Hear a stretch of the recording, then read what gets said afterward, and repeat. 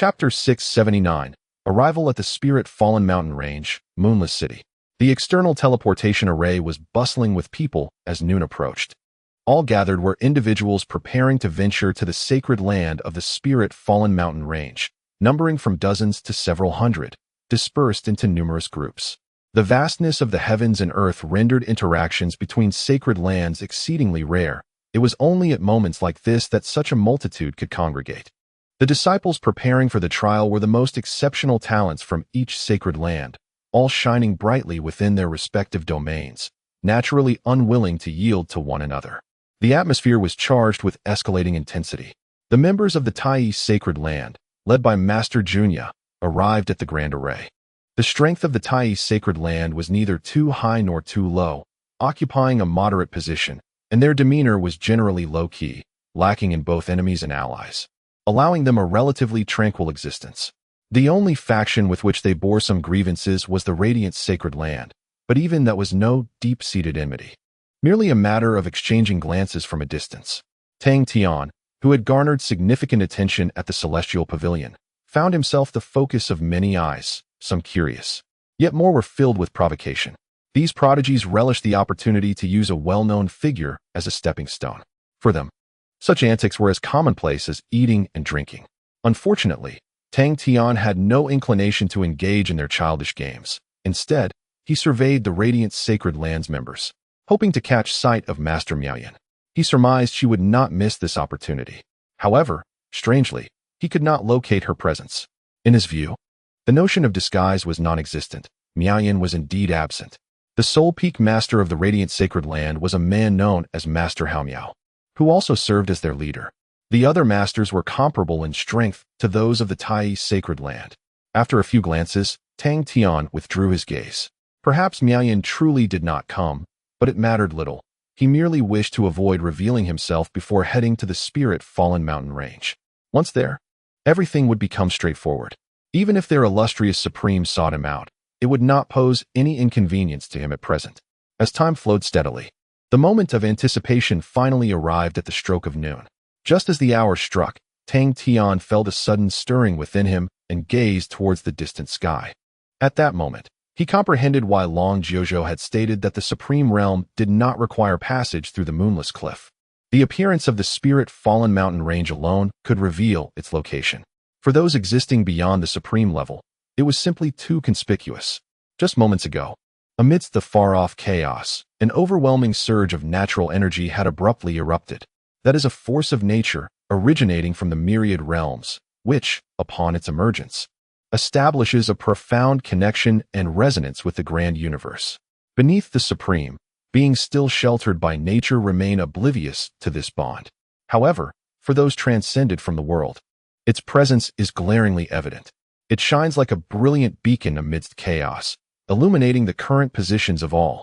Simultaneously, Tang Tian observed the emergence of a remarkably unique passage between the Lingyun Mountain Range and the Wuyue Cliff. The assembly could utilize the teleportation array beneath their feet to traverse this passage, transporting them to the distant Lingyun Mountain Range. This passage appeared to have been left by the Moon Fairy. "Prepare yourselves, for we are about to embark," intoned Master Junya sternly. "The spatial pressure from this teleportation will be several times more intense than it was half a month ago. Remember to maintain your resolve. Do not perish en route." She had indeed mentioned this situation earlier. Upon hearing her words, the crowd promptly complied, closing their senses and centering their minds. Once they completed these preparations, a layer of silver radiance enveloped all present above the teleportation array. Tang Tian observed the scene with keen interest. Interestingly, the force used to transport them was not solely derived from the teleportation array beneath, but rather from the silver light itself. This silver luminescence emanated from the core of the Wuyue Cliff, serving merely as a fixed point for the release of this power. It seemed that the teleportation array was established for convenience, considering the vast distance and the unpredictable location of the Lingyun Mountain Range. No one could create a permanent teleportation array for such a scenario. Was this yet another endeavor of the Moon Fairy?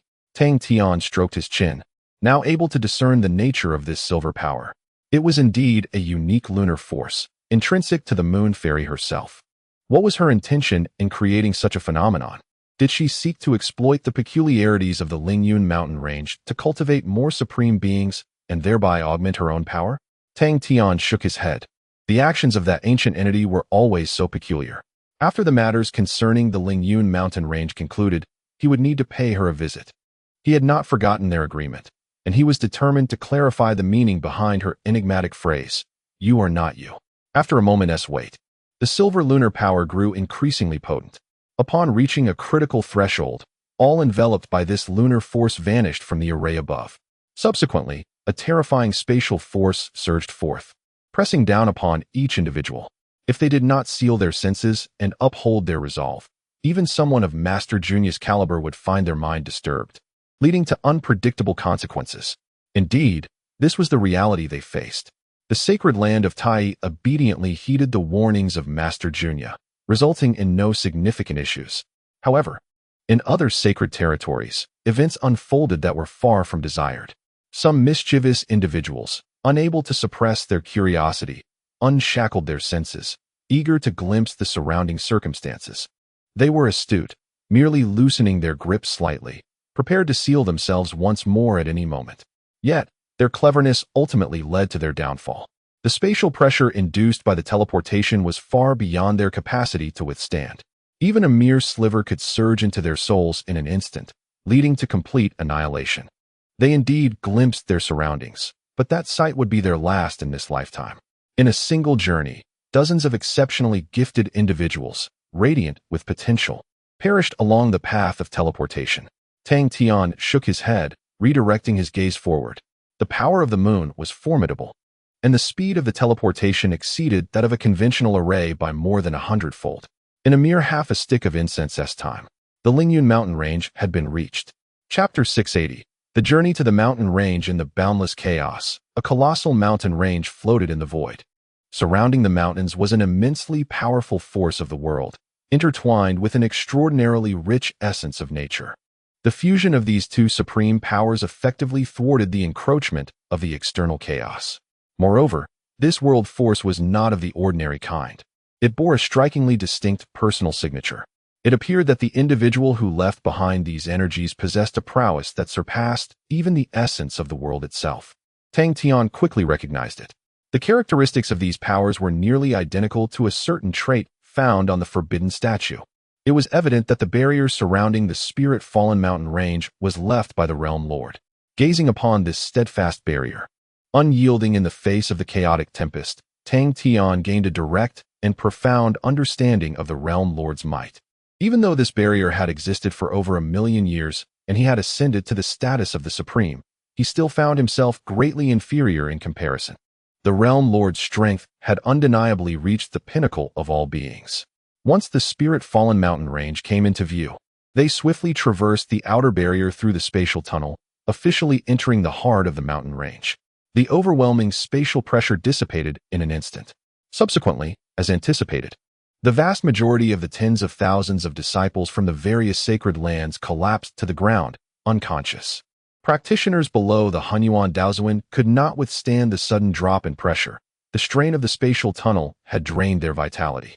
Only the Daozuan and the Dao lords remained upright at that moment, with the Wujidao lord being the least affected. Dao Lord Junya soon opened her eyes, surveying her surroundings with little reaction, as if such circumstances were commonplace to her. She then glanced at Tang Tian, who appeared unfazed, and without further comment, produced a pre-prepared innate Dao artifact. This artifact possessed the ability to swiftly restore clarity to the mind. Under Dao Lord Junya's guidance, the disciples of the Tai sacred land gradually regained consciousness. The leaders of other sacred lands employed similar methods to awaken their respective disciples quickly, as the exploration time within the spirit-fallen mountain range was limited, and they could not afford to lag behind.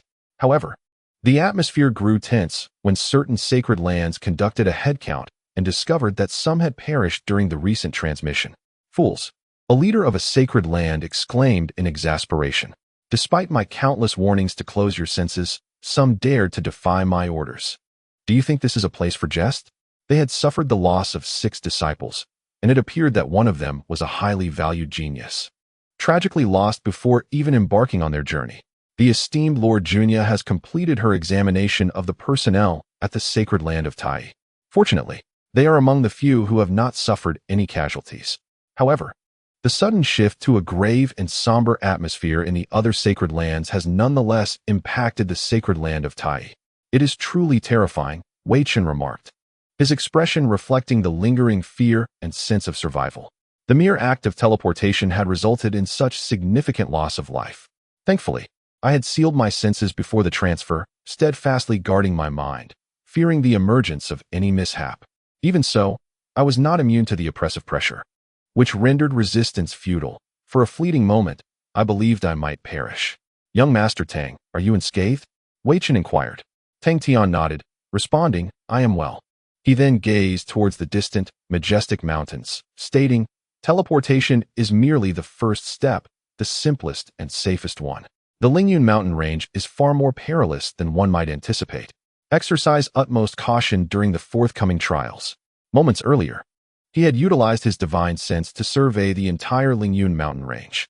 The conditions here were consistent with what he had gathered from the outside. Opportunities abound, yet dangers lurk everywhere. There exists a peculiar force permeating this place, akin to that above the Wuyuek cliff, silently eroding the bodies and souls of cultivators, inflicting indelible wounds on their paths. Tang Tian discerned this force. It was, more precisely, an emotion suffused with sorrow, oppression, and despair. If I am not mistaken, these emotions were released by the Mother Nature in her final moments, saturating the entire Lingyun mountain range. Moreover, Tang Tian identified the location of the Forbidden Zone. It is even more terrifying. In addition to the overwhelming negative emotions, there exists a power of annihilation and return to the void. Any cultivator, regardless of their rank, who enters will find it a one-way journey. Even an existence of Lord Junius caliber, at the pinnacle of the path, might only manage to linger briefly at the periphery of the Forbidden Zone through certain means. Yet, lingering too long could result in regression of cultivation, or worse, an eternal entrapment. Fear not. I am inherently timid and do not seek excessive opportunities. I will certainly avoid perilous places, Wei Chen replied with a chuckle. At that moment, Lord Junya spoke. Adjust your states to their optimal conditions with utmost speed. We are about to set forth. She wielded her innate Tao instrument, continuously releasing a substantial amount of life essence to replenish the losses incurred by her disciples during their passage through the spatial tunnel. Shortly thereafter, everyone had returned to their peak condition. The other sacred lands acted swiftly as well, some wielding even more potent innate Tao instruments than Tai, had already begun their journey towards the distant mountains. Lord Junya retracted her Tao instrument, chose a direction, and led the members of the sacred land of Tai onward. However, they had not ventured far when another group of individuals chose a similarly aligned path, following closely behind them. Elder Junya, a representative of the radiant Holy Land, was the first to speak. Elder Junya nodded, her expression betraying no surprise. Given the numerous sanctuaries in this vicinity, it was inevitable that conflicts would arise when seeking opportunities. Rather than confront an unfamiliar adversary, it is prudent to keep risks within manageable bounds. Our familiarity with the radiant Holy Land explains their decision to accompany us. Had they set out first, I would have made the same choice, she elucidated. Suddenly, her tone turned icy. Nevertheless, you must remember one crucial principle. Here, apart from us, all are foes. Should we encounter members of the radiant Holy Land or disciples from other sanctuaries, if we find ourselves at a disadvantage, we must prioritize our escape and avoid unnecessary confrontations. Should our strength surpass theirs, leave none behind. Elder Junius' voice resonated with a chilling authority. The members of the Tai Chi Holy Land immediately felt a shiver run through them, and an atmosphere of grim determination began to envelop the group. Chapter 681. The sudden storm. The topography of the Lingyun mountain range is deceptively simple. Within the entire expanse, there lies but a modest plain, while the surrounding terrain is dominated by magnificent and ceaseless mountain ranges that partially encircle this small plateau. The location where the members of the sacred land are transported is precisely at the edge of this plain.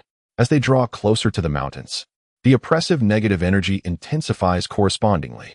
Fortunately, the Tai sacred land has made ample preparations, and with the blessing of Nightingale Fairy's soul-cleansing melody, no one feels discomfort. The Forbidden Zone lies deep within the Lingyun mountain range, taking the form of an irregularly elongated strip. Although the paths of all the sacred lands appear to diverge significantly, they ultimately converge towards the direction of the Forbidden Zone. Under the guidance of Tao Master Junya, the group advances swiftly. In a short span of time, they reach the foot of the mountains. At this point, they come to a halt. The disciples at the Tao Master and Ritual Master levels are instructed to seek opportunities here and refrain from recklessly entering the mountains. Tao Master Junya states that the negative energy above the mountains is several times stronger than that on the plain, accompanied by numerous unknown risks. Those lacking sufficient strength can proceed no further. Following Tao Master Junya's command, the disciples at the Tao Master and Ritual Master levels step forward. Numbering only a little over 10, they will undertake trials in this area at the foot of the mountain, guided by 2 elders of the Tao Venerable Realm. The vicinity remains relatively safe, provided they exercise caution and adverse situations are unlikely to arise. After this arrangement, the group continues their ascent. As they begin their climb, an immediate sense of difference envelopes them. The pressure mounts, and the dense, shadowy forest exudes an eerie ambience, as if countless cold, sinister gazes lurk within the shadows, observing them with chilling scrutiny. In this moment, silence prevails as they ascend the mountain. Upon cresting a significant peak, Tao Master Junya halts once more before an unfathomably deep gorge. The disciples of the Zhangxing Dao and Tai Dao will seek opportunities here. Crossing this gorge is strictly forbidden, she declares with even greater gravity than before. Subsequently, a majority of the group steps forth. The Zhangxing Dao and Tai Dao, being the primary seekers of opportunity, boast the largest number of participants. They will explore the mountains on this side of the gorge under the leadership of several Dao Venerables and 1 Tao Master Elder. The configuration clearly indicates that this area is considerably more perilous. As they journey onward, Tang Tian observes certain circumstances. This place is not only saturated with negative energy, but also teems with formidable beasts, many at the Tao Venerable level. Furthermore, peculiar auras emanate from certain locales. Should one inadvertently trespass, even a Tao Venerable may not emerge unscathed. It is indeed a region fraught with peril. Wei Qin's cultivation had reached the realm of the common people, thus he emerged. However, just as he was about to proceed, Tang Tian called out to him. Subsequently, Tang Tian casually extracted a piece of jade from his spatial storage, infused it with a small speck of light, and handed it to Wei Qin. Take this. It will ensure your safety. His words were succinct. Wei Qin hesitated, yet did not extend his hand to accept it. Instead, he smiled and replied, if it guarantees safety, you may as well keep it for yourself. I am fine, he asserted. I possess great fortune and a robust destiny. I am certain I shall not perish. Tang Tian was at a loss for words and directly pressed the jade into his palm. Just take it. I have no need for it. It is best that you return alive. Wei Yong should ascend in a few more years. Wei Qin was taken aback. How do you know his circumstances? Tang Tian offered no explanation, merely gestured for him to hurry along. He was well aware of Wei Yong's frequent visits to the Void Realm. However, as the void of the Celestial Realm had yet to connect with that of the lower realm, he chose not to elaborate further. Soon, everyone had made their preparations. At this moment, Lord Junius' gaze fell upon Tang Tian. Perhaps you should remain here, she suggested. The gorge ahead is the edge of the Forbidden Zone, the most perilous area. Should anything unforeseen occur, we may not be able to ensure your safety. She conveyed this telepathically. Tang Tian replied resolutely, there is no need. I will accompany you. You need not worry about safety. I am adequately prepared. Upon hearing this response, Lord Junius' expression turned somewhat resigned. Yet, she refrained from further persuasion. Just remember to stay close to me, she reiterated for the 4th time. Once the personnel had been allocated, Lord Junius spoke no more. She led the remaining 2 elder Taoists and a dozen young primordial Taoists to the edge of the gorge. The gorge was unfathomably deep, with torrents of negative energy surging forth from its depths. Without proper protection, mere contact would lead to Tao injuries. Observing this, Lord Junya produced another innate Tao instrument. It resembled a warship, not particularly large, yet its defensive capabilities were maximized. She then cast it into the sky, and the ship expanded in the wind, swiftly transforming into a vessel capable of accommodating dozens. With a gentle sigh, Lord Junya leapt aboard, ensuring everything was in order before inviting the others to follow. As for Tang Tian, she did not even inquire. She simply pulled him beside her. Tang Tian offered no resistance, deciding to discuss matters once they reached the Forbidden Zone. After a dozen individuals boarded the ship, Lord Junia began to maneuver it, gradually traversing the chasm below. The ravine was deep but not wide, and they soon arrived at the opposite peak. Upon disembarking, everyone immediately noticed that the negative forces here had surged to dozens of times greater than those across the chasm. This peculiar aura clung to their bodies like a relentless affliction, impossible to shake off. Fortunately, those who had arrived were all formidable beings above the Tao Sovereign level, capable of addressing this predicament. "Let us begin our search for the tears of nature," declared Tao Master Junia with a grave tone. "Exercise caution and do not disperse too widely. If you sense anything amiss, promptly call upon the nearest companion for assistance." With that, the group began to carefully spread out, inching toward the Forbidden Zone. Tang Tian remained closely by Tao Master Junia's side, pondering how to discreetly distance himself from her. However, it seemed that Tao Master Junia discerned his thoughts, as she suddenly remarked, "Tang Tian, I am aware of your exceptional abilities, even capable of confronting a Tao Master. Yet, this place is truly unlike any other. Any unforeseen event could potentially occur." Tang Tian touched his nose and replied with a smile, "It's not too bad, really." As they proceeded, no unusual occurrences were observed. Tao Master Junia frowned, preparing to impart a serious admonition. Just then, a terrifying aura surged forth from the distance. A thick yellow mist descended from the sky, rapidly coalescing into a fearsome storm capable of annihilating everything in its path. "Be careful." Tao Master Junia's expression shifted drastically as she reached out in an attempt to grasp Tang Tian. Unfortunately, the storm's ferocity exceeded her expectations. Even she, at the pinnacle of Tao sovereignty, could not contend with it. Before she could seize Tang Tian, both were swept away by the tempest. The yellow mist not only obscured their vision, but also shrouded their consciousness, rendering everyone akin to headless flies lost in the wind. Sensing the surrounding chaos, Tang Tian refrained from resisting, allowing himself to be carried along by the storm. A contemplative expression graced his face. Finally made a move. Chapter 682. Besieged. The sudden onset of the yellow tempest was both abrupt and fierce. Almost instantaneously upon contact, it swept away the pinnacled Tao Lord, Junia, leaving her no time to react.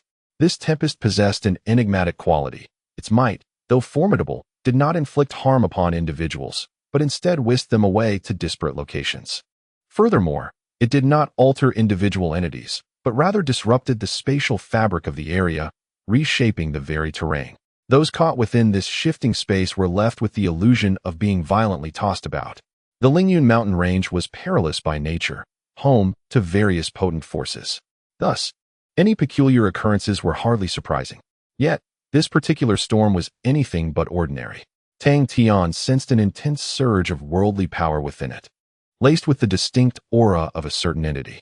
Although this presence had endeavored to conceal itself, remaining undetectable even to the supreme beings, Tang Tian, having ascended to the status of the unparalleled supreme, could discern it. The source was undoubtedly a supreme being, and the potency of the worldly force indicated that this was an experienced contender. Who could it be?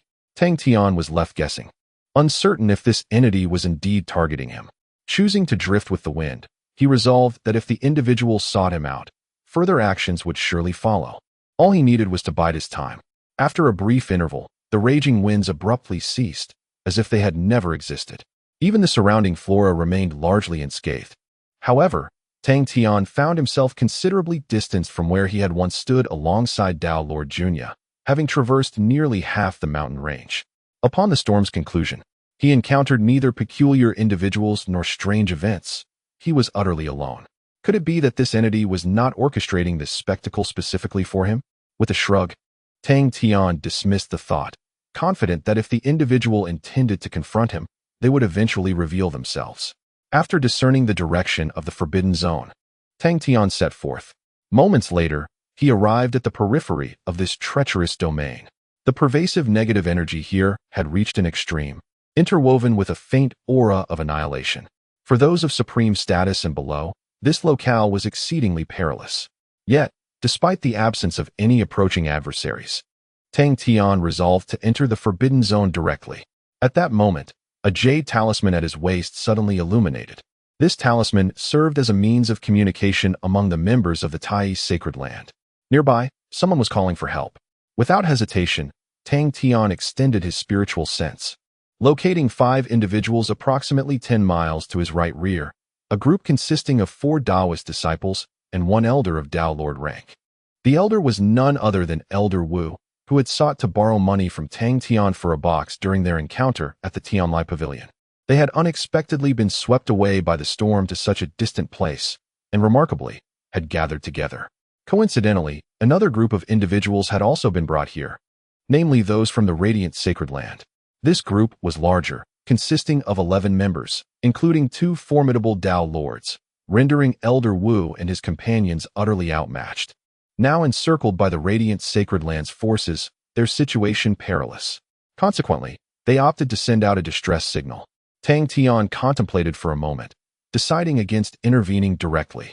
Instead, he prepared to eliminate the members of the Radiant Sacred Land from afar, preferring not to make the arduous journey. After all, this was the Spirit Fallen Mountain Range. Where bizarre occurrences were far from unusual, it was merely their misfortune. However, just as Tang Tian was poised to act, he suddenly caught sight of an unfamiliar yet peculiar figure from another direction. It was a woman of peak Tao Lord caliber, and notably, she was a doppelganger. Although she bore a unique artifact that concealed her aura, deceiving even the eyes of the Supreme, Tang Tian still discerned her presence. She was concealed not far from the clash between the Tai Sacred Land and the Radiant Sacred Land, quietly observing the conflict between the 2 factions. Most crucially, she was entwined with the will of a Supreme, identical to the energy he had sensed within the Yellow Tempest moments earlier. Who could this be? Did she harbor ulterior motives towards the Tai Sacred Land or the Radiant Sacred Land? Tang Tian pondered, retracting his murderous intent. Since this involved the Supreme, it was prudent not to reveal himself just yet. The longer he concealed his strength, the better. Moreover, he found himself intrigued by the one who had conjured the earlier storm. Perhaps it was worth discovering their true intentions. With a decision made, Tang Tian altered his course and soared toward Elder Wu's location.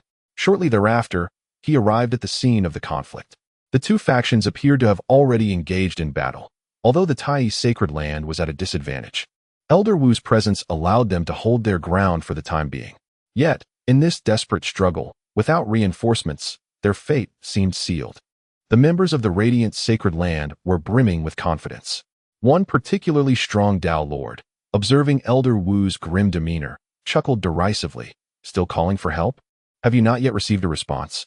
That tempest has scattered us far and wide. Even if your people wish to come, they likely won't arrive in time. Stop calling. No matter how loud you shout, no one will come to your rescue. Haraha. The Tao Lord from the Radiant Sacred Land laughed heartily, seemingly convinced of their inevitable victory over Elder Wu and his companions. Elder Wu, however, wore a face as somber as the depths of water, for indeed, after sending out the distress signal, no one had responded. Just then, a soft cough echoed from behind the members of the Radiant Sacred Land. Ahem, excuse me, I have come to rescue them, Tang Tian remarked with a smile. In an instant, everyone was taken aback, and the 2 masters of the Holy Land of Light abruptly turned around, displaying expressions akin to those preparing for battle. They had failed to notice that someone had approached them from behind, a rather alarming oversight. Upon hearing this voice, Elder Wu was filled with surprise. However, when he realized that the newcomer was none other than Tang Tian, the delight on his face instantly froze. Young Master Tang, you must leave this place at once. It is fraught with danger. Seek out others, find Master Junya, he exclaimed loudly. Tang Tian was momentarily speechless. Was this individual's mind affected by a recent blow? His words seemed to convey to the people of the Holy Land of Light. Fear not. This person is not formidable. He poses no threat to you. Initially, the sudden appearance of a stranger had instilled a sense of caution in them, but Elder Wu's outcry swiftly altered the situation. If Tang Tian truly lacked sufficient strength, today he would be betrayed by Elder Wu's misguided intervention. What a truly inept ally. Chapter 683. Congratulations, you guessed wrong indeed. Upon hearing Elder Wu's words, the previously tense members of the Radiant Holy Land immediately relaxed somewhat. They scrutinized Tang Tian before them, seemingly rummaging through their memories for any information regarding him. Soon, one person spoke up. I remember now. Young Master Tang, Isn't he the one who spent over 100 billion jade crystals to purchase a moment with the Nightingale Fairy at the Celestial Pavilion? I heard he is merely a fledgling cultivator. How did he end up in this region? Another individual nodded in agreement. I recall as well. This young Master Tang seems to be a prodigy highly regarded by our revered Lord. The Lord of the Pure Grace sect treats him like a treasure, almost as if she wishes to hang him from her skirt. This region offers even greater opportunities. He must have come here with the Lord of Pure Grace. It is just unfortunate that he got scattered by the earlier tempest. Tang Tian's extravagant spending at the Celestial Pavilion had attracted the attention of many sacred lands, and it was perfectly reasonable for the Radiant Holy Land to be aware of him. Upon realizing Tang Tian's identity, they completely let their guard down. Little brat. Still hoping to save someone? Huh. I was almost deceived just now.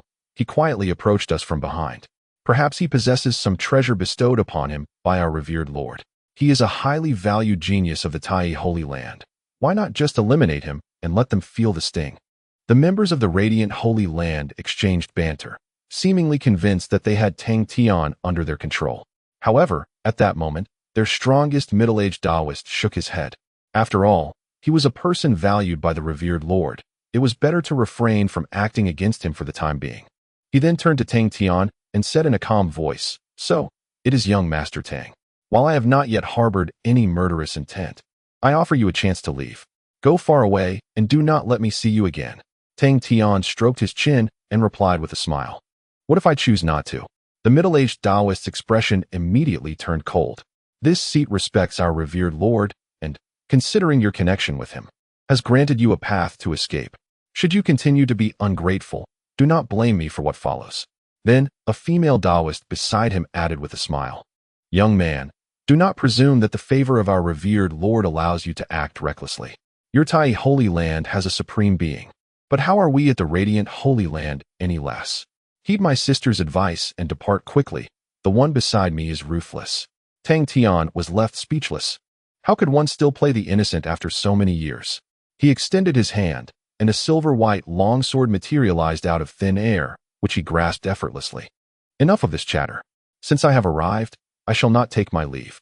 If our revered Lord can bestow upon me treasures to conceal my presence, do you think he would not grant me treasures for offense?" With that, he drew the longsword. Indeed, the Star Moon Celestial Sword. He had wielded this sword but once, during the divine baptism, resulting in an unfortunate mishap. Ahem, let us not dwell on that. The Star Moon Celestial Sword was a creation of his own making, a treasure that could continually evolve alongside his cultivation. At present, the sword had transcended the realm of innate artifacts. With a single strike, it could rend the very heavens and the earth. However, his declaration was merely a smokescreen, not intended for the people of the Holy Light Sanctuary, but rather for the concealed observer who had been lurking in the shadows. Tang Tian felt acutely aware that from the moment he appeared, the gaze of that woman had been fixed upon him. Can you guess whether this sword bestowed upon me by the Divine Lord possesses the power to slay a Tao Master? Tang Tian remarked with a faint smile. Upon witnessing Tang Tian draw the longsword, the expression of the middle-aged Tao Master darkened significantly. The female Tao Master beside him wore an even grimmer countenance. For Tang Tian's earlier words had been particularly cutting. "I do not believe it," she exclaimed furiously. "The Divine Lord would never grant you such a formidable artifact. With your meager cultivation, you could not possibly wield it to its full potential." Tang Tian merely smiled slightly. "Congratulations. You answered incorrectly." With that, he swept the Star Moon Celestial Sword in a decisive arc towards all those present in the Holy Light Sanctuary. Instantly, an overwhelming force erupted from the sword, unleashing a brilliant silver sword aura that traversed space, swiftly reaching the individuals of the Holy Light Sanctuary. Feeling the immense power contained within the sword aura, the middle-aged Tao Master's expression shifted dramatically. He hastily summoned all his strength, conjuring several powerful artifacts. The female Tao Master mirrored his actions, though she appeared somewhat foolish. She still retained the keen instincts characteristic of a Tao Master. This strike would not be easily withstood. In the next moment, the silver sword aura collided head-on with the two Tao Masters. Boom! A thunderous explosion resonated, and the point of contact erupted into a tempest of energy, obliterating the towering ancient trees surrounding them, leaving no trace behind. This occurred in the already formidable Spirit Meteor mountain range. Were it in a grander world, a radius of several thousand miles might have been utterly leveled. As the violent energy dissipated, Tang Tian's view ahead expanded dramatically. Not a single person from the Holy Light Sanctuary remained standing. The less powerful Tao venerables had been completely evaporated by the preceding energy storm. Their remains nowhere to be found. The two Tao masters fared slightly better, though they lay bloodied on the ground, incapable of even rising. Yet, they were still alive. Tang Tian had tempered the power of the Star Moon Celestial Sword. Otherwise, the outcome would have been too exaggerated. Even beneath the exalted, cultivators lacking in that stature, despite possessing supreme-grade weapons, could not fully harness their might to slay a Tao master directly. Alas, you guessed correctly. This item indeed cannot kill you. Tang Tian shook his head, retracting the Star Moon Celestial Sword, and then stepped over the two unconscious Taoists to approach Elder Wu and his companions. At this moment, Elder Wu and several others from the Tai sacred land were already in a state of shock. Although Tang Tian had once demonstrated remarkable prowess at Hanyan Mountain, hearing about it was never comparable to witnessing it firsthand. They had previously believed that his strength had been exaggerated, but it now appeared that they had underestimated him. This sword truly possessed the power to annihilate Hanyan Mountain. Are you all right? Tang Tian inquired. Elder Wu, wide-eyed and astonished, replied, Oh, we're fine. That sword of yours. He glanced at the Star Moon Celestial Sword in Tang Tian's hand. Tang Tian smiled and said, It was bestowed upon me by the Lord of the Divine. Rest assured, I would not have come here without certainty. Elder Wu, still dazed, nodded slowly. However, suddenly recalling something, he exclaimed urgently, Then we must depart at once. I've heard from the members of the Guangming Sacred Land that their leading Taoist is nearby and could arrive at any moment. He is a being as formidable as Taoist Junya. With that, he prepared to pull Tang Tian away. Yet, it was too late. Tang Tian had already sensed a peak Taoist approaching rapidly from this direction.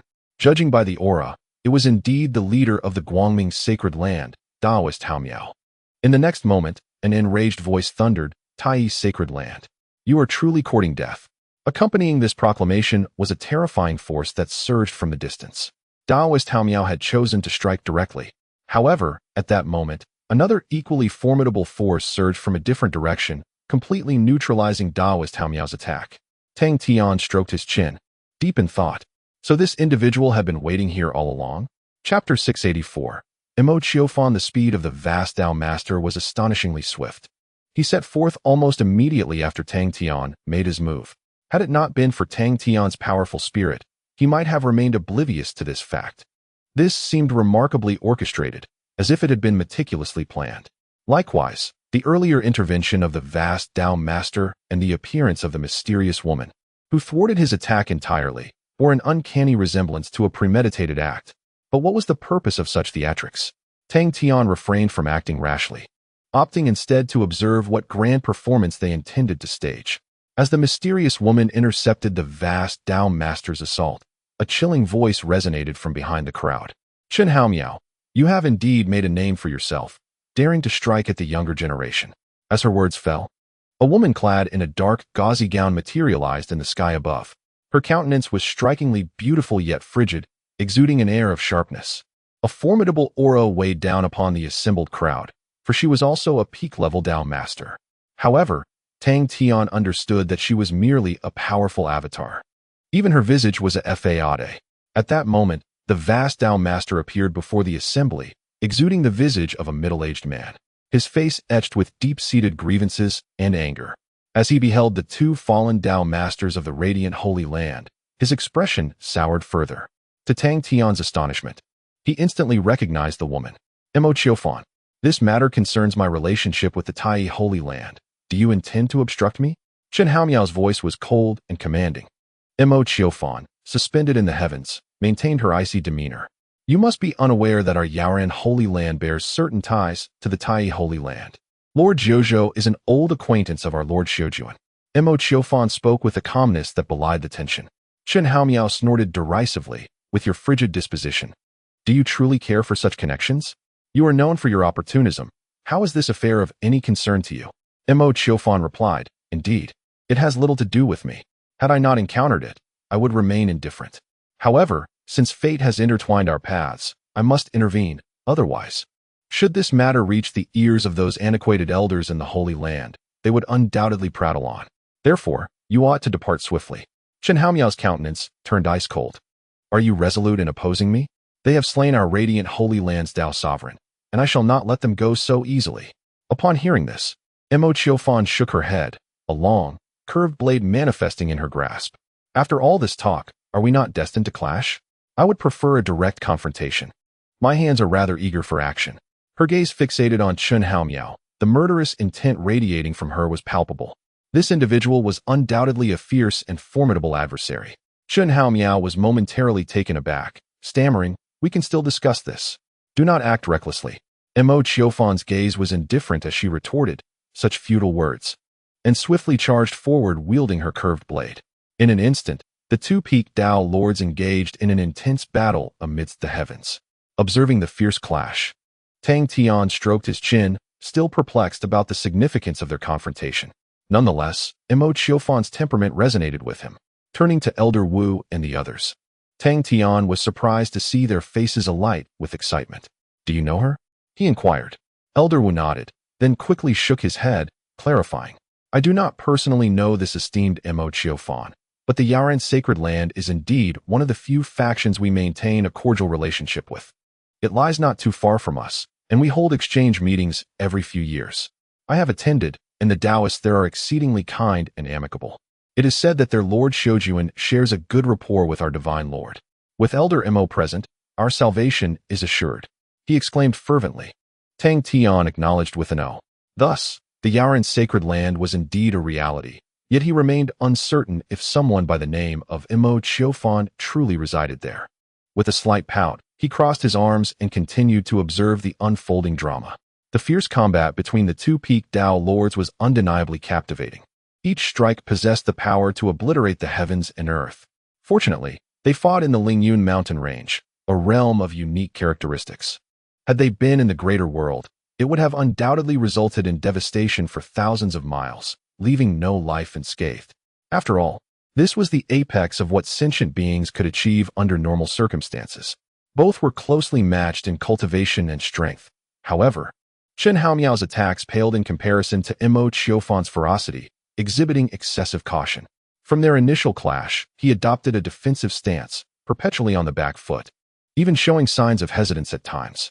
In stark contrast, Mo Qiufan unleashed her lethal techniques with abandon, compelling Chen Haomiao to retreat progressively. She was truly intent on annihilation. Ultimately, following a violent collision, Chen Haomiao was sent hurtling hundreds of meters away. As Mo Qiufan prepared to pursue him further, he seized the opportunity to escape, vanishing in a flash. Witnessing this, Mo Qiufan scoffed disdainfully, muttering, "Coward." With that, she sheathed her curved blade and soared towards Tang Tian. Hovering in the air, she surveyed the group from a superior vantage point, her gaze settling on Elder Wu, the most formidable among them. "Did you arrive here caught in that tempest just now?" Mo Qiufan inquired. Elder Wu hastened forward, respectfully clasping his hands in greeting, and replied, "Indeed, Senior Mo. The tempest arrived with such swiftness and ferocity that it scattered us in an instant. After much effort to locate a few companions, we encountered individuals from the Holy Land of Light. We are immensely grateful for your assistance. Otherwise, we would surely have been left stranded here." Mo Qiufan remained impassive, her voice tranquil as she inquired, "Where is your team leader? Who guided you here this time?" Elder Wu responded, "It is Elder Junya." Upon hearing this name, a fleeting glimmer of something unusual flickered in Mo Qiufan's eyes, yet she quickly concealed it. "Ah, it is she remarked. "An old acquaintance." Then she continued, "I suggest you reunite with Elder Junya promptly. From my observations, the storm shall soon return with renewed vigor. Should you be scattered again and encounter Chen Haomiao, I would be unable to assist you." With that, she turned and departed. Tang Tian was momentarily taken aback. Was that the conclusion? But at that moment, his eager companion, Elder Wu, called out urgently, "Senior Mo, please, wait a moment." Chapter 685. They're all here if it were not for his familiarity with Elder Wu. Tang Tian might have doubted whether this individual was a spy planted within the Tai Sacred Land. The man was prepared to leave, yet you called him back? Mo Qiufan also appeared somewhat puzzled. He turned around and asked in a calm voice, "Is there anything else?" Elder Wu glanced at Tang Tian before stepping forward with some difficulty, saying, "Elder Mo, You are unaware that we have been swept far away by the recent storm. We have no idea how far we are from our original position, and we cannot reach Elder Junior at all. Mo Chiofan replied, "Oh, is that so? But what does it have to do with me?" Elder Wu was taken aback, seemingly unprepared for such a response. After a moment of thought, he continued, "If we cannot locate Elder Junior and the storm strikes again, we may all be in grave danger. Therefore, I humbly request, considering our sacred land's good relations and your long-standing friendship with Elder Junior, if you could assist us once more, we will be eternally grateful." Upon hearing this, Mo Chiofan chuckled derisively. "Are you attempting to use those connections to morally compel me? Let me make it clear. My previous assistance was merely a result of my good mood. Take your leave while I am still in a favorable disposition. Otherwise, I might just allow Chun Hao Miao to eliminate you." A murderous intent enveloped the space. Elder Wu shuddered, yet he seemed unwilling to concede, stubbornly saying, "Elder Mo, you misunderstand. That was not my intention. It's just that, whether we live or die is of little consequence. However, Tang Tian, young Master Tang, is a favored disciple of the Divine Lord, and we absolutely cannot allow any misfortune to befall him. If you could provide protection for him for a time, the entire Tai sacred land would be immensely grateful." Tang Tian thought to himself, "Why must you push me into the fire pit?" Yet, it was not entirely fair to blame Elder Wu. After all, he could not discern that the storm, Chen Haomiao, and Mo Chiofan all posed threats. To seek Mo Chiofan's protection for Tang Tian, Elder Wu had nearly prostrated himself in submission, almost kneeling in supplication. What could be said in response? After all, one could hardly complain about having such a formidable ally. Perhaps Mo Chiofan, along with her powerful backing, had intentionally placed Elder Wu here for that very reason. Upon hearing Elder Wu's words, Mo Chiofan's demeanor did indeed shift. "The favor of the Divine Lord? Which Tang Tian?" she inquired. At this moment, Tang Tian ceased to be a mere observer and stepped forward. "It is I," he declared. For the first time, Mo Chiofan's gaze rested upon Tang Tian, or rather, it was the first time since her grand appearance. Curiosity flickered in her eyes. The revered deity does not easily favor any disciple, take Sun Wuhui from years past, for he merely offered a few words of guidance. "Are you not deceiving me?" Mo Chiofan inquired. Elder Wu hastily replied, "Of course not. How could I dare to speak frivolously about such matters? You may be unaware, but the name Tang Tian has already circulated in the vicinity of Wuyue Cliff just days ago." Mo Chiofan acknowledged, "Indeed, I have not paid attention to the trivialities surrounding Wuyue Cliff. If that is the case, very well, for now, you may accompany me. As a favor to you from the Tai sacred land." She readily acquiesced, prompting Elder Wu to express profound gratitude, nearly brought to tears. Tang Tian, however, was inwardly bemused. This group certainly put on quite the performance. Why complicate matters so? After some contemplation, he arrived at a conclusion. It was likely due to their youth. Divine favor is something every supreme being or pinnacle Taoist aspires to acquire. Thus, they could not proclaim it openly, but rather had to conduct their affairs in secrecy. It must be said, this charade was executed flawlessly, with no apparent vulnerabilities to detect. Even the supreme beings could not find fault. If Tang Tian were merely a favored young disciple of Long Jiuzhou, he would indeed have fallen into their trap. Yet, regrettably for them, they could not fathom that Tang Tian had already ascended to the unparalleled realm. Everything they orchestrated had long been seen through by him. He merely watched their performance with leisurely amusement. Given this, he surmised the identity of Mo Chiofan. "Thank you, Senior Mo, for your assistance," Tang Tian said with a smile. Bowing slightly, Mo Chiofan nodded, her gaze then settling upon the Star Moon's celestial sword in Tang Tian's hand. "This sword is quite impressive," she remarked. Tang Tian chuckled. Lifting the sword, "Would you like it? To wield for a while?" A glimmer of intrigue flashed in Mo Chiofan's eyes, seemingly contemplating taking it. Observing this, Elder Wu quickly interjected, "Senior Mo, that is a treasure bestowed upon Tang Tian by the revered deity." Mo Chiofan cast her eyes down, coolly retorting, "Nonsense. Would I covet a junior's possession?" She then turned, stating, "Since you seek my protection, you must heed my words. I intend to venture into the Forbidden Zone, for only there can one evade the storm's wrath. The dangers therein need not be elaborated upon. I possess a Tao artifact that can shield against the peculiar forces within, but its protective range is limited, so you must stay close. Should you stray and perish in the Forbidden Zone, do not hold me accountable." With that, she soared towards the Forbidden Zone. Elder Wu promptly rose, urging Tang Tian to follow suit. The other Taoists from the Tai sacred land closely trailed behind them. The group swiftly made their way to the edge of the forbidden zone. Mo Qiufan came to a halt and produced a dark yellow bead. A potent force, imbued with the essence of the world, emanated from the bead, an energy only those of the supreme rank could command. Subsequently, Mo Qiufan activated the bead, conjuring an invisible barrier that enveloped their vicinity, isolating the annihilating force beyond its confines. Let this be the final reminder. Stay close, Mo Qiufan instructed. With that, she prepared to venture into the forbidden zone. However, at that moment, a sudden surge of formidable Taoist fluctuations erupted from another direction, accompanied by the wild roars of beasts. An aura comparable to that of a Tao sovereign exploded forth. Listening intently, it was unmistakably approaching them with great speed. Mo Qiufan paused, her brow furrowing as she gazed in that direction. Soon, a colossal figure emerged within their line of sight. It was a powerful beast unique to the Lingyun mountain range, its strength rivaling that of a Tao sovereign, and it was currently in a frenzy. Before it, a woman clad in a pale blue silk dress, clutching an ancient zither, was fleeing at a rapid pace, her face a portrait of panic. Upon seeing her, Tang Tian could not help but laugh. One Mo Qiufan and one Nightingale Fairy, both devious schemers with ulterior motives, had conveniently converged. This was indeed an opportunity to resolve both matters at once. Chapter 686. Driving back the beasts in the distance, a colossal figure was roaring furiously, rampaging forward and crushing countless towering trees in its wake. This formidable beast, characteristic of the Lingyun mountain range, possessed strength rivaling that of some exceptionally powerful Tao lords. The rich natural aura of this region had fostered numerous similar creatures. Some occupied their own peaks, while others coexisted peacefully in groups, a stark contrast to the outside world. At this moment, the beast was charging towards Tang Tian, and in its path stood the Nightingale Fairy, whom he had encountered just the previous evening. She was alone, with no other members of the Tianlai pavilion in sight. In the face of the beast's relentless pursuit, she fled in panic, her speed unremarkable, occasionally suffering blows from the creature. However, a pale blue light surrounded her, shielding her from most of the beast's attacks. A closer inspection would reveal that this luminescence emanated from the Guqin nestled within her embrace. Tang Tian narrowed his eyes slightly. The Guqin was indeed a remarkable treasure.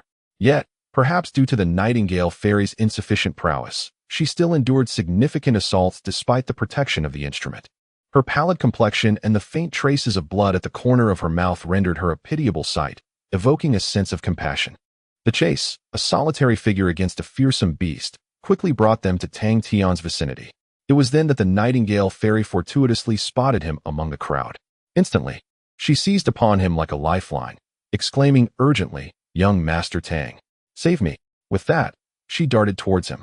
Observing this, Mo Qiufan raised an eyebrow and inquired of Tang Tian, "Do you know her?" Before Tang Tian could respond, Elder Wu interjected, "Indeed, Senior Mo.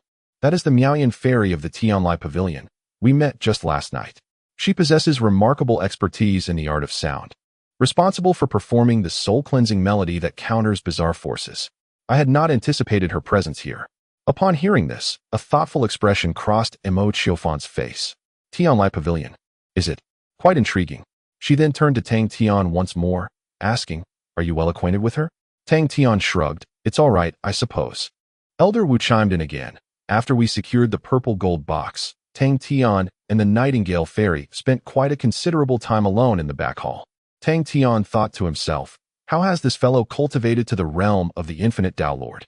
He seems utterly devoid of discernment, as if he has been ensconced in a secluded chamber since his training, with no contact with the outside world.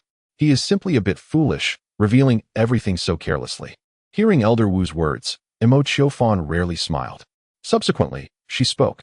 "In that case, I shall refrain from taking her life, lest I disrupt your pair of water-loving lovebirds." As she spoke, the Nightingale Fairy and the monstrous beast had drawn perilously close to their position, the foul stench emanating from the creature's gaping maw palpable to all present. However, the crowd remained unperturbed. For Mo Qiufan, a peaked Tao master, the beast posed little threat. Indeed, as the distance between them closed, Mo Qiufan unsheathed his curved blade and boldly struck forward. In an instant, a terrifying force descended upon the beast's head. A power so formidable it seemed to approach the limits of what any living being could wield. The colossal creature sensed this and roared, swinging its massive claws to meet Mo Chiofan's assault. With a resounding crash, the air was rent asunder. Though fearsome, the beast paled in comparison to the peak Dao master, and was instantly sent reeling backward, a gaping wound appearing upon its claw, nearly severing its entire paw, green blood spurting forth in torrents. Immediately, it ceased its pursuit of the Nightingale Fairy. Yet, sharp-eyed Tang Tian noted that while Mo Chiofan had claimed to save the Nightingale Fairy, his previous attack had not truly taken her into account. It had been directed solely at the creature. Fortunately, with the protection of the ancient zither, the Nightingale Fairy had narrowly escaped disaster. How intriguing, Mo Chiofan mused, a glint of interest flickering in his eyes, but he chose not to strike again. The wounded beast, in pain, howled defiantly to the heavens. Fortunately, it possessed enough intelligence not to charge heedlessly forward. After its roar, it fled into the depths of the woods. The Nightingale Fairy, blood trickling from her lips, staggered and managed to fly to Tang Tian's side. Upon landing, she stumbled, nearly collapsing into his arms. Quick to act, Elder Wu rushed forward to steady her faltering form. Tang Tian stifled a laugh, uncertain how to respond to the situation. "Are you all right, Nightingale Fairy?" Elder Wu inquired with genuine concern. The Nightingale Fairy, her complexion pale, steadied herself with Elder Wu's assistance. Gratefully, she replied, "Thank you, esteemed Elder, for your timely aid." She then turned her gaze to Tang Tian, expressing, "I am grateful to you as well, young Master Tang." Tang Tian shrugged, saying, "There is no need for thanks. I did nothing. The one who saved you is she." He gestured towards Mo Chiofan. Elder Wu seized the moment to introduce, "Indeed, this is Elder Mo. Not only did she save you, but she also saved us all. Thanks to Elder Mo, we are alive." It was only then that the Nightingale Fairy turned to Mo Chiofan, bowing in gratitude. "I am deeply indebted to you, Elder Mo, for your assistance. The debt of saving my life is beyond repayment, but should the opportunity arise, I shall certainly repay you in kind." She spoke with utmost seriousness. It is uncertain whether her gratitude is genuine or merely feigned. After all, the Nightingale Fairy, at the pinnacle of her realm, could not possibly be oblivious to the fact that Mo Chiofan's earlier attack was of little consequence to her. Yet, Mo Chiofan remained unaware of this. The priority was to survive and leave the Lingyun Mountains. Mo Chiofan spoke softly, "I am familiar with Tianlai Pavilion, though it appears you have never set foot in the Lingyun Mountains before. What brings you here this time?" The Nightingale Fairy shook her head slightly. "I do not know either. I was brought here by higher-ups who instructed me to use the cleansing soul melody to purify those strange forces. However, as we approached the edge of the forbidden zone, we were caught in a bizarre storm. In the blink of an eye, I found myself separated from them. When the storm subsided, I found myself alone in an unfamiliar place. Not far along, I encountered that formidable beast you saw earlier. Had it not been for your intervention, I fear I would have perished here. Once again, I express my gratitude, esteemed Elder." Mo Chiofan chuckled lightly, glancing at the guqin nestled in her arms. "Perhaps not entirely. That guqin of yours is quite extraordinary." Chapter 687. The Hidden Dagger. Upon hearing Mo Chiofan mention her guqin, the Nightingale Fairy felt a surge of anxiety. Tightening her embrace around the instrument and casting a pleading glance towards Tang Tian. Observing this, Mo Chiofan smiled lightly and inquired, "What troubles you? Are you concerned that I might demand it as a token of gratitude for saving your life?" The Nightingale Fairy hesitated, unsure of how to respond. At that moment, Elder Wu suddenly burst into laughter and said, "Nightingale Fairy, you need not worry at all. Not only is Senior Mo immensely powerful, but she is also renowned for her virtue, integrity, and compassionate heart. She would never covet the possessions of the younger generation." After saying this, he looked at Mo Chiofan with a grin and added, "Isn't that so, Senior Mo?" Mo Chiofan replied, "Indeed. You have placed such a flattering crown upon my head that even if I wished to, it would be impossible to take it now." Beside them, Tang Tian wore a teasing expression, relieved that he was no longer the sole target of mischief.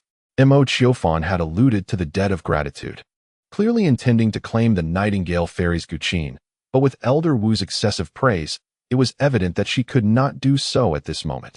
"Well, you speak truthfully," Mo Chiofan remarked with a faint smile. She then returned to her indifferent demeanor and stated, "Enough of this delay. Let us prepare to depart." Turning to the Nightingale Fairy, she asked, "Would you care to join us?" The Nightingale Fairy inquired, "Where are you planning to go?" Elder Wu eagerly interjected, We intend to seek refuge within the Forbidden Zone. According to Senior Mo's estimation, the ferocious winds will soon return, and only within the Forbidden Zone will we find safety. Would you care to accompany us?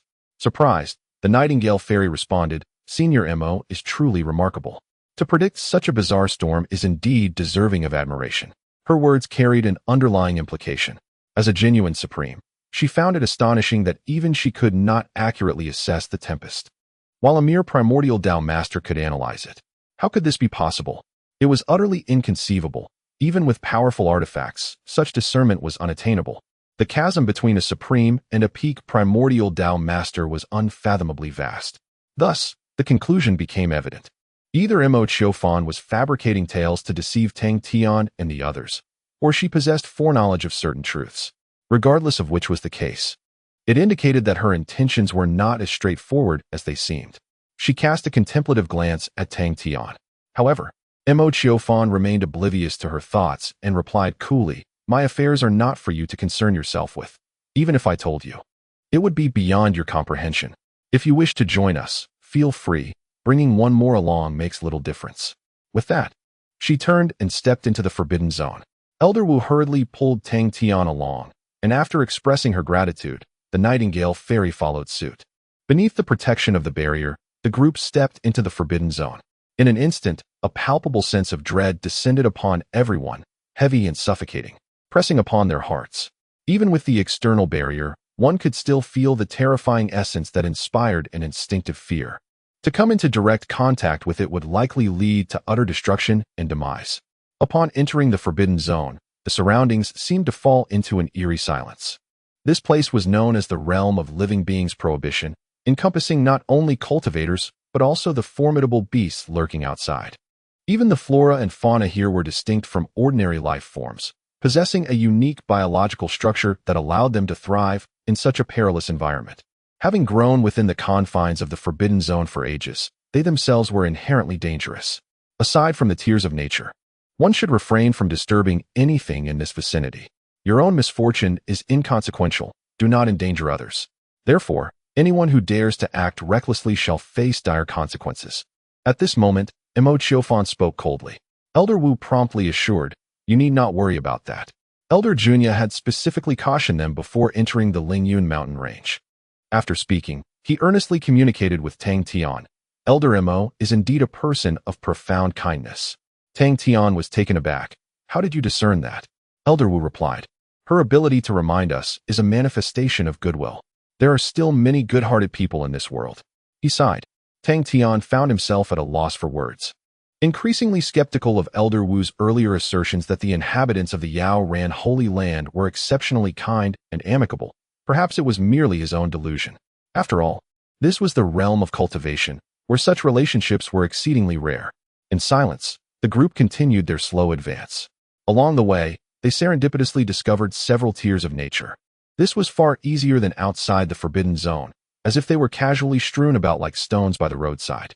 The quality of the tiers of nature was remarkably high. Tang Tian picked one up for inspection and soon discerned its true essence. It was a concentrated embodiment of pure natural energy. Indeed, this was a rare and precious divine object, possessing remarkable efficacy in any aspect related to the path of cultivation due to its natural attributes. Once their business here concluded, Tang Tian planned to gather a few, as these would benefit the growth of the world of odd eggs. Under Mo Qiufan's guidance, after traversing for some time, the path ahead suddenly opened up before them. They had passed through a thicket, revealing a small canyon, roughly 100 meters square. Strikingly, this canyon appeared to possess a natural formation that repelled the forces of annihilation and negative energies. Upon seeing the canyon, Mo Qiufan exhaled softly. Navigating through the Forbidden Zone had indeed entailed considerable risk for her. At last, they arrived at their destination. She spoke. Upon entering the canyon, she promptly removed the external protective barriers.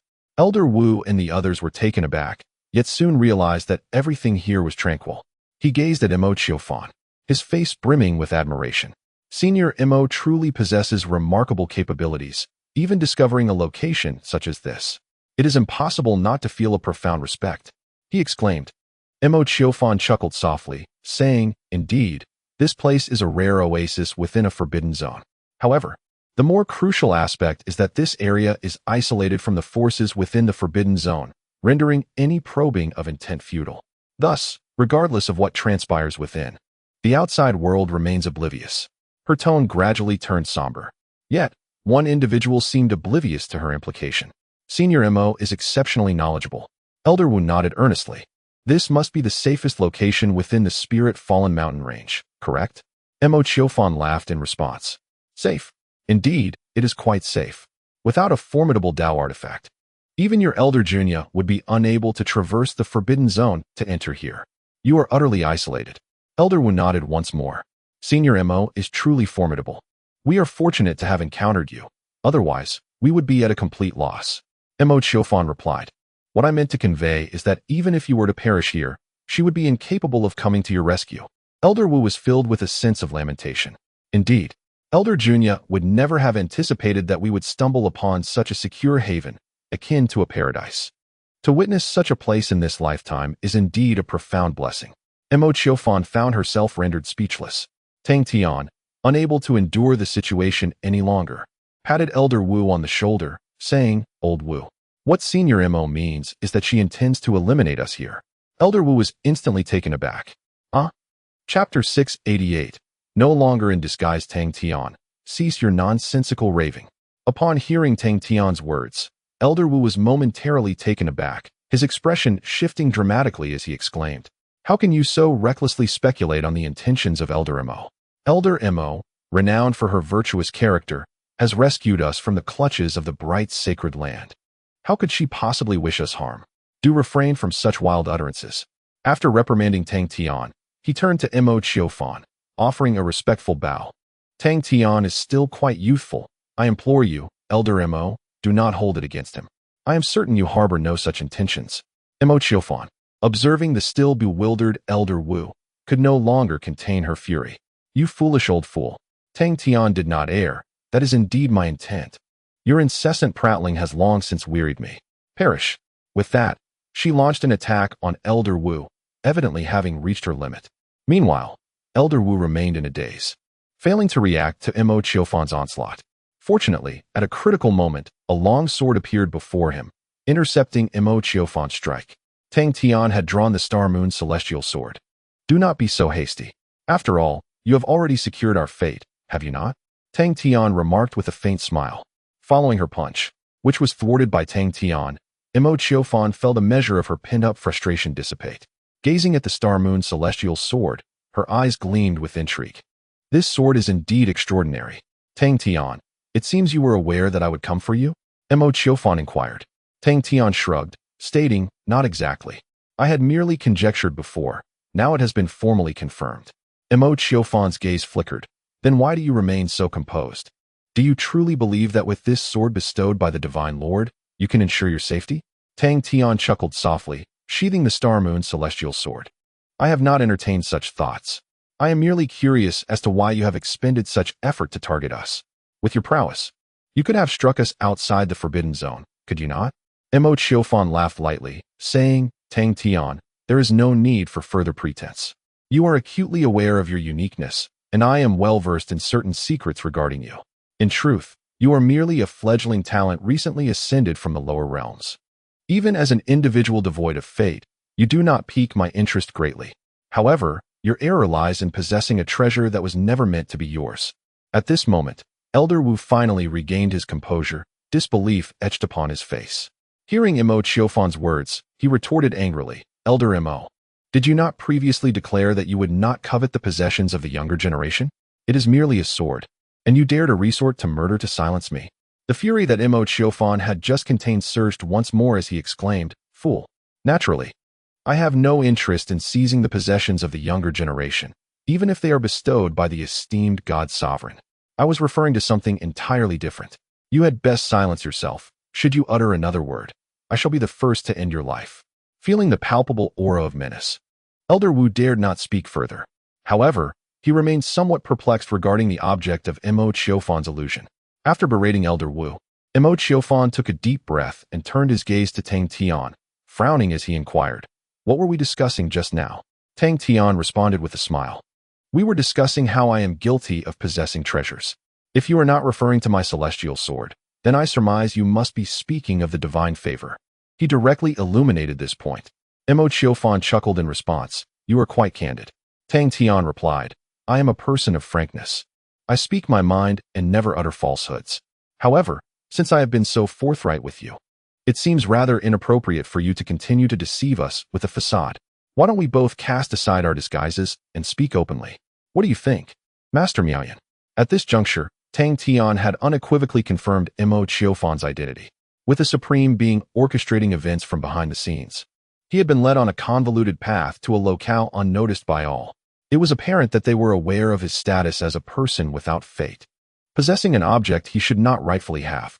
When these pieces of information converged, Mo Qiufan's true identity became glaringly evident. She was the elusive Miaoyan. Ever since arriving at Wuyue Cliff, Tang Tian had been subtly observing whether this woman had also made her appearance. Based on his analyses and the previous false information disseminated with Sun Wuhui, it was highly probable that Miaoyan would seek him out. However, what he had not anticipated was the arrival of the illustrious Supreme Being, who had approached with such caution. They had not only refrained from making a public appearance, but had even meticulously crafted a ruse of a beauty saving a hero, ensnaring the astute Elder Wu in their intricate web. Had Tang Tian not seen through the brewing storm, he might have indeed fallen into their trap. Regrettably, such chaotic schemes now bore no relevance to him. Upon hearing Tang Tian reveal her identity, Mo Qiufan, now to be referred to as Miaoyan, could not suppress her astonishment. How did you discern my identity? She inquired, her demeanor shifting as she lightly flicked her finger, transforming her previously impassive visage into one of captivating allure that could leave some utterly mesmerized. How could you possibly have guessed my identity? Miaoyan's crimson lips parted delicately. Tang Tian chuckled. The matter of divine favor is known only to Hong Yun. He, being your old acquaintance and a spy within the holy land of Tai for many years, is undoubtedly bound to relay this matter to you. Thus, your visit today comes as no surprise to me. Rather, I find it somewhat belated, as I had anticipated your actions during your time at Wuyue Cliff. Upon hearing Tang Tian's words, Miaoyan let out a gentle sigh. Hong Yun was once my soulmate. Given your extensive knowledge, and considering that Hong Yun has not reached out to me since then, he must surely be gone, correct? What a pity, such a delightful fellow he was. Though she expressed her regret with words, there was no trace of sorrow upon her face, as if she had merely discarded a trivial plaything. It is truly lamentable that the Lord of Hong Yun departed without realizing that the white moonlight he had yearned for throughout his life was, in fact, such a reality. Tang Tian silently mourned for Hong Yun for 3 seconds. However, since you have already surmised my intent to seek you out, what emboldens you to come here alone? Do you genuinely believe that the few treasures bestowed upon you by Long Jiuzhou will ensure your safety? Miaoyan continued. Tang Tian merely chuckled, drawing forth the celestial sword of stars and moon once more. You may attempt it. The atmosphere grew increasingly tense. Chapter 689. Reinforcements arrived. The celestial sword of stars and moon soared through the air, emanating a faint aura of worldly power. Tang Tian refrained from directly eliminating her, for a more significant figure remained concealed in the shadows, Ming Yao, the Supreme. He was the one lurking behind Miao Yin all along, confronting a Supreme Being. Even with Tang Tian's ascension to the pinnacle of power, necessitated considerable strategy and effort. Although the disparity in strength between a Supreme and an Ascendant was vast, detaining the latter was not as straightforward as one might presume. Supremes invariably possess means of escape. Moreover, the Miao Yin before him was merely a projection. Slaying her would yield little consequence. The priority was to draw out Ming Yao first. Miao Yin regarded the celestial sword with a hint of apprehension, having recently witnessed its formidable prowess, capable of vanquishing several Dao lords and incapacitating 2 others in a single stroke. She could not accurately gauge the extent of destruction this sword could unleash in Tang Tian's hands. As for Elder Wu, he was utterly taken aback, unable to fathom that Mo Qiufan would seek to eliminate them. Even more astonishing was the revelation that the seemingly untroubled Mo Qiufan had suddenly transformed into Miao Yin, a figure of legendary repute whose glorious deeds he had heard of. Those who fell into her grasp seldom met a favorable end.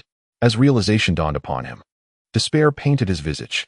And then there was Yi Ming, the Fairy of Night. Following Miao Yan's display of ferocity, she, who had narrowly escaped a beastly pursuit, exhibited no signs of trepidation. Instead, She appeared as though she were an audience member at a performance. As a supreme herself, she held no fear of Miao Yin.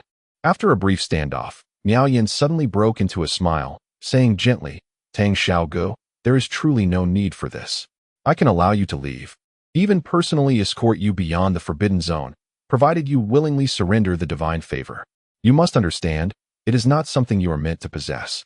Tang Tian responded with a smile, "You speak wisely, yet regrettably, I am not one to suffer loss. If you truly desire it, come and take it yourself." Miao Yin's smile faded, her tone turning stern. "Tang Tian, you still fail to comprehend your current predicament. With merely this sword, you cannot safeguard the divine favor, nor can you even exit the forbidden zone. Why persist? It would be wiser to cooperate and secure your own escape, wouldn't it?" Tang Tian shook his head. "I had assumed you were a straightforward individual. I did not expect you to be so verbose. Are you intimidated by a younger generation?" Miao Yan's expression turned icy. "When one refuses a toast, they invite a penalty. I hope you do not find yourself kneeling before me, pleading for mercy." With that, she ceased further dialogue, drawing her long blade and lunging towards Tang Tian. Elder Wu's expression changed dramatically as he hastily prepared to confront the impending assault. He held little faith that Tang Tian could truly withstand the might of a peak Taoist master. However, what transpired next left him utterly stunned. As Tang Tian faced Miao Yan's onslaught, he exhibited not a trace of anxiety. With a gentle quiver of his celestial sword, a torrent of formidable power surged forth instantaneously. This was a force imbued with a fragment of worldly might, unleashing an awe-inspiring aura.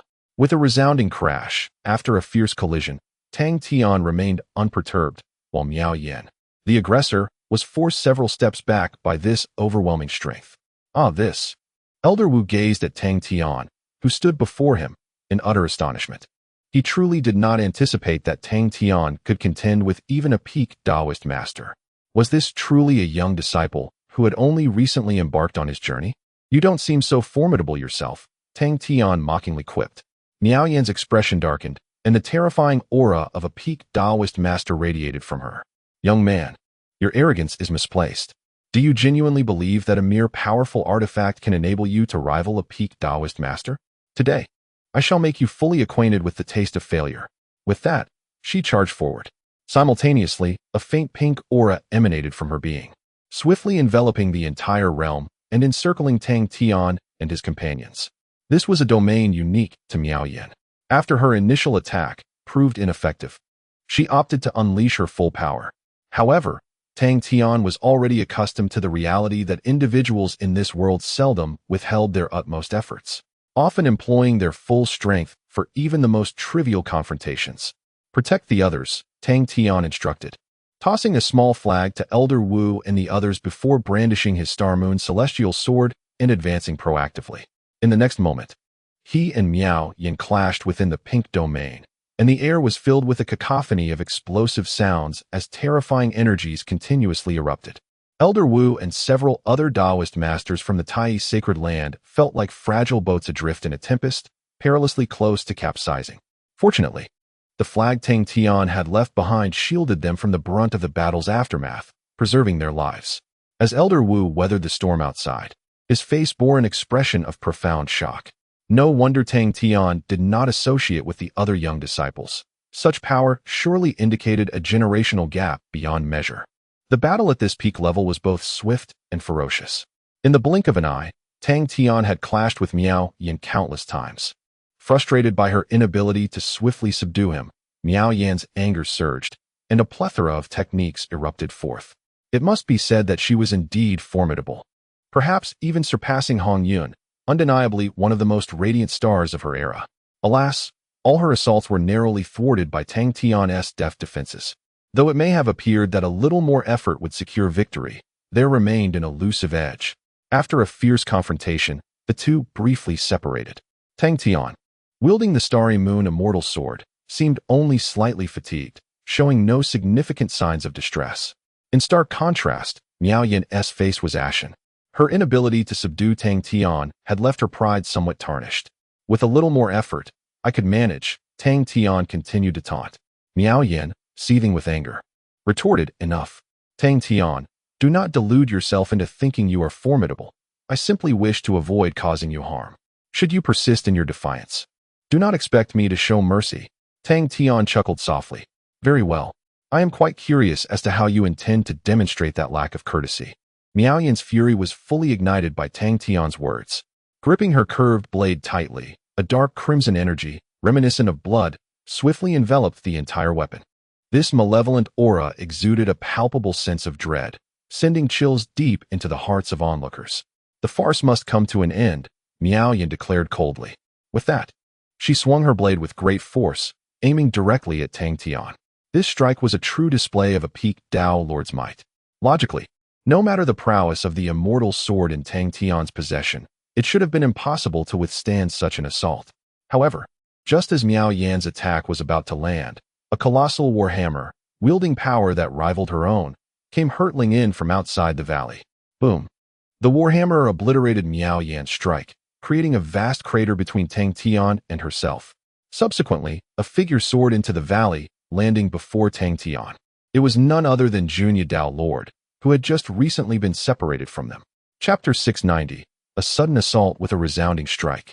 The formidable power amassed by Miao Yan was dissipated before it could reach Tang Tian, thanks to the war hammer that descended from the sky. Subsequently, the figure of Master Junya appeared before the crowd. She appeared weary, having traversed the forbidden zone, seemingly at great cost to her stamina. Evidently, she had been tainted by the obliterating forces within that restricted area.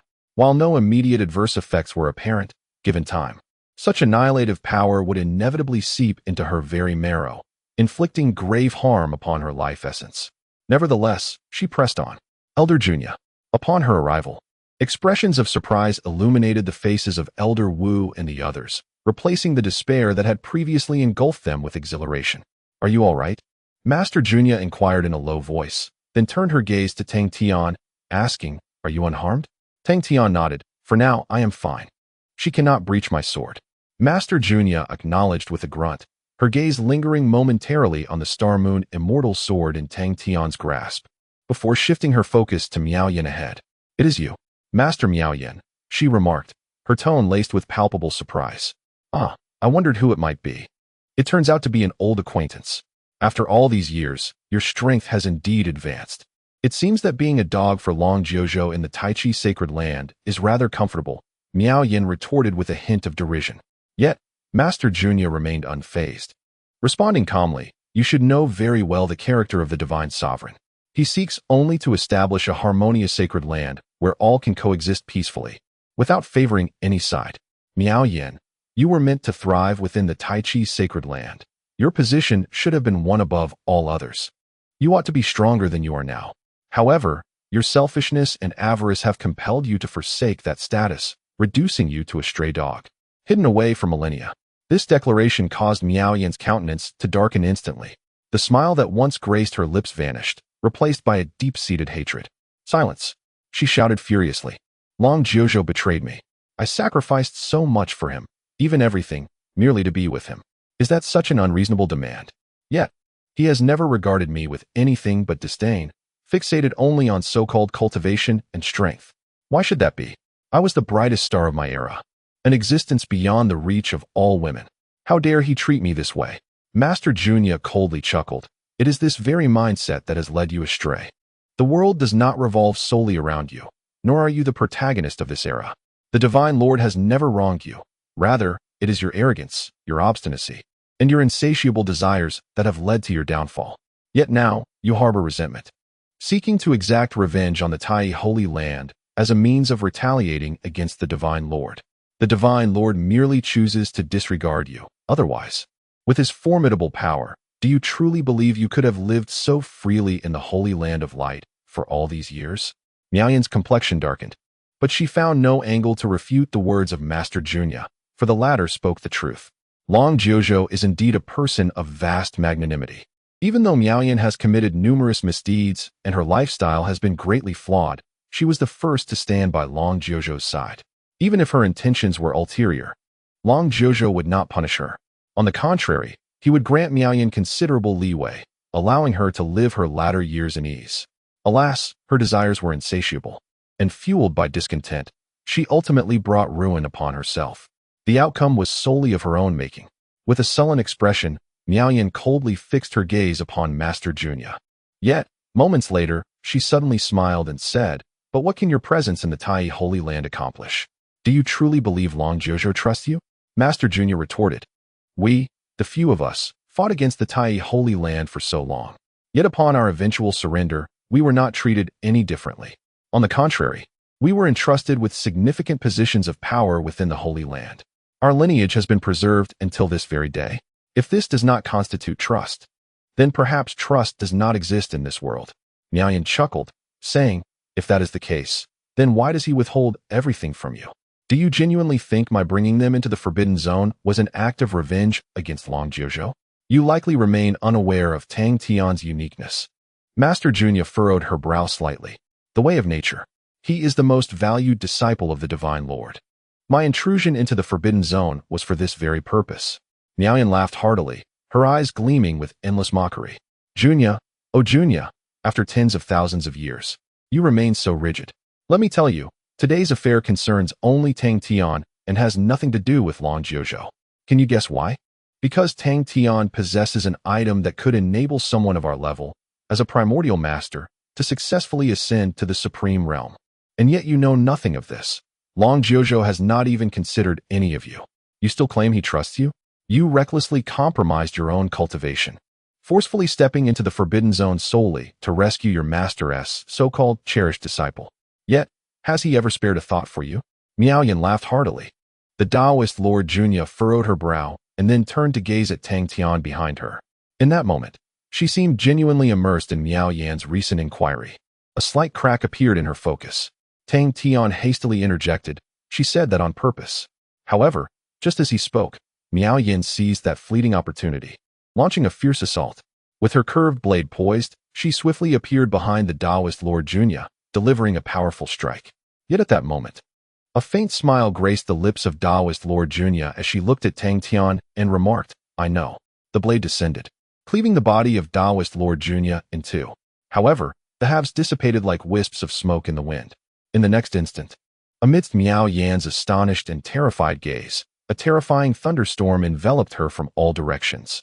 Subsequently, a war hammer, imbued with the might of thunder, materialized where Taoist Lord Junya had stood, crashing forcefully into her chest. Boom! Miao Yan's body was instantly propelled backward, blood staining the sky. Chapter 691. The True Master Arrives. Miao Yin never anticipated that all her machinations had been foreseen by the Taoist Junya. She believed her plan to disrupt her opponent's mental state had succeeded, prompting her to launch a reckless attack. However, Junya Taoist deftly turned the tables, feigning a slight vulnerability while having meticulously prepared for the confrontation in secret. The moment Miao Yin struck with her blade, she had already fallen into Junya Taoist's trap. The two were evenly matched in power, and in such high-stakes encounters, the outcome could shift in the blink of an eye. Under the assault of a colossal warhammer, Miao Yin was caught off guard, struck directly, and sent reeling, blood spilling from her lips. In an instant, she found herself at a distinct disadvantage.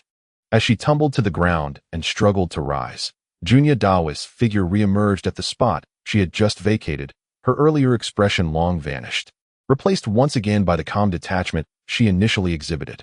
"You set me up," Miao Yin bellowed in fury. Junya Taoist shook her head, replying, "After tens of thousands of years, do you truly believe I have made no progress? Rather, it is you who disappoints me by resorting to such outdated tactics." Miao Yin clenched her teeth, retorting, "Do you not care that Long Jojo deliberately concealed the truth from you?" With a gentle sigh, Junya Taoist responded, "The likes of the Divine Lord are beyond our comprehension. His actions are guided by his own principles. What reason do I have to question them? To put it another way, I have thrived under the Divine Lord's protection for nearly 100,000 years. In another 10 or 20,000 years, I shall return to the earth. Why should I concern myself with such matters? This is something any rational person could grasp, yet you fail to understand. Miao Yin, I sometimes truly pity you." Miao Yan's expression darkened as she glared at Junya Taoist with a heart full of hatred, rendered speechless. She was too fixated on gains and losses, too consumed by her own interests, nearly driven to madness. She could not fathom Junya's mindset. "I do not need your pity," she shouted angrily. "You, who have sailed through life without turbulence, can never comprehend the plight of someone like me, who struggles at every turn. In this life, I tread on thin ice, merely striving for survival. You will never understand. Junya Daoist shook her head. Indeed, I do not understand you, nor do I wish to. I only need to know what I must do. Regardless of your plans, I have arrived, and they are now shattered. Miao Yan's breath quickened, her eyes gradually turning red. A surge of madness welled up within her. Junya Daoist frowned slightly. Do you still wish to resist? Miao Yan gritted her teeth, her eyes now bloodshot. You have your own objectives, and I have my own imperatives. In this matter, I have but one path to success. This is my final opportunity to alter my fate. With that declaration, she let out a ferocious scream, an aura of terror erupting once more as she descended into utter madness. Subsequently, she charged forward again, unleashing the entirety of her strength. Yet, lamentably, not everyone possesses the ability to ascend in battle within the depths of despair, nor is such a phenomenon commonly found. Faced with Miao Yan's frenzied assault, the Dao Master Junya shook her head slightly, for her opponent had completely lost her composure. Grasping her warhammer, she advanced towards Miao Yan. In an instant, the two engaged in a relentless clash, thousands of fierce collisions illuminating the ground beneath them with sparks of electricity. Ultimately, Miao Yan was once more soundly defeated. Bloodied and sprawled upon the earth in a pitiful sight, Dao Master Junya hovered above, gazing down upon her with an air of superiority. However, in the end, she refrained from striking the final blow. I do not wish to judge your choices or your life, but since you stand opposed to me, I must confront you. Yet, having known each other for many years, I also do not desire to take your life myself.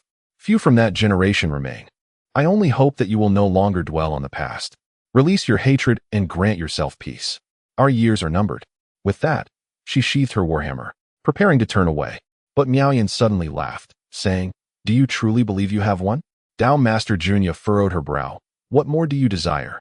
Miao Yan struggled to her feet, coughing up copious amounts of blood, and declared, You should not have come, Junya. Do you genuinely think it is merely me who seeks to deal with Tang Tian? The matters surrounding Tang Tian are far too extensive, beyond my control. He is destined to perish today. Everyone present shall meet their doom. It would have been better had you not come. Now that you are here, there is no escape. Her voice was slow and deliberate. Dao Master Junya's brow furrowed deeply, as her words stirred a profoundly unsettling suspicion within her. You mean to say? She prepared to question Miao Yan further, but before she could finish her thought, an overwhelming force descended from the heavens. It was the power of the world, a force that could only be wielded by the Supreme. Boom! The force erupted before Dao Master Junya, sending her hurtling away. In the next moment, a colossal will slowly descended. What a waste! You cannot even manage this trivial matter. Accompanied by a deep voice, a towering figure appeared before the crowd. Upon recognizing the figure, Dao Master Junya's expression changed dramatically. It was none other than the illustrious Supreme. Tang Tian exhaled softly. The rightful master has finally arrived. My lord, I was wrong. Upon witnessing the illustrious Supreme Mingyao, Miao Yan hastily struggled to rise, crawling her way to his feet. I did not anticipate that Junya would come searching for me. Please grant me another chance. I still possess value. I implore you not to punish me. Master, I beseech you. Miao Yan, bent in deference, resembled a dog cowering beneath the feet of the Supreme Mingyao, desperately seeking his mercy. However, Supreme Mingyao displayed an expression of profound disdain. Begone! With a mere flick of his hand, he sent Miao Yan tumbling away, her fate uncertain at the precipice of the valley. He then turned his attention back. I have heard of you, Junya. You are indeed a talent. Her words rang true. Your presence here is unwarranted. The Dao Lord Junya furrowed her brow, glancing at the motionless Miao Yan in the distance before directing her gaze towards the Supreme Mingyao. Lord Mingyao, this seems rather irregular. Does it not? She ventured cautiously. The Supreme Mingyao shook his head slightly. You do not comprehend. The item possessed by Tang Tian far exceeds your imagination. You cannot safeguard it. Long Jojo cannot protect it either. Junya Dao Lord frowned, casting a glance at Tang Tian behind her, inquiring, what exactly does he have? The Supreme Mingyao, with hands clasped behind his back, replied coolly, an object capable of elevating the Wuji Dao Lord to supremacy. It may also enable a supreme being to attain the utmost. Perhaps it can even allow an entity of the utmost to wield dominion over the entire world. Junya Dao Lord stood frozen in astonishment. Chapter 692, The Process of Discovery. Junya, the Dao Master, had always believed that Tang Tian was merely a fortunate individual favored by the Divine Lord. Perhaps he was an unprecedented super genius, which would explain the Divine Lord's high regard for him. However, she never imagined that Tang Tian concealed such astonishing secrets within himself. What could empower a peaked-down master to ascend to supremacy? What could enable a supreme being to attain the utmost? And what could allow an existence of the highest order to wield dominion over the entire world? Each of the three statements uttered by the illustrious Supreme Master deeply shook Junya, with each one more astonishing than the last. She could hardly fathom what kind of entity could possess such terrifying causal connections. Furthermore, she struggled to comprehend why such an entity would manifest in Tang Tian. Was it a gift from the Divine Lord? Junya shook her head. If it were truly as the illustrious Supreme Master claimed, how could the Divine Lord so easily bestow it upon Tang Tian? After much contemplation, she had no choice but to accept that this matter transcended her understanding. Yet, to ensure Tang Tian's safety, she mustered her courage to speak. Esteemed Lord Mingyao, although I do not comprehend why Tang Tian is of such significance, the Divine Lord holds him in great esteem. If you proceed in this manner, the Divine Lord will undoubtedly be displeased. She attempted to invoke the name of Long Jiuzhou to instill a sense of caution in the illustrious Supreme Master. However, upon hearing her, the illustrious Supreme Master simply shook his head. Of course, I am aware that he would not be pleased. Otherwise, I would not have gone to such lengths merely to deal with a minor disciple. The storm you previously experienced was indeed orchestrated by me. That storm was handled in a particular manner. Even if Long Jiuzhou could sense something amiss, he would be unable to trace it back to me. Tang Tian's identity is unique, entangled in causality of a magnitude beyond your imagination. Unless absolutely necessary, I would not reveal myself again, to avoid becoming enmeshed in burdensome repercussions. Regrettably, that wretched Miaoyan proved utterly incompetent, managing to botch even this simple task. No wonder Long Jiuzhou regarded her as inconsequential. As he spoke, the illustrious Supreme Master cast a disdainful glance at the distant Miaoyan. Junya furrowed her brows, yearning to say more. Esteemed Lord. But as she began to speak, the illustrious Supreme Master interrupted her with a wave of his hand. Junya, I actually hold you in high regard. You are far superior to that useless Miaoyan. Under different circumstances, I would gladly invite you to the Holy Land to assume an important position. However, this matter is exceedingly peculiar, leaving no room for negotiation. Therefore, I apologize. You truly should not have come. Junya's countenance darkened, yet she was acutely aware that she had no ground to bargain with the Supreme Being. The disparity between the two parties is far more immense than a chasm. Within the realm beneath the Supreme, there may exist certain extraordinary geniuses capable of transcending one or two major realms to engage in combat and achieve victory. However, the Supreme represents an insurmountable pinnacle. Regardless of the efforts made, she cannot stir even a ripple in the presence of the illustrious Supreme. After speaking, the illustrious Supreme's gaze fell upon Tang Tian. You are truly remarkable, Tang Tian. Ordinary beings have no opportunity to establish any connection with divine favor, let alone such a profound bond. Even Long Jiuzhou, who defied the heavens and set numerous historical records, could not accomplish this. What exactly is your identity? He inquired softly. Tang Tian chuckled lightly and replied, This question is one I am equally eager to uncover. If you could provide me with the answer, I would be profoundly grateful. The illustrious Supreme shook his head. I do not know. However, you are undoubtedly linked to that most mysterious and terrifying scheme. Divine favor is a matter of great consequence. You may not realize the significance of divine favor, but should this information leak, it won't be long before you become the center of attention in the entire world. Tang Tian stroked his chin and remarked, Then why is it that others remain oblivious while you are aware? How did you come to know of the divine favor surrounding me? The illustrious Supreme glanced towards the enchanting figure nearby and said, Even the seemingly useless can sometimes prove to be of value.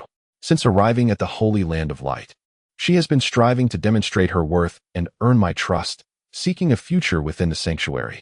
A few years ago, she learned from an infiltrator placed in your Tai Holy Land that your crossing of tribulation site exhibited certain unusual conditions.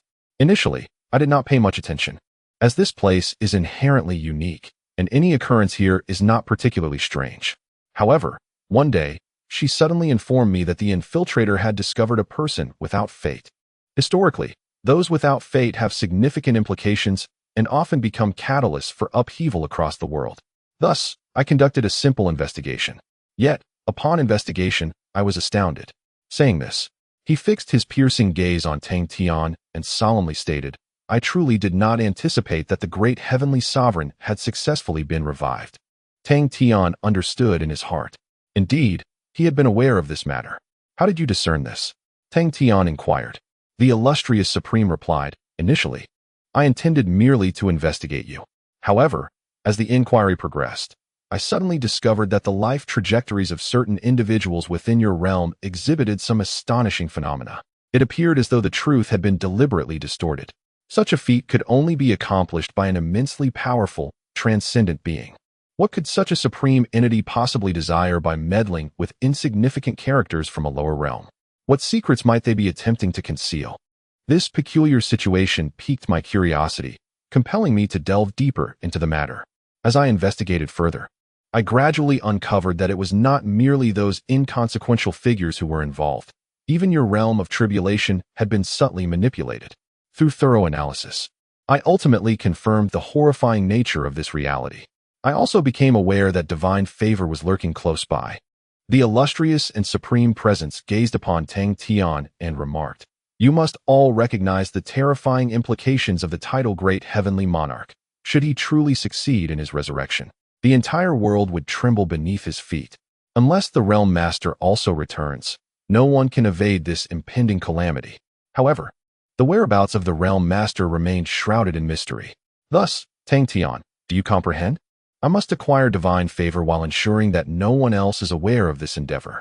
My sole intention is to preserve my own life amidst the impending cataclysm. He spoke in a measured tone. Chapter 693. The Astonished Supreme through the narrative of the illustrious Supreme. Tang Tian gleaned the process by which this extraordinary situation came to light. It could be deemed somewhat fortuitous. For no Supreme would idly observe the Tao of a mere mortal realm. The Red Cloud, through the celestial sovereign of Tianjuan, fortuitously learned of Tang Tian's exceptional nature. Subsequently, utilizing the temporal mirror to descend to the lower realms, he beheld Tang Tian with his own eyes, confirming him to be a person devoid of fate. He then conveyed this revelation to Miao Yan. In her pursuit of advancement within the holy land of light, and to substantiate her worth, she relayed this information to the illustrious Supreme. It was only then that the Supreme commenced his investigation into Tang Tian, ultimately uncovering the entire truth. Had any link in this chain been absent, this event would not have transpired. One could only say it was a stroke of misfortune, but this misfortune pertained to the illustrious Supreme.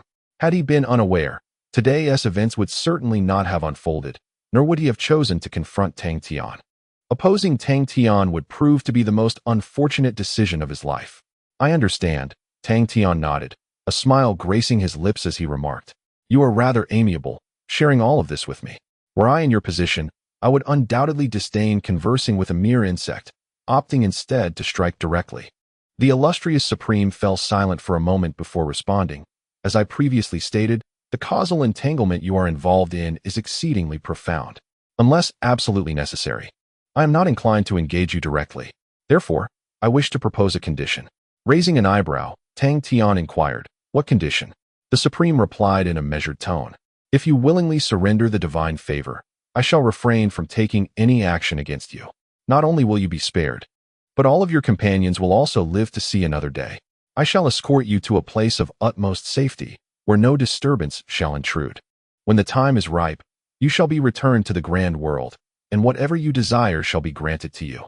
This is my promise to you. Tang Tian stroked his chin thoughtfully. That does sound quite tempting.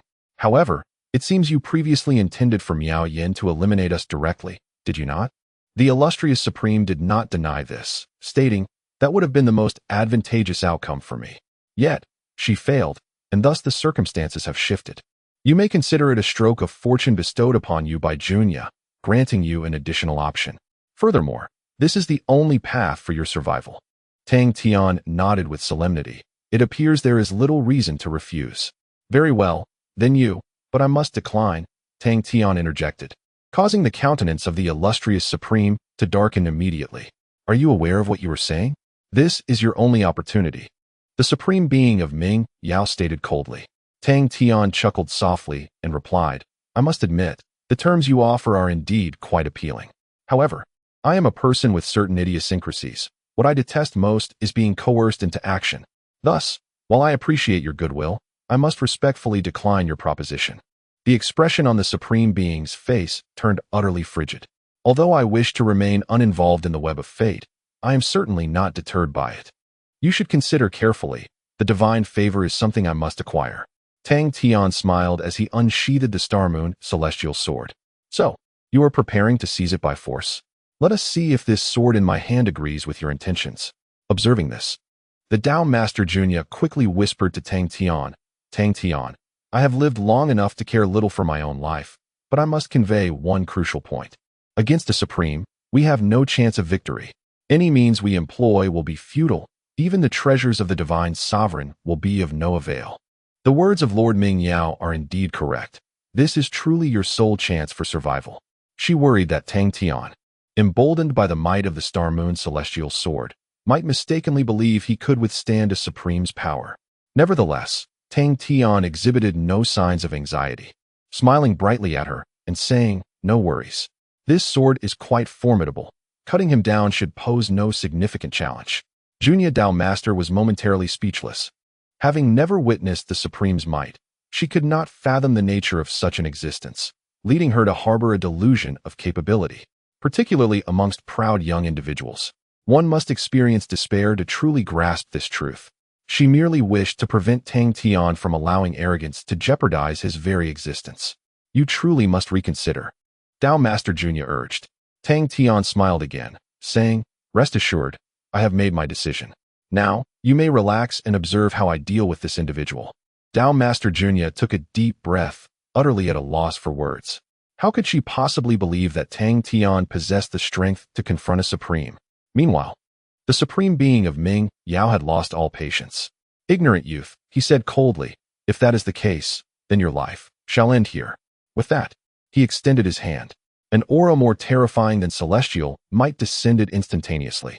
A dreadful force sealed off all possibilities for Tang Tian and Dao Master Junya, rendering them incapable of even the slightest movement.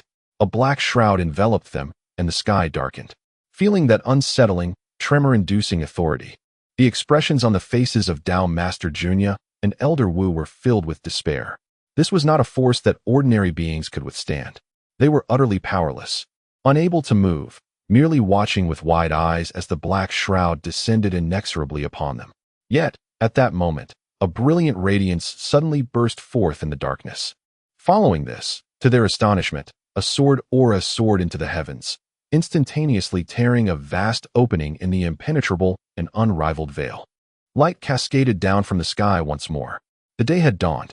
As the black shroud was rent asunder, the terrifying pressure weighing upon the crowd dissipated in an instant. Tang Tian stood calmly before everyone, his demeanor as serene as ever, the Star Moon celestial sword in his hand trembling slightly, emitting a gentle ringing sound that left all minds in a state of blankness. I told you so, Tang Tian said with a faint smile. This sword is quite formidable. He faced the Supreme Being of Renown directly. The Supreme Being of Renown, on the opposing side, stood frozen, unable to regain his composure for a long while. After what felt like an eternity, he suddenly snapped back to reality, roaring, Impossible. You have ascended from the lower realms for merely half a year. How could you possess such formidable power? Just half a year. You have transformed from an immortal emperor into a supreme being. How can this be possible? The Supreme Being of Renown nearly howled in disbelief, his eyes wide with terror. Meanwhile, Tang Tian smiled broadly. Surprised, are you? Chapter 694, Stay behind a single sword. And the heavens are cleaved asunder. The might of the Supreme is truly terrifying. Under the overwhelming authority of the illustrious Supreme, neither Junya Dao Master nor his companions could muster even a flicker of rebellion, resigned instead to await the inevitable arrival of death. Yet, Tang Tian's sword offered them a glimmer of hope for survival. Indeed, Tang Tian possessed the capability to contend with the Supreme. However, what surprised them even more was the reaction of the illustrious Supreme himself. His astonishment was even more profound than that of Junya Dao Master and the others, as if he had witnessed an occurrence that defied all logic. Tang Tian, what manner of being are you? he thundered. No one in this world has ever ascended from the realm of the immortal emperor to that of the supreme in merely 6 months. None have succeeded, neither Long Jiuzhou nor the grand celestial monarch, nor even the realm lords. Who are you truly? The illustrious supreme bellowed, unleashing a torrent of overwhelming power that stirred a fearsome tempest within the valley. Such a storm would easily obliterate any practitioner beneath the supreme level, even those at the Dao Master tier. Fortunately, it was Tang Tian's presence that safeguarded Junior Dao Master and his companions from harm.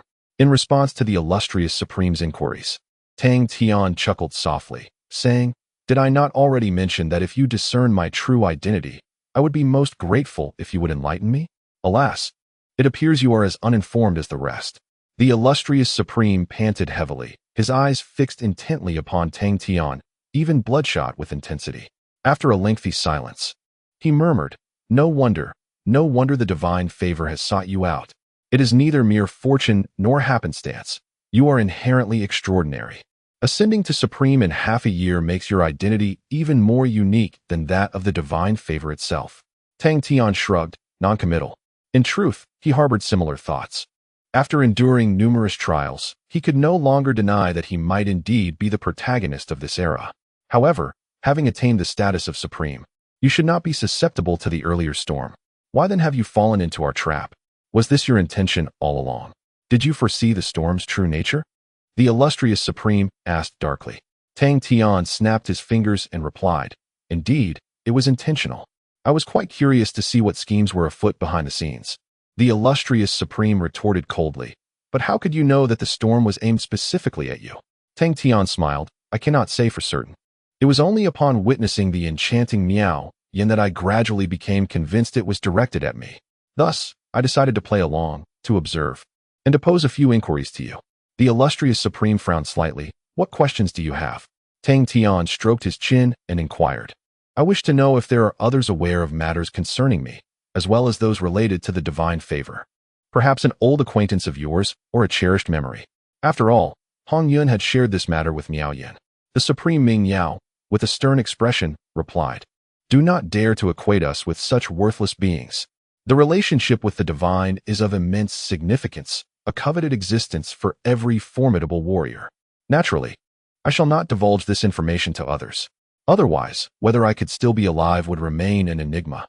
Tang Tian nodded slightly, as this aligned with his expectations. The more powerful individuals became, the more they understood the importance of discretion in this world. Such information is almost impossible to share. In this regard, the Supreme Ming Yao had no need to deceive him. For once one ascends to supremacy, an absolute confidence is attained. Even if faced with defeat today, he believed he could depart unscathed. Tang Tian could not possibly hinder him. Unfortunately, Tang Tian had no intention of allowing that. In that case, I shall rest easy. I do not wish for too many people to know of this matter just yet. Therefore Tang Tian grasped the star and moon celestial sword, pointing it at the Supreme Ming Yao, declared, "You will remain here today." A palpable aura of lethal intent emanated from Tang Tian. Upon sensing this malevolence, the Supreme Ming Yao was momentarily taken aback, seemingly incredulous as he uttered, "Tang Tian, do you intend to keep me here?" Tang Tian nodded in affirmation. "Ha ha ha!" The Supreme Ming Yao erupted into a hearty laugh, as if releasing pent-up emotions. He then regarded Tang Tian, stating, "You must have just recently entered the realm of supremacy, for it is only this reason that you remain so ignorant of this level.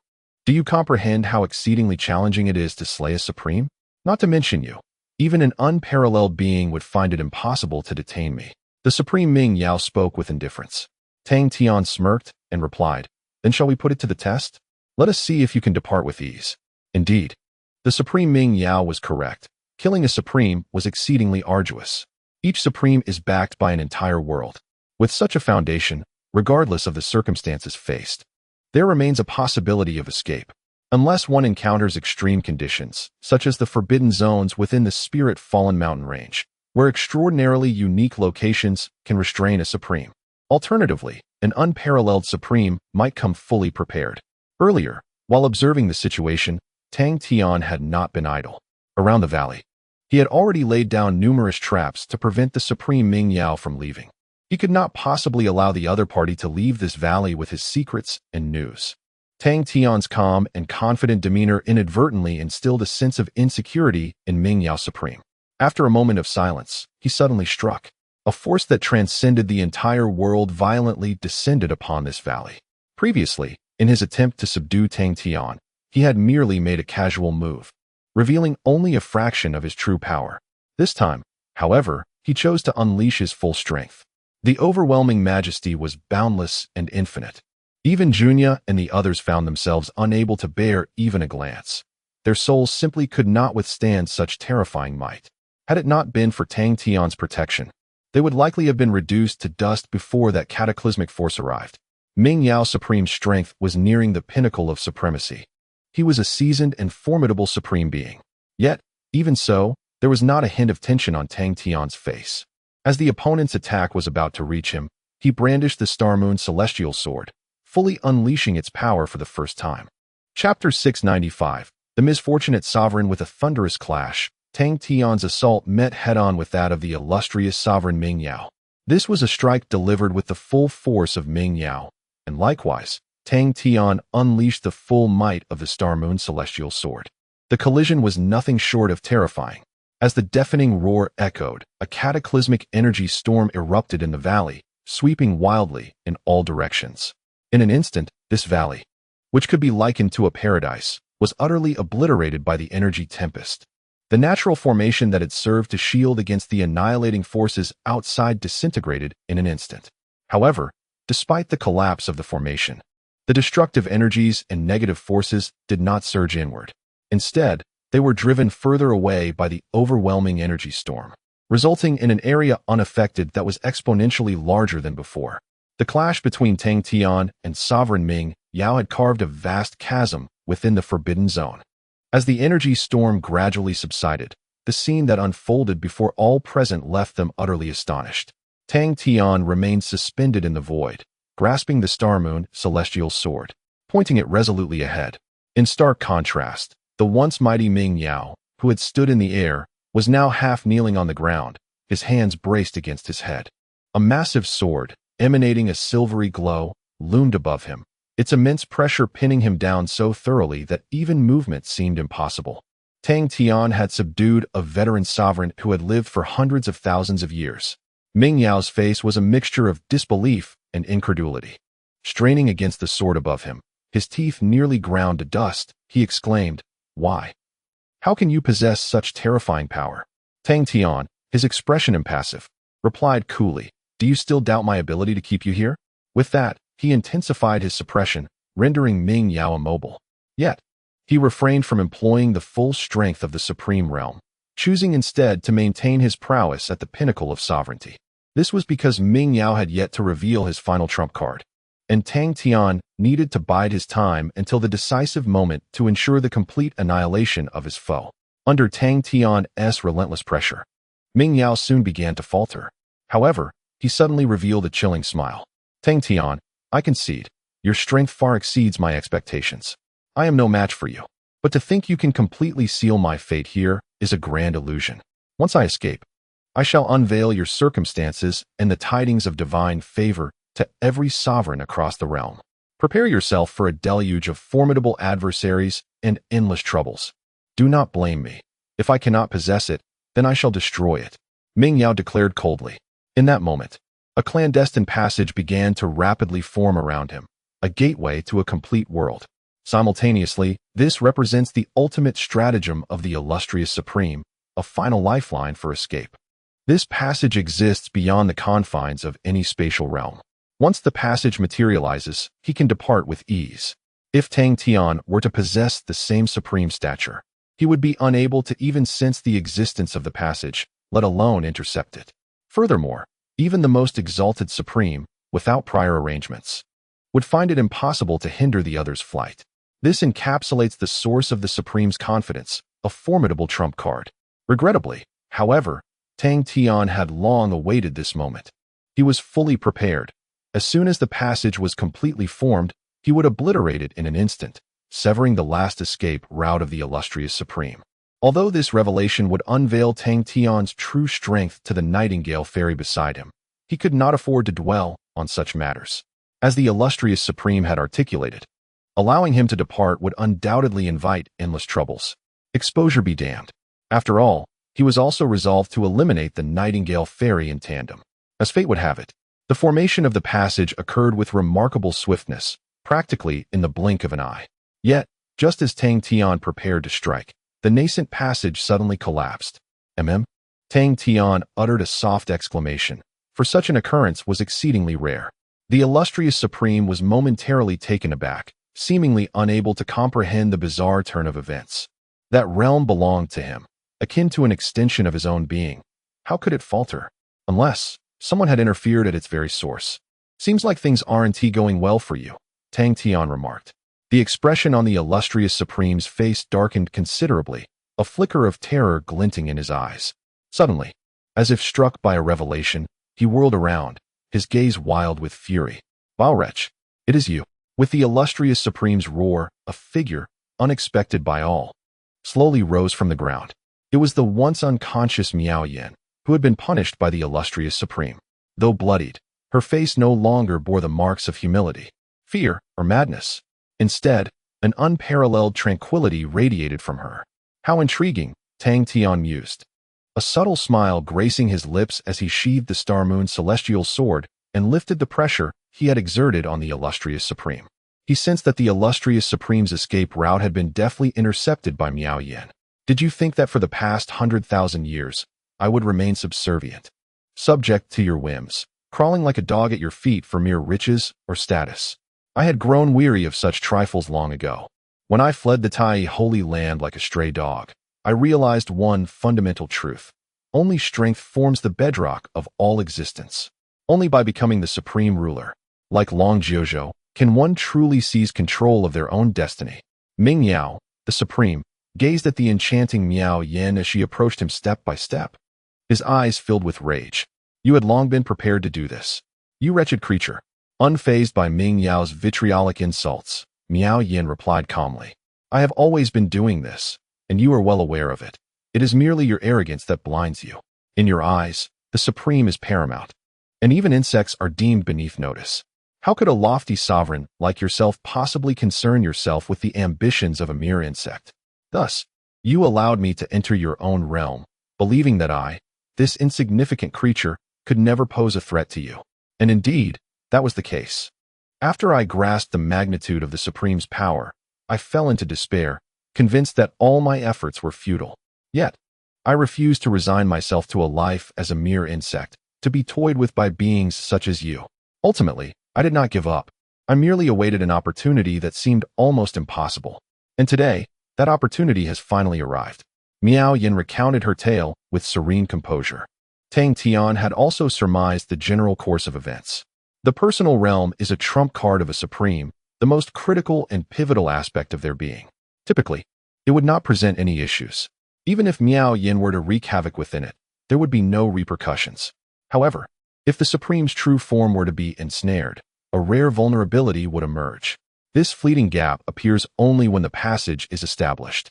Through millennia of preparation and patient waiting, Miao Yin seized this moment.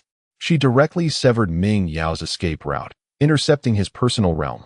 Observing the nearly deranged Ming Yao, Tang Tian could not help but feel a pang of sympathy. A dignified Supreme, a being that towers above the world, had been outmaneuvered by a mere Dao master. This individual must surely be one of the most unfortunate Supremes in history. Chapter 696. The Oath of the Heart. As Miao Yin approached step by step, the hatred etched upon Ming Yao Supreme's face had reached its zenith.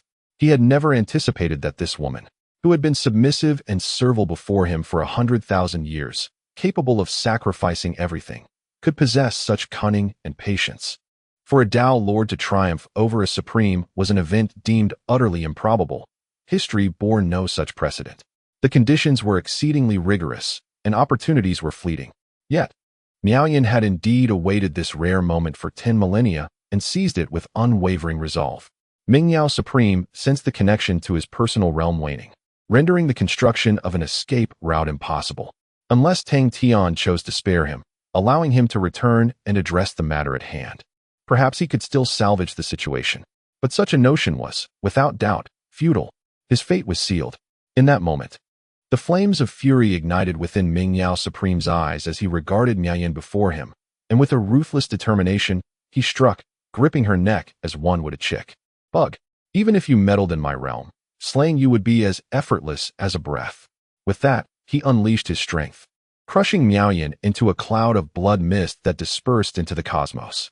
Yet, amidst the sanguine haze, a black pearl remained, untouched by his wrath. As a faint black luminescence emerged, Miaoyan's figure reappeared before the onlookers, unscathed. It seemed even a supreme could succumb to irrationality. I can elucidate everything before your demise. Naturally, I possess the means to do so. Mingyao Supreme, surely you could not have overlooked this? Miaoyan spoke softly. Tang Tian stroked his chin, recognizing the extraordinary nature of the black pearl. It was a primordial treasure formed at the dawn of creation, which under Miaoyan's alchemical mastery had transformed into her own avatar. Unless one were an unparalleled supreme, no one would discern that she was merely a manifestation. Previously, he had wondered why Miaoyan would employ such a concealed avatar. It was evidently a preparation to seize Mingyao Supreme's realm. One could only speculate how long she had awaited this opportunity. As Miaoyan reappeared before him, despair washed over Mingyao Supreme. He comprehended that today, he was devoid of any recourse. After a brief moment, he suddenly turned to face Tang Tian. Tang Tian, though I have fallen today, do not revel too much in your triumph. This wretched woman knows everything.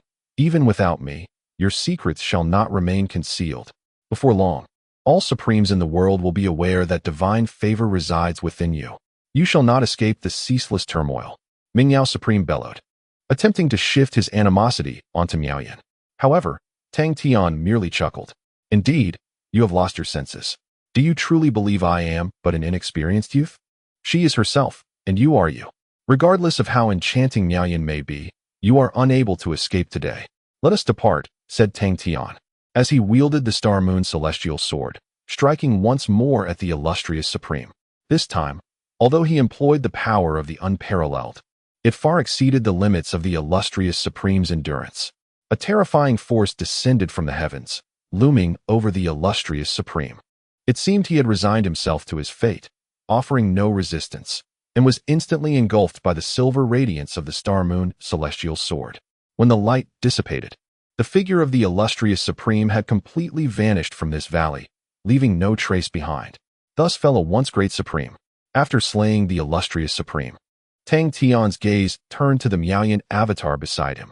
Although the words spoken by the illustrious Supreme before his demise bore the taint of provocation and the shifting of animosity, they were not entirely unfounded. Miaoyan was also aware of everything. If she were to divulge her information, it would similarly bring him an almost endless stream of troubles. This remained a troublesome predicament. However, just as Tang Tian was preparing to contemplate how to deal with Miaoyan, an unexpected event unfolded. Miaoyan stepped forward 2 paces and knelt upon the ground. What is the meaning of this? Tang Tian inquired. Miaoyan raised her head, her expression unwaveringly calm. This kneeling was an act of gratitude. For this moment, I have waited for tens of thousands of years. Throughout the past 100 millennia, it was not humiliation that tormented me the most, but the overwhelming despair in the face of the Supreme's might. I once believed that such an opportunity could never arise, that I could never transcend the shackles of existence and reach the coveted realm. Yet today, the opportunity has indeed arrived. And this opportunity has been bestowed upon me by you, young Master Tang, for you have brought me the only glimmer of hope amidst boundless darkness. This is an unparalleled act of rebirth for me. My gratitude towards you is beyond expression. Upon finishing, she truly bowed her head 3 times, the sound resonating powerfully. Tang Tian remained unmoved, observing Miaoyan, and calmly inquired, "And the second?" Miaoyan lifted her head, her expression imbued with utmost sincerity and solemnity. "The second is for an oath. In light of your immense favor, young Master Tang, I find myself at a loss for how to repay you. Thus here I stand, vowing before my heart." As she spoke, Miaoyan invoked her heart of Tao, her countenance dignified. To swear upon one's heart of Tao is the most serious and solemn vow for a cultivator. I, Miaoyan, from this day forth, regardless of how the world may change or what may transpire, shall never stand in opposition to you, young Master Tang. From this day forward, at your command, I would traverse mountains of blades and seas of fire. I hereby make this vow. Should I violate it, may heaven strike me down and the earth obliterate me." Having spoken, she intricately maneuvered her hand seals, thereby completing the solemn act of swearing allegiance to her heart's path. Tang Tian, a touch astonished, inquired, "You are but a mere avatar. I am unaware of your true self's whereabouts, and soon you shall ascend to become a supreme. Why then must you make such a vow?" His confusion was palpable. Miao Yin had already earned the illustrious title of supreme in her realm. By concealing it and harnessing its power, she could officially claim her status. What Tang displayed was merely the prowess of a supreme. She had no reason to feel apprehensive. Moreover, in this moment, she was merely a projection of herself. Logically, Miao Yin had no necessity for such a vow. Yet, she chose to do so, surprising all. In response to Tang Tian's query, Miao Yin spoke earnestly. "Ever since I was compelled to flee from the Taichi sacred land, a singular belief has consumed my heart: to become a supreme. This conviction transcends all, rendering every desire in the world mere wisps of cloud in the sky or weeds beneath my feet. Young Master Tang has enabled me to transform the impossible into the possible, a truth I shall forever cherish. This vow is not born of a desire for self-preservation, nor does it serve any ulterior motive. Instead, it is an authentic expression, a manifestation of my innermost feelings, compelled by the dictates of my heart. This is, indeed, the sole occasion in my life where I have revealed my true self." Chapter 697. The disposition of Miao Yin. As Tang Tian gazed upon Miao Yin kneeling before him, a wave of sentiment washed over him. The so-called oath of the Tao was something he never truly regarded with seriousness. There exist countless methods to circumvent the tenets of such oaths, enabling one to act contrary to their sworn promises. However, Miao Yin's approach to her endeavors was undeniably intriguing. From a young age, she possessed a clear understanding of her desires and continuously toiled towards their realization. Though her means to achieve her ends were ruthless and morally reprehensible, she remained unwavering in her pursuit of her convictions, advancing step by step. She aspired to usurp Huaming and ascend as the foremost genius of Zhuangqing Palace. In the face of vehement opposition from the palace's upper echelons, she adeptly leveraged external pressures to secure the position of a divine maiden. Subsequently, she employed various strategies to silence dissent within Zhuangqing Palace, ultimately claiming the title of Palace Master. Had it not been for Long Jiuzhou's extraordinary prowess, she might have very well seized control of the Tai's sacred land, displacing him and ruling over that vast dominion. The devastating defeat she suffered at Long Jiuzhou's hands did not lead her to despair. Rather, it solidified her resolve to become supreme. For this conviction, she endured hardships, biding her time and facing despair without faltering, steadfast in her determination. 10,000 years is not a span that many could sustain. Yet, she awaited her moment. And it arrived when the arrogant Ming Yaoji provoked Tang Tian, presenting her with a singular opportunity. She seized it and ultimately fulfilled her long-held aspiration. One cannot deny that despite the tragic nature of her life, there remains a certain allure about this woman. If I am not mistaken, your essence is currently merging with the realm of Ming Yaoji, is it not? Tang Tian inquired softly. Miao Yin nodded. Indeed, I had long prepared for this eventuality. To prevent any unforeseen occurrences, I chose to merge at the earliest opportunity and concealed the location of that world. However, should you wish to know, I can divulge it. Tang Tian raised an eyebrow. Are you not afraid I might interrupt your ascension? Miao Yin paused, then let out a gentle sigh. Initially, I harbored fears, but suddenly, that fear has dissipated.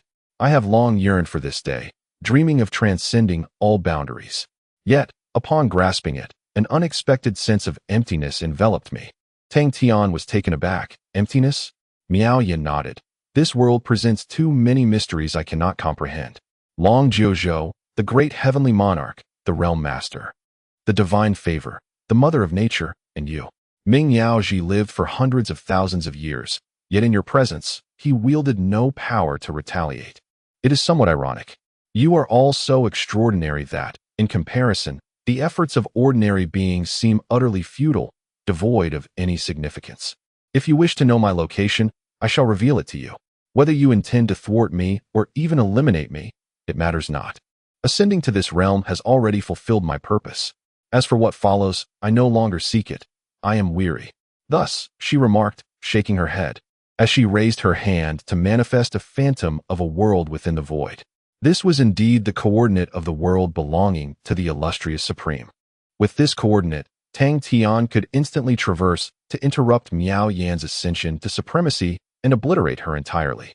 However, after a moment of contemplation, Tang Tian spoke softly. You may rise. Having attained supremacy, there is no need to kneel before others so casually. Miao Yan was momentarily taken aback and asked, You do not wish to kill me? Are you not concerned that I might divulge your secrets? Tang Tian chuckled lightly. Have you not already pledged your oath to the Tao Heart? I believe you, she replied. Though she spoke thus, whether she truly believed or not was of little consequence. Through the coordinates revealed by Miao Yan, he discerned that her true form was merging with the world of the illustrious Supreme and was indeed undergoing the process of ascension. During this process, she needed to be wholly engrossed, akin to a closed-door cultivation, rendering her unable to act. The duration of her ascension would span several decades at the very least. By then, who could say where he might be? The so-called secrets would surely no longer remain secrets. He simply preferred not to expose them prematurely. Therefore, the question of whether to slay Miao Yan became rather inconsequential. However, Miao Yan was oblivious to Tang Tian's inner thoughts. After a brief silence, she gradually rose to her feet. While I am indeed grateful for your mercy, Lord Tang, I must still caution you. Your tendency to easily trust others is something you should be mindful of in the future. There are numerous ways to circumvent the Tao Heart's oath, Miao Yan warned. Tang Tian laughed heartily. Are you imploring me to take your life? Miao Yan shook her head. It is merely a reminder. The Tao Master Junya will surely comprehend this sentiment, and she undoubtedly wishes to advise you now. For she, too, has once fallen victim to my similar stratagem. Tao Master Junya was momentarily taken aback, seemingly unprepared for Miao Yan's sudden mention of her. Nevertheless, her expression was decidedly grim as she spoke softly. Indeed, Lord Tang, based on my prior experiences, every word this woman utters is untrustworthy. The most prudent course of action would be to eliminate her entirely, ensuring no future troubles arise. However, the choice remains yours. I do not wish to interfere. Miao Yan smiled slightly. You have grown over the years. Tao Master Junya scoffed, choosing to remain silent thereafter. Meanwhile, Tang Tian had already resolved his decision. Very well, let us depart swiftly. Tao Master Junya holds greater significance in my heart than you. Should we continue this discourse, I may very well reconsider my stance. Regardless of the motives behind it, the care that Junya Tao Master provided along the journey was undeniably genuine. She even went so far as to endure injuries to rush into the forbidden zone to rescue him. This gesture deeply touched Tang Tian. On another note, it was prudent for him to conceal his true strength, especially with the presence of the Nightingale fairy nearby. At this moment, he remained unaware of her true intentions for approaching him. Upon hearing Tang Tian's words, Miao Yan expressed her gratitude once more and subsequently dispersed her avatar, leaving even the innate treasure behind. Tang Tian nodded slightly, acknowledging that she was indeed quite capable in her undertakings. Now, only Miao Yan's true form and the individuals present were privy to that information, a measure intended to reassure Tang Tian further. After Miao Yan vanished, Tang Tian turned to face Junya Tao Master and the others. Their expressions were a tapestry of complexity, as the recent events had unfolded in ways that surpassed all expectations, leaving them in a state of shock and numbness. Tang Tian waved his hand to dispel the annihilating force clinging to Junya Tao Master, and with a smile inquired, How did you find your way here? At that moment, Elder Wu shyly raised his hand. It was I. Along the way, I left several discreet markers to guide the direction. It is somewhat of a habit of mine. I honestly did not expect Junya Tao Master to follow me. Tang Tian chuckled, giving a thumbs up. Impressive. He had not even realized that Elder Wu had left markers. This fellow truly possessed some remarkable skills. Chapter 698. Fulfilling the promise. Under the narration of Master Junya, Tang Tian gained a general understanding of her journey to discover this valley. The process, in fact, was not overly complicated, although the tempest had momentarily separated them, creating a vast distance. The tokens worn by all members of the Tai sacred land still allowed for a rudimentary sense of connection, albeit without the ability to pinpoint exact locations. Following this sensation, Master Junya hurried towards Tang Tian's direction as soon as the storm subsided. Swiftly, she navigated through numerous powerful beasts along her path. Before long, She arrived at the site where Tang Tian and the people of the Radiant Sacred Land were engaged in battle. Master Junya immediately discerned that a peak-level confrontation had taken place here.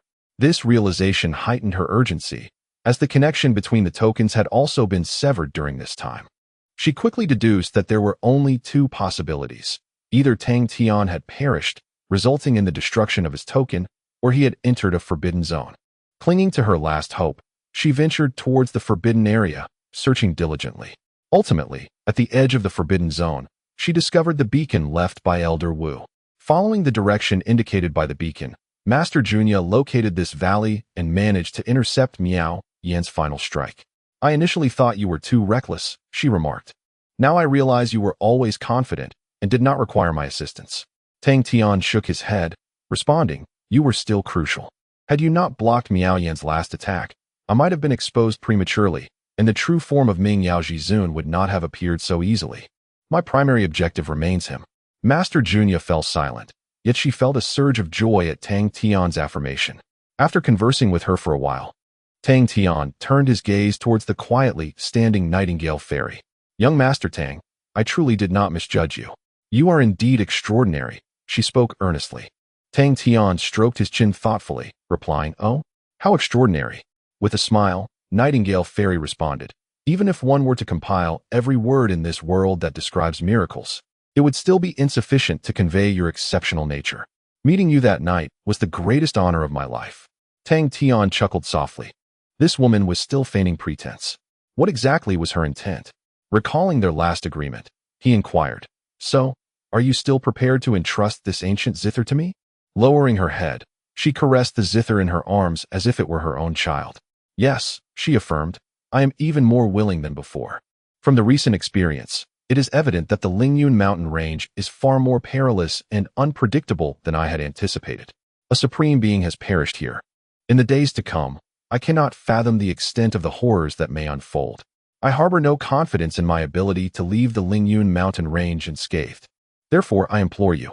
Upon finishing her plea, she gently cradled the ancient zither and presented it to Tang Tian. This brown zither, forged from an unknown material, exudes an aura of antiquity. Tang Tian could not ascertain its precise age. He could only discern that this zither was no ordinary innate artifact. It appeared somewhat less formidable than traditional innate tools, yet possessed numerous exceptional qualities. Moreover, it seemed to have established a profound connection with the Nightingale Fairy, akin to a soul-bound treasure. It is no wonder she holds it in such high regard. I have always placed great value on my promises. In that case, I shall temporarily safeguard it for you.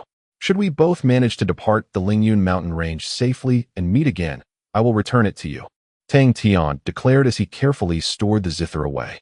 The Nightingale Fairy, filled with gratitude, expressed, "Thank you, young Master Tang." Tang Tian nodded, then turned to the Lord of Junya, casting a protective barrier around them to shield against the omnipresent force of annihilation within the Forbidden Zone. "You all should leave this place.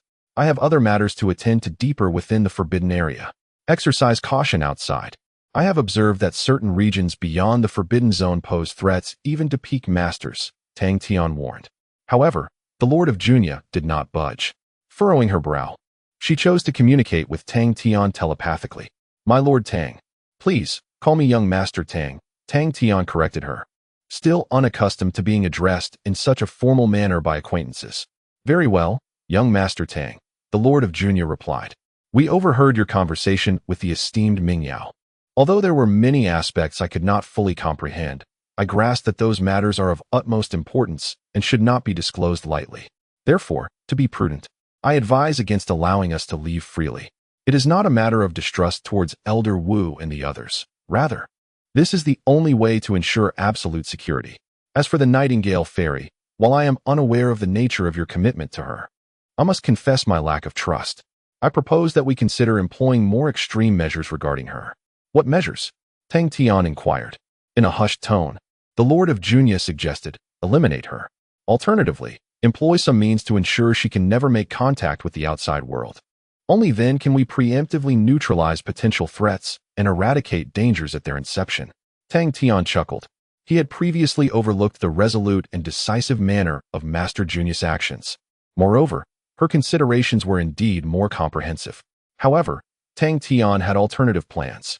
Your suggestion is commendable, yet you have overestimated the significance of this so-called secrecy, or rather, its timeliness. I simply do not wish for the world to be aware of the divine favor upon me just yet. After the trials in the Lingyun mountain range conclude, what needs to be known will likely be known. There is little necessity for continued concealment. Can you, or Elder Wu and the others, disclose this matter to the world's sovereigns during this period? You have other responsibilities to attend to, and the disciples of the Tai sacred land are also awaiting your return. They cannot afford to lose their leader. As for the Nightingale Fairy, there is no need for concern. I have my own plans. After conversing for a while, Master Junya dispelled all her worries. Subsequently, under the protection provided by Tang Tian, she, along with Elder Wu and the Nightingale Fairy, departed from the now-ruined valley. Watching their figures gradually fade away, Tang Tian turned his gaze deeper into the Forbidden Zone. I have arrived at the Lingyun mountain range. Chapter 699. Pressing on in the Forbidden Zone, a group of 7 figures navigated slowly through the Forbidden Zone, their destination clearly the area beyond. Their pace was measured, and around them, a delicate barrier shielded them from the omnipresent forces of annihilation and negativity. Such an opportunity was not to be squandered. They meticulously searched for the tears of nature along their path. Before long, they approached the edge of the Forbidden Zone. Though their protective barrier remained intact, they dared not linger too long. Should they seem to vanish unexpectedly, the price of greed would be steep. At that moment, however, the foremost figure, a woman, suddenly halted. Elder Junya, shall we continue our pursuit of the tears of nature here? Elder Wu inquired. Yet, Junya, the Tao Master, offered no reply. Instead, turning to the side to regard the Nightingale Fairy with a cold gaze. Nightingale Fairy, she said icily, I believe it is time we discussed your true intentions in approaching young Master Tang. The Nightingale Fairy appeared momentarily taken aback. I do not comprehend your meaning, she replied. With a disdainful snort, Junya retorted, though young Master Tang trusts you implicitly, do not presume I am oblivious to your deliberate proximity to him. Prior to entering the Forbidden Zone, I witnessed the beast that pursued you. It would not have gone mad without provocation. Someone must have disturbed its rest intentionally. Through their previous exchanges, she had discerned the circumstances surrounding Tang Tian's encounter with the Nightingale Fairy. So, what exactly do you seek in your approach to young Master Tang? Junya demanded. Simultaneously, a palpable murderous intent emanated from her, completely severing the Nightingale Fairy's retreat. Yet, rather than displaying any sign of anxiety, the Nightingale Fairy appeared more relaxed and unperturbed. I must commend your keen observation. Your perceptiveness remains as formidable as ever. Indeed, I intentionally sought to draw close to Tang Tian. My purpose, as you have witnessed, is to present him with my ancient zither, she declared. Junya furrowed her brow. Why? What is so special about that zither? The Nightingale Fairy smiled faintly. That, I cannot disclose. Even if I did, you would not comprehend. Junya's expression darkened, and she promptly produced her warhammer. Then you have no need to depart from this place. Even if young Master Tang were to hold it against me later, I must ensure that this secret remains undisclosed. Without affording the Nightingale Fairy a chance to respond, she swung her hammer, unleashing an onslaught of thunder that engulfed the Nightingale Fairy. However, to everyone's astonishment, her attack bore no fruit. The furious thunder pierced through the body of the Nightingale Fairy as if traversing an expanse of nothingness. Gradually, her form began to fade, becoming increasingly ethereal and unstable. Junya Daoist, you truly are an excellent subordinate. However, Tang Tian is far more extraordinary than you can imagine. With your strength alone, you cannot protect him adequately. So there is no need to exert yourself in vain. Moreover, we have met before. It is merely that you have forgotten, or perhaps been forgotten. Yet, I am confident that we shall meet again in the future. At that time, you will comprehend everything. As she spoke, the Nightingale Fairy continued to dissipate, ultimately transforming into a wisp of azure smoke, vanishing entirely before them. What is happening? How did she escape? Elder Wu exclaimed in astonishment. Junya Daoist sheathed her warhammer and replied calmly, she did not escape. Her strength is also of the supreme caliber. Elder Wu stood frozen in disbelief. What about young Master Tang? This fellow harbors ulterior motives. Young Master Tang must be in danger. Junya Daoist offered no response, instead turning away. Her expression bore no trace of anxiety, but rather a sudden, enigmatic smile. Do you think it was someone who informed me of her supreme identity? Elder Wu was taken aback once more. Junya Daoist sighed softly, gazing into the depths of the forbidden zone. The Nightingale Fairy spoke true. Young Master Tang is indeed more extraordinary and powerful than we had anticipated. He was already aware of the Nightingale Fairy's true strength and her ulterior motives. My earlier insistence on her revealing the truth was at young Master Tang's behest. His conjecture was correct. The Nightingale Fairy who left with us was merely a projection. Perhaps not even a true avatar, but just an illusory image. Elder Wu opened his mouth, struggling to grasp the unfolding events. So, we need not worry about young Master Tang? Junya Daoist nodded. Such a being exists beyond our reach. Worrying is futile. We should focus on our own endeavors. Young Master Tang has informed me that this barrier will last until we depart from the spirit-falling mountain range, allowing us to search for the tears of nature within the forbidden zone. However, this only applies to the periphery. The closer we venture to the interior, the greater the unpredictable dangers. Elder Wu responded with a distracted "oh." He then inquired, what did her final words mean? You have met before, yet forgotten? Junya Daoist shook her head slightly. I do not know, but what does it matter? Those who are meant to know will know. As for what should remain unknown, I would rather remain in eternal ignorance. Very well, you all continue your search for the tears of nature here. I shall venture forth to locate our other scattered companions. That detestable figure, Mingyao Jizuan, has scattered our people, and we are sure to face considerable losses. Remember to act with caution and refrain from venturing too deeply into the forbidden zone. With that, she departed from the restricted area, leaving Elder Wu and the others to continue their quest for fortune within the confines of the forbidden zone.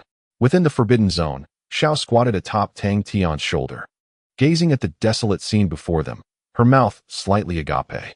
What on earth happened here? Did you encounter a beast? Tang Tian shook his head. No, I encountered a supreme being, and then I killed him. Zhao's eyes widened in disbelief. What? You've only just ascended to the pinnacle, and you've already slain a supreme? That is no easy feat. Tang Tian replied, Indeed, it is not. But he was exceedingly arrogant. Not only did he misjudge my strength, but he also left himself with a grave vulnerability.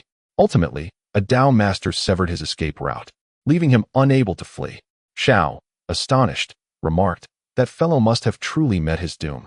It's the first time I've heard of a supreme being outmaneuvered by a Dao master. However, arrogance is indeed a common flaw among supremes. They often believe themselves invincible, unafraid of anything. Yet, in this world, there exist far too many formidable forces that defy imagination. Tang Tian nodded, acknowledging the peculiarity of the situation. The demise of a supreme is not uncommon, yet nearly all supremes share this flaw, convinced that they will never repeat their mistakes. Perhaps it is due to the sheer length of their existence. Let us not dwell on him. Where shall we go next? Tang Tian inquired. Chapter 700.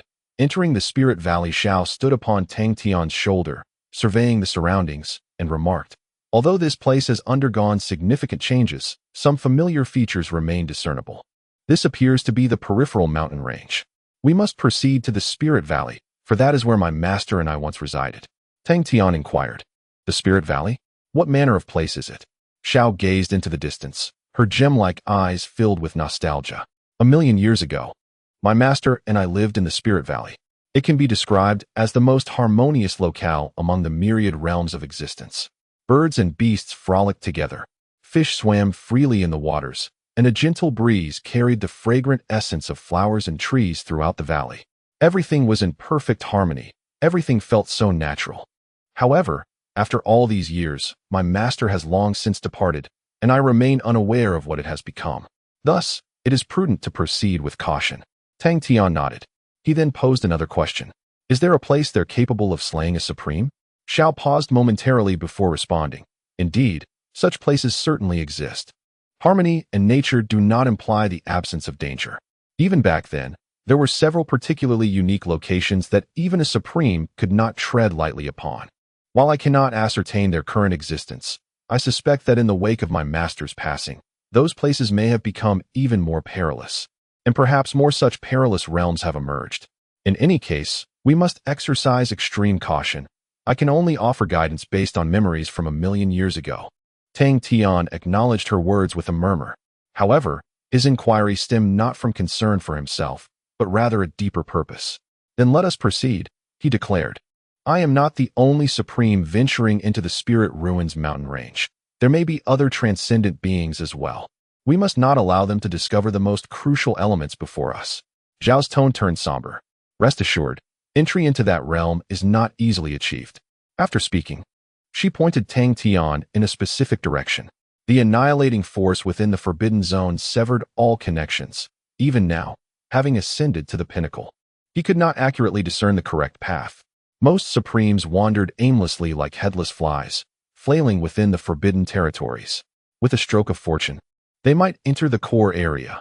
Otherwise, they would remain trapped in circles on the periphery, and the unluckiest might inadvertently stumble into certain death traps, never to escape the Spirit Ruins mountain range. Nevertheless, with Zhao's guidance, Tang Tian felt considerably more at ease. As they progressed, they swiftly traversed multiple mountain ranges spanning the earth. Since their departure, the once lively Xiao had suddenly become taciturn, gazing down upon the land with a profound sorrow in her eyes. This was a place of memory for her, a locale that brought her the deepest grief.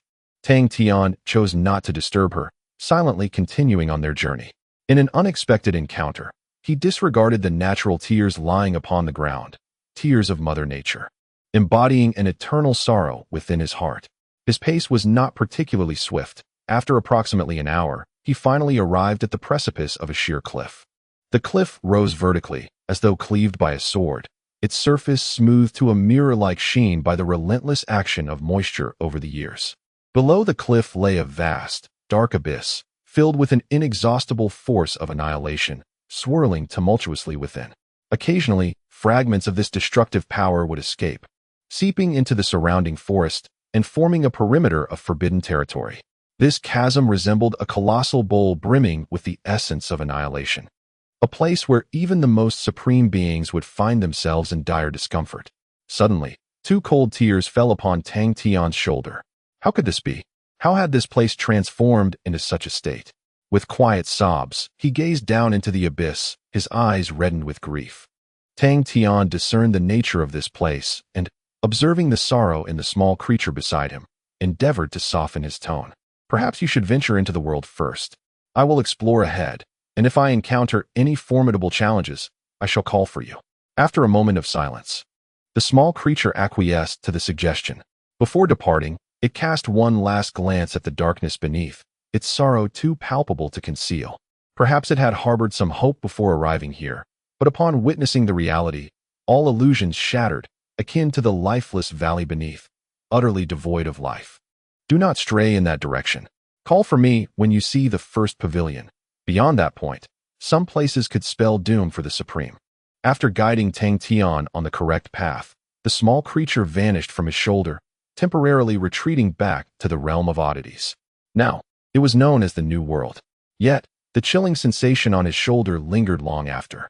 With a faint sigh, Tang Tian leaped into the valley below. The overwhelming force of annihilation surged towards him, intermingled with an omnipresent aura of death. Once, this might have been the most harmonious and natural place in the world. But after the passing of Mother Nature, it had swung from one extreme to another. Indeed, Tang Tian had never encountered an environment as dreadful as this. Descending along the smooth cliffside, his figure faded into the darkness. However, to his surprise, after traversing through a thick layer of black mist, light emerged anew below. There, he beheld a multitude of weeds and trees still thriving, as if they had existed for millions of years. Yet, upon closer inspection, he realized these were no longer true trees, nor even living beings, but rather a grotesque form of life, steeped in lifelessness for ages, having morphed into what could only be described as monsters. The reality aligned with his imagination. As he touched down, a wildflower nearby suddenly expanded, its crimson petals transforming into a gaping maw, lunging at him with the ferocity of a ravenous beast. The foul and terrifying aura it emanated carried an obliterating force, rivaling that of a supreme being's direct assault. With a swift motion, Tang Tian formed his fingers into the shape of a sword and struck at its neck. A sharp flash of light pierced through the air, and the gaping maw fell to the ground, swiftly dissipating into a wisp of green smoke along with its stem and roots. Observing the multitude of flora and trees ahead, Tang Tian pondered for a moment before gesturing to conceal his life force. He then advanced, and the peculiar plants ceased their bizarre transformations, appearing as ordinary vegetation. They would only initiate an attack upon sensing the presence of living beings. Tang Tian surveyed his surroundings and, after careful consideration, proceeded in the direction indicated by the small gesture. He traversed a thicket and crossed over an expanse of wild grass. Suddenly, a group of 7 or 8 figures emerged within his line of sight. They were a congregation of supreme beings. Chapter 701. The Supreme Circle. A group of 7 supremes suddenly materialized before Tang Tian. They were huddled together, seemingly engaged in some form of deliberation. As Tang Tian became aware of their presence, several among them turned their attention towards him. However, the anticipated conflict did not ensue. Upon seeing Tang Tian, an elderly supreme with graying hair and a notably rosy complexion greeted him with a warm smile. "Ah, another fellow has found his way here." This cohort boasts quite a few formidable individuals. At this time last year, merely 3 or 4 had ventured into the core area. He then beckoned to Tang Tian, exclaiming, "Come forth, my friend. We are on the verge of unraveling the outer seal." Subsequently, a few other supremes glanced in his direction, yet they exhibited no signs of hostility. Tang Tian, taken aback by their unexpected reaction, pondered the situation. They were ostensibly united by a common goal, which would logically position them in a competitive stance against one another. Yet, it appeared they were far more harmonious than he had anticipated. After addressing Tang Tian, the elderly supreme turned back to engage with the others, who likewise ignored Tang Tian, as though his arrival held no significance. Contemplating this, he stepped closer. The gathering of 7 supremes was situated before a crystal-clear brook, its waters gently babbling and occasionally splashing droplets. Apart from the absence of fish and shrimp, it bore no distinct difference from the streams found in the surrounding mountains and forests. Yet this seemingly ordinary brook obstructed the path of all the supremes, compelling them to halt their advance. Before long, Tang Tian discerned the reason for their impasse. Above the brook loomed an invisible but remarkably sturdy barrier. This barrier was unique, a manifestation of ultimate order born from profound chaos. In a certain sense, it could be regarded as a naturally formed grand formation, albeit one far more powerful than any natural formation existing in the realm of order. It was this very barrier that thwarted the progress of so many supremes. Nevertheless, supremes are indeed supremes. It appeared they were on the verge of deciphering it. "You have recently ascended, have you not?" Suddenly, the elderly supreme who had initially greeted him inquired. Tang Tian felt a stir within and, maintaining his composure, responded with a subtle inquiry. "What leads you to that conclusion?" The elderly supreme chuckled heartily, stating, "Though this world is vast and boundless, the circle of supremes is." He extended his pinky finger, then pressed his thumb upon the tip of the pinky, adding, "Merely this small. Unless one remains in seclusion indefinitely, any appearance in the outside world, even just once or twice, will inevitably draw attention. And you, my friend, do not strike me as one who remains in hiding. I surmise that you ascended to the status of supreme within a span of 50,000 years." After pondering this, Tang Tian nodded in acknowledgement. He was not well acquainted with the circle of supremes, so it would be prudent to engage with it. The elder supreme chuckled, "You are indeed fortunate. Over the years, the materials capable of elevating one to supreme have dwindled in the outer realms. Your discovery is truly rare. What did you utilize to ascend to supreme? Was it a natural relic?" Tang Tian refrained from answering, merely gazing at him silently. The elder supreme chuckled again, choosing not to pursue the matter further. The foundation for achieving supreme status is a complete world, and establishing such a world necessitates a cornerstone. This cornerstone remains the greatest secret within the hearts of each supreme.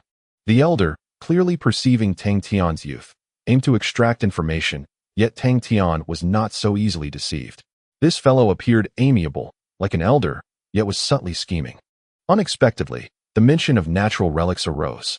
Previously, Long Jojo had also alluded to the fact that many supremes sought the natural relics within the spirit-fallen mountains. Could this be a cornerstone for ascending to supreme? Tang Tian quickly dismissed this conjecture. The natural relic he possessed must be something more extraordinary. "I am known as Yi Xian, but everyone calls me Old Xian. May I inquire your esteemed name?" The elder supreme shifted the topic. Tang Tian hesitated momentarily before responding with a name, Tian Xian. Old Xian paused, then remarked, "That name exudes confidence. Tian Xian, you need not be overly cautious. Those here harbor no ill intentions towards you. The realm of supremes is far more harmonious than you might imagine. Tang Tian internally scoffed. Had it not been for your previous probing into my core secrets, I might have actually believed you. However, the harmony among this group was indeed an unexpected revelation. Why is that? He inquired. Old Xian shrugged, explaining, we are all supremes, each aware of the capabilities of the others. Who can guarantee absolute control over another? Should one fail and allow another to escape, they would inevitably face endless retribution and complications.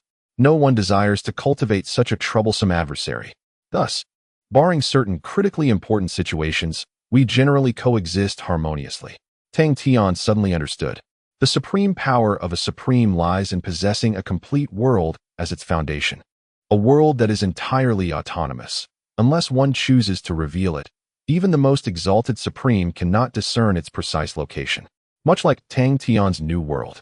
Thus, utterly eliminating a supreme proves to be an exceedingly arduous endeavor, one that at least a typical exalted supreme cannot accomplish. Should he escape, an unending series of troubles would inevitably follow. In light of such significant risks, it is only natural for everyone to choose a facade of harmonious coexistence. At the very least. I see, Tang Tian nodded. The old immortal chuckled and remarked, since we have chosen to emerge into this world and entered this circle, it is wise not to be overly arrogant. At our level, there are few with whom we can engage in meaningful conversation, so it is not a bad thing to broaden our acquaintances.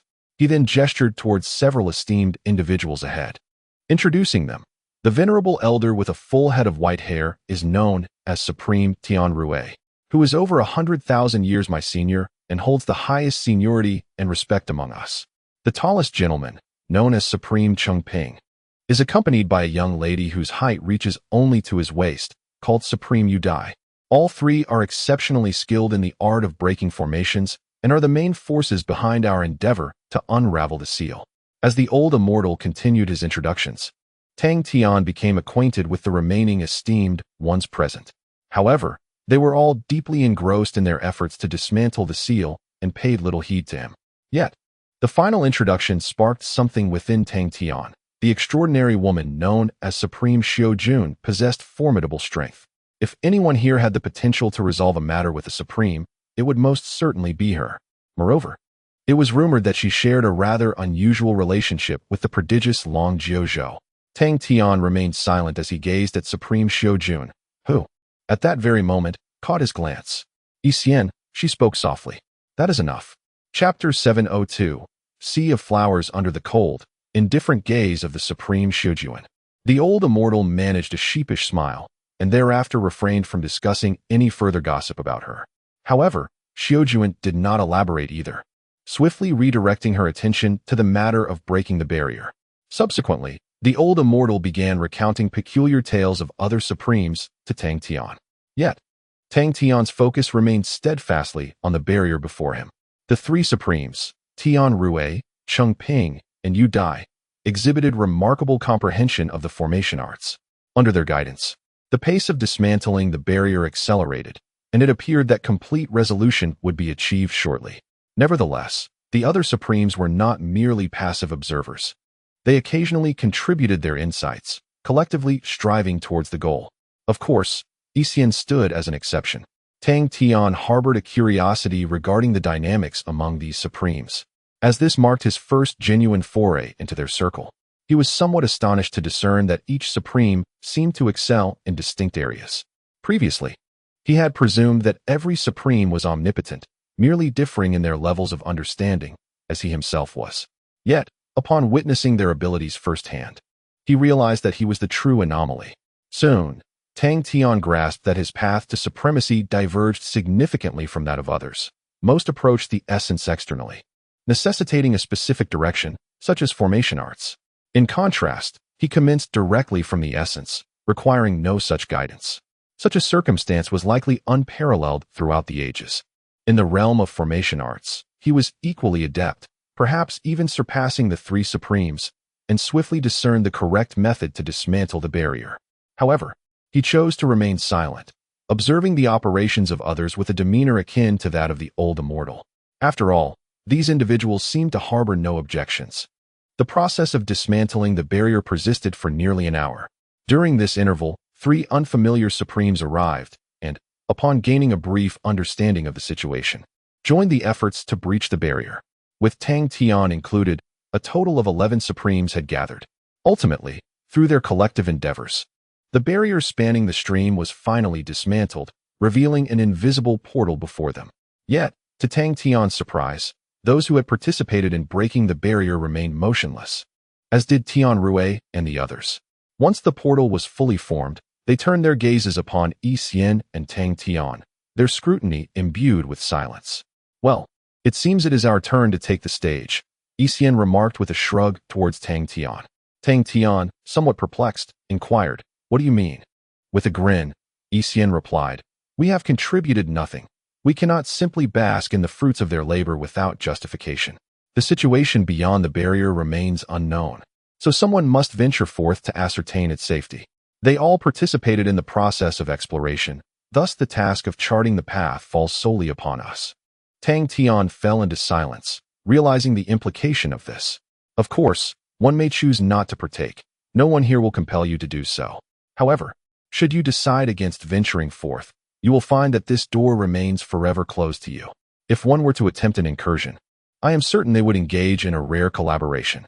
I still advise you to go, having just ascended to the pinnacle. It would not bode well to leave a negative impression.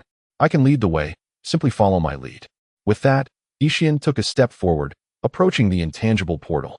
After a moment's contemplation, Tang Tian set off as well, swiftly surpassing Yi Xian to position himself at the forefront. "I shall be the first to enter. I do not entertain the habit of lagging behind," he declared as he approached the portal. The gaze of the onlookers fell upon Tang Tian, revealing a spectrum of emotions: indifference, scrutiny, approval, and derision. Yet one thing was certain. Tang Tian's choice had left a more profound impression on everyone, whether favorable or unfavorable. Upon reaching the portal, Tang Tian did not linger in thought, but stepped through with determination. The transition through the portal was devoid of sensation, yet upon crossing the brook, the vista before him transformed entirely. From this side of the brook, he had viewed a chaotic expanse of grassland, scarcely different from his own. However, once over, the grassland vanished entirely, replaced by a resplendent garden blooming with vibrant flowers. Surveying the surroundings, he noted an abundance of a singular type of blossom, akin to roses but possessing an even more enchanting allure. Bathed in the light of day, they gleamed with a vivid crimson, reminiscent of fresh blood. What astounded Tang Tian further was that these flowers did not resemble the false beings he had encountered previously. They were indeed living entities. They seemed endowed with a unique ability to insulate themselves from the surrounding forces of obliteration, remaining unaffected by them.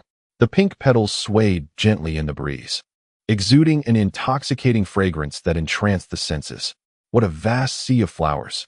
Truly beautiful. One might not find such a place in the grand world. Just then, Yi Xian emerged from the portal, captivated by the picturesque scenery before him. Breathing deeply of the floral aroma, his expression was one of sheer delight. Tang Tian regarded him with mild skepticism. While this floral expanse was indeed extraordinary within the Lingyun mountain range, the greater world surely held many places surpassing it. Moreover, the eerie quality of the crimson flowers was undeniable, and Yi Xian's reaction seemed somewhat exaggerated. Seemingly attuned to Tang Tian's thoughts, Yi Xian chuckled, saying, "Every individual's taste varies. This hue of red resonates with me." In the valley of deathly silence, there blossomed a vibrant sea of flowers, possessing a beauty that eludes the appreciation of the ordinary. Tang Tian pondered silently. The Valley of Death? This must be the current designation people use for the Lingyu. There appears to be no issue here. How shall we inform them? Tang Tian inquired. The portal is unidirectional. Once they enter, it is as if they have severed ties with the outside world. However, Yi Xian nonchalantly remarked, there is no need for notification. Even if you do, they will not believe it. They possess their own means of judgment. With that, he ventured into the sea of flowers, bending down to admire the beauty that resided within his heart. The reality aligned closely with his words. It wasn't long before someone stepped through the portal. The first to arrive was the supreme Tian Rue. He cast a glance at Tang Tian, but offered no further words, maintaining an air of calmness that was far less dramatic than Yi Xian's demeanor. After entering, he began to scrutinize his surroundings with great care. Soon after, Chengping, Yu Dai, and the Supreme Xiao Jun followed suit, entering in succession. After a brief period of adjustment to the changes, they collectively moved deeper into the flower-filled expanse. Moments later, they arrived at the very center of the floral sea, where 8 distinct paths unfolded before their eyes. Chapter 703. The Innate Inyang Bagua. This is an artificial formation. The Supreme Tianrui quickly made his assessment. Subsequently, the Supreme Qingping and the Supreme Yudi, after careful analysis, concurred with the Supreme Tianrui's assertion. To be precise, the sea of flowers surrounding them is, in fact, a composite of an illusionary array and a lethal formation. Moreover, it is man-made. It remains uncertain whether it was the handiwork of the Mother of Nature prior to her transformation. Tang Tian believed otherwise, as the Mother of Nature, due to her unique identity, would rarely employ nature in such a manner. Perhaps it was the work of the Realm Lord. Regardless of the perpetrator, they must be exceedingly powerful, for this grand array has transcended the comprehension of most Supremes, leaving only the 3 of them capable of conducting a preliminary analysis. Upon meticulous examination, they arrived at a conclusion. It is a variant of the innate Yin-Yang Bagua formation. The 8 paths ahead represent the 8 cardinal points of the Bagua formation: Qian, Kuan, Zhan, Sun, Kan, Li, Zhen, and Dui. Within these, Yin and Yang are intricately woven into the 8 cardinal points, establishing both the gates of life and death. In essence, among these 8 paths, 4 lead to the gates of life, while the other 4 lead to the gates of death. Once entered, the future remains uncertain. Supreme Tianrui remarked indifferently. The individual who arranged this grand formation is exceptionally skilled. This sea of flowers is equally peculiar, as their pollen poses significant obstacles and disturbances to the formation's resolution. At present, we can only ascertain that the Qian and Li paths are likely to lead to the gates of death. The others remain shrouded in ambiguity. Thus, the next step depends on your choices.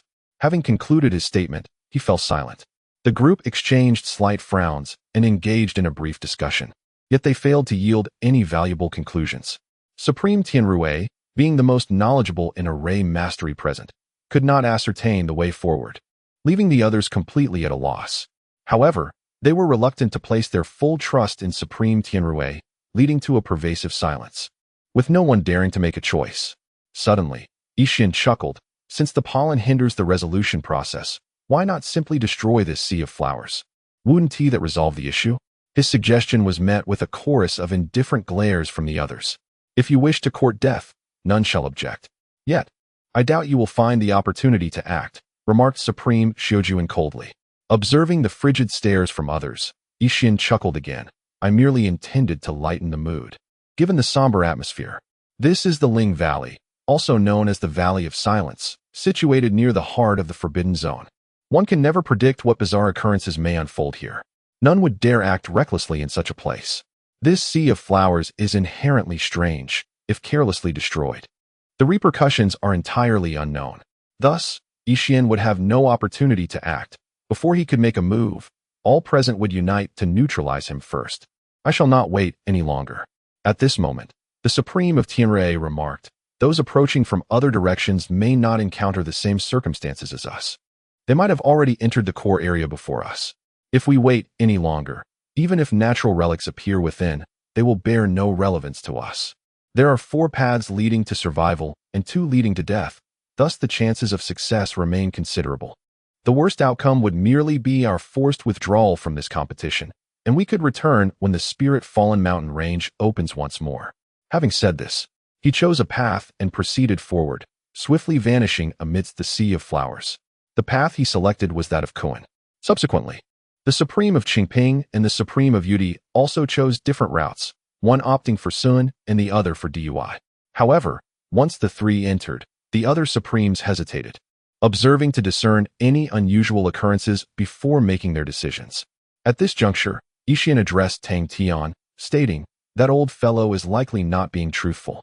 This grand formation is evidently extraordinary, and the worst outcome will surely extend beyond mere withdrawal from the competition. There is a possibility of incurring permanent injury to one's Tao. Tang Tian remained silent. In truth, the consequences could be even more severe, should one enter a dead end and respond inadequately. It could result in a supreme being eternally ensnared within this floral expanse. What perplexed him further was that the paths chosen by Tianrui, Qingping, and Yudi were all erroneous. Tang Tian could not fathom how their profound expertise in formation would lead them to select 3 paths of demise simultaneously.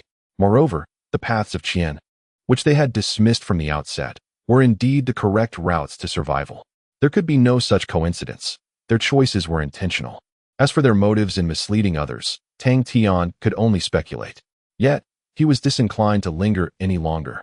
Aware that others were entering the core area from different directions. Although his objectives differed, he did not wish to fall significantly behind. In the heart of the Forbidden Zone, none could anticipate what circumstances might arise. With this thought, Tang Tian resolutely stepped forward, becoming the 4th individual to choose a path, selecting the one representing Qian. Brother, that is a path of death. Yixian's voice echoed behind him.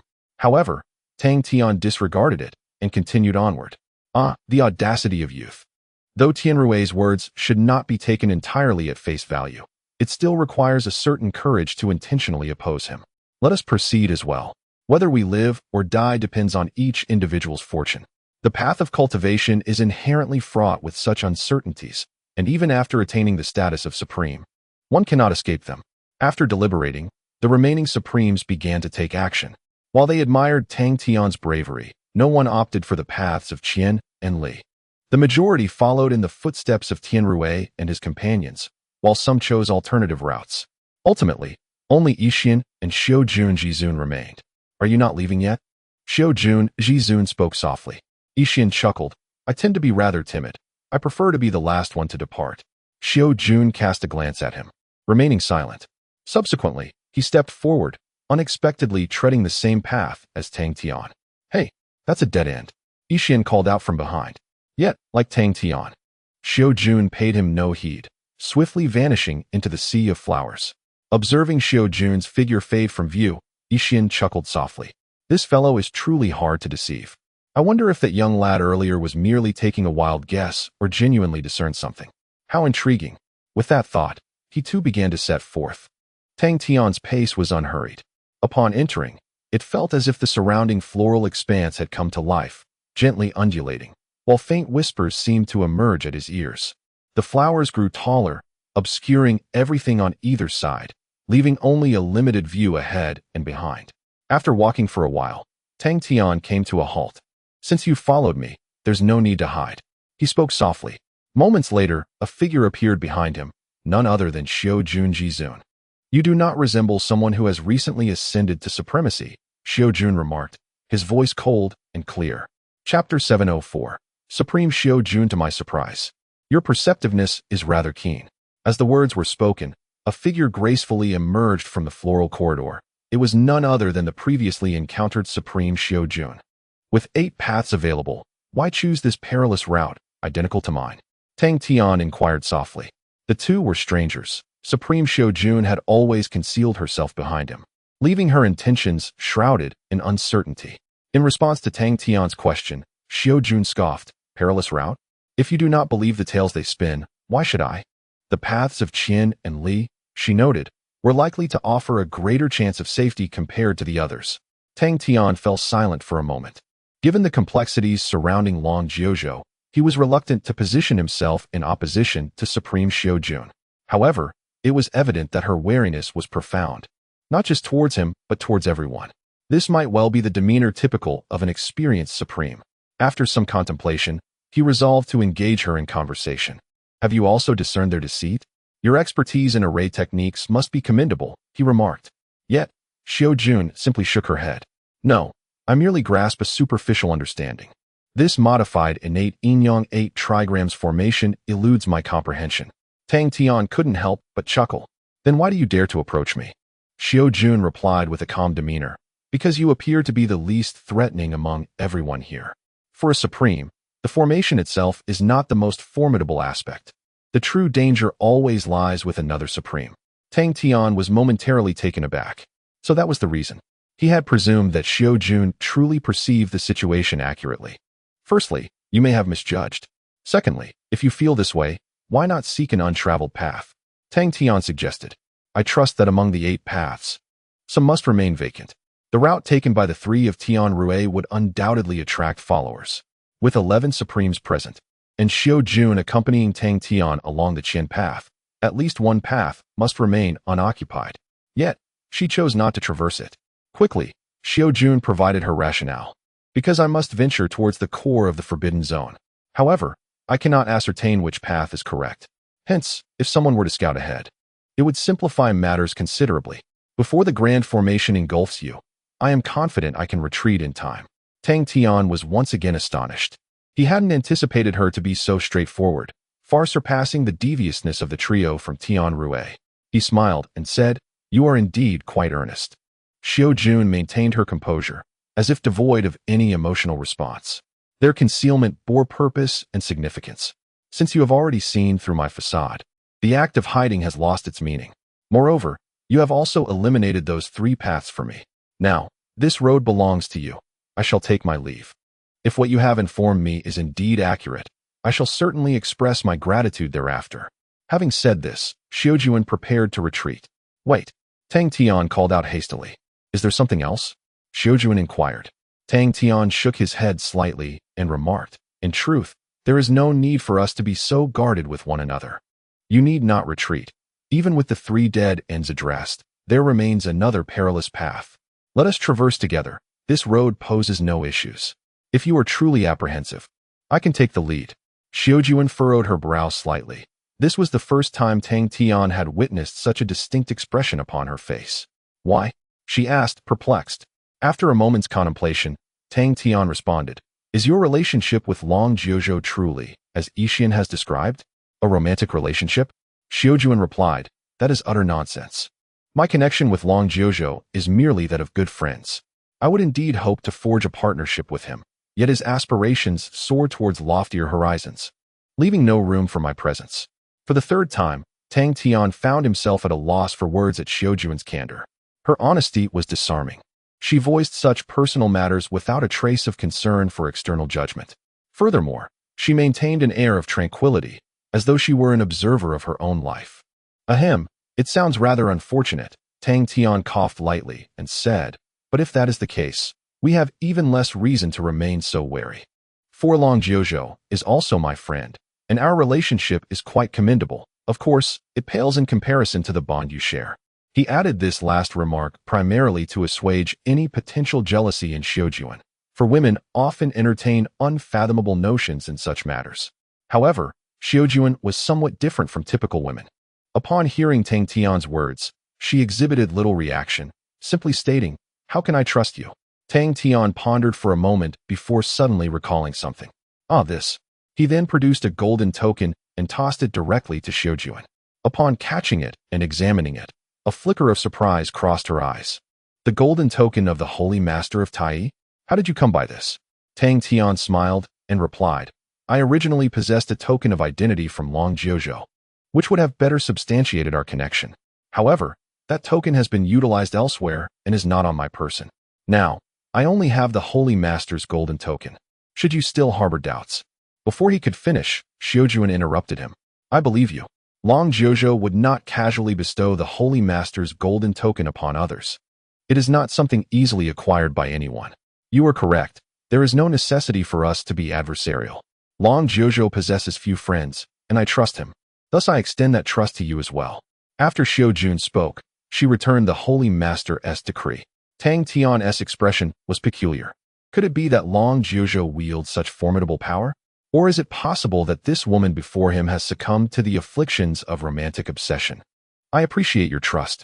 By the way, is there someone named Mo Qiufan in your Yaoren Holy Land?" Tang Tian inquired.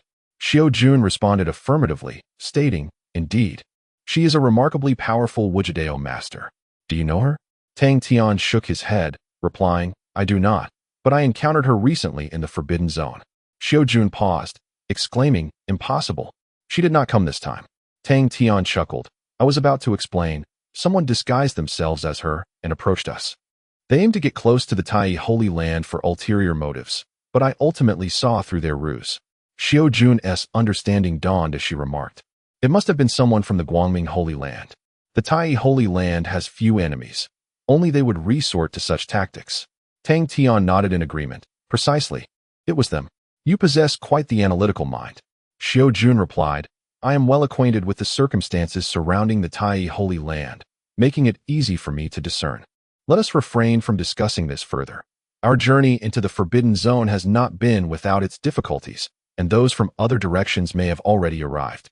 We should hasten to exit this floral expanse. With that, she prepared to step forward. However, Tang Tian once more halted her. Before we set off, it would be prudent to deal with that lurking rat behind us. With that, he unsheathed the Xingyue Immortal Sword and hurled it toward the edge of the corridor not far behind them. Chapter 705. Emerging from the Sea of Flowers, the Star Moon, celestial sword swiftly sliced through the air, effortlessly severing several towering flower stalks at the edge and embedding itself into the earth below. Almost immediately, a large rat leapt from the floral expanse, narrowly evading the blade's lethal edge. At that moment, Xiaojuan turned her gaze. Upon spotting the rat, a chill flickered in her eyes. Yixian, having had his identity unveiled, Yixian ceased his pretense, revealing his true form. Hee, little brother, I sensed you were extraordinary, and indeed, you are. You managed to see through my disguise. He maintained his usual cheeky demeanor, unperturbed by Tang Tian's attack. What is this? With so many paths available, you choose to follow me down this dead end. Do you intend to use me as a trophy, hoping to reap the rewards? Tang Tian inquired. No, he aims to kill us, Xiaojuan replied, her eyes growing colder. In that instant, a chessboard materialized in her hand. Simultaneously, a colossal phantom of the chessboard enveloped Yixian, placing him at its center. Then, two pieces, one black and one white, surged forth, infused with an overwhelming intent to kill, hurtling towards Yixian. Boom! The black and white pieces collided, annihilating each other in a cataclysmic explosion that unleashed a terrifying aura.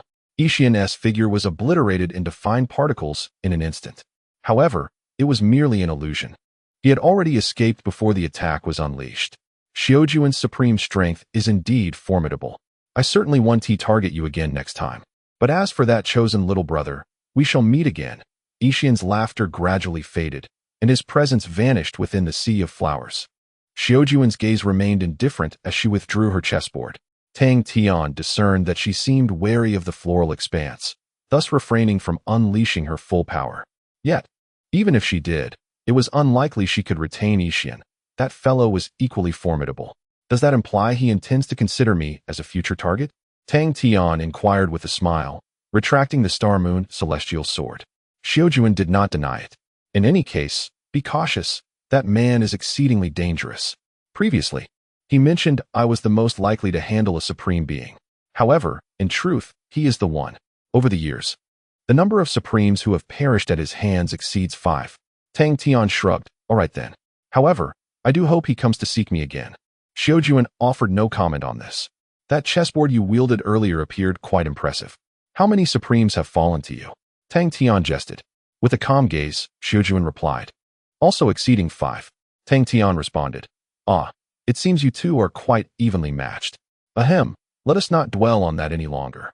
Let us proceed, for this sea of blossoms stretches quite a distance ahead. Subsequently, the two began their journey along the corridor of flowers. The passage was not particularly spacious, yet it was still capable of accommodating two individuals walking side by side. Along the way, they engaged in light conversation, predominantly with Tang Tian inquiring and Xiaojun responding. Xiaojun appeared rather disinterested in how Tang Tian had come to know Long Jiuzhou. In contrast, Tang Tian gleaned more insights about the realm of the Supreme from Xiaojun. In the vast expanse of the world, the number of Supremes is quite limited, with only a little over 100 actively participating in the outside realm. Thus, when Yixian remarked that the circle of Supremes is rather small, it was not mere exaggeration. The close-knit nature of this circle, coupled with their longevity, ensures that they are generally acquainted with one another, including those who prefer to remain reclusive. Tang Tian, being a complete enigma, stood apart as an anomaly. Xiaojun informed him that he would surely attract the attention of many. However, garnering the interest of other Supremes is not necessarily advantageous, as it often leads to attempts to gauge his strength. Should they ascertain his inadequacies, their predatory instincts would be unleashed upon him. The paths to becoming a Supreme are varied, yet fundamentally, They all involve harnessing some extraordinary divine relics to ascend to that esteemed status. The most commonly utilized relics are remnants of nature. After the Mother of Nature's demise, most of her relics were concentrated in the Ling Yun mountain range, though a small portion scattered across the world. To acquire one of these remnants is to gain the potential to ascend to supreme. However, as time has progressed, the natural relics in the outside world have nearly vanished, while the core regions of the Forbidden Zones still harbor them. Such relics are exceedingly precious and significant to the Supremes. Consequently, even if discovered, they are typically kept for personal use and seldom circulate outward, for no Supreme would willingly relinquish the opportunity to achieve unparalleled greatness. In such a context, Tang Tian, the seemingly newly ascended and unfamiliar Supreme, becomes increasingly noteworthy. Should he encounter formidable adversaries in the future, he could invoke the name of Long Jiuzhou. His name carries considerable gravitas. Yet I sense you will encounter little trouble. Just now, I did not even detect Yixian tailing us, Xiao Jun remarked. Tang Tian chuckled and replied, "It is merely luck." Hearing you say that, it seems the Supremes operate much like hunters in a dark forest, where encounters spell life or death. However, when I observed you all gathered together, it appeared quite harmonious. Did it not? Xiao Jun stated, "These two notions are not mutually exclusive. A Supreme will keep their fangs concealed until they possess absolute certainty of overcoming another. Yet, once the opportunity arises, they transform into bloodthirsty hunters. Divine relics of nature are exceedingly rare, ethereal in nature, yet a Supreme must undoubtedly command a complete world. Upon my utterance, you should comprehend my meaning." Tang Tian nodded, having acquired a preliminary understanding of the circumstances surrounding the Supreme Circle. However, it bore little relevance to him, for he had transcended that very circle, ascending to a loftier echelon. Should any foolhardy individual dare to approach him, he would not hesitate to transform them into his second supreme soul. "By the way, do you maintain frequent contact with Long Jiuzhou?" Tang Tian inquired, seeking to discern whether Xiaojuan was privy to the situation regarding the great heavenly sovereign. "Indeed, rather frequently," Xiaojuan affirmed, noting that merely a millennium had elapsed since their last correspondence. Tang Tian pondered anew the temporal perspective of the Supremes. A millennium surely precluded her from possessing any knowledge of the great heavenly sovereign or matters concerning divine favor. Has he arrived this time? This marked the first inquiry from Xiaojuan throughout their journey. "It is unlikely he could come," Tang Tian replied thoughtfully. "It appears he has discovered an opportunity for ascendance to the unparalleled, thus likely devoid of the energy to concern himself with this realm." Xiaojuan responded with a soft "oh." Tang Tian astutely sensed a shift in her previously tranquil demeanor, which now bore a hint of melancholy. Subsequently, they continued their dialogue while traversing onward, though Tang Tian refrained from broaching the subject of Long Jiuzhou once more. After a spell, the floral corridor before them suddenly vanished, and not merely that. The entire sea of blossoms dissipated as if it had never existed. They had exited the grand formation. Before them now loomed a towering wall reaching towards the heavens. Upon closer examination, it became evident that it was not merely a wall, but rather an infinite tangle of roots, densely interwoven and intricately twisted. "Earthly roots?" Xiaojuan exclaimed in astonishment. "How has it grown to resemble this?" Chapter 706. Recklessness. Before Tang Tian stood an endless, towering wall, obstructing their path. Its length appeared to be beyond the capacity of the entire Lingyun mountain range. However, Tang Tian discerned that this formidable barrier emanated a powerful force, altering the very fabric of this space. Circumventing it was undoubtedly impossible. "What is the Earth's roots?" Tang Tian inquired. Xiaojuan elucidated. "It is a unique entity that exists solely within the Lingyun mountain range. Yet, its shadow casts across every corner of the great world. It serves as the cornerstone that stabilizes this land, enabling nature to exert its influence upon the entirety of existence. One might say it is the foundation upon which all beings rely." Tang Tian stroked his chin thoughtfully. "Is it akin to the world tree?" Xiaojuan nodded, "In a sense. Yes. However, it does not possess the legendary strength of the world tree. It merely serves to solidify the earth and nature. The world tree, on the other hand, is omnipotent, even transcending the heavenly Tao. Yet, it is possible that people's reverence for the world tree has been exaggerated, for none have ever witnessed its existence firsthand." Tang Tian fell silent, acutely aware that not only had people not exaggerated its significance, but they had also underestimated it. The influence of the world tree far surpassed common perception, for within his new world existed such a tree, one he had personally cultivated. You claim that the projection of the Earth's roots permeates every corner of the world, yet I have never encountered it, Tang Tian remarked. Xiaojuan gazed ahead and replied softly, that is because the mother of nature has perished. The Earth's roots were born alongside her. Upon her demise, they too effectively ceased to exist. Since then, their projection has vanished from the world, resulting in a stagnation and regression within nature. Tang Tian realized. No wonder the world had withered so rapidly, in irreversible decay. The root cause was indeed the mother of nature. For all beings, her presence was paramount. And with her loss, the progress of the entire world came to a halt. Following the fall of the mother of nature, the Earth's roots not only ceased to influence the great world, but also underwent significant mutation. Xiaojuan continued, 1,000,000 years ago, the Earth's roots were a supreme divine artifact, only slightly inferior to the extraordinary relics of nature. If abundant in number, they could elevate one to the pinnacle of existence. However, now they have transformed into a perilous entity. No one knows what changes have transpired within them. Yet any living being that unwittingly approaches will be subjected to indiscriminate assault, with no possibility of survival. The last time I encountered them in the Lingyun mountain range, they still lay concealed underground, with only a small portion occasionally surfacing. One could simply navigate around them. Yet now, an imposing wall has taken shape before them. It is evident that considerable effort will be required to breach it. Tang Tian nodded, sensing the omnipresent peril emanating from the towering barrier ahead, as well as an undercurrent of hostility. So, we must force our way through, he inquired. Xiaojuan affirmed, indeed, we have no choice but to advance forcefully. Diverting to another direction would certainly be too late. However, the roots of the earth will alter the space, and upon entry, we shall be immediately separated. I will be unable to accompany you. Ponder this well. Even a sovereign would find it arduous to traverse such a high wall. Tang Tian chuckled, indicating that he was unperturbed. At present, he felt quite capable of overcoming this barrier. Just as they were preparing to set forth, a commotion arose behind them, and several figures emerged from the void. Upon turning around, they recognized the sovereigns who had previously confronted the sea of flowers alongside them. Tian Rue, Cheng Ping, and Yu Dai were the first to step forward. Soon after, 2 more sovereigns joined them, exuding formidable auras. However, the number had dwindled from 11 to 7. Tang Tian did not catch sight of Yi Xian, but given that fellow's prowess, it was implausible for him to have succumbed to the flower sea formation. Thus, the fates of the other 3 sovereigns were likely grim. As Tang Tian scrutinized them, they too regarded him with surprise at his seemingly unscathed appearance. Yet, their astonishment was fleeting, quickly shifting their focus back to the towering wall ahead. Roots of the earth?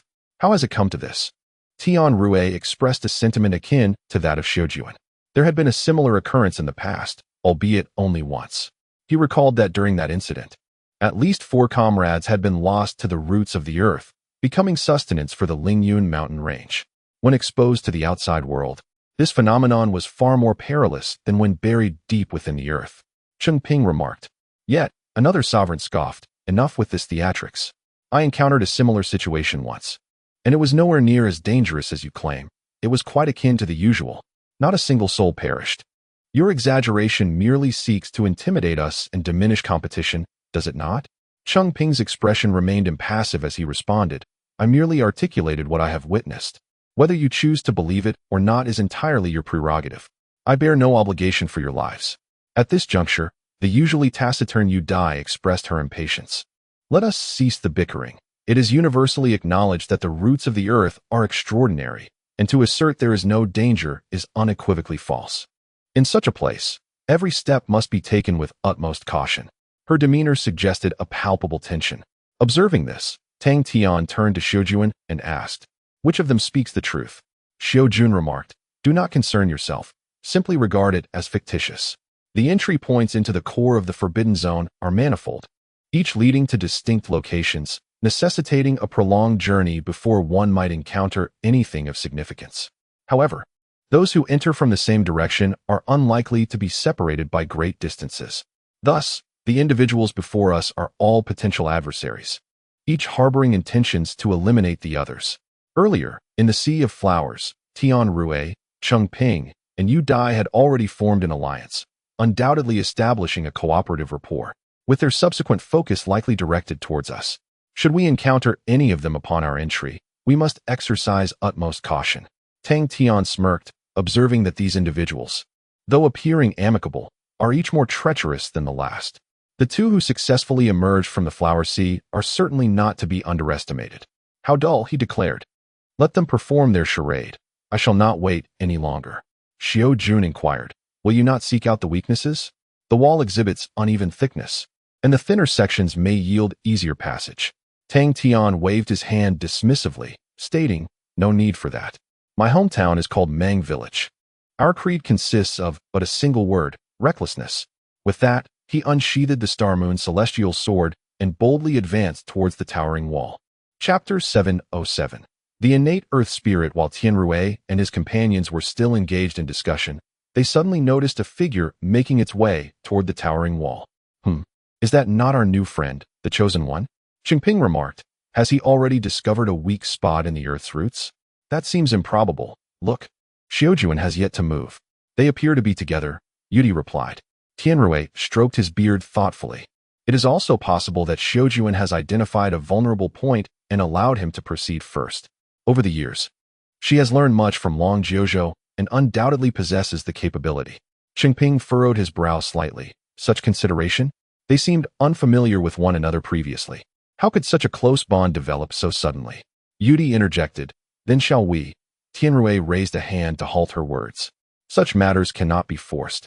Xiaojuan is a particularly elusive target. Let us first devise a means to traverse the high wall. We cannot allow a newcomer to outpace us. If he were to discover the natural relics first, we would be the subject of mockery among our peers. Thereafter, the trio shifted their focus away from Xiaojuan and Tang Tian, concentrating earnestly on the imposing wall before them.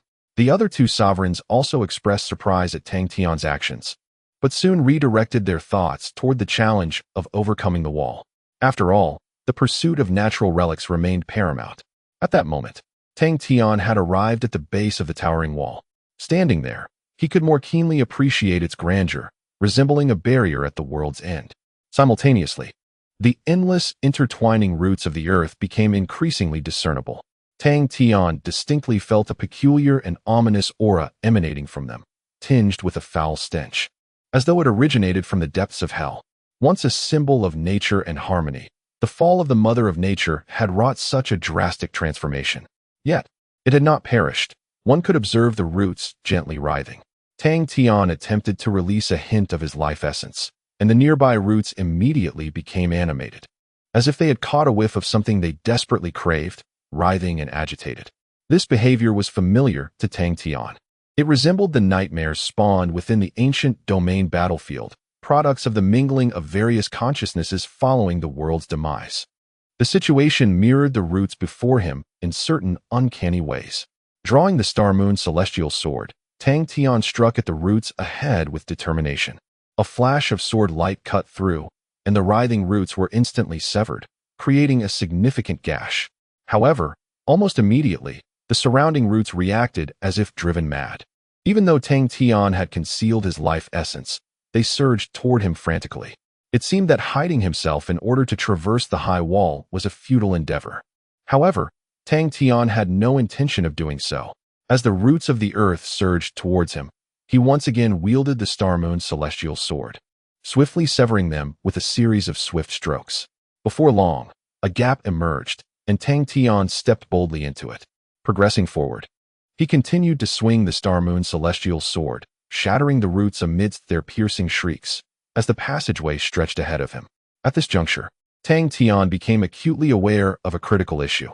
The most fearsome aspect of the Earth's roots was not their offensive capability, as such attacks could be easily countered by an ordinary sovereign. Instead, their true terror lay in their seemingly endless numbers and their astonishing regenerative abilities.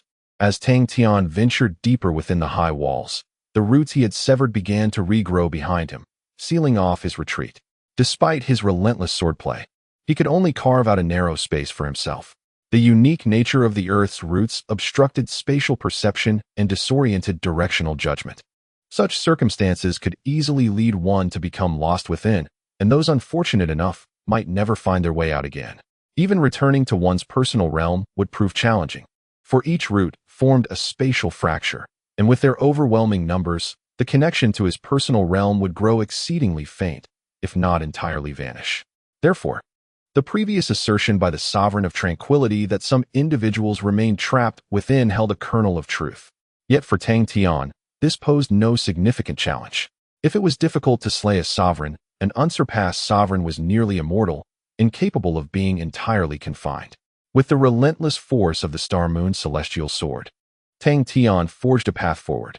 After approximately the time it takes for an incense stick to burn, his vision suddenly cleared, revealing a dim yellow light from above. With a leap, Tang Tian emerged into the open air. Instantly, all traces of the earth's roots vanished, along with the dissonant shrieks.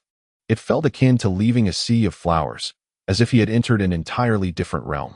Retrieving the Star Moon Celestial Sword, Tang Tian surveyed his surroundings, only to find himself standing amidst a vast desert. The sand was a peculiar earthy yellow, a blend of sand and soil, whipped up by the wind, coloring the entire expanse in a similar hue. Would there be a pavilion in such a place? Tang Tian had made a pact with Xiaoshu to call it only upon sighting a pavilion. Yet, the current landscape appeared devoid of such structures. Moreover, could a pavilion from 1,000,000 years ago have survived to the present day? After pondering for a moment, he resolved to venture ahead, hoping for a change in circumstances. To his astonishment, the transformation occurred swiftly.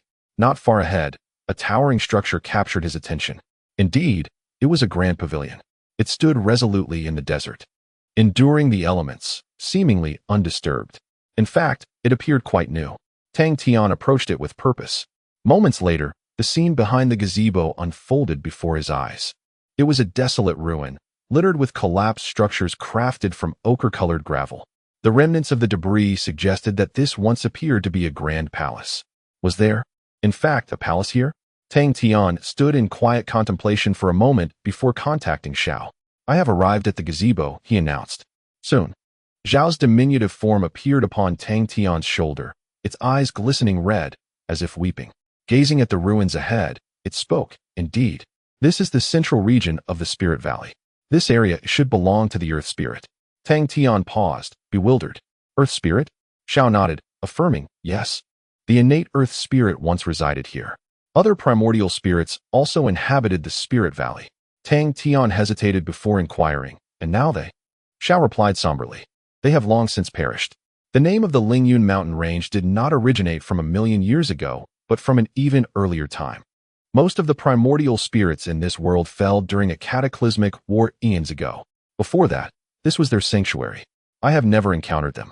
My master shared these tales with me. Tang Tian fell silent, realizing why he had never come across the presence of the primordial spirits. "Is there a place nearby, like the one I inquired about earlier?" he asked. Xiao nodded, gesturing towards the right front. "There lies one, not far from here. At the edge of the Earth Spirit's territory, there exists a chaotic swamp. If one were to inadvertently fall into it, even the supreme beings would find it impossible to escape. I once fell in while playing, but my master rescued me, so the memory remains vivid. The chaotic swamp does not change with the passage of time, so it undoubtedly still exists. What do you intend to do with it?" Tang Tian grinned. "Engage in conversation with someone of dubious intentions." Chapter 708. The Chaotic Swamp under the subtle guidance of Xiao. Tang Tian traversed the ruins of the palace of the primordial Earth Spirit, officially entering the heart of the Spirit Valley. The remnants of the palace were vast, and the sheer size of the dilapidated structures suggested that they were once inhabited by towering giants. Through Zhao's narration, Tang Tian learned that this place had once thrived with life. For instance, within the palace of the primordial Earth Spirit, numerous derivative postnatal Earth spirits had resided, living harmoniously for generations in what resembled a serene paradise. Unfortunately, it was all obliterated during the cataclysmic war that shattered the multiverse. The realms were fragmented, leaving the primordial spirits with no space to exist. Even those who survived the initial onslaught eventually faded away in the ensuing years. In the present world, the presence of any primordial spirits had long since vanished. Xiao remarked that the Earth Spirit was among the stronger of the primordial spirits, and the palace's expanse was relatively substantial. After over a quarter of an hour of walking, they arrived at the location Xiao had described. It was situated at the edge of the Earth's spirit territory, adjacent to a dense jungle where towering trees were abundant. In the narrative, this area marked the domain of the primordial wood spirit. This is the place. Xiao pointed towards an open patch of land ahead. At first glance, it appeared to be an ordinary meadow, adorned with wildflowers, exuding a faint, pleasant fragrance. Yet, upon closer inspection, one would discern a perilous chaotic pool hidden beneath the grass. The fusion of chaos with the unique powers of the earth and wood spirits had birthed this treacherous swamp. Should one inadvertently fall in, even the most powerful would find it exceedingly difficult to escape. Tang Tian nodded. This was precisely the location he sought. You mentioned wanting to converse with someone of ill intentions. Where are they? Xiao inquired. With a smile, Tang Tian opened his palm, revealing a brown ancient zither that appeared in his grasp. This fellow has concealed themselves within this zither, masking all traces of their presence, thinking I would remain unaware. Such deliberate scheming to stay by my side must surely harbor ulterior motives. Moreover, she is likely aware of my origins and your existence, fully cognizant of the situation. Xiao was momentarily taken aback.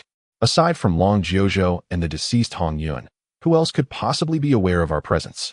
Tang Tian pondered for a moment before replying. I have a hypothesis regarding her identity. However, there is no need for conjecture now. Casting her into the chaotic swamp will reveal everything. With that, he surveyed the ancient zither, knowing that the true form of the nightingale fairy was concealed within, having shut herself off from the external world. Without further hesitation, Tang Tian flung the zither toward the chaotic swamp. The ancient instrument arced gracefully through the air, landing upon the seemingly tranquil meadow. After rolling a few times on the grass, a patch of weeds was flattened. However, just as it came to a halt, an invisible force enveloped the ancient zither entirely. In the next moment, the ground erupted, and the chaotic energy surged violently, obliterating the grass above in an instant, revealing a bizarre substance that shimmered like silver while emanating a dark luminescence. This was not matter in the conventional sense, but rather a fusion of chaos and substance. The two elements churned together, boiling as if in a cauldron of viscous material, utterly indescribable. As this tumultuous energy swirled, the mutated chaotic force enveloped the marsh above, sealing off all pathways of energy. Subsequently, this force began a brutal assimilation of the foreign object that had plunged into the marsh, the ancient zither, forcing it to transform into a substance identical to itself. Yet, the zither was no ordinary object. Under the onslaught of the chaotic energy, it radiated a hazy brilliance that repelled the invading force. Quite impressive indeed. A glimmer of astonishment appeared in the small eyes as he remarked, I am quite familiar with this marsh. Not even a primordial artifact could withstand its devastation, let alone a supreme weapon of destiny. Could this zither be the fabled weapon of an unparalleled sovereign? Tang Tian stroked his chin thoughtfully. It is certainly a possibility. If she truly possesses such a legacy, there remains a chance to acquire such an artifact. Alternatively, her actions may have warranted a treasure of this caliber. Frowning slightly, the two continued to observe the zither's transformation. The ethereal glow indeed shielded the zither from the chaotic marsh's force, safeguarding its essence. However, the current zither was merely an unclaimed instrument.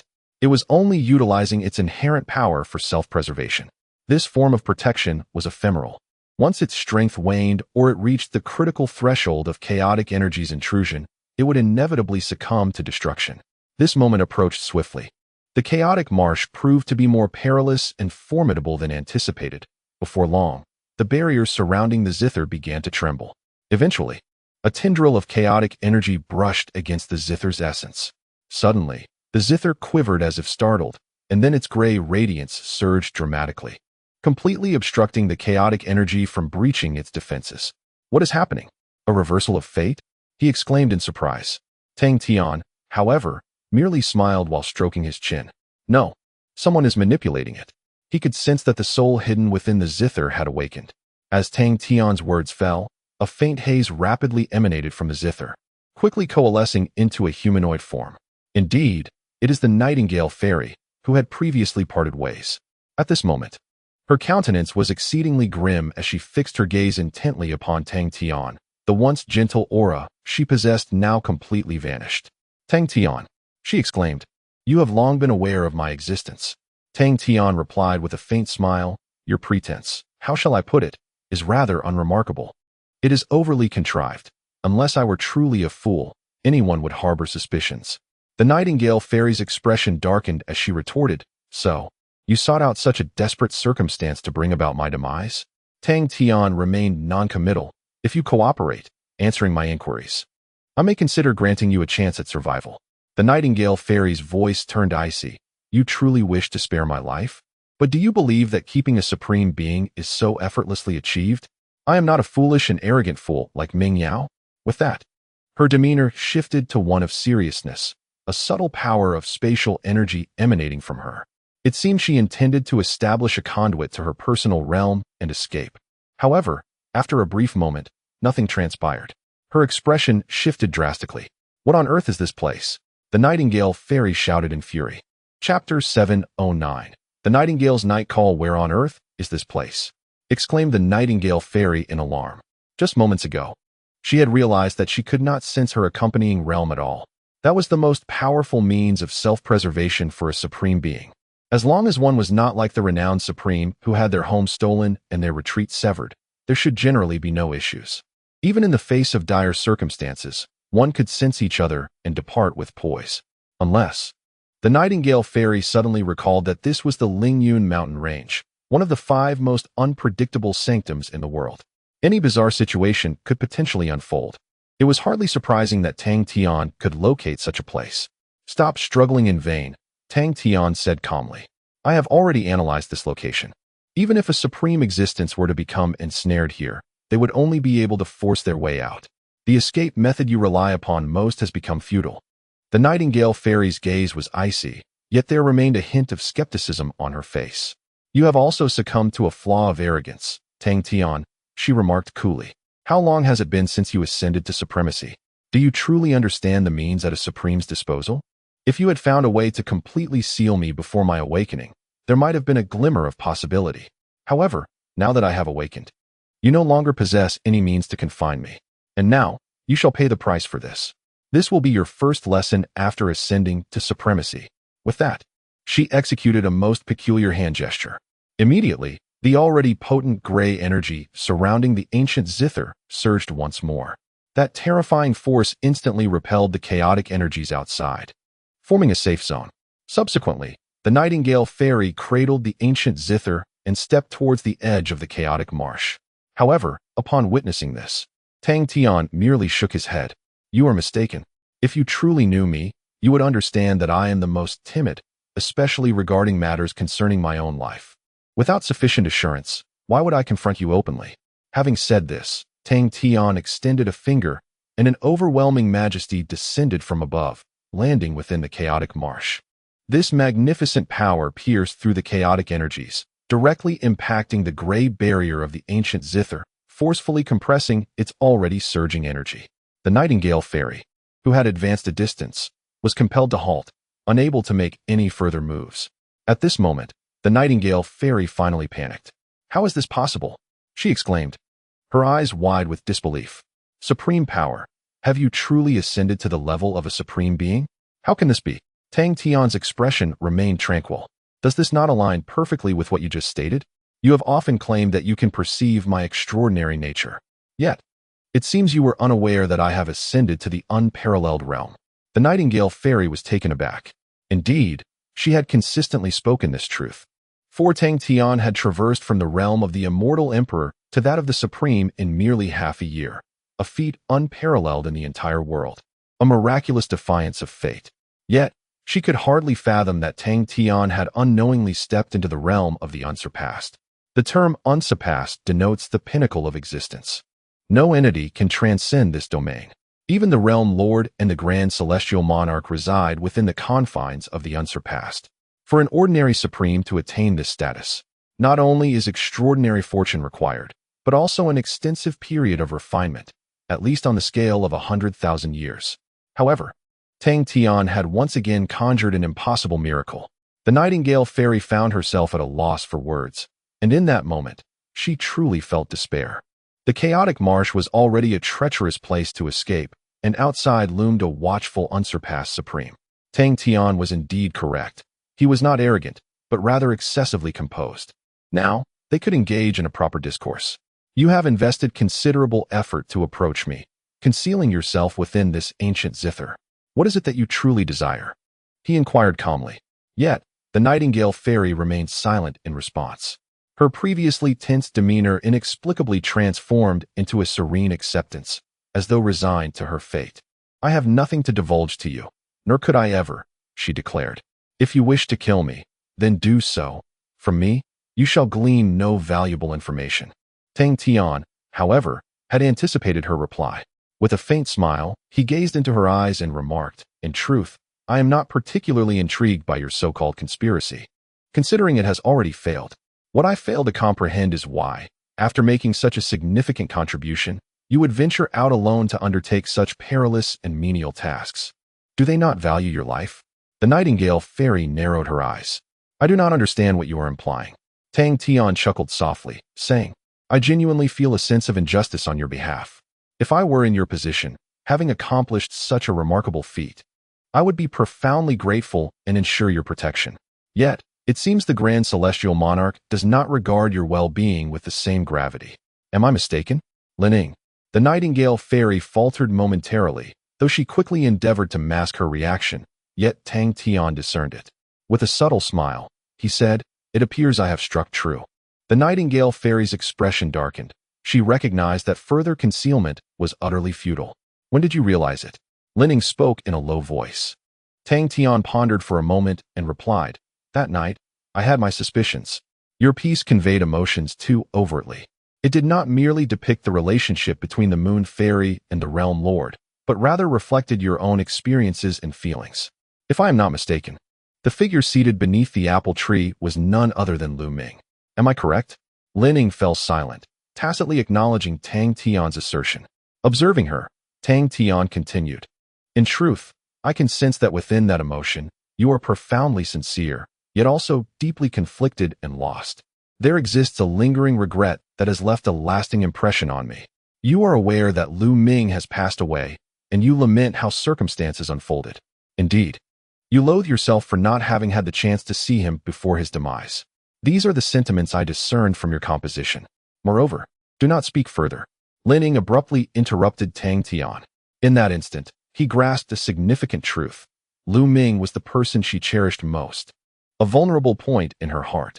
This was further evidenced by the name she had chosen for herself, Nightingale Fairy. Lining, Nightingale. She had never truly relinquished the memory of the one who sat beneath the tree. I did not wish for his death. That was never my intention. Lining cried out hoarsely. Tang Tian regarded her with calm intensity. Then what was your true intention? Chapter 710. Fated enemies. Lining harbored profound feelings for Lu Ming, a fact that became evident when Tang Tian mentioned Lu Ming, eliciting an excited reaction from her. The most compelling evidence of her emotions was the poignant piece she had performed for Tang Tian, a composition that encapsulated her entire sentiment towards Lu Ming. She was undoubtedly aware of Lu Ming's demise, and the deep regret she felt could not be feigned. Why did you choose to play that piece for me? Tang Tian inquired. Surely you understand that it could easily reveal your true identity. Lining remained silent, having shed the guise of the Nightingale Fairy, transforming into a figure marked by coldness, yet brimming with complex emotions. Noticing her reluctance to discuss the matter, Tang Tian suggested, Very well, I shall pose another question. You claim that it was never your intention for Lu Ming to perish. Yet, why did you not take any action from the beginning? Manipulating the resurrection of the great heavenly monarch beneath Long Jiuzhou's very nose, and ascending to the supreme in such a short span of time to safeguard Lu Ming's life, should not have posed a significant challenge for you. After all, you possess a formidable entity capable of altering the heavenly decree. Lin Ying's gaze turned icy, and the coldness in her demeanor intensified as Tang Tian broached this subject. He should never have died. Without your interference, he would have ascended to the upper realm long ago. I had even prepared the means for his ascension to the supreme. Yet, your presence thwarted everything. Lin Ying's tone was frigid. However, Tang Tian merely smiled disdainfully, responding, Do you truly believe that narrative? Shortly after the resurrection of the great heavenly monarch, Long Jiuzhou became aware of the entire situation. And you must know that the sun god stands behind Long Jiuzhou. If you genuinely wished to save Lu Ming, there was but one opportunity: to extract him from the cloud summit heaven while he completed his task. Only then would it have been the most prudent course of action. Yet, you chose to relinquish Lu Ming's life. Lin Ying gritted her teeth, her icy demeanor now tinged with a barely concealed hatred. However, that animosity was not directed at Tang Tian, but rather at another individual. Tang Tian quickly discerned the object of her ire. I understand now. You indeed did not wish for Lu Ming to perish in the lower realm. However, you found yourself powerless to rescue him. Those with the ability to do so were unwilling to expend effort on a pawn that had lost its value. Am I correct? Tang Tian spoke softly. Lin Ying pressed her lips together, refraining from directly answering the question. Yet, Tang Tian could ascertain from her reaction that the situation was, in fact, as he had surmised. There exists but one possibility. Thus, the sole object of Lin Ying's animosity must be one person, De Tianjun. Should this be the case, it becomes abundantly clear why Lin Ying has appeared here alone. You have encountered a conflict with De Tianjun? Tang Tian stroked his chin. Speaking slowly, you must harbor significant dissatisfaction regarding Lu Ming. Hence, you chose to depart from De Tianjun's side and ventured out on your own. However, Lu Ming's contributions in this matter do not significantly overshadow yours. He was directly cast aside as a pawn, whereas you. As Tang Tian scrutinized Lin Ying, he remarked, I do not intend to belittle you, but with your own strength, it is utterly implausible for you to ascend to the status of a supreme within a century. Therefore, not only were you not discarded as a pawn, he even aided you in attaining the rank of supreme and bestowed upon you this ancient zither, a treasure of unparalleled supremacy. Why then is there such a stark disparity in treatment between you and Lu Ming? What kind of relationship do you share with De Tianjun? Once more, Lin Ying abruptly interrupted Tang Tian. Do not speculate, she declared coldly.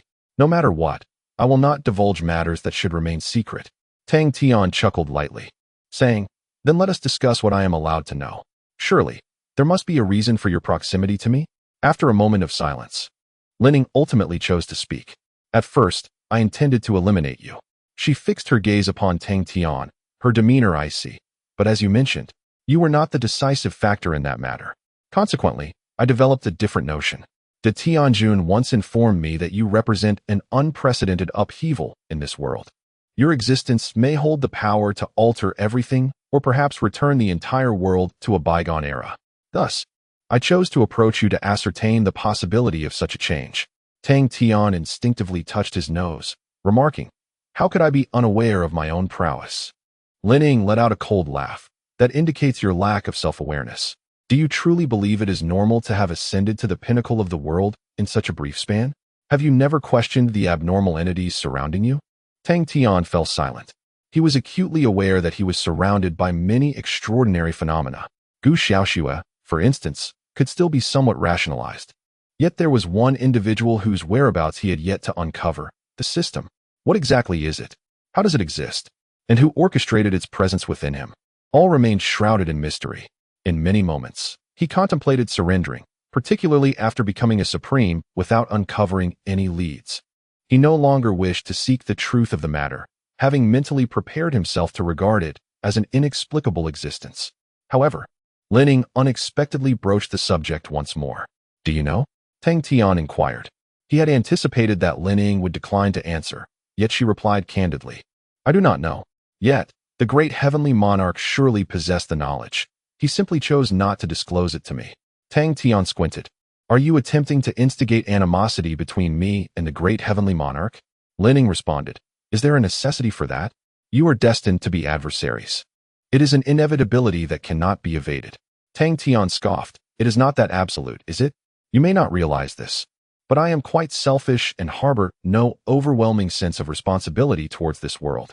Therefore, there is no compulsion for enmity between us. Lin Ying shook her head. Such a possibility does not exist. Your fates are irrevocably opposed, and no alteration is conceivable.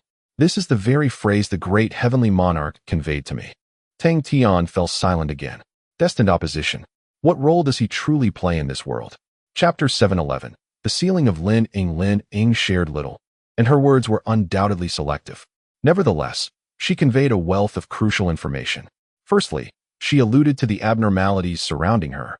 and Tang Tian felt a sense of certainty that she was not referring to Xiao or Gu Xiaoxue. This matter was known to both Long Jiuzhou and the Sun God. Yet Tang Tian had not received such an exaggerated appraisal from them. The notion of altering everything and returning the world to a bygone era was indeed too extravagant. Tang Tian could scarcely fathom the magnitude of power required to achieve such a feat in any case. The notion of an unparalleled supreme being was utterly implausible. Secondly, there was the so-called destined opposition with the great heavenly Lord. He indeed bore little affection for this world, having even prepared himself for its potential annihilation. Thus, regarding the great heavenly Lord's intent to destroy the world, it seemed that there existed a possibility for reconciliation rather than an absolute irreconcilability. This suggested that other motives were at play. What could these motives possibly be? After some contemplation, it appeared to be related to the ultimate objective of the great heavenly Lord. The purpose behind the annihilation of the world was not for mere amusement, but to achieve a feat that even the realm's masters had not attained: eternity. This was a legendary state. If the Supreme transcended the world and the unparalleled Supreme governed it, then the eternal Supreme would preside over the entire chaotic universe, surpassing all known existence. This was the ultimate aspiration of the great heavenly Lord. If Tang Tian was destined to be an adversary of the great heavenly Lord, then the crux of the matter could only lie within this objective. Would he then become a stumbling block on the path to eternity for the great heavenly Lord? Tang Tian shook his head, still unable to discern his connection to this affair. Perhaps the information he possessed was simply insufficient. Of course, one could not entirely dismiss the possibility that Lin Ying was lying. After all, both she and the great heavenly Lord were among those she despised. And what could be more delightful than inciting enemies to annihilate one another? Lastly, beyond Lin Ying's spoken words, there were subtle hints of concealed information. From her discourse, it was evident that her relationship with the great heavenly Lord was anything but ordinary. The nature of the great heavenly Lord could be gleaned from his treatment of Lu Ming. He was certainly not one to be guided by sentimentality. Yet, his care for Lin Ying was remarkably generous. Not only did he elevate her to the status of supreme, bestowing upon her an ancient zither for her protection, but he also divulged numerous secrets to her and allowed her to roam freely. This was a stark contrast to his demeanor towards Lu Ming. Regrettably, Lin Ying would not divulge the specifics of the reasons behind it. Thus, your approach to me is to ascertain whether you can exploit me to return the world to a certain time of year. For instance, to the era when Lu Ming was still alive? Tang Tian inquired. Lin Ying slowly nodded. Indeed. However, it is not about the time when he was alive, but rather when Grandpa Zhu was still among us. Had Grandpa Zhu not perished in that tempest of power, we would not have been entangled in matters concerning the great celestial monarch. Consequently, all subsequent events would never have transpired. We might eternally remain confined to the lower realm, yet we would never be separated. Tang Tian gazed at her silently and spoke softly. Is there a significant possibility? Lin Ying shook her head. It is exceedingly slim. Indeed, you are quite extraordinary and may possess such power. However, the great celestial monarch would never allow you to reach that juncture. He is far more formidable than you can imagine. There exists no one in this world capable of obstructing his advance. Tang Tian shrugged. Not even the realm master? Lin Ying refrained from answering. This topic seemed to delve into matters she could not disclose. Tang Tian did not press further, stating, very well. Yet, in truth, it no longer mattered. I can unequivocally inform you that even if I were to possess such power, I would not undertake such deeds for you. To be honest, I do not harbor any fondness for your kind. No matter how fervently you may appear now, Lu Ming is irrevocably gone, completely deceased. All traces of his existence have vanished from the world, rendering him a nonentity. Lin Ying's eyes dimmed. I have no expectation for this to come to fruition. You are correct. The current display of affection holds no significance. It is so insincere that it evokes laughter. Perhaps my proximity to you, clinging to that fleeting illusion, is merely an escape from my own heart. As she spoke, she shook her head, the last glimmer of light in her eyes gradually fading. Yet, at this point, it mattered little. Being ensnared here by you is entirely my own doing.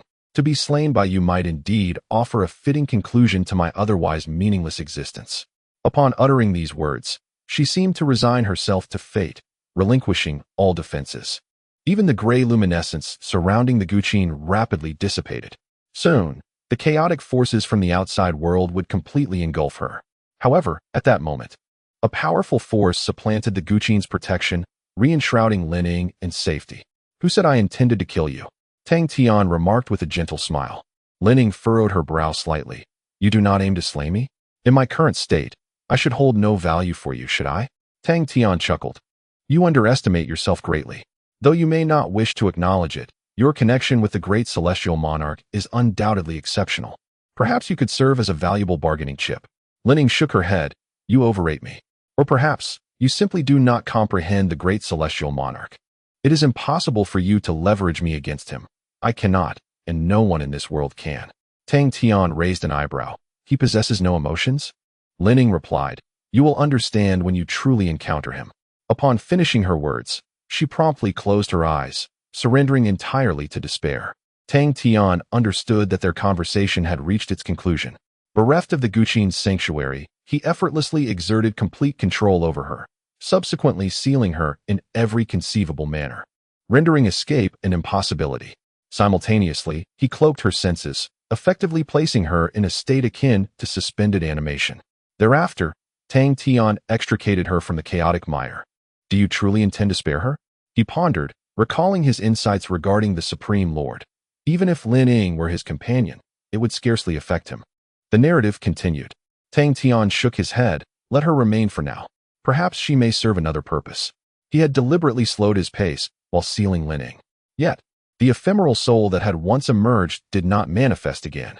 Nevertheless, Tang Tian was confident that she would inevitably reappear at an opportune moment.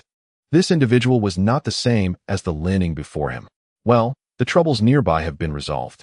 Let us proceed to our destination, Tang Tian declared. Xiao nodded slightly, casting a glance at the Guqin submerged in the chaotic mire, inquiring, Shall we not take that artifact? An unparalleled supreme-grade weapon is a rarity. Tang Tian waved his hand dismissively. I have no desire to keep the belongings of the Supreme Lord. Who knows what secrets they may harbor? He added, besides, do we appear to be in need of money? Let us depart, he concluded, turning away. After lingering on Tang Tian's shoulder for a moment, Xiao returned to the New World. Chapter 712. The Divine Extermination Array little returned to the New World, yet it maintained constant communication with Tang Tian. Refraining from lingering outside due to concerns about encountering other supreme beings that might expose its existence. For those supreme beings, the allure of divine favor far surpassed that of natural relics. This was a precaution taken for Little's safety. Guided by its insights, Tang Tian traversed the dense region of primordial wood spirits, continuing towards the heart of the Spirit Valley. The place where I reside with my master is a tranquil little lake. It is also where her essence ultimately resides, the novel narrates. Tang Tian nodded. This serene lake was indeed their final destination. They journeyed through several territories inhabited by primordial spirits, each expansive area consuming several hours of their time. The scene shifted once more, leading them into a realm of ice and snow. This was the domain of the primordial ice spirits. Upon passing through this area, they would reach the Spirit Lake. As the narrative unfolds, Tang Tian surveyed the surroundings. Apart from the ice and snow, nothing else existed. However, unlike other territories of primordial spirits, the ice palaces here remained intact, having withstood countless years of falling snow, standing proudly upon the earth and gleaming with the unique luster of ice. Then let us proceed, Tang Tian declared, stepping onto the thick blanket of snow. However, after advancing a short distance, Little suddenly called out to him. Wait. Tang Tian halted. What is it? After a moment of silence, Little spoke softly. I believe I sense some essence of my master emanating from the palace over there. Tang Tian was taken aback. In the previous territories of primordial spirits, Little had not experienced such sensations. What could evoke such a response in Little? Should we investigate? Tang Tian inquired. Little nodded, logically. There should be nothing belonging to my master here. Nevertheless, it would be prudent to take a look. There may be unforeseen developments. After all, I have been away from here for 1,000,000 years, and anything could have transpired. Tang Tian agreed, making his way towards a nearby palace. This ice palace appeared to be the largest in the realm of primordial ice spirits, seemingly the dwelling place of the ice spirit itself. The architecture was still grand, with dozens of colossal columns supporting the snowy palace. At the forefront of the palace was a magnificent throne, flanked on either side by rows of ice-carved seats. It was evident that this place had once been vibrant with life. Alas, time had altered everything. The lively scenes of yore had vanished, leaving behind only the cold edifices that silently narrated the tales of the past. It seems there is something atop the throne, the novel stated. Tang Tian stepped forward, approaching the throne. Upon standing here, he finally noticed an irregular fragment placed above the throne. The fragment, dull in hue, resembled jade. Yet Tang Tian quickly recognized its true nature. It was a piece of natural relic. However, this relic was unlike the smaller one he had encountered. It bore no trace of the natural essence. Had it not been for the subtle reminder from Xiao, he might have overlooked its existence entirely. Yet, upon closer inspection, Tang Tian could confirm that it was indeed the natural relic long sought after by many sovereigns. This, Xiao evidently discerned what it was, her voice quivering with emotion. How could it possibly be here? After a moment of silence, Tang Tian spoke softly. I have heard others say that such relics have appeared in other parts of the great world. Xiao replied with a gentle hum, I understand. My master inherently belonged to the entire world. Although she perished in the Spirit Fall mountain range, remnants of her existence would inevitably scatter over time. Thus, its presence here is not altogether surprising. Tang Tian nodded in agreement, acknowledging the truth in her words. The Mother of Nature was indeed the embodiment of all living things in the world. Had the Spirit Fall mountain range not been so unique, her remains would have been evenly dispersed across every corner of the realm. He refrained from telling Xiao that the natural relic had now become a coveted prize among wolves, as such knowledge would only deepen her distress. He had no intention of taking this relic with him. It served him little purpose, and he decided it would remain in this palace for eternity. However, just as Tang Tian prepared to depart, a powerful aura emanated from a formation, enveloping the entire palace. This was a fearsome killing array, deliberately arranged by someone. Clearly, the adversaries had arrived earlier, concealed themselves, and set this trap, awaiting the entrance of their prey. The natural relic before him was likely a bait left intentionally. Turning his head, a familiar voice echoed from all directions. Chosen One. To his astonishment, they had managed to find this place. As the words fell, two figures emerged before Tang Tian, the previously encountered Supreme Tianrui and Supreme Qingping. Indeed, they had formed an alliance. However, Tang Tian did not see the figure of Supreme Yudi. What a pity! He had hoped to ensnare a great catch. Supreme Qingping's tone was noticeably displeased. Tianrui disregarded his sentiment, and, gazing at Tang Tian, remarked, Your luck is quite remarkable. To reach this place on your first visit to the Spirit Fall mountain range. What of Supreme Xiujuan? Tang Tian replied calmly, I did not encounter her upon entry.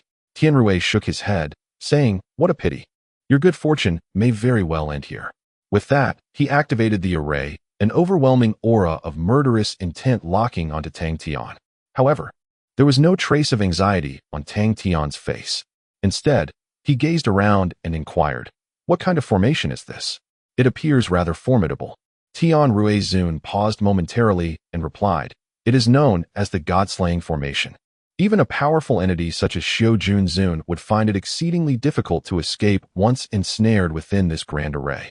As for someone like you, who has only recently ascended to the realm of supremacy, the likelihood of escaping is virtually non-existent. Tang Tian nodded in agreement, acknowledging, indeed impressive. But how can you ensure that someone will come? He asked. That piece of natural relic emits no discernible aura. Tianrui explained, natural relics possess this very nature. Any alteration would easily alert others to something amiss. In truth, we are merely relying on chance, and if no one intrudes, we shall not press the matter. Yet, here you are. Tang Tian responded with a sound of understanding, realizing the situation. Meanwhile, the nearby Qingping Zun had grown impatient. Why waste so much time conversing with this brat? They needed to resolve this swiftly, for many had likely already arrived at the burial spirit mound. He then cast a menacing glance at Tang Tian and declared, Brat, surrender all your possessions, and we may yet grant you a chance at survival. Otherwise, your end shall be here. Qingping Zun spoke coldly. Chapter 713. Two entities in the face of the pressure from the Supreme of Peace. Tang Tian remained remarkably composed. He gestured towards Qingping and remarked to Tianrui, Your companion seems rather inadequate. How can a Supreme behave like a mere bandit? You ought to seek a more reliable ally. Someone like Xiao Jun Xingping's expression darkened instantly, preparing to activate the God-slaying array to teach Tang Tian a lesson. However, Tian Rue intervened, raising a hand to stop him. Observing Tang Tian's unwavering calmness, Tian Rue furrowed his brow and said, "What he says is not entirely unfounded. All we seek is merely the little world that facilitates your enlightenment. If you willingly surrender it, we can grant you a chance at survival. This is my promise." Tang Tian chuckled softly. "I trust your promise, but I believe your killing array may not be able to confine me." Tian Rue frowned once more. While Chengping could no longer contain himself. "Why waste words? He is but a minor character. Let us eliminate him swiftly. There are more pressing matters at hand." With that, he produced a formation plate, channeling immense power into it, fully activating the God-slaying array. Instantly, the entire ice and snow palace transformed into a dark crimson hue. The terrifying force, brimming with lethal intent, locked onto Tang Tian, poised to unleash the annihilation power capable of obliterating a supreme. The most formidable aspect of the God-slaying array lies not merely in its offensive capability, but in its ability to completely seal off this space, rendering the Supreme's greatest trump card utterly ineffective. This array was specifically designed to target Supremes. Of course, its destructive potential should not be underestimated, as the force of annihilation could obliterate all. Chengping, the Supreme of Peace, exhibited unwavering confidence in this array, coldly observing Tang Tian, seemingly envisioning the moment when this young Supreme would be engulfed by the annihilation power. However, he miscalculated this time. The dreadful force of annihilation descended upon Tang Tian in an instant. Surprisingly, Tang Tian made no attempt to counter, as though he had resigned himself to fate. Yet, as the annihilation power approached, it inexplicably halted. Subsequently, Tang Tian extended his palm, and the terrifying force coalesced within his grasp. Witnessing this spectacle, Chengping was left utterly stunned, while Tian Rue's eyes widened in disbelief. "This is bad. Run. He is not a supreme." Tian Rue cried out, swiftly retreating. Chengping, albeit a beat slower, also hastened to escape. Tang Tian smiled faintly, too late. As his words fell, he opened his palm, releasing the gathered annihilation power. This time, the lethal force surged towards them. Boom! A tremendous roar echoed throughout the ice and snow palace, as the endless dark crimson energy flooded the grand hall, racing towards Tian Rue and Chengping. The assault arrived with such swiftness that the Supreme of Tranquility had no time to evade, and was instantaneously engulfed by the force of annihilation. However, the Supreme of Celestial Insight reacted swiftly, managing to vanish just before death descended upon him. As the force of annihilation swept through, the figures of both Celestial Insight and Tranquility disappeared without a trace. Yet, they soon reappeared within the Grand Hall.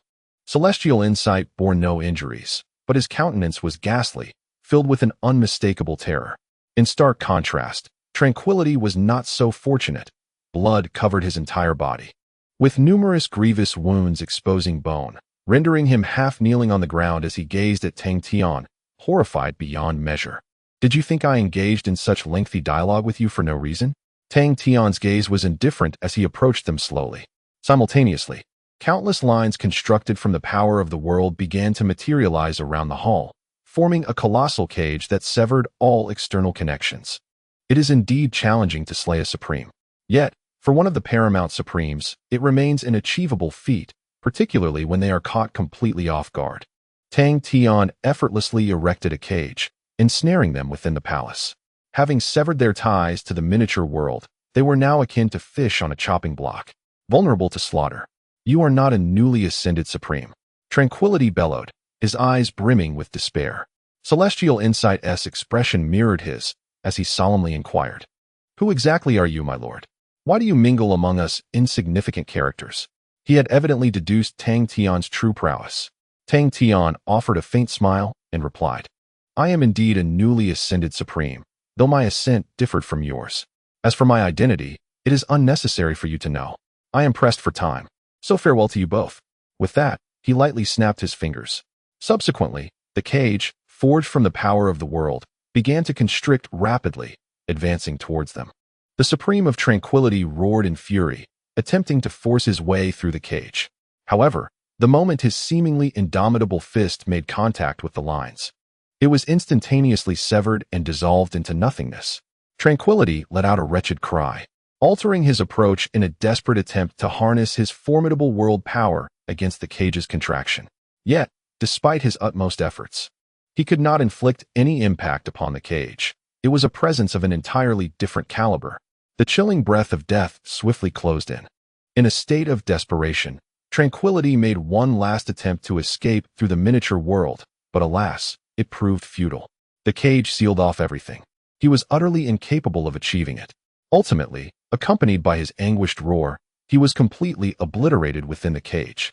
On the other hand, although celestial insight was also engulfed in despair, he did not succumb to the same hysteria as Tranquility. As he observed the encroaching cage that symbolized death, he murmured, "Chosen One, perhaps we can negotiate further. Before me lie 3 diminutive realms, and should you grant me mercy, they shall be yours." Tang Tian shook his head with a wry smile. "Foolishness. If I were to slay you, they would still belong to me." Tian Rue, in a state of agitation, proclaimed loudly, "But you cannot utterly extinguish my existence." With a grand gesture, 4 flickering points of light materialized in the void. These were projections of the 4 small worlds. 3 of these projections bore no connection to Tian Rue. They were likely acquired by him through the demise of other sovereigns. However, the 4th projection resonated with Tian Rue, signifying it as his own realm. Yet, Tang Tian discerned that this particular world not only echoed Tian Rue, but also bore a connection to an unknown location. The confinement's constriction ceased. "Do you possess another original self?" Tang Tian inquired, somewhat astonished. The Tian Rue before him was not a mere avatar. Yet the counterpart resonating with his realm appeared to be a complete incarnation of Tian Rue as well. This individual astonishingly possessed 2 original selves. "Having traversed the shadowy rivers for so long, I must prepare for the worst. Upon my demise, these 4 worlds will revert to another version of myself. Thus, even if you were to slay me, you would not obtain them." Tian Rue, the sovereign, spoke in a hushed tone, gazing at the 4 shimmering points. Tang Tian let out a quiet sigh. These sovereigns indeed grew increasingly difficult to vanquish with age. If he sought those small worlds, he could not afford to eliminate the Tian Rue before him. Alas, Tang Tian felt little desire for those realms. Chapter 714, You Deceive Me. I slay you. 4 luminous points flickered intermittently, suspended around the Supreme of Tian Rue. Each point represented a miniature world owned by a Supreme.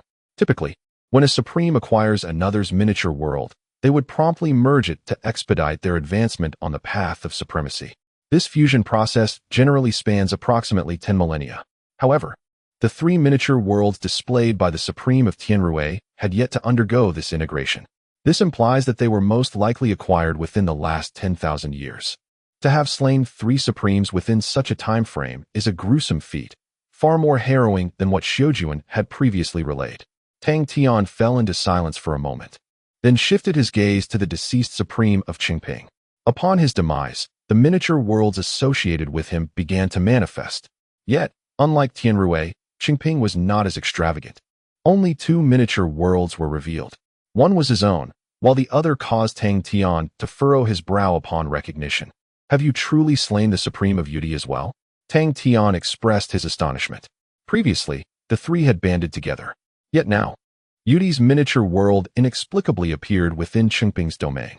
Faced with this revelation, the Supreme of Tian Rue remained silent for a moment before quietly stating, "This world operates as such. The strong persist, while the weak falter. Survival of the fittest. We had initially conspired to hunt together, but Yudi acted recklessly. To prevent any hindrance to our subsequent plans, we had no choice but to eliminate her." The Supreme of Tian Rue spoke with a remarkably calm demeanor. Tang Tian regarded him quietly for a spell, then remarked, "Your strength far surpasses that of Qingping.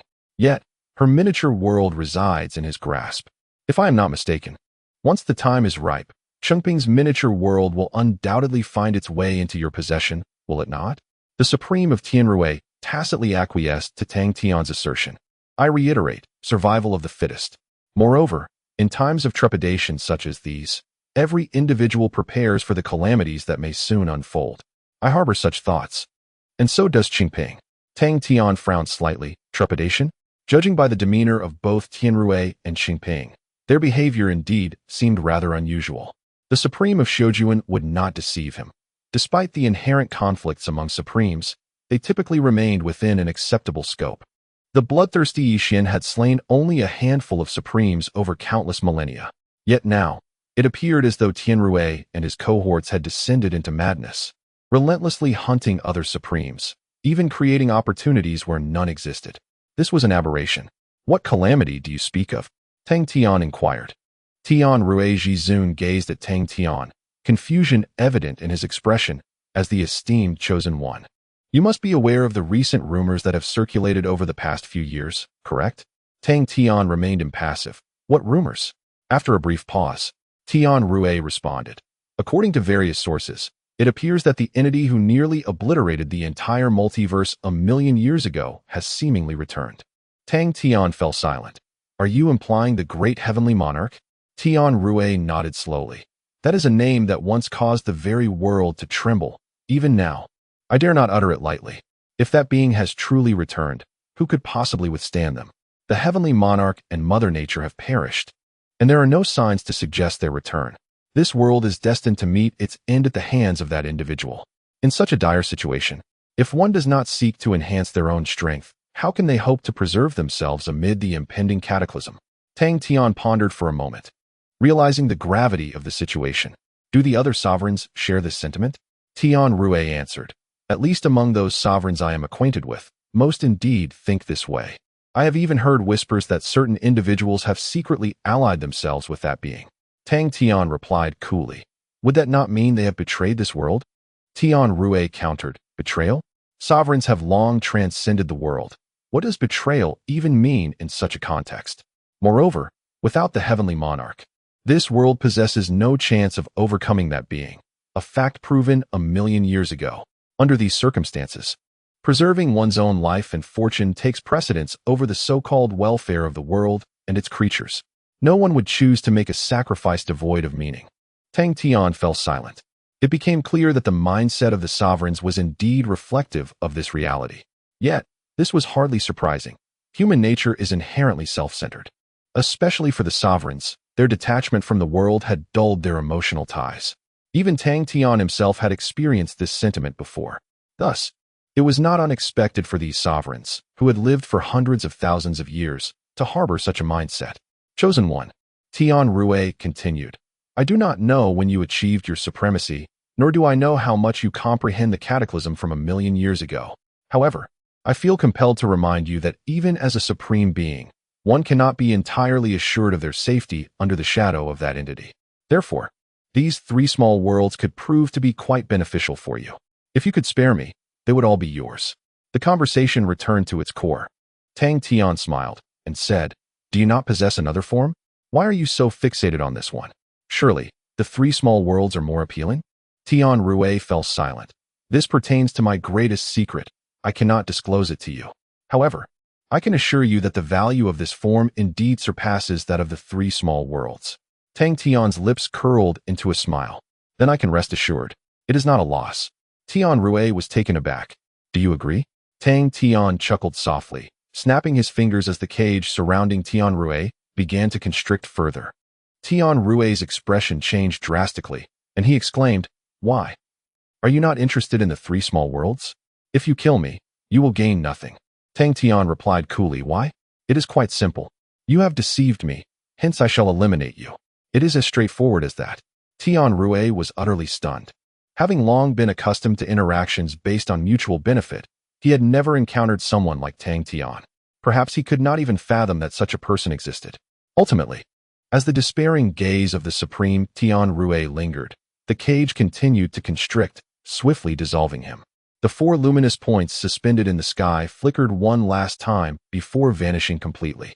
Until his last breath, the supreme Tianrui could not comprehend the existence of someone indifferent to personal gain. Chapter 7:15. The usurper of heaven, you should have acquiesced to his terms. After the presence of Tianrui had completely vanished, a diminutive figure appeared upon Tang Tian's shoulder. With a gentle smile, Tang Tian remarked, What use do I have for those small worlds?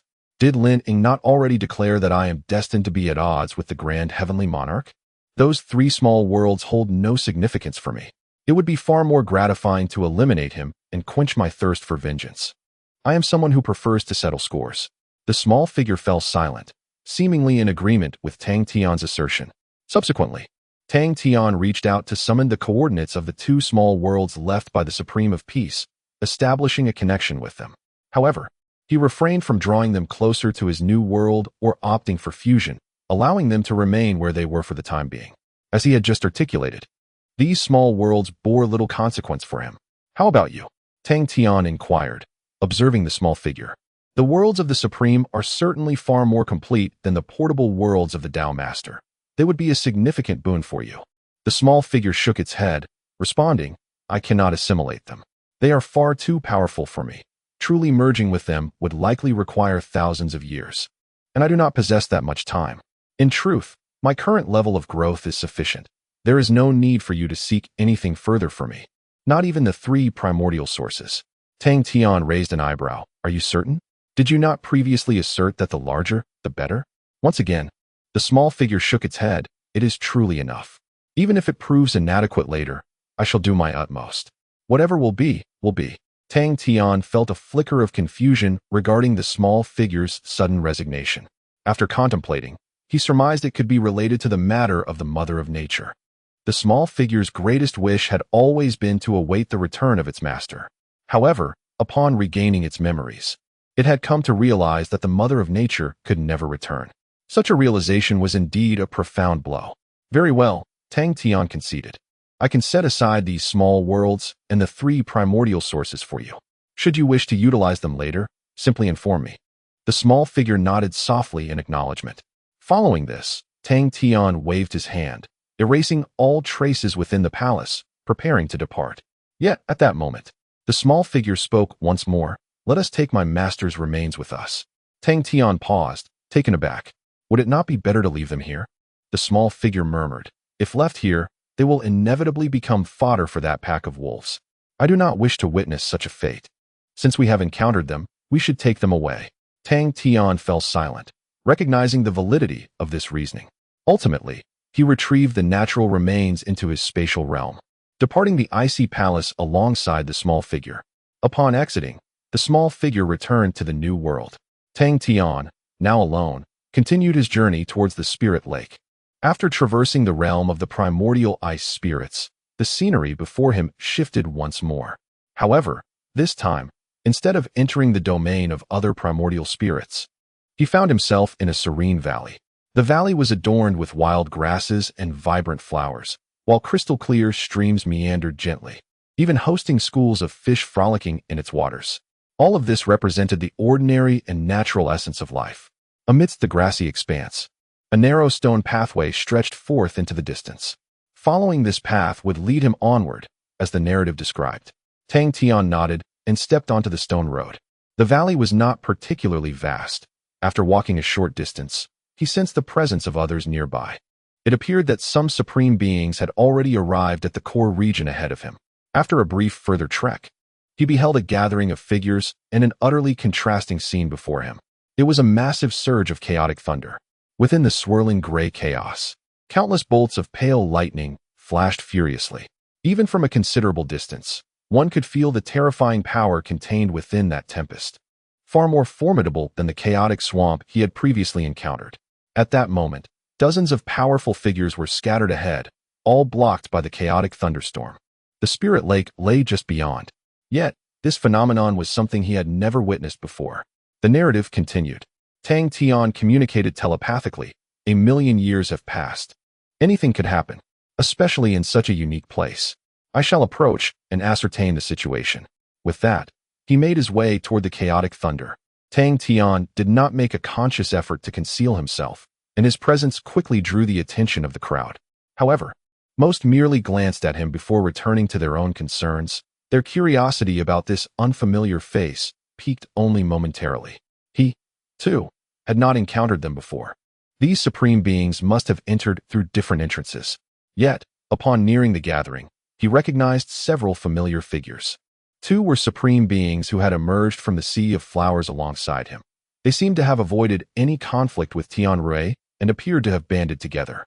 Another, unexpectedly, was Yi Xian, whom he had not seen since parting from the Sea of Flowers. He wondered when Yi Xian had departed, noting his swift pace. Xian stood at a distance, yet sensed Tang Tian's gaze, turning to smile at him before resuming his previous demeanor. The final figure was the esteemed Xiao Jun. At that moment, Xiao Jun also spotted Tang Tian and approached him. You have finally emerged. I was concerned that you might struggle against the realm of those primordial spirits, Xiao Jun remarked. Tang Tian smiled in return. A minor incident occurred, leading me on a detour, but it is nothing of concern. What is the situation here? Xiao Jun replied. This is the innermost region of the Burial Valley, also known as the Tomb of Nature. The scattered remnants of nature found outside originate from the Tomb of Nature. Ever since the fall of Mother Nature, the area has transformed into the present chaotic Sea of Thunder, a realm so formidable that even the supreme beings find it challenging to penetrate. Tang Tian inquired. What brings you all together here?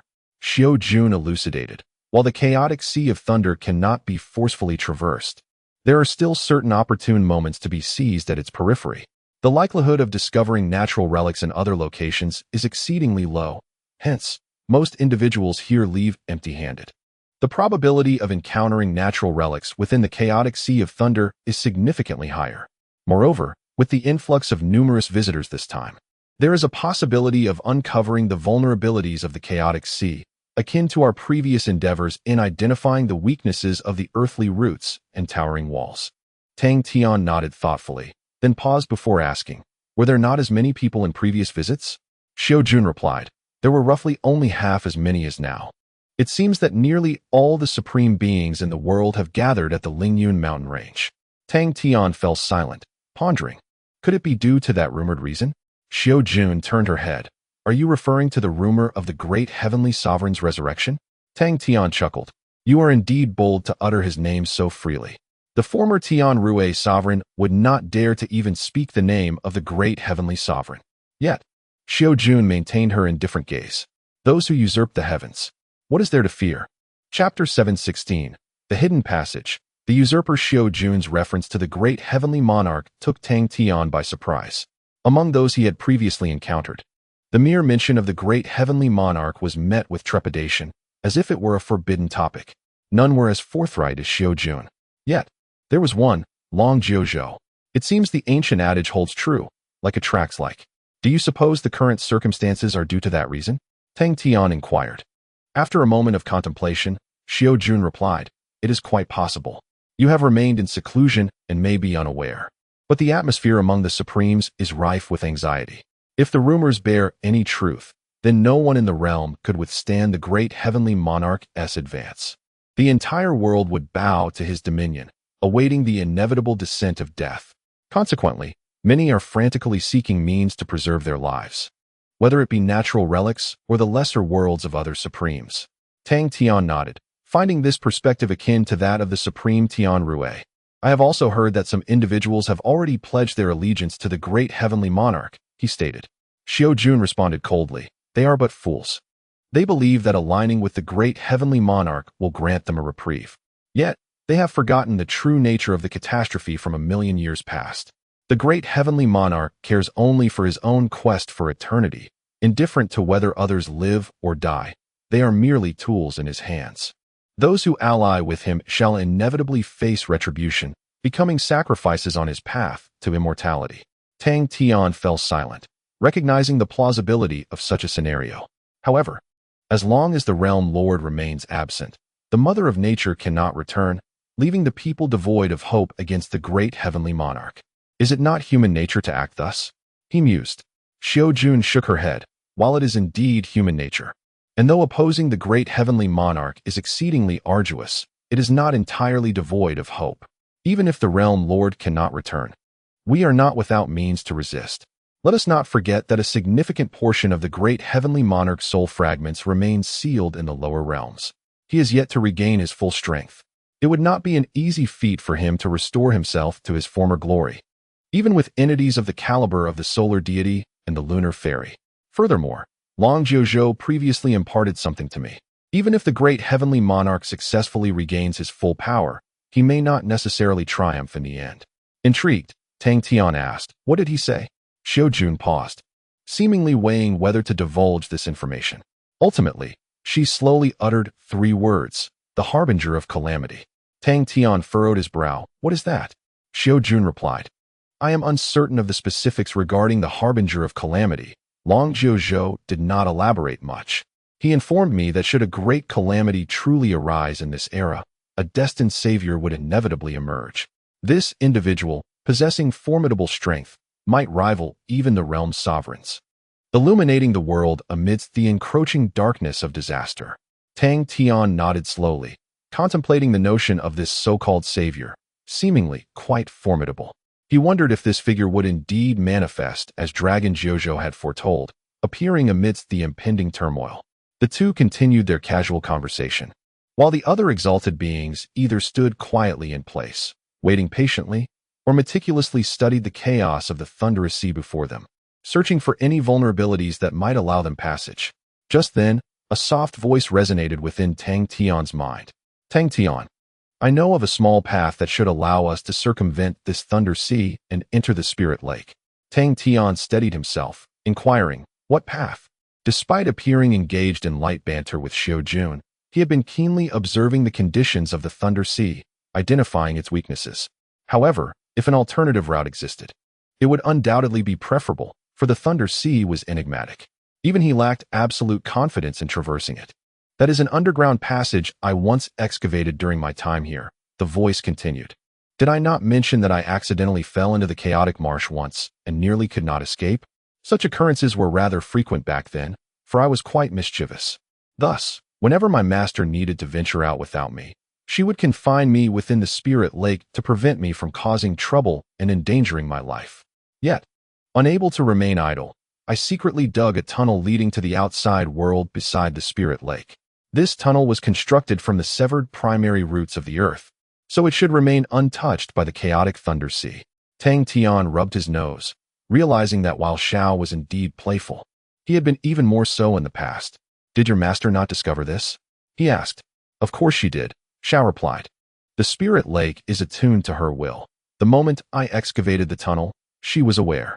Therefore, I have yet to use it even once, as she sealed it off. However, she did not destroy it, so it should still exist. Tang Tian pondered. Will others not notice the existence of this passage? They will not. Even the supreme beings cannot perceive it.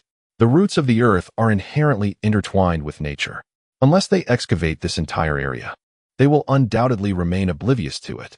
Tang Tian nodded, concluding that it would be prudent to explore this route. If need be, he could always return. The chaotic thunder sea was not easily traversable, so there was no need to worry about being outpaced by others. However, just as he prepared to depart, a figure approached them. It was Yi Xian, who, as always, wore a smile, as if their previous conflict had never transpired. Two fellow cultivators. Leave. However, the moment he began to speak, a single, frigid word from Xiaojuan halted him in his tracks. Yi Xian let out a bitter smile and said, At least listen to what I have to say. Xiaojuan coldly scoffed, No need. The matter of secretly trailing me will not be dismissed so easily. She certainly holds grudges. Yi Xian shook his head and replied, Do not be so calculative. I was discovered before I even made a move. We are all acutely aware of the present circumstances. Everyone is engaged in such activities. Despite Yi Xian's explanation, Xiaojuan remained indifferent. With no other recourse, Yi Xian stated, I came to seek you out of respect for our previous companionship.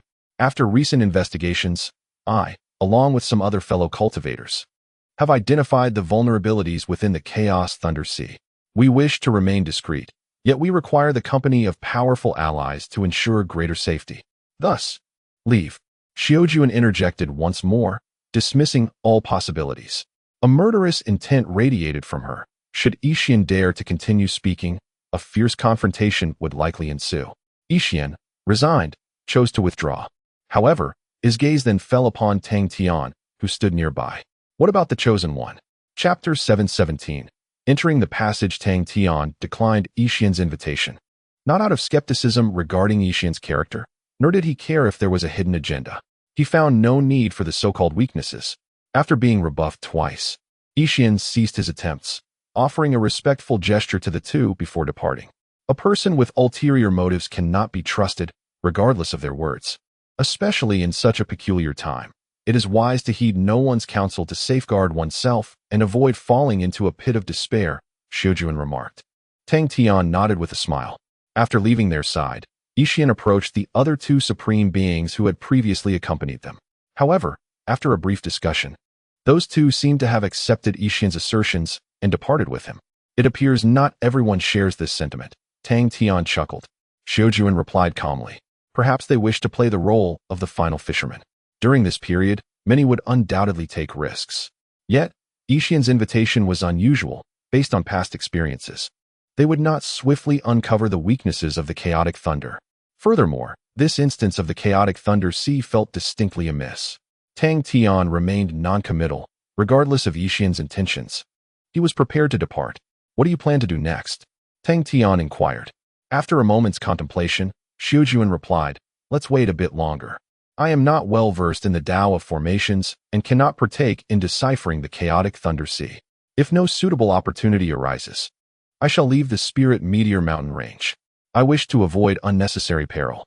As a relatively powerful entity among the Supremes, Xiaojuan had amassed considerable depth over hundreds of thousands of years, and his need for natural relics was not as pressing as that of others. If the risks outweighed the potential rewards, relinquishment was indeed a prudent choice. However, after some reflection, Tang Tian stated, I know of a possible passage that may circumvent the chaotic thunder sea and lead to the inner sanctum of the Spirit Lake. Would you care to accompany me to explore it? Xiaojuan turned and replied, sure. Tang Tian responded, did you not just say one should not trust anyone? Xiaojuan reiterated his previous statement, I trust Long Jiuzhou, therefore I trust you. Tang Tian was left speechless. Could Long Jiuzhou truly possess such allure? Very well, then follow me, though I cannot assure you that the passage still exists.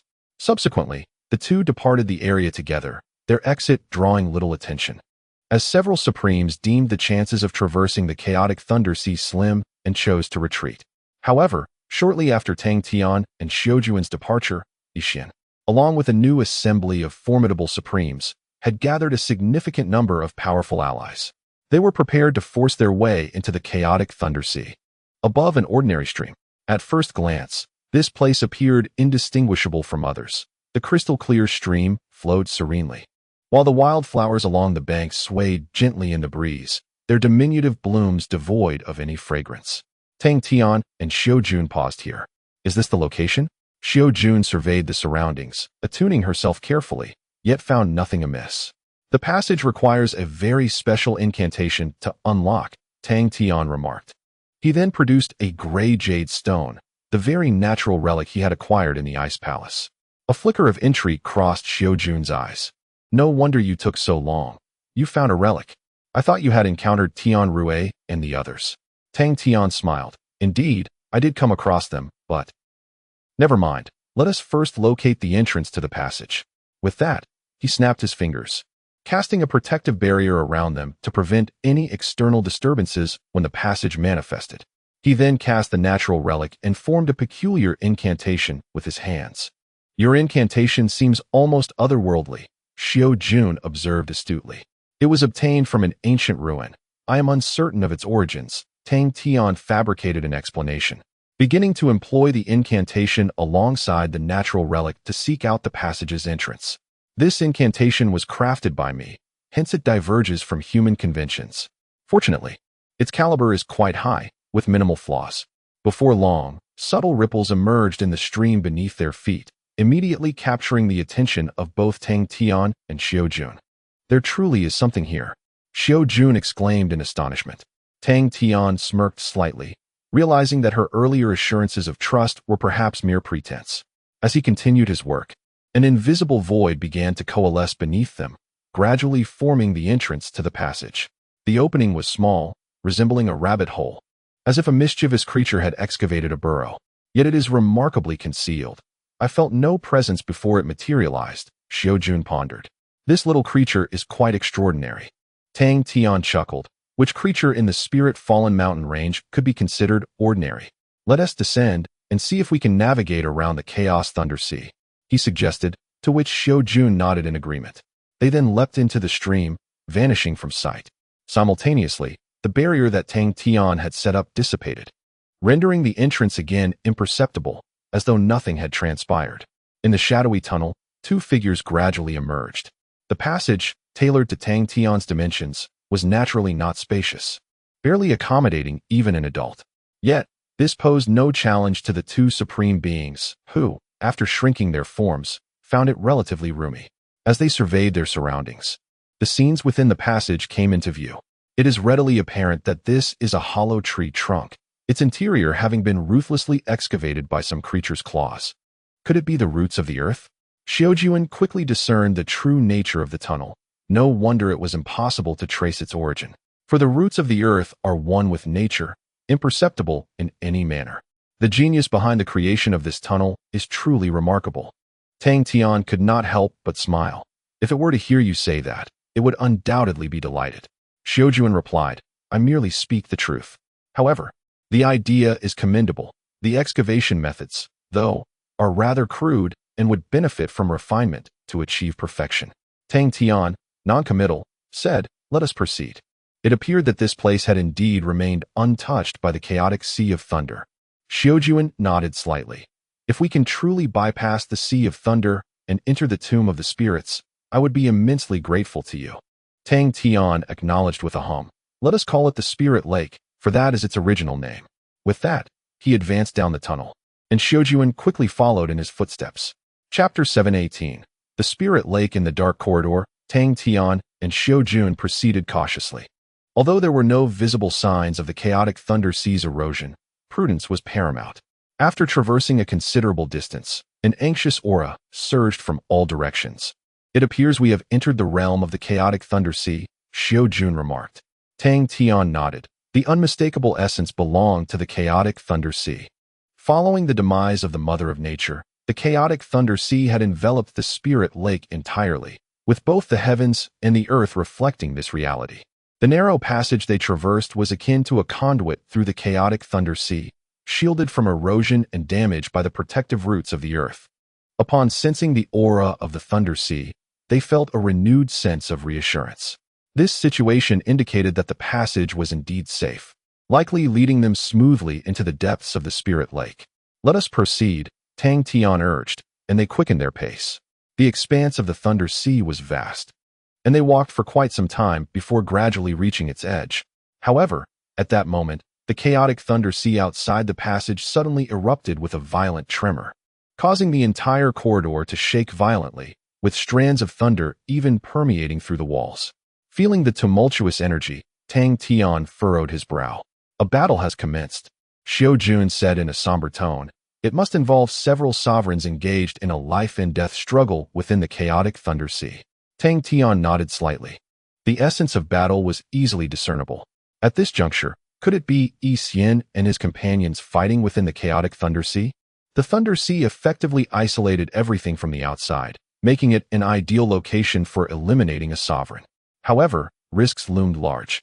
The unpredictable nature of the thunder sea posed potential calamities during such conflicts, which would not spare the aggressors either. Yet, these matters were of little concern to him now. He and Xiaojuan were nearing the end of the passage. Let us disregard them and focus on our exit. If the passage is affected, we may unwittingly be drawn into it, Tang Tian advised. Xiaojuan nodded in agreement. They quickened their steps, completing the final stretch of the corridor. Upon crossing another layer of intangible barrier, the dark space vanished, and an endless brilliance flooded their vision. To their astonishment, they beheld a vast expanse of white. The chaotic thunder, in its boundless form, enveloped the surrounding space, leaving only a small area untouched and secure. An invisible force shielded this locale from external corruption, emanating from the faintly green lake ahead. The Spirit Lake, Tang Tian declared. Standing here, he could distinctly sense the boundless and immense breath of nature emanating from the depths of the soul, traversing through the fabric of time and space, and spreading to every corner of the world.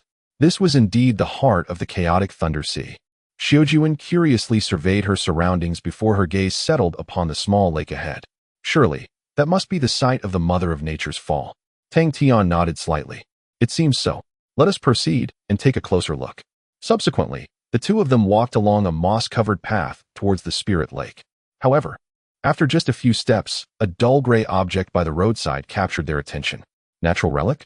Such a large piece. Xiaojuan exclaimed in astonishment. Tang Tian too was taken aback. This natural relic was several times larger than the one he had previously acquired in the Ice Palace, and the natural energy contained within it was boundless. After a moment's contemplation, he picked up the relic and said to Xiaojuan, "This item holds a special significance for me. I shall keep it. However, I promise to provide you with another divine artifact of equal value once we leave the spirit-fallen mountains." He did not wish for the natural relic to fall into the hands of others. Since they had discovered it, it was best to secure it for themselves. Xiaojuan paused, but quickly agreed. "It's all right. You may keep it without offering me anything in return. Without you, I would not have been able to enter this place, let alone obtain the natural relic. Being able to reach the true site of the Mother of Nature's fall holds far greater value for me than the relic itself." Tang Tian nodded, expressing his gratitude as he secured the natural relic. He was not one to break his word. Upon their departure, he could compensate Xiaojuan with the 2 small worlds he had received from the Supreme of Peace, which were of equal worth to the natural relic. His decision to bring Xiaojuan along was also influenced by his regard for Long Jiuzhou, as the forces opposing the heavenly sovereign in this world seemed to be dwindling. After safely storing the natural relic, they continued onward. Soon, they discovered that the quantity of natural relics in this area was remarkably abundant compared to the outside world. It was as if they were everywhere, with one encountered after just a short walk, and all of high quality. No wonder natural relics frequently appeared in the chaotic Thunder Sea. Observing this, Tang Tian chose not to rush to the Spirit Lake, but instead searched the small area thoroughly, collecting every natural relic he could find. In total, they amounted to nearly 20 pieces. Such a plethora of natural relics would undoubtedly leave most Supremes envious and burning with desire. Yet, Xiaojuan remained calm, actively assisting Tang Tian in his search. She too was a person of her word. After completing their endeavors, the two finally arrived at the edge of the Spirit Lake. The lake appeared profoundly deep, exuding a gentle emerald hue, its surface tranquil and mirror-like. "It cannot be entered," Xiaojuan remarked, "for before the Mother of Nature transcended, she sealed everything beneath the lake's surface. Only the boundless essence of nature can be released from within." Tang Tian nodded in agreement. Indeed, even he, in his current state, was unable to force his way into the depths of the lake, nor could he even probe its mysteries. However, there was one who could, Gu Xiaoxue. As the current embodiment of nature, Gu Xiaoxue was akin to the Mother of Nature herself, albeit not yet fully awakened. She possessed the ability to communicate and connect with certain entities beneath the Spirit Lake. With a gentle breath, Tang Tian turned to Xiaojuan and said, "I am about to undertake an action that may provoke unforeseen changes. Please step back and ensure your protection to avoid any repercussions." Xiaojuan glanced at Tang Tian, yet ultimately refrained from asking any questions, retreating to a relatively safe distance. Having journeyed alongside Tang Tian, she had long recognized his extraordinary nature. Once all was prepared, Tang Tian's will reached out to Gu Xiaoxue. Chapter 719. The coffin appears in the new world in the new world. The towering ginkgo tree had long since lost its crown, leaving only its immensely robust trunk standing resolutely in the sacred grounds, akin to a pillar reaching towards the heavens. Beneath the tree, a patch of grass was alive with the playful tussles of several rotund figures, whose raucous growls punctuated the air. At the base of the tree, 2 figures nestled together, idly observing the commotion. One was the first innate spirit to emerge in this new realm, the great bear, rolling. The other was the solitary human in this world, Gu Xiaoxue. Together, the human and the bear were both nibbling on slender blades of grass, quietly watching a group of earth battle bears frolic and grapple. Suddenly, a familiar voice resonated above them. "Xiaoxue, are you prepared?" Upon hearing this voice, the previously boisterous earth battle bears abruptly froze, scrambling to their feet and adopting a demeanor of obedience. Rolling's eyes sparkled with recognition as he stood upright and emitted a soft, mournful growl, as if lamenting the prolonged absence of Tang Tian. Shortly thereafter, Gu Xiaoxue rose to her feet, discarding the grass blade from her mouth. "I have been ready for quite some time. What do you require of me?"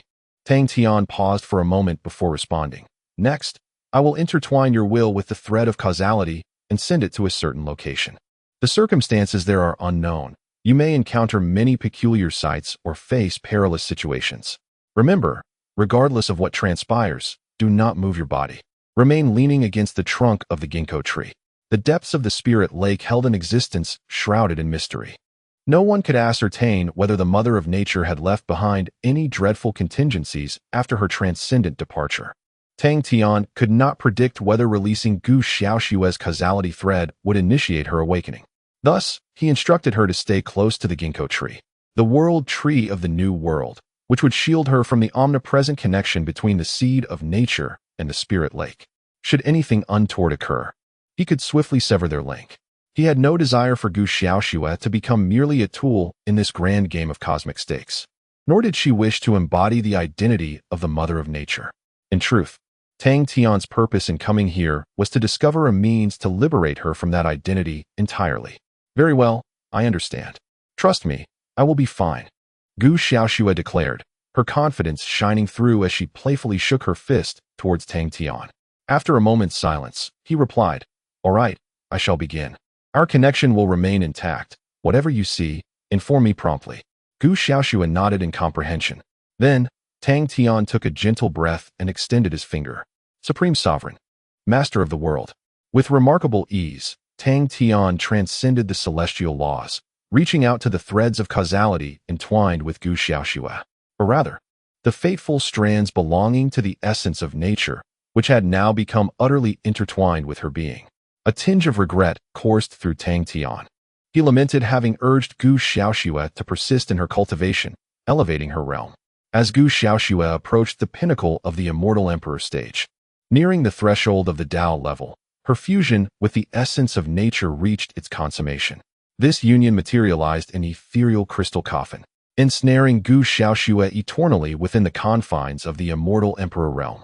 Had she remained merely a fledgling cultivator, unacquainted with her current stature, Tang Tian could have substituted another in her stead, liberating her from the bonds of the natural essence. Alas, by the time he grasped the entirety of the situation, it was too late. Now, he could only gaze into the spirit lake, hoping for an alternative resolution. If that proved futile, he would have no choice but to resort to his final measure. Emptying his mind, he prepared to depart. Tang Tian delicately grasped the thread of causality linked to Gu Xiaoxue and spoke softly. After a nod from her, he began to meld Gu Xiaoxue's soul consciousness with the thread, weaving them together gradually. At that moment, Gu Xiaoxue felt her entire being become weightless, entering a realm of profound coldness and solitude. Fortunately, a warm force soon enveloped her anew. It was the essence of Tang Tian. Sensing his presence, Gu Xiaoxue felt a wave of tranquility wash over her, accompanied by a hint of delight, for this warmth resonated with the familiarity of body heat.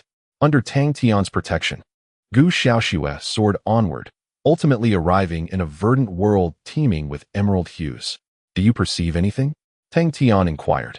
At this juncture, he had already transported Gu Xiaoxue's consciousness and the thread of causality into the spirit lake. She encountered no obstacles, effortlessly traversing the seal left by the Mother of Nature, successfully entering the realm. Aside from the lush greenery, she discerned nothing else. Gu Xiaoxue's response came promptly. Tang Tian furrowed his brow and asked, "What about other sensations?" "Relay all that you perceive." After a brief pause, Gu Xiaoxue replied, "It feels rather peculiar, unlike any reality I have known, though I have never been here. It evokes a sense of familiarity, as if I have returned home.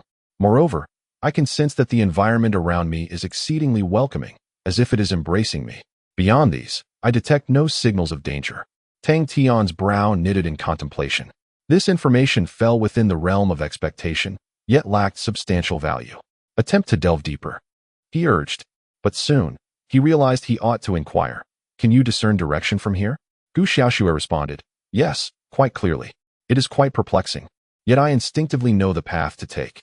After a moment of contemplation, Tang Tian said, "Let us proceed deeper. There is no need to rush. Let us tread slowly and with caution."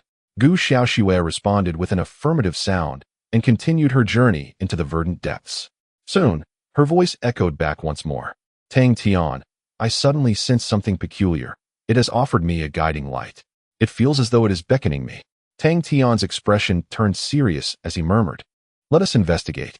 Concurrently, he tightened his grasp on Gu Xiaoxue's causal thread, stirring the entirety of the new world into a state of agitation. Should the situation turn awry, he would sever the connection between the causal thread and the spirit lake, pulling Gu Xiaoxue back without hesitation. However, in truth, the atmosphere seemed far more tranquil than he had anticipated. Before long, Gu Xiaoxue let out a startled exclamation. Ah, Tang Tian, I have spotted something. It is radiating a luminous, gray light, yet is exceedingly dazzling. I can see it clearly now, Tang Tian. It is, astonishingly, a coffin. A crystal coffin crafted from gray jade. Gu Xiaoxue shouted loudly. Tang Tian's focus tightened once again in response. Chapter 720. The Conditions for Revival. The crystal coffin. Tang Tian was intimately familiar with this object. Shortly after ascending to supremacy, he had encountered an ethereal crystal coffin while investigating Gu Xiaoxue's circumstances. This coffin was the very vessel that sealed her cultivation. Now, at the bottom of the spirit lake, Gu Xiaoxue had unexpectedly come upon it, and it was indeed real. Tang Tian instantly made the connection. Perhaps they were, in fact, one and the same. At that moment, Gu Xiaoxue's voice echoed again. Tang Tian, I am now beside the coffin. The exchange I mentioned earlier seems to emanate from this very coffin. The sensation is intensifying. It appears to be beckoning me inside. Tang Tian was jolted awake, exclaiming, Stop! Keep your distance. Do not enter. Do not let it interfere with your will. This was a perilous warning. If Gu Xiaoxue were to truly step into this coffin in reality, countless unpredictable scenarios could unfold, perhaps leading to her eternal entrapment. However, Gu Xiaoxue replied, It's all right. It's merely calling to me, not disrupting my will. I remain entirely autonomous. I wish to investigate its true nature. Tang Tian furrowed his brows, responding, That is exceedingly dangerous. It would be wise to retreat for now. Gu Xiaoxue remained silent for a moment before softly saying, Tang Tian, I have longed to contribute in any way I can, to become someone of significance. This is a rare opportunity. Please allow me to take a closer look. I sense no danger, truly, she added. Tang Tian fell silent. He was reluctant to let Gu Xiaoxue take such risks, yet he understood her intentions all too well. Ultimately, he re-examined Gu Xiaoxue's causal threads, confirming that he could sever the connection to the natural essence at any moment and pull her back. He then spoke earnestly, Exercise caution. If you sense anything amiss, retreat immediately. You know I would not wish to see you harmed. Gu Xiaoxue softly acknowledged with a hum before continuing her investigation. Before long, her response came again. Tang Tian, I have touched the coffin. It is warm, providing an immensely comforting and pleasant sensation, as if I were inherently meant to exist as one with it. Moreover, I feel an overwhelming desire to move it away from this pale green realm. Tang Tian silently broke into a cold sweat. This girl was indeed reckless, daring to touch it personally. However, the clues she provided were insufficient for him to deduce the core principles governing its operation. Perhaps only by removing it from the spirit lake could further confirmation be attained. All right, give it a try. But remember, do not rush. Proceed with caution, Tang Tian advised. Gu Xiaoxue murmured affirmatively. After a brief moment, a peculiar wave suddenly emanated from the depths of the spirit lake. Tang Tian felt a stir within, realizing that Gu Xiaoxue had likely commenced her task. This wave was not subtle. Even the exalted Xiujuan, standing behind him, sensed it as well, her gaze upon Tang Tian by the lakeside growing increasingly intense. As time progressed, the strange wave from the spirit lake intensified. Eventually, Tang Tian could distinctly feel that something remarkably special was slowly rising from the lake's depths.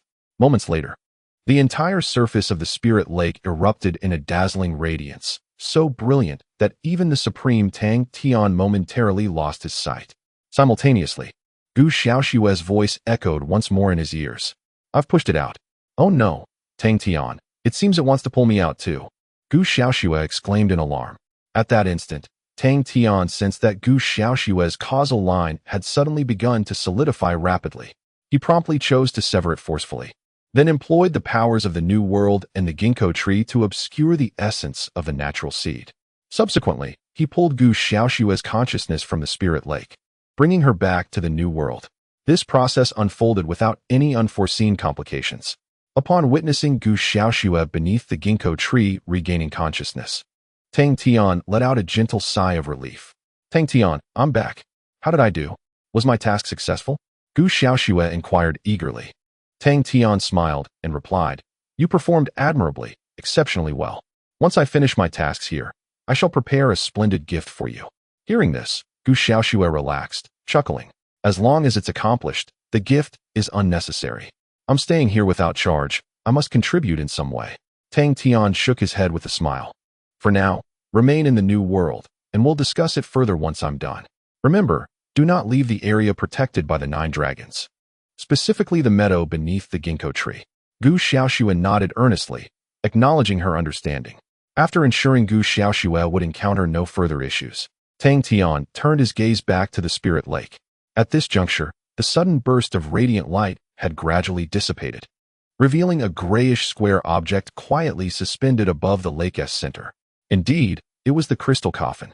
Upon seeing the coffin's essence, Tang Tian comprehended everything. The coffin was impeccably sealed, showing no signs of seams or imperfections, as if it were a divine creation. Moreover, its material was entirely composed of natural remnants. Yet, it possessed a fundamental distinction from other natural remains. From the perspective of cultivation resources, its quality was superior, even surpassing the natural remnants Tang Tian had previously collected around the spirit lake by more than 1 tier. Should any other supreme beings behold it, they would likely succumb to drooling in an instant. From the perspective of a sentient being, it embodies the most vital and central aspect of existence, the heart. It is born from the transformation of the heart of Mother Nature after her fall, thus referred to as the heart of nature. At the moment when Gu Xiaoxue pushed the crystal coffin away from the spirit lake, the causal connection between her and the coffin was fully revealed. At that instant, the coffin sought to absorb Gu Xiaoxue's will, yet it was promptly severed by Tang Tian. Through this intervention, Tang Tian discerned the conditions necessary for the rebirth of a new Mother Nature. Firstly, the return of the seed of nature is imperative. Secondly, it requires the infusion of 5 primordial forces, the very essence of this world, the primal source of the world, the source of the heavenly Tao, the source of the sun, the source of the moon, and the source of the stars. Once all these conditions are fulfilled, the new Mother Nature shall emerge, opening the coffin from within and returning anew. Chapter 721. The Supreme Assembly upon the site of the crystal coffin. Essentially the deceased heart of nature, Tang Tian finally comprehended the prerequisites for the Mother of Nature's return to the world. However, the new Mother of Nature bore no connection to the former owner. The 5 primal forces were, in truth, not exceedingly difficult to acquire. The source of heavenly Tao was readily accessible, and Tang Tian still possessed a considerable amount of the source of the world. As for the remaining 3 primal forces of the sun, moon, and stars, with a modicum of effort, they could also be obtained. The most elusive, however, was the ubiquitous yet traceless seed of nature. Presently, the seed of nature was in close proximity to Tang Tian. Thus, should he so desire, it would not be long before he could facilitate the true return of the Mother of Nature to this world. Yet, Tang Tian was not in haste. His foremost task was to entirely sever the connection between Gu Xiaoxue and the seed of nature, restoring her to the status of an ordinary being, far removed from this unpredictable celestial game. Having grasped the underlying principles, this endeavor was not insurmountable. He merely needed to identify a suitable candidate to replace Gu Xiaoxue, who would serve as the new vessel for the seed of nature. As he pondered this, he fell into deep contemplation. At that moment, the esteemed Xiujuan approached from behind. Observing the suddenly materializing crystal coffin above the spirit lake, her eyes shimmered with astonishment. She could discern that it was an exceptionally rare natural relic. Heaven's chosen, who exactly are you? Xiujuan inquired, her brow furrowed. Tang Tian turned to her and asked, what do you mean? Xiujuan replied, since the moment you discovered me within the Flower Sea Formation, I knew you were no ordinary supreme. Later, you adeptly detected Ishian's presence without my awareness. In the realm of the innate spirits, you outpaced most to uncover a natural relic. Then, in the face of the chaotic thunderous sea that had remained unsolvable for millennia, you managed to locate a tunnel leading into its depths. Now, you have summoned forth such a formidable object from the completely sealed spirit lake. Who are you truly? What purpose do you serve in coming here? Her tone bore deep astonishment and confusion. Tang Tian fell silent. What Xiujuan articulated was indeed increasingly peculiar. Her inquiries had exceeded his expectations. Had it been any other supreme, suspicion would have arisen from the outset, thus averting subsequent events. It could only be said that Long Jiuzhou's influence on her was profound. However, Tang Tian chose not to elaborate. He simply stated, you need only know that I stand on the same front as Long Jiuzhou. Otherwise, I would not have brought you here. Xiaojuan fixed her gaze upon Tang Tian, and after a moment of silence, she shook her head. Let us hope that is indeed the case. However, I have a feeling that even if you have other thoughts, I shall be unable to deter you. Tang Tian smiled lightly, saying, Rest assured, such an occurrence shall not transpire. Besides, I find myself somewhat perplexed. Seeing such an exquisite object, are you truly unmoved? I initially thought you had come to discuss its ownership with me. Tang Tian gestured towards the crystal coffin. Xiaojuan let out a soft hum, replying, Indeed, it is immensely alluring. Yet, since I have previously made a promise to you, I shall not go back on my word. Please, hasten to collect it. If others were to enter, negotiations would not be so amicable. Tang Tian nodded. In truth, regardless of Xiaojuan's intentions, he was determined to secure the crystal coffin. It represented a crucial piece in the grand game, and possessing it would grant him greater assurance in future endeavors. He then extended his hand, gradually maneuvering the coffin that hovered at the center of the spirit lake. This process was arduous. The binding force of the lake was exceedingly potent. Even he needed to exert considerable effort. After approximately a quarter of an hour, the coffin had traversed half the distance. Throughout this endeavor, Xiaojuan stood quietly beside Tang Tian, exhibiting no signs of contention. This female sovereign truly possessed admirable qualities. Once he encountered Long Jiuzhou in the future, he would certainly advise him to abandon his obstinacy and resolve his single status, lest he squander the affection bestowed upon him. However, at that moment, a terrifying force suddenly surged from the distance, targeting Tang Tian. It was the assault of a sovereign. Tang Tian furrowed his brow, while Xiaojuan swiftly produced her chessboard. Boom!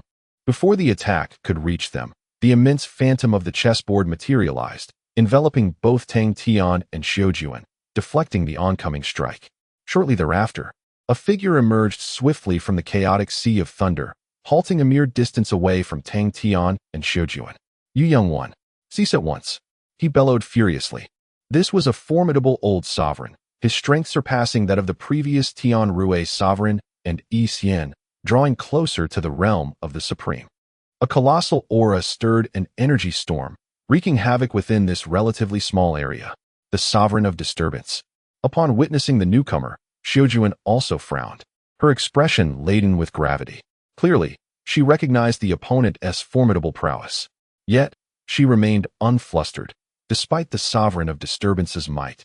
She could still manage to contend for a time. However, soon after, several more figures flew forth from the chaotic sea of thunder, each emanating increasingly powerful auras. All formidable foes.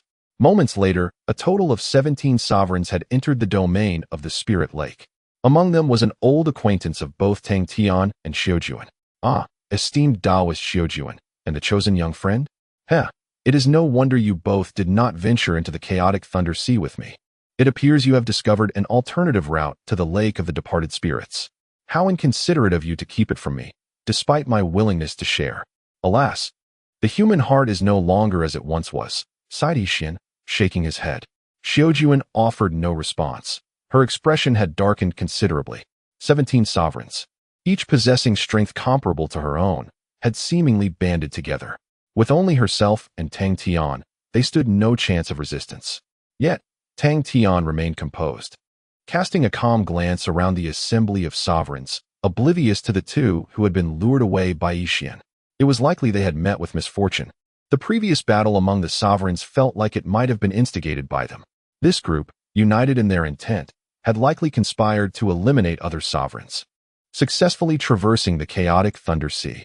Coupled with the peculiarities he had previously observed, Tang Tian sensed a hint of something unusual in the air. Chapter 722. A sword suppresses the gathering of a dozen supreme beings is an exceedingly rare phenomenon. Among the supremes, when a shared interest arises, they may temporarily unite. However, should any discord emerge, they would never choose to stand together. Thus, even in alliance, their numbers rarely exceed 3, seldom surpassing the digits on one's hand. Yet now, a remarkable assembly of 17 supremes has chosen to stand united, and notably, they are among the more formidable entities within their ranks. There must be significant reasons underpinning this convergence. Upon departing from the chaotic thunder sea, most exhibited unstable auras, with some clearly bearing injuries. It remains uncertain whether these were incurred during battles with other supremes or as a consequence of their ordeal within the Thunder Sea. Nevertheless, after regaining their composure, all eyes turned towards Tang Tian and Xiao Jun, who stood by the spirit lake. They soon noticed the crystal coffin suspended above the lake. That was the heart of nature. Quickly, a Supreme recognized the true nature of the coffin. Instantly, a ripple of agitation coursed through the assembly, as they comprehended the formidable value of the heart of nature, especially one of such immense size. Should it be procured, it might provide an opportunity to transcend the ultimate barrier and attain the supreme realm. How could they not be stirred by such a prospect? Many were on the verge of action. At that moment, Yi Xian intervened, calling out, "Esteemed friends, let us not forget our mission." A simple statement managed to quell the unrest among the Supremes. Though their eyes still shimmered with desire, they refrained from impulsive actions. Mission? Xiao Jun furrowed her brow. Yi Xian smiled and stepped to the forefront of the crowd, standing shoulder to shoulder with the Supreme of Bewilderment. I initially intended to include you, esteemed Xiao Jun. During the Floral Sea Array, I had this plan in mind, which is why I followed you, intending to discuss matters after you resolved the situation with the Chosen One. Alas, you all united and discovered my intentions. Thus, I had no choice but to temporarily retreat. Earlier, beyond the Thunder Sea, I made another attempt, but he shook his head in regret. You have once again turned away from the path leading to a luminous future. Xiao Jun frowned. Luminous future? What luminous future? Yi Xian shook his head slightly. That I cannot disclose yet, but it is undoubtedly a positive matter. Moreover, there is still time. As long as you do not oppose us, we might still consider your continued inclusion. Right, esteemed Supreme of Bewilderment? The Supreme remained silent for a moment before nodding in agreement. Unfortunately, the vast phantom of the chessboard did not dissipate. Rather, it grew increasingly solidified. I do not trust you, Xiao Jun coldly declared. I harbor no interest in your so-called luminous future. You, a collective hunting the other sovereigns, regardless of your true intentions, I, Xiao Jun, disdain to associate with you. She outright rejected Yi Xian's proposal.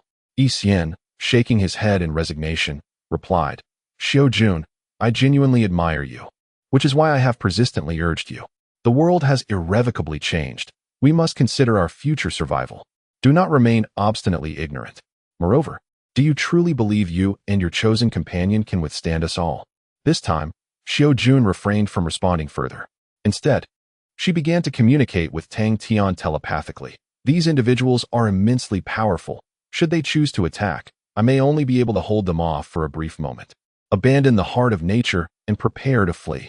Preserving our lives is of utmost importance, Xiao Jun stated. The crystal coffin lay some distance away from Tang Tian, and Yi Xian and his group would never allow it to fall into Tang Tian's possession. Yet, to Xiao Jun's astonishment, Tang Tian merely smiled gently. Do not worry. They will not seize anything from us. His unwavering confidence momentarily stunned Xiao Jun. What kind of trump card could enable Tang Tian to maintain such composure in the face of so many formidable sovereigns? However, reality did not afford her the luxury of contemplation. Noticing her prolonged silence, the divine sovereign of shock grew impatient. With divergent paths, we cannot conspire together. Since you choose resistance, do not blame us. We must clear all obstacles here. Attack. With this command from the divine sovereign of shock, he struck first. Subsequently, the other sovereigns followed suit, and the once tranquil spirit lake was suddenly engulfed in a terrifying storm. The combined assault of a dozen powerful sovereigns was a cataclysmic force, one that no sovereign could withstand. They spared no effort, intent on eliminating Tang Tian and Xiao Jun in one fell swoop. Even if they could not kill them, the price would be steep. Confronted with such an onslaught, Xiao Jun's expression turned grave. The chessboard in her hands radiated brilliant light, the immense chessboard's phantom nearly solidifying. Simultaneously, she connected with her personal realm, preparing for an imminent escape. In the next moment, the collective strike of the sovereigns approached her. Xiao Jun clenched the chessboard, summoning all her strength, ready to attempt to endure this assault. Yet just as she was about to exert her power, a silver longsword appeared before her. Xiao Jun felt an immense force, akin to the might of the heavens, surge past her head, rushing forward. Boom! The earth trembled violently, erupting with ferocity. Xiao Jun's eyes widened in astonishment, as a resplendent galaxy reflected in her shocked pupils. At the moment the galaxy appeared, The seemingly invincible combined strike of the supreme beings disintegrated like fragile bubbles upon contact. Subsequently, the galaxy unraveled, enveloping the earth and sky, sweeping forth with an unfathomable force towards the direction of the Supremes. Boom! The immense wave of power caused Xiao Jun to teeter, struggling to maintain her footing. Even the chaotic storms surrounding the spirit lake were violently affected, swirling uncontrollably, with thunder raging. The supreme being of Shock and Yi Xian, who were struck directly, managed to brace themselves just in time. However, they were violently hurled away, crashing against the wall formed by the chaotic sea of thunder. A few unfortunate souls were even sent spiraling back into the chaotic thunder sea, their fates uncertain. Soon after, this group of Supremes was rebounded by the chaotic thunder sea, crashing heavily to the ground, each drenched in blood, their once mighty presence utterly diminished. As the galaxy dissipated, the supreme being of Shock struggled to rise. Expelling a copious amount of blood, he gazed in horror at Tang Tian by the lake, and in a voice filled with dread, he screamed, "I am not a supreme. I am an unparalleled being." Chapter 723. The first encounter with the supreme being. His voice, filled with astonishment, echoed through this relatively small area. He was acutely aware that the magnitude of the recent assault was beyond the capabilities of any supreme being. No matter how formidable, they could not achieve such power. As soon as his words fell, several figures vanished without a trace. These individuals swiftly connected with their personal realms, opting for flight. Confronted by a being of unparalleled existence, they understood there was no prospect for resistance. If they did not flee now, when would they? Decisive escape was indeed the wisest choice. However, approximately 10 supreme beings remained. Despite the palpable terror etched across their faces, they chose to stay. Tang Tian stroked his chin and remarked with a faint smile, "Interesting." At that moment, Xiao Jun stood beside him, her expression a canvas of shock, rendered speechless by disbelief. Tang Tian offered her a smile, saying, "I told you so. They will not leave with anything today." Xiao Jun opened her mouth, yet no words emerged. The sudden transformation of a newly ascended supreme being into an unparalleled one was indeed a challenge to comprehend in such a brief span of time. Cough. Cough. At that moment, another figure struggled to rise from the ground. Yi Xian. He, too, chose not to escape. Being one of the first to endure Tang Tian's assault alongside the astonished supreme being, they were the first to stand again, a testament to their strength. As he gazed at Tang Tian, Yi Xian's eyes brimmed with awe. "You are indeed an unparalleled being. No wonder you could easily see through my disguise in the Flower Sea array. No wonder you and Xiao Jun were the first to enter the Lake of Souls. So that is the case. I previously referred to you as a chosen young friend. In retrospect, it seems utterly absurd. I hope the Supreme Being will not take offense." Yi Xian bowed respectfully. In this vast world, there are perhaps only a handful of Supreme Beings. Even amidst their present rivalry, Yi Xian still expressed his respect towards Tang Tian. Tang Tian observed him quietly for a moment before gently inquiring, "Why do you not flee?" After a brief hesitation, Yi Xian replied, "Because we have a task at hand." Tang Tian's brow furrowed slightly. "What task is so crucial that you would disregard life and death?" With a soft chuckle, Yi Xian responded, "Life and death are but a thought away. You may hold the power to decide our fate, yet this task equally pertains to our existence. Whether we flee or remain makes little difference." Tang Tian fell silent. The so-called task held such significance. Only 6 supreme beings chose to escape, while 11 remained, nearly double the number that fled. This indicated that the weight of the task's meaning outweighed the pressure Tang Tian exerted upon them. They believe that this task is more conducive to their survival. "What exactly is this task?" Tang Tian inquired once more. Yi Xian remained silent for a moment before softly replying, "I regret that I cannot disclose it." Tang Tian said no more and gently snapped his fingers. In an instant, the world transformed. Countless lines, condensed from the power of the world, appeared around Yi Xian and the Supreme of Shock, encircling them completely. It was the very world prison that had previously ensnared the Supreme of Tianrui. The prison sealed everything, cutting off their escape routes. The Supremes naturally sensed this, and despair began to envelop them. The so-called task might promise a radiant and prosperous future. However, the Tang Tian before them could bring about their demise at this very moment. As they watched the prison constrict around them, someone finally succumbed to the pressure. It was the great heavenly monarch. The speaker was none other than the supreme of shock. From the moment he realized that Tang Tian was an unparalleled supreme, he had been gripped by terror. Faced with the world prison capable of utterly annihilating him, he chose to capitulate. It is the great heavenly monarch who has given us this task. If we complete it, he will take us under his wing, allowing us to share in this world. The supreme of shock proclaimed. The prison halted its advance. Upon hearing the words of the supreme of shock, Xiaojuan, who had just regained her composure, was once again taken aback, her brow furrowing in consternation. Tang Tian, however, showed little surprise. The behavior of these individuals was exceedingly abnormal, compounded by the prior knowledge that some had betrayed the world to ally with the great heavenly monarch. Thus, this outcome fell well within his expectations. What is the content of the task? Tang Tian inquired coldly.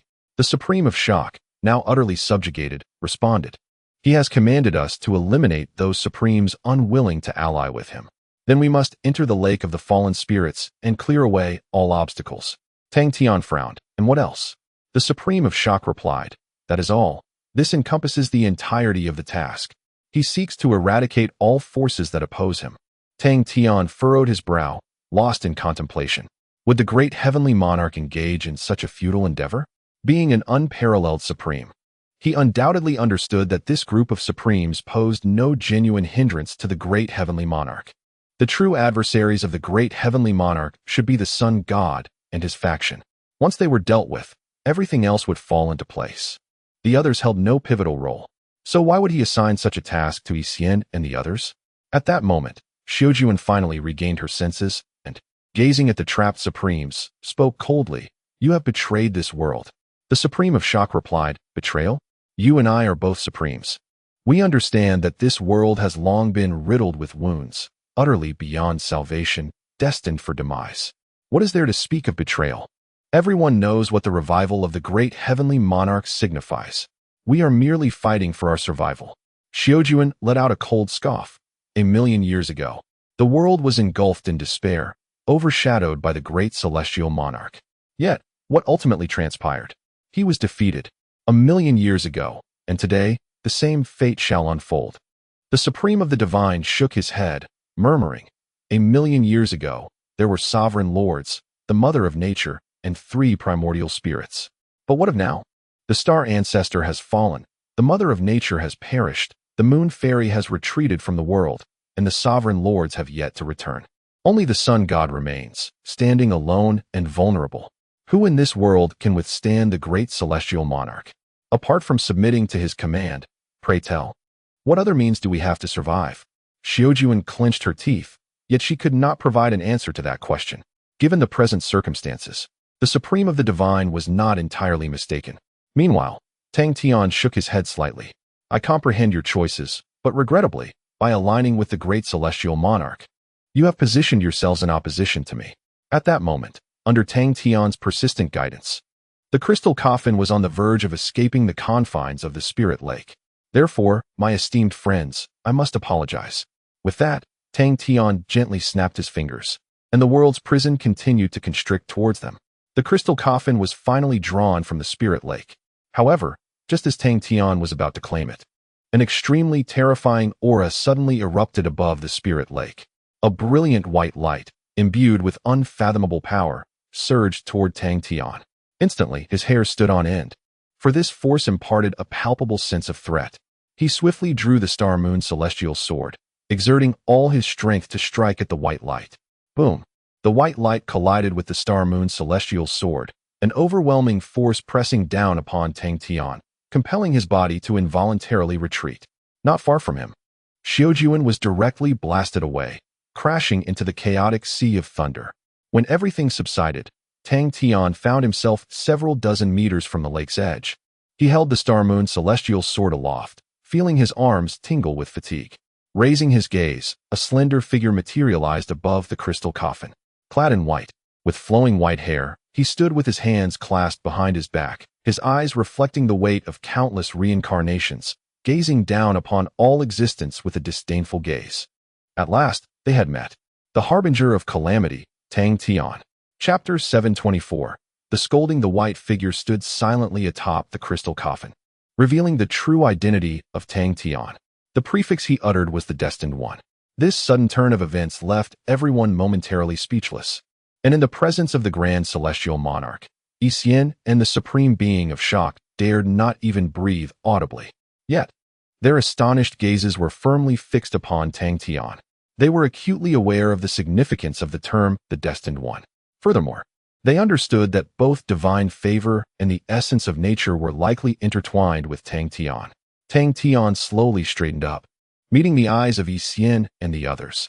He realized that his identity had been thoroughly exposed. However, it mattered little now.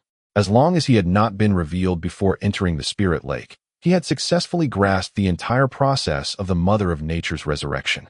Regrettably, just as he was about to seize the crystal coffin, the grand celestial monarch intervened with a force that was unparalleled, rendering him utterly unable to defend himself. Fortunately, he had ascended to the realm of the Supreme Being. Though he had been forcefully repelled, he had not sustained any severe injuries. Gazing at the imposing figure atop the coffin, Tang Tian felt as though a vast and ominous cloud loomed over him, capable of shrouding the entire world. He finally understood why these supreme beings feared the grand celestial monarch so profoundly. He was indeed extraordinarily powerful. "Do you know me?" Tang Tian asked, locking eyes with the grand celestial monarch, his voice steady. Yet, the monarch did not respond immediately. Instead, he turned his attention to Yi Xian and the others, who lay prostrate on the ground. "You have proven your loyalty," he spoke softly. Then, with a gentle flick of his sleeve, the figures of Yi Xian and the others vanished without a trace. This individual had managed to create a spatial passage amidst the chaotic sea of thunder, transporting them all to safety. Such a feat was beyond Tang Tian's capabilities. He must have traversed the same path. This implied that the grand celestial monarch possessed the ability to enter the Spirit Lake at will. But why had he not entered beforehand? Why had he chosen to reveal himself only after Tang Tian had extracted the crystal coffin from the seal of the Spirit Lake? Tang Tian pondered these questions. After sending Yi Xian and the others away, the grand celestial monarch's indifferent gaze returned to Tang Tian. At this moment, only the two of them remained within the confines of the Spirit Lake. "I am certainly aware of who you are," the grand celestial monarch spoke softly. "In that little courtyard, I have been watching you, observing your growth step by step. I must admit, as the Destined One, you have rather disappointed me." Unmoved, Tang Tian inquired, "What do you mean?" The grand celestial monarch replied coolly, "You are exceedingly lazy. I can say without hesitation that you are the most indolent cultivator I have ever encountered. If I possessed your advantages, I might not even dare to appear before you today. Yet here you stand, having only just stepped into the realm of the Supreme. Although possessing some strength, it remains woefully inadequate." Tang Tian remarked, "Why do you resort to insults upon our first encounter? We are hardly acquainted, and such behavior is quite out of line." He genuinely did not perceive himself as lazy. He had always exerted considerable effort. Although he may not measure up to the most diligent practitioners, he certainly did not consider himself the least among them. "In the Zizhu courtyard, have you been observing me all along? Could it be that you are the ancient locust tree?" Tang Tian deftly sidestepped the topic. The great celestial monarch replied, "No, I am the Zizhu courtyard itself. My soul has been sealed by the realm lord, yet I have never truly slumbered, drifting throughout the world, albeit unable to communicate with the outside realm. Since the establishment of the Zizhu courtyard, I have remained there." Tang Tian was taken aback, realizing that this was indeed the case. This meant that everything he had experienced in the Zizhu courtyard had been witnessed by this entity. Fortunately, he had not engaged in any peculiar antics during that time, or else they might have been brought up for scrutiny. "I initially believed you would be the greatest obstacle on my path to eternity, perhaps an insurmountable chasm. However, I have since discovered that I vastly overestimated you. Your thoughts are chaotic, overflowing with desires, indulging in pleasure, lacking even the basic virtues of a practitioner. Furthermore, you are inherently selfish, caring only for those in your immediate circle, devoid of the compassion and benevolence required for the myriad beings of this world. The realm lord likely made a grave error in choosing you," the great celestial monarch stated indifferently. Tang Tian was rendered speechless, having previously asserted their lack of familiarity. He found it perplexing that the monarch would continue this line of discourse. "In my past life, I was an ordinary person. Why must I bear such burdens? Are you implying that the realm lord has chosen me?" Tang Tian opted to evade the topic once more. Indeed, the great celestial monarch affirmed. However, I do not understand why he made such a choice. My knowledge of him is quite limited. Tang Tian said, then share what you know. Lu Ming perished in the Zizhu courtyard. You must be aware of this? The great celestial monarch nodded gently. Tang Tian frowned. Then why did you not save him? Without him, you cannot even resurrect. Why did you merely watch him die? The monarch's expression remained indifferent. That was his finest resting place. Tang Tian scoffed. Nonsense. Then why do you treat Lin Ying so well? You aided her in becoming a supreme being and bestowed upon her precious gifts. Both she and Lu Ming contributed to your resurrection, and Lu Ming's sacrifice was even greater than Lin Ying's. Why this disparity? Do you have a bias towards women? The great celestial monarch's gaze remained tranquil as he replied, You wish to inquire about the relationship between Lin Ying and myself, do you not? Tang Tian, caught off guard, chuckled, I am indeed quite curious. After all, it must be quite challenging for someone like you to be so benevolent towards another. The nature of your relationship is undoubtedly extraordinary. The celestial sovereign spoke in a subdued tone. This matter holds little significance for you, and there is no necessity for you to be informed. Tang Tian stroked his chin thoughtfully. If you do not divulge the details, I may resort to fabricating wild tales. While such narratives disregard authenticity, they undoubtedly possess an element of intrigue. Is it possible that Lin Ying's previous existence was that of a woman you desired for countless millennia? She favors the Realm Lord, and despite your relentless efforts, you could never win her affection. Thus, is it not plausible that you now seek to seize the opportunity in the Realm Lord's absence? The Realm Lord remained composed, showing no signs of disturbance at Tang Tian's remarks. I engage in this dialogue with you solely out of respect for the Realm Lord, not to entertain such trivialities. Tang Tian, I am genuinely disappointed in you, and I feel it is unjust for the Realm Lord. Upon our next encounter, I shall not be so lenient as I am today. With that, he slowly gestured, a formidable force enveloping the crystal coffin beneath him, attempting to lift it away. However, he soon emitted a soft exclamation. Tang Tian's lips curled into a slight smile.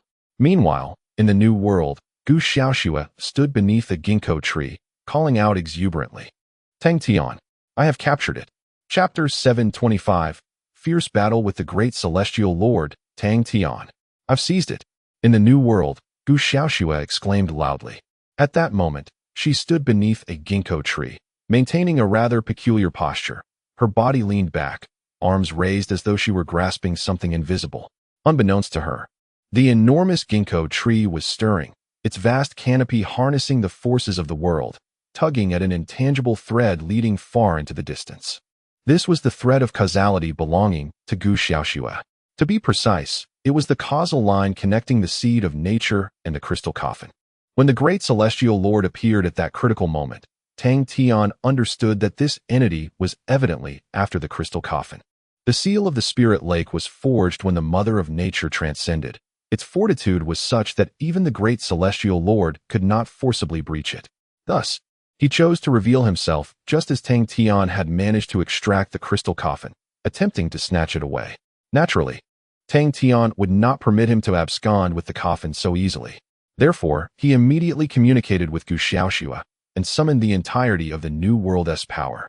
Utilizing the causal line to anchor the coffin, thwarting the great celestial lord's intentions. Their previous conversations were merely a strategy to delay him. Now, the results were manifesting.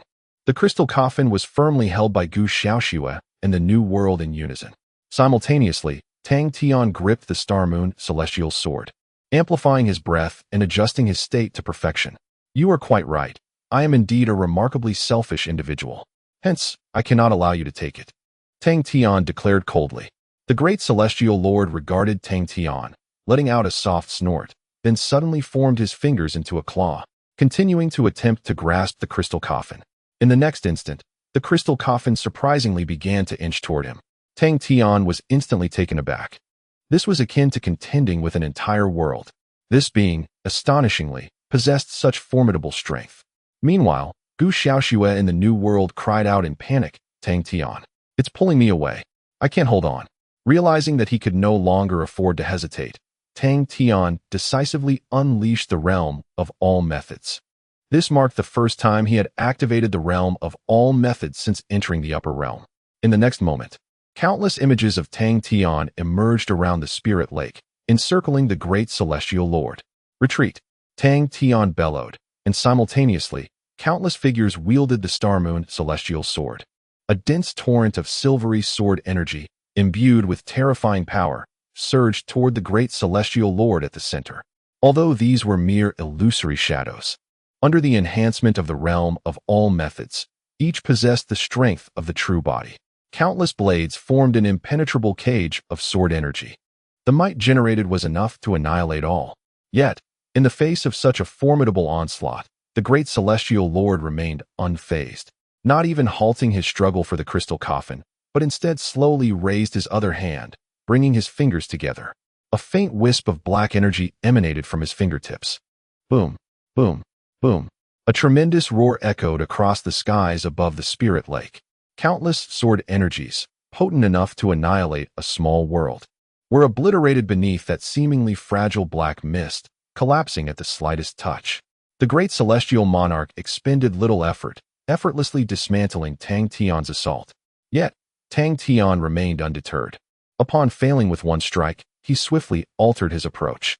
With a sweeping motion of his hand, innumerable phantoms converged back to him, as boundless power rapidly accumulated within his being, elevating his aura to an unfathomable zenith.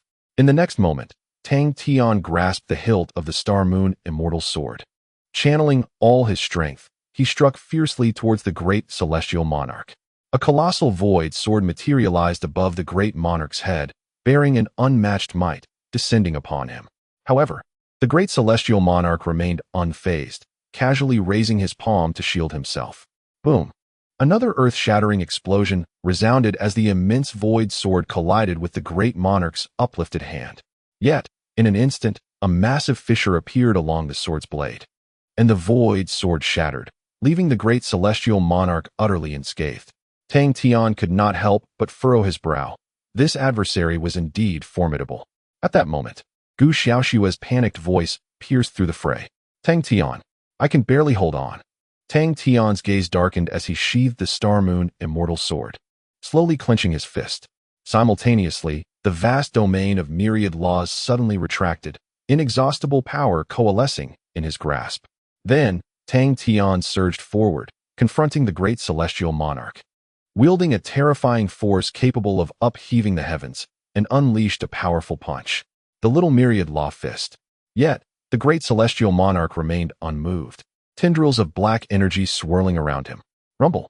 A colossal explosion resounded once more. This time, the resulting shockwaves were even more immense, the residual power shattering everything except for the surface of the spirit lake. Any entity caught in that force was instantaneously obliterated, vanishing into the void. Even the surrounding chaotic sea of thunder quaked violently under the impact, white lightning erupting from the tempest, rampaging uncontrollably. Had any other supreme beings been present, they would have been utterly annihilated in an instant, barely able to escape. Nevertheless, Tang Tian's little myriad law fist still failed to affect the great celestial monarch, unable to even shift his stance. The great celestial monarch stood like an immovable mountain, impervious to the wildest storms of the outside world. Yet, Tang Tian's onslaught did not cease. He had to exert every ounce of strength to prevent the great celestial monarch from seizing the crystal coffin. The little myriad law fist surged forward once more, relentlessly aimed at him. With each relentless punch, Tang Tian's strength seemed boundless, each strike more formidable than the last. The onslaught, reminiscent of a torrential downpour, obliterated the confined space, forcing even the surrounding chaotic sea of thunder to recede significantly. Countless iterations of the small 10,000 laws fist engulfed the great celestial sovereign completely. Yet, regrettably, beneath the veil of that elusive dark mist, a true breakthrough remained unattainable, leaving the great celestial sovereign's endeavor to seize the crystal coffin unscathed. The coffin loomed ever closer to the great celestial sovereign. Tang Tian, I truly cannot withstand this. This is disastrous. I am soaring. Gu Xiaoshua exclaimed in alarm. Simultaneously, the crystal coffin accelerated towards the great celestial sovereign. Tang Tian's gaze sharpened. This was the moment. Clenching his fist, he infused a more potent form of attack amidst the myriad of small 10,000 laws fists. This was the grand 10,000 Laws Fist, a culmination of countless worldly and even chaotic principles. The grand 10,000 Laws Fist concealed within the multitude of small 10,000 Laws Fists surged forth in an instant. Upon sensing the overwhelming strength that surpassed even the world itself, the great celestial sovereign's expression shifted slightly.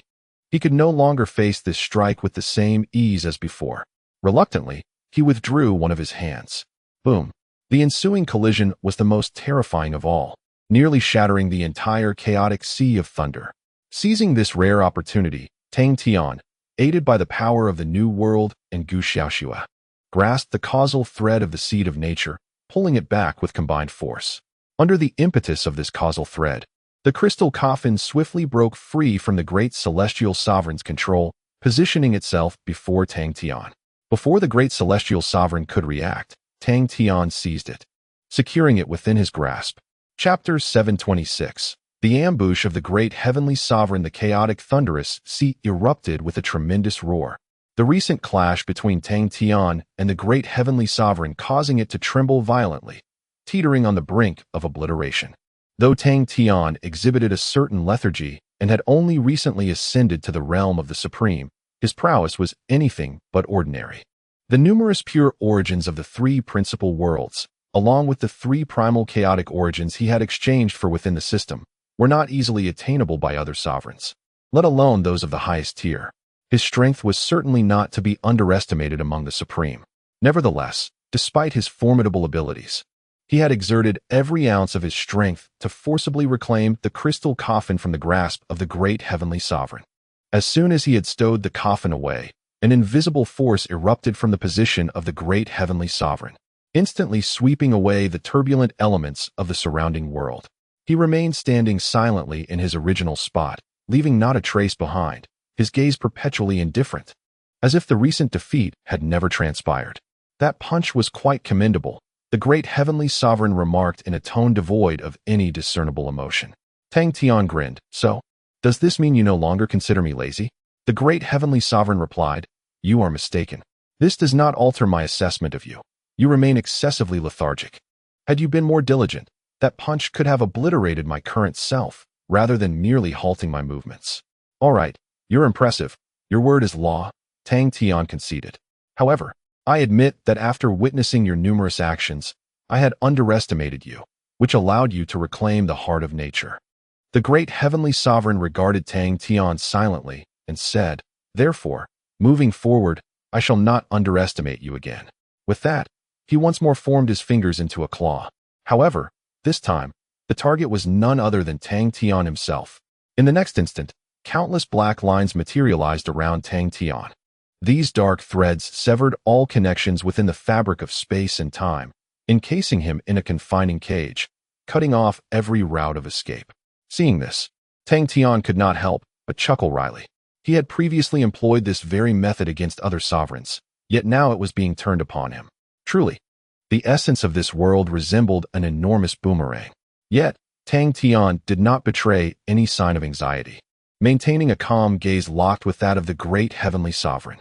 With a new world at his disposal, he was fundamentally an immortal being. You cannot kill me.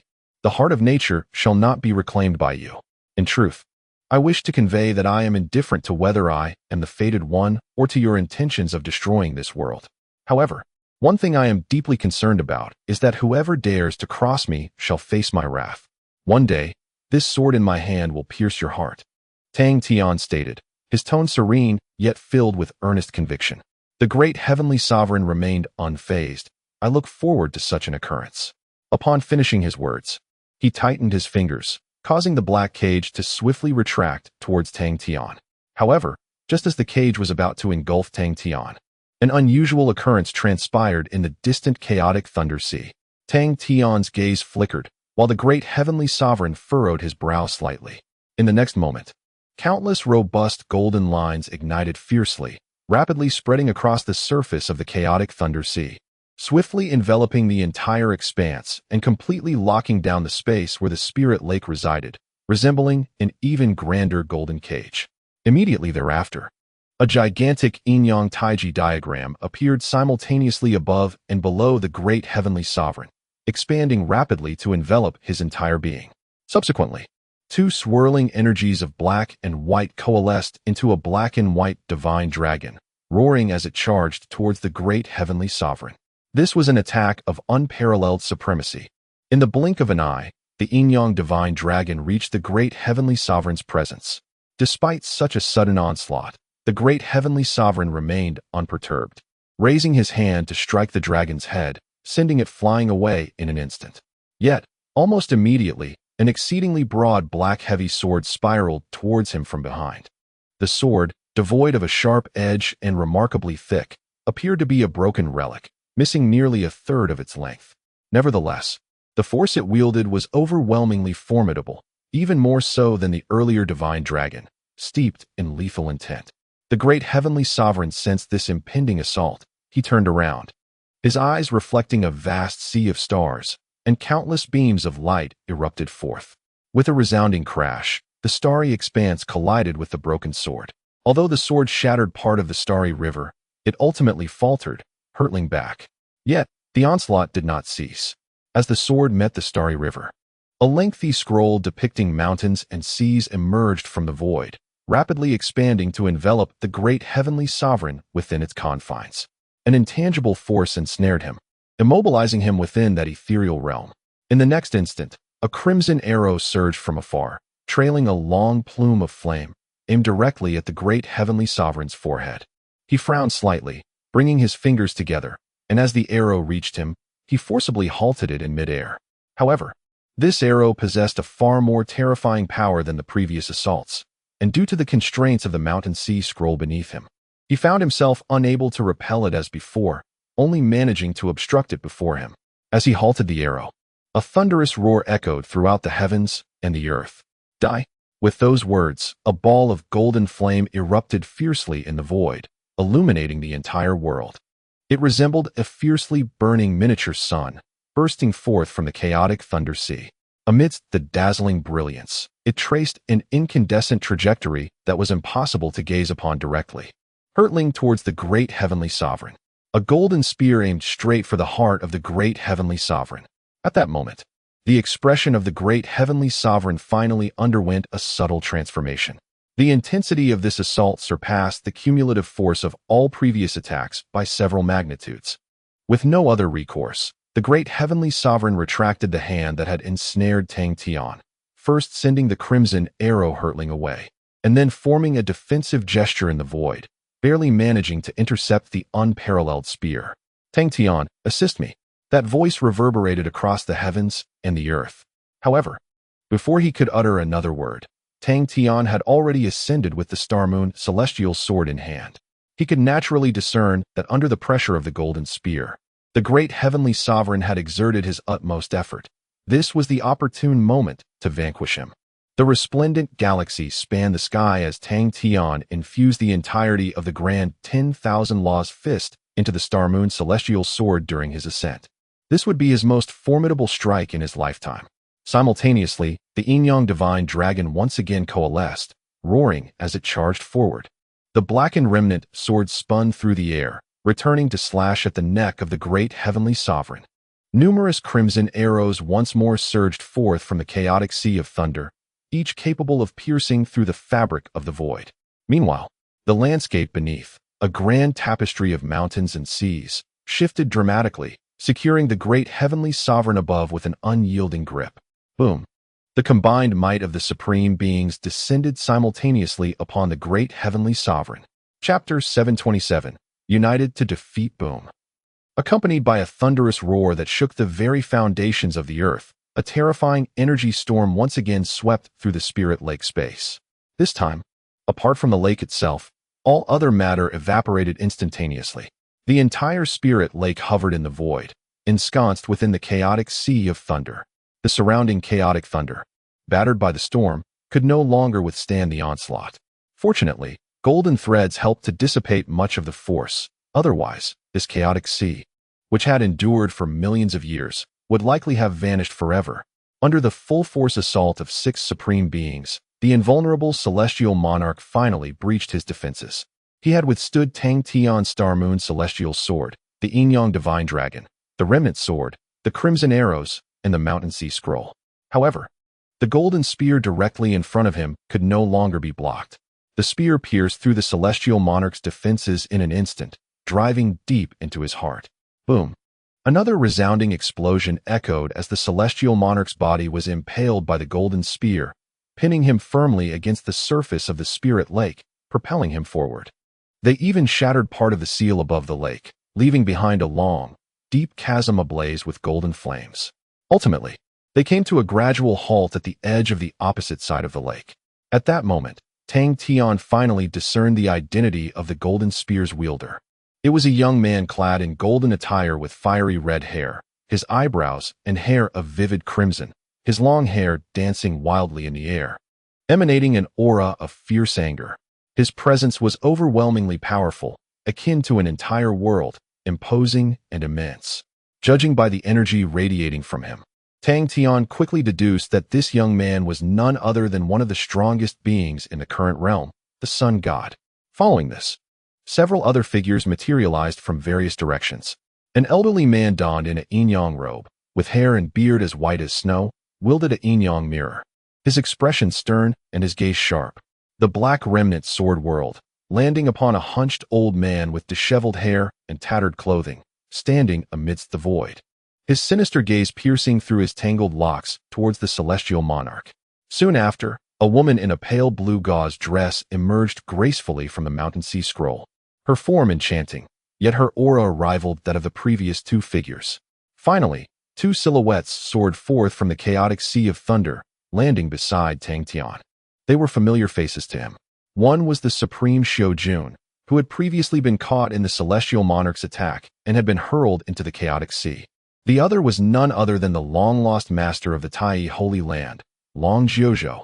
In truth, this was their first genuine meeting, as the last encounter had merely been with a fragment of Long Jiuzhou's essence. At that time, the aura of Long Jiuzhou's avatar had been that of a formidable supreme being. Yet now, an inexhaustible vitality blazes within him.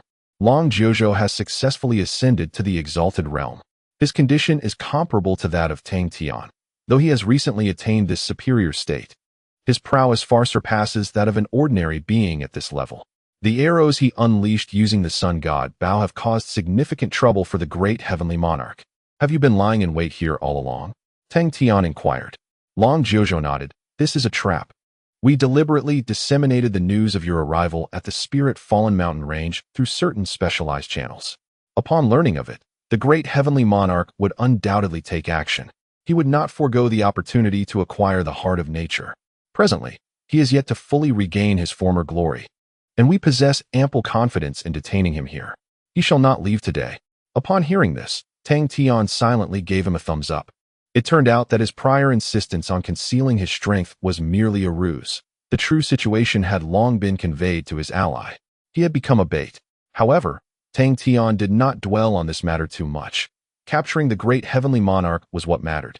If such a cunning and treacherous individual were to ally with them, it would indeed signify great wisdom. He had a penchant for such sly characters. Is the great heavenly monarch still not at his peak? Tang Tian marveled. He nearly killed me. Long Jiuzhou confirmed. Indeed, he has merely resurrected a fraction of his soul. His strength is far from restored. If he were at his zenith, we would scarcely have the opportunity to confront him directly. Tang Tian was taken aback. Is he truly that formidable? What fraction of his former strength does he currently possess? Long Jiuzhou pondered for a moment before stating a number, less than 1/10,000th. Tang Tian exclaimed, goodness, less than 1/10,000th of his strength nearly led to my demise, and he did so with remarkable ease. Furthermore, even when beset by several powerful supreme beings, he remained remarkably composed, addressing each challenge with poise. Had the sun god not intervened personally and the others not prepared an ambush, we would have truly struggled to subdue him. If he were to restore his full strength, Tang Tian could scarcely fathom the magnitude of such a terrifying existence. No wonder the revered spirit and Yi Xian chose to betray the world and align themselves with the great heavenly monarch.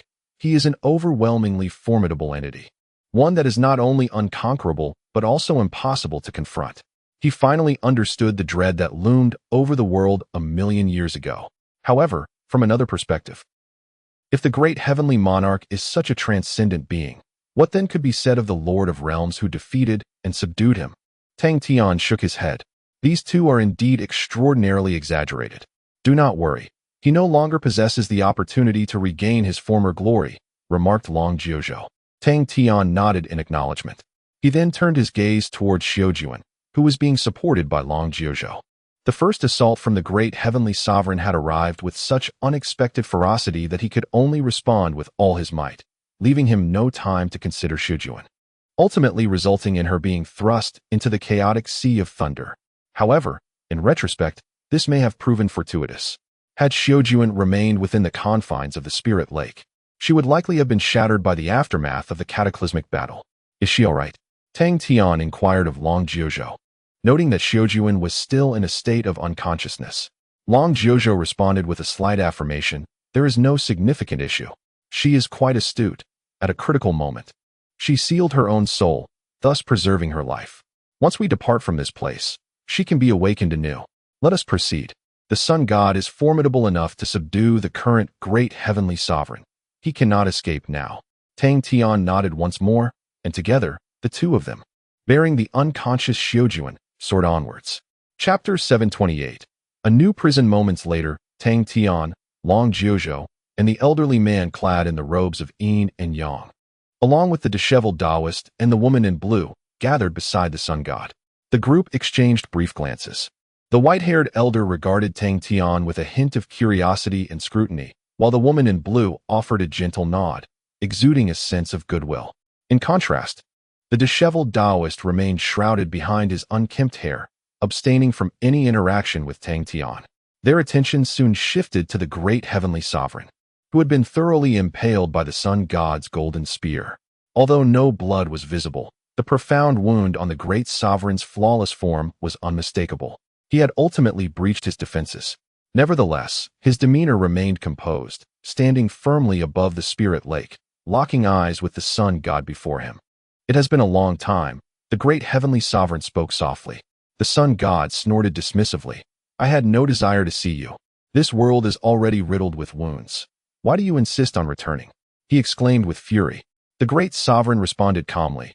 I addressed this question 1,000,000 years ago. I am a cultivator, relentlessly ascending. It is the sole tenet of my existence. Since eternity exists, I must strive to reach it. A flicker of flame ignited in the Sun God's eyes. This is the inherent flaw of you cultivators. Since the dawn of time, ever since your kind reached the pinnacle of the world, none have been content. Each seeks further ascension, even at the cost of the world's demise. Selfishness knows no bounds. Your desires are insatiable. You are the greatest pests in this realm. Tang Tian, listening to this tirade, absently touched his nose. Had he been inexplicably scolded? A glance at the others revealed no reaction. They appeared accustomed to such rhetoric. It was understandable. Cultivators inherently defy the heavens, taking rather than giving.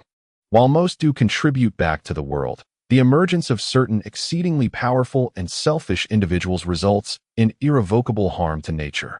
For primordial beings like the Sun God, those cultivators indeed resembled pests. The insect also has the right to gaze upon the heavens. The great heavenly sovereign remarked quietly. I am as I am. Others are likewise. Even the realm lord was once so. Why then do you submit to him? The Sun God retorted coldly. He is also a pest, and the most formidable one. Had it not been for, he paused, realizing the futility of such musings. Your so-called ambition is once again shattered. Rest assured, I shall not be as merciful as the realm lord, sealing you within the lower realms. I shall confine your soul eternally within a cage, subjecting you to the relentless torment of the Sun God's flames for all eternity. Upon uttering these words, the Sun God's golden spear suddenly erupted into golden flames, tendrils of fire seeping into every corner of the great heavenly Lord's being. Even his soul plummeted into the inferno of flames. Witnessing the might of those flames, Tang Tian, standing nearby, could not help but gasp. Such an ordeal was undoubtedly unbearable. Yet, despite this, the great heavenly Lord remained unperturbed, displaying not a trace of reaction. Sun God, the great heavenly Lord remarked coolly, after all these years, you remain as tempestuous and reckless as ever, devoid of any change. It is no wonder the realm master excluded you from the plans.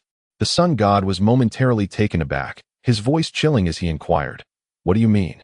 The great heavenly Lord replied, You will come to know in due time. However, you must amend this reckless disposition of yours, or you may not live to witness that moment. Impulsiveness serves no purpose and often clouds one's judgment, as demonstrated now. What makes you think you can detain me today?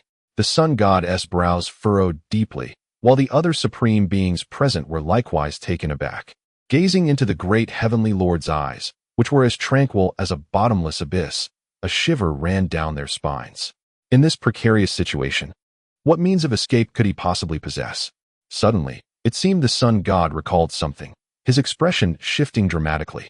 This is bad, he bellowed, violently kicking the great heavenly Lord away, then soaring upwards with his spear in hand.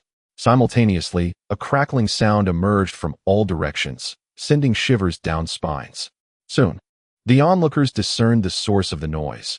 Countless robust roots were emerging from the chaotic sea of lightning, entangling the golden cage previously devised by the sun god, swiftly closing in at a speed imperceptible to the naked eye. These were the roots of the earth. By the time Tang and the others noticed the appearance of the roots, it was already too late to prevent their encroachment. Only the sun god reacted swiftly, charging toward the highest point, striving to break free from this newly formed prison before the roots could fully envelop him. Both parties moved with alarming speed, arriving at the same location almost simultaneously. Break for me, the sun god roared, as his spear ascended toward the heavens, unleashing the terrifying power of the sun, which exploded above, creating a massive breach. Under the force of this cataclysmic strike, the chaotic storm that had persisted for 1,000,000 years could no longer withstand the pressure and disintegrated instantaneously. Countless earth roots soared through the air, igniting under the solar power, raining down like fiery droplets. However, despair soon followed, for despite the sun god's boundless strength, a colossal breach was torn through the cage formed by the earth roots. Yet the thickness of the earth's roots surpassed all imagination. It seemed as though all the roots of the world converged here at this moment. Even though the sun god scorched a vast expanse, he was unable to break through entirely. The roots of the earth, relentless and unyielding, swiftly mended the gaping chasm once more. A complete cage was formed, thoroughly ensnaring the sun god and Tang Tian, isolating them from all external information. Meanwhile, the great heavenly monarch, having been forcefully cast aside by the sun god, gradually became ethereal, transforming into a multitude of white light particles, vanishing from the sight of all. Subsequently, the indifferent voice of the great heavenly monarch reverberated within the confines of the cage. You are quite a commendable innate spirit, sun god. In my forthcoming new world, I shall consider extending an invitation to you. You cannot impede me. One day, you shall comprehend everything. With that, the presence of the great heavenly monarch completely dissipated. The sun god, in the heavens, was furiously enraged, his crimson hair dancing wildly, having reached the pinnacle of fury. Jun Chongqing, he once again brandished his spear, igniting half of the earth's roots, transforming the entire space into a sea of crimson flames. Yet that was all. The roots of the earth were reborn once more, swiftly sealing every breach in the blink of an eye. Chapter 729. The purpose of the great celestial monarch within the ethereal space of Linghu.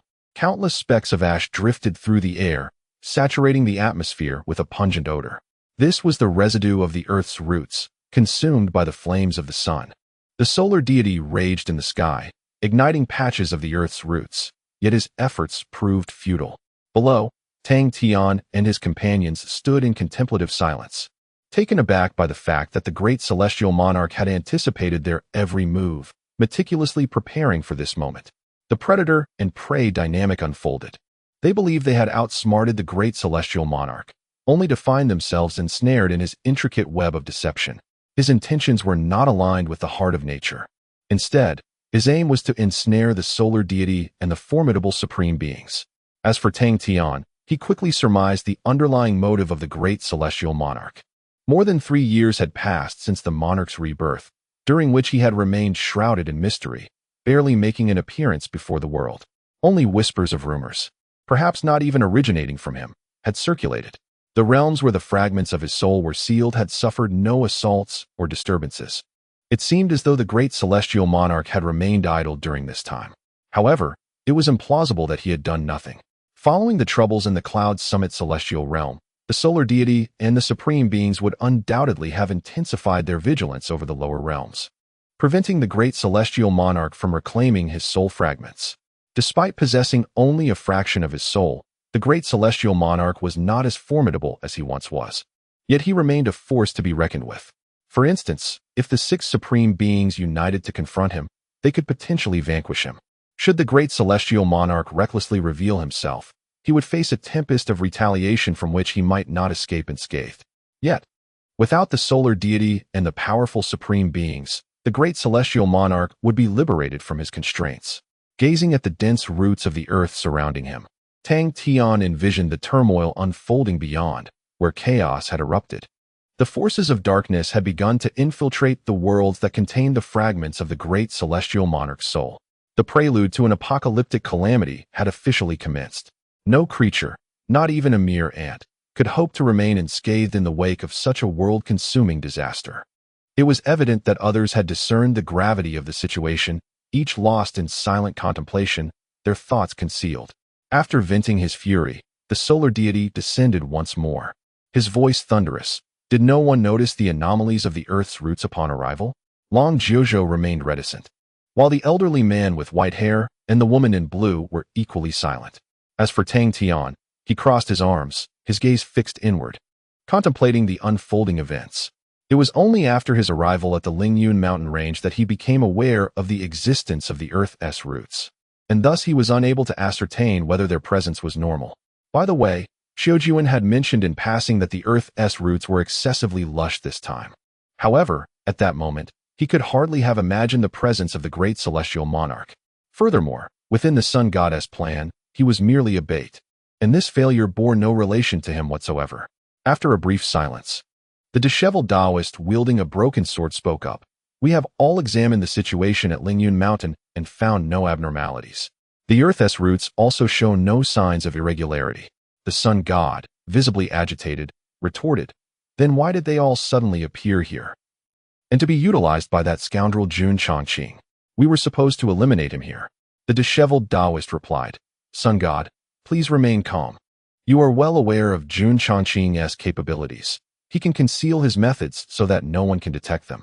Moreover, he has evidently prepared in advance, waiting for us to leap into this trap. Our plan has been compromised." The sun god's eyes blazed with fury. "Are you implying that one among us is a traitor? Only we few were privy to this plan. Who has betrayed us? Is it you? Or perhaps you?" He glared at those around him. His volatile temper caused the temperature in the space to rise rapidly, and he even shot a fierce look at Tang Tian, who was left speechless, wondering what his involvement was. Indeed, the great celestial monarch was not wrong. This individual was far too prone to fits of rage. As the current leader, instead of reflecting on the failure, he directly cast suspicion upon those beside him. Fortunately, those present were all significant figures, relatively composed, and did not dwell on such matters. Otherwise, the team would likely disintegrate in an instant. Of course, another reason was that the sun god was undoubtedly the strongest among them at this stage. Observing the sun god's continued agitation, the woman in blue spoke with resigned clarity. "The event has transpired, sun god. We ought to carefully consider how to respond to Jun Chongqing's counterattack. He is certainly in the process of awakening other fragments of souls, and once we exit, we shall face a Jun Chongqing vastly more formidable than today. Every step must be taken with utmost caution." Her voice, cold yet oddly soothing, seemed to possess an enchanting quality that instinctively calmed the emotions of those present, including the sun god. Gradually, his rage subsided, and he regarded the Earth's roots around him, stating coldly, "He cannot maintain this prison for long. He will likely break free within half an hour." Half an hour, good heavens. That is ample time for him to traverse the myriad realms several times over. All the sealed fragments of souls may have been reclaimed by him. The sun god appeared somewhat flustered. At this moment, the elderly man with white hair, who had remained silent, spoke softly. "Does that mean he can restore all his powers?" To speak frankly, during his prime, Jun Chongqing was unmatched, save for the realm master. If that is indeed the case, we might as well contemplate our own fates. He appeared to exude a rather pessimistic demeanor.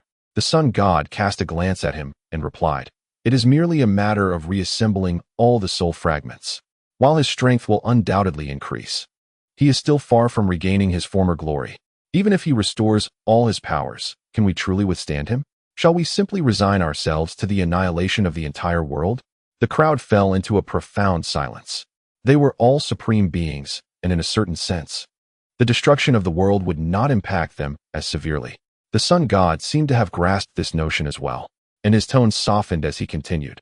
Rest assured, his complete restoration is not an easy feat.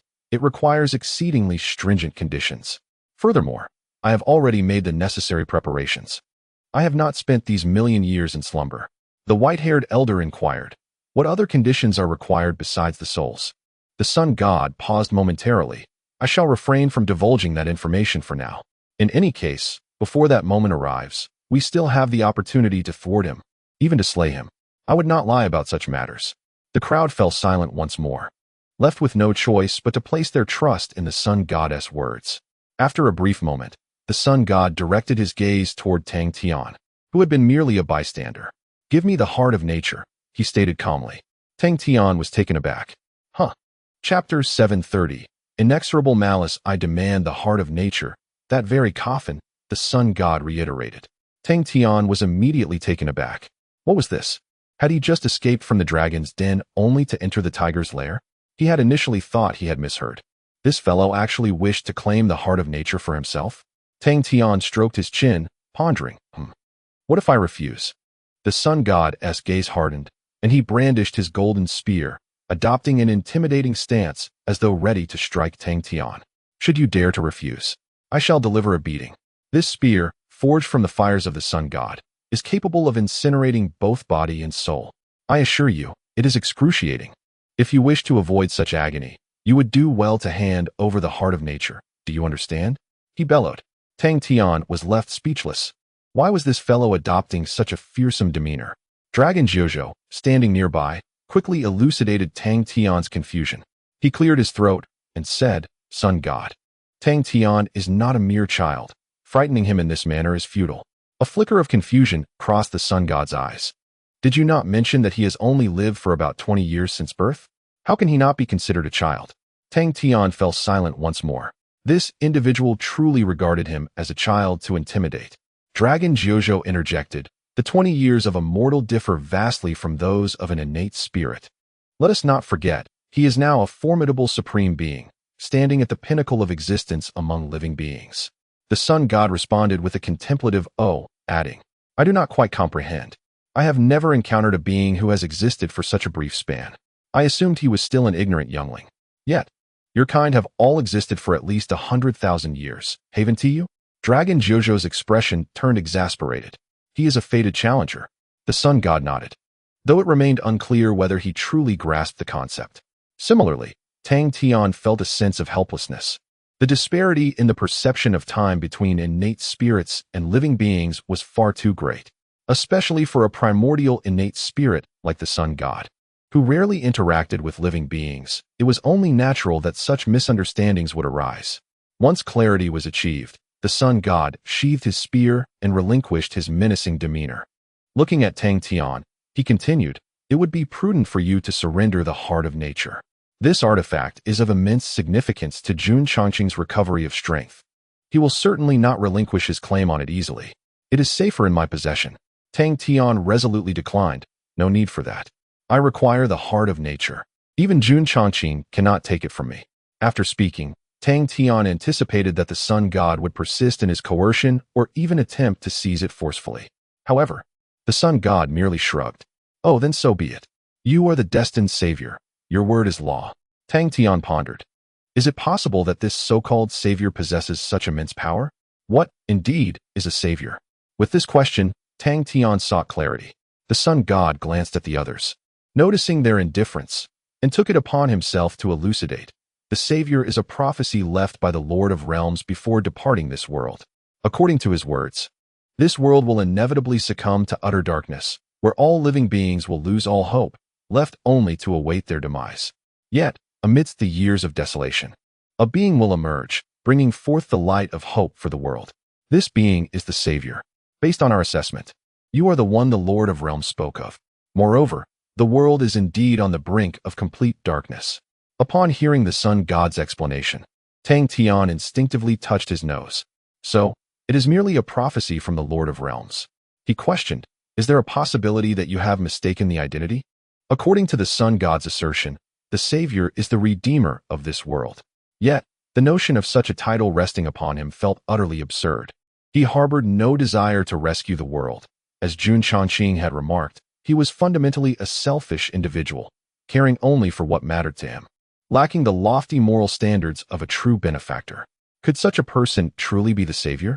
Surely, this is preposterous. However, the sun god nodded affirmatively. No, you are indeed the one.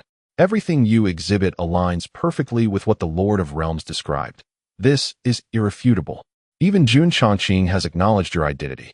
Tang Tian fell silent, sensing that this group was entirely mistaken. After a brief pause, he continued, you mentioned that the Lord of Realms prophesied this before his departure. Was this at the moment of his enlightenment? Where did this occur? He yearned to discern the true nature of the Lord's prophecy, to ascertain whether a misunderstanding had transpired. Yet, the sun god revealed a peculiar expression. Who said the Lord of Realms had attained enlightenment? Tang Tian was taken aback. For many years, all information he had received indicated that the Mother of Nature and the Lord of Realms had conspired on a grand endeavor, both achieving enlightenment together, awaiting their return. But now you tell me it is not so? Tang Tian swiftly voiced his confusion. The sun god responded, that interpretation is not entirely incorrect. They were indeed planning a significant matter, which could be considered as achieving enlightenment together. However, the Mother of Nature did attain enlightenment, while the Lord of Realms merely delved into the chaos in search of something deemed impossible to find. Unable to find it, he has no means to return. Thus he has nearly succumbed to the void. Tang Tian was taken aback, inquiring about what was being sought. The sun god paused for a moment, then gently sighed and remarked, well, this is no longer a matter shrouded in secrecy. What the Lord of the Realm seeks is a sword. Tang Tian furrowed his brow slightly, immediately recalling something dreadful. Is it the sword of creation that participated in the genesis of the world? The sun god nodded, stating, now that you have reached this realm, you must certainly perceive that this world has been irreparably damaged. The restoration is exceedingly arduous, if not utterly impossible. To salvage this world, which teeters on the brink of demise, the Lord of the Realm remembered that sword, the only intact piece among the 5 divine artifacts of creation. From it, perhaps the key to the salvation of the world can be discovered. Therefore, the Lord ventured into the chaos to seek it. However, this endeavor is destined to be in vain, for the chaos is boundless, and that sword has long since vanished. Moreover, even if the Lord were to find it, it would be impossible for it to accompany him back. Tang Tian inquired why. The sun god, with an expressionless demeanor, replied, because it was the Lord who cast it away. Furthermore, 3 of the 5 divine artifacts of creation were shattered by the Lord's own hands. That mirror, too, became the river of time under the Lord's oppression, losing its will and forever unable to depart. Given such a heinous villain, do you believe that sword would trust him? Tang Tian was instantly stunned. The Lord of the Realm had committed such terrifying acts. Chapter 731. Preparing to visit the moon goddess under the narration of the sun god, Tang Tian came to realize the terrifying aspect of the Lord of Realms. He had brutally assaulted the primordial 5 treasures, shattering 3 with his own hands, obliterating the will of 1, and driving away the last. This revelation was astonishing. It was no wonder he could subdue Jun Changqing. Even at the zenith of his power, Jun Changqing could scarcely have accomplished such a defiant feat at that moment. Tang Tian suddenly recalled a scene from the Dragon Gate trial, glimpsed within the fragmented memories of the primordial Chaos Bell. When the Chaos Bell lay in slumber, it was awakened by an extraordinarily terrifying force. Subsequently, it was utterly shattered, reduced to fragments by this very power. So, it was indeed the Lord of Realms who had wrought this chaos. Tang Tian inquired, was it he who once shattered the myriad realms and sought to annihilate heaven and earth? The sun god scoffed, who else could it be? Do you understand why he is referred to as the Lord of Realms? Because, at that time, all the myriad beings and realms were under his singular dominion. He was unrivaled, even yet. He was driven to madness, to an extreme that even the current Jun Changqing cannot hope to match. He was convinced that your so-called path of cultivation was an endless pursuit, that within the supreme, there must exist the eternal. Thus, he turned his gaze towards the 5 creation artifacts, endeavoring to discover the key to achieving eternity through them. He forcibly roused them from their peaceful slumber. Following an unimaginably horrific war, 3 of the creation artifacts were shattered, 1 submitted, and another fled into chaos, leading to the complete collapse of the myriad realms. Tang Tian fell silent, genuinely taken aback that the Lord of Realms was such a ferocious and ruthless individual. He had assumed this was a paragon of virtue, dedicated to the welfare of the world.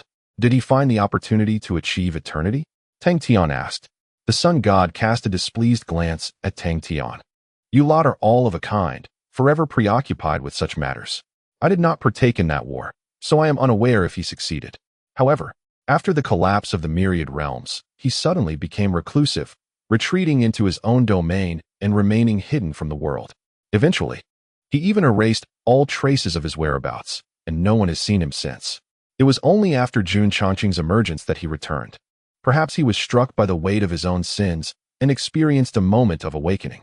Tang Tian pondered for a moment before saying, in truth, there remains a possibility for the Lord of Realms to return. After all, he merely departed. He has not truly perished. The sun god regarded him with indifference. The likelihood is virtually non-existent. The open heaven sword has retreated deep into the unfathomable chaos. Once one embarks on the quest to locate it, should they fail to find it, they shall be unable to return. Once, I believed alongside Xiao Bai that you were the vessel for the return of the Realm Master. However, as time passed, we discovered that the matter was far more intricate than we had initially imagined. While Xiao Bai remained steadfast in his conviction that there exists an exceptionally close connection between you and the Realm Master, we have ceased to anticipate his return through you. Tang Tian silently nodded, fully aware of his origins, which indeed bore no causal relationship with the Realm Master. At the very least, he could not possibly be the so-called reincarnation of the Realm Master. Who is Xiao Bai? Tang Tian inquired. The sun god gazed at Tang Tian for a moment before responding in a gentle tone. It is the entity you frequently reference. The Moon Fairy, Tang Tian replied.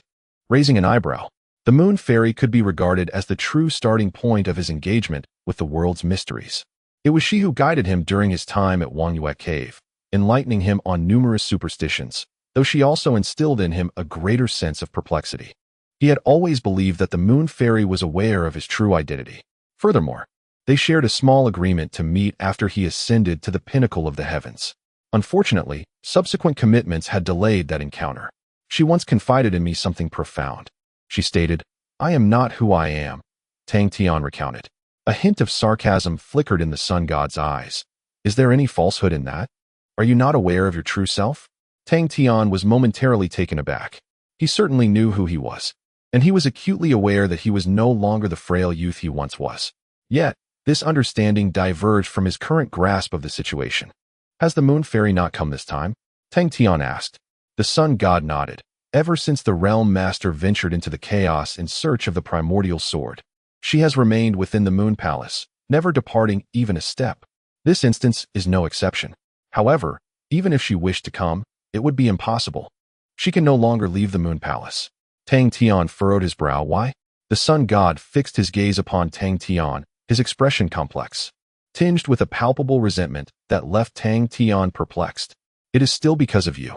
I cannot fathom why she would so hastily relinquish something of such significance. Never mind, it is futile to dwell on this. Hand me a flask of Baiyulu. I know you possess it. She has bestowed upon you much. Tang Tian quickly realized that the sun god was referring to the celestial wine he had previously received from the Moon Fairy. So it is called Baiyulu? He then produced a jade flask, poured a portion for the sun god, and offered it to him. The Moon Fairy had given him an abundance of it. He could not possibly consume it all in several million years. The sun god accepted the jade flask and tilted it back, taking a hearty swig, gulping down as if to release pent-up emotions. After a moment, he paused and exclaimed, Ah, truly delightful. Compared to Baiyulu, other wines seemed but mere dregs. Tang Tian found the expression rather peculiar. Could it truly be that extraordinary? However, it appears that after consuming the jade dew, the sun goddess' tempestuous temperament has notably improved. This is indeed a welcome development, for his volatility has always been rather excessive. If you desire to indulge in drink, why not request some from the Moon Fairy? Suggested Tang Tian. The sun god let out a cold snort and replied, She has given you all the jade due and has not permitted me to seek you out myself. Where am I to procure it? Tang Tian was taken aback.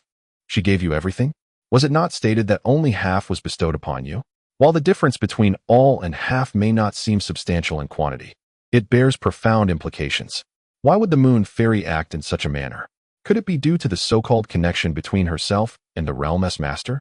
After all, the moon fairy harbors deep affections for the realm-s lord. Is she still in the moon palace? Inquired Tang Tian. The sun god nodded. Of course, where else could she be? After a moment of contemplation, Tang Tian said, I wish to pay her a visit. We had made an agreement previously. Moreover, many matters require clarification through face-to-face discourse. The sun god responded with an affirmative grunt. Very well. She has been awaiting your arrival. Once the cage is lifted, we shall go together and discuss strategies to deal with Jun Changqing. It is essential that he meets his demise once more, this time when he is whole. With that, he tilted his head back and took another generous gulp of jade dew. Chapter 732. Breaking the cage. Half an hour is not an extensive duration. Yet the process of waiting is exceedingly excruciating. Everyone is acutely aware that outside, chaos reigns amidst a sea of flames, as Jun Changqing endeavors to swiftly reclaim his sealed soul. However, this group of principal adversaries against Jun Changqing remains ensnared within the cage of the earth's roots, rendered utterly powerless.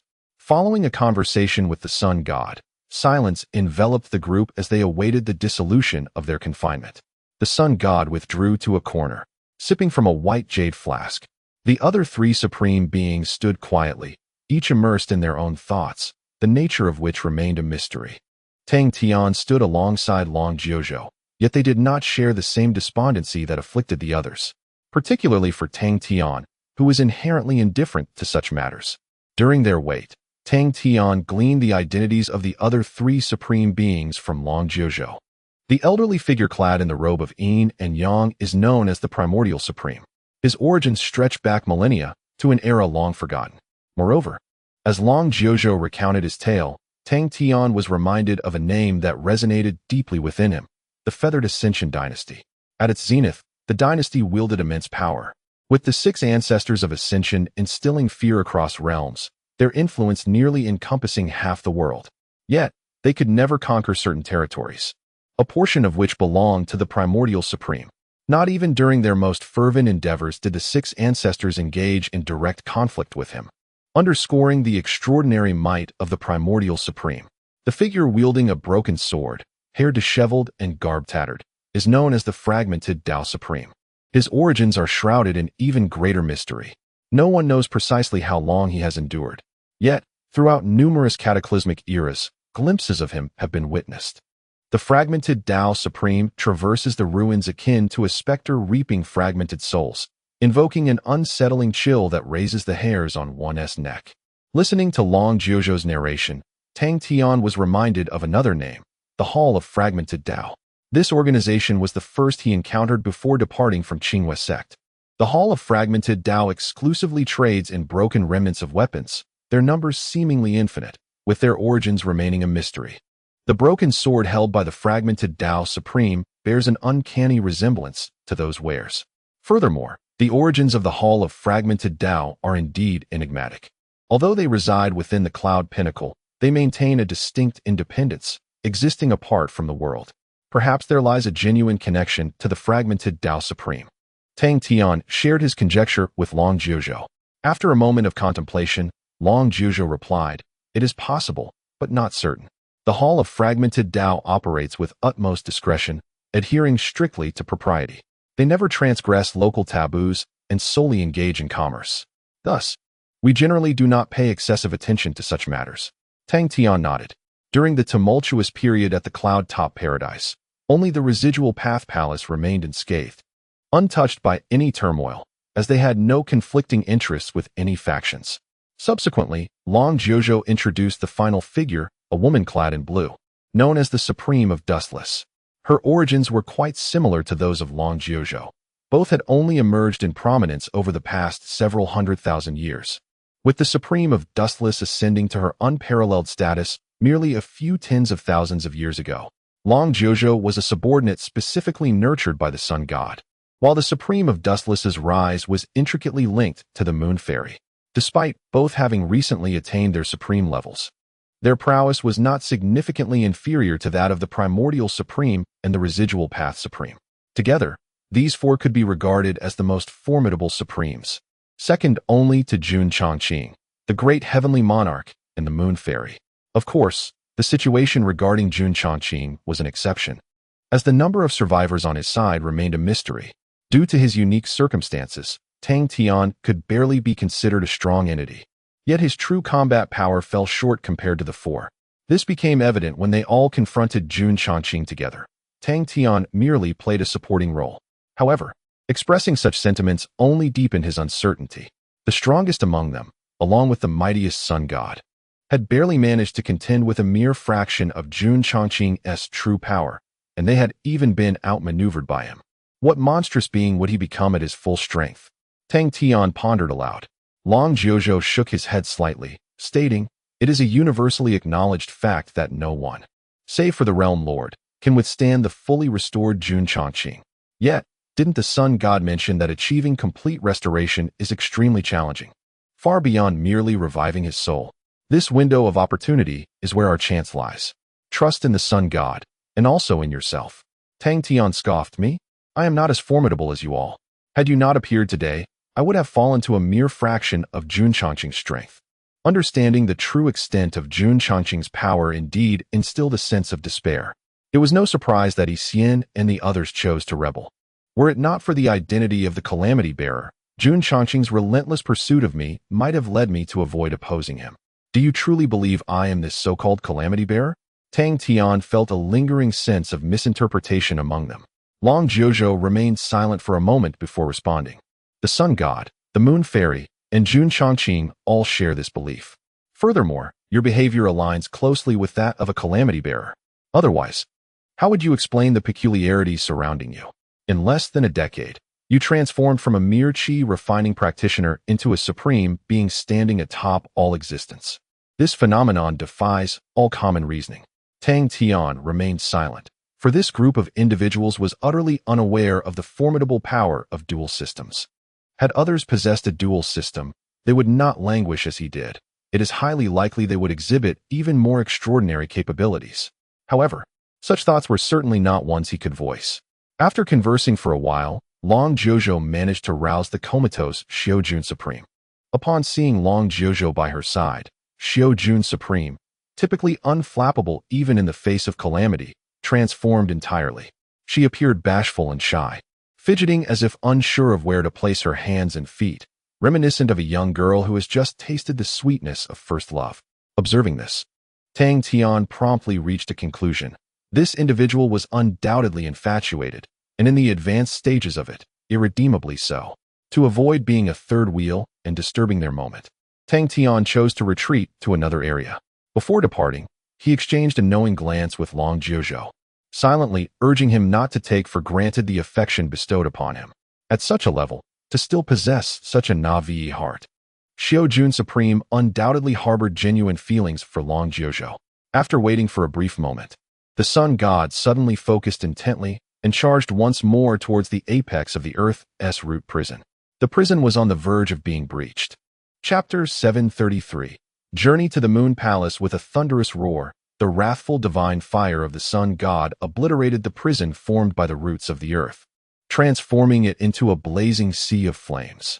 The mere roots of the earth could not withstand the might of the sun god. Their previous inability to shatter the confinement was merely due to the interference of Jun Changqing from outside. As time elapsed, that power dwindled, allowing the sun god to break through from within. In a flash, Tang Tian and Long Jiuzhou, alongside the sun god, emerged outside the prison. The area surrounding the spirit lake had been utterly annihilated due to the earlier battle, now resembling an isolated island adrift in pure emptiness. Other regions of the Lingyun Mountains remained largely unscathed, and the outer sanctum was entirely unaffected, with all the practitioners from the sacred places still engaged in their trials. However, at this moment, Tang Tian and his companions had little inclination to concern themselves with the trials occurring in the sacred lands. Instead, they traversed the boundless void, casting their gaze toward the distant horizon. Upon looking, their expressions darkened. The entire world, apart from the great realm, was now fragmented into isolated pieces, floating amidst the vast chaos. The supreme beings, like Tang Tian, found themselves akin to standing above a grand lake, observing patches of varying sizes of floating weeds on its surface. In the past, these weeds had drifted peacefully, exhibiting no signs of disturbance. Yet now, many of them were engulfed in fierce flames, thick smoke billowing upward. These were the worlds that had sealed Jun Changqing's soul. The intensity of the situation suggested that a brutal battle had erupted the moment Tang Tian and the others were ensnared within the prison. The remnants of Jun Changqing had long been prepared, lying in wait within these realms for the opportune moment to strike. Once they received the command to act, they rose fiercely, destroying the statues of the realm masters that sealed Jun Changqing's soul, thereby releasing all fragments of his spirit. As they surveyed the scene, it was evident that none of those worlds remained intact. In some areas of fierce conflict, entire realms had been torn asunder, countless beings perishing in this sudden onslaught. Even from billions of miles away, Tang Tian seemed to hear the anguished cries of those souls. This was a true calamity sweeping across heaven and earth. The dark curtain had been drawn. At this moment, an uncountable number of messages reached their hands. Jun Changqing had taken action, and they could not possibly stop him. All our prior preparations have been in vain, spoke the Hongming Supreme in a solemn tone. This battle has cost us at least 30% of our combat strength, and some have betrayed us. The expression of the Wuchan Supreme was equally grim. The Kanda Supreme remained silent, yet one could sense the chilling gaze hidden beneath his disheveled hair. In merely half an hour, the world underwent a cleansing orchestrated by Jun Changqing, plunging all beings once more into the depths of his shadow. It appears that Jun Changqing has reclaimed all the souls that had been sealed away, leaving no realm unscathed. This is the most dire of outcomes, as Long Jiuzhou remarked. While confined, they had speculated that Jun Changqing could at most retrieve about 70% of the souls, and achieving the complete reclamation would prove exceedingly challenging. Certain worlds had exerted tremendous effort to prepare against such eventualities. Regrettably, they had grossly underestimated Jun Changqing. Those worlds that had made preparations faced even graver devastation, with several on the brink of annihilation. Interestingly, the world where the Cloud Peak Heaven resides, the very starting point of Jun Changqing's resurrection, remained relatively unscathed. For Tang Tian, this was a fortunate misfortune, as most of those he cherished were within the Cloud Peak realm. Where is the Moon Immortal? Suddenly, the Supreme of Chaos thundered, his voice laced with fury. With such a calamity occurring in the external realm, why does she not choose to emerge? She, too, is a primordial innate spirit. Should the world crumble, she would perish alongside it. Why, then, must she remain ensconced within the Moon Palace, coldly observing? Were she to intervene, Jun Changqing would certainly not have so easily taken all the souls. His anger was palpable, for many under his command and numerous worlds had suffered immense losses. Silence. The Sun God, equally incensed, glared at the Supreme of Chaos. The Moon Immortal is not a being to be disparaged by the likes of you. Do you presume she wishes to remain within the Moon Palace? Do you think she does not yearn to act against Jun Changqing? If it were not for... The Sun God cast a fleeting glance at Tang Tian before swiftly averting his gaze, coldly proclaiming, "Were it not for the sacrifice of the Moon Immortal, none of you would have survived to this day. I will not permit anyone to slander her. Should such insolence occur again, do not blame me for turning against you." He issued a stern warning. The Supreme of Chaos gritted his teeth, but ultimately refrained from further comment. At that moment, the Supreme of Dust shook his head and said, "Given the gravity of the situation, let us refrain from infighting. We should contemplate our next course of action." The Supreme of Chaos scoffed lightly. "What else is there to do? Jun Changqing has just resurrected, and we have exhausted our efforts without being able to subdue him.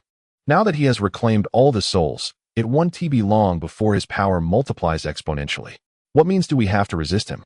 I suggest we utilize this time to settle our own affairs." Since being countered by Jun Changqing, he had grown exceedingly despondent. However, at this juncture, Long Jiuzhou interjected, "That is not entirely accurate. Before he regains the souls, we are facing a Jun Changqing concealed in the shadows. However, upon reclaiming our souls, we shall confront the ever-constant Jun Changqing. Pride is inherent in all beings, especially in Jun Changqing. For him, resorting to schemes and treachery would be an immense affront. The next encounter will undoubtedly reveal his true form, albeit not at the zenith of his power, thus leaving us with a glimmer of opportunity. On the other side, the Wuchan Supreme nodded in agreement. Jiuzhou speaks with reason. Sun God, did you not mention a method to deal with Jun Changqing earlier? I believe it is no longer a time for concealment. We all stand united on the same vessel, and we can strive together for a common cause. Upon hearing this, all eyes turned towards the Sun God. After a brief silence, he replied, "Very well." He then gazed around at the assembled individuals. "Coincidentally, you all wish to meet the Moon Fairy, so let us proceed together. The means to vanquish Jun Changqing lie with her. Upon meeting her, you shall understand why she cannot depart from the Moon Palace." With that, the Sun God turned and walked away, prompting the Wuchan Supreme and the others to hastily follow. Tang Tian exhaled softly and joined their ranks. At last, they could fulfill the promise made among them. Chapter 734. Ascending to the Moon in the Boundless Void. Several figures advanced with remarkable speed. Their destination was the radiant moon, suspended in the heavens. The sun, the moon, and the stars. These primordial celestial beings were intricately linked to the existence of the grand world, yet they were entirely distinct entities. Each formed its own realm, governed by unique principles, existing as completely independent individuals. The distance separating them from the grand world was infinite, a span that, in some respects, surpassed even the distances within the chaos. Unless one could transcend the disparate laws governing both realms, reaching them would remain an impossibility. However, for the supreme beings, such distances could indeed be traversed, albeit requiring a considerable expanse of time. During their journey, Tang Tian inquired of Long Jiuzhou regarding the specifics of the Moon Fairy. Yet, Long Jiuzhou possessed limited knowledge. The Moon Fairy had withdrawn from the world long before his own birth, and he had never encountered her in person, let alone engaged in conversation. Nevertheless, he had heard whispers of her existence. Every being that thrived in this world owed a debt of gratitude to the Moon Fairy. Long Jiuzhou spoke slowly, recounting the cataclysmic battle that transpired 1,000,000 years prior, which had nearly obliterated everything, leaving a world already ravaged in tatters, teetering on the brink of collapse. Fortunately, the emergence of the World Lord quelled the chaos instigated by Jun Changqing, averting total annihilation. Yet, just as the world began to catch its breath and prepare for renewal, the Mother of Nature fell. With the loss of the Mother of Nature's protection, the world's revival was abruptly halted. The realm, already precariously perched on the edge of death, began to crumble once more, and the myriad beings faced imminent peril. In this dire moment, the Moon Fairy emerged. Her gentle moonlight bathed the earth as she unleashed her entire essence to assume the Mother of Nature's role, stabilizing the world and initiating its revival single-handedly. This arduous process spanned several centuries, ultimately rescuing the realm from the brink of death. However, this endeavor completely drained the Moon Fairy of her eons of accumulated power, inflicting an irreversible wound upon her, one from which she could never fully recover. Thus, the solar deity's assertion held truth. Without the Moon Fairy's selfless sacrifice, this world would have succumbed to death long ago, rather than languishing in its protracted existence for 1,000,000 years. The bond between them was profound. The remarks made by the Hongmeng Supreme had effectively grazed the solar deity's sensitive spot, and his restraint in not striking back was indicative of his composure. Long Jiuzhou remarked. Tang Tian nodded silently, realizing that there was indeed such a narrative following the great calamity. This reflection brought to mind a poignant saying: "The world may be in tatters, yet there are always those who toil silently to mend it." Although this statement is typically not used to describe a figure as grand as the Moon Goddess, there exists a certain resonance. The Moon Goddess, through her sacrifice, has saved the world for countless millennia. However, Tang Tian harbored other questions. At that time, were not the Sun God and the Star Ancestor present as well? Why did they not intervene? Tang Tian inquired. This is not a matter of moral coercion. Had the three primordial spirits acted in unison, perhaps the Moon Goddess would not have borne such immense backlash. Long Jiuzhou shook his head and replied, "This task could only be accomplished by the Moon Goddess. The Star Ancestor suffered severe injuries during the Great Calamity and soon after completely perished. As for the Sun God, his intentions were noble, yet his strength fell short. The power of the moonlight is comparatively gentle, akin to the forces of nature, thus allowing her to revive the world in place of the Mother of Nature. However, the power of the sun is far too volatile. Had he been involved, he might have stabilized the world, Yet the revived beings would inevitably be filled with fury, which would be a calamity in itself. Therefore, at that time, only the moon goddess was capable of undertaking this deed. Tang Tian suddenly understood. It was indeed the differing natures of their powers that accounted for this. So the sun goddess claimed that she could not leave the moon palace was also tied to this matter? He mused. Long Jojo paused momentarily and responded, not entirely. While the moon goddess's strength diminished significantly after exhausting her essence, she still surpasses the ordinary. Furthermore, the world after the calamity revived based on moonlight, allowing her presence in other realms of the grand world. The sun god likely has other reasons for his statement. He would not lie about such matters. Tang Tian nodded in agreement. Perhaps some unknown events transpired thereafter. When he first encountered the moon goddess in the moon viewing cave, he was captivated by her gentle and serene aura. She seemed not to be the exalted moon deity, but rather an elegant lady of refined character. At that moment, he could never have anticipated the immense sacrifices she would make for the world. The sun god exhibits a certain aversion towards the realm masters. Yet the moon goddess maintains a close relationship with them. Perhaps she possesses true methods to contend with Jun Shangqing, Long Zhuzhou remarked. Tang Tian nodded once more. The group continued their journey, and after a while, the resplendent moon overhead suddenly expanded rapidly, surpassing the limits of their vision in an instant, transforming into an expansive world radiating silver light. Tang Tian realized that they had successfully breached the barrier between the moon and the grand world. Moments later, they ascended into the realm of the moon. A breeze carrying a hint of chill greeted them, and Tang Tian felt a slight coldness. However, he soon comprehended that this was a unique frost of the moon, a phenomenon at the level of rules, distinct from those of the grand world.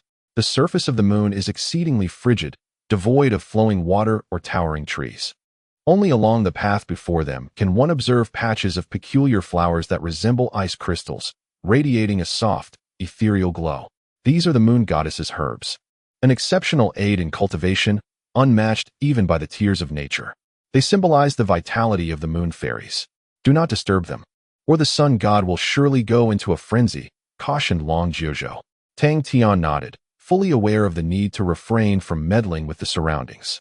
At the point where they landed, a modest gateway had been erected. This gateway connects the entirety of the lunar realm, serving as the arrival point from any direction. Behind the gateway lies a path lined with luminous white stone slabs. Flanking the path are clusters of moon goddess's herbs, swaying gently in the breeze, yet lacking any fragrance. Everything is imbued with a chill. Following the path onward leads directly to the lunar palace where the moon fairies reside. Let us proceed, urged the sun god, as the group stepped onto the path, making their way toward the lunar palace.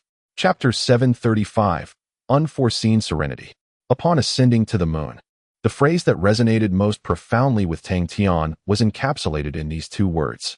There was wind, yet no sound of the breeze. Flowers flourished, yet their fragrance was absent. Everything was enveloped in an exquisite tranquility. In such an environment, it seemed that Tang Tian and his companions were also influenced, their footsteps light and devoid of any noise. In truth, an extraordinary rule subtly governed their emotions, akin to adhering to the customs of a host when visiting their abode. As the saying goes, when in Rome, do as the Romans do. The group traversed the winding path in silence, the moon god grass flourishing more abundantly with the passage of time. From their buds, flickers of light gradually emerged, as if they were walking through a dreamlike sea of stars. This enchanting process continued for a while, and upon reaching a hill adorned with moon god grass, a palace radiating a hazy glow materialized before them. However, a mere glance was enough to change their expressions drastically. Before the moon palace, vast expanses of moon god grass spread out, resembling a world crafted from ice crystals. Yet, this moon god grass was entirely unlike what Tang Tian had witnessed before. Its surface lacked any luster, appearing dull and lifeless. Some of the stalks had begun to wither, swiftly succumbing to decay. This withering commenced from the area nearest the moon palace, gradually extending to the more distant regions. Tang Tian's mind immediately recalled the words of Long Zhuzhou. The moon god grass represented the vitality of the moon goddess. Therefore, the decay of the moon god grass. No, Xiaobai. The sun god suddenly roared, transforming into a blazing inferno, charging towards the moon palace. His reaction spoke volumes. Tang Tian's heart sank. Had something truly befallen the moon goddess? Let us investigate. At this moment, the others began to deduce the gravity of the situation, a turn of events they had never anticipated. How could the moon goddess have vanished so suddenly? Could it be that Jun Chongqing had already been here? With somber expressions, the group followed closely behind the sun god as they rushed towards the moon palace. The palace was grand in scale, yet its interior was not overly complex. Passing through the tall and expansive hall, they arrived at the place where the moon goddess typically resided. Upon entering, their faces grew even graver. The moon god grass that once thrived here had completely withered, dissolving into the silvery lunar dust. No, the sun god's roar echoed once more. The previous cry had been one of disbelief and urgency, while this outcry was steeped in boundless sorrow. Subsequently, a torrent of flames erupted violently from one of the chambers. Soaring into the sky, everyone instantly comprehended that the most undesirable event had indeed transpired. The dustless sovereign gritted his teeth, his eyes brimming with sorrow, and rushed towards that direction.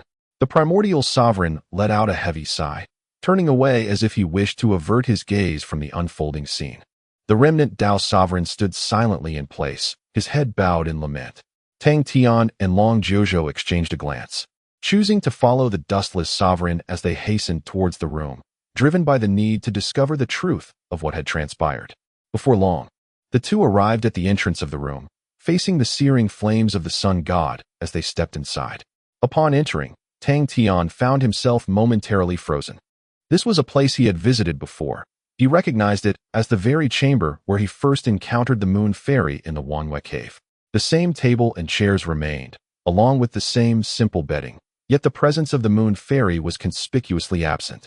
Only the sun god stood there, propped up by a spear, as an endless torrent of divine flames erupted from his form, engulfing the entire room in a blazing inferno. Within the divine fire, there was no violent force of destruction, only a profound sorrow. The dustless sovereign, having arrived before Tang Tian, was now slumped on the ground, tears streaming down his cheeks. The essence of the moon fairy had completely vanished. They had arrived too late. Why? The sun god bellowed in anguish, striking the ground with the butt of his spear. No one could have anticipated that the moon fairy would fall at such a moment. Tang Tian scanned the surroundings, but detected no anomalies, nor any trace of Jun Chongqing. The moon fairy had naturally ascended. With a heavy sigh, Long Jiuzhou turned to leave. Tang Tian found himself at a loss, burdened by the unfulfilled promises made to the moon fairy and the myriad questions he longed to have answered. However, that promise would now forever remain unfulfilled. The moon fairy had indeed perished. Suddenly, the sun god whirled around, his crimson eyes fixated intently on Tang Tian. "It is you," she cried out, her anguish palpable. "She should not have died. You took away her most cherished possession, leaving her unable to endure any longer. You are the true architect of her demise." With a furious roar, the sun god brandished her spear, aiming it directly at Tang Tian. Furrowing his brow, Tang Tian chose not to defend against this assault.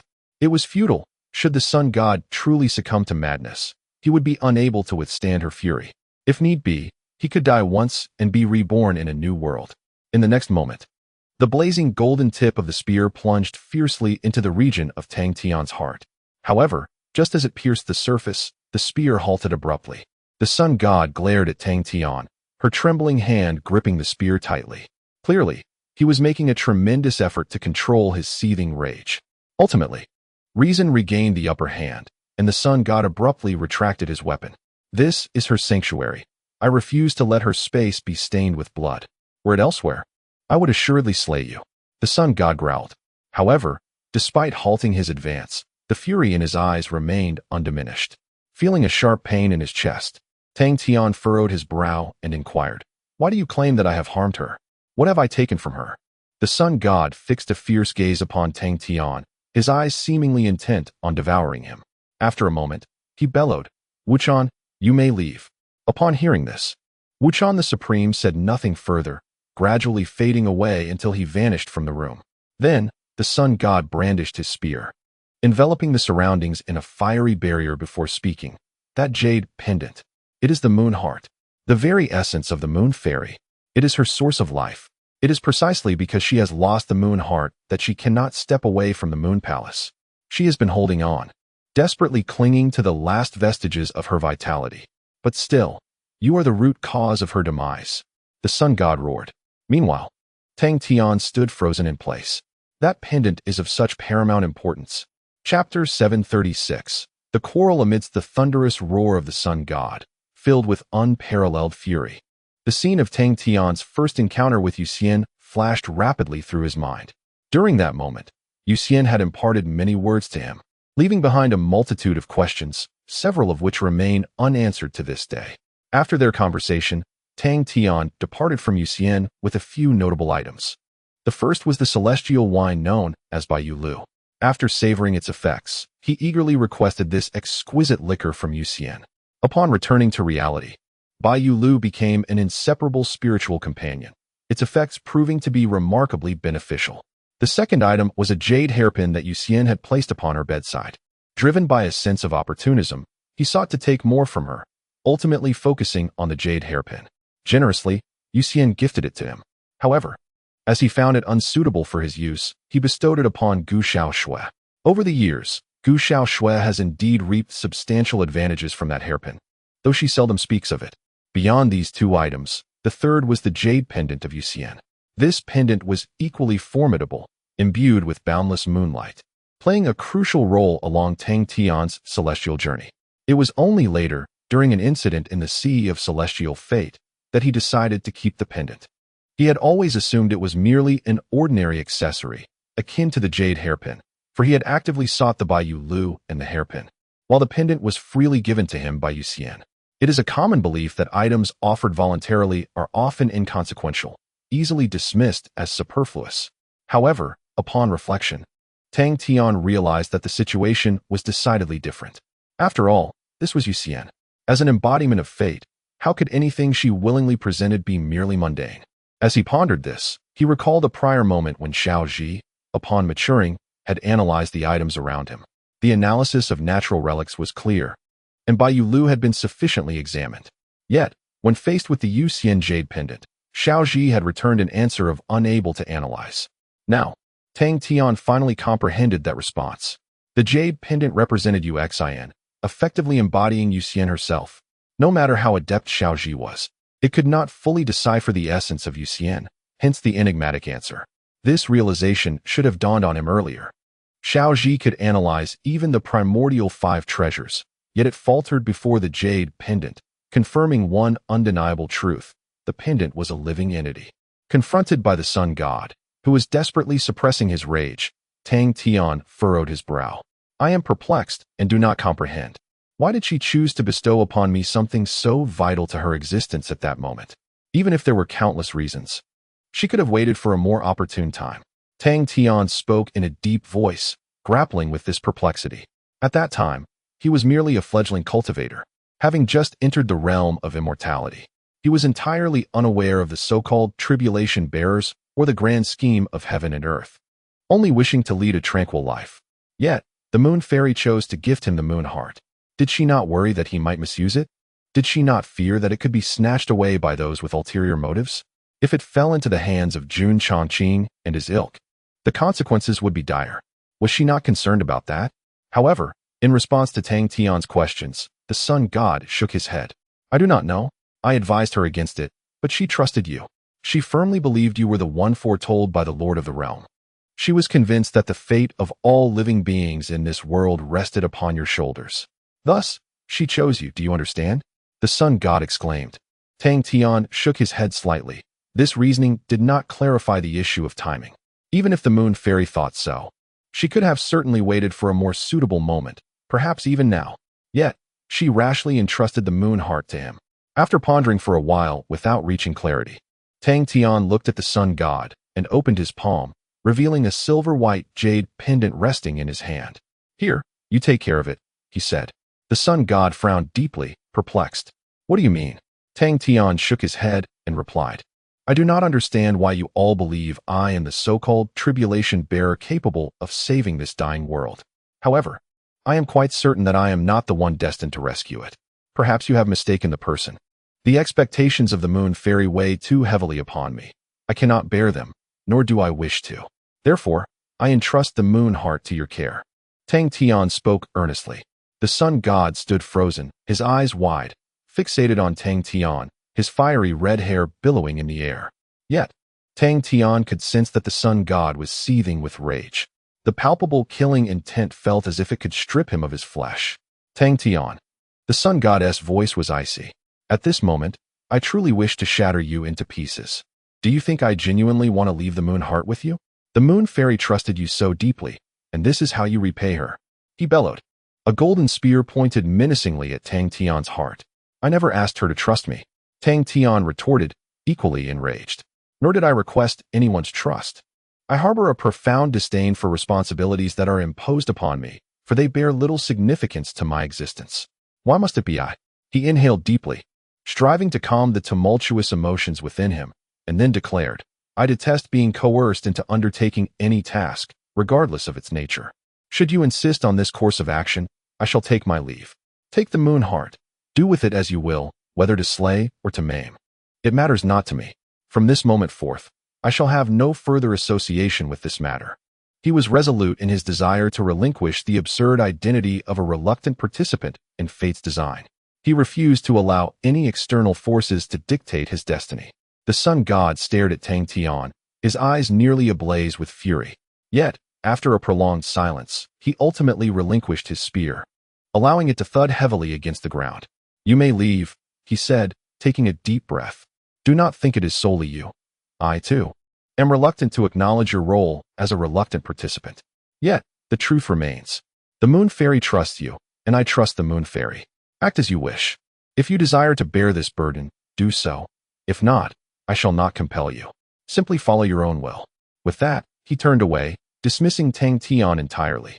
Tang Tian stood in quiet contemplation for a moment, ultimately saying nothing, sheathing the moon heart once more before departing the room. Chapter 737. The means to confront Jun Chongqing after leaving the chamber of the moon fairy.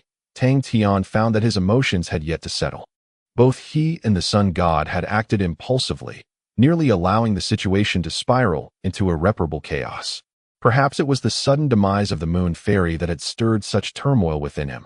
Deep down, Tang Tian was reluctant to witness this world being consumed and destroyed by Jun Chongqing, with countless souls buried in his shadow. However, if anyone insisted on placing the burden of saving the world solely upon his shoulders, it would evoke a strong sense of resistance within him, and he had cultivated in another realm. He was unwilling to be shackled by moral expectations. Yet, in truth, he was more than willing to contribute his strength to this vast world. Moreover, since Jun Chongqing had already deemed him a calamity bringer, their fates were destined to be in conflict, with no possibility for reconciliation. Thus, even if he wished to remain uninvolved, the likelihood of such was quite slim. Sighing softly, Tang Tian shook his head. Once the sun god emerged, he would engage him in a more meaningful dialogue. They shared a common goal, and there was no need for discord at such a critical juncture. After a brief moment, he returned to the courtyard at the rear of the palace, where Long Jiuzhou and the others were still waiting. Upon seeing Tang Tian approach alone, Long Jiuzhou quickly stepped forward, inquiring, "Where's the sun god?" "He is still inside," Tang Tian replied. "His mood is not particularly good. Give him a moment." Long Jiuzhou nodded, understanding the sun god's current state. The sun god and the moon fairy had known each other since the dawn of creation, jointly safeguarding this world for countless millennia. The moon fairy's sudden departure was undoubtedly a tremendous blow to the sun god, given his temperament. It was remarkable that he had not yet stormed toward Jun Chongqing with lethal intent. However, at that moment, the cold voice of the Hongmeng Supreme interjected. "With the moon fairy's fall, does it not signify that our means to deal with Jun Chongqing have also vanished? If that is the case, what hope do we have of victory? It may be wiser for each of us to retreat and care for our own interests." Such pessimistic remarks caused the others to furrow their brows immediately. Long Jiuzhou turned to him, speaking sternly, with Jun Chongqing sweeping across the realm. "Who among us can truly remain unscathed? We have faced him before. Do you think he would let any of us go unpunished? Or do you intend to grovel before him, pleading for his mercy?" Long Jiuzhou's sharp words ignited a spark of anger within the Hongmeng Supreme. "Preposterous. You, a mere junior, have only recently ascended to the pinnacle. What do you understand? Have you ever experienced the dark era of Jun Chongqing? Do you truly comprehend the terror he embodies? Only those who have encountered him firsthand can grasp the essence of true despair." The supreme being of Hongmeng bellowed. Long Jiuzhou, with an expression of indifference, retorted, "Who says I have not encountered him?" The supreme being of Hongmeng was momentarily taken aback, staring blankly at Long Jiuzhou, as if a realization dawned upon him. "You were there at that time." Long Jiuzhou interjected, coldly remarking, "There is no need for you to elaborate on Jun Chongqing's might. However, he is not invincible. This period presents the most opportune moment to confront him. No matter how formidable he may be, he remains a cultivator. Do not let fear paralyze you." The supreme being of Hongmeng gritted his teeth, ultimately refraining from further rebuttal. It seemed that Long Jiuzhou's past identity commanded considerable trust. Nonetheless, the negativity within him lingered. "But what means do we possess to contend with Jun Chongqing? We faltered before he reclaimed his soul, and now his strength has surged 1,000-fold. A direct confrontation seems utterly futile. Furthermore, Yuesian has suddenly fallen.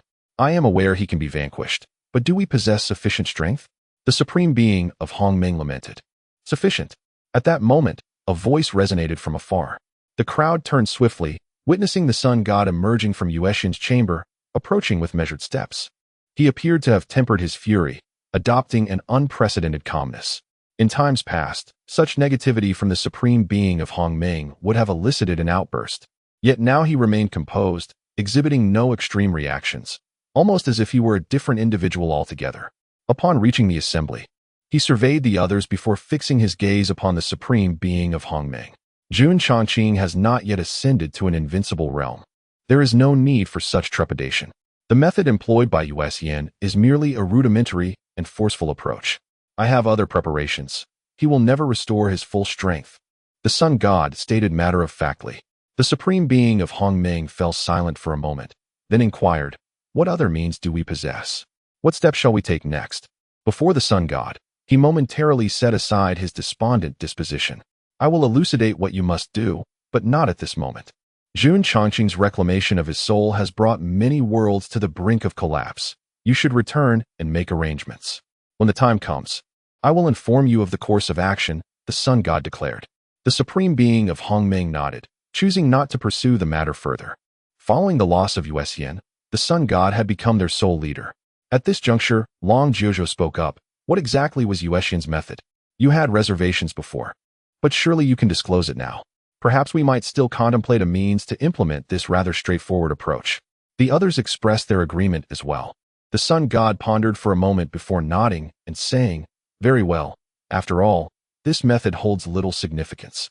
Before delving into the depths of chaos, the realm master had left behind an artifact for the moon fairy, a blueprint for weapon crafting. The weapon forged from this blueprint would possess the power to vanquish Jun Chongqing, who had yet to regain his former glory. This was a contingency plan devised by the realm master, intended for unforeseen circumstances. Dragon Jiuzhou immediately furrowed his brow and inquired, "What of the blueprint? Is it beyond our reach, or is the method of its crafting known solely to the moon fairy?" The sun god shook his head, opened his palm, and revealed an ancient jade slip that appeared in his grasp. "The blueprint lies right here. Its crafting method is indeed quite simple. However, the challenge resides in the materials required. Let me be straightforward. To forge this weapon, 3 materials are necessary: the heart of the sun, the heart of the moon, and the heart of the stars. The hearts of the sun and moon pose no issue. Yet the heart of the stars has long since vanished with the fall of the star ancestor. No one knows its whereabouts. However, when the star ancestor fell, he left behind a star map that pointed to the precise location of his demise. And it is highly probable that the heart of the stars resides in that very spot. This star map has only been seen by the moon fairy and exists solely in her memory. It is under her guidance that we could locate the site of the star ancestor's fall and seek the heart of the stars. Yet, she has already perished, rendering the forging of this weapon impossible." Upon hearing the sun god's account, the group fell into a contemplative silence. So this was the situation. However, Tang Tian's brow remained furrowed. A star map? He suddenly recalled an item he had once acquired by chance. Chapter 738. I possess a map. Given the paramount importance of the heart of the stars, why was it not sought after sooner? The supreme of primordial chaos inquired with a hint of confusion. The sun god, with a gaze devoid of emotion, replied, "If one of your siblings were to perish, would you choose to unearth their grave as if nothing had transpired? This weapon possesses the power to vanquish Jun Chongqing. Thus, it could undoubtedly obliterate anyone in this realm. rendering it an exceedingly perilous artifact. Should it manifest prematurely, considering the virtues of your cultivators, it is likely that before Jun Changqing could be resurrected, this world would meet its utter destruction. The Supreme of Primordial Chaos refrained from further discourse. The Sun Goddess' words, though harsh, reflected an undeniable truth. If the existence of such a formidable instrument were known, it would inevitably prompt individuals to devise schemes to seize it for themselves. At that juncture, even in Jun Changqing's absence, the world would be on the brink of a cataclysm. Concealing the star map solely within the mind of the Moon Fairy was, in fact, a remarkably prudent decision. The fewer individuals privy to such information, the better, and the guardian of this secret ought to be as powerful as possible. The Moon Fairy was indeed the most suitable candidate. Yet, who could have anticipated her sudden demise? No one was prepared for such a calamity. Are there any traceable clues regarding this star map? We might attempt to search for them, Long Jiuzhou suggested. This time, before the Sun God could elaborate, the Supreme of Primordial Chaos interjected, "We have sought, yet found nothing." The star map did not come into existence only after the fall of the star ancestor. It has been known since time immemorial. Among the original 5 primordial spirits, the star ancestor was the most enigmatic, and his abode has always been shrouded in mystery. Countless powerful beings have endeavored to locate the star ancestor's dwelling, yet none have succeeded. In times past, it was said that a map leading to the star ancestor's location existed, but as no one ever uncovered it, the tale eventually faded into obscurity, relegated to the realm of mere myth. Only upon the Sun Goddess' reiteration did this matter resurface in my memory. The Sun God nodded affirmatively, indeed. The star sea stretches vast and boundless, with the map concealed amidst countless stars. Truly, if one wishes to seek it, they must dispatch a multitude of individuals to trace the celestial paths one by one. However, we are constrained by time and manpower, hence, he opened his palm, indicating the futility of the endeavor. Silence enveloped the gathering once more, the atmosphere growing somber. The Moon Fairy's demise and the disappearance of the star map constituted a dual blow in their struggle against Jun Changqing. Confronting him had become increasingly daunting. Meanwhile, Tang Tian remained silent, yet within him, a profound shock took root. Upon the Sun God mentioning the star map, he recalled a map he had obtained years prior by sheer serendipity. It was during his entrance into the Cloudtop Paradise, shortly after he had completed the Longmen trial. At that time, he was assigned to the summit of Tongxing Mountain, where he was granted an opportunity to participate in a stargazing trial. I recall that he was invited to this event, known as the Stargazing Gathering. The trial took place in a celestial corridor left behind by the celestial emperor of the Milky Way during his path to enlightenment. Within this celestial corridor, Tang Tian inadvertently stumbled into a remarkably secretive space. There, he rescued the fragmented soul of the Milky Way celestial emperor and acquired a substantial number of celestial crystals. The Star Moon celestial sword he now wields was forged from these celestial crystals. In addition to these treasures, he also received a celestial map from the hands of the Milky Way celestial emperor. This celestial map was bestowed upon the emperor by an unparalleled will that had once sold its soul, with the purpose of awaiting the arrival of a chosen individual, to whom this map would be handed over. At that time, Tang Tian was completely unaware and found himself puzzled. He could not comprehend why he was the awaited one, nor did he understand the purpose of the celestial map. Over time, as he accumulated more valuable items, he gradually forgot about this matter. It was only when the Sun God suddenly mentioned it that he recalled it. Thus, Tang Tian hurriedly retrieved the celestial map from a corner of his spatial pouch. To his astonishment, upon inspection, he realized that his previous inability to decipher the map's significance was due to his insufficient cultivation at that time. Now, however, he could clearly discern that the map was far from ordinary. The luminous lines pointing towards the distance were forged from the purest celestial power and contained a wealth of unknown rules. Tang Tian quickly recognized that these were rules exclusive to the realm of the stars. Coupled with the fact that the will spoken of by the Milky Way celestial emperor had perished, and considering his own identity as the one who would face calamity, the destination indicated by the celestial map became glaringly evident. "Everyone, please return for now," the Sun God said after a moment of silence. "The world is mired in catastrophe. We must first ensure the safety of the affected realms. I, too, need to retreat and reflect on the forthcoming strategies. Await my news. As for that weapon and the celestial map, let us consider those matters as if they never occurred." With that, he prepared to depart. However, at that moment, Tang Tian interjected to halt him. Wait. Tang Tian gazed at the sun god, taking a slow breath before speaking. You mentioned the celestial map. I happen to possess one. It seems, intuitively, it should he left his sentence unfinished, but everyone could surmise what he was about to convey. The sun god furrowed his brow, interrupting Tang Tian before he could articulate his thoughts. Stop, he commanded, then glanced at the others before addressing Tang Tian. Come here. Subsequently, he strode purposefully to the side. Tang Tian paused momentarily, then followed suit. The sun god brandished his spear, conjuring a fiery barrier around them to ensure that their conversation remained unheard by any outside ears. Are you certain it is that star map? The sun god inquired, his expression gravely serious, even tinged with a hint of anxiety. Tang Tian hesitated before responding. It resembles it closely, yet I cannot be entirely certain. After all, it was merely an incidental discovery, and I never contemplated its significance. He sighed. Well, I shall present it to you for your perusal. With that, under the sun god's anxious yet expectant gaze, Tang Tian retrieved the star map from his spatial pocket. Instantly, the sun god stood frozen in place. I will unfold it for you, Tang Tian declared, preparing to reveal the map, but the sun god swiftly interjected, no need. He inhaled deeply, casting an unusually intense gaze upon Tang Tian. There is no need. From the moment you produced it, I was certain. It is indeed the star map leading to the site of the star ancestors' fall, the sun god proclaimed, striving to contain the elation swelling within him. Chapter 739. Formulating a plan. Tang Tian could scarcely believe that the star map he had obtained years ago was indeed the celestial chart that the sun god and his company had long sought. Clearly, the sun god was taken aback as shock was plainly etched upon his visage. A star map that had eluded countless powerful beings for millennia was casually presented by Tang Tian, who had always regarded it as a trivial find of little significance. This was astonishing. Had the other strong contenders learned of this, they might have been driven to tears out of sheer frustration. Observing the sun god's intense reaction, Tang Tian felt a twinge of unease regarding the matter and suggested, perhaps you should take a look, just in case it turns out to be a false alarm. But the sun god once more halted Tang Tian's motion. No, do not show it to me. I am exceedingly certain that it is the star map left behind by the star ancestor. It holds immense importance.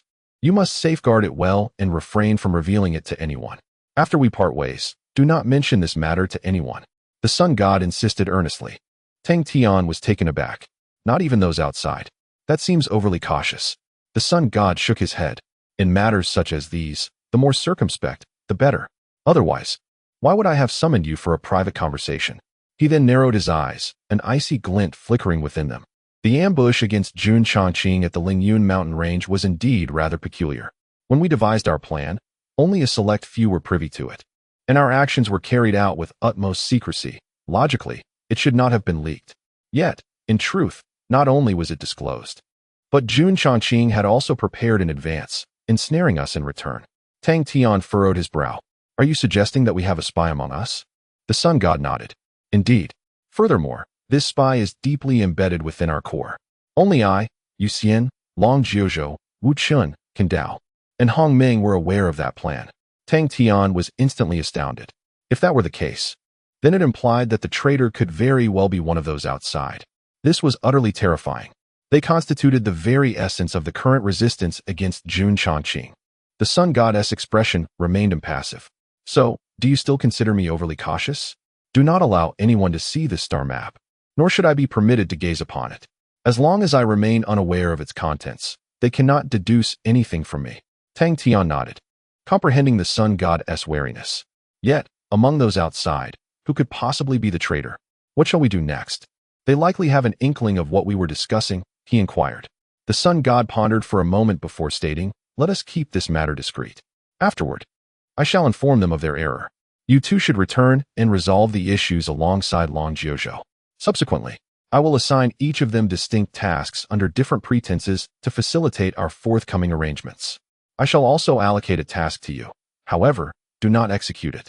Instead, delve into the cosmos, journey alone to the site of the star ancestors' fall, thereby ensuring that no suspicions arise. Tang Tian nodded, acknowledging that this indeed seemed a more secure approach. Nevertheless, other concerns lingered. My familiarity with the star ancestor is non-existent, and I possess no knowledge of the location of their demise. I worry that, should I venture alone, I may encounter insurmountable challenges. Tang Tian expressed, stressing the importance of thorough preparation given the gravity of the situation. The sun god responded with a thoughtful hum, recognizing the validity of this concern. After a moment's reflection, he suggested, let me grant you one of my tokens. This token is entirely sealed, impervious even to my own senses regarding its precise location. Should you encounter insurmountable difficulties, you may shatter the token, enabling me to sense it and come to your aid. Tang Tian considered this and nodded, very well, to avoid raising any alarms. This appears to be the only feasible solution. The sun god then produced a dark red orb, accompanied by the schematics for the weapon's forging, which he handed to Tang Tian. You are giving me the blueprints as well? Tang Tian inquired, somewhat taken aback. The sun god affirmed, take them with you. What use do I have for them? The materials required for weapon crafting include myself. If I were to keep them, I would fear unforeseen complications. Tang Tian fell silent, accepting the schematics and the token. Holding the token before him, he observed that it appeared rather unremarkable on the surface. However, its interior was brimming with formidable solar energy, resembling a miniature sun. Suddenly struck by realization, he exclaimed, surely this cannot be the heart of the sun. The sun god chuckled derisively. What foolish thoughts you entertain. I do not possess the same level of trust in you as I do in Moon Fairy. Furthermore, until the weapon is forged, I remain the sole obstacle to Jun Changqing. It is certainly out of the question to grant you the heart of the sun. We shall discuss it again once you have located the heart of the stars. Tang Tian nodded, relieved that it was not the heart of the sun. He wished not to endure such terror again. After securing the token, he hesitated momentarily before softly inquiring, if the weapon is indeed forged, will you not cease to exist as materials? The sun god regarded him with indifference. If I do not descend into hell, who shall? Enough. There is no need for pretense between us. The weapon crafted by the Lord of the Realm is remarkably intricate. Upon its completion, it can disassemble itself, releasing 3 innate hearts. Therefore, there is no need for concern, as long as, after the task is accomplished, you refrain from claiming the weapon as your own forever. I shall be able to return. Tang Tian remained silent, acknowledging that the sacrifice involved is indeed significant. Rest assured, I hold no interest in dominating the world. On the contrary, I wish to prevent this world from losing its last primordial spirit. The sun god waved his hand dismissively. We shall discuss that when the time comes. Perhaps, I may not even require that weapon to deal with Jun Changqing. Over the course of 1,000,000 years, I have not been idly slumbering. He reiterated the same sentiment once more. Subsequently, the two engaged in discussions regarding various details, effectively finalizing the matter. Tang Tian, I am aware that your sense of responsibility towards this world is not particularly profound. Thus, I am genuinely grateful for your assistance, remarked the sun god. Tang Tian chuckled and shook his head. Do not speak in such a manner. I also wish to confront Jun Changqing. We share a common objective. The sun god nodded slightly. Although this world has descended into chaos, I still hold considerable influence in the open. Should you have any requests, feel free to voice them, and I shall assist you. Tang Tian stroked his chin. If you put it that way, there is indeed something. Chapter 740. Return to Tai. Under Tang Tian's narration, the sun god comprehended the essence of Tang Tian's desires. However, he found himself somewhat perplexed. A commercial assembly? Engaging in trade? In a world teetering on the brink of annihilation? The sun god was utterly astonished. Indeed, Tang Tian's request was to leverage his influence to establish the Global Commerce Association in the Void Realm throughout the myriad realms. In these tumultuous times, the sun god essentially epitomized the leader of all living beings, and enlisting his aid in this endeavor would likely result in the rapid proliferation of the Global Commerce Association. After Tang Tian ascended to the status of Supreme Sovereign, the significance of consumption points had diminished considerably. Thus, he had begun to adopt a more laissez-faire approach towards the Global Commerce Association, taking less direct oversight. However, if this initiative could sweep across the entire world, a quantitative change could precipitate a qualitative transformation. The influx of countless consumption points would undoubtedly bolster his power. Even if he could not breach the Supreme Realm, he would still emerge considerably stronger, ensuring that the next confrontation with Jun Changqing would not leave him utterly defenseless. Is there a challenge? Tang Tian inquired. The sun god shook his head. There is no difficulty. It is merely a matter of a few words. However, if you require resources, there is no need for such convoluted arrangements. I can procure them directly for you. Tang Tian smiled. Consider it a personal hobby of mine. I entrust this matter to you.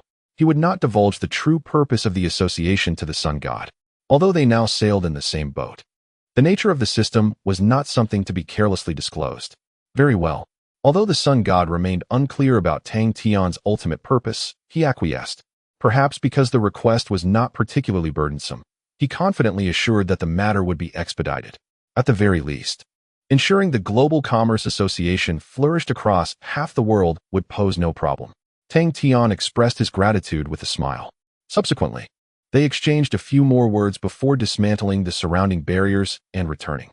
Long Jiuzhou and the others remained in their original positions, eagerly observing the sun god and Tang Tian, hoping to glean some uplifting news from their expressions.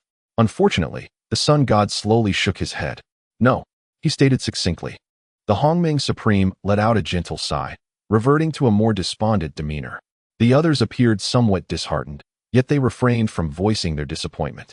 They accepted this outcome, perhaps having never harbored great expectations. After all, how could something that had eluded countless powerful beings for millennia simply manifest in Tang Tian's hands? The absence of such an occurrence was, in fact, a reasonable result. Return and await my news. The sun god spoke earnestly. Remember, we are far from despair. Jun Chongqing is destined to perish at our hands in this lifetime.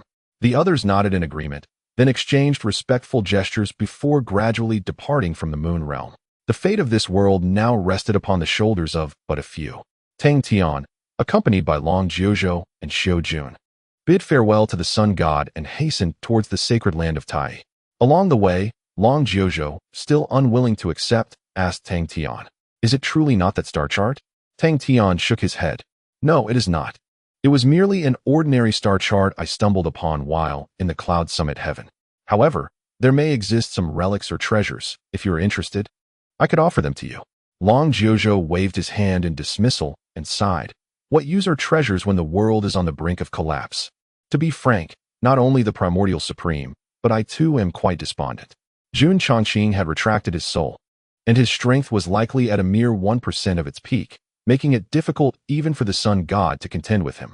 With the moon fairy having fallen, it was truly challenging for just the few of us to resist him. Tang Tian fell silent. If even Long Jiuzhou felt this way, then the Wuchan Supreme and the Kanda Supreme could scarcely be any different. Confidence in opposing Jun Chongqing was waning. Trust in the sun god. Tang Tian echoed the sun god's words. For the past 1,000,000 years, he has not merely been in slumber. He must have made preparations. Long Jiuzhou sighed again. Let us hope so. The trio continued their journey, needing time to traverse the previous rule barriers from the moon to the sky world. During this interval, Tang Tian exchanged a substantial accumulation of consumption points for 3 primal forces, integrating them into the new world.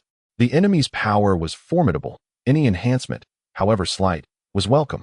After the ginkgo tree absorbed the primal forces, Tang Tian noticed that the effects seemed to exceed his expectations, not as if they had sunk without a trace. Upon reflection, it was likely due to the more complete composition of the new world, thus allowing for a higher efficiency in utilizing the primal forces. Yet, this was but a drop in the bucket against Jun Chongqing. All that remained was to await the sun god's leadership, as the merchant guild and the virtual realm fully unfolded. With an abundance of consumption points, perhaps the outcome would be more promising. After some time, they arrived at the periphery of the sky world. All 3 had transcended the world, and they beheld the immense black hole voraciously devouring everything around it. The essence of the sky world flowed incessantly towards the black hole, which had grown even larger. The return of Jun Chongqing had awakened this enigmatic weapon of destruction. Time was truly of the essence. Long Jiuzhou remarked. At this moment, Xiujuan spoke. When we journeyed to the Lingyun mountain range, it was not this vast. It must have awakened only after the great celestial lord Jun Chongqing reclaimed the remnants of the souls. Long Jiuzhou nodded in agreement. It seemed to be the case. This was yet another ominous sign. Jun Chongqing was already formidable to the point of being nearly insurmountable, and now this formidable weapon of his had also come to life. It was indeed difficult to fathom what means would be required to vanquish such a terrifying entity. Xiujuan, you should return to the Yaoren sacred land. The situation there is also dire. Should you require any assistance, do not hesitate to reach out to me, Long Jiuzhou advised. Under the banner of the Yaoren sacred land, there were several realms that had sealed Jun Chongqing's soul, one of which was in a particularly dire state. teetering on the brink of collapse. The Taichi sacred land fared somewhat better. Although there were considerable losses, the situation was not as severe. The Yunding Tianfu world, however, had managed to evade this calamity. One could not discern whether to label this as fortunate or unfortunate. All right, Xiujuan affirmed softly, then set off towards the direction of the Yaoren sacred land. Observing her retreating figure, Tang Tian murmured, "What a splendid young lady. Do not let her down." Long Jiuzhou turned to him, "Young lady? My dear brother. She is over 300,000 years your senior. Besides, in such circumstances, who has the leisure to ponder such matters? Let us return," he concluded, then turned and soared towards the Taichi sacred land. Tang Tian shook his head slightly before following suit. Chapter 741. Chaos in the world at this moment. Not much time had elapsed since Tang Tian set forth from the Moonless Cliff. The Supreme Junya and the others had yet to return, still undergoing trials in the Lingyun mountain range. However, the Taiji Holy Land had descended into utter turmoil. The release of Jun Changqing's soul had repercussions that extended beyond merely affecting those souls sealed in the lower realms. The upper realm was also subjected to a fierce onslaught. The most crucial location, the Crossing of Tribulations, bore the brunt of the assault. The Crossing of Tribulations was one of the most vital places for every holy land, perpetually guarded by heavy forces. Thus, the most intense battles transpired here. Although the Crossing of Tribulations in the Taiji Holy Land existed within another void, the entrance to this realm was situated atop the main peak. When Tang Tian and Long Jiuzhou returned, the Taiji main peak lay in ruins. The land resembled a field that had been plowed, ravaged, and unrecognizable. The traces of terrifying Dao techniques were evident everywhere, and in this sudden conflict that lasted but half an hour, countless disciples of Taiji met their demise. Despite this, the situation in the Taiji Holy Land was relatively better. One could only imagine the horrific calamity that befell the other holy lands. Amidst the throngs of people moving about, Tang Tian spotted the figure of Cin Wuhui. At this moment, he was standing alongside two other peak Dao lords, issuing commands to the core forces of the Holy Land. With a flash, Tang Tian and Long Jiuzhou arrived at their side. "Your Excellency, the Divine Lord. Lord Tang Tian, you have finally returned," Cin Wuhui exclaimed, hastily half-kneeling in the void upon seeing them. Perhaps due to his urgency, he did not conceal Tang Tian's true identity. A flicker of astonishment passed through the eyes of the other two Dao lords, but they promptly knelt as well. "We pay our respects to the Divine Lord." Long Jiuzhou raised a hand, signaling them to rise and speak. "Your Excellency, not long ago, a mysterious force suddenly attacked our main peak. They are exceptionally powerful, wielding various terrifying weapons. We resisted with all our might, yet were unable to prevent them from breaching the Crossing of Tribulations. Furthermore, several lower realms experienced simultaneous, dreadful assaults." Cin Wuhui began to report swiftly on the events that had transpired. However, Long Jiuzhou raised his hand to halt him, stating, "I am aware of what has occurred. What is the current situation?" Cin Wuhui paused momentarily, then quietly replied, "The losses are catastrophic. The attackers arrived without warning, and the first line of defense was nearly obliterated. The forces stationed within the Crossing of Tribulations have also been almost entirely eradicated. The situation in those lower realms is equally dire. The forbidden statues have been destroyed. Yet, after committing these acts, they suddenly withdrew entirely. We are currently engaged in rescuing the wounded and organizing forces to establish a defensive line, preventing those adversaries from returning." Long Jiuzhou shook his head and stated, "No need for that. Let us focus entirely on rescue efforts. They will not return. Additionally, we must activate the descent channel and eradicate those forces from the lower realm, uprooting them entirely. The descent channel serves as a passage from the upper realm to the lower realm. Prince Yu had once descended to the world of Yunding Tianfu through this very channel. The activation of such a passage is exceedingly resource-intensive and is not employed lightly." Upon hearing Long Jiuzhou's words, Cin Wuhui and the others instantly comprehended the gravity of the situation, realizing it surpassed their capabilities. However, they understood that the Dao Master could not involve himself in matters of the supreme level. They could only accept their orders and act swiftly. "Let us proceed to the Crossing of Tribulations," Long Jiuzhou suggested. Tang Tian nodded in agreement. The Crossing of Tribulations at the Tai sacred land can indeed be regarded as the origin of it all, warranting a visit. Subsequently, Long Jiuzhou waved his hand, tearing through the void, and stepped into it. They naturally did not need to enter through the entrance. Tang Tian followed closely behind. In a flash, they found themselves in a realm shrouded in dark crimson hues. It was not expansive, even smaller than the area of Wuyue Cliff, appearing as a diminutive plain that had been severed from the rest. The sky and ground were both dark red, devoid of any plant life. At that moment, numerous disciples from the Tai sacred land traversed the area amidst a multitude of wounded and lifeless bodies. In the center of the ground, a vast fissure sliced through the entire plain. At the end of the fissure stood a towering altar, which too bore cracks. Long Jiuzhou refrained from disturbing the disciples below and ascended with Tang Tian to the top of the altar. This is indeed the crossing of tribulations. Gazing down at the altar, Tang Tian's vision connected with several realms below, including the world where Yunding Tianfu resided. Several gray lines floated in the air, their trailing ends dissipating swiftly. Tang Tian discerned that each of these gray lines had previously connected to a statue of a realm lord in the lower realm. However, they had all been severed. Had I been able to personally investigate the condition of that corpse, perhaps the current predicament could have been averted, Long Jiuzhou murmured suddenly. Tang Tian understood he was referring to the matter of the bamboo forest Taoist. They specifically chose the moment of your ascension to supremacy, Tang Tian replied softly. Moreover, even if it were not with you, it would occur with someone else. This is an inevitability, merely a matter of time. Everyone understood this principle. Otherwise, how could the sun god, with his temperament, possibly tolerate your existence, allowing you to enter the core? Long Jiuzhou spoke quietly, yet he ultimately revived here with me. Jun Changqing. He slowly clenched his fist. I must atone for my grievous mistake and ensure his return to the abyss of torment. Tang Tian remained silent. If we speak of errors, his transgression was indeed more severe. Had he not inexplicably unleashed that sword strike at the time, the opportunity for Jun Changqing's resurrection would never have arisen. Strictly speaking, he too bears responsibility for this. Oh, the celestial path they had once altered has yet to be restored. Perhaps it would be prudent to revert it, as Wang Ziyu has yet to regain any of his memories. Tang Tian deftly sidestepped this weighty topic. Wang Ziyu was under the special protection that Tang Tian had established. Thus he was not significantly harmed during this calamity and was presently engaged in rescue efforts alongside Luo Tianhong and others. Long Jiuzhou hesitated for a moment before nodding in agreement. Subsequently, they once again sought out the altered celestial path and the threads of fate. There were two in total. One concerning Wang Ziyu, while the other was more ancient, relating to Lin Ying and Lu Ming. However, upon examining these two fateful trajectories once more, Tang Tian made a new discovery. He noted that the enigmatic individual who had tampered with the celestial path possessed an astonishing level of power that was, quite frankly, beyond comprehension. Chapter 742.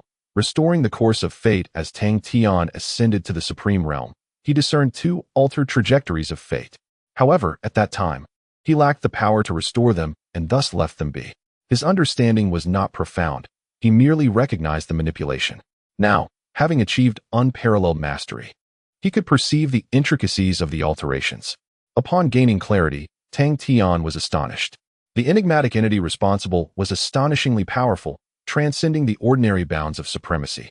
Even the venerable Hongmeng Supreme, who had lived for millions of years, and the remnant Tao Supreme, would likely find such finesse unattainable. Is there such a formidable presence on Jun Changqing's side? Tang Tian inquired, furrowing his brow. Long Jiuzhou, noticing the anomaly, wore a grave expression. It is hard to say, he replied, shaking his head. Indeed, Jun Changqing once commanded many extraordinary beings. However, following the cataclysmic battle a million years ago, nearly all of the elite forces were annihilated, as they were the core strength at the forefront of the conflict. The same holds true for us. Logically, it should be impossible for such a powerful entity to exist on their side. Yet, given the multitude of top-tier warriors who once allied with Jun Changqing, perhaps one or two managed to survive and have remained hidden until now. Alternatively, it is conceivable that someone evaded the calamity and has been reborn. Gazing at Long Jiuzhou, Tang Tian mused, you must have been among those top-tier warriors, right? You too were reborn, but do you possess such abilities? Do you think those individuals on their side could have the same capabilities post-rebirth? Long Jiuzhou remained silent for a lengthy moment before ultimately shaking his head. It is unlikely. Therefore, it is probable that only the remnants of that cataclysmic battle endure. The methods of those extraordinary beings are sometimes truly inscrutable. Perhaps someone did survive the hands of the Realm Master, though the likelihood of such occurrences is negligible. The two pondered for a while, but could find no alternative explanations, ultimately attributing it to this low-probability event. This, however, was disconcerting news. If indeed a formidable being from the past had persisted until now, simply their existence would pose a significant threat to Tang Tian and his allies. With a deep sigh, Tang Tian resigned. It is what it is. An abundance of lice does not cause itching. With Jun Chongqing revived, the addition of another strong entity is inconsequential. Let us first restore the Tao of Heaven. I have long found it distasteful. Long Jiuzhou nodded in agreement. Subsequently, the two chose a trajectory of fate and began to guide it back onto the proper path. In the Lingyun mountain range, the immense upheaval within the Spirit Lake had not impacted other areas of the mountain range. In the vicinity of the Forbidden Zone, a group of individuals cautiously advanced, in search of the tears of nature. At the forefront was the esteemed Taoist Junya. She had already located several Tao lords and revered figures from the sacred land of Tai, nestled at the edge of the forbidden territory. Regrettably, the tempestuous winds unleashed by the notorious Ming Yao had caused several to stray into perilous grounds, resulting in their untimely demise. After ensuring the safety of the others, she ventured back into the depths of the Forbidden Zone, where she, alongside Elder Wu and a few companions, sought high-quality tears of nature. With the protection of Lord Tang Tian, they were not troubled by the encroaching forces of annihilation. Their efforts bore fruit, as evidenced by the unbroken smile on Elder Wu's face. Soon, they discovered another tier of nature, this one of exceptional quality. Taoist Junya exhaled softly, securing it within her possession. The bounty from this expedition to the Lingyun mountain range would undoubtedly surpass that of most previous endeavors. However, at that moment, Taoist Junya suddenly froze in place. A flicker of confusion danced in her eyes, quickly replaced by clarity, oscillating between the two states. Elder Wu promptly noticed her peculiar behavior and inquired, "Elder Junya, what has transpired?" Junya's expression was one of astonishment, incredulity etched across her features. "I seem to have suddenly recalled a multitude of things. The Nightingale Fairy, Lining. I remember now. She was the Lining who infiltrated the sacred land decades ago," she exclaimed with sudden fervor. Elder Wu looked on in bewilderment. "Who is Lining? I cannot recall ever hearing of her." Junya shook her head, responding, "At that time, you were in seclusion, so it is understandable that you would be unaware. She was an unparalleled genius, much like Lord Tang Tian, having entered the sacred land through the Talent Exchange Conference. With her remarkable abilities and a formidable fan, Lining swept through the youthful generation of that era, garnering our keen interest as we sought to draw her into our sacred land. I was the one responsible for this endeavor." As she spoke, a complex expression crossed Junya's face. Yet, she had entered with ulterior motives. After spending decades within the sacred land, she seized an opportunity to breach the realm of tribulation. At that time, we were oblivious to her intentions in the realm of tribulation, and she was soon discovered and apprehended. Shortly thereafter, a corpse appeared upon the altar within the realm of tribulation. Elder Wu furrowed his brow, remarking, "I seem to have a vague recollection of this. Yet, it is strange. How could such a significant event have escaped my notice until now? It feels as though it has only just resurfaced in my memory. By the way, you just mentioned the Nightingale Fairy. What connection does she have with Lining?" Junya's expression grew increasingly complex as she contemplated the deeply unsettling implications. "The Nightingale Fairy is none other than Lining." Elder Wu was momentarily taken aback. "She has assumed a different guise? You did not recognize her before?" Junya slowly shook her head. "No, she had not changed at all. She remained as she had always been, with the same body and visage. Yet, upon encountering her, I found my mind blank, perceiving her as a complete stranger. And it was not only me. Others must have felt the same. Our collective memories had been tampered with." Elder Wu stood frozen in disbelief. What? He struggled to comprehend Junya's words. However, at that moment, Junya had recollected everything. The Lining, the crossing of calamity, and the skeletal remains. All memories related to these events had inexplicably vanished during a certain period. This meant that someone had forcefully erased the memories of everyone involved at the same time. What kind of formidable power could enact such a terrifying feat? A chill crept down Junya's spine. Who, exactly, was Lining? And why had she deliberately approached Tang Tian? Countless chaotic thoughts swirled in her mind as Junya gradually closed her eyes. After a lengthy pause, she reopened them, her gaze regaining clarity. "Let us continue our search for the tears of nature," she spoke softly. Elder Wu hesitated, regarding the crossing of calamity. Junya waved her hand dismissively. The fact that we have regained our memories signifies that others have likely done so as well. Moreover, this matter is beyond our capacity to resolve. We should focus on our own responsibilities. With that, she gazed into the distant, darkened sky, sensing that the world had indeed begun to change in subtle yet profound ways. Chapter 743. A Sister for a Day, a Sister for Life. Once again, we find ourselves in the Lingyun mountain range. This particular area of the outer mountains serves as a domain for practitioners of the Zhangxing path and the Tai path. It is among these ranks that the principal participants of this sacred trial reside. With an increase in numbers, disputes are inevitable, coupled with the ever-present dangers. This region has become one of the fiercest battlegrounds. Here, a precipice looms. On one side lies an unfathomable abyss, while the other, once a lush forest, now lies in utter devastation, with not a single blade of grass remaining intact. The ground resembles a field that has been plowed multiple times, strewn with debris and upheaved earth. Such a scene vividly illustrates the ferocity of the recent conflict that transpired here. At this moment, a group of over a dozen figures stands at the edge of the cliff. They face forward, with the boundless chasm behind them. Upon closer inspection, one would notice that the faces of all present are etched with shock. Their gazes converge upon a young man, Wei Chun. Surrounding him are disciples and elders of the Tai sacred land, all staring in awe at the small piece of jade nestled in his palm. What is this, Wei Chun? How could you so effortlessly obliterate the opposing Tao Lord? One elder exclaimed, his voice tinged with disbelief.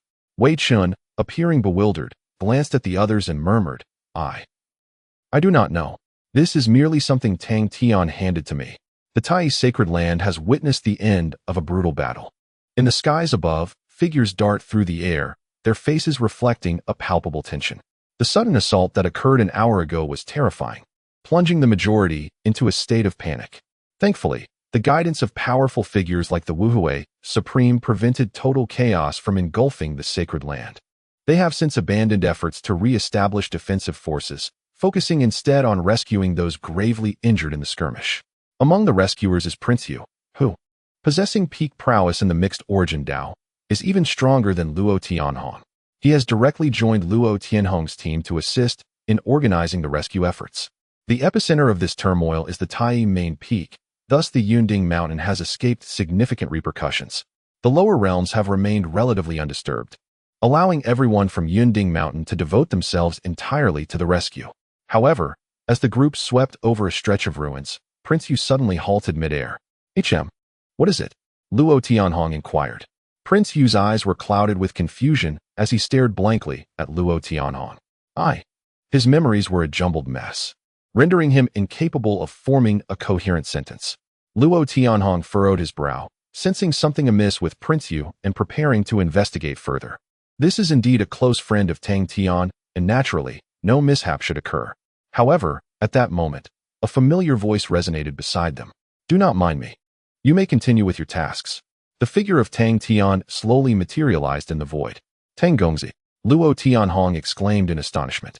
Did you not venture to the Lingyun mountain range? How? He was utterly bewildered. The trials in the Lingyun mountain range typically endure for at least a month, during which one cannot possibly return. Yet, here was Tang Tian, appearing alone. Some matters are difficult to elucidate. Tang Tian spoke softly. I returned on my own accord. There are no significant issues with Lord Junya, who should be engaged in trials at present. You may carry on. I shall take care of Wang Ziyu. Although Luo Tianhong remained perplexed about how Tang Tian managed to return alone, he nodded, cupping his hands in respect before leading the others to continue their rescue mission. After they departed, Tang Tian turned his gaze towards Wang Ziyu, who at that moment had nearly restored all his memories. Tang Tian. He spoke in a hoarse voice, his spirit appearing somewhat waned.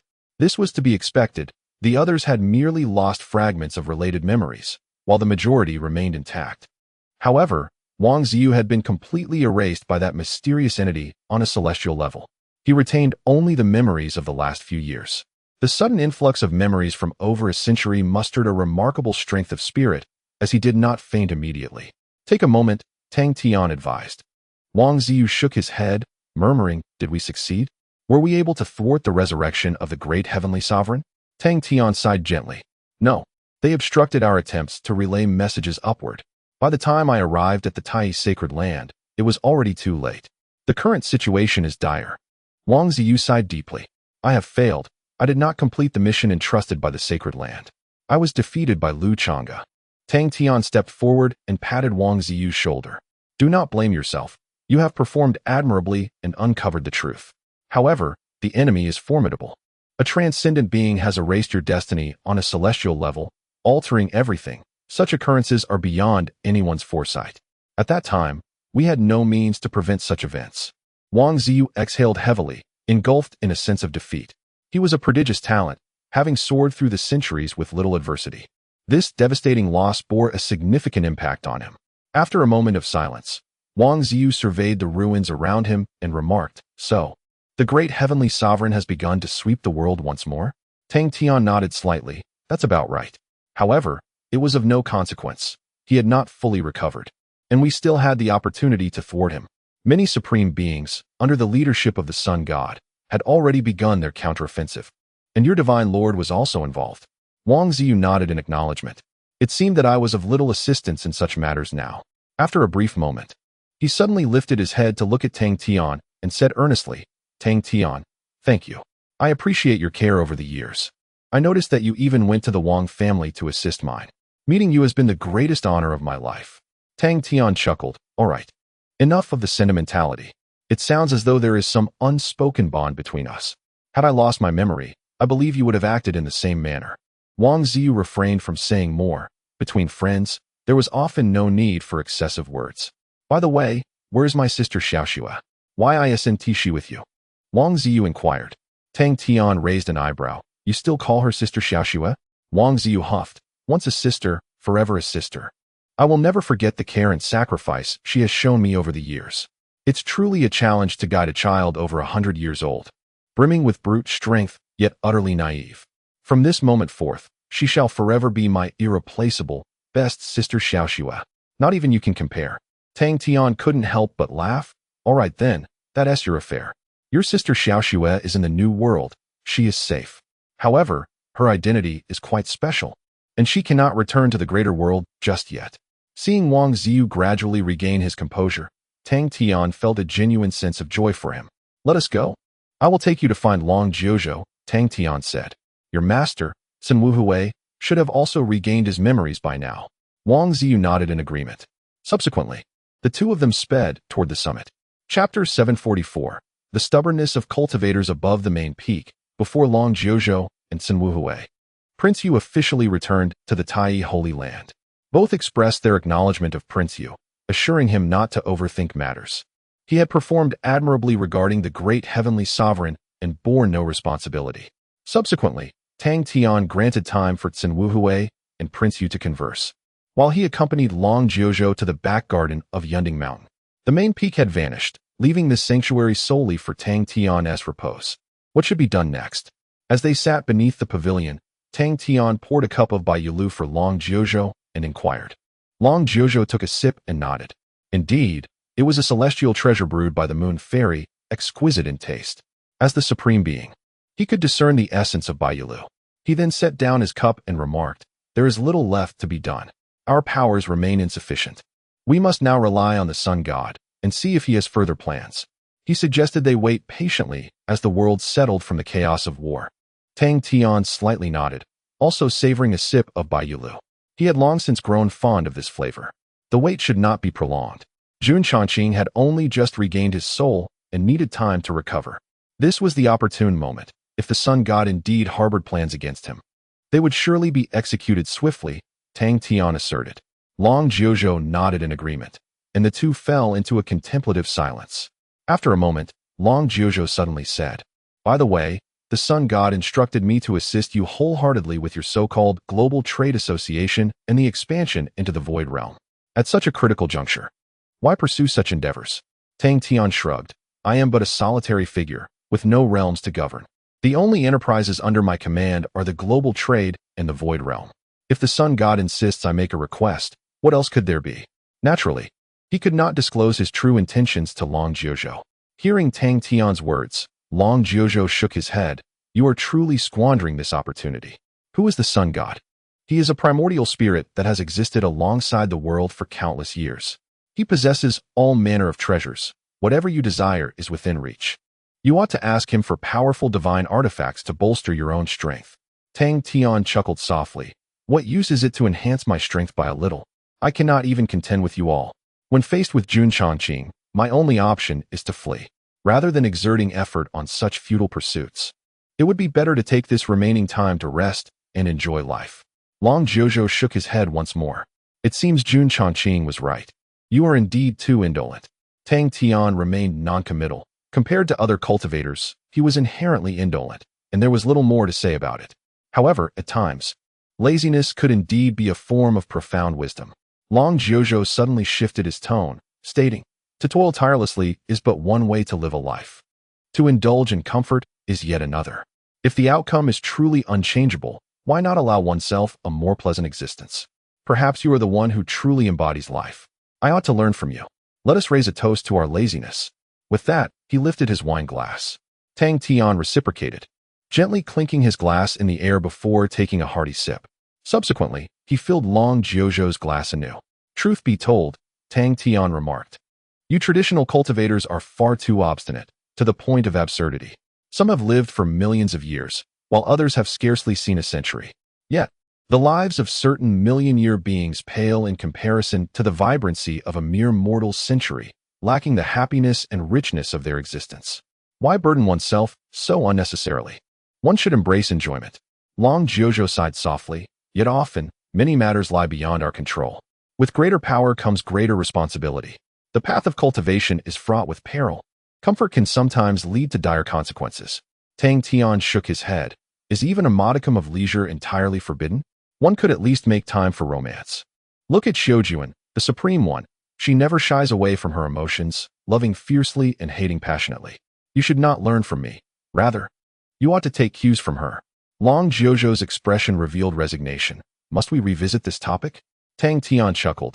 That girl is truly remarkable, and she harbors sincere feelings for you. Given that we are nearing the end of the world, why not yield to her? Do not allow her to carry a lifelong regret. Long Jiuzhou replied softly, let us discuss this when the true apocalypse arrives. They clinked glasses once more. Their disparate backgrounds and philosophies rendered any convergence of ideals unlikely. Tang Tian hailed from another realm, naturally imbued with the thought patterns and customs of that world. Whether for better or worse, such traits were not easily altered in a short span, and his path to growth could not be replicated, unless another possessing a dual system were to emerge in this world. In silence, they drank, exchanging the occasional word, and before long, half the day had slipped away. I shall take a turn at my merchant guild, Tang Tian announced as he rose. I do not wish to squander this rare moment of tranquility on mere drinking. I must indulge in a delightful feast.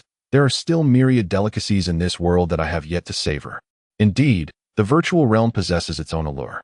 Were it not for the absence of the sun god's task, one might indulge in its wonders. I shall grant you administrative privileges, allowing you to revel within its confines. Long Jiuzhou nodded with a smile, indicating his intention to seize the opportunity when it arises.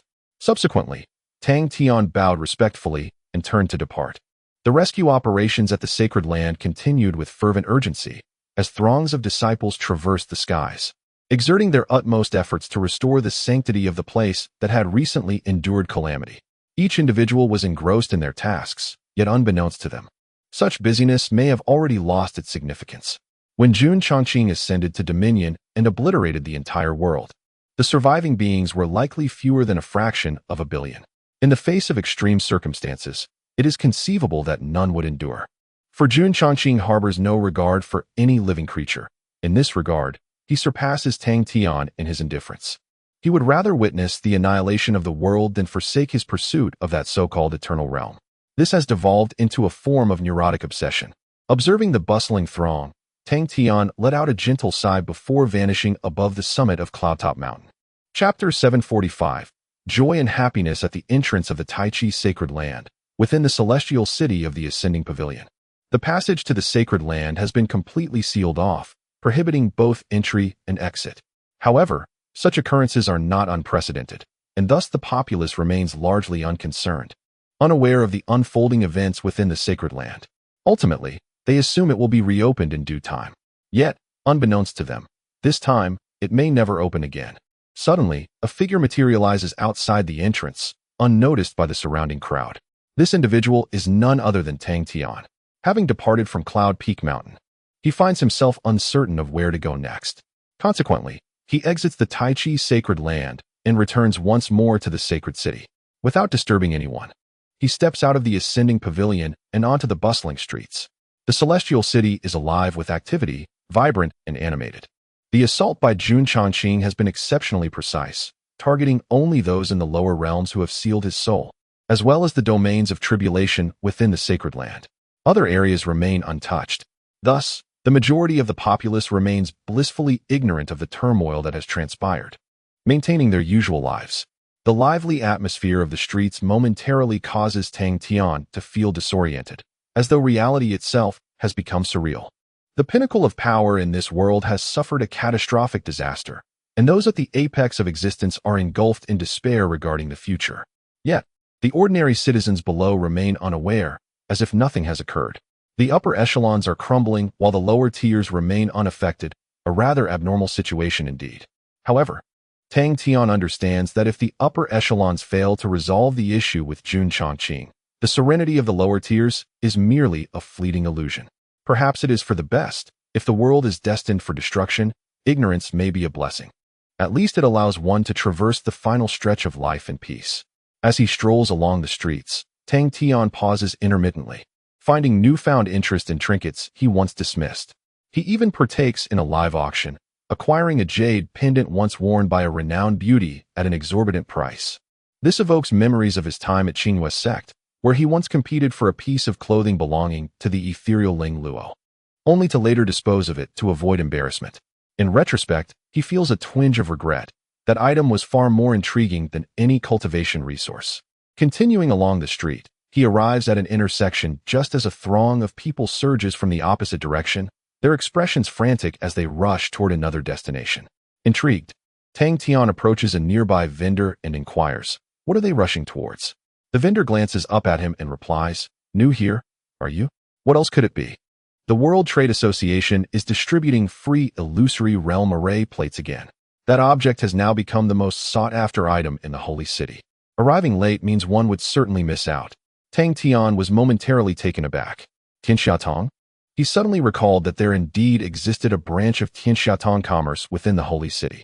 Upon entering the sacred grounds, he had enlisted Sun Wuhui's assistance to help expand the Commerce Association, and had casually mentioned that there was a rather remarkable female proprietor at an inn in the Holy City, suggesting that she established the Commerce Association there. What was her name again? Oh, right, it was Manshur. It has been approximately 6 months since that time, and it appears the development has been quite promising. After some contemplation, Tang Tian decided to pay a visit. After all, he had nothing pressing to attend to. Navigating through the throngs of people, Tang Tian soon arrived at the Tianxiatong Commerce Branch. It was situated on the most bustling street in the Holy City, and the Tianxiatong building was remarkably grand and conspicuous, occupying the prime location of the thoroughfare. It was evident that this was arranged by Sun Wuhui. Tang Tian couldn't help but marvel at how advantageous it was to possess strength and high status. He had merely mentioned it in passing. Yet the Tianxiatong commerce was able to establish itself here, overshadowing all the venerable associations that had operated for thousands of years. It was truly remarkable. At that moment, the entrance of the Commerce Association was teeming with people, leaving scarcely any space to maneuver. Outside the grand doors, attendants clad in Tianxiatong uniforms were vociferously urging everyone to form an orderly line, serving one by one. Yet, regardless of their shouts, they could not quell the fervent enthusiasm of the crowd. They were distributing mobile array plates leading to the virtual realm. Tang Tian was not particularly surprised by this scene. The virtual realm had undergone years of meticulous refinement and had become exceptionally sophisticated and mature. The various attractions within it posed a significant diversion for the relatively entertainment-deficient cultivation world. The crowd's enthusiasm was entirely predictable. Observing the congested throng ahead, Tang Tian naturally opted not to join them. With a sweep of his divine sense over the main building of Tianxiatong, he quickly spotted Manshur seated on the 6th floor. At that moment, she appeared to be engrossed in handling the administrative affairs of the Commerce Association. Tang Tian's figure gradually became ethereal and vanished. The next instant, he found himself in Manshur's office. "Manshur," he greeted, having not seen her for quite some time. The sudden voice startled Manshur, but upon recognizing Tang Tian's presence, her expression transformed into one of immense delight. "Young Master Tang," she exclaimed, hastily rising to her feet, her face radiant with excitement. You have come. Please, take a seat. I will prepare some tea for you." With that, she flusteredly departed from her seat. But perhaps due to her overwhelming excitement, she knocked over the chair, causing a cascade of books to tumble around her. Manshur's face flushed with embarrassment. Tang Tian chuckled and waved his hand, saying, "There's no need to prepare anything. I merely passed by and thought to pay you a visit. Please, have a seat."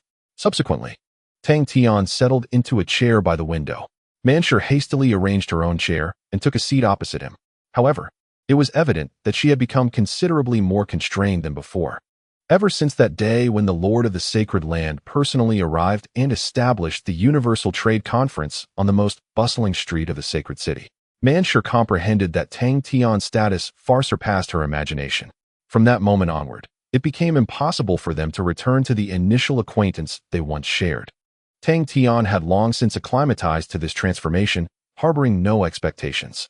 "I have just reviewed the proceedings, and the conference appears to be thriving," Tang Tian remarked softly.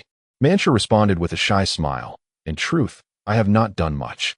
Vice President Miao Yun specifically dispatched several elders to oversee the majority of the matters. Additionally, within the Void Realm, Vice President Wang Gang has been orchestrating everything from behind the scenes. I am merely responsible for executing their directives." Tang Tian replied, "Good is good, and bad is bad. We at the Universal Trade Conference do not engage in such pretenses. No one's contributions shall be overlooked." Manshur nodded and, with utmost sincerity, declared, "To have met young Master Tang is the greatest fortune of my life. The life I now lead is truly something I never dared to dream of." Tang Tian smiled, for this was precisely the outcome he wished for. He hoped that all those connected to him would continue to flourish, finding joy and happiness. Chapter 746. To the City of Oblivion. In the main building of the Holy City, Tang Tian and Manshur sat by the window, engaging in an extensive conversation. Perhaps it was due to the lack of pressing matters at hand, but Tang Tian listened intently as Manshur recounted numerous tales, some concerning the Tianxiaotong, and others detailing her past experiences. Unlike Miao Yun, Manshur hailed from humble beginnings. Possessing only average talent for cultivation and lacking the remarkable business acumen that characterized Miao Yun. In truth, she represented one of the most ordinary individuals in the world. Like many others, Manshur initially embarked on the path of cultivation.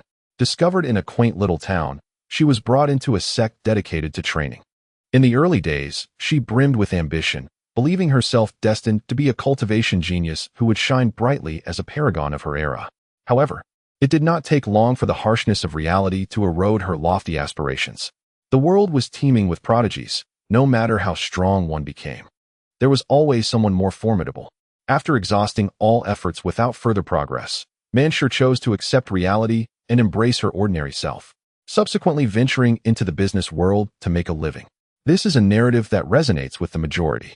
Over the course of several centuries of trials and tribulations, she matured into a seasoned merchant, carving out a niche for herself in the bustling holy city, a realm where every inch was precious and the strong congregated. She became a steward of a tavern, which, despite its modest stature, represented a pinnacle unattainable by most ordinary cultivators. Yet, even at this juncture, she felt she had reached a plateau and was prepared to spend her remaining years in such a manner until she crossed paths with Tang Tian. Subsequently, her fate soared to unprecedented heights. You cannot imagine those illustrious figures I once could only dream of meeting after the establishment of Tianxiaotong came to visit me personally, treating me with deference, Manshur remarked. For a long time, I found it difficult to adjust to such a sudden transformation. Tang Tian chuckled, "It is only natural. This is a city at the foot of the Tai sacred ground. Everyone wishes to associate with the sacred land. However, you must exercise discernment, as some may harbor ulterior motives." Manshur nodded. "Vice President Miao Yun has taught me much, and several elders of the Merchant Guild have taken a personal interest in my guidance. Sometimes, I find myself pondering, given my capabilities, I may not wholly deserve this position." Tang Tian waved his hand dismissively. "Everyone has a process of growth.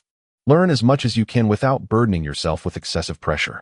There is no need to worry about discontent among others. The expansion of Tianxiaotong is rapid and consistently faces a shortage of personnel. Everyone has ample opportunity to shine. Moreover, the pace of expansion will only accelerate, and you may soon find yourself shouldering even greater responsibilities. Opportunities are boundless, yet the heights one can ultimately reach depend entirely on oneself. Mansi nodded earnestly, affirming, "I shall exert every effort." Tang Tian responded with a slight nod. He then glanced at the main building and inquired, "Why are the 7th, 8th, and 9th floors left vacant?" The main structure comprises 9 stories, but Mansi's office is situated on a lower level, and the upper floors show no signs of previous use. With a smile, Mansi elucidated, "These floors are reserved specifically for you. This design is standard for all chamber main buildings, both now and in the future." It was a decision jointly deliberated by Vice Presidents Miao Yun and Wang Gang. Tang Tian was taken aback. The inaugural Tianxiaotong main building, established during the design phase of the new Treasure Island, had the 7th, 8th, and 9th floors allocated to him as a personal sanctuary. He was surprised to discover that Wang Gang had replicated this arrangement in all the main buildings. It seemed a bit of a spatial extravagance, yet it was not a significant concern. If it was to be reserved, so be it. I noticed that the chamber's staff are all dressed in standardized uniforms. Did they arrange that as well? Tang Tian inquired. Mansi nodded affirmatively. Indeed, the 2 vice presidents believe this fosters a sense of identity, enhances our cohesion, and sets our chamber apart. Moreover, numerous intricate designs, both grand and subtle, were also implemented by the 2 vice presidents. The results have been exceedingly positive. Tang Tian fell silent, realizing that such initiatives indeed require professional expertise. He would never have contemplated such intricate details on his own. After engaging in casual conversation for a while longer, Tang Tian prepared to take his leave. Under the auspices of the sun god, the chamber's scale would inevitably expand with explosive rapidity. In the coming years, Mansi and others would be quite occupied. It was far better to be a hands-off manager. Upon departing from the Tianxiaotong main building, Tang Tian chose not to linger in the holy city. Standing amidst the sky, he contemplated and then set off toward the direction of Wangchuan City, opting not to utilize the teleportation array or traverse space directly, but rather to meander leisurely through the wilderness, appreciating the pristine landscapes of the vast earth and sky. Along his journey, he observed the genuine, living conditions of the ordinary beings inhabiting this realm. In a word, it was akin to an oasis within a desert. Much of the vast land was riddled with immense fissures, rendering it inhospitable for life. Only a handful of adventurers or desperate souls would choose to wander in such perilous areas. The majority of livable spaces were established in regions where the rifts were less severe, varying in size from small villages to larger settlements comparable to Black Cliff City. These places floated like islands amidst an expansive ocean, and many of their inhabitants lived their entire lives without any communication with the outside world. Tang Tian finally comprehended why. At that moment, he had casually fabricated the name of a secluded village, Mang Village, without eliciting any skepticism from those around him. The reason lay in the multitude of hidden realms akin to Mang Village scattered across this vast land. As Tang Tian traversed the terrain, his pace remained brisk, and in merely 10 days, he found himself at the outskirts of Wangchuan's main city. A sweeping glance revealed a long queue at the numerous city gates, stretching beyond sight. This was a typical scene for a major city, bustling day and night alike. The sheer number of individuals entering and exiting the city each day was staggering. However, Tang Tian had no intention of waiting in line. The city's protective barriers could not impede his passage. With a swift movement, he vanished into the heart of Wangchuan City. After a span of more than 6 months, the headquarters of Tianxiaotong, overseen by Miao Yun, had relocated from Haiyan City to Wangchuan City. Much like the Holy City, Tianxiaotong was established in the most prosperous part of Wangchuan, standing out prominently. Shortly thereafter, Tang Tian spotted Miao Yun's figure within the main building, also situated on the 6th floor. At that moment, however, she appeared to be immersed in the void realm. Without lingering, Tang Tian soared toward the main building. Chapter 747, Soaring High, Great Fortune Awaits in the Forgotten River's Master City. The atmosphere seemed more vibrant than when Tang Tian departed 6 months ago. Moreover, the aesthetic had undergone a subtle transformation. After observing for a while, Tang Tian suddenly discerned that these styles were reminiscent of those from the virtual realm. The scenes within the virtual realm, materialized by the capabilities of Xiao Ji and centered around Tang Tian's will, exhibited a stark contrast to the traditional styles of practitioners. Remarkably, this divergence had now manifested in the real world. This only served to affirm one significant truth: the virtual realm, through its continuous promotion, had begun to influence the tangible world. For Tang Tian, this was a fortuitous development, as it indicated the success of the virtual realm's outreach and the profound appreciation it garnered from the populace. Consequently, he could harness the dual systems more effectively. Navigating through the bustling streets of the master city, Tang Tian arrived at the main building of Tianxiatong. Unlike other venues, there were no complimentary mobile array discs distributed here.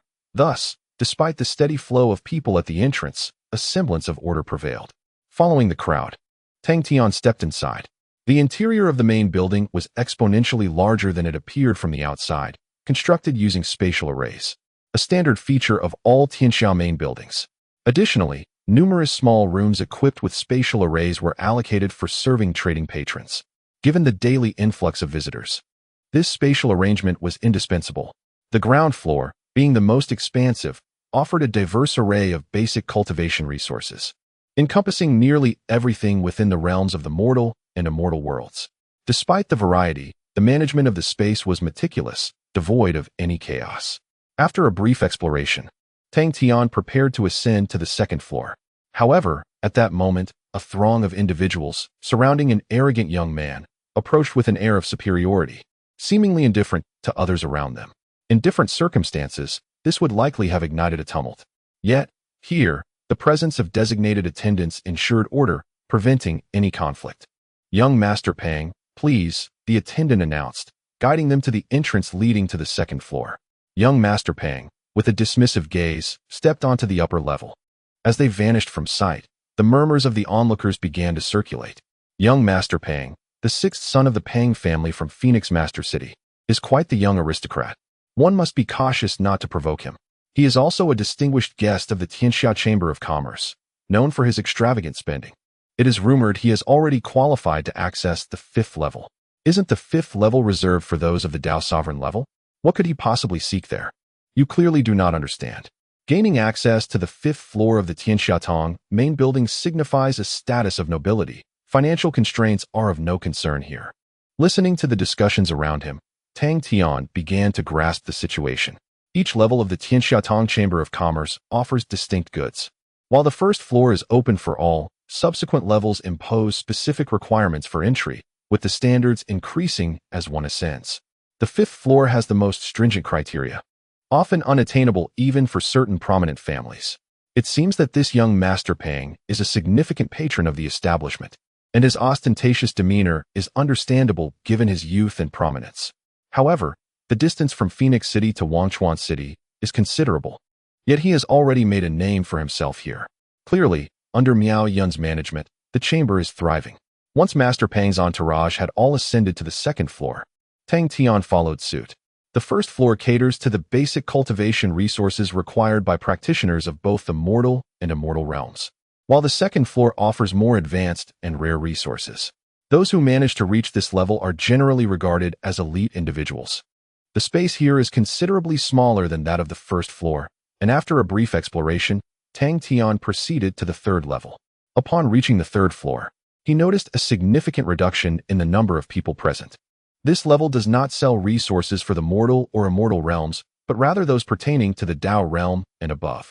Consequently, the standards and services here are unparalleled compared to the previous 2 floors, exuding an air of grandeur. Soon, Tang Tian ascended to the 4th level, where the crowd was even sparser, as the items for sale here are exceptionally rare within the Dao realm. The individuals present are either wealthy or noble. On the 4th floor, Tang Tian once again spotted Master Pang, though his entourage had dwindled. The previously ostentatious demeanor had softened considerably, as he appeared to be engaged in discussion with the shopkeeper. Ignoring the others, Tang Tian made his way to the 5th floor.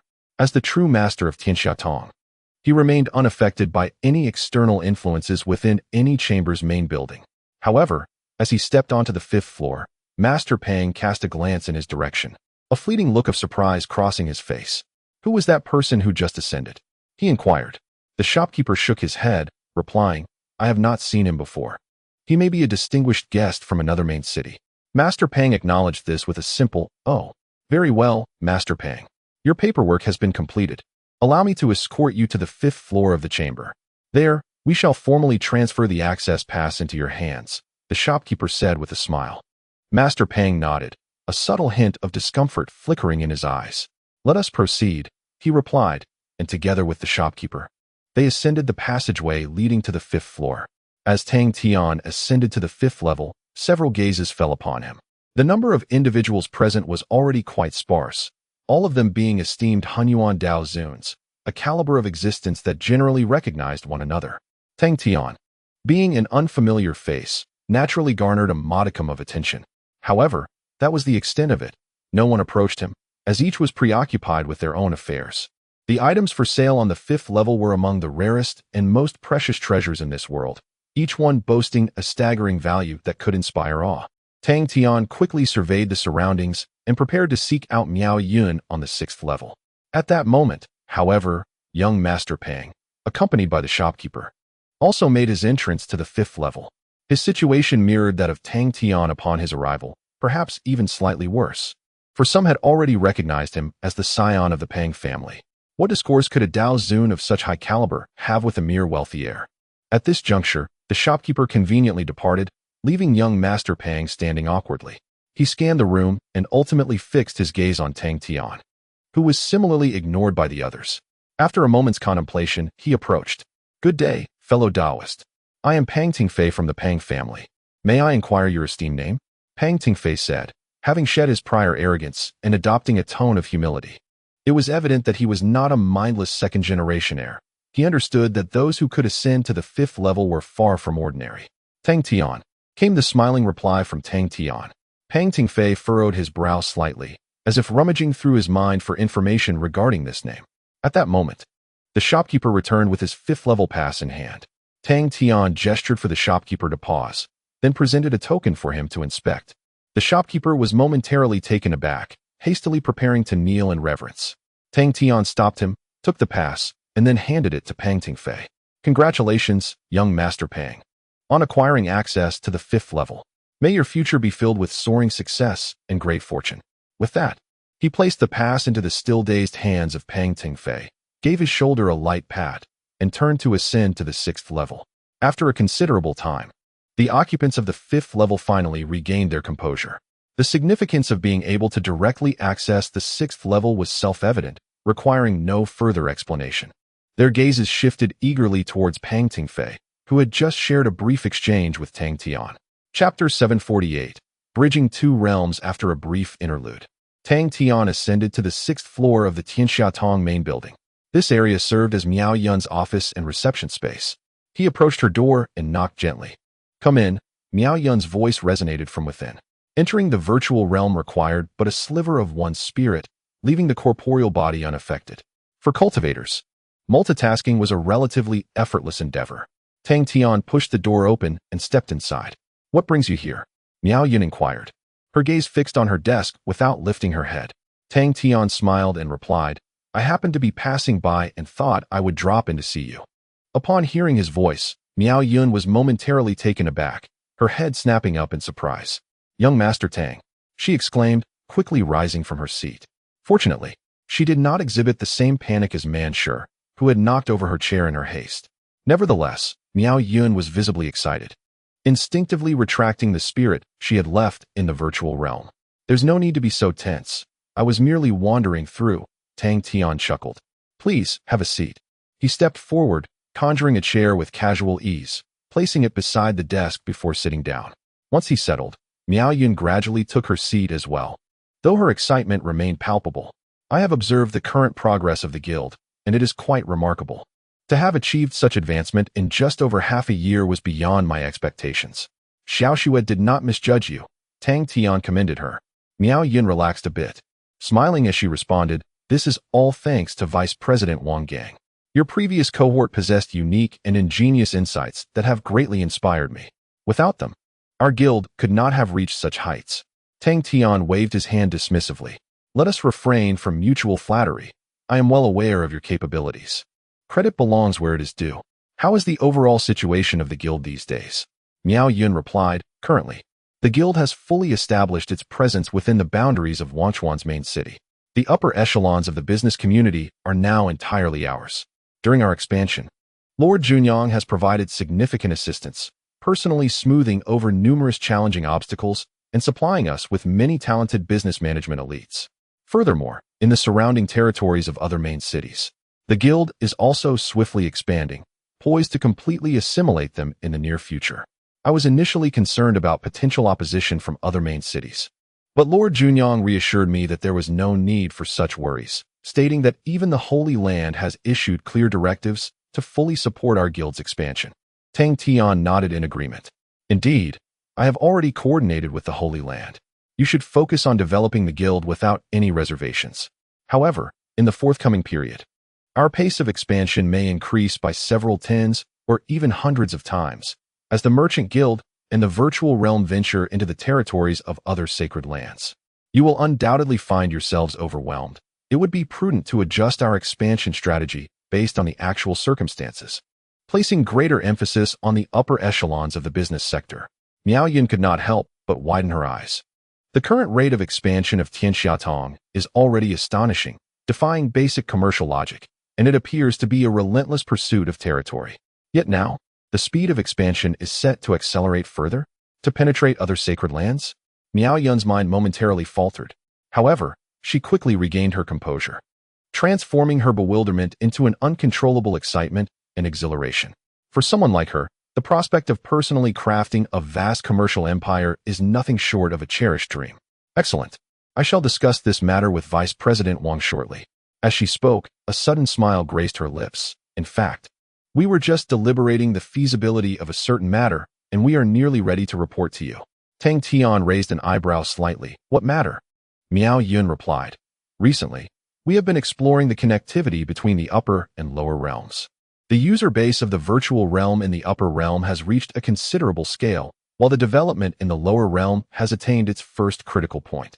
According to our research, if we can establish a connection between the two realms, it would be beneficial for both sides, enriching the internal development of the virtual realm. It is time to reunite the virtual realm as a whole. Tang Tian nodded gently. Initially, when entering the pinnacle of the sky and developing the virtual realm, the vast differences between the upper and lower realms, coupled with the high costs of transactions, had deterred the decision to unify them, resulting in the establishment of two distinct servers.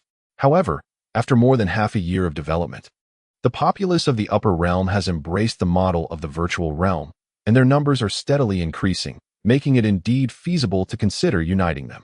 Although for Tang Tian, the connection may not significantly increase consumption points, it would undoubtedly yield tremendous benefits for the virtual realm itself. Agreed, Tang Tian stated. Moreover, in the coming period, we will not only expand into other sacred lands, but also into more lower realms. Once the two realms are connected, it will facilitate the Merchant Guild's development in some remote lower realms. Let us proceed with this plan. Miao Yun's eyes sparkled once again. She instantly perceived more information within Tang Tian's words. More sacred lands, more lower realms. Does this not imply that the ultimate goal of our Tianxiatong Merchant Guild and the virtual realm is the entirety of the myriad worlds? And the virtual realm will converge all beings from both realms, transforming into a completely unified and historically unparalleled gathering place for all living entities. With this thought, Miao Yun felt her blood surge with fervor. If one could truly accomplish such a magnificent feat, it would indeed be an unparalleled achievement, unmatched by any in history. How fortunate it is to personally partake in such a grand endeavor. Excellent. Miao Yun, suppressing her inner excitement, declared, I shall inform Vice President Wang of this news at once. Tang Tian chuckled and replied, There is no need to wait. Let us go now. It has been quite some time since I last saw them. Subsequently, Tang Tian instructed Miao Yun to retrieve her mobile array plate, and together they entered the virtual realm. Normally, such an action would be prohibited, as a single array plate allows only one individual to enter the virtual world. However, as the master of this realm, Tang Tian possessed the liberty to come and go as he pleased. Moments later, they found themselves in a spacious chamber, which was none other than the 6th level of the Genesis Tower.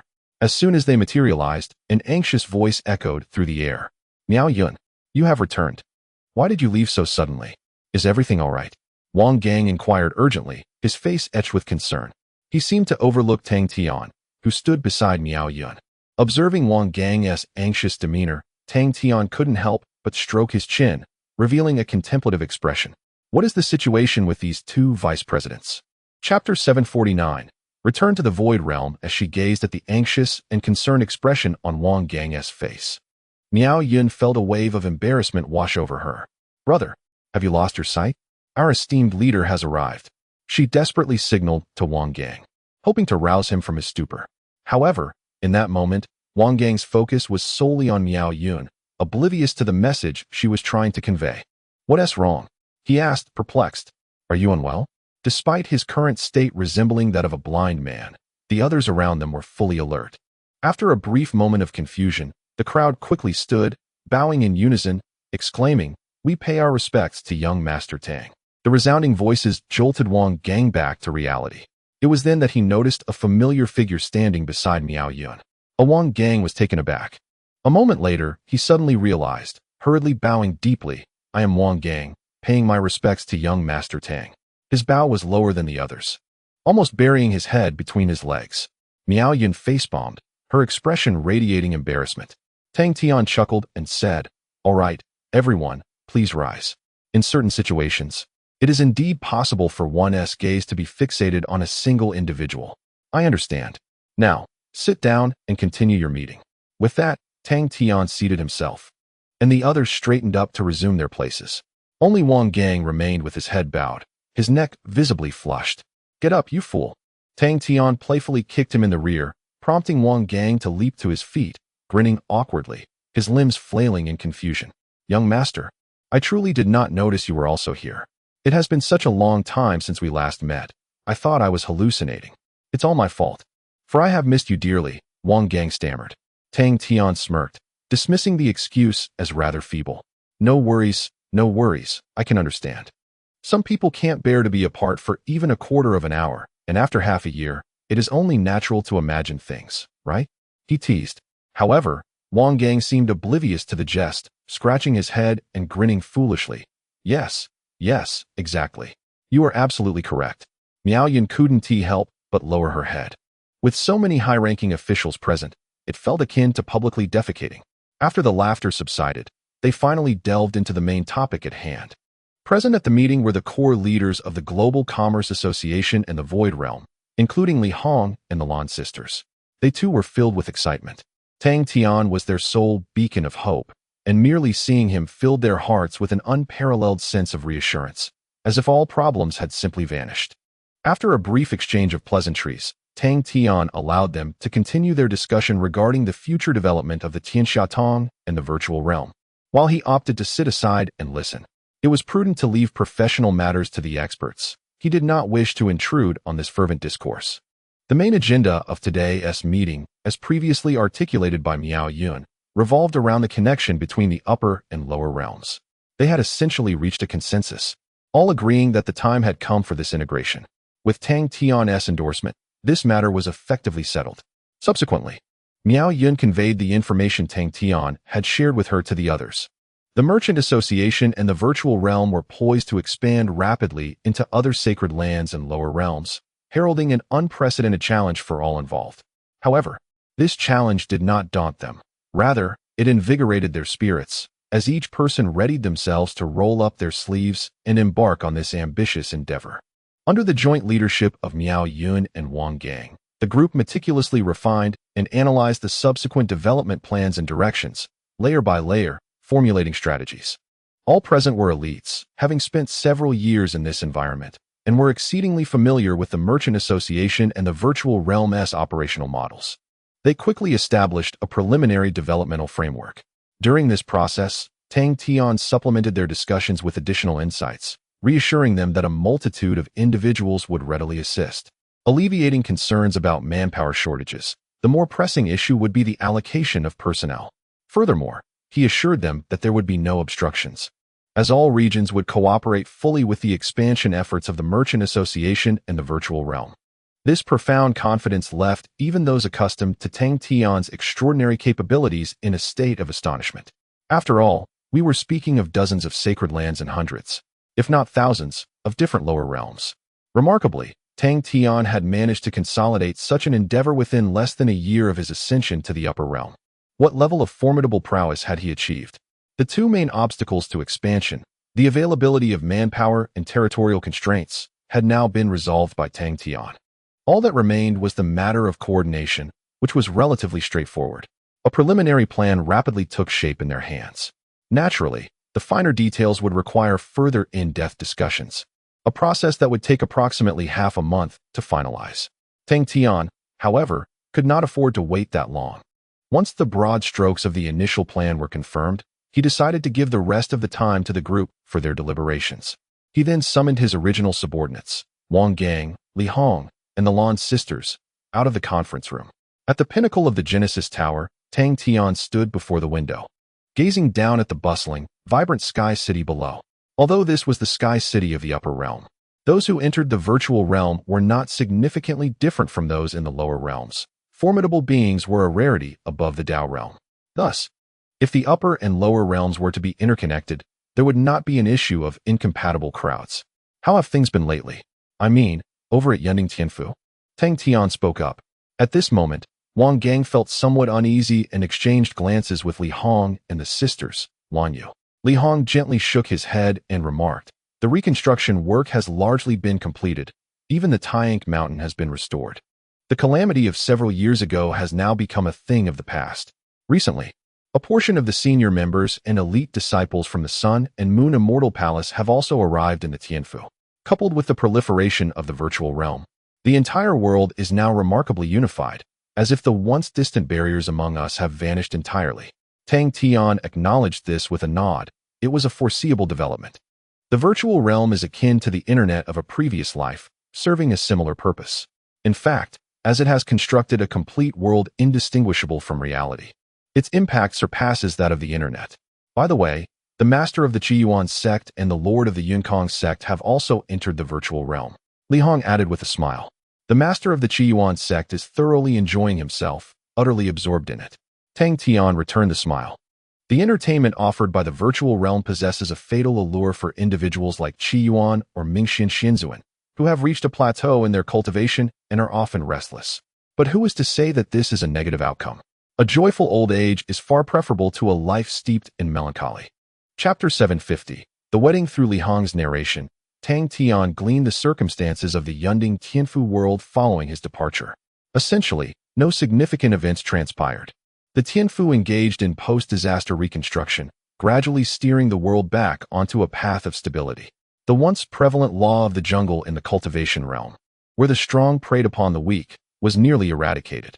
In its stead arose the order and regulations instituted by Yunding Tianfu. Although these regulations imposed certain constraints on the freedom of cultivators, for the vast majority, peace remained paramount.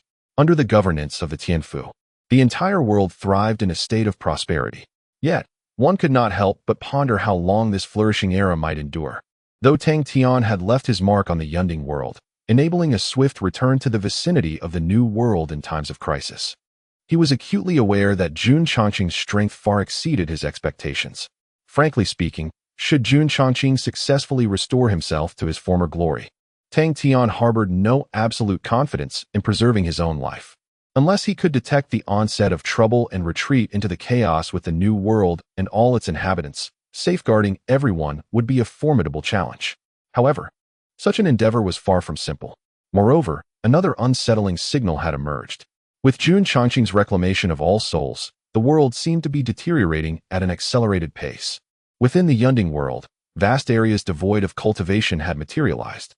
In these regions, even spiritual energy was absent, rendering mortals incapable of cultivation and beasts unable to awaken, plunging them into a genuine era of inability. The Tianfu was orchestrating efforts to relocate people to areas rich in spiritual energy, although some chose to remain behind, severing their ties with the cultivation realm entirely. Some of these locales, long bereft of spiritual energy, had become mere legends or myths within the cultivation community. In fact, certain places had even developed alternative civilizations. The Tianfu had shielded these areas with formations to ensure their normal lives remained undisturbed by the cultivation realm. Li Hong remarked. Tang Tian listened intently. For the majority of ordinary people, the current situation was arguably the best possible outcome. If they could live out their lives in peace before any calamity struck, it would indeed be a form of happiness. He urged the Merchant Association to fully cooperate with the Tianfu's efforts, contributing both financially and through labor. However, he cautioned them, saying, "You few must not leave the bounds of Yunding Tianfu without my directive. Attend to daily affairs within the virtual realm." Although he had marked the entire Yunding Tianfu world, his focus was selective. It was impossible to distribute all his energy evenly across the entirety of the world. The area where Yunding Tianfu was situated was one of his priorities, along with the Qinghua sect. If the entire world cannot be taken away at that time, then all efforts must be concentrated in these two areas. It is challenging to cover all aspects. Hence, one must prepare for such eventualities. All right, Li Hong nodded in agreement. He then smiled and remarked, "In recent years, with the continuous development of the virtual realm, more than half of the main management of the Chamber of Commerce has already migrated into it. After all, communication between different worlds is exceedingly difficult. Even within this world, distance poses a significant challenge.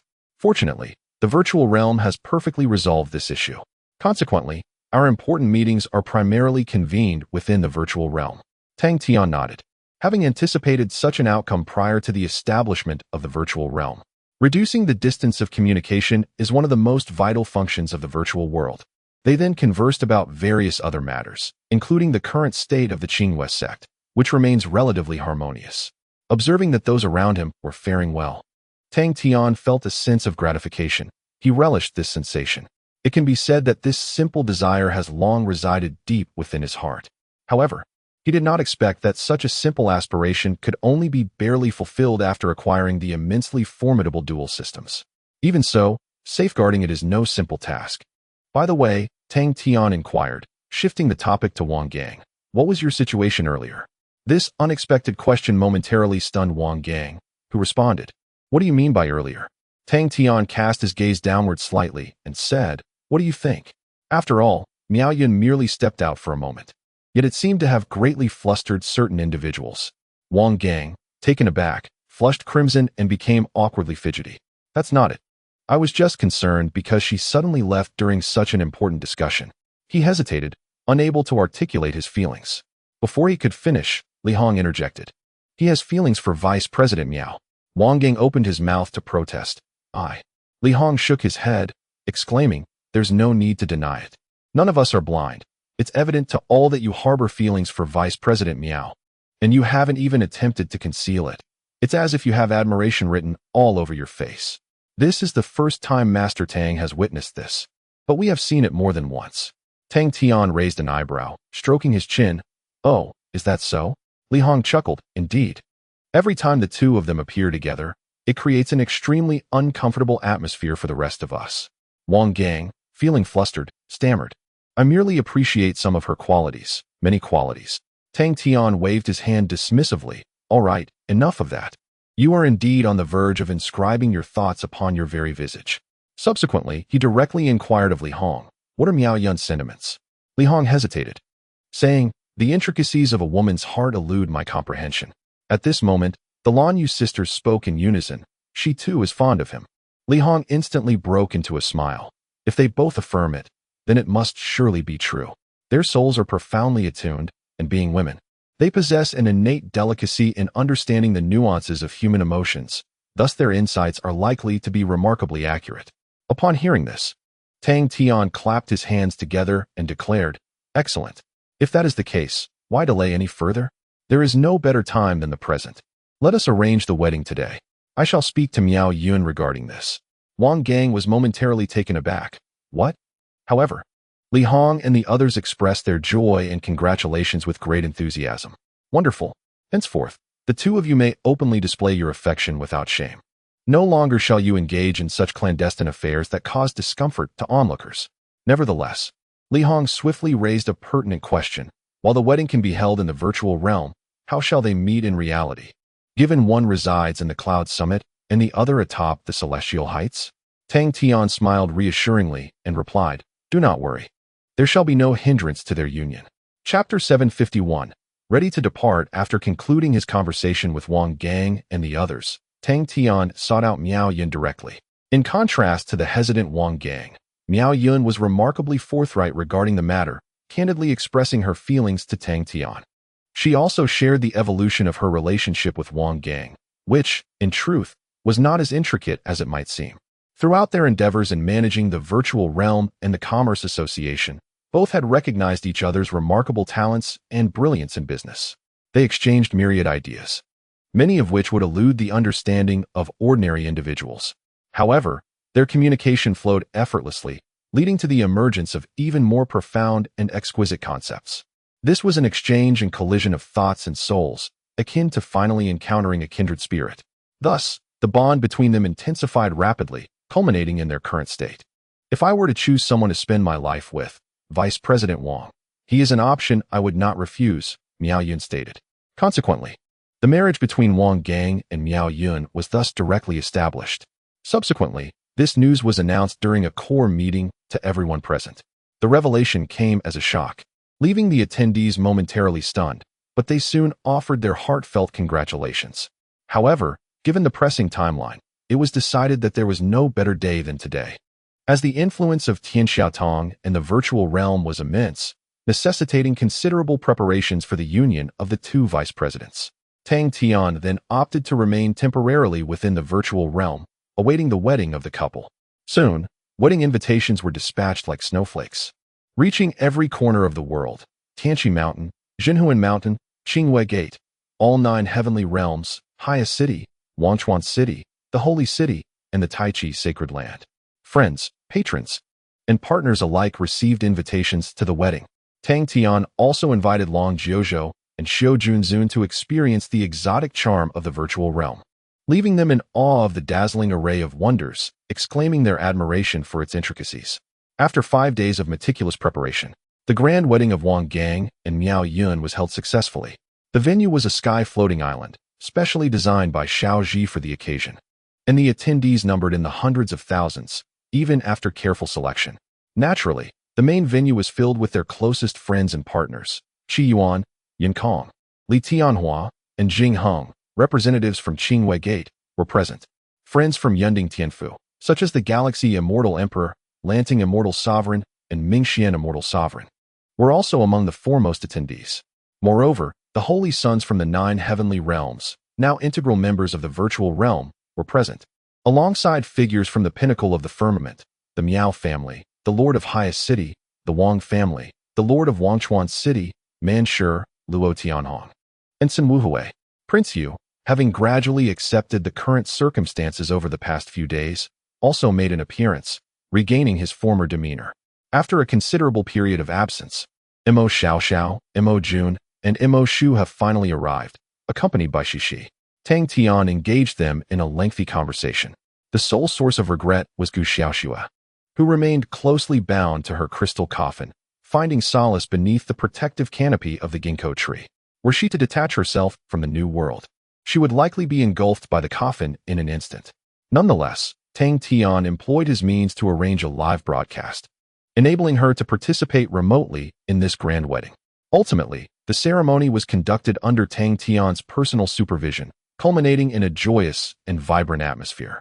Subsequently, as the couple was ushered into their bridal chamber, Tang Tian discreetly erased all traces of their presence, quietly transporting them into the new world. There, he had prepared a beautiful and secluded bridal suite exclusively for the two of them, ensuring they would be undisturbed. This sanctum would remain accessible to them at any time. Should Wang Gang possess formidable strength and swiftly enter the realm of souls, their offspring would be the first naturally born human child in this new world. Having completed these arrangements, Tang Tian granted the newlyweds their privacy and departed from the new world. Following Wang Gang and Miao Yun's wedding, the barriers that had long existed between the peaks of the virtual realm and the lower realms were dismantled, facilitating basic communication between those situated at the opposite ends of the world. Moreover, other sacred sites across the celestial expanse began to swiftly establish their presence within the virtual realm, with a multitude of new users emerging daily. Alongside the burgeoning lower realms, the Universal Commerce Association was flourishing throughout the vast expanse of the myriad worlds. With the rapid expansion of the Commerce Association and the virtual realm, Tang Tian's points of consumption began to multiply exponentially, rendering daily transaction totals unquantifiable. Upon acquiring such a wealth of points, he promptly exchanged them for the 3 fundamental powers, utilizing them to enhance his strength. Although the rate of progress remained agonizingly slow despite the substantial investment of points, even the smallest gains are valuable. It is conceivable that he might one day be just a step away from significant advancement. Moreover, time was of the essence. Tang Tian had begun to notice that the mysterious black hole conjured by Jun Changqing was devouring the world at an increasingly rapid pace. This process persisted for slightly over a month. One day, Long Jiuzhou and Xiu Jun unexpectedly sought out Tang Tian. Perhaps the words Tang Tian had previously spoken had borne fruit, or perhaps they had been influenced by the wedding of Wang Gang and Miao Yun. During this time, the two had remained inseparable, either exploring novel experiences within the virtual realm or traversing chaos to admire the dwindling harmonious landscapes of the world.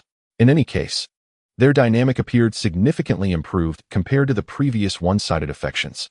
However, this time, they were not there merely for leisure. "The sun god has summoned me," Long Jiuzhou announced. Tang Tian raised an eyebrow in response. Since departing from the Moon Palace, the sun god has summoned them back to await the next directive. It appears that the order has indeed arrived. "What shall we do now?" Tang Tian inquired. Long Jiuzhou shook his head slightly. "We are to undertake a mission, yet he has instructed me not to disclose any details regarding its nature. During our previous expedition to the Lingyun Mountains, he harbored suspicions of betrayal among us, and he is now exceedingly cautious. In truth, I am unaware of how this mission relates to confronting Jun Changqing." Tang Tian fell silent. He must have his own considerations. "For now, we can only place our trust in him." Long Jiuzhou sighed softly, not refuting this sentiment. "What of the others?" Tang Tian asked. Long Jiuzhou responded. "Hong Ming and Kandao have already received their assignments and departed. Additionally, several other supreme beings on our side seem to have been assigned different missions, which appear to bear no connection to one another, perhaps a ruse orchestrated by the sun god. The Wuchan Supreme, like you, has yet to receive a task, but it will surely come soon. You must be prepared in advance." Tang Tian nodded. "I have long been ready." Long Jiuzhou acknowledged him with a nod. Subsequently, the two exchanged a wordless glance, both uncertain whether they could once again subdue Jun Changqing before he fully regained his strength. Ultimately, Long Jiuzhou departed with Xiujuan. On the very night of their departure, the sun god sought out Tang Tian. "It is time for you to set forth." Chapter 752, The Mission of the Sun God Yuanhai. The name mentioned by the sun god was unfamiliar to Tang Tian. He had never heard of it before. Indeed, the sun god affirmed, "It is a lost land, completely severed from the original realms, adrift in the chaos. Most such places have become desolate, with the worst having been entirely eroded by the forces of chaos. However, the land where Yuanhai resides is somewhat unique, as it has retained a portion of its essence." Tang Tian suddenly understood. By this reasoning, the ancient domain battlefield could also be considered a lost land. "Very well," he inquired, "what is the purpose of going there?" The sun god elaborated. "As I mentioned, Yuanhai is a rather special location because it is the site of the fall of the innate spirit of the Qilin. After the spirit's demise, its body disintegrated under the onslaught of chaotic forces, forming an unfathomable black sea. This sea is enigmatic and perilous for all living beings, steeped in ominous foreboding. Yet, it also gives rise to some remarkable treasures, enticing many cultivators. Your task is to locate a specific treasure hidden in the depths of Yuanhai." "The Eye of the Qilin," Tang Tian mused, momentarily taken aback. "Did you not say that the Qilin spirit's body had already disintegrated?" The sun god clarified, "Indeed, the body has disintegrated, yet the Eye of the Qilin remains its most essential part, retaining its luster even after countless eons. It has been buried deep within Yuanhai, and many beings of supreme power have sought it, yet none have succeeded in finding it." As he spoke, he produced a slender, yet potent, dark red hair. "This is because I have concealed the Eye of the Qilin. With this Qilin hair, you will be able to discern the eye's location. When the time comes, you may simply proceed to retrieve it." Tang Tian accepted the Qilin hair from the sun god, immediately sensing a faint connection to another entity. However, this connection was elusive. It would likely only become precise when he was sufficiently close. "This task seems rather straightforward," Tang Tian remarked as he accepted the Qilin hair.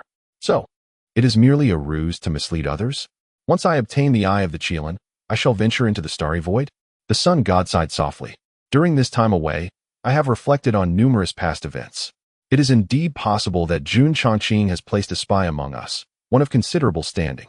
The quest for the heart of the stars is crucial to our victory, so we must proceed with utmost caution. Tang Tian nodded, recognizing that when dealing with Jun Chongqing, meticulousness was essential. However, he cautioned, do not let this cause you to overlook the task at hand. The sun god continued, I truly require the eye of the Qilin. Do not fail to bring it back. To ensure the utmost precaution, the task I have assigned to you is akin to those given to others. Even the guidance akin to the Qilin's whiskers has been similarly extended to another group.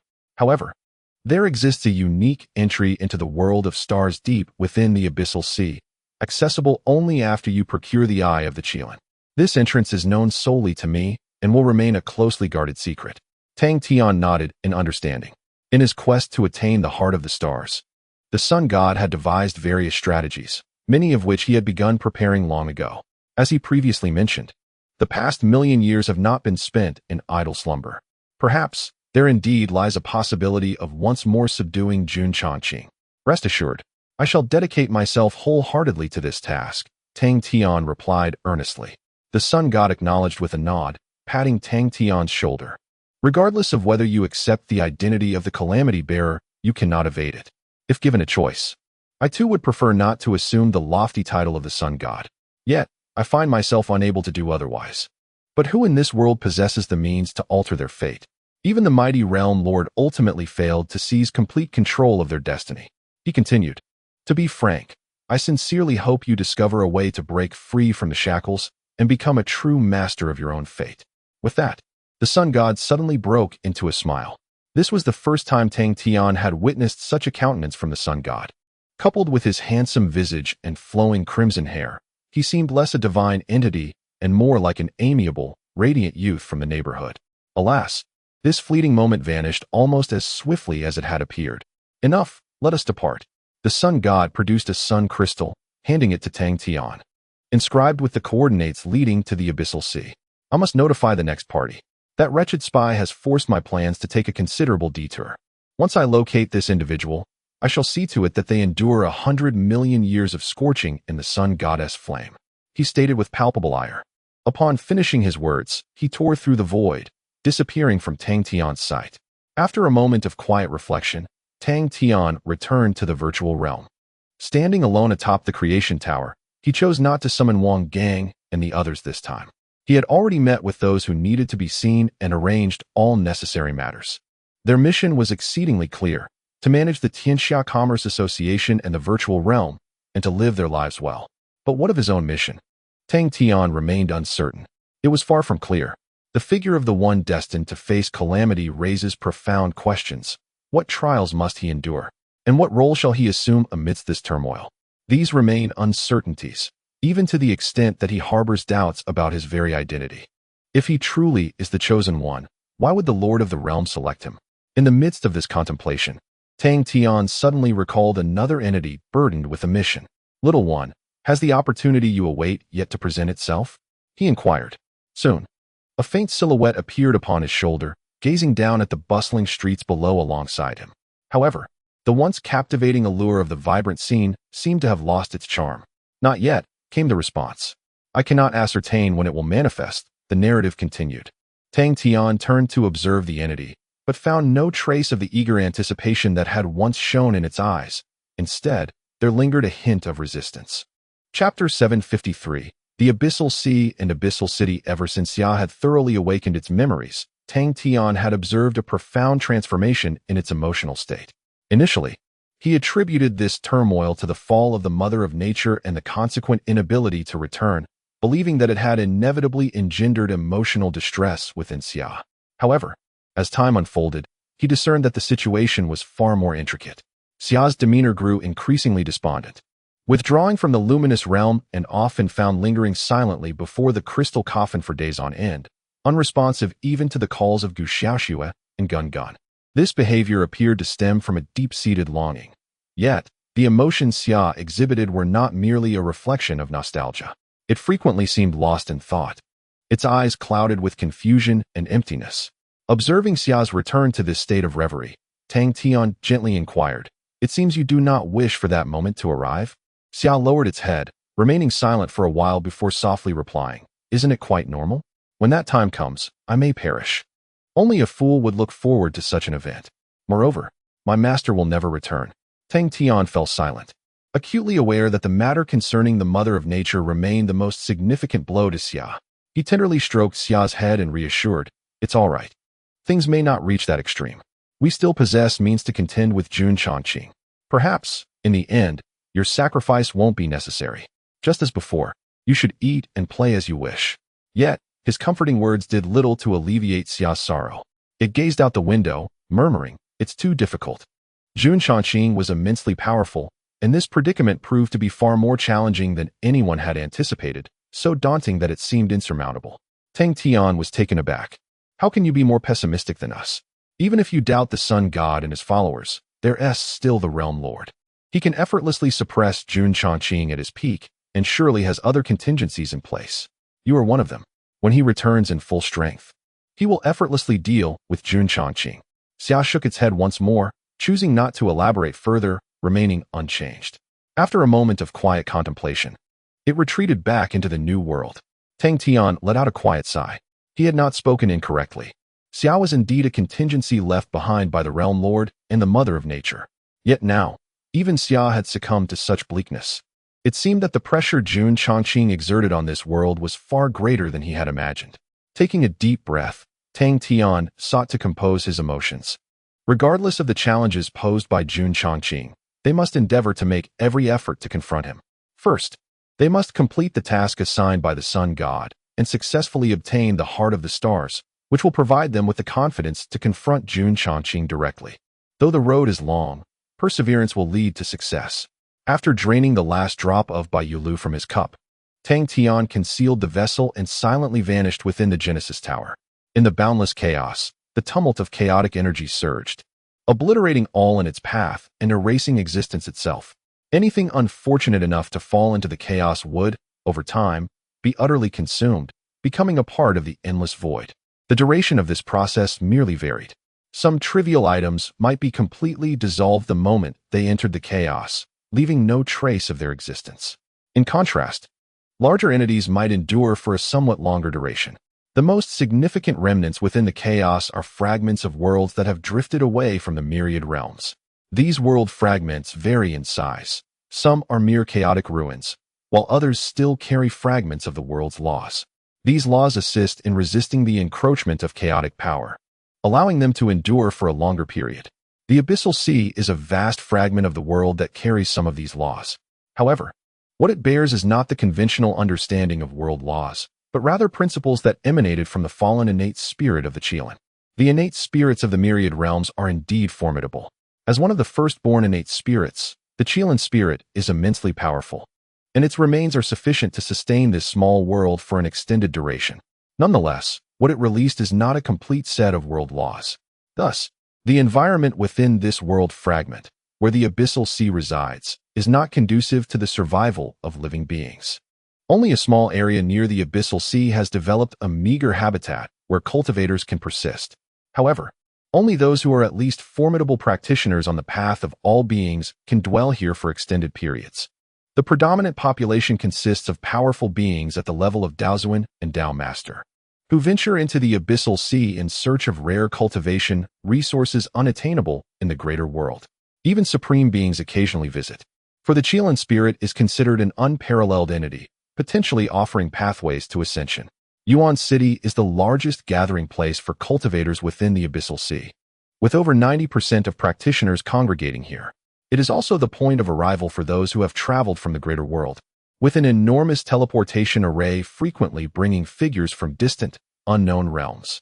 Yet, all present are hurriedly preoccupied with their own affairs and pay little heed to the arrival of newcomers in Yuan City. Even when an unfamiliar figure appears on the bustling streets, they remain oblivious to the change. Tang Tian, of course, did not require the teleportation array. His prior visit to Wuyue Cliff merely necessitated concealing his strength. Now that concealment is no longer required, he could simply arrive directly, having acquired the coordinates. Standing upon the streets of the desolate city of Yuan, one cannot help but feel as though one has stumbled into an abandoned fortress, devoid of any vestige of life. Moreover, it is night. The realm in which Yuan City resides is bereft of any celestial light. with not even the faintest twinkle of stars to pierce the inky darkness, rendering it even more somber than the region beyond the moonless cliff. The meager glimmers that exist are merely the result of certain unique luminescent stones, casting a dim, flickering glow reminiscent of a defunct light bulb. This world is steeped in decay. There exists a peculiar force that hinders the extension of one's consciousness, rendering even Tang Tian's divine perception unable to reach beyond a limited distance, failing to encompass the entirety of Yuan City. This power belongs to the spirit of the Qilin. Tang Tian couldn't help but marvel at the formidable nature of the world's spirits from the primary realm. Yet, he soon realized that he was unaware of the direction to the abyssal sea. After some contemplation, he halted a passing Taoist, courteously inquiring, "Might I ask, esteemed friend, where the abyssal sea lies?" The Taoist scrutinized Tang Tian from head to toe, then, without a trace of politeness, retorted, "Get lost. Disturb me again, and I shall end you." Tang Tian merely smiled faintly. Moments later, the Taoist, trembling with trepidation, said in a quavering voice, "Allow me, my esteemed lord, to guide you." Sweat poured down his back. Chapter 754. The fairy. The Taoist whom Tang Tian casually stopped was named Xianyu. He had long been entrenched in the depths of the abyssal city, possessing a profound understanding of the local circumstances.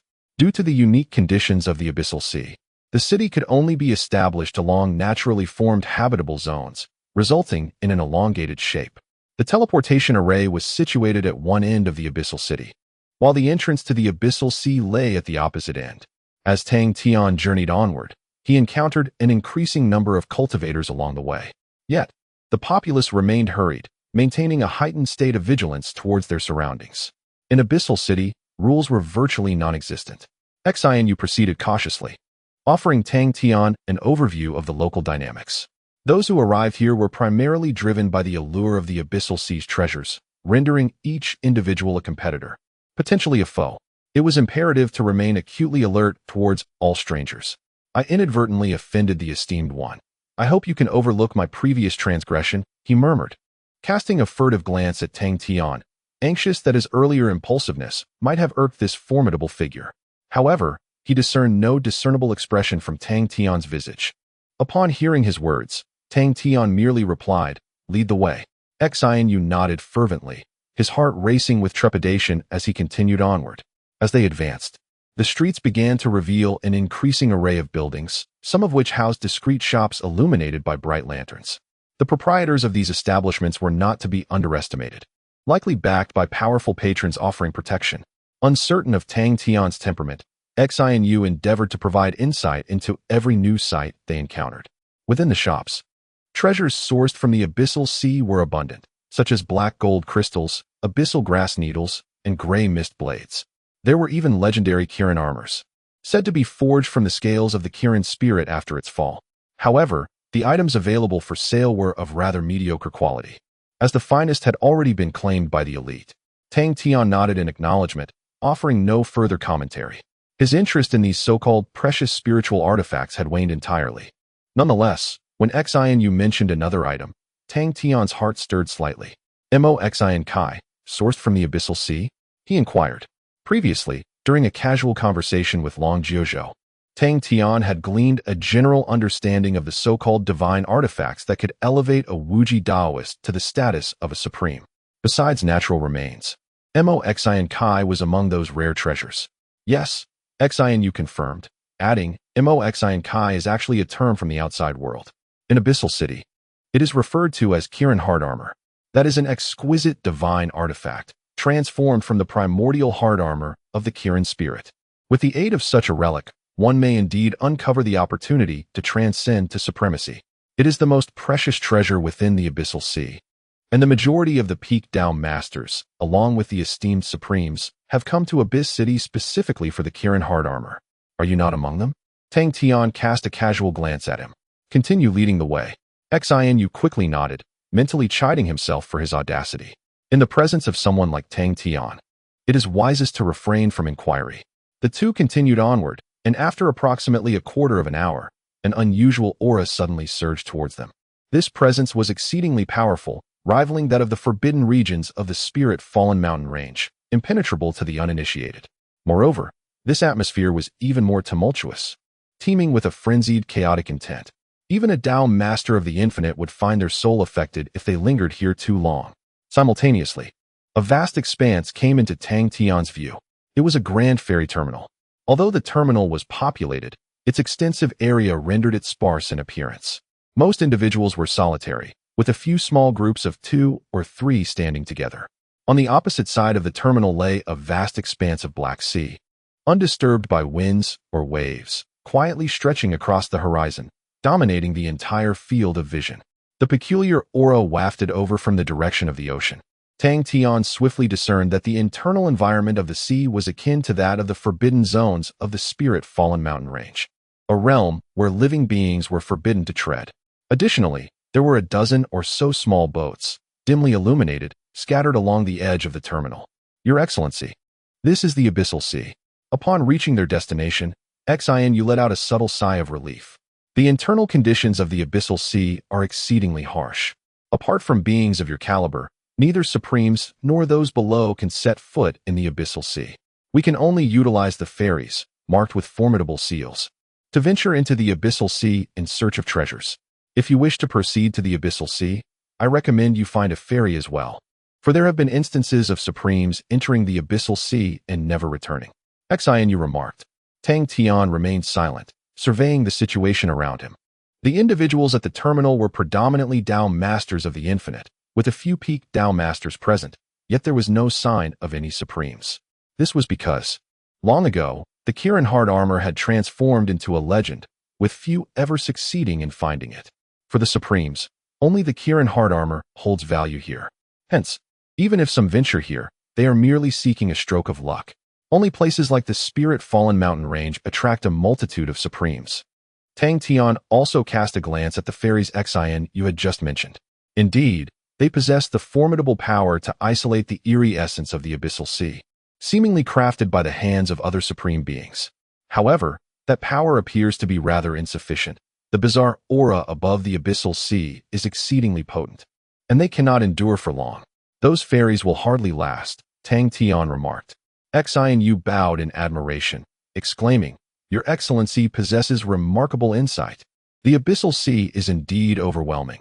Should one choose to venture forth now, they would be submerged in mere moments. Fortunately, it does not always exhibit such ferocity. Each day, there exists a period lasting roughly 2 to 4 hours when the force above the Abyssal Sea diminishes significantly. This interval represents the optimal opportunity for individuals to set sail. Those gathered at the ferry terminal are all awaiting the arrival of this moment. Tang Tian nodded, understanding the situation. However, if you wish to embark on a ferry, I advise you to make preparations in advance, Xian Yu continued. There are only 16 ferries here, while the number of those wishing to set sail far exceeds this. Moreover, each ferry is backed by formidable influences, prioritizing profit over personal connections. Thus, even you must negotiate in advance. Tang Tian stroked his chin, recognizing that his own strength did not necessitate a ferry. Yet, securing one would render him less conspicuous, which aligned with the clandestine nature of his mission. After a moment of contemplation, he nodded. Very well.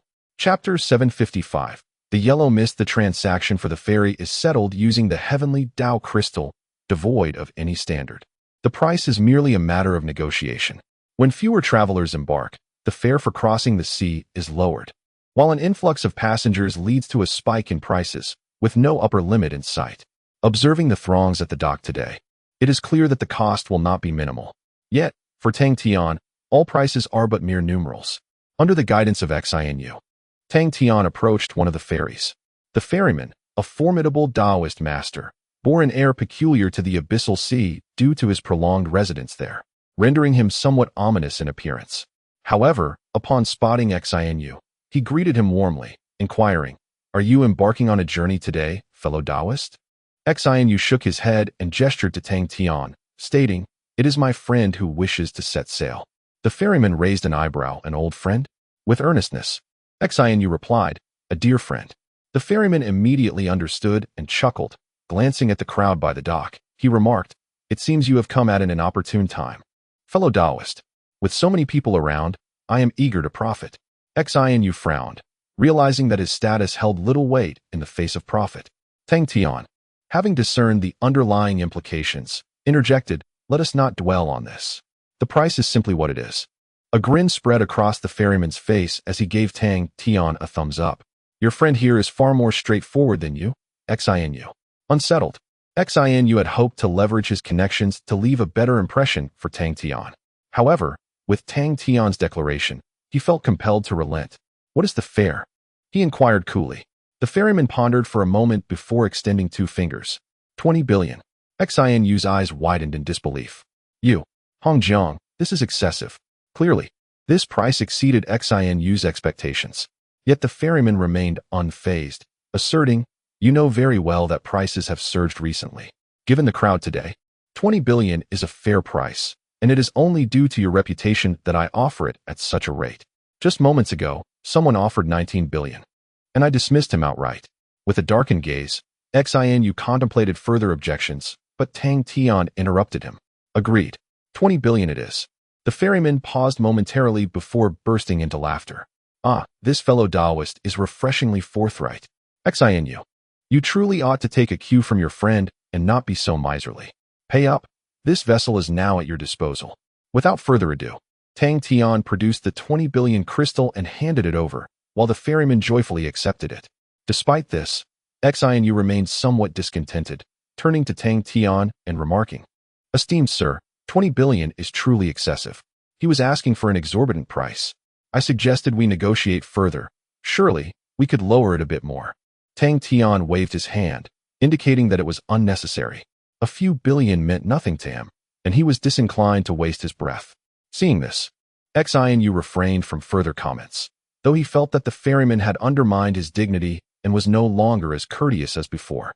Subsequently, the two waited for the moment to set sail. During this interval, several individuals approached the ferryman for conversation. However, upon hearing the figure of 20 billion, they all shook their heads and departed. Indeed, that price was excessively high. Tang Tian inquired of Xinu what would happen if someone offered a higher bid. Xinu informed him that the rule here was that the highest bidder prevailed. They could either continue to raise their offer or take back their money from the ferryman and leave. There was no possibility of any defaulting. Yet, throughout the entire time, there had been no bids exceeding 20 billion. After more than an hour had passed, a sudden ripple appeared in the abyss before them. Tang Tian looked up to see the strange aura above the abyss rapidly diminishing, soon reducing to merely about 10% of its previous intensity. Under such circumstances, the array above the ferry could maintain itself for several hours at least. The time has come. Let us set sail, Xinu remarked to the ferryman. However, the ferryman made no move. Are you traveling as one or together? He inquired leisurely. Xinu furrowed his brow. What difference does that make? The money has already been given. The ferryman chuckled. Oh, it makes quite the difference. One person has one price. 2 individuals, naturally, have a price for 2. Xinu glared. There was no such rule before. The ferryman remained unperturbed. Now there is. My rule is thus. Either you increase your offer by 10 billion, or you may choose another ferry. Xinu was infuriated. With so many people today, the other boats had already settled their prices and begun their voyages. How could they possibly find another vessel? Was this not blatantly a trap? Tang Tian discerned the ferryman's intent. This fellow was clearly aware of their urgency to set sail and their willingness to spend generously, thus attempting to exploit the situation for his gain. Even if it did not work out, he could still lure others to continue their journeys, reaping profits regardless. However, while Tang Tian could accept a high price, he would not tolerate being taken advantage of. When it came to deceit, one must be prepared to face the consequences. Causing a ferry to vanish into the abyss was merely a trivial matter for Tang Tian. Just as he was about to acquiesce, a somber horn suddenly reverberated throughout the dock. Following that, an ominous yellow mist began to creep from the depths of the abyss, swiftly enveloping the entire expanse above. Upon witnessing this, Xinu suddenly erupted into laughter. Ha ha ha. You old rascal, trying to raise the price. The yellow fog has arrived. You won't be able to set sail now. Still wish to deceive others? Dream on in your delusions. Refund the money. At that moment, the ferryman bore a grim expression. Yet he reluctantly returned the 20 billion he had initially accepted to Tang Tian. Subsequently, Tang Tian observed that the ferries that had already set sail were hastily returning to shore, extinguishing their lights. What is happening? Tang Tian inquired. Xinu, now devoid of his earlier gloom, explained, this is the yellow fog. which occurs approximately once a month. It isolates everything. No one dares to venture out to sea during its presence. You have arrived at an unfortunate time. However, rest assured, tomorrow I will certainly find you a reasonably priced ferry. He aimed to rectify the blunder of today's deception. Tang Tian merely nodded. A delay of 1 day was not insurmountable. Yet, at that moment, he suddenly noticed a ferry, its lights aglow, emerging slowly from the thick yellow fog, eventually docking at the wharf. This vessel was not one of the 16 that had previously moored there. "What is that ferry?" Tang Tian asked. Xinu glanced over, but upon seeing the vessel, his demeanor shifted dramatically. "Goodness, what is happening today? Not only has the yellow fog appeared, but so has it. My lord, we must leave this place at once," he urged anxiously. However, Tang Tian remained contemplative. From that ferry, he sensed an unusual aura. Chapter 756. The burden of being a good man. A black ferryboat, swaying unsteadily, emerged from the depths of the yellow mist. Its lights, dim yet unwavering, shielded the outside world from all strange phenomena. Soon, it docked at the pier. A stooped figure leisurely stepped out from the cabin, cloaked in a tattered gray robe, bowing slightly as he sat at the bow of the boat, seemingly awaiting the arrival of others. However, upon seeing the vessel, most cultivators turned pale, hastily retreating. Some even turned on their heels and departed quickly, as if fleeing from a plague. "Your Excellency, we should leave at once," Xinu urged in a hushed tone. Yet, Tang Tian remained motionless, surveying the ferry before inquiring, "Is this boat not capable of crossing the sea?" "Yes," Xinu replied quietly. "Moreover, it is the only vessel that can still traverse the sea since the appearance of the yellow mist." However, he continued, "It is called the ghost ship.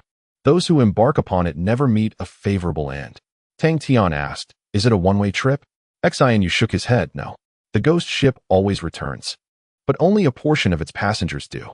For countless millennia, without exception, even the most exalted have met the same fate. It is one of the greatest omens of misfortune in the abyssal sea. Fortunately, you encountered me. Had you rashly boarded that ferry without understanding the circumstances, it could have dire consequences. I'm not doubting your strength, but many unsettling incidents have indeed transpired. Let us depart. I shall find you a suitable place to rest, and tomorrow I will secure the most appropriate ferry for you." Tang Tian nodded slightly. "Very well, let us go."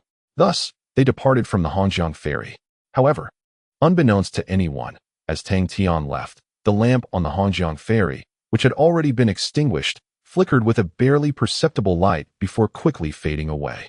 This was a small punishment Tang Tian had devised for himself. When he next set sail, he would come to understand. It was not fatal, but it would certainly leave him with a profoundly indelible memory. Once they left the vicinity of Hongjiang, Tang Tian and Xinu proceeded along the pier. Yet, Xinu soon noticed something amiss. The direction in which Tang Tian was heading was, in fact, towards the very spot where the ghost ship was docked. Initially, he thought it mere coincidence, but as he observed Tang Tian drawing closer to the ghostly vessel, panic began to set in. "Your Excellency, the way out is over there," Xinu quickly reminded him. However, Tang Tian merely smiled faintly and replied, "I am pressed for time. Since this ship can cross the sea, there is no need to wait until tomorrow. I shall have a word with it." Upon hearing Tang Tian's words, Xinu's mind buzzed. He had believed Tang Tian had absorbed his earlier warnings. Emotions merely flow in one ear and out the other. He felt an urgent desire to offer further counsel, yet was regrettably halted by Tang Tian's raised hand. With no other recourse, he reluctantly fell in step with Tang Tian. Before long, their figures captured the attention of other cultivators at the ferry. "Huh, another reckless newcomer," one scoffed. The illuminated lanterns signified a vessel ready for departure, and indeed, the ghost ship was the only one aglow, adding a layer of deception.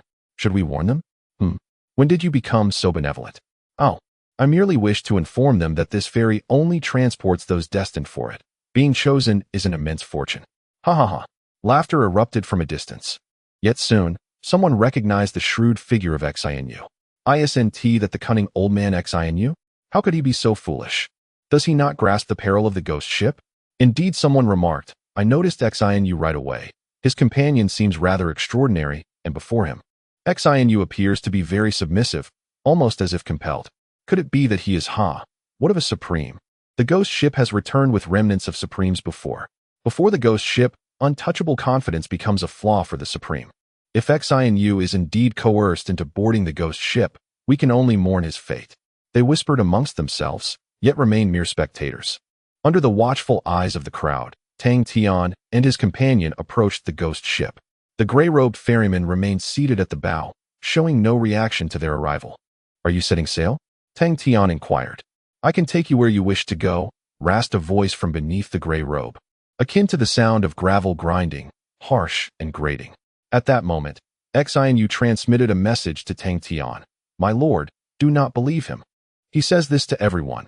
How could every destination be the same?" Regrettably, Tang Tian remained unfazed. "How much?" he asked directly. The ferryman extended a single finger. "One piece of heavenly Dao jade crystal." Tang Tian's eyes lit up with amusement. "So inexpensive." He then turned to Xianu with a grin. "Why didn't you inform me of such a bargain?" Xianu forced a smile that was more painful than a frown, at a loss for words. "Brother, others pay billions. Here it's merely one piece. Even a blind man could see something is amiss." Yet Tang Tian, undeterred, produced a piece of heavenly Dao jade crystal. Opting for the transaction, Xianu shook his head internally, having done all he could. If only Tang Tian didn't insist on courting disaster, he thought. As long as he wasn't dragged along. But reality has a way of manifesting one's fears. After the transaction was completed, Tang Tian cast a glance at Xianu and inquired, "How much for the two individuals?" Xianu stood frozen in place, while the ferryman paused momentarily before responding. "The same." A smile graced Tang Tian's lips as he addressed Xianu. "How delightful. Let us embark together." Xianu felt as though struck by lightning, instinctively wishing to flee the scene. However, he soon realized that an irresistible force had enveloped his entire being, rendering him utterly immobile. Ultimately, within the depths of Xianu's despairing gaze, he was compelled to board the ghostly vessel alongside Tang Tian, piloted by the enigmatic ferryman. Though words eluded him, Xianu's heart was in tumult, screaming internally, "Brother, aside from that initial insult upon our meeting, I have genuinely exerted myself for you. I have bared my soul. Yet you wish to extract my very essence. How arduous it is to be a good person. The world has grown cold." Alas, no matter how fervently he shouted within, it could not alter Tang Tian's resolve. Once aboard the ferry, under the ferryman's deft guidance, the ghostly ship swayed and departed from the dock, swiftly vanishing into the enveloping yellow mist. Chapter 757. The Kirin Maiden. Amidst the swirling yellow mist, a diminutive boat, aglow with a faint luminescence, glided cautiously through the dense fog. This yellow haze was perilous, rendering even the mightiest of Dao lords incapable of emerging unscathed. Yet, beneath the flickering light that seemed on the verge of extinguishment, the vessel remained untouched, impervious to the encroaching danger. At the stern stood the ferryman, clad in a gray robe, leisurely maneuvering the oars. At the bow was Tang Tian, gazing intently at the abyssal sea concealed by the endless yellow fog. Beside him, Xianu slumped in a state of despair, his countenance ashen and lifeless. After a considerable passage of time, Tang Tian turned his gaze toward Xianu. "Do not be so afraid. I assure you, I will ensure your safe return," he reassured with a smile. Xianu lifted his weary gaze to Tang Tian, then murmured, "With all due respect, even you may not guarantee a safe return. He continued, "from what I have seen, every Dao lord who boarded a ghost ship returned only as bloody remnants. Without exception, resigned to his seemingly inevitable fate, Xianu's demeanor shifted, losing the previous trepidation, and he spoke with a tone devoid of courtesy. However, Tang Tian remained unfazed. "I have toiled as your guide, yet you insist on dragging me into peril." Xianu muttered, his restraint evident as he refrained from outright cursing. Nevertheless, Tang Tian had no intention of leading him to doom. Rather, he sought to bestow upon him a stroke of fortune. From the moment he first glimpsed the ferry, a peculiar aura enveloped it, leading him to surmise the ferryman's true identity. This journey would harbor no risks. The ferry continued its voyage, and after an indeterminate span of time, the pervasive yellow mist abruptly dissipated. The dark surface of the sea unfurled before Tang Tian, eerily tranquil, resembling a vast, black mirror reflecting the boat and Tang Tian's silhouette. Only in the wake of the vessel did gentle ripples form, gradually folding Tang Tian's reflection. Above, the sky was a brilliant expanse of stars. Mirrored in the abyssal sea, the stars appeared to intertwine with its depths, as the ferry traversed the surface, seemingly enveloped by an infinite constellation, a sight of breathtaking beauty. Even Xianyu, in his previously despondent state, could not help but rise, his eyes filled with awe at the spectacle. The abyssal sea possesses such splendor, he exclaimed in astonishment. Tang Tian inquired, have you never encountered such a scene during your maritime excursions? Xianyu shook his head, replying, I have resided in Abyss City for over 10 millennia, having ventured out to sea countless times. Yet, throughout these years, whether in Abyss City or upon the abyssal sea, I have never beheld even a single star. Here lies a world devoid of light. Yet, to describe it merely as a world without illumination seems inadequate now. Tang Tian nodded. The starlight here was exceptionally resplendent, even more brilliant than what one might observe in the vast realms of existence. This was no longer a realm of darkness. However, after the initial awe, Xianyu's demeanor suddenly grew somber. Aboard the ghostly vessel, they beheld such sights. Yet, for millennia, no soul had ever spoken of them. This could only imply that those who had witnessed it never returned. Tang Tian fell into silence, recognizing the truth in that notion. Nevertheless, he refrained from offering further explanations. Knowing Xianyu would not believe them, it was better not to squander his breath. In due course, the truth would reveal itself. The ferry continued its journey through the sea of stars for a while longer. Suddenly, a faint sound of breathing emerged from behind Tang Tian and Xianyu. Xianyu whipped around, letting out a startled cry, nearly toppling overboard. Tang Tian also turned to find the ferryman had somehow appeared behind them, concealed beneath his gray robe. His face remained obscured, with only his eyes visible, glowing with a ghastly red light, exuding an unsettling aura. The destination you seek is near, the ferryman spoke. Tang Tian nodded slightly, exhibiting little reaction. He had anticipated the ferryman's early arrival. Just after Tang Tian acknowledged him, the bow of the ferry suddenly plunged downward, while the stern shot up into the sky, akin to descending a vertical waterfall. In truth, what lay below was not a waterfall, but an unfathomable abyss. This chasm resided within the abyssal sea, yet its surface appeared deceptively calm and smooth, rendering it invisible from afar. Only upon the moment of descent could one discern its presence. Soon enough, they plunged straight into the depths of the abyss. The wind howled, and a terrifying, eerie aura surged wildly around the ferry. Xianyu's expression turned to one of terror as he clung desperately to the vessel's railing, fearful of being swept away by the gale. The sinister atmosphere here was 1,000 times more potent than that within the yellow mist. Should one stray from the ferry's protection, they might be obliterated in an instant. Meanwhile, Tang Tian and the ferryman remained unfazed, standing at the bow, calmly observing the ferry's descent. The fall lasted approximately a quarter of an hour. Suddenly, with a resounding crash, the ferry struck the floor of the abyss with great force. The already flickering lights swayed violently, nearly extinguishing completely. Yet, they ultimately persevered, continuing to burn steadily and illuminating the very limited area surrounding the ferry. A realm of nothingness. Tang Tian expanded his perception and soon realized they had entered a remarkably unique alternate space. Within the confines of the space, there exists naught but emptiness. However, it is enveloped by an immensely powerful array that entirely isolates the external world. Even a supreme being cannot traverse the passage linking their personal realm to escape. After a moment of contemplation, Tang Tian slowly spoke. So, is this your method of preventing those individuals from delving deeper? The ferryman remained silent for a brief spell before gesturing to exclude the nearby Xianyu from the conversation. Subsequently, she lifted the gray robe that shrouded her head, revealing an exquisitely delicate visage before Tang Tian. The ferryman was, astonishingly, a woman. Yet, she did not appear to belong to the human race. On either side of her cheeks grew a layer of fine scales, seamlessly integrated into her being. Her eyes, crimson as blood, were somewhat less unsettling now that the gray robe had been removed. However, the most striking feature was the pair of obsidian horns that adorned her head.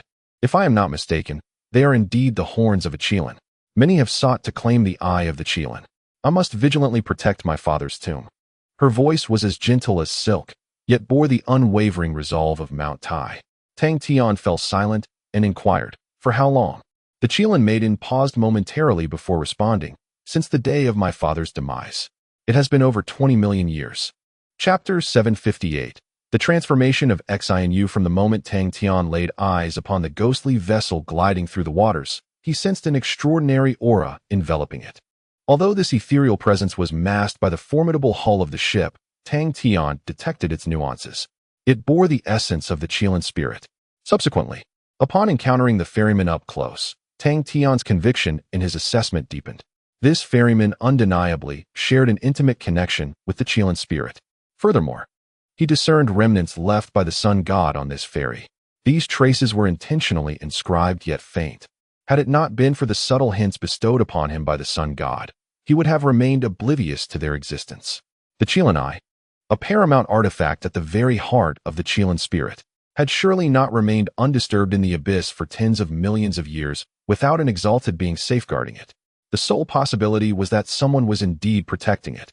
Presently, it appeared that the Qilan maiden, perhaps alongside the sun god, had jointly guarded the Qilan eye, preventing it from falling into the hands of other beings. Thus, the sun god had indeed visited this place, had he not? Tang Tian inquired directly. The Qilan maiden nodded ever so slightly. That was a matter of long ago. My father and the sun god were born at the dawn of the world and were esteemed friends. After his demise, during my own formative years, it was the sun god who vigilantly protected his remains. Only after I attained the pinnacle of power did he relinquish this task, which rightfully belonged to me. She recounted. Tang Tian fell silent, astonished by this revelation. It was the sun god who had safeguarded the primordial abyss. And how did your father? Tang Tian ventured to ask. A flicker of deep crimson flashed in the Qilan maiden's eyes as she replied, what else could it be? Naturally, it was that being who shattered the very fabric of the heavens and realms. He could unearth and obliterate even the 5 primal divine artifacts. How could the innate spirits possibly contend with him? The most powerful of the primordial spirits had all perished at his hands. Tang Tian remained quiet once more. Prior to this, he had gleaned the brutality of the realm master. Yet hearing it recounted from the Qilan maiden's lips struck him with profound reverberations of shock. What a terrifying existence it must have been, casting a shadow under which all of creation trembled. In truth, I did not wish to ferry you across. The Qilan maiden suddenly directed her animosity towards Tang Tian, her hostility unmasked. This world has suffered far too many ravages at the hands of your kind, the cultivators. You ought not to be allowed such immense power. You know only to plunder from the world, yet you never comprehend the necessity of nurturing the world in return. Selfishness and greed accompany you from birth until the grave. That individual, much like the eternal sovereign from 1,000,000 years ago, and every creature I have encountered, embodies this truth. You are, indeed, the most formidable swarm of pests spawned within this realm. She uttered words strikingly reminiscent of those previously spoken by the sun god. Tang Tian touched his nose and inquired, then why did you bring me here? The Qilan maiden fell silent for a moment before responding thoughtfully.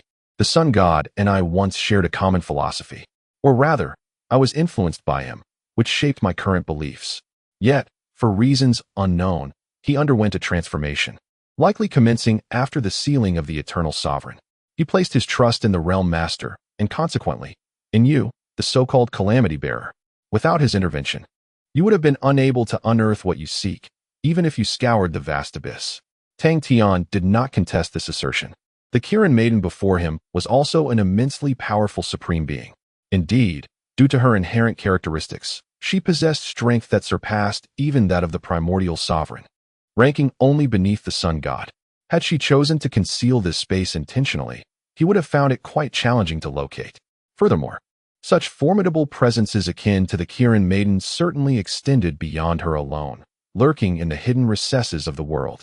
Should the sun god manage to gather them all, there might indeed be a chance for a direct confrontation against the eternal sovereign. The sun god is a remarkably competent primordial spirit, Tang Tian remarked. This was a sentiment previously expressed by the eternal sovereign. However, Tang Tian now grasped its profundity more fully. His greatness speaks for itself. The Qilan maiden continued. Once this matter concludes, I too shall depart from the abyss and reunite with him. I am aware that the eternal sovereign has been resurrected. This individual is even more unhinged than the realm master, and if not curtailed, this world is destined for utter annihilation. Very well, let us proceed. The destination you seek lies beneath this space. Tang Tian nodded in agreement. He then asked, will you be leaving now? The Qilan maiden replied, I will wait for a time. The sun god seems to harbor concerns about being detected, thus he is exceedingly cautious. Tang Tian gestured towards the nearby Xinu, saying, "May I request your assistance?" Moments later, the barrier enveloping Tang Tian and the Kirin maiden gradually dissipated. However, what filled Xinu with profound dread was the utter disappearance of Tang Tian's figure. Only the ferryman remained, quietly standing at the bow of the boat, his entire form shrouded in gray robes, facing away from him. A chill coursed through Xinu's body. How could a supreme being vanish so silently? Just as his heart raced with terror and confusion, the ferryman abruptly turned. A pair of blood-red eyes pierced through the darkness beneath the gray cloak, casting their gaze deep into the very essence of Xinu's soul. Xinu felt a prickling sensation on his scalp and desperately struggled to retreat, only to discover that his limbs were no longer under his control, rendering him utterly immobile. As the ferryman drew closer, a wave of terror washed over Xinu, prompting him to cry out in a trembling voice, "Please, do not approach. I had no desire to board the vessel. I was compelled to do so. I meant no offense. I implore you, do not take my life."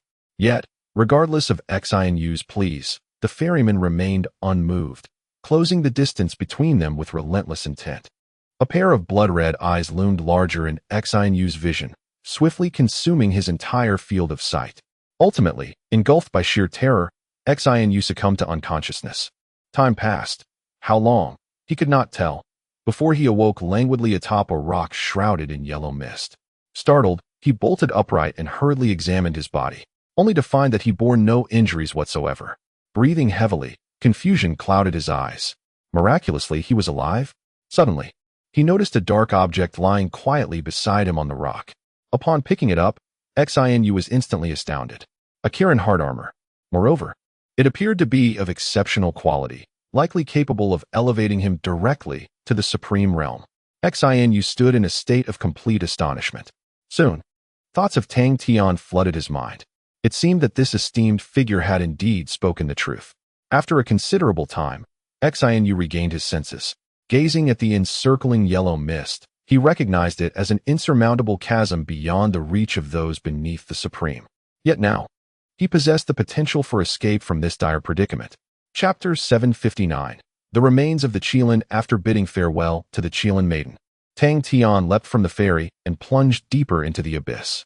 This realm was saturated with chaotic rules and a labyrinth of interwoven spaces, rendering it exceedingly complex. It served as a formidable barrier, for only the supreme beings could discern a correct path amidst the tumult. After a considerable passage of time, Tang Tian finally traversed this bewildering expanse. Soon, he found himself in a space enveloped in sheer void. This was the essence of true emptiness. Nothing existed here. Devoid of even the breath of chaos, and utterly lacking in substance, stretching infinitely. Should any living being inadvertently descend into this realm, they would be eternally ensnared, destined to dissolve into the void. Fortunately, Tang Tian entered with a guiding token. When parting from the Qilin maiden, she gifted him a crimson and azure scale, her very own heart shell. With this scale, Tang Tian could harness the connection between himself and the spirit of the Qilin, leading him to what he sought. Producing the scale, Tang Tian quickly discerned an invisible thread of causality extending from the void, reaching toward an unfathomable distance. However, he did not need to follow the thread. In this void, distance bore no significance. Gradually closing his eyes, he anchored his consciousness to the thread. When he reopened them, he had arrived at his destination. The sight that greeted him was nothing short of staggering. A colossal, shattered skeleton of a great beast. From its essence, he recognized it as the corporeal form of the Qilin spirit after its demise. Yet, externally, it was unrecognizable. The skeleton lay fragmented, with not a single complete bone to be found. It was evident that each fragment had been violently severed by external force. It was unfathomable to consider the horrific cataclysm the Qilin spirit endured before its passing. No wonder the Qilin maiden harbored such animosity toward all living beings, a sentiment that persisted even after millions of years. Gazing upon this scene, Tang Tian felt that the Qilin maiden was remarkably benevolent. Otherwise, she would not have personally escorted him to this space. She might have long since erupted from the abyss, becoming a fearsome demon that all beings would dread to name. After calming his tumultuous emotions, Tang Tian approached the remains of the Qilin. Although the void was less violently chaotic than the force of chaos itself, It gradually consumed everything within its grasp over time. The Chelan remains, having endured millions of years, were now marked by signs of decay. Fine cracks adorned its bones, yet the core heart shell retained a mysterious luster. However, Tang Tian refrained from taking it. He believed that the heart shell should remain peacefully alongside the Chelan remains, as that was its rightful resting place. In addition to the heart of the Chelan, there exists another entity, one that is nearly immortal. This is the Chelan's eye, one of the objectives of his journey. Upon beholding the Chelan's eye, Tang Tian was once again struck with astonishment. Previously, when he encountered the Chelan maiden, her eyes were a dark crimson, filled with a sinister aura. Yet, the pair of Chelan's eyes before him radiated an unparalleled purity, transparent and seemingly emblematic of the truest essence of the world.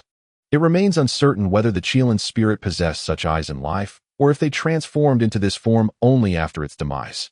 Regardless, nothing could obscure the formidable aura they emanated. Should another supreme being acquire these Chelan's eyes, it might indeed elevate them to an unparalleled realm. Even for Tang Tian, if he were to assimilate them, his strength would ascend to a considerable degree. However, Tang Tian would not pursue such a course. From a pragmatic standpoint, he had a system and countless points of consumption. He did not need to seek such a powerful divine artifact to enhance his prowess. From a personal perspective, he was also reluctant to wield such an object. This was a hero who had fought to the death for the sake of the world. After a brief moment, Tang Tian securely stored the Chelan's eyes. When he next encountered the sun god, he would present them intact. They were close friends, and regardless of whether the sun god would make use of them, entrusting the Chelan's eyes to him was one of the most fitting objectives. With the Chelan's eyes safely stowed away, Tang Tian exhaled softly. He had successfully completed the first task entrusted to him by the sun god.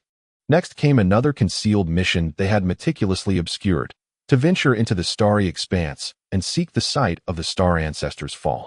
The sun god had previously mentioned a hidden passage within the space where the remnants of the Chelan lay, which would lead directly to the celestial realm. In this void space, there existed but one location that could access the outside world, precisely at the remnants of the Chelan's tail. It seemed that the Chelan spirit had, in its final moments, escaped from another realm into this void. Thus, the remnants at its tail bore a fragment of the rules of another world. Through these rules, one could traverse into that realm. If all went as expected, that world must surely be the legendary starry expanse. Lost in contemplation, Tang Tian arrived at the remnants of the Chelan's tail. Here, the power of the laws of this alien space was strikingly apparent, easily discernible as belonging to the domain of celestial forces. It appeared he was indeed correct. Tang Tian extended his palm, grasping the power of the laws within his hand. Through the nature of this power, he quickly pinpointed the location pertaining to the starry realm. With a gentle exhale, Tang Tian cast the laws into the sky. As he soared through the skies, the laws of existence rapidly expanded, ultimately coalescing into a void gate that radiated a silvery gray luminescence, quietly suspended before Tang Tian. This was indeed the portal to the celestial realm. Standing before the threshold, Tang Tian cast a final glance back at the colossal remnants of the Chelan. This was a testament to history, a relic of past conflicts that had concluded in defeat, now etched in the annals of time. Yet, the war of today was merely commencing. Would the outcome of the future mirror that of the past? The answer remained shrouded in uncertainty. However, one truth was irrefutable. Regardless of the finale, countless beings would fight for this world until the very last moment, sacrificing everything, even their lives. Tang Tian's essence did not belong to this realm, which inevitably fostered a sense of disconnection within him regarding this matter. Nevertheless, he gradually began to embrace the willingness to exert his utmost efforts for this world. Moments later, Tang Tian's figure, along with the ethereal portal, vanished into the abyss of this void. Chapter 760. The world of stars. Here lies a realm suffused with a silvery gray luminescence. In an unknown corner, the figure of Tang Tian gradually materializes. An inexhaustible force of the stars rushes toward him in an instant, swiftly enveloping him entirely. Tang Tian realizes that he has successfully traversed from the void and arrived in the world of stars. As he gazes around, the sights before him evoke a profound sense of astonishment. In the external world, no matter the angle from which one gazes at the night sky, it appears to remain as it was eons ago, quietly suspended in the firmament. Yet, upon truly stepping into the world of stars, Tang Tian discovers that the reality is starkly different. The distant colossal stars are all severely damaged. Some have even been violently torn apart, their fragments drifting aimlessly, rendering the entire world in a state of desolation. Even the once gentle power of the stars has turned tumultuous, with storms occasionally sweeping across, further ravaging this already fractured realm. Considering that this is likely the site of the last life and death battle of the Kirin spirit, Tang Tian speculates that perhaps only this area has suffered such devastation. The other regions of the world of stars might not be as utterly ravaged. After a moment of quiet observation, Tang Tian finds no signs of abnormality. He is alone in this vast world. He then retrieves the star map he had fortuitously acquired. This is a specially crafted chart, where one's current location within the world of stars serves as the focal point. From this center, a faint path leads to a distant, unknown expanse. Could this path truly guide him to the place where the star ancestor fell? Tang Tian raises his gaze and quickly determines the direction indicated on the star map. He swiftly advances beyond the shattered giants of the stars. However, as he journeys onward, he realizes that his prior assumptions were misguided. He had believed that only the area where the Kirin spirit fought was broken and chaotic. To his astonishment, the other locales within the world of stars are even more ravaged. Almost no intact stars can be seen. The majority have splintered into thousands of fragments, drifting within this silvery gray void. Moreover, after departing from that area, the power of the stars in other regions becomes exceedingly chaotic, with powerful energy storms formed by chaotic rules sweeping past intermittently. Even a supreme being would find it arduous to navigate this realm.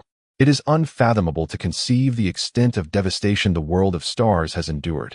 As he contemplates the time frame in which such a scene came to be, Tang Tian is once more reminded of the man who once reigned supreme, the Lord of the Realm. What kind of terrifying magnitude has he attained?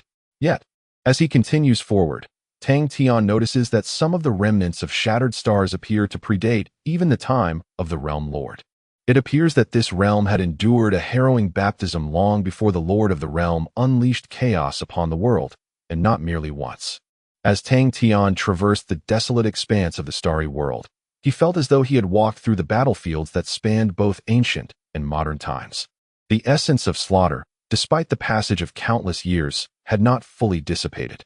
This left Tang Tian in a state of perplexity. What peculiar attributes did the starry world possess that rendered it a battleground for so many epochs? However, he was alone, with no one to illuminate his confusion. So he pressed on, shrouded in uncertainty. After flying for a while, Tang Tian observed that the causal lines marked on the stellar map had reached their terminus. It seemed that the site of the star ancestor's fall was not too distant from the area of the final battle of the Qilin spirit. In approximately half an hour, he should arrive. Throughout his journey, Tang Tian had not encountered any anomalies. He resolved to hasten his pace to complete the task at hand swiftly. Yet, at that moment, a nearby star suddenly emitted a wave of highly irregular fluctuations. It was a rare and relatively intact star, but its aura was markedly unstable, as if it might disintegrate at any moment.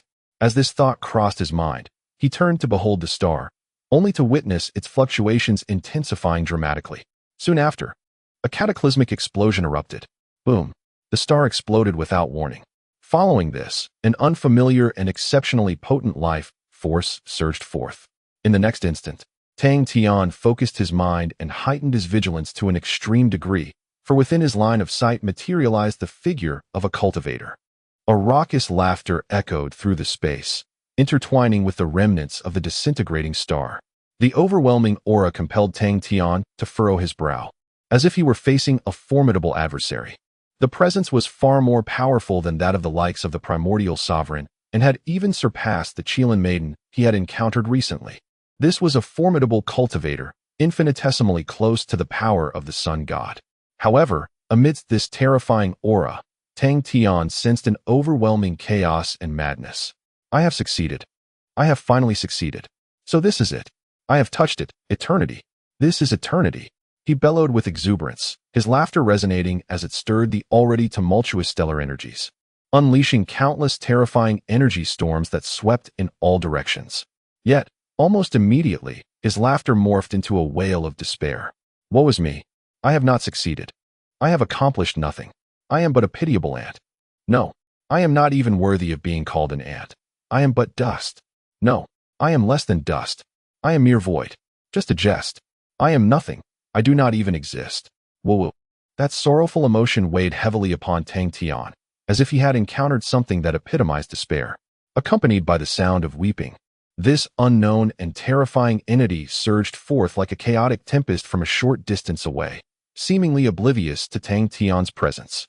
Yet, Tang Tian clearly perceived his silhouette. He was an elderly man, with disheveled hair and clad in tattered robes.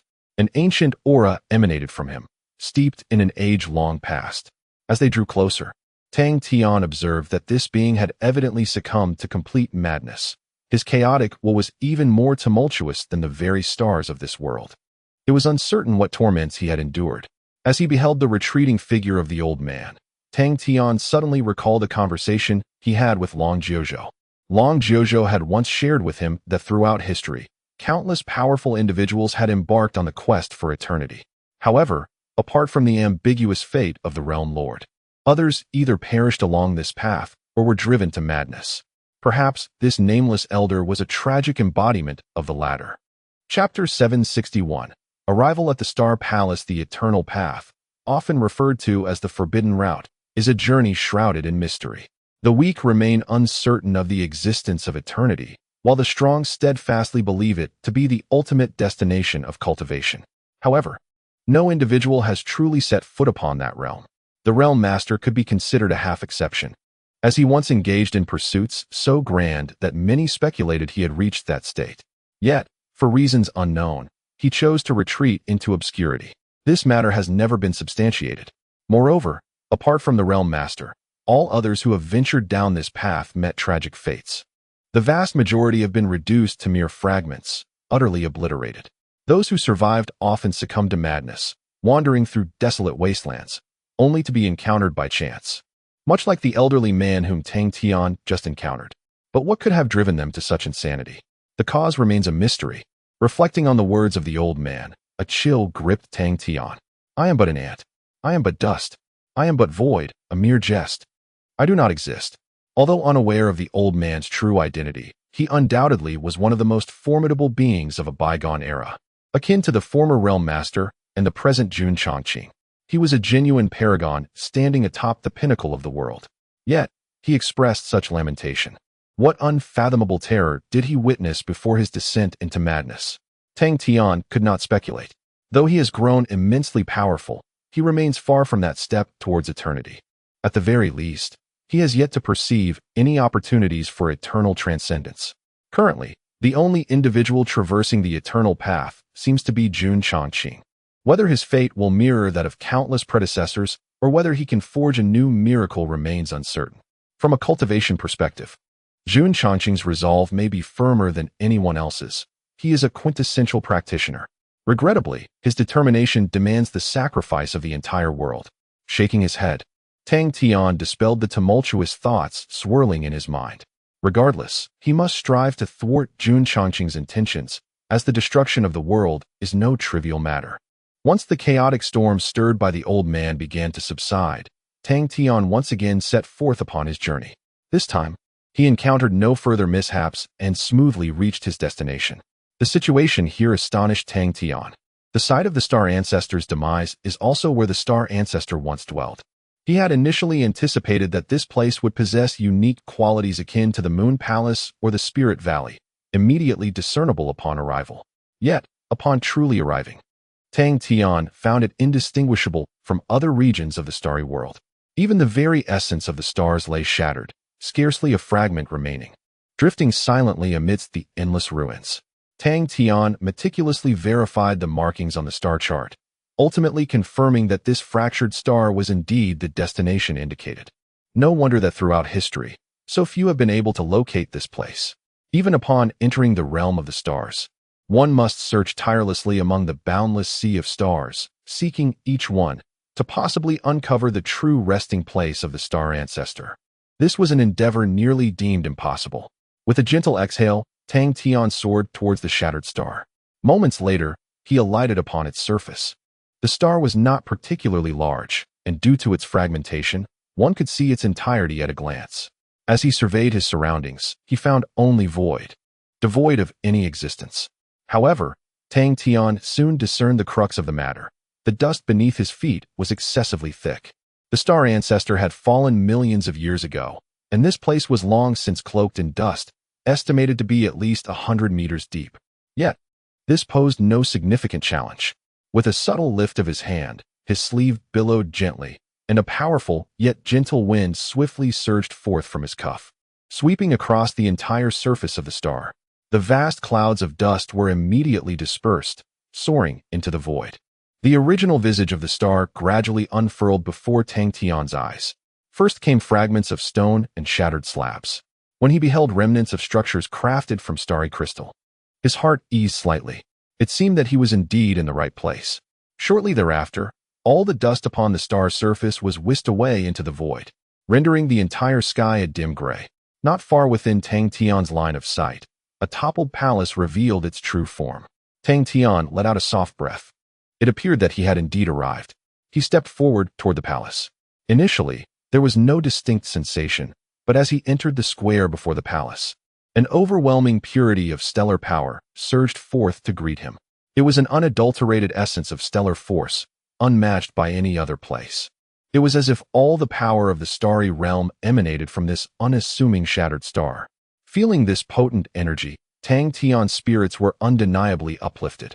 For such pristine stellar power could only be released by one thing, the heart of the stars. After calming his emotions, Tang Tian continued onward. The star palace differed significantly from the moon palace upon the lunar surface.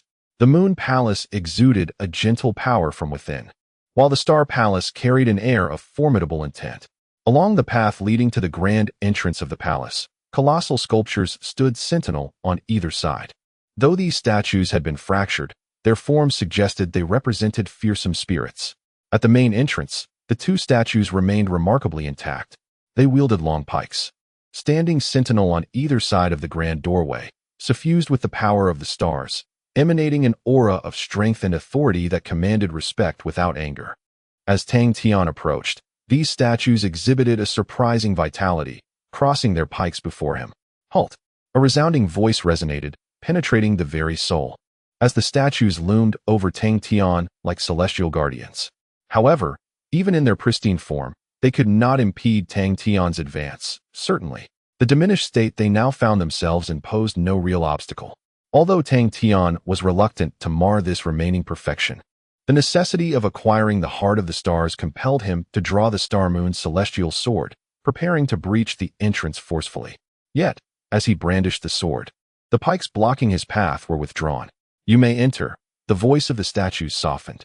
Tang Tian quickly discerned that the aura of the Star Moon's celestial sword had garnered the statue's recognition. It appeared that the starlit crystal island he had encountered earlier was no ordinary isle. With the statues acknowledging Tang Tian's identity, the previously sealed palace doors gradually swung open, revealing a silver-gray throne within his line of sight. Chapter 762. The early bird catches the worm. The heart of the stars lies within the palace. The moment the grand doors of the palace swung open, Tang Tian was assured of this truth. The celestial energy within the palace was overwhelmingly vast, surging forth like relentless tidal waves. Only the heart of the stars could elicit such tremendous fluctuations in celestial power. Steeling himself, Tang Tian prepared to enter the palace. Yet, at that moment, an icy gaze fixated intensely on his back, sending a chill down his spine. Tang Tian abruptly turned, once again confronting that familiar figure, the Mad Elder. "What are you doing?" the elder inquired coldly. At this moment, he seemed to have shed his previous madness, adopting a composed demeanor. His aura swelled, and his scrutinizing gaze bore into Tang Tian, devoid of hostility. Tang Tian did not relax his guard, retorting with caution, "What are you up to?" The elder offered no response, standing silently for a moment before uttering, "Go back. Do not enter. Do not entertain the thought of touching it. There lies no hope, only boundless despair. Is it not better to be an insignificant ant?" Tang Tian furrowed his brow, struggling to comprehend the elder's exact meaning. Was he referring to the heart of the stars, or perhaps the legendary realm? After a brief pause, he replied, "I do not understand your words." However, the elder merely reiterated his prior statement in a mechanical manner. "Do not enter. Do not think of touching it. There lies no hope." Though he appeared calm, He seemed to revert to his previous erratic state. Tang Tian attempted to engage in further dialogue, but the elder continued to repeat his refrain, showing no signs of change. After a protracted stalemate, Tang Tian, unwilling to linger in this futile exchange, clasped his hands in a gesture of respect and resolved to proceed towards the Star Palace. Yet, just as he turned away, the elder bellowed, "Halt!" Tang Tian paused momentarily but chose to ignore him, continuing on his path. The elder, seemingly incensed, flew towards him. "You, young one, why are you so obstinate?" With a whirlwind of frenzied energy, the elder approached Tang Tian. Feeling exasperated, Tang Tian pondered why this man was so adamant in his pursuit. Having reached the threshold of the Star Palace, it would be a ludicrous jest if this madman impeded his journey. He grounded himself, facing the deranged elder, prepared to resolve this matter forcefully. Although the elder's aura was more powerful, he was, after all, a madman, and Tang Tian remained confident in his ability to overcome him. However, the subsequent events unfolded in a manner that once again took Tang Tian by surprise. The mad elder swiftly drew near, but just as he was about to advance, he abruptly halted in his tracks. He stood there, transfixed, gazing at Tang Tian. The eyes behind his disheveled hair were initially filled with confusion, which swiftly morphed into profound shock and disbelief. Ultimately, they were overtaken by a deep-seated terror. "No, no." The old madman staggered backward, trembling fingers pointing at Tang Tian, his entire body shaking uncontrollably. "How could this be? You truly are. No, a ghost," the old man suddenly shrieked, stumbling backward and falling to the ground. Subsequently, as if confronted by an unimaginable horror, he crawled and scrambled away, fleeing the surface of the star in a desperate panic, leaving behind a whirlwind of chaos, soon vanishing into the vastness of the stellar realm. Tang Tian stood quietly for a moment before retrieving a mirror and holding it before him. Still strikingly handsome. Why then, did the old man react as if he had seen a specter? Shaking his head, he put the mirror away. That man was mad. If one could comprehend the thoughts of a lunatic, then one must also be mad. After this brief interlude, Tang Tian resumed his path, now unhindered by anyone, successfully entering the Star Palace. Perhaps due to the immense power of the stars supporting it, the palace's level of disrepair was not particularly pronounced, and most of the items remained intact. The grand hall was quite spacious, with numerous tables and chairs of varying sizes, some appearing as if meant for hamsters, while others were so large that even the colossal statues outside would seem dwarfed by them. This reminded Tang Tian of the layout in the primordial ice spirit palace at Lingyun Mountain. The arrangements bore striking similarities. Indeed, as primordial beings, those who came to pay their respects were undoubtedly diverse. After acclimating to the environment, Tang Tian continued onward. He could sense that the boundless power of the stars emanated from the throne ahead. The hall was immense, with the floor beneath him paved with starry crystal stones. Even a single piece, if unearthed and taken to the outside world, would be an extraordinary treasure. In fact, even the ordinary tables and chairs surrounding him, immersed in the endless star power, had transformed into exquisite artifacts, coveted even by the most ordinary of sovereigns. However, for Tang Tian, they held little significance. It was better to leave them here. He walked slowly, the throne ahead growing larger in his vision, evoking a sense of pilgrimage and reverence. When he finally stood before the throne, the silver-gray seat filled his entire field of view. A weighty aura of majesty radiated from the throne, and any ordinary being would likely lack the courage to even glance upward, compelled instead to bow in worship. Tang Tian stroked his chin, pondering the grandeur of the star ancestor, which indeed surpassed that of the moon fairy by a considerable margin. He had yet to visit the sun god, leaving him unaware of its true nature. While the majesty of the throne was imposing, it held little significance for Tang Tian. He maneuvered around the enormous table ahead and approached the throne. Guided by the power of the stars, its source lay atop the throne itself. However, as Tang Tian's gaze fell upon the throne, he found himself momentarily frozen. An infinite expanse of stellar energy emanated from it. This was the very origin of all stellar power in the world. Yet, it was utterly devoid of anything upon it. Only the lingering essence continued to release the immense stellar energy, but the heart of the stars had been taken. Someone had arrived first.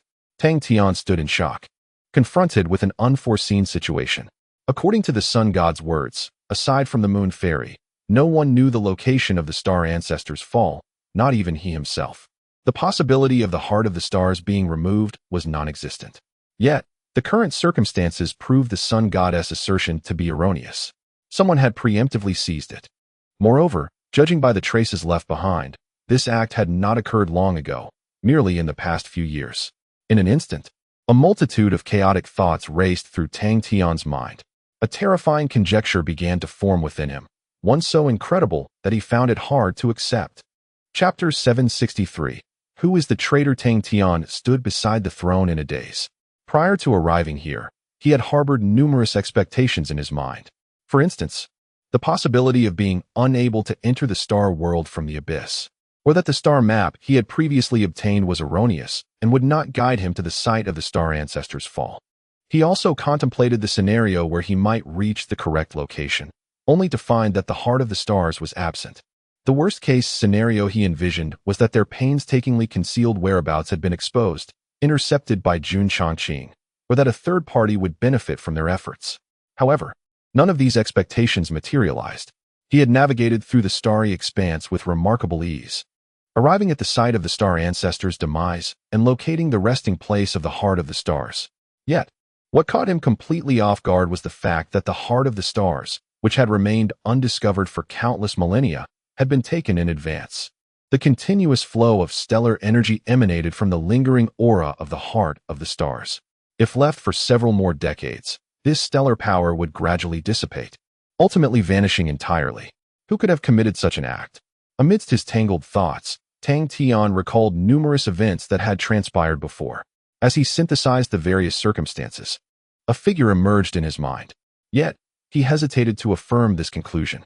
For if it truly were her, then this world would indeed hold no glimmer of hope.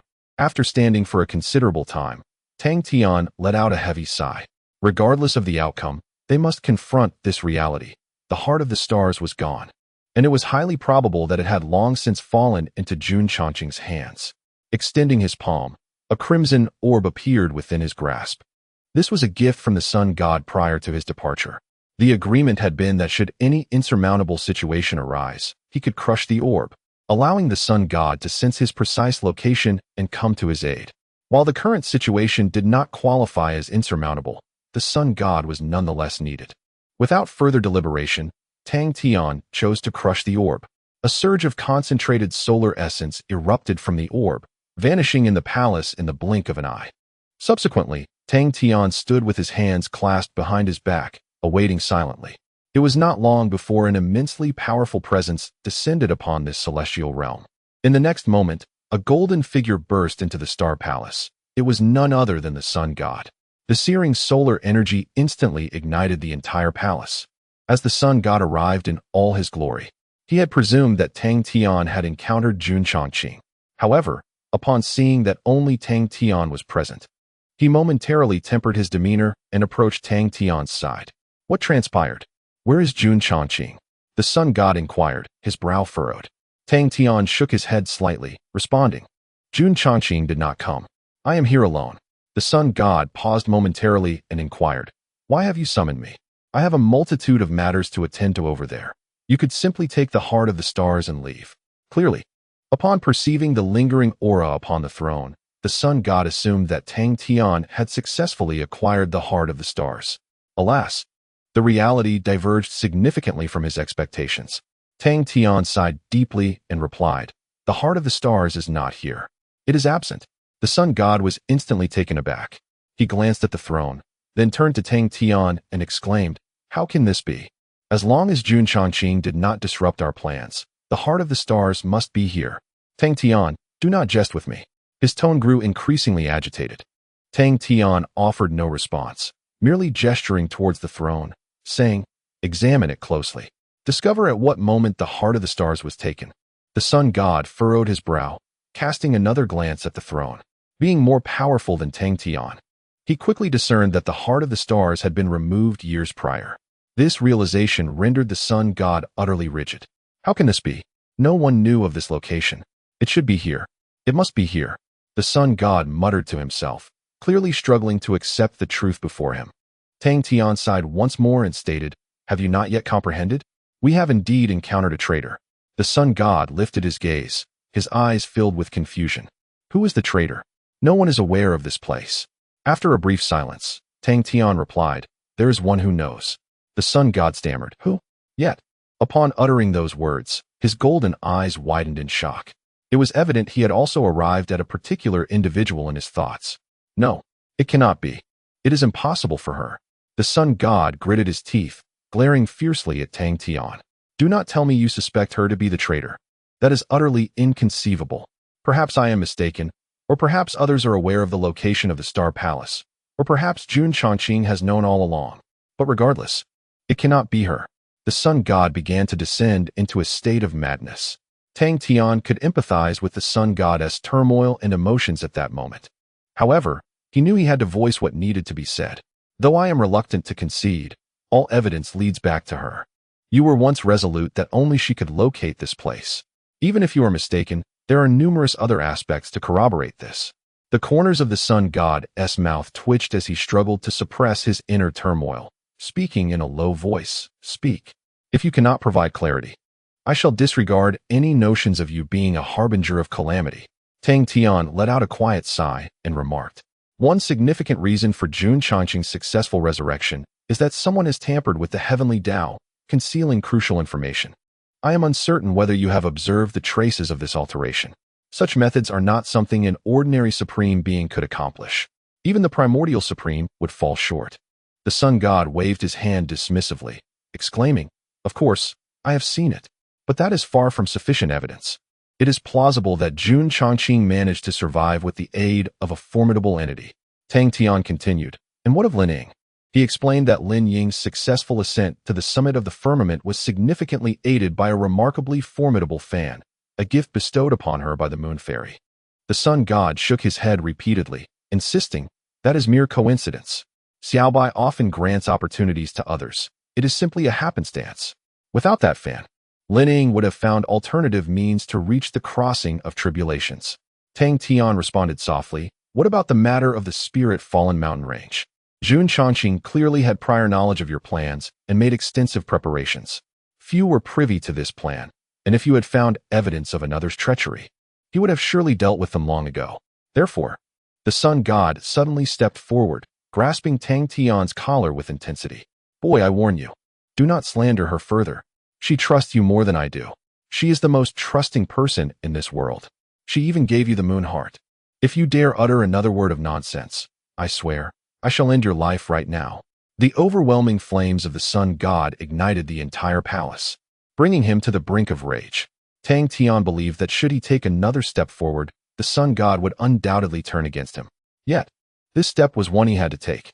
Gazing into the sun god's eyes, Tang Tian uttered his final piece of evidence. The very reason he was convinced that the moon fairy was the traitor. It was I, he asserted, or rather, it was the moon fairy who personally shattered Jun Chongqing's seal. Tang Tian spoke with a heavy tone, then drew the starry moon fairy's sword, plunging it into the surface of the starry crystal.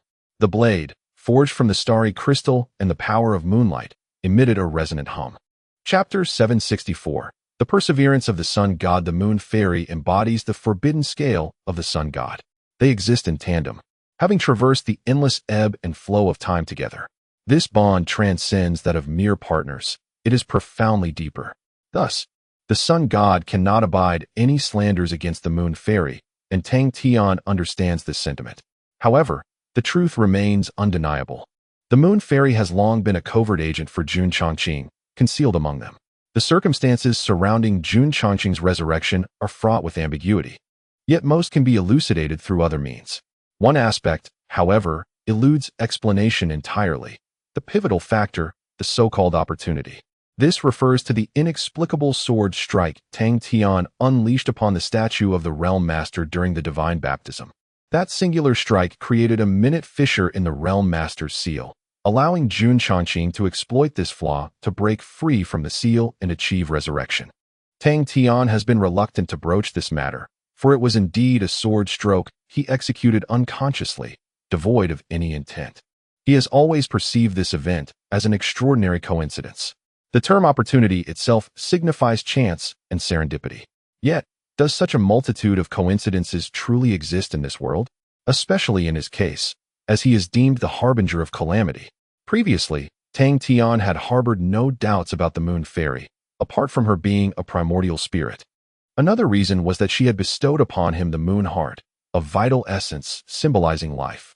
However, upon witnessing the star heart being taken prematurely, he suddenly recalled a significant detail. The moon heart had the capacity to influence his will and actions.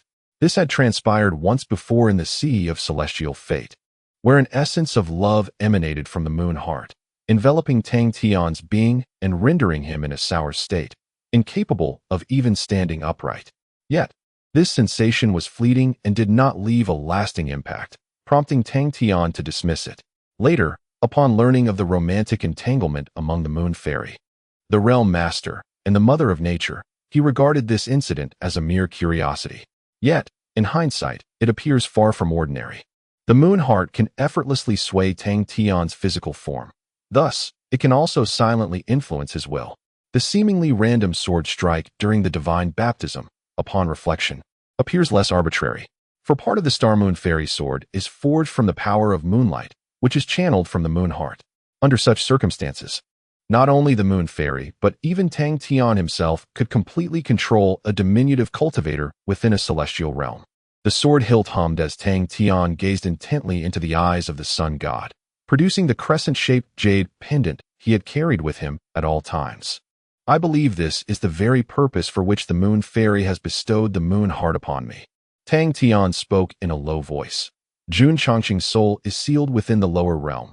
However, to break this seal, one must possess power beyond the Tao realm, a strength that can never descend to the lower realm. This should have formed a perfect closed loop, ensuring that Jun Changqing could never break free from the seal. Yet, I, the so-called harbinger of calamity, have emerged. The harbinger defies the rules, and while in the celestial realm, can wield this extraordinary divine sword and, through my understanding of the laws, manifest power that transcends the Tao realm. Thus, this becomes the sole opportunity to resurrect Jun Changqing. I believe both you and the moon fairy comprehend this principle. The sun god was taken aback. Grasping Tang Tian's collar, his hands trembled slightly with fury, yet he refrained from taking further action. Ultimately, he released his grip, pushing Tang Tian away, and growled, "It truly is you. I have long pondered the crucial opportunity for Jun Changqing's resurrection, yet never did I suspect it would be you, solely because you are the harbinger, chosen by the realm master. But it is indeed you." The sun god inhaled deeply, closing his eyes. When he reopened them, the violent aura that had previously enveloped him was forcefully subdued. Turning to face Tang Tian, he remarked, "Your analysis sounds quite reasonable. But have you considered one question? Little White, the moon fairy, the goddess of the Een, the primordial spirit, how could she betray her own world? She is the very essence of the world itself." Tang Tian fell silent. Though he was reluctant to accept this fact, the truth remained. All mysteries, all clues, pointed to the moon fairy for the most rational explanation. Suddenly, Tang Tian recalled another matter. At the Wuyue cliff, Lin Ying had performed a piece for him, recounting a poignant love story. The narrative revolved around Lin Ying and Lu Ming, yet its origins lay with the moon fairy. Subsequently, another Lin Ying unexpectedly supplanted Lin Ying's will and spoke to Tang Tian in a myriad of cryptic phrases, the first of which was, "Never trust a woman." At that moment, Tang Tian had given it little thought, but reflecting now, it seemed that prior to this Lin Ying uttering those words, their conversation had indeed revolved around the moon fairy and that heart-wrenching affection. "The moon fairy is also a woman," Tang Tian murmured. "What?" The sun god furrowed his brow. Tang Tian paused briefly and said, "I mean to say, the moon fairy possesses the emotions of a living being. The Lord of Realms and the Mother of Nature once caused her immense heartbreak."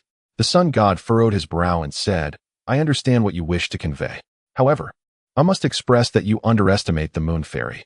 It is true that she is infatuated with the Lord of Realms, but she would never betray the world due to the anguish of that love."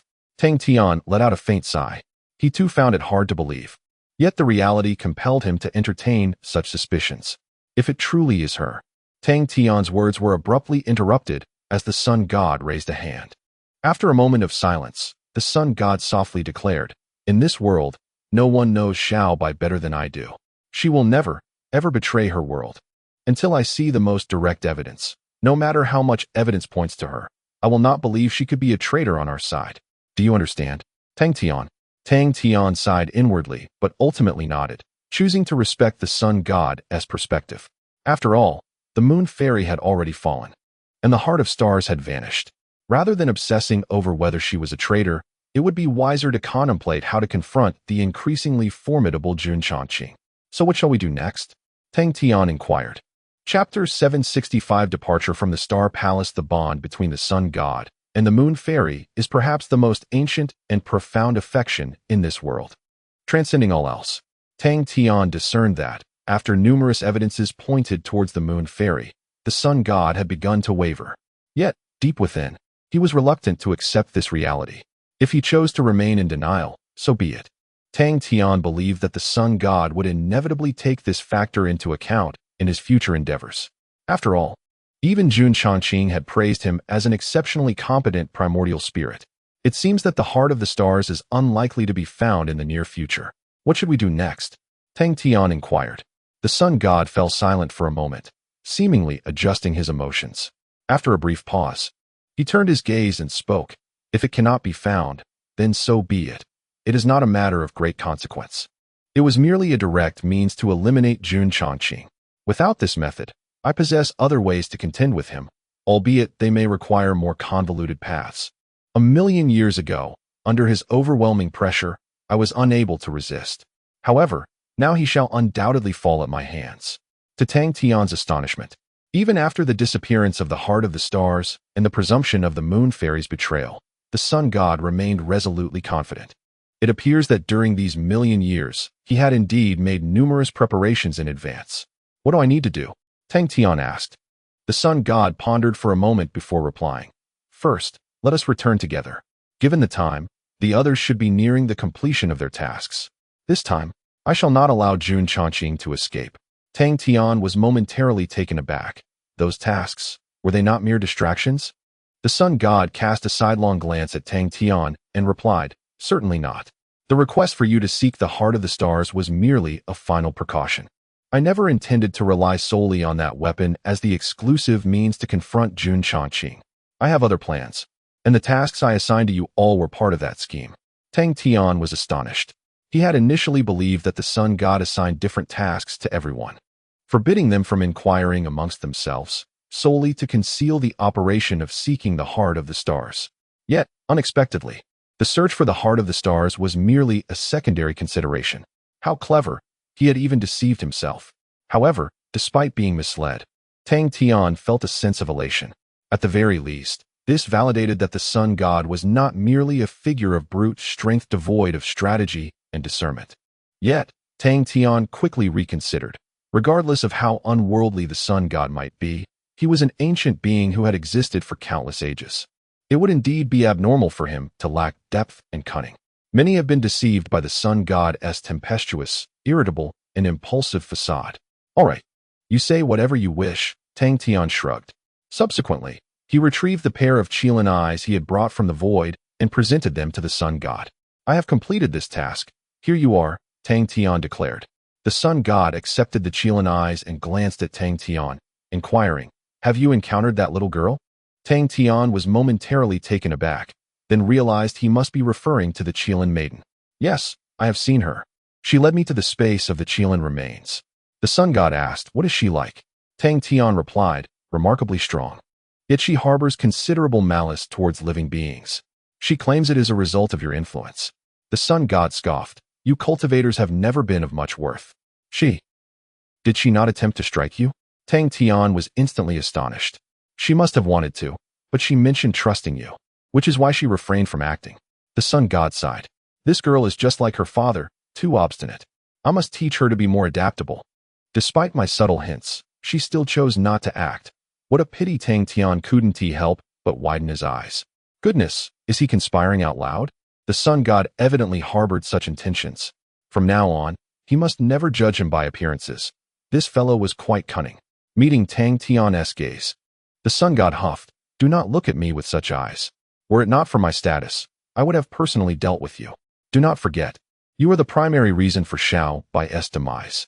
Tang Tian was at a loss for words. It was not as if he had done it intentionally. Moreover, Carrying Uxin had also led to Jun Chongqing's resurrection. Had he known, he would never have accepted Uxin. With that thought in mind, Tang Tian picked up Uxin and offered it to the sun god. You ought to accept it now, since the star heart is no longer in existence. It holds little significance for me. The sun god regarded Uxin and remarked, Are you certain? It is a rare treasure for you cultivators. Tang Tian's expression darkened as he retorted, You underestimate me. While I may not be great by any means, I would never use it as a resource for cultivation. The sun god did not refute this, tacitly acknowledging Tang Tian's assertion. However, in the end, he still declined to accept Uxin. Keep it for yourself. This is a gift from Xiaobai to you. Regardless of her intentions, since she willingly bestowed it upon you, I shall not interfere. Tang Tian was speechless. For a brief moment, he pondered, could it be that the sun god is rather foolish? The moon immortal has betrayed us, yet there remains an unwavering belief in her. However, the will of the sun god is beyond Tang Tian's influence, ultimately compelling him to once again secure the moon heart. After all, the moon immortal has already fallen. The moon heart is merely a pure spiritual artifact. Nevertheless, as a precaution, he has woven several layers of formidable barriers within the space where the moon heart is stored to prevent a recurrence of past incidents. This measure has been in place since the event at the Sea of Immortal Fate, and this time it has been executed with even greater thoroughness. Even if the moon immortal were still alive, she could not exert influence over him through the moon heart. One might say it is a case of mending the fold after the sheep have been lost. After completing these precautions, Tang Tian and the sun god lingered in the celestial palace for a while longer. The sun god stood before the throne, enveloped in silence for an extended period, lost in contemplation. Eventually, he let out a soft sigh and turned away. Subsequently, the two departed from the celestial palace, leaving behind the shattered star. Suspended in the void, the sun god gazed quietly at the star beneath him for a moment, then raised his hand to unleash a powerful surge of divine solar energy, concealing the entire star and erasing all traces of its existence. When the sun god turned once more, his eyes had regained their distant and proud demeanor. Let us go, he commanded, to slay Jun Chongqing. Chapter 766. The Temple of the Sun in the Realm of Chaos. Direction holds no significance. Without a definite coordinate, even the Supreme Sovereign may find themselves lost within the abyss of disorder. At this moment, two figures swiftly traversed through the chaos, Tang Tian and the Sun God. Having departed from the stellar world, although they had lost the heart of the stars, the Sun God possessed alternative strategies to contend with Jun Chongqing. Their current destination was none other than the Sun God's stronghold, the Sun World. After traversing an indeterminate distance, Tang Tian felt the endless chaos around him suddenly dissipate. In the next instant, a brilliant amalgamation of golden and red light enveloped his entire field of vision. A torrid wave of heat surged towards him, its searing essence reminiscent of stepping into the furnace of a supreme alchemist. Is this the Sun World? Tang Tian couldn't help but pause, murmuring to himself. Unlike the Moon World and the Stellar World, the laws of the Sun World were excessively ferocious. Even beings of supreme caliber could not linger here for an extended period. As for those beneath the supreme level, even the pinnacle of Tao lords would likely be reduced to ashes in an instant, succumbing to the residual might of the Sun God's fiery essence.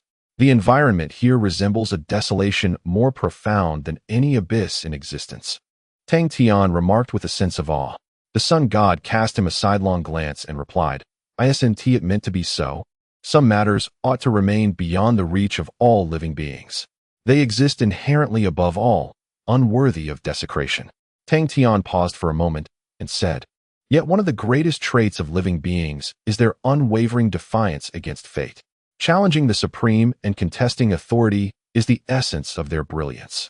The Sun God snorted, stating, Thus, I have always contended that the one who created this world is deranged. If all beings were content to remain within their bounds, why would the world have devolved into its current state? I fail to comprehend. Fate is merely your own destiny. Why do you still proclaim your refusal to submit? Isn't that a rebellion against your own fate? Tang Tian shook his head. This was a point he could not elucidate to the Sun God. From the moment of his inception, the Sun God had been supreme, an immortal entity, forever incapable of comprehending the will of living beings.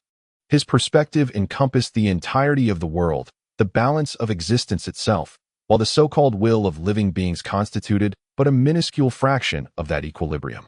Fortunately, the sun god seemed not overly interested in grasping the nature of living beings and did not pursue the matter further. After Tang Tian acclimated to the rules of this place, the two resumed their journey. Soon, an immensely vast world of flames came into view. Much like the situation in the moon world, from an external perspective, the sun appeared as a blazing sphere. However, it was only upon truly entering the realm of the sun that one discovers it to be an entire world ablaze with fierce flames. The terrifying heat waves are sufficient to extinguish any existence beneath the supreme. Moments later, Tang Tian found himself standing upon the ground of the sunlit world. On the surface, the previous flames were no longer visible, likely because he had now arrived within the heart of the fire. The ground beneath his feet was a deep crimson, akin to a red-hot iron plate. Were he to present a collection of ingredients upon a nearby stone, they would instantaneously emit an enticing aroma. Though Tang Tian possessed an abundance of ingredients in his spatial realm, he refrained from such sacrilegious actions as the sun god was still at his side. The entrance to the sun world bore resemblance to that of the moon world, featuring a colossal archway constructed entirely from solar divine stones. Any entry from the outside world would invariably land here. A pathway paved with solar divine stones extended from the base of the archway, leading deep into the interior. At the far end of his vision stood a magnificent palace, quietly towering in the distance. That must be the Sun Temple. Let us proceed. The sun god beckoned as he stepped forward. Tang Tian followed closely behind. As they drew nearer to the Sun Temple, Tang Tian was astonished to discover that the terrifying aura of the sun goddess fire had not intensified. Rather, it had grown progressively weaker.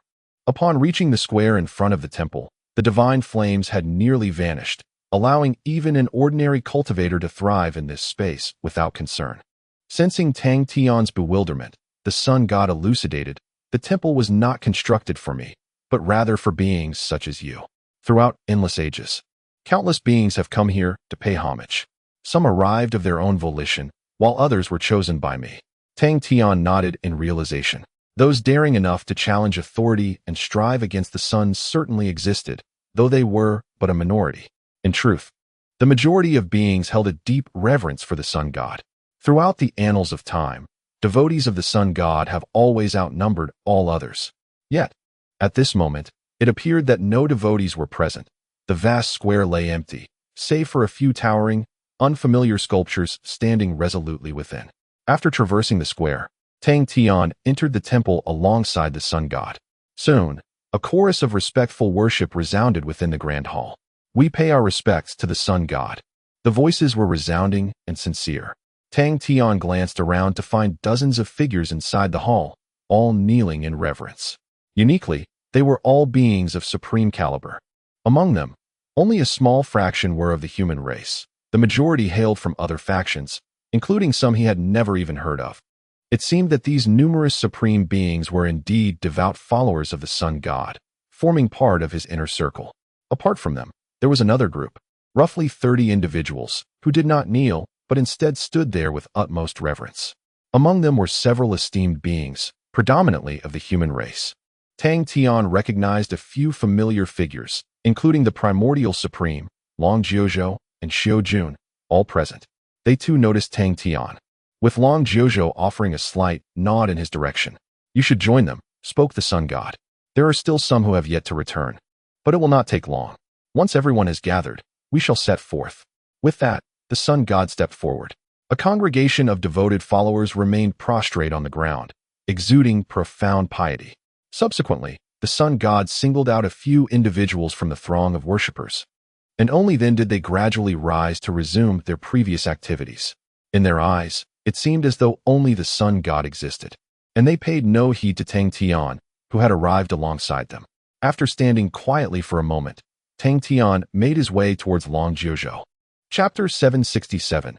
A gathering of mighty ones. I suspected your mission was far from simple, especially since you arrived alongside the sun god. As Tang Tian approached, Long Jiuzhou remarked with a smile. Beside him, Xiao Jun slightly inclined her body, offering a greeting to Tang Tian. Ever since she began accompanying Long Jiuzhou, She had undergone a remarkable transformation, evolving from the previously aloof and deadly figure into an exceedingly dignified and poised young lady. Love has certainly dulled her edge. It was merely a chance encounter. At Long Jiuzhou's invitation, Tang Tian took a seat beside him at the same table. Their position was elevated within the hall, affording them a panoramic view of the scene below. They were seated at the highest point apart from the throne, a testament to the fact that the supreme ruler commands respect wherever he may be. Do not feign ignorance. The sun god was here attending a meeting with his followers and abruptly departed. His next appearance was alongside you, suggesting a certain intimacy between you two. Long Jiuzhou smirked and subsequently poured Tang Tian a glass of fiery red liquor. Taste this. Such a drink is only available within the sun god's temple, and it is undoubtedly on par with your Baiyu Lu. Tang Tian lifted the goblet and took a tentative sip. A surge of scorching energy erupted in his mouth, igniting a fierce blaze that seemed to penetrate his very being. What on earth? Tang Tian exclaimed, coughing a couple of times before setting the cup down. Long Jiuzhou erupted with laughter, saying, "The first sip is always like that. Once you grow accustomed to it, you will appreciate its exquisite nature. What I've given you is the most concentrated essence. Others are only permitted to partake of the diluted version." Tang Tian grimaced and shook his head. Others would be unable to handle such potency. That kind of force could obliterate even a supreme soul. Perhaps I am better suited to Baiyu Lu. He then produced his own cup and poured himself a glass. Everyone has their own taste. Long Jiuzhou had previously sampled Baiyu Lu and found it rather ordinary. After a few sips, he inquired, "Have you completed your mission?" Tang Tian pondered briefly before replying, "I suppose I've accomplished half of it. There were some minor setbacks along the way." Long Jiuzhou raised an eyebrow. The sun god could not resolve it either? Tang Tian shook his head. "What about you?" Long Jiuzhou replied, "My task was relatively straightforward and was completed swiftly. Then, the sun god summoned me here, mentioning some subsequent plans." Tang Tian asked, "Are you unaware of what these subsequent plans entail?" Long Jiuzhou waved his hand dismissively. "I do not know, nor did I inquire. The sun god is suspicious of everyone at present. Asking too many questions could provoke him. However, given the current assembly of so many individuals, it seems his followers have largely gathered.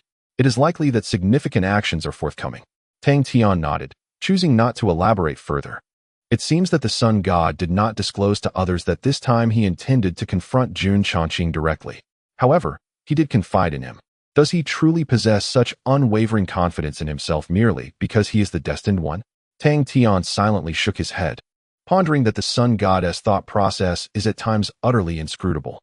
Glancing at the followers below, Tang Tian shifted the topic and inquired, "Didn't Tu previously mention that there are only a little over 100 supreme beings in this world? It appears that the number within the temple has already exceeded that figure."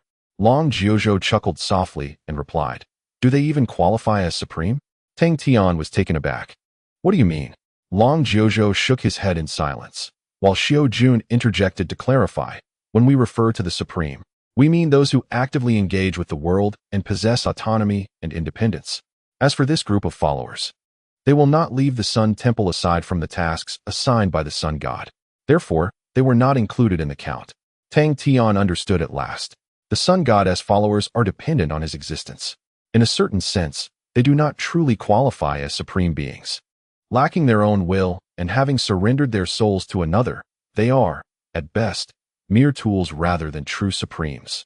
Long Jiuzhou appeared to harbor animosity towards this group of followers. Xiao Jun quickly interjected, "Let us not speak so harshly.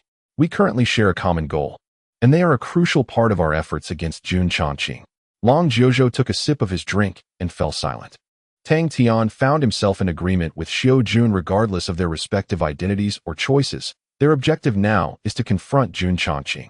As the trio continued to sip their wine, they engaged in light conversation. During this time, Tang Tian encountered several unfamiliar supreme beings, some being followers of the Sun God, while others, akin to the Hongmeng Supreme, were freemen. Altogether, their numbers exceeded 10. It appeared that the strength of the Sun God's faction was not to be underestimated, providing a viable opportunity to confront Jun Changqing, who had yet to regain his full power. Moreover, there were several exceptionally powerful figures that drew considerable attention, each exuding an aura steeped in ancient resonance. World's remnants. Long Jiuzhou uttered this term. Upon Tang Tian's inquiry, he elaborated. This world has witnessed an abundance of formidable beings throughout its history. The vast majority have faded into the annals of time. Yet a small fraction has survived through unique means. Typically, they do not involve themselves in worldly affairs and rarely make their presence known, each guarding their own convictions. Even during the tumultuous era a million years ago, when Jun Chongqing was at his zenith, they remained absent. Yet this time, they all astonishingly arrived. The solar deity's charisma is indeed remarkable. Tang Tian nodded in agreement. The solar deity's authority in the world is virtually unparalleled at present. As time progresses, the number of returning formidable beings has steadily increased, nearing 200. Most of them are devotees of the solar deity, while some are free spirits like Hongming Supreme and Long Jiuzhou, and a small fraction consists of the so-called world remnants. The Supreme of the Remnant Path has also completed his task and returned, and in the end, Tang Tian caught sight of the Qilin Maiden. She too has emerged from the Abyssal Sea, with over 200 Supremes and those exceeding that rank. This assembly likely represents the most formidable force that the entire world can muster, coupled with the unfathomable strength of the world remnants. If it weren't for Jun Chongqing, they could effortlessly dominate the entire realm with a mere gesture. However, if such a force could not subdue Jun Chongqing, Tang Tian genuinely cannot fathom what other means could possibly confront that extraordinary individual. After approximately 2 days of waiting, the solar deity once again returned to the Grand Hall. Chapter 768. The nodes of the array. As the sun god entered the Grand Hall, a profound silence enveloped the space once more. All eyes converged upon the sun god. For those who were meant to be present had gathered, and the impending action was palpable. However, after surveying the surroundings, the sun god refrained from uttering a word and instead approached Tang Tian's position. Upon his arrival, he lightly snapped his fingers, enveloping the vicinity in a barrier of divine solar energy. Furthermore, he forcibly sent the supreme Xiao Jun away with his divine power. What is happening? Tang Tian, puzzled, exchanged glances with Long Jiuzhou, both rising to their feet. The sun god regarded the group and then raised his hand, commanding, "Take a seat. I shall summon a few others. You have a special task this time." With that declaration, he settled into the main seat. The Supreme Hongmeng and the Supreme Kandao, among others, approached and joined Tang Tian and the others around the table. Shortly thereafter, the additional individuals mentioned by the sun god arrived. Among them were his followers and the world spirits that had come today, prominently including the figure of the Qilin Maiden. Upon her arrival, the Qilin Maiden's gaze lingered on Tang Tian for a moment, yet she said nothing more and took a seat opposite him. As Tang Tian surveyed the assembly, he was astonished to find that everyone present was of the supreme level. Altogether, there were 19 individuals, presumably the entirety of the supremes that the sun god could gather. This special task was likely of extraordinary significance. However, upon scanning the crowd, Tang Tian noticed the absence of one figure, the Supreme Wuchen. He wondered if the sun god had assigned her a different task. Once everyone had gathered, the sun god spoke slowly, causing a stir among the supremes present.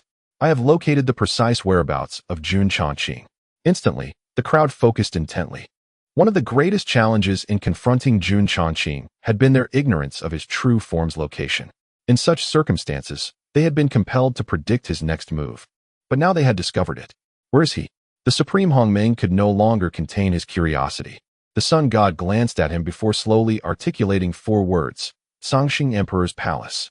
At this revelation, the crowd erupted in astonishment. Tang Tian was also taken aback.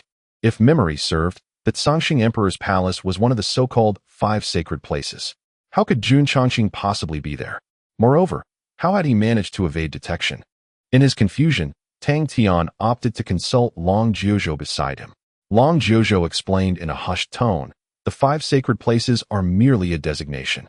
In truth, apart from the Lingyun mountain range and the ancient city of Dian, the locations of the other 3 sanctuaries have long since vanished.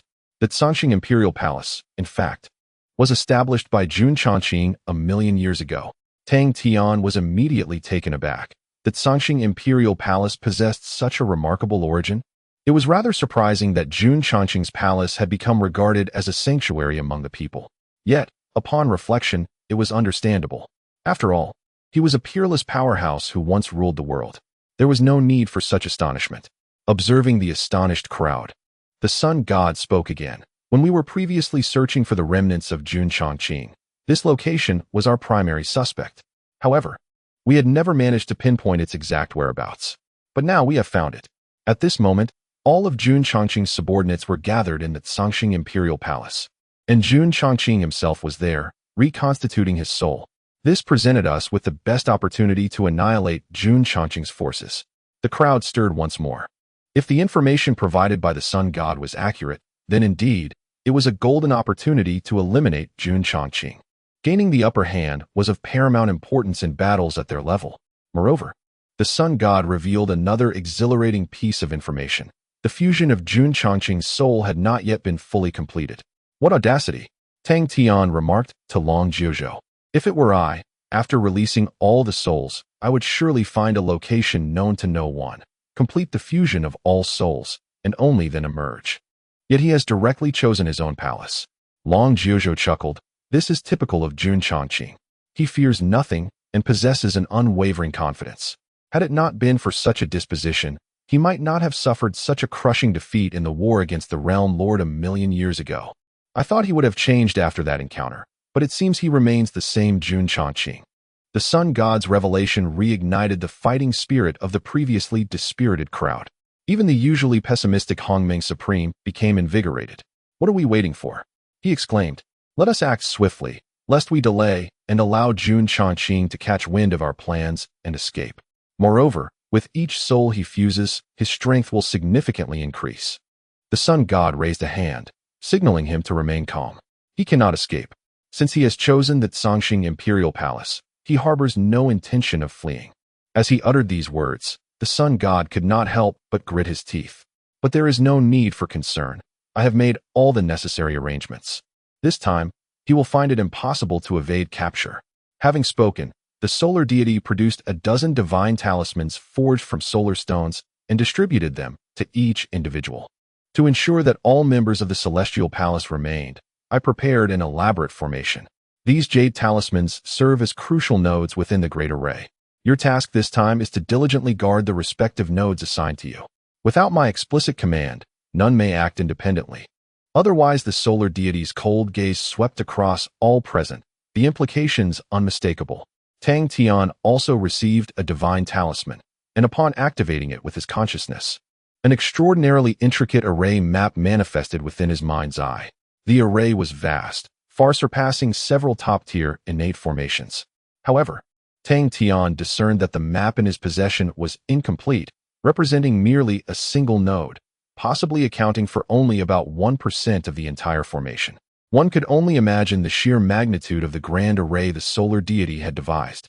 Moreover, through this node, Tang Tian could not ascertain the specific effects of the Great Formation, nor could he speculate on the functions of the array nodes held by others.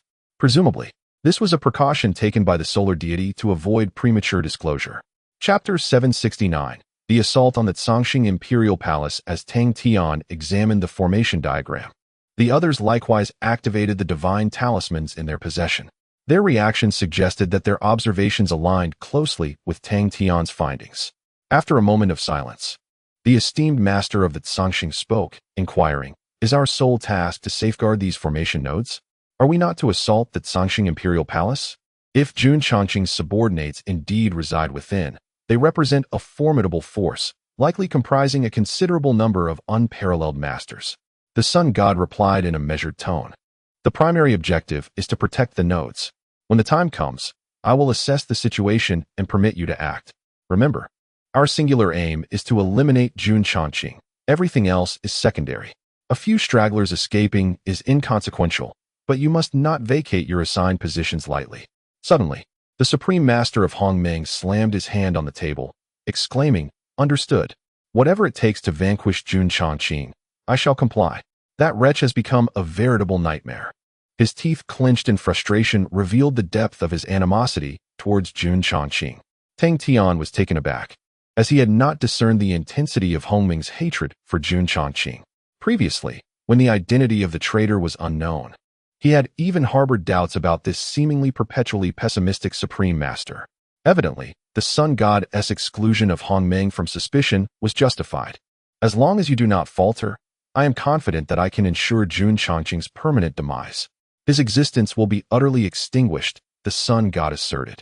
The assembly nodded earnestly, infused with confidence by the sun god's formidable assurance. Regardless of the outcome, they resolved to commit their utmost efforts. By the way, where is Master Wuchan? Hongming suddenly inquired. How is it that her presence is absent? Such a crucial matter cannot warrant her absence. Is it possible she has yet to recover from the incident involving the Moon Fairy? Wuchan was personally nurtured by the Moon Fairy. Following her demise, Wuchan has been in a state of deep despondency, the sun god explained. Her mission lies far afield, and she will not return for the time being. We shall proceed without her. Hongming acknowledged this with a subdued "oh" and refrained from pursuing the matter further. However, Tang Tian felt a stirring within. What mission could possibly eclipse the importance of eliminating Jun Changqing? With Wuchan's strength ranking among the elite, she constituted a pivotal force. Yet the sun god had deemed her unfit for this undertaking. Contemplating the Moon Fairy's betrayal, Tang Tian suddenly formed a conjecture. Could it be that the sun god had suspected the Moon Fairy all along, merely withholding his thoughts? Otherwise, the quest for the heart of the stars should not have been relegated to a mere contingency. Surely, prior to undertaking this operation, he would first identify the so-called traitor. Tang Tian could not help but cast a glance at the sun god. The depths of this individual's character should not be underestimated. After everyone had examined their divine symbols, the sun god presented each person with several storage stones. Upon opening one, Tang Tian discovered it contained various materials corresponding to the formation diagram. Each of these materials, singularly, was an extremely rare treasure, with some potentially being unique. In preparation to confront Jun Changqing, the sun god had seemingly mobilized the entirety of the world's resources. You have all seen the formation diagrams in your possession and understand how to utilize the materials. I will instruct you on when to employ them, the sun god declared. This formation is crucial for vanquishing Jun Changqing. I hope we all exert our utmost effort in this endeavor. The crowd nodded solemnly, acknowledging the gravity of the task. At that moment, Long Jiuzhou communicated with Tang Tian telepathically, revealing, the mission assigned by the sun god is to consolidate this grand formation. What I seek is the very core of this formation diagram. Tang Tian raised an eyebrow slightly and nodded in response. The Kirinzai he sought was not among these materials. Perhaps it was intended for another purpose. After all that had transpired, his understanding of the sun god had deepened significantly. The true scheme of this individual likely resided solely within his own knowledge.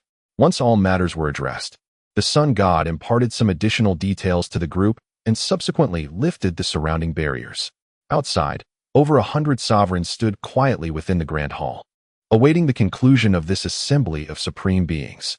Under the sun god's leadership, all the exalted figures rose and faced the assembly of sovereigns below. The sun god's expression remained indifferent as he surveyed the surroundings. Rather than delivering an impassioned battle cry, he merely raised his hand, sending forth dozens of golden light points into the hall. These points expanded rapidly in midair, ultimately transforming into numerous void gates. Commenced the assault.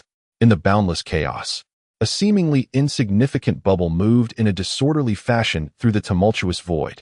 Within this bubble lay a patch of land, shielded from the terrifying forces of chaos that surrounded it. Although not expansive, a magnificent palace loomed above, bearing the scars of time, with more than half of it having crumbled and been destroyed. Yet, even in its dilapidated state, it could not conceal its supreme majesty.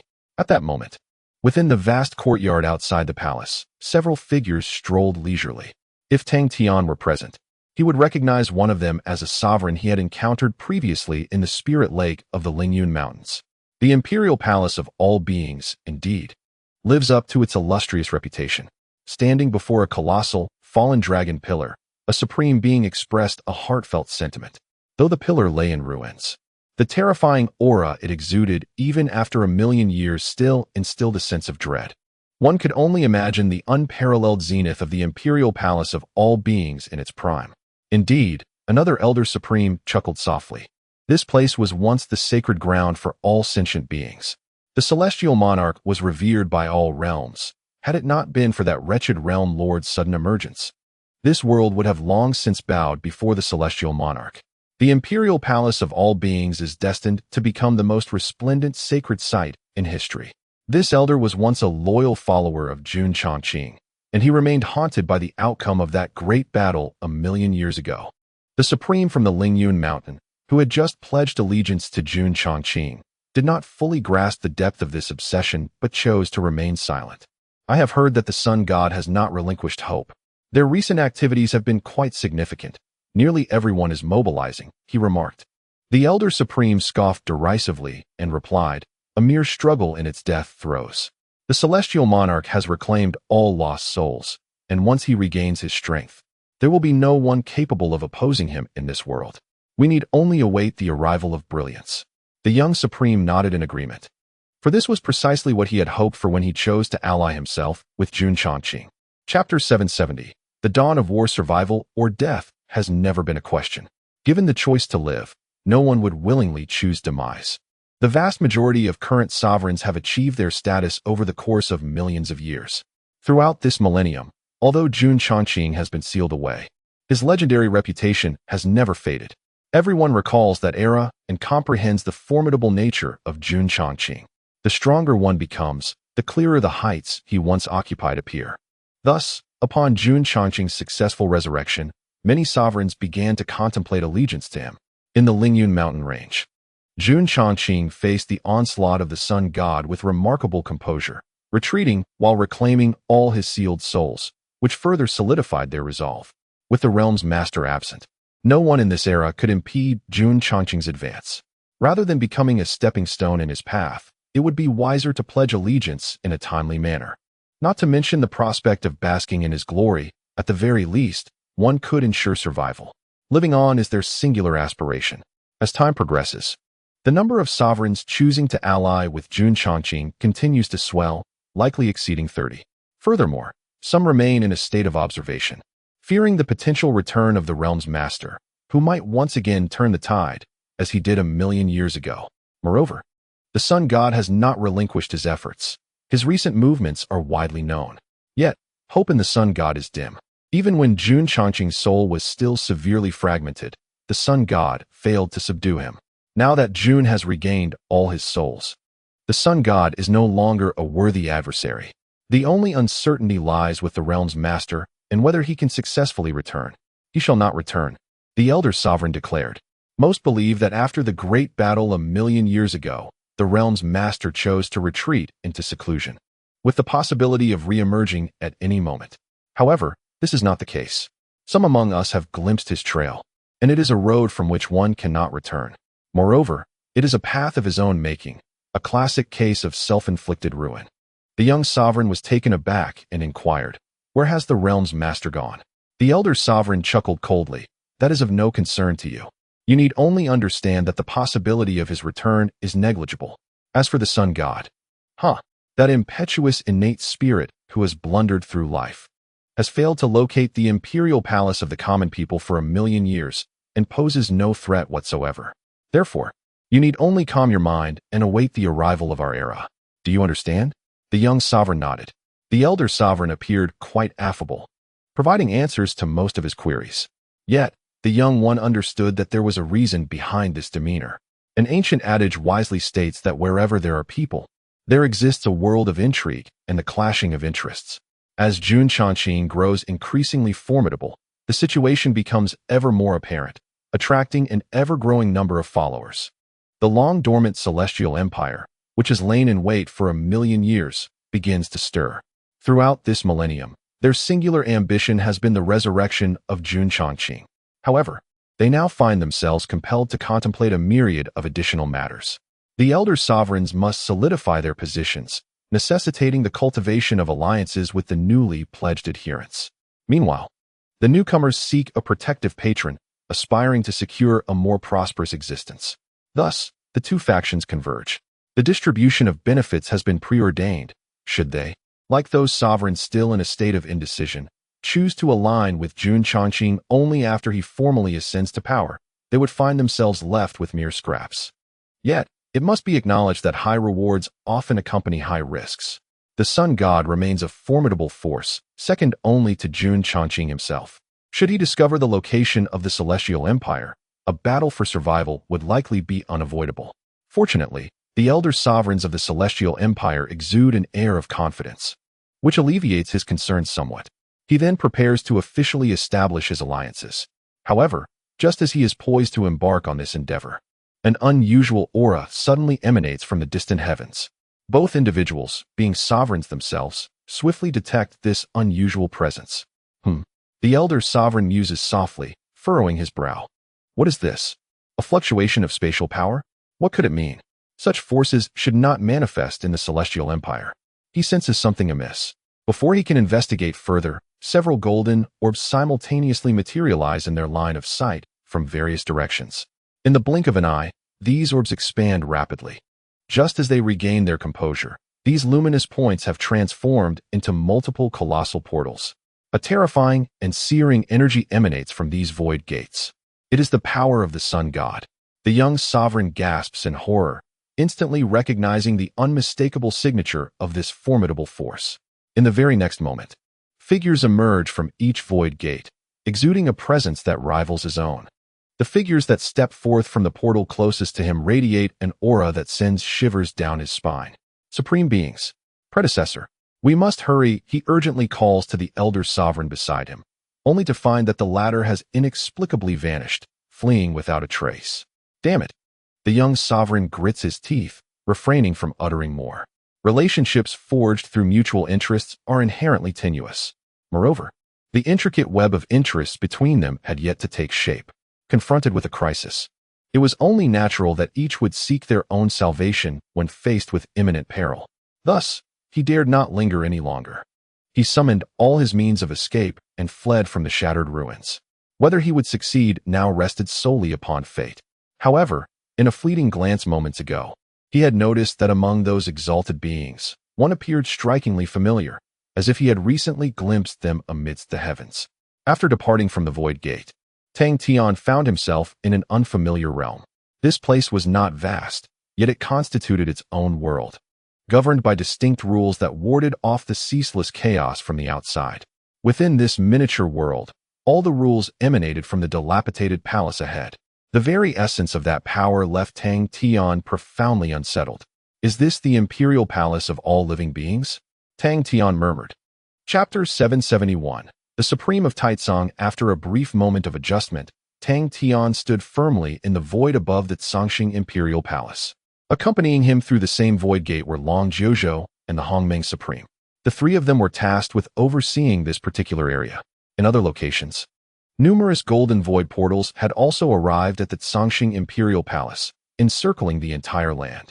As everyone materialized, a grand formation enveloped the entirety of the Tsongxing Imperial Palace.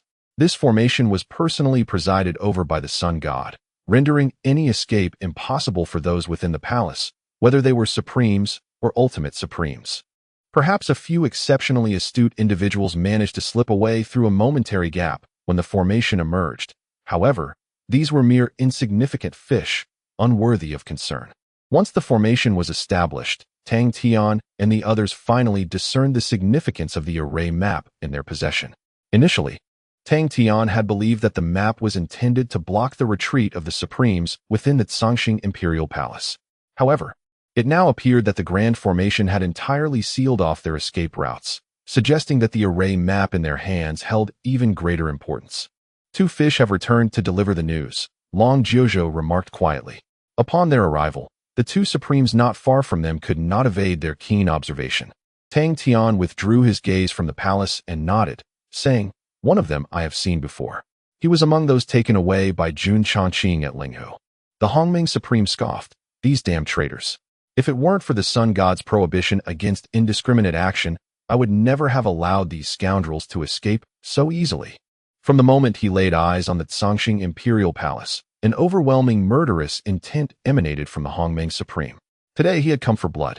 "Do not worry. They shall not escape," Long Jiuzhou assured. The three of them each assumed responsibility for a specific position on the array map. However, they were not required to remain fixed at a single point, as long as they did not leave the designated area.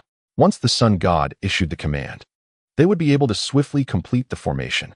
"Have you been here before?" Tang Tian inquired of the two beside him. The Hongmeng Supreme, being an ancient relic of millions of years, and Long Jiuzhou, with his own remarkable past, were both well versed in such matters. "Of course, the Hongming Supreme replied. As Tang Tian had anticipated, I visited the Zhangxing Imperial Palace when it was first established, but that was the only occasion. Tang Tian's curiosity was piqued. Why was that? With a dismissive snort, the Hongming Supreme responded. At that time, Jun Chongqing was making a name for himself in the world, and in the spirit of goodwill, I came to engage in dialogue with him. What I encountered, however, was the most disrespectful and arrogant individual in history. Differing paths lead to divergent pursuits. Even if he were to ascend to the throne, ruling over the flourishing realm of the mortal emperor's palace, I would never return. Tang Tian silently nodded, surprised by the unwavering principles of the supreme being of chaos. However, Long Jiuzhou promptly unveiled the truth. Despite his esteemed status as a predecessor, he had made a grand visit to Jun Chongqing, yet was denied entry at the very threshold, completely disregarded by Jun Chongqing. In a fit of frustration, he had no choice but to retreat. Long Jiuzhou chuckled. The supreme being of chaos immediately darkened in countenance. Yet after casting a glance at Long Jiuzhou, he refrained from expressing his ire, tacitly acknowledging the reality. From Long Jiuzhou's words, Tang Tian swiftly conjured a narrative. Although Jun Chongqing was a junior compared to the supreme being of chaos, his formidable prowess was undeniable. Thus, the supreme being of chaos harbored the desire for a visit and exchange, believing that Jun Chongqing would surely engage in heartfelt conversation over wine. To his astonishment, he was met with a cold shoulder. Such high-ranking beings place immense value on reputation, having publicly lost face. The supreme being of chaos could never return to the mortal emperor's palace. To spare the supreme being of chaos further embarrassment, Tang Tian hastily shifted his focus. What about you? He inquired. Have you come here?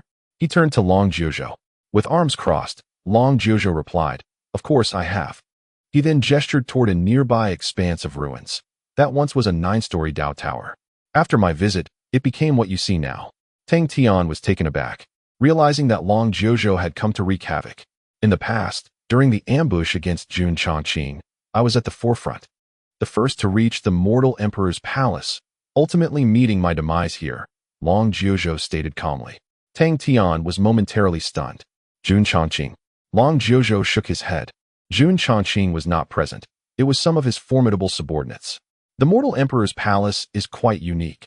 Those individuals possess powers here that far exceed their capabilities outside. I fell victim to their siege. It would be wise to heed this fact in today's confrontation. Although the mortal emperor's palace has long ceased to be what it once was, its residual might likely still lingers. Tang Tian nodded in agreement. He was already aware that Long Jiuzhou was a reincarnated being, and his former identity must have been significant. Otherwise, the sun god would not have chosen him for reincarnation. It was evident that this was indeed the case. However, it appeared that the reborn Long Jiuzhou had undergone certain transformations, as his attitude toward the sun god hinted at deeper complexities. The three engaged in casual conversation, and as they waited, movements began to stir within the mortal emperor's palace below. The opposing faction also possessed a supreme being, and the grand formation had completely sealed this small world. They were undoubtedly aware of their presence. It was clear to discern a surge of anxious energy within the palace. Yet, this turmoil was quickly quelled. Moments later, a formidable group emerged from the imperial palace, confronting the surrounding throng. Among them were 6 figures exuding a terrifying aura, unmistakably transcendent beings. The remainder were all of the supreme rank, numbering over 100. The strength of the Zhangxing Imperial Palace was indeed formidable. Leading this assembly was an elder clad in a flowing white robe, with hair and beard as white as snow. He stood with his hands clasped behind his back, his demeanor serene and exuding an ethereal quality. However, upon catching sight of his visage, both Long Jiuzhou and the Hongming Supreme's expressions darkened. It is he. I knew it was him. The Hongming Supreme intoned gravely. Who is he? Tang Tian inquired, having never encountered the elder before. Long Jiuzhou swiftly elucidated.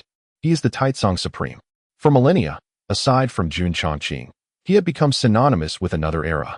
In the past, when confronting Jun Chongqing, there were those who sought his intervention, yet his response was ambiguous, refraining from involvement. Speculation arose that he had formed an alliance with Jun Chongqing, though direct evidence remained elusive and the matter faded into obscurity. It was unexpected to discover that he was indeed colluding with Jun Chongqing. No wonder the remnants of Jun Chongqing had never been utterly eradicated. It was he who had orchestrated events from the shadows.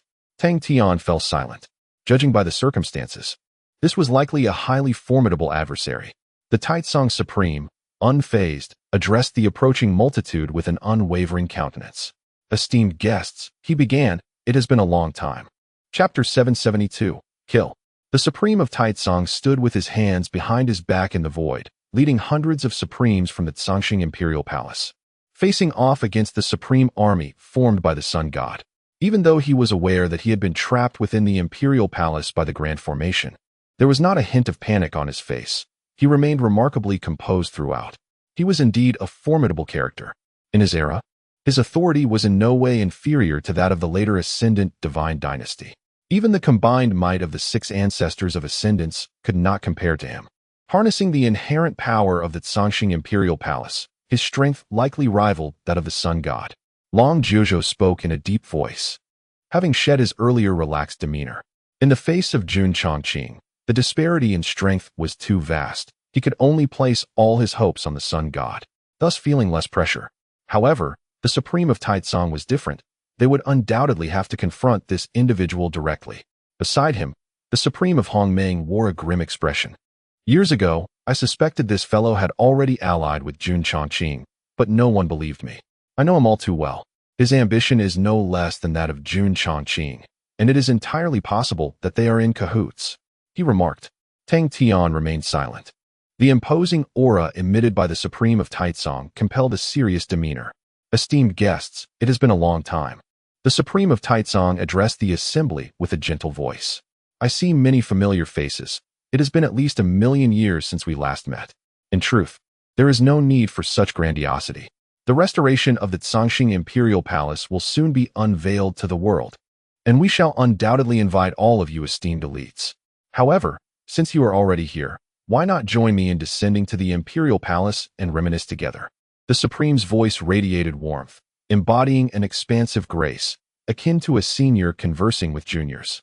Indeed, he could be regarded as an elder to most present. Unfortunately, the audience was not swayed by his words. Silence. A furious shout erupted from another direction.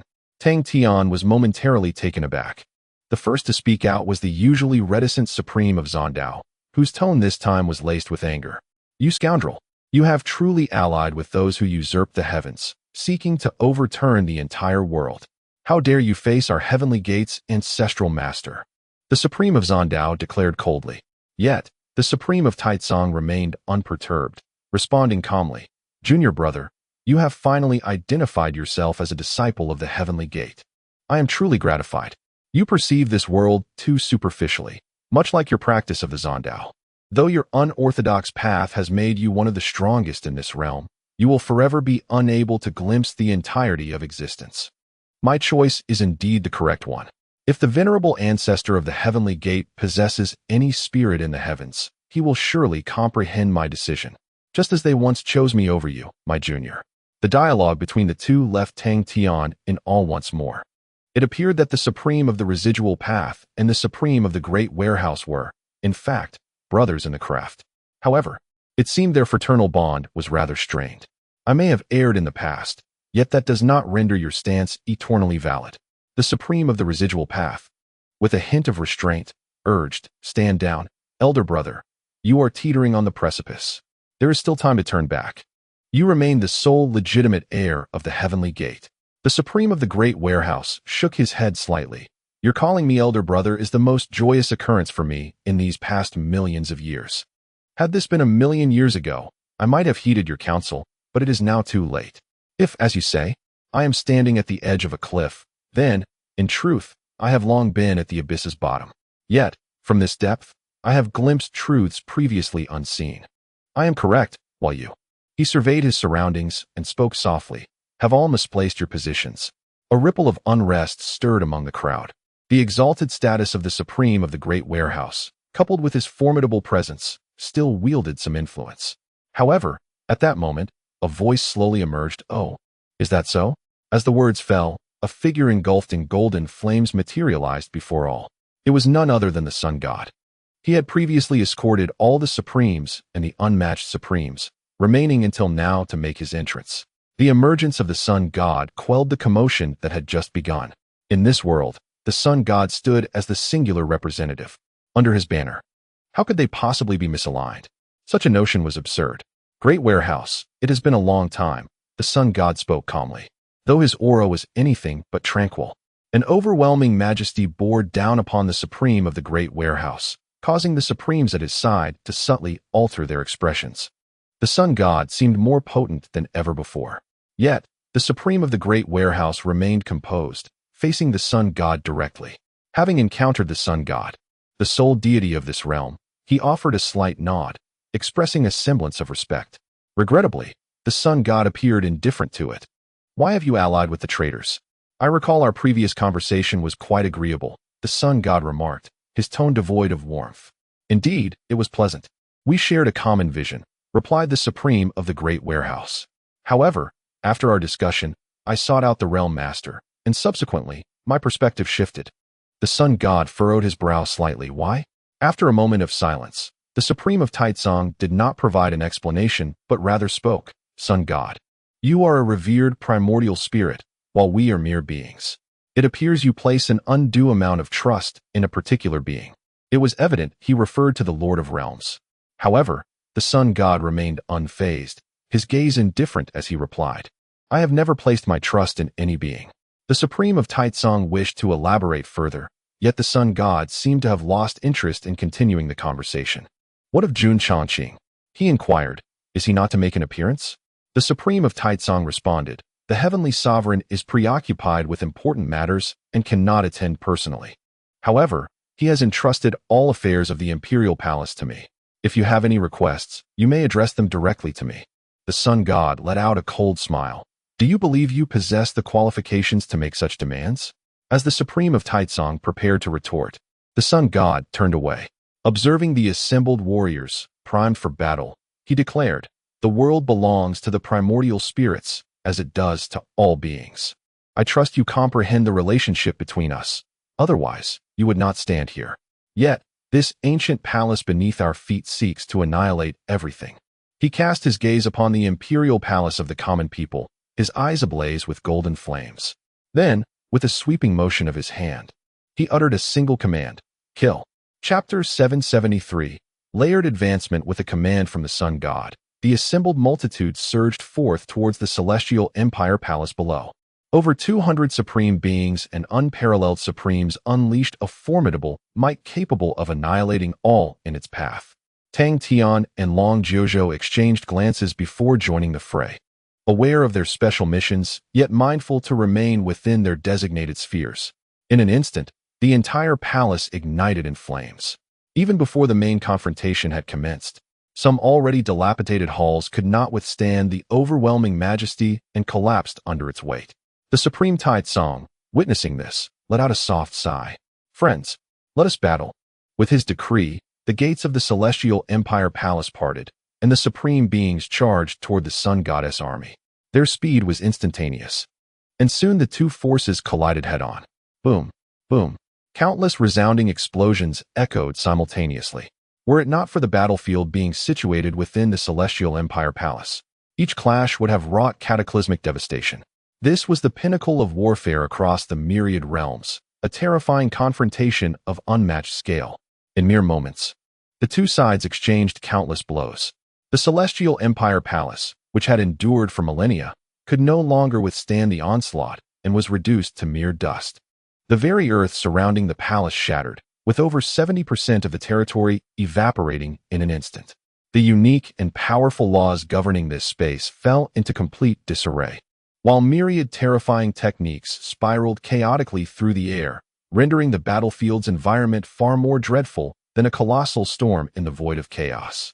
In this tumultuous moment, Tang Tian encountered remnants of the Celestial Empire. Two aged supremes, the last vestiges of the Celestial Empire, exuded an imposing aura. In their hands, they wielded peculiar artifacts resembling broad jade rulers, radiating an extraordinary presence. Divine treasures of the palace, Long Jiuzhou remarked.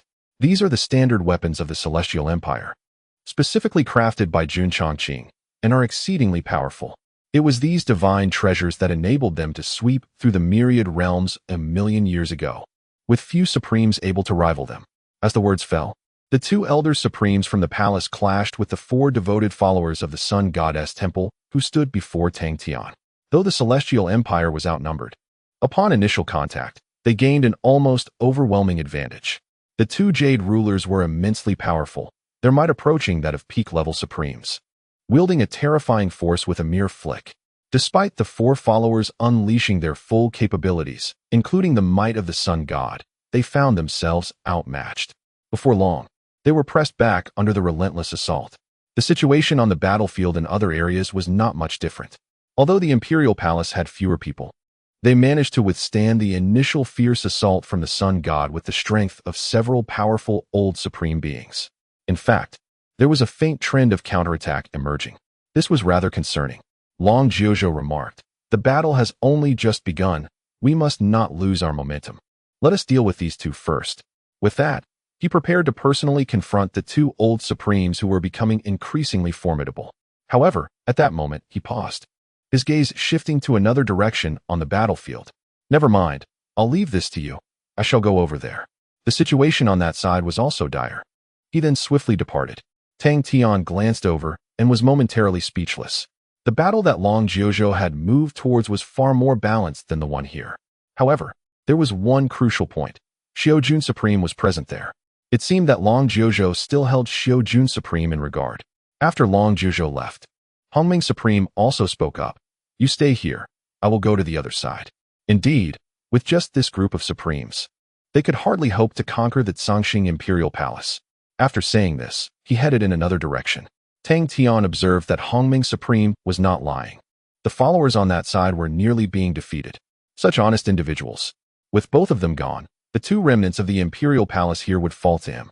Without further hesitation, Tang Tian wielded the Xingyue Immortal Sword and instantly arrived at the center of the battlefield.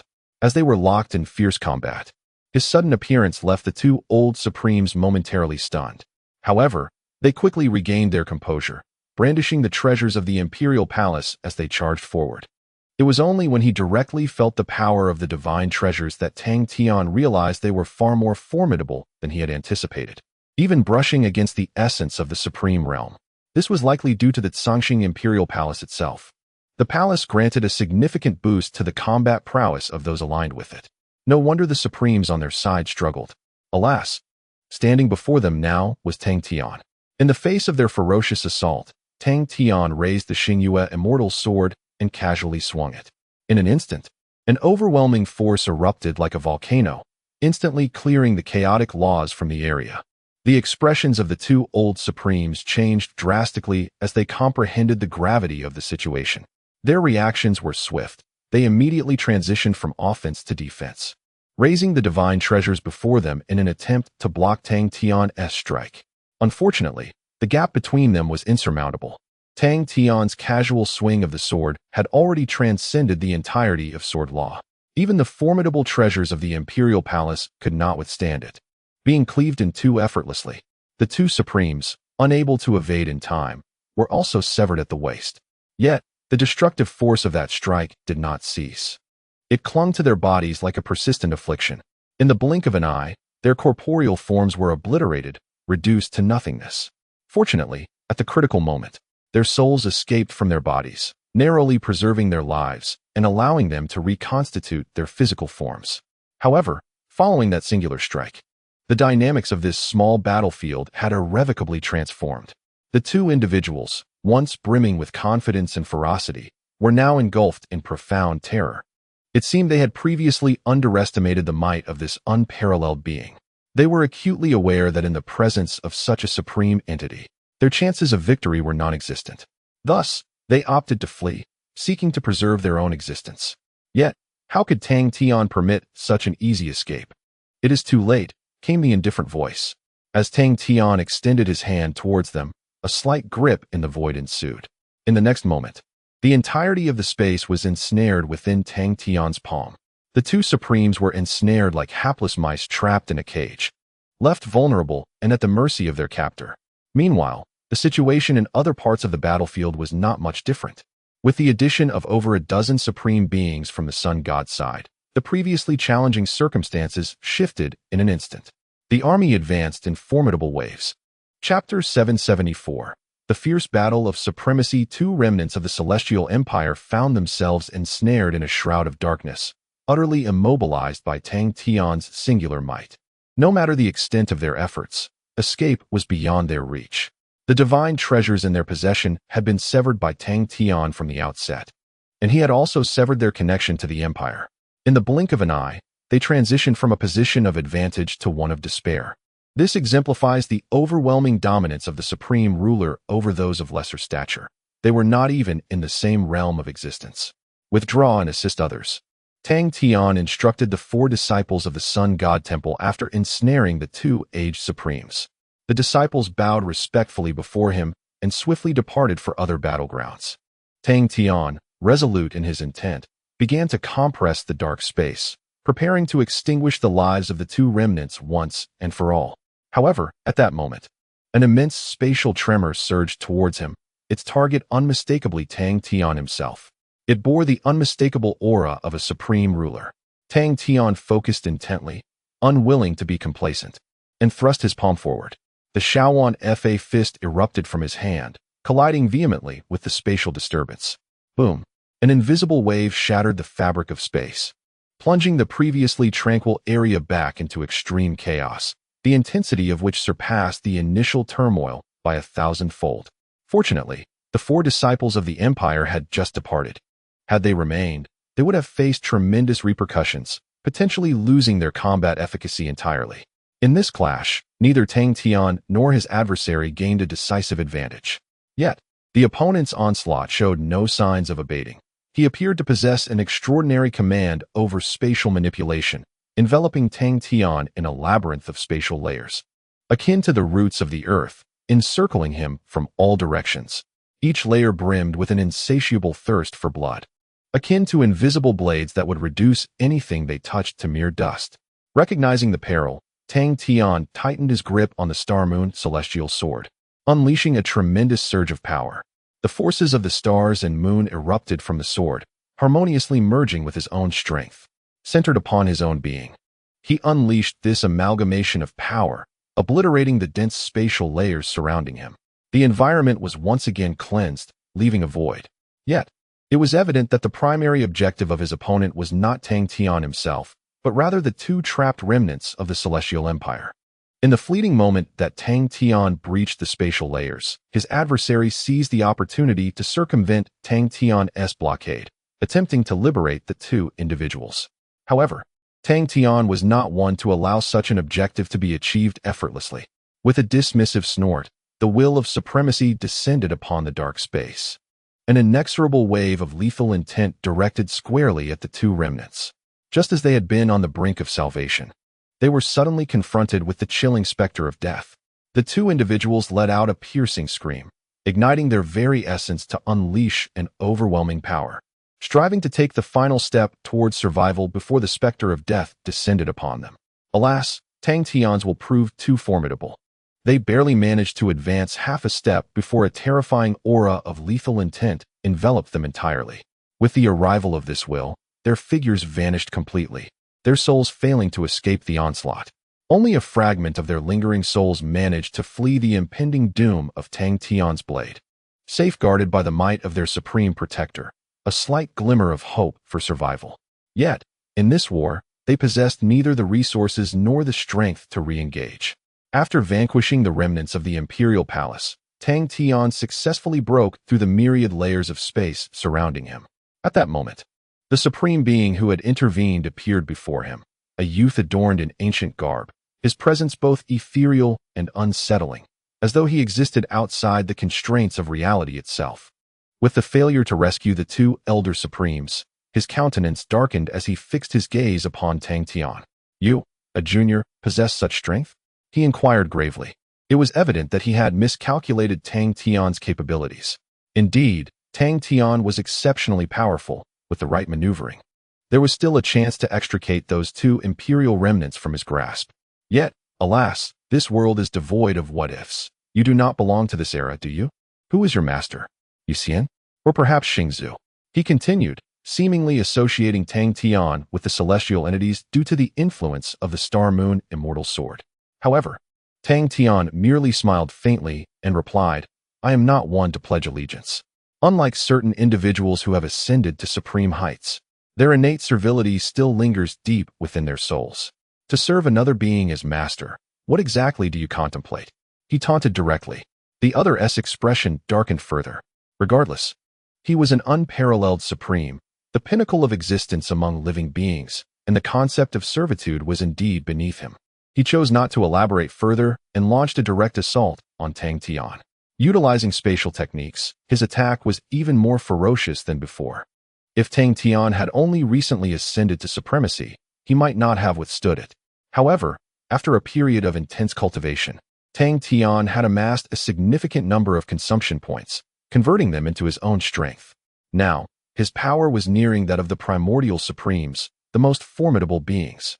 As the assault commenced, Tang Tian remained composed, wielding the Star Moon Immortal Sword in his right hand and the myriad fists of creation in his left, matching his opponent blow for blow. Rather than opting for an aggressive stance, he chose to engage in a battle of attrition, recognizing that it would be futile to attempt a swift victory. It was more prudent to keep him ensnared on this battlefield. The supreme sovereigns of the imperial palace are inherently few in number. Retaining even one could shift the balance of the battlefield decisively in their favor. Soon, the adversary discerned Tang Tian's intentions and began to grow increasingly anxious. With the supreme sovereigns of the divine hall now in play, the imperial palace had transformed from an initial position of advantage to one of retreat. Yet, Tang Tian would not permit such an easy escape. He unleashed a multitude of strategies, even resorting to the arcane arts of the 6 ancestors of the feathered immortal dynasty, rendering his opponent unable to stand or flee. If this situation were to persist, the collapse of the imperial palace would likely ensue swiftly. However, at that juncture, an even more formidable force surged forth. A tremendous power sweeping across the heavens and earth, suddenly hurtling towards Tang Tian. The intensity of this force was unparalleled, reminiscent of a singular occasion he had witnessed before, when Jun Changqing exhibited his formidable might at the Spirit Lake. Had Jun Changqing made his move, Tang Tian dared not be complacent. He employed every means at his disposal to defend himself, barely managing to withstand the onslaught. With a deafening roar, the supreme sovereign of the imperial palace finally extricated himself from Tang Tian's grasp. He sought to capitalize on this moment to gain the upper hand in their skirmish. Yet, likely considering the larger picture, he ultimately chose to retreat, directing his escape towards another sector of the battlefield. Once he departed, a singular gaze fell upon Tang Tian. So, you are the fated challenger, it seemed to declare. The one who had made the move was none other than the Supreme of Taizong. Chapter 775. The collapse of the imperial palace. The Supreme of Taizong intervened, decisively shattering the stalemate in the battle on Tang Tian's side, liberating the Supreme being ensnared by Tang Tian. At last, Tang Tian witnessed a glimpse of the formidable prowess possessed by this ancient entity, who had existed for millennia. Indeed, the previous assault by the Supreme of Taizong was merely a fraction of his true strength. He commanded the entire battlefield, simultaneously contending with several other supreme beings while engaging with Tang Tian. Nonetheless, even this partial display of power compelled Tang Tian to respond with utmost seriousness.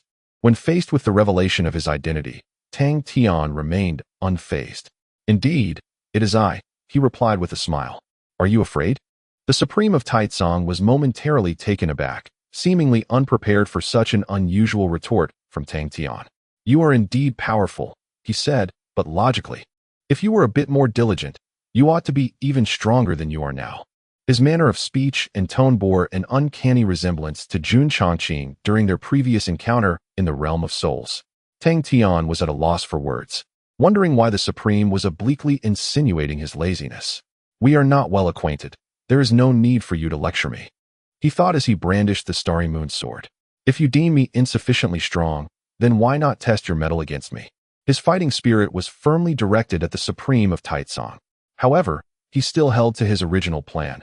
By retaining a portion of the Supreme's power on his side, it would undoubtedly yield a positive effect on the overall battlefield. It was a straightforward scheme, yet the Supreme of Taizong seemed oblivious to it. Very well, he replied. his voice calm. I have long anticipated our meeting. I am eager to discover the unique abilities possessed by one chosen personally by the Realm Master. With that, he swept his voluminous sleeves, unleashing a surge of power that eclipsed his previous display by several magnitudes, instantly converging upon Tang Tian. This force caused the very space between them to become immobilized. Tang Tian hastily focused his energies, pushing his strength to its utmost limit, as the starry moon's sword expanded, spanning the heavens and earth. Break! He roared, condensing myriad techniques into the starry moon's sword and thrusting it towards the Supreme of Taitsong. Once again, their powers collided. Boom! A cataclysmic roar resonated, the shockwaves from the clash sweeping across a quarter of the battlefield, affecting many Supremes engaged in life-and-death struggles. Yet this time, the once unstoppable starry moon sword was shattered under the onslaught of the Supreme of Taitsong. The residual force surged towards Tang Tian. In a moment of urgency, Tang Tian summoned every ounce of his power, charging the great 10,000 Laws fist and launching it forward. Boom! The overwhelming force erupted once more. After exerting all his might, Tang Tian finally managed to withstand the Supreme of Taitsong's ferocious assault. The adversary is truly terrifying, deserving of being an epitome of an era. Perhaps it is due to the backing of the Celestial Sovereign Palace that Tang Tian senses that the might of the Supreme of Taitsong is likely on par with that of the Sun God. Yet, it is nothing extraordinary. Tang Tian shrugged his shoulders and chuckled lightly. The Supreme of Taitsong shook his head slightly. Your provocation bears no significance. Much like your futile assault on the Celestial Sovereign Palace, the outcome of this world has long been predetermined. The only variable lies within yourself. However, it appears that your strength is still far from qualifying as a variable. Tang Tian narrowed his eyes. From the moment the Supreme of Taitsong appeared, he distinctly differed from others. He spoke not of profit, but of conviction. He firmly believed that his stance was the correct one. If one were to seek a reference point, the Supreme of Taitsong might resemble Jun Chongqing the most. He seemed to possess knowledge of deeper secrets within this realm. The significance of actions can only be discerned when the conclusion unfolds. Whether I possess the qualification will also become evident once all is settled. At least for now. We seem to hold the upper hand, do we not? Tang Tian remarked with a smile. The Supreme of Taitsong shook his head once more. One day, you shall all realize that everything you are presently undertaking is erroneous. Having spoken, he seemed disinclined to prolong the stalemate, once again sweeping his robe to completely seal off Tang Tian's retreat. In that moment, Tang Tian acutely felt that a portion of the Supreme's power stemmed from the Celestial Sovereign Palace beneath him. Confronting this attack, he steeled himself. This strike would likely be more challenging to counter than the last. Just then, a blood-red curved blade soared from the distance, piercing through the fabric of space and arriving in an instant. It then slashed directly towards the Supreme of Taitsong in the void.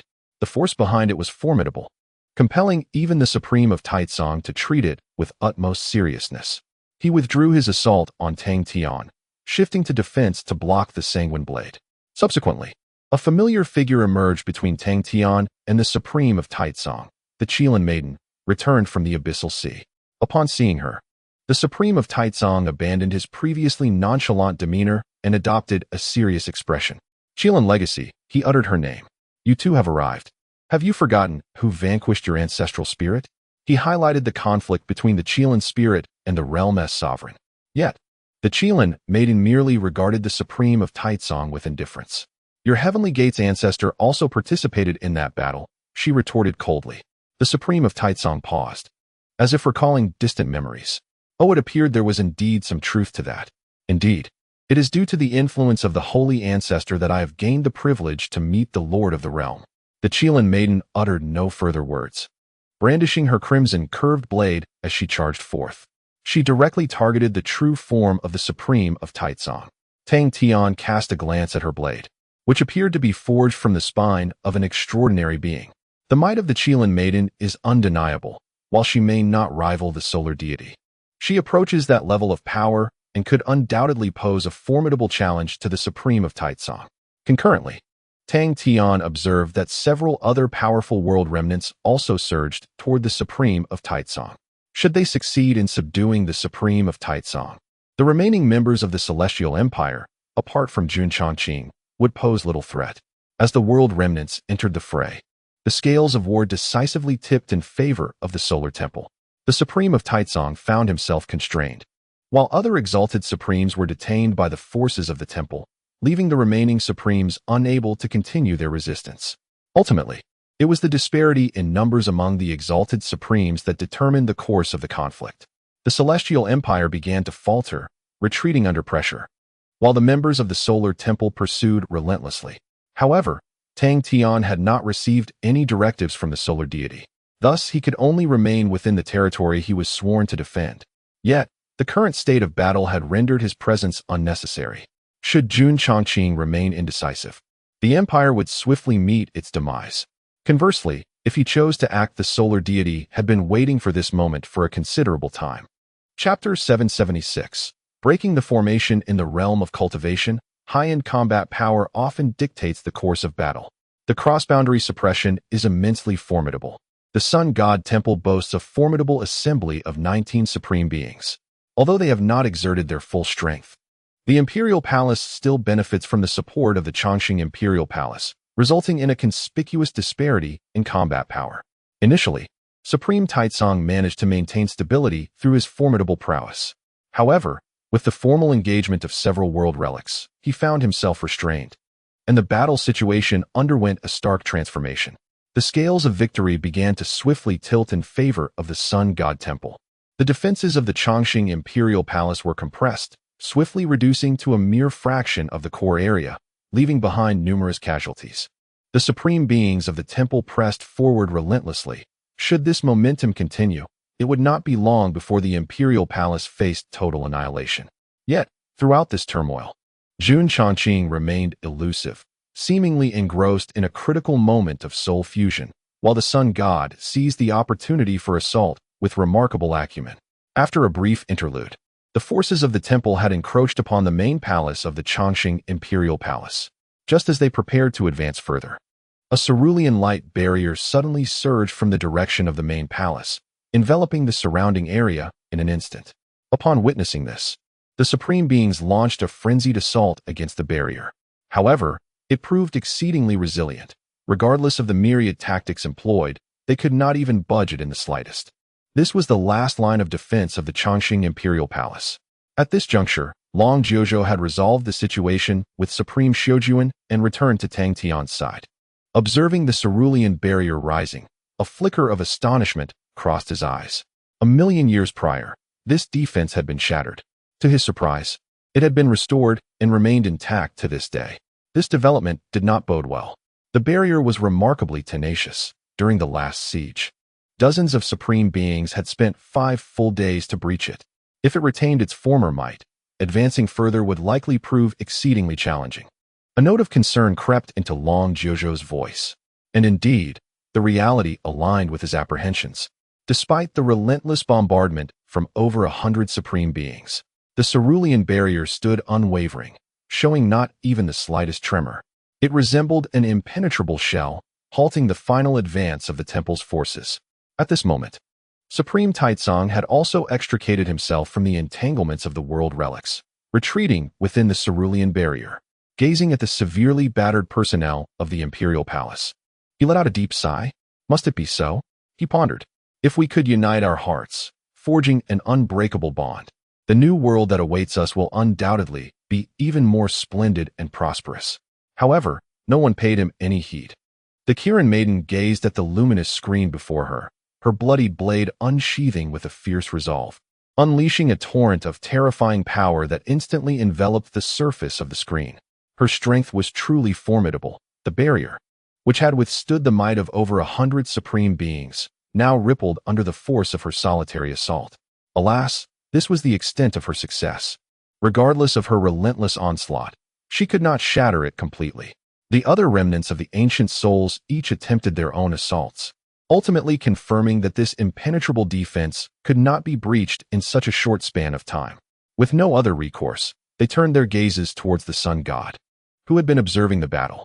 Upon witnessing this, the Sun God refrained from elaborating further. He summoned back the supreme beings responsible for the formation and instructed them to contract the array towards the Chongqing Imperial Palace. As the array shrank, the positions guarded by Tang Tian and his group of unmatched supremes also drew inward. Soon, they stood directly before the Azure Barrier, facing the denizens of the Tsangxing Imperial Palace almost eye to eye. A sweeping glance revealed to Tang Tian that, during the chaotic melee, the Tsangxing Imperial Palace had suffered losses exceeding 30% of its supremes. Most of these were newly inducted, but there were also some seasoned supremes, the very backbone of the palace, two of whom had perished by his hand. Fortunately, the unmatched supremes remained largely unscathed. At this level of power, barring encounters with a prodigy like Jun Chongqing, it was exceedingly difficult to sustain injuries or meet a fatal end. Among the individuals from the palace, Tang Tian also recognized several familiar figures. Notably, the supreme he had encountered upon his arrival had fortuitously survived the fray.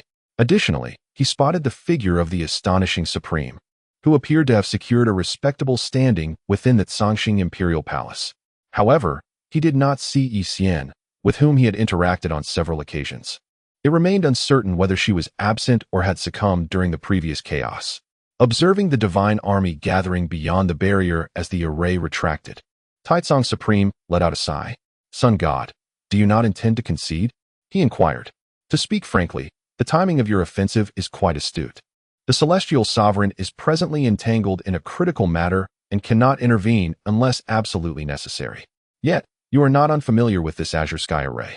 To breach it with your current strength would likely require several days. This span of time is sufficient for the celestial sovereign to complete the fusion of his soul.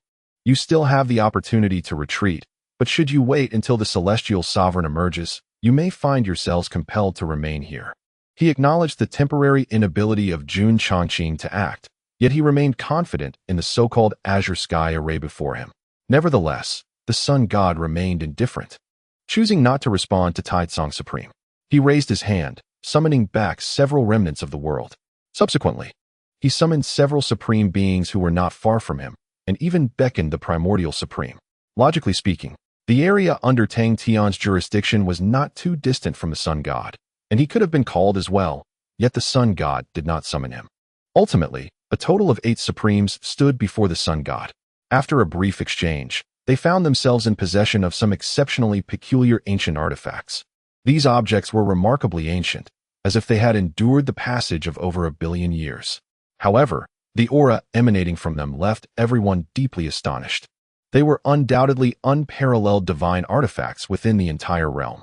More crucially, each of these ancient artifacts radiated a formidable power of formations.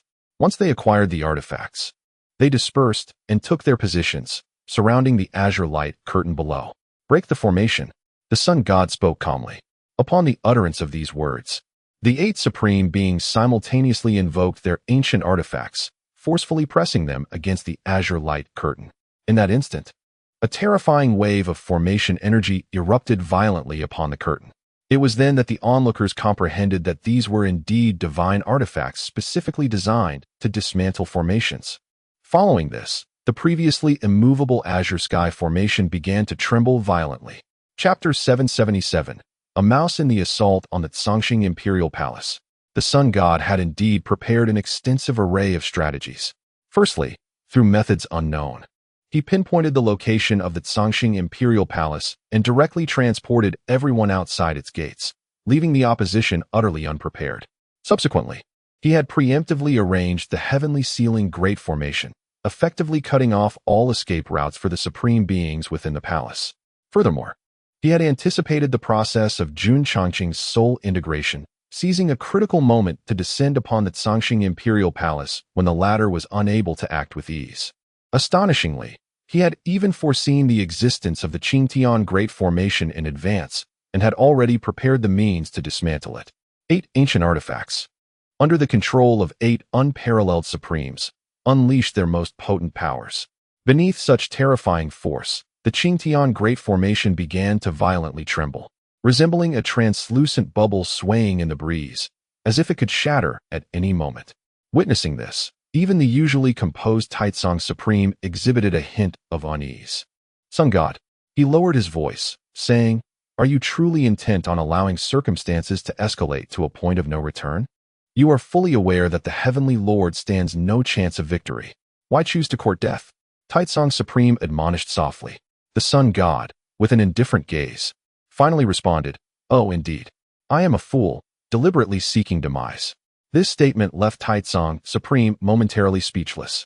A million years ago, the sun god had been the adversary of Jun Chongqing, and he understood the latter's strength better than anyone else. It was inconceivable to launch a full-scale attack on the Zhongxing Imperial Palace without a solid assurance of success. Yet, Taitsong Supreme could not fathom what means the sun god would employ against the current Jun Chongqing. With all souls reclaimed, Jun Chongqing was now invincible. "I firmly believe you possess no chance of success. The Heavenly Lord is the last flicker of hope in this world. He is the true chosen one." With this, their dialogue came to an end. All that remained was the soul-shaking hum, the sound of the Qingtian Great Formation being gradually dismantled. The individuals trapped within the Zhongxing Imperial Palace were filled with anxiety, fully aware that if the Qingtian Great Formation were to fall and Jun Chongqing did not emerge, their chances of survival would be non-existent. However, after a period of time, they suddenly realized that the situation was not as dire as they had initially perceived.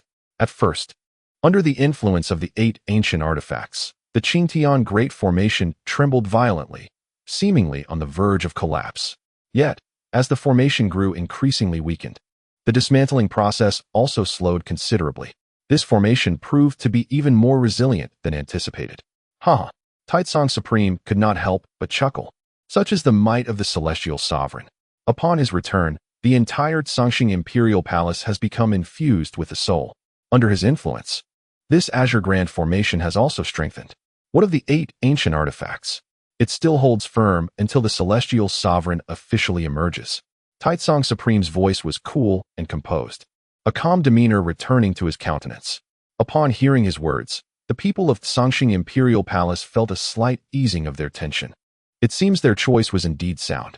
In contrast, the Sun God Temple grew slightly anxious. The Sun God furrowed his brow. "Attack the formation." With this command, over 100 Supremes unleashed their full might against the Azure Grand Formation. Countless terrifying techniques surged forth, plunging the area outside the formation into utter chaos. However, despite the ostentatious display, these assaults bore no significant impact. The Azure Grand Formation remained in its original state, albeit gradually being worn down. "Futile, your fervor only serves to affirm the greatness of the celestial sovereign, without any other consequence. Ladies and gentlemen, join me in reinforcing the formation." Taitsong Supreme spoke softly. Subsequently, the others from Zhongxing Imperial Palace channeled their energies, contributing to the stabilization of the formation. Their power may be minuscule, yet it ultimately extends the formation's endurance for a while longer. At this juncture, time is of the essence. This stalemate persisted for some time, with both sides once again locked in a deadlock. Tang Tian, observing from the rear, felt a twinge of anxiety, yet he could not abandon his designated area. Furthermore, even if he were to advance, it would likely yield no decisive effect. It was at this moment that the voice of the sun god suddenly resonated within Tang Tian's mind. "Tang Tian, I require you to perform a task." Tang Tian focused intently. "What is it?" The sun god replied calmly, "Go assist a mouse." The fortitude of this formation indeed exceeded my expectations. However, I never intended to breach it head-on. I shall provide you with a location. You and the Kirin Maiden will proceed there. From that point, together you will dismantle the formation. Tang Tian was momentarily taken aback. This individual possesses a backup plan? A mouse. Who could it possibly be? Soon, Tang Tian received the coordinates as indicated by the sun god, which astonished him once more. It turned out to be another dimensional space, concealed within the very formation currently surrounding the Zhongxing Imperial Palace. That space was exceedingly clandestine, likely unnoticed by anyone but the sun god himself. It seems he had indeed foreseen the situation with the formation and had made preparations in advance. As this individual secured his position, the figure of the Kirin Maiden also appeared by his side. The sun god had issued a directive. She spoke, and he nodded in acknowledgement. Subsequently, he gestured towards Long Jiuzhou, and together with the Kirin Maiden, they vanished into the void. Observing this, Long Jiuzhou found himself somewhat perplexed. Yet, he refrained from pondering too deeply, for the sun god had previously forewarned them that special instructions might be dispatched, necessitating a temporary departure from their respective domains. Moments later, Tang Tian arrived in that dimension. The outer realm had been annihilated countless times amidst the turmoil of battle, Yet within this space, tranquility reigned. Here, the azure sky array still stood, impervious to such blatant vulnerabilities. "What are we doing here?" inquired the Kirin maiden. Tang Tian was taken aback. "You don't know?" "Oh, the sun god informed me to seek a mouse here," she continued, "and then we are to breach the azure sky array together." The Kirin maiden furrowed her brow. "A mouse? Who?" Tang Tian shook his head. "He didn't disclose that to me. I assumed you were aware. Let us search, for it seems we are the only ones in this space." With that, he unleashed his divine sense, commencing his search. However, it soon dawned on him why the sun god had chosen not to elaborate, for he indeed spotted a mouse. Upon sensing the aura emanating from the creature, Tang Tian was momentarily stunned. Xian? Chapter 778. Breaching the Great Formation in the Dimensional Space. A mouse, its fur a dull gray, materialized in a corner. It sniffed the air with its sharp nose, its beady eyes darting around, exuding an air of furtiveness. Upon witnessing this, Tang Tian immediately discerned its identity. "Xian? Is it truly you?" he exclaimed, astonished. He had not anticipated that the mouse spoken of by the sun god was, in fact, an acquaintance from his past. Was this fellow a spy planted by the sun god in the imperial palace of the common people? Once Tang Tian revealed his identity, Xian shed his disguise, revealing his true form, still bearing that same sly, rodent-like appearance. He chuckled. "It is a pleasure to see you again, esteemed Tang Tian. I had mentioned before that we would undoubtedly meet again." Tang Tian raised an eyebrow, recalling that during their previous encounter in the Lingyun mountain range, Xian had indeed made such a statement. At that time, however, the circumstances led Tang Tian to believe it was merely bravado. He had not fathomed there was deeper significance behind it. "You knew my identity from the very beginning?" Tang Tian inquired. Xian nodded, confessing, "I was aware, but I did not realize you had already attained the status of an esteemed being. My intention was to foster a good relationship with you, but unfortunately, my plans were thwarted by the interference of Supreme Lord Xiujun. He. Tang Tian observed him with keen interest. "The sun god instructed you to approach me back then?" Xian was momentarily taken aback, stammering without providing a clear explanation. Tang Tian let out a soft hum, intuitively sensing that Xian's intentions were far from innocent.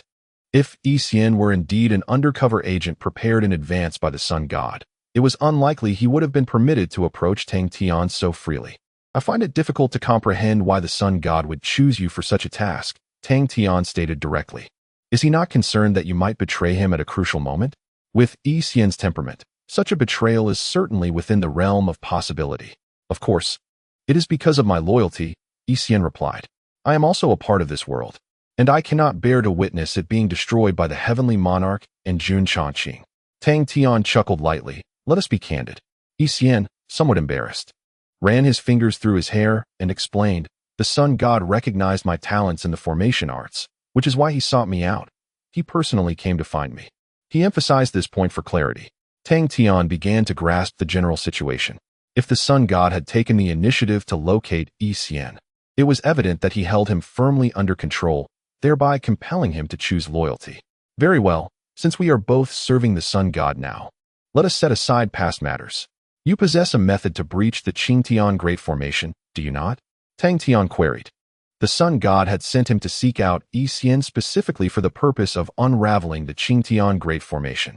Xian nodded and said, "Although I am unfamiliar with the Qingtian Great Array you mentioned, I have indeed made some remarkable modifications to a truly astonishing array. Please take a look." With that, he produced an exquisitely slender array pen and began to sketch in the void. Soon, the fluctuations of the array emerged within the dimensional space. While the disturbance was not particularly intense, Tang Tian immediately recognized it as the essence of the Qingtian Great Array. Moments later, the aura of the array coalesced above the Qingtian Great Array existing in the dimensional space. To Tang Tian's astonishment, he observed a fist-sized hole gradually materializing on the azure light curtain. The appearance of this hole was strikingly similar to that of a mouse hole. "This is it." Xian exhaled softly, as if finally alleviating a heavy burden. Tang Tian exchanged glances with the Kirin maiden before stepping forward to examine the mouse hole. The location of the breach was remarkably ingenious, circumventing all the core nodes of the Qingtian Great Array, thereby creating an isolated space that punctured through the azure light curtain, forming a minuscule opening. This breach did not compromise the power of the Qingtian Great Array. Had he not seen it with his own eyes, one would scarcely perceive any anomaly in the array.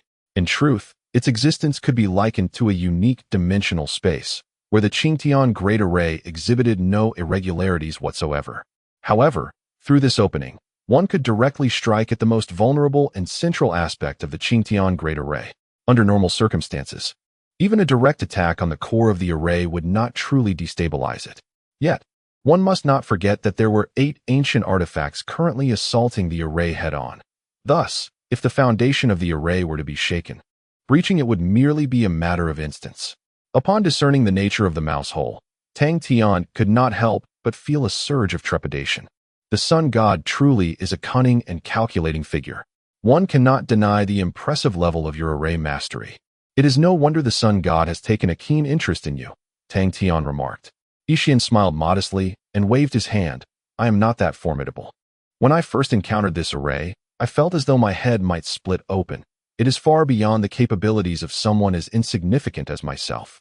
It was the sun god who provided me with a remarkable item before I entered the imperial palace, which enabled me to breach it from within. I merely played a supporting role. His humility was commendable, yet this statement bore a kernel of truth. The mousehole before them was not something a mere supreme could create. So, the location of the Chongqing Imperial Palace was also conveyed to the sun god by you? Tang Tian inquired. Yixian nodded. I cannot deny that. After parting ways in the Lingyun mountain range, I was brought into the Chongqing Imperial Palace by Jun Chongqing. At that time, I informed the sun god of its location. Subsequently, all information regarding Jun Chongqing was also relayed to him. Tang Tian smiled. Then you might consider this a significant achievement. Yixian hurriedly waved his hand. I dare not take credit. As long as I can fulfill the command of the sun god and return to our side, that is already enough for me. You have no idea. During this time in the imperial palace of the people, I have walked on thin ice. Although he claimed not to seek praise, the smile at the corner of his mouth had not faded. Tang Tian shook his head slightly. How to accommodate Yixian was the sun god's concern, not his. However, he firmly believed that the sun god would not neglect those who had contributed greatly. He then turned to the Kirin maiden beside him. Let us commence. You should be able to comprehend this formation, or shall I explain it to you? Tang Tian inquired. The Kirin maiden cast him a sidelong glance and replied, No need. I am somewhat concerned whether your strength can influence the core of the Azure Heaven formation, he remarked with a smile. Then let us give it a try. The two exchanged nods. Subsequently, Tang Tian drew the Star Moon Immortal Sword, while the Kirin maiden brandished her blood-red curved blade once more. Upon closer inspection, Tang Tian confirmed that it was indeed forged from the spine of a Kirin. However, it seemed not to be the spine of the Kirin spirit, but rather that of the Kirin maiden herself, another formidable individual. At this point, they did not delay any further. With a sword and a blade, they struck simultaneously, plunging fiercely into the breach of the great formation. The unparalleled power erupted with a thunderous roar. In the next moment, countless fine cracks emerged from the edge of the mouse hole, swiftly spreading across the surface of the Azure Heaven formation. Chapter 779. A Joyful Journey to the Celestial Palace of All Beings. 8 ancient artifacts, wielded by 8 supreme beings, unleashed a tempestuous force, relentlessly eroding the power of the celestial array. However, within the confines of the array, the expressions of those in the imperial palace had transformed, shedding any semblance of tension. For they were acutely aware that, despite the ongoing weakening of the array, the pace of its decline was visibly slowing. Moreover, united in their efforts to reinforce the array, it would take at least 2 days for the Sun God Temple to breach the celestial array completely. In that span of 2 days, their celestial lord would undoubtedly emerge from his seclusion. By then, regardless of the myriad of supreme beings or the 19 unparalleled ones, or even the sun god, they would all be rendered insignificant. Once the celestial lord waved his hand, these invaders would be reduced to mere ashes in an instant. The supreme being of the shocked divine, who had been the first to ally with Jun Chongqing, shared this sentiment. Coincidentally, directly opposite him stood a supreme being with whom he bore deep enmity. Taozhen, your end is nigh. The supreme being of the shocked divine scoffed. This world is destined to belong to the celestial lord. This is fate. You cannot defy destiny without facing the dire consequences of death and obliteration. All your efforts over countless millennia shall be utterly annihilated. The expression of the Supreme Being Tao Zhen darkened. Shocked divine, I initially believed your character to be lacking, but I never anticipated you would commit such a heinous act. You are consorting with a demon intent on annihilating the entire world. Do you truly believe you will escape unscathed? He retorted coldly. The Supreme Being of the shocked divine laughed heartily. Unscathed? What do you mean by that? All I know is that this rabble has come forth with great bravado, yet they cannot even breach the celestial array devised by the celestial Lord a million years ago. The celestial Lord intends to obliterate this world, but he shall create an entirely new one. When that time comes, I shall be a founding elder of this new world, a master of the heavens. Meanwhile, you, so-called champions of justice, will likely be reduced to mere dust, a trivial speck in the new world. Tao Zhen's face was grim, yet he found no words to counter. With the sun god as their sole recourse, they had exhausted nearly all their means. Yet, as the Supreme Being of the shocked divine had stated, they were incapable of swiftly dismantling even a single celestial array. Should Jun Chongqing merge his entire soul, there would be no one in this world capable of resisting his iron heel. Nevertheless, he had no choice but to act. Having been born of this world, he was bound to protect it, with no other motivations to consider. Observing the Supreme Being Tao Zhen augmenting his offensive capabilities, the Supreme Being of the shocked divine merely shook his head with a derisive smile. Futile, utterly futile. This array is impenetrable. The Supreme Tao Zhen, filled with fury, summoned all his strength and struck the azure light barrier before him. This was not his first time attacking the formation, yet it had always been in vain. However, this time, he distinctly heard a faint crack. Taken aback, Tao Zhen withdrew his fist, only to be astonished to see visible fissures appearing on the azure barrier at the point of impact, rapidly expanding. The Supreme Jingshan also took note of this, momentarily frozen in disbelief. How could this be possible? How could you possess such power? Yet, he had no time to ponder further.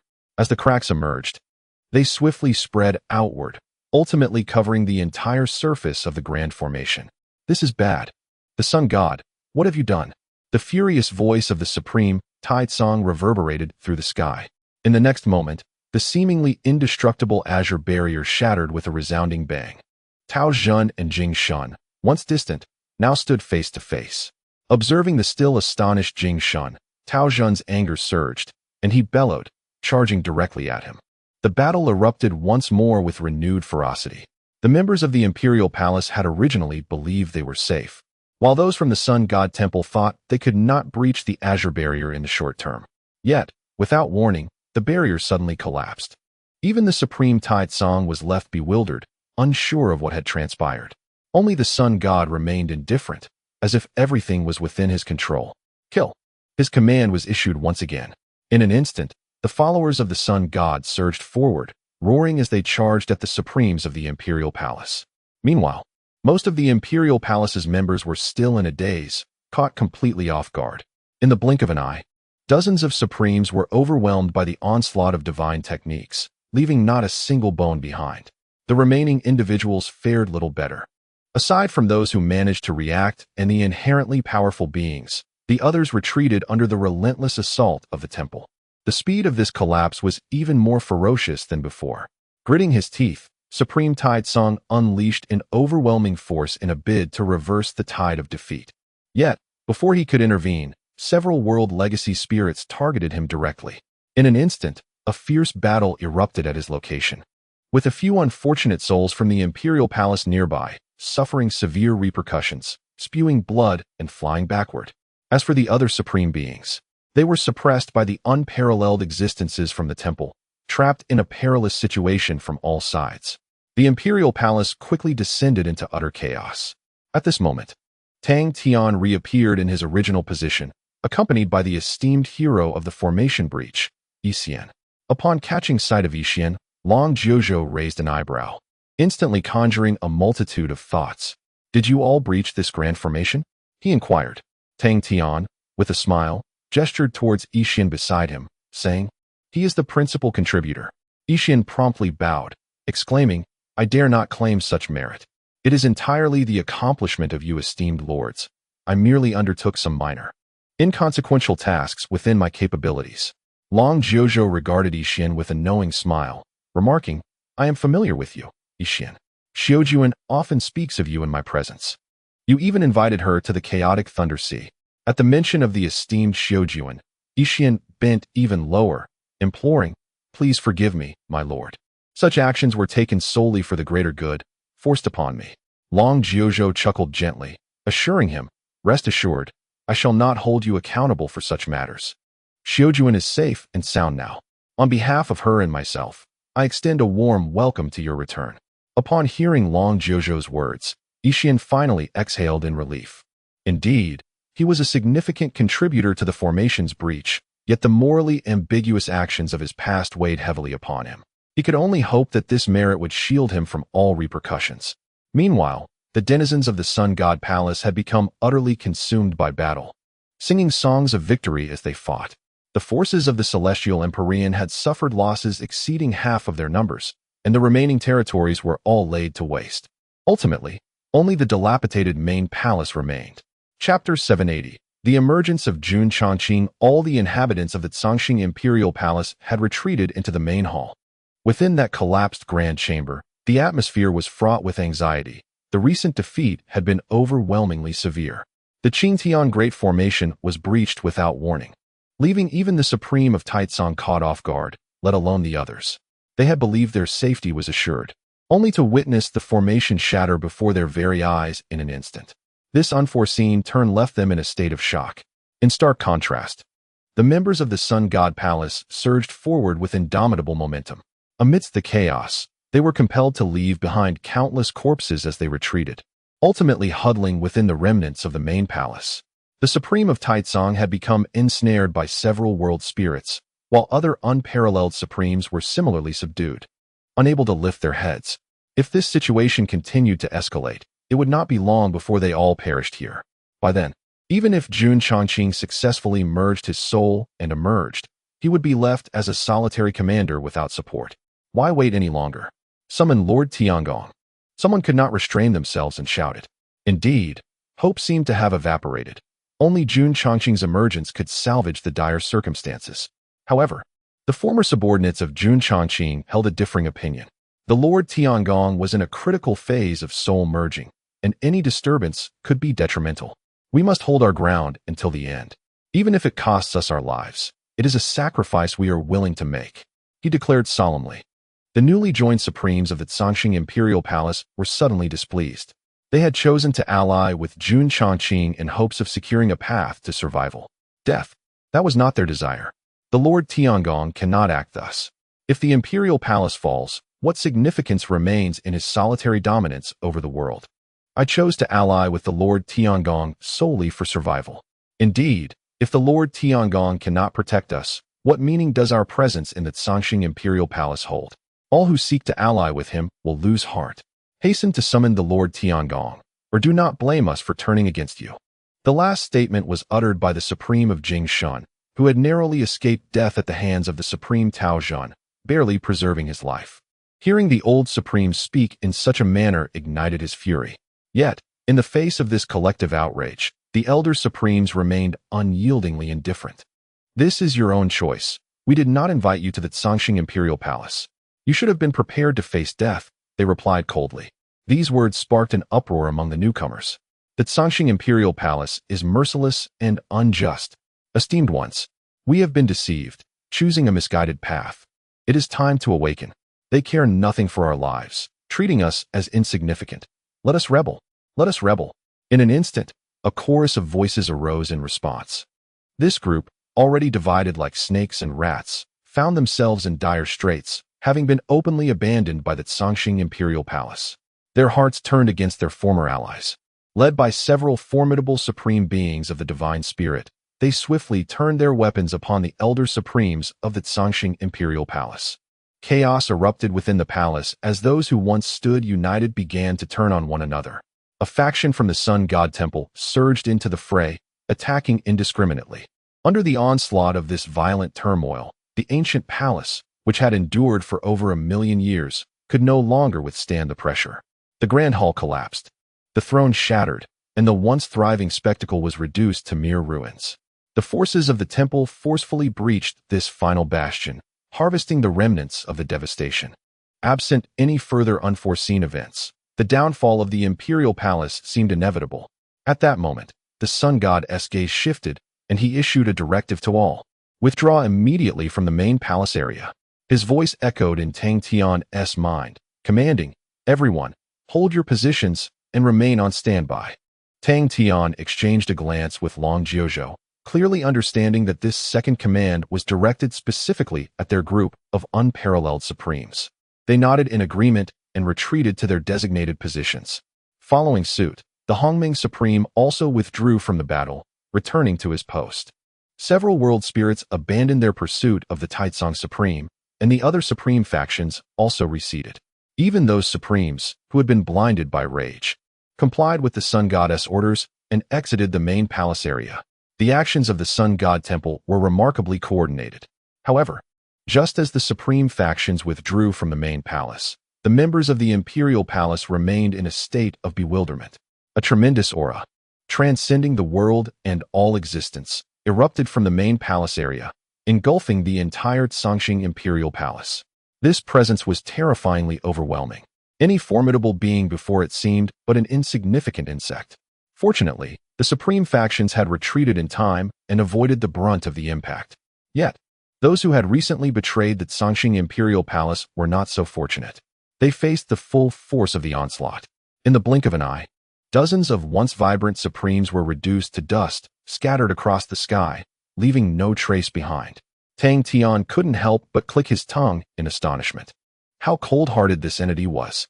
Although these individuals were of questionable character, they had nonetheless contributed to the Songqing Imperial Palace. Yet, they were obliterated without a moment's reprieve, denied even the chance to utter a word. The expressions of the other unparalleled Supremes from the Sun God Temple grew grave, for they all understood who was approaching. Soon, under the gaze of the crowd, a colossal phantom materialized atop the Imperial Palace of all beings. It was none other than Jun Chongqing. Observing the once magnificent palace, which now lay in utter ruin, with even the main hall reduced to a mere heap of debris, he let out a soft sigh. "The Sun God, why must you?" Jun Chongqing spoke in a calm tone. Upon seeing him, the Sun God, who had previously maintained a stoic demeanor, finally allowed a hint of a smile to grace his face. It was a smile reminiscent of a conspirator reveling in his triumph. "Ah, you've emerged.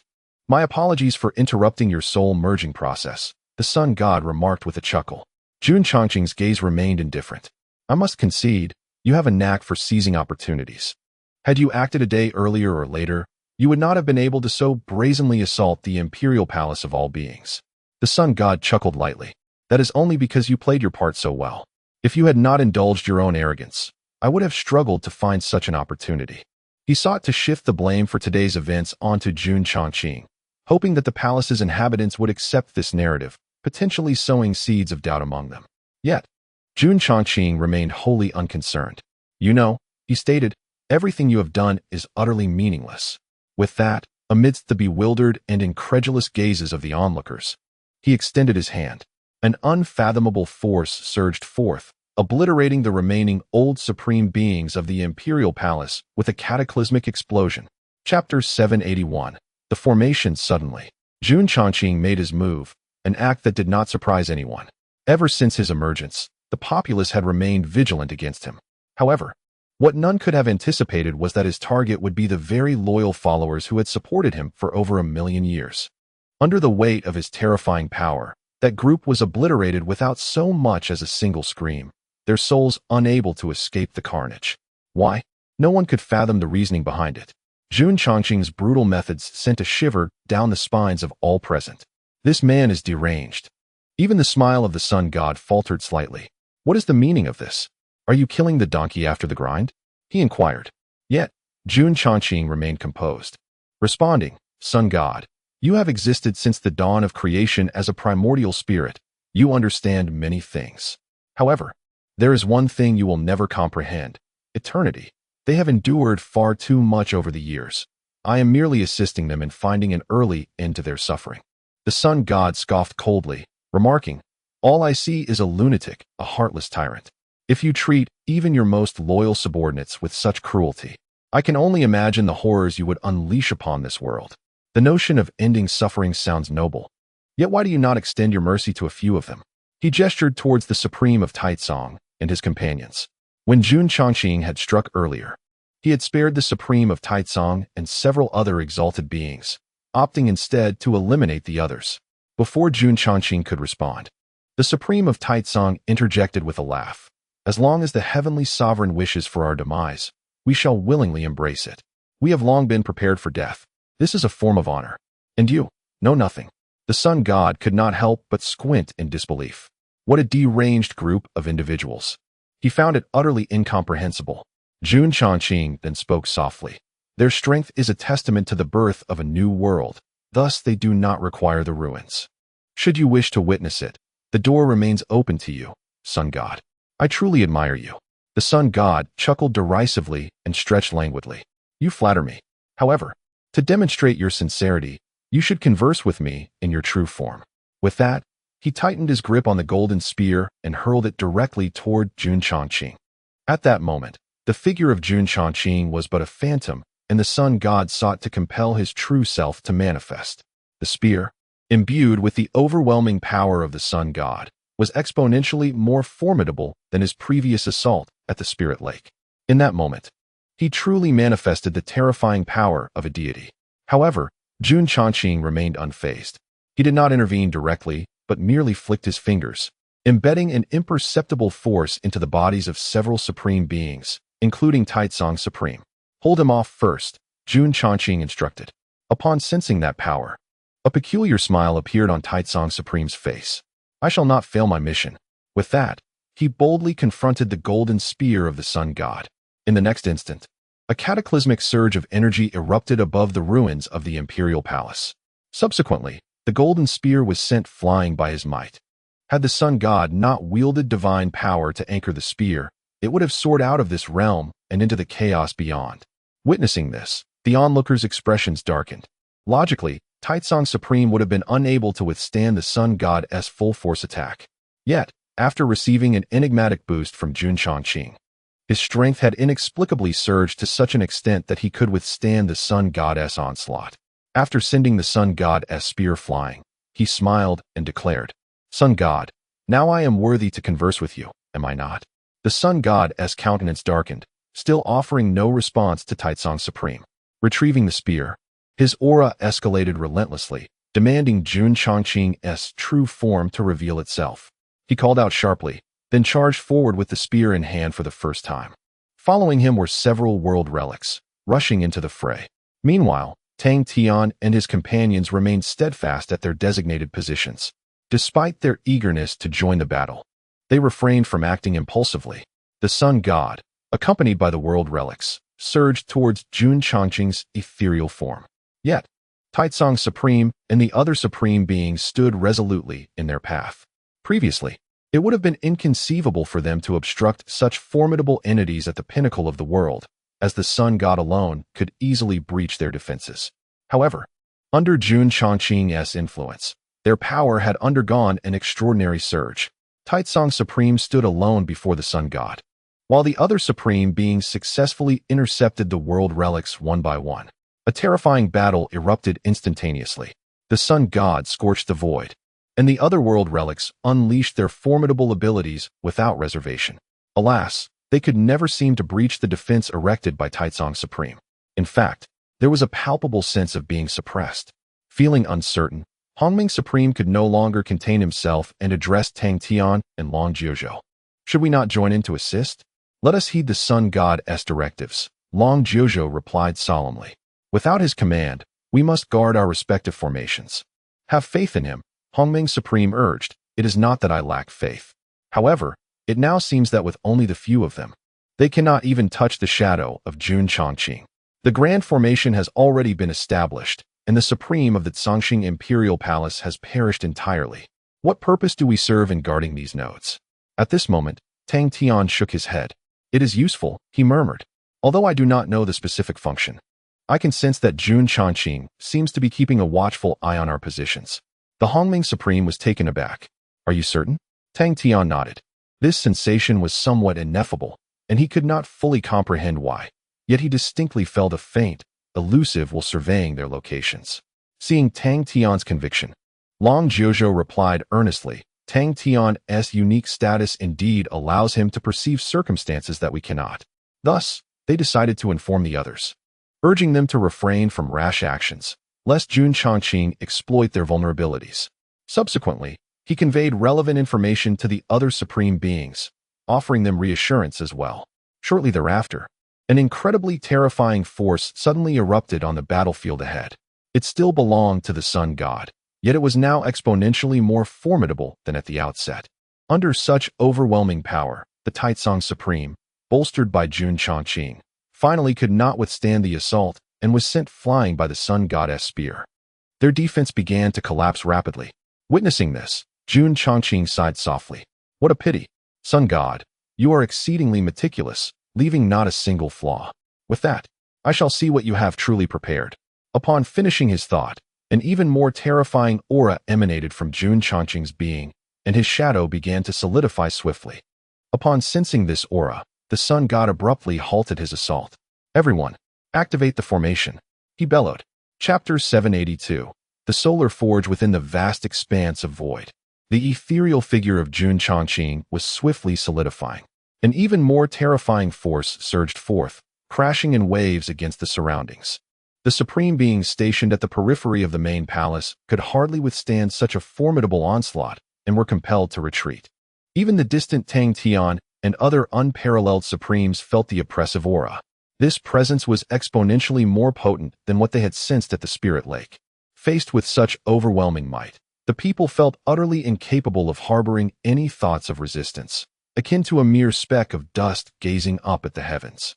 Unable to contain his curiosity, Tang Tian turned to Long Jiuzhou and inquired, to what extent does Jun Chongqing now embody his former peak? While bracing against the dreadful force, Long Jiuzhou managed a somber smile and replied, perhaps a mere 1,000th. However, it matters not. It appears he has yet to fully integrate all of his souls. Should he achieve complete fusion, he might well regain 2 to 3/10 of his former strength. At that juncture, fleeing would be the only viable option. No one, aside from the Realm Lord, would stand a chance. Tang Tian fell silent. 1,000th. Very well, he conceded. This truly was an insurmountable and grotesque existence. Just then, the solar deity, embroiled in battle, finally issued commands to them. Everyone, form the array. With that, he wielded his spear to repel the supreme Taizong before swiftly returning to the edge of the grand formation alongside several world spirits. Even he could not withstand the current Jun Chongqing. Meanwhile, Tang Tian and the other unparalleled supremes were poised and eager, having awaited this moment. Upon the solar deity's command, they promptly summoned all the necessary materials and, according to the diagrams they were responsible for, completed the construction of the Grand Array's nodes. This process was remarkably swift, having been finished even before Jun Chongqing's true form fully emerged. Once the formation was completed, the aura of the originally sealed celestial array underwent a profound transformation. Its previously formless and colorless surface rapidly ascended into a deep yellow hue. Soon, this dark yellow brightened, interspersed with flickers of red light, reminiscent of iron glowing in a furnace. Subsequently, a searing heat emanated from the surface of the grand array, permeating its inner workings. With a sweeping motion of his hand, the solar deity suddenly ruptured a dimensional space, revealing it to the onlookers. This was the very dimensional space Tang Tian had previously sought to locate Yixian. At that moment, this space transformed into a conduit of transportation, and under the solar deity's directive, all present supremes were swiftly relocated beyond the grand array. Tang Tian quickly grasped the rationale behind the solar deity's actions. As the intricate formation reached its completion, the temperature within began to rise at an alarming rate, escalating to an environment so dreadful that even the supreme beings could not endure it. Only those of unparalleled supremacy could withstand the relentless waves of heat. This implies that even if the assembly of supremes within the imperial palace had not met their demise at the hands of Jun Chongqing, they would nonetheless be incinerated within this formidable crucible. From the outset, the Sun God had no intention of allowing any individual from the imperial palace to escape this place. Once the Sun God transferred all the supremes away, Jun Chongqing's true form finally manifested, fully materializing within the world. His presence was utterly terrifying, merely standing there. He effectively shielded himself from the scorching gales that assailed from all directions, rendering the power of the formation incapable of reaching him. Observing the surrounding circumstances, Jun Changqing remained unmoved. "Is this truly your strategy against me, sun god? I find it rather disappointing," he intoned softly. The sun god responded with a chilling smile. "Jun Changqing, I concede that you are indeed an invincible entity. However, you have not been without your vulnerabilities. In your prime, I might have been powerless to bring about your demise. Yet now, methods to slay you are not absent." With that, he once again brandished the spear in his hand. A torrent of divine solar energy erupted from him, surging toward every crucial node of the formation, nodes that had previously been the responsibility of Tang Tian and his companions. Subsequently, a violent spatial fluctuation swept forth. It was only at this moment that Tang Tian truly grasped the significance of those nodes. Coming to understand the purpose behind the elaborate formation they had painstakingly constructed. This was an unprecedented, colossal teleportation array. What, one might wonder, was the sun god intent on transporting that necessitated such an ominous array? The answer soon became evident to Tang Tian. As the relentless flow of solar energy surged, the teleportation array activated with astonishing speed. The brightness of the array's surface rapidly escalated once more, while the internal waves of heat began to intensify persistently. If the environment had previously been merely uncomfortable for the Supremes, it was now intolerable. They would be reduced to ashes within mere breaths. Even Tang Tian and his fellow unmatched Supremes sensed a hint of peril in this atmosphere. For no other dire situation in the world could compare to what lay before them. Fortunately, they found themselves within the pivotal nodes of the formation, where the temperature remained bearable enough to sustain their presence. The surface of the array grew increasingly radiant, approaching a blinding intensity. When this brightness surpassed a certain threshold, the entity that the sun god was transporting finally descended. As Tang Tian and his companions fixed their gaze upon it, they could not help but gasp in astonishment. It was a sea of flames, a realm entirely forged from flames. "Behold, the sun god has inexplicably transported the entire solar world to this place." Yet, it did not take long for Tang Tian to discern certain anomalies. If it were merely the sun that had been relocated, it would indeed be terrifying. But it could not possibly account for such a formidable environment, let alone the demise of Jun Changqing. The current circumstances were due to their position at the very core of the sun. Rather than stating that the sun god brought the sun to the palace of all beings, it would be more accurate to say that the palace of all beings was relocated to the heart of the sun. This entire expanse was enveloped in the sun's fierce embrace. They were all ensnared within the furnace of the sun. Upon witnessing this scenario, the usually composed Jun Changqing finally exhibited a change in demeanor. "O sun god," he uttered with a hint of awe, "how long have you tirelessly toiled over these past 1,000,000 years? Not a moment of respite, I presume? Only thus could you have accomplished such a feat. This world is truly fortunate to possess you, and my admiration for you grows ever deeper," Jun Changqing remarked with a sigh. Chapter 783, Gathering Power. Going all out, the sun god stood resolutely in the void, behind him a sea of flames. This was his domain, a reflection of his very essence. At that moment, the entirety of the sun god's realm had been transported to the periphery of the imperial palace of all living beings, enveloping the area within the core of the sun. Within this world, the sun god's might surged exponentially, rivaling even that of Jun Changqing. This space had transformed into his arena. The sun god, in his most formidable form, declared, "I have stated before, there exists more than one way to vanquish you." His voice thundered, embodying the essence of an ancient deity. Yet, Jun Changqing, though no longer as indifferent as before, remained unperturbed. "You are correct," he replied, "and you have executed it well. However, you persistently overlook a crucial question. Why has the Lord of Realms not returned? Why have all the residual innate spirits chosen to perish, save for you?" His tone was calm, as if he were unveiling an undeniable truth. "From the very beginning, you have erred. Thus, regardless of your efforts, you shall never attain your desired outcome. You will never be able to slay me." The sun god, unfazed by his words, retorted coldly, "Is that so? Then let us put it to the test. Let us see if you can escape as effortlessly as you did last time." With that, he once again brandished his spear. unleashing an even more formidable surge of solar power that cascaded into the surrounding inferno. In an instant, the entire fiery realm came alive. Boundless solar energy, intertwined with an overwhelming force of annihilation, ignited everything in its path, surging relentlessly toward Jun Chongqing. This power possessed the capacity to obliterate all existence. The supreme ones of Taitsong, positioned at the forefront, endeavored to resist this destruction with their own strength. However, even bolstered by Jun Chongqing's support, they appeared minuscule in the face of the sun's brilliance. In the blink of an eye, half of their forms were incinerated, their souls unable to escape in time. In desperation, Jun Chongqing had no choice but to intervene, extinguishing the flames engulfing them and sheltering them beside him. Reflecting on the situation, he mused that he had never truly experienced the sun's grandeur. Perhaps this was his only opportunity.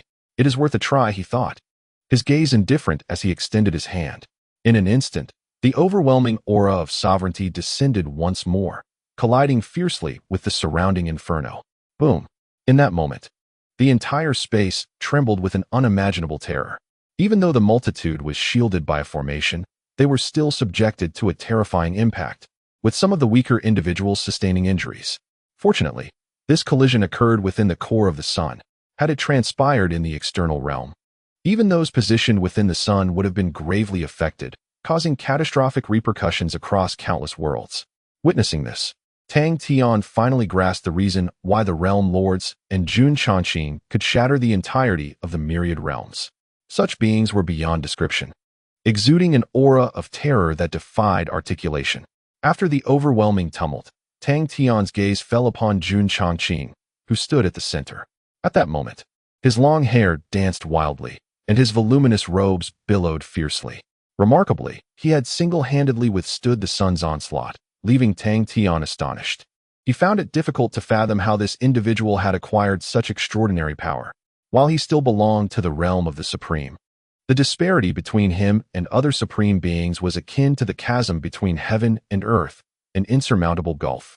After absorbing the sun's attack, Jun Chongqing remained unfazed. It was no surprise that a primordial spirit who had endured for eons was indeed formidable. He spoke calmly, while in the distance, the sun god narrowed his eyes, unable to conceal his irritation.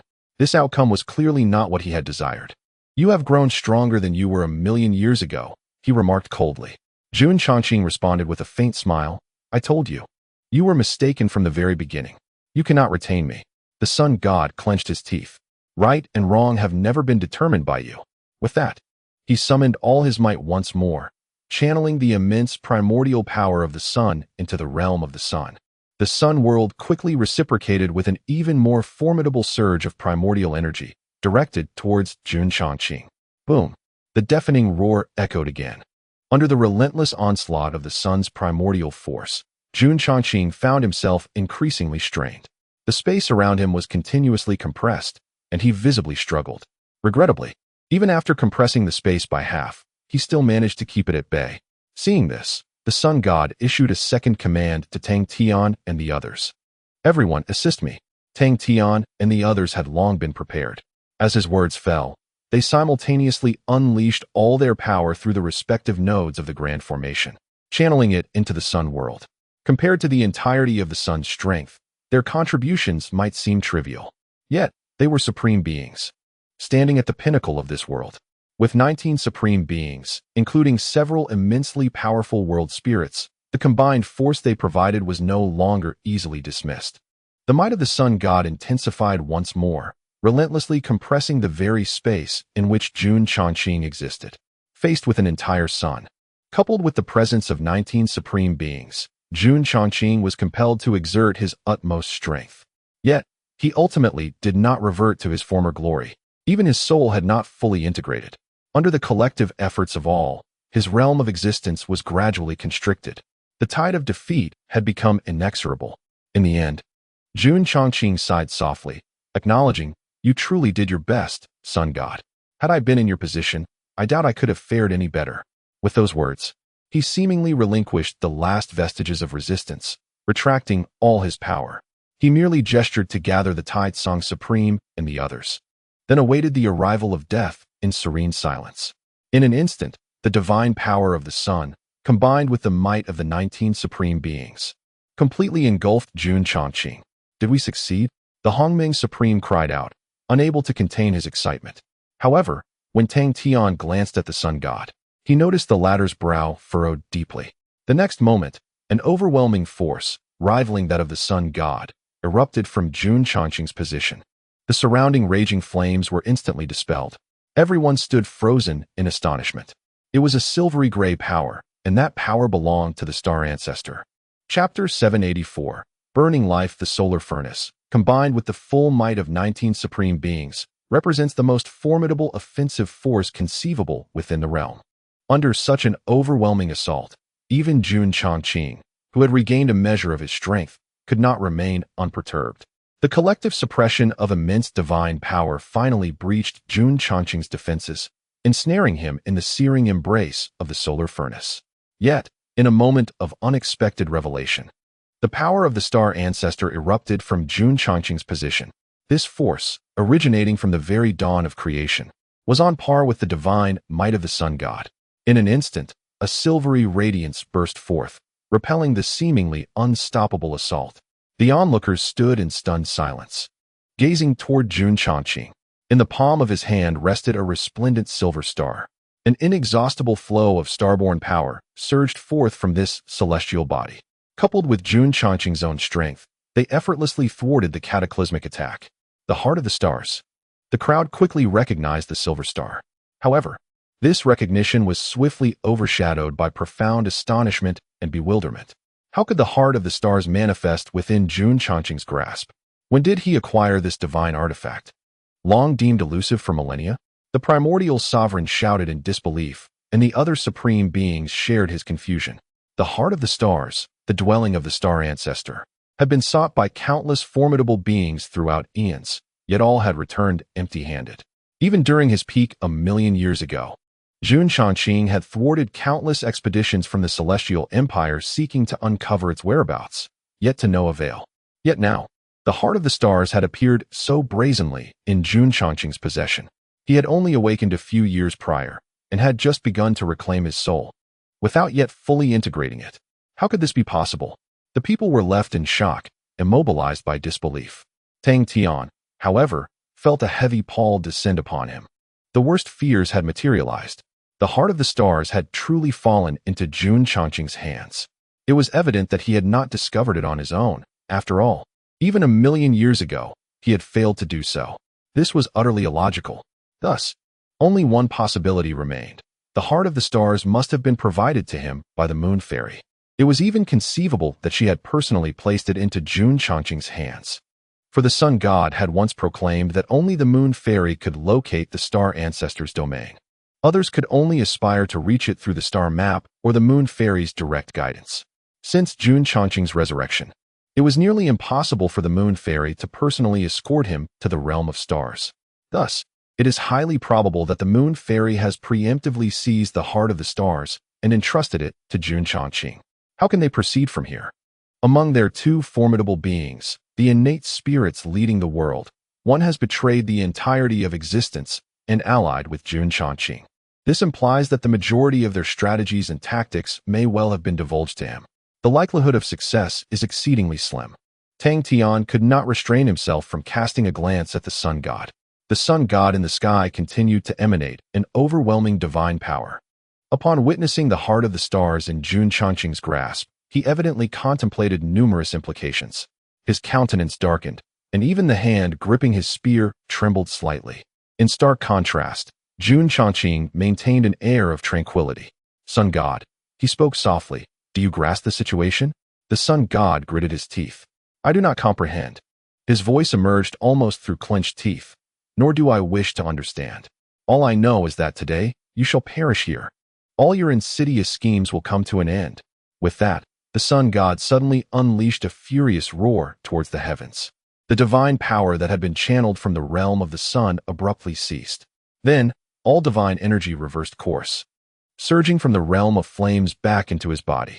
In a brief span, the sun god was engulfed in golden flames. The radiance emanating from him grew increasingly blinding, soon reaching an intensity that was unbearable to behold. An overwhelming and intimidating aura radiated from him. Tang Tian quickly discerned the sun god's intentions. He was sacrificing his own life. Such an act of self-immolation is not something an innate spirit can undertake lightly. It requires extensive preparation. This indicates that the sun god was already resolved to burn his life away here. Once ignited, the sun god's might would soar hundreds of times over, unleashing the most terrifying power since his inception. Even Jun Chongqing was taken aback by this turn of events. He then sighed deeply, acknowledging, "You have indeed foreseen even this. Sun god," he continued, "you are truly a paragon of innate spirits." He bestowed upon the sun god the highest praise ever recorded.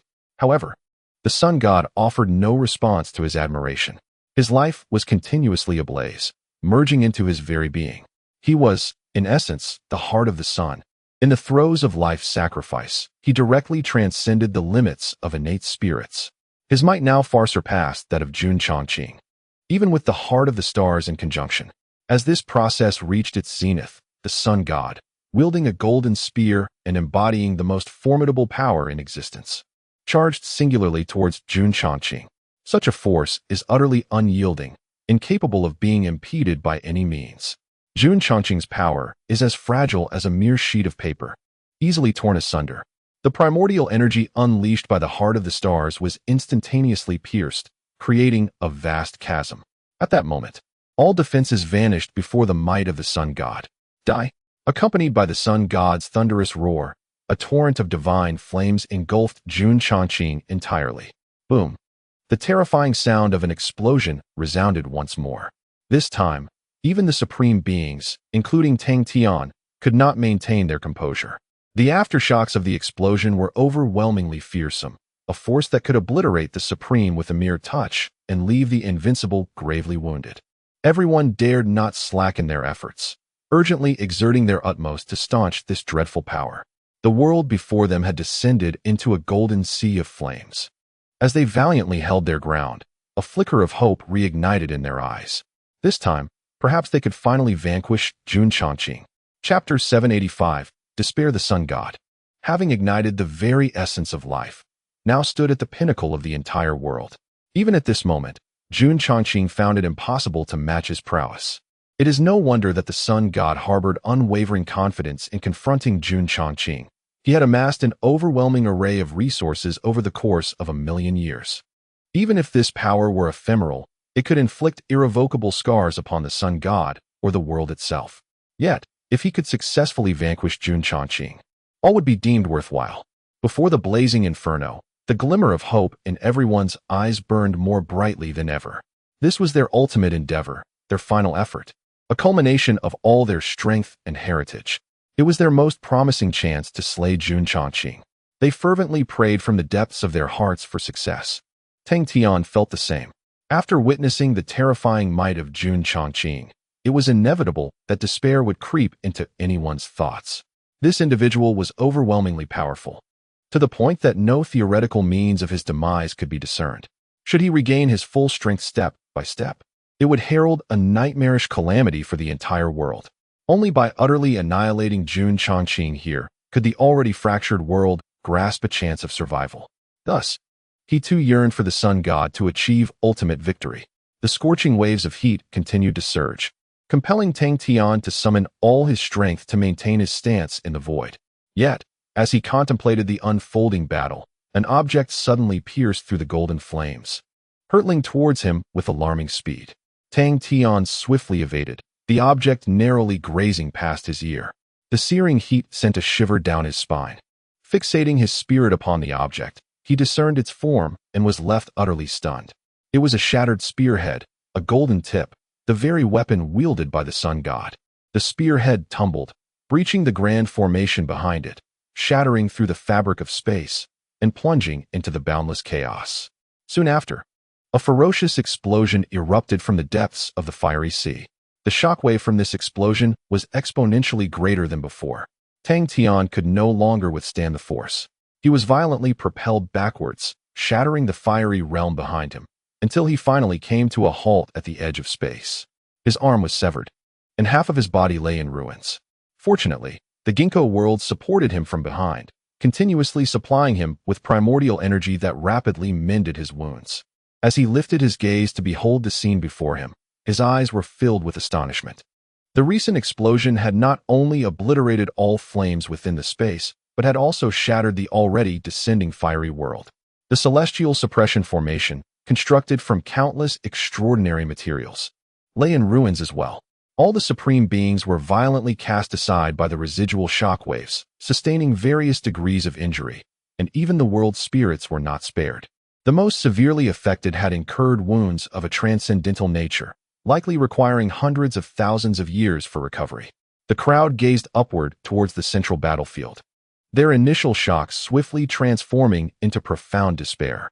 The sun god remained suspended in the void, yet his once magnificent mane lay disheveled, and the roaring flames that enveloped him had entirely extinguished. His armor was in tatters, and his vitality was waning rapidly. The repercussions of igniting his own life force had begun to manifest, causing his aura to diminish swiftly, soon plummeting to an abysmal low, rendering him weaker than even his usual state. In stark contrast, Jun Chongqing stood unwavering, serene amidst the chaos. However, at his feet lay an additional object, a grand tripod, adorned with 3 legs and 2 ears, radiating a bronze luminescence. Ancient and weathered, yet exuding an unparalleled majesty, the essence of this vessel permeated the air. Tang Tian was all too familiar with this aura. It belonged to the 5 primordial artifacts of creation: the open sky sword, the chaos bell, the world suppression seal, the time-space mirror, and the bronze tripod. Without a doubt, the great tripod at Jun Chongqing's feet was one of the original 5 treasures. How could the bronze tripod be in your possession? Humming Supreme exclaimed. Was it not shattered by the Realm Master long ago? Why? When did it restore itself? And how did it come into your hands? His voice was laden with despair. At that moment, all understood how Jun Chongqing had withstood the sun god's life-consuming assault. The bronze tripod, the artifact of creation, the supreme existence. Its presence predated the sun god, the entire world, and was shrouded in greater mystery and power. Only it could withstand the might of the sun god, who stood at the pinnacle of history. Yet, it should not exist here, just as the heart of the stars should not be in Jun Chongqing's hands. It had been destroyed, shattered by the Realm Master himself. Who had found it? Who had restored it? The answers remained elusive, and at that moment, they seemed inconsequential. The sun god had failed. The entire world had failed. They had gathered every peak powerhouse, employed every conceivable tactic, and unleashed their entire potential, yet they still faced defeat. After this, who could halt this demon from devouring the world? The people silently beheld Jun Chongqing, the air thick with despair enveloping them all. Yet Jun Chongqing remained steadfast, unfazed, as if all was within his control. You have all done well. You have all tried your best. He slowly began to speak, once again directing his gaze towards the sun god. Especially you, sun god. You are the epitome of a primordial spirit, the very soul of this world. Your volatility may be perceived as a flaw, yet it equally serves as your strength. The Lord of Realms has not accounted for you in his schemes, which, in truth, is a stroke of fortune for you, for their machinations are excessively mad, to the extent that success is but a fleeting possibility. By not becoming embroiled in their plans, you have secured a chance for survival. I reiterate, as long as you desire it, the doors here will always remain open for you, Jun Chongqing remarked. His admiration for the sun god was palpable, yet the sun god remained silent, merely standing there, allowing the passage of life to unfold. After a brief pause, Jun Chongqing shook his head slightly. There is still ample time. I shall wait for you indefinitely. And you? He surveyed the surroundings, glancing at the other supreme beings. At this juncture, it was evident that Jun Chongqing had completely seized control of the situation. Life and death rested solely within his contemplation. However, he appeared to harbor no such intentions. You all have demonstrated your unwavering resolve to protect this world. I hold deep admiration for each of you. I hope to see your figures in the new world that awaits. With that, Jun Chongqing gracefully swept his broad sleeves. Subsequently, his form, along with the bronze cauldron and the heart of the stars, vanished entirely from the sight of all present. Chapter 786. Stubbornness with the disappearance of Jun Chongqing.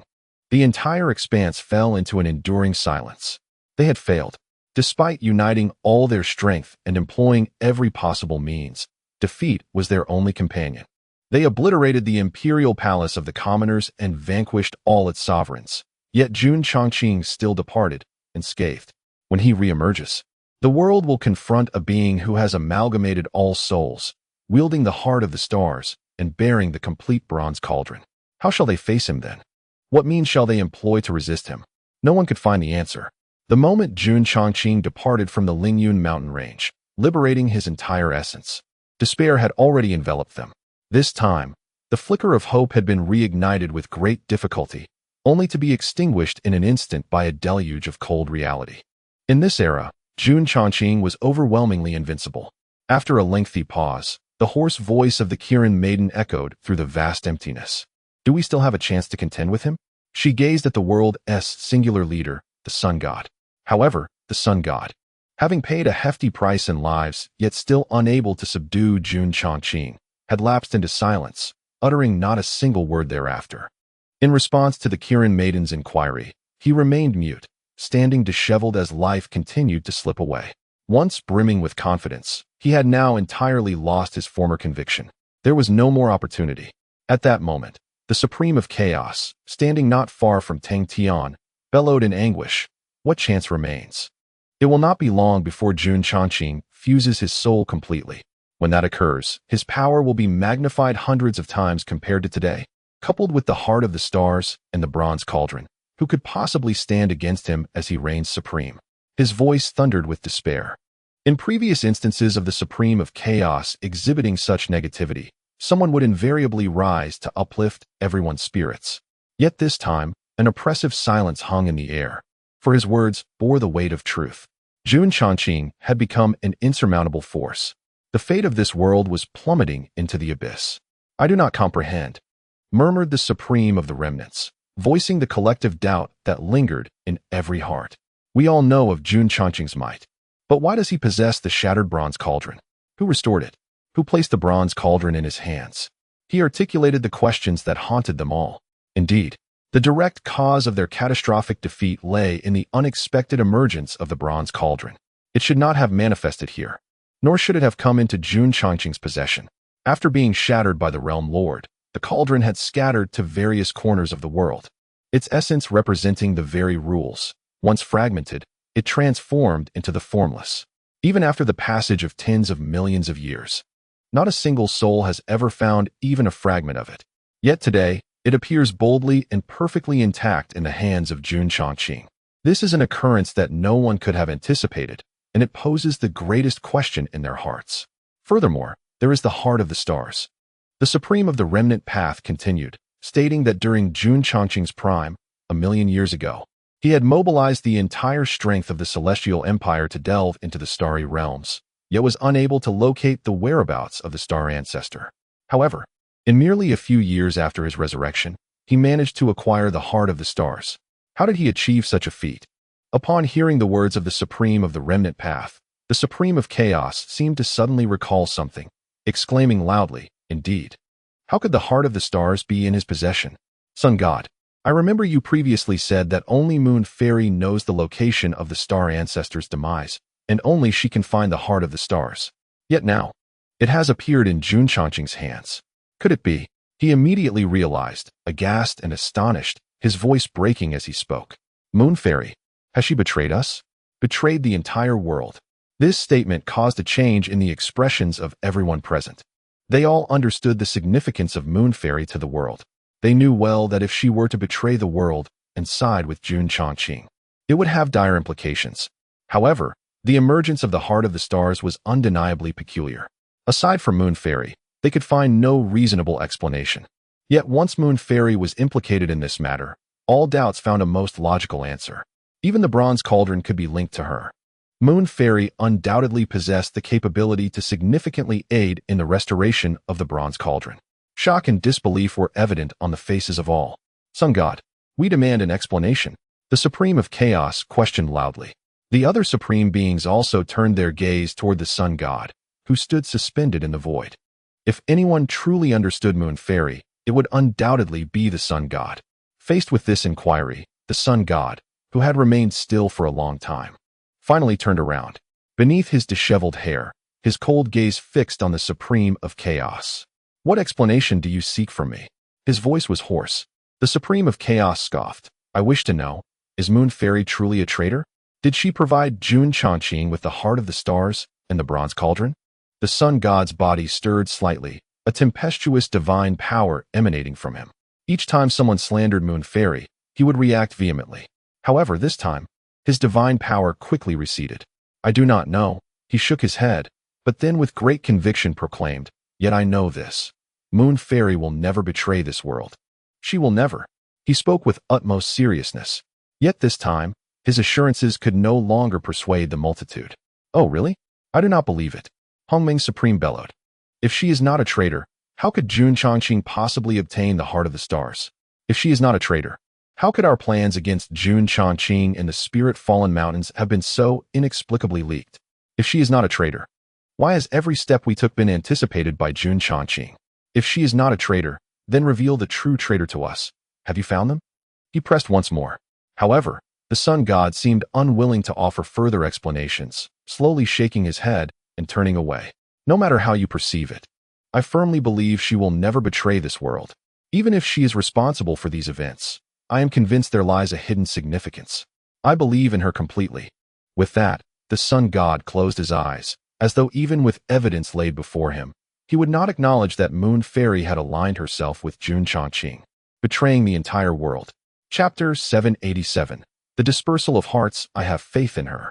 Regardless of the plethora of evidence laid before him, the solar deity steadfastly denied that the lunar fairy had betrayed this world. He felt no inclination to elaborate further on the matter. This attitude of the solar deity incited the supreme being of primordial chaos to widen his eyes in disbelief. "Have you lost your senses? Are you shielding her?"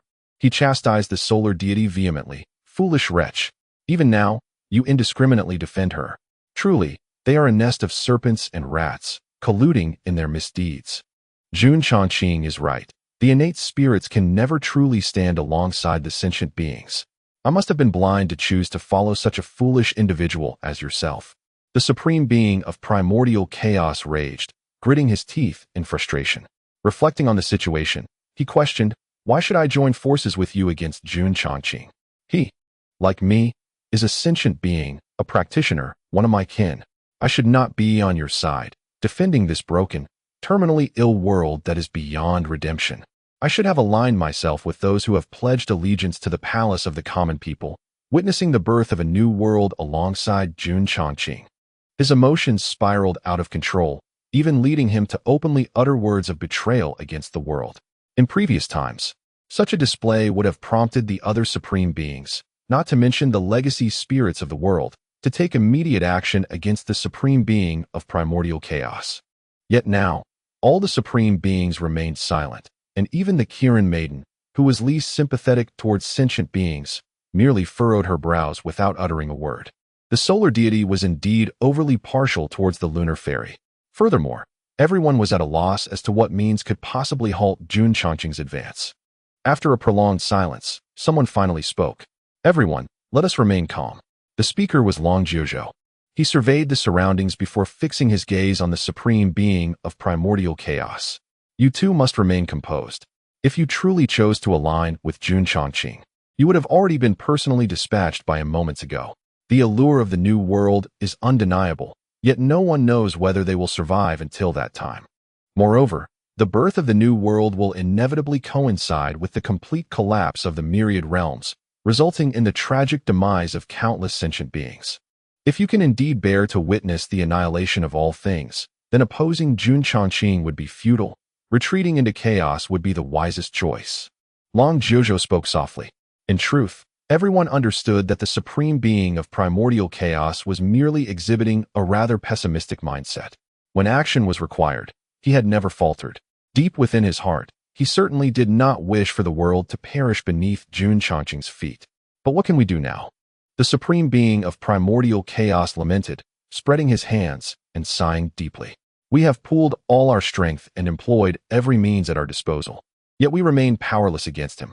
Before long, he would be able to merge all the souls, and with the heart of the stars and the bronze cauldron.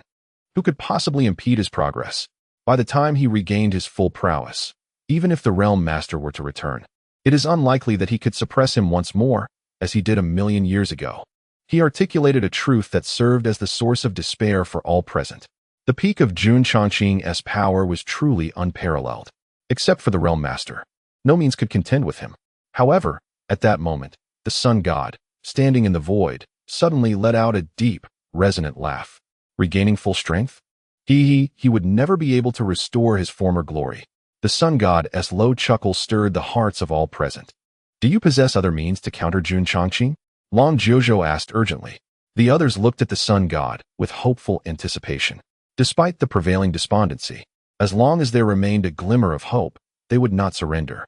Upon hearing Long Jiuzhou's inquiry, the Sun God slowly turned around, casting a dispassionate gaze upon the crowd.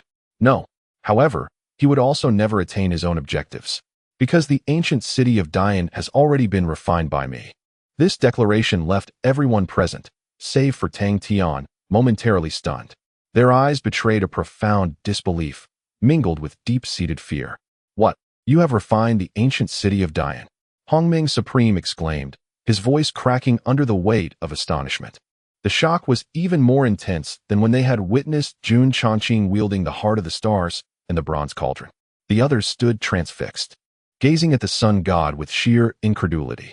Only Tang Tian remained oblivious to the unfolding events, resorting to telepathic communication with Long Jiuzhou to inquire about the current situation. After a considerable pause, Long Jiuzhou's voice finally reached him.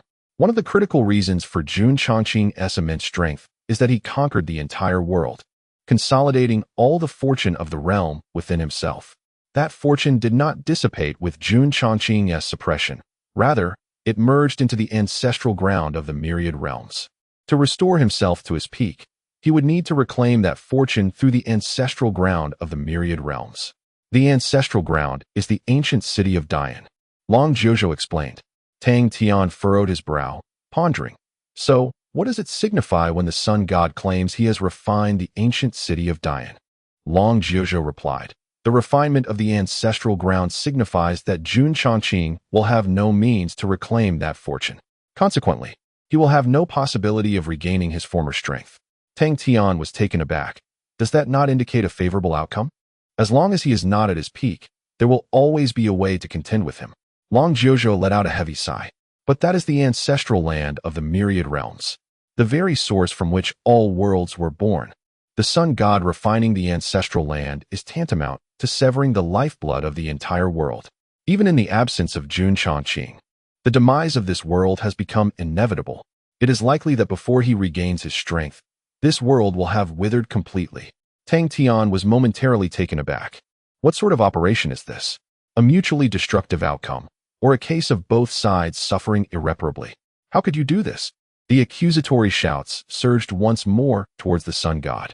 However, this time it was not the primordial sovereign, but rather the Kirin maiden, who had always stood by the Sun God. Her eyes, like pools of blood, were filled with an unrestrained fury. The others also directed their ire towards the Sun God. Having refined the great annihilation ancient city, what significance remains in contending with Jun Changqing? No matter how one struggles, escape from the fate of death is impossible. Why continue to resist? It would be far better, as the primordial sovereign suggested, for each to return home and enjoy their twilight years. We must still have opportunities ahead. Yet you, Sun God, have personally severed the world's path to survival. You are the true harbinger of this world's destruction. Everyone began to denounce the Sun God. Ironically, the one who had previously shouted the loudest, the primordial sovereign, stood there in a daze, appearing somewhat disoriented. In the face of the crowd's reproach, the Sun God remained silent, quietly enduring all the wrath. Tang Tian, with a deep sigh, realized that there was truly no way to contend with Jun Changqing anymore, for the hearts of their own had already scattered. Chapter 788. The means of the Sun God. No one knows when the Sun God refined the ancient city of Dian. The Sun God has offered no explanation for this extreme action. Perhaps it was to prevent Jun Changqing from regaining his full strength, eternally barring him from reaching that realm of eternity, leaving no room for redemption. Or perhaps there are other motives at play. Yet, all of this has become irrelevant. The Sun God's actions have incited the wrath of all. Their unity in confronting the nearly invincible Jun Chongqing stems from a shared purpose. They do not wish to see the world that nurtured them perish at his hands. However, the sun god has preemptively extinguished the future of the world, snuffing out its life. What, then, is their struggle for? Why should they strive? Merely to vex Jun Chongqing and deny him the attainment of eternity? They are neither so trivial nor so narrow-minded. To speak candidly, had Jun Chongqing not sought to annihilate the entire world to achieve eternity, most here would have preferred to see him succeed. As cultivators, they naturally yearn for a pioneer to reach that realm first, thereby leaving invaluable experiences for posterity. Should Jun Chongqing truly succeed, they would undoubtedly regard him as a saint. Alas, his methods are too brutal, which has sparked their opposition. Yet now, even before Jun Chongqing has achieved success, the sole representative of the world, the sun god, has already sealed its fate. A sense of absurdity and manipulation surged within everyone. The sins are overwhelming, and darkness reigns. When the sun becomes a blackened orb, scorching the earth, hope has fled this world. Forgive me, but I shall take my leave. An ancient spirit of the world, whose age is unfathomable, huffed in indignation and turned away. Soon after, several supreme beings and a few world spirits followed suit, departing from this space. This time, it was truly a return to their respective homes. At this moment, the primordial supreme finally regained his senses, casting a cold, indifferent gaze upon the sun god. You are the greatest traitor of this world. With that, he too turned to leave. Before long, only the sun god, a few supreme disciples of the temple, Tang Tian, and Long Jiuzhou remained. The Kirin maiden did not depart either. Though she harbored great resentment towards the sun god's actions, she remained, perhaps still clinging to a sliver of hope. After all, her father, the spirit of the Kirin, had found peace under the sun god's initial protection. After a long pause, the sun god slowly raised his head, gazing at those few who remained. "Are you not leaving yet?"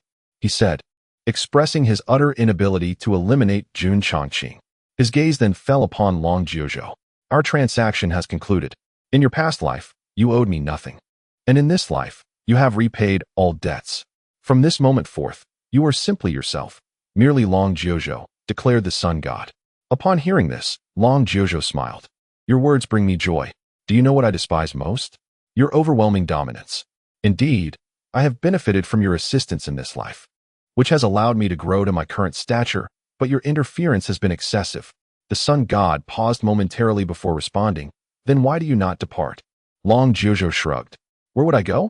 Is there truly anywhere left in this world to venture? After much contemplation, I find it preferable to remain here. Once Jun Chongqing realizes that the great annihilation ancient city has been refined by you, he will undoubtedly seek you out. When he discovers that he can never attain eternity, his reaction will surely be entertaining." Long Jiuzhou spoke with a certain ease. As a young supreme being, his ties to this world were not as profound as those of other exalted existences.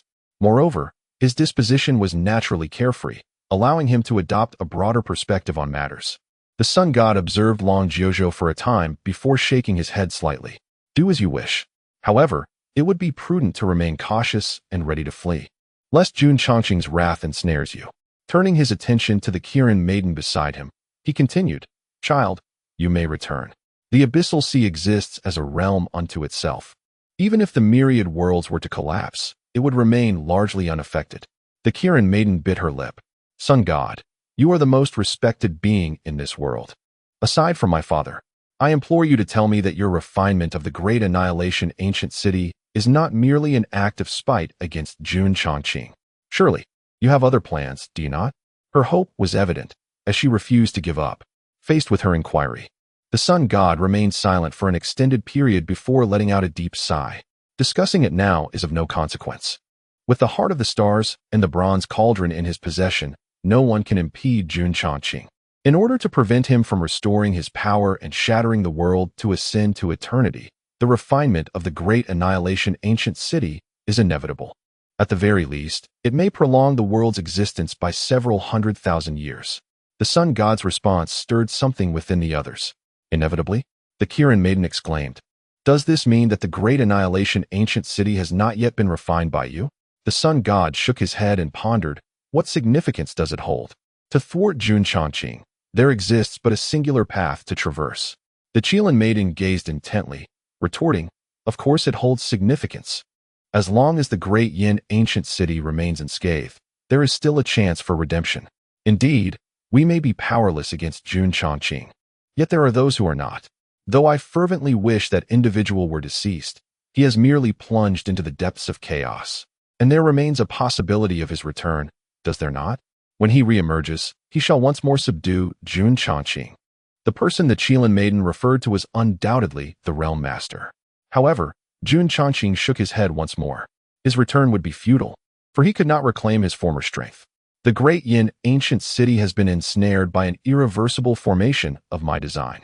No one can traverse it to regain that unparalleled power.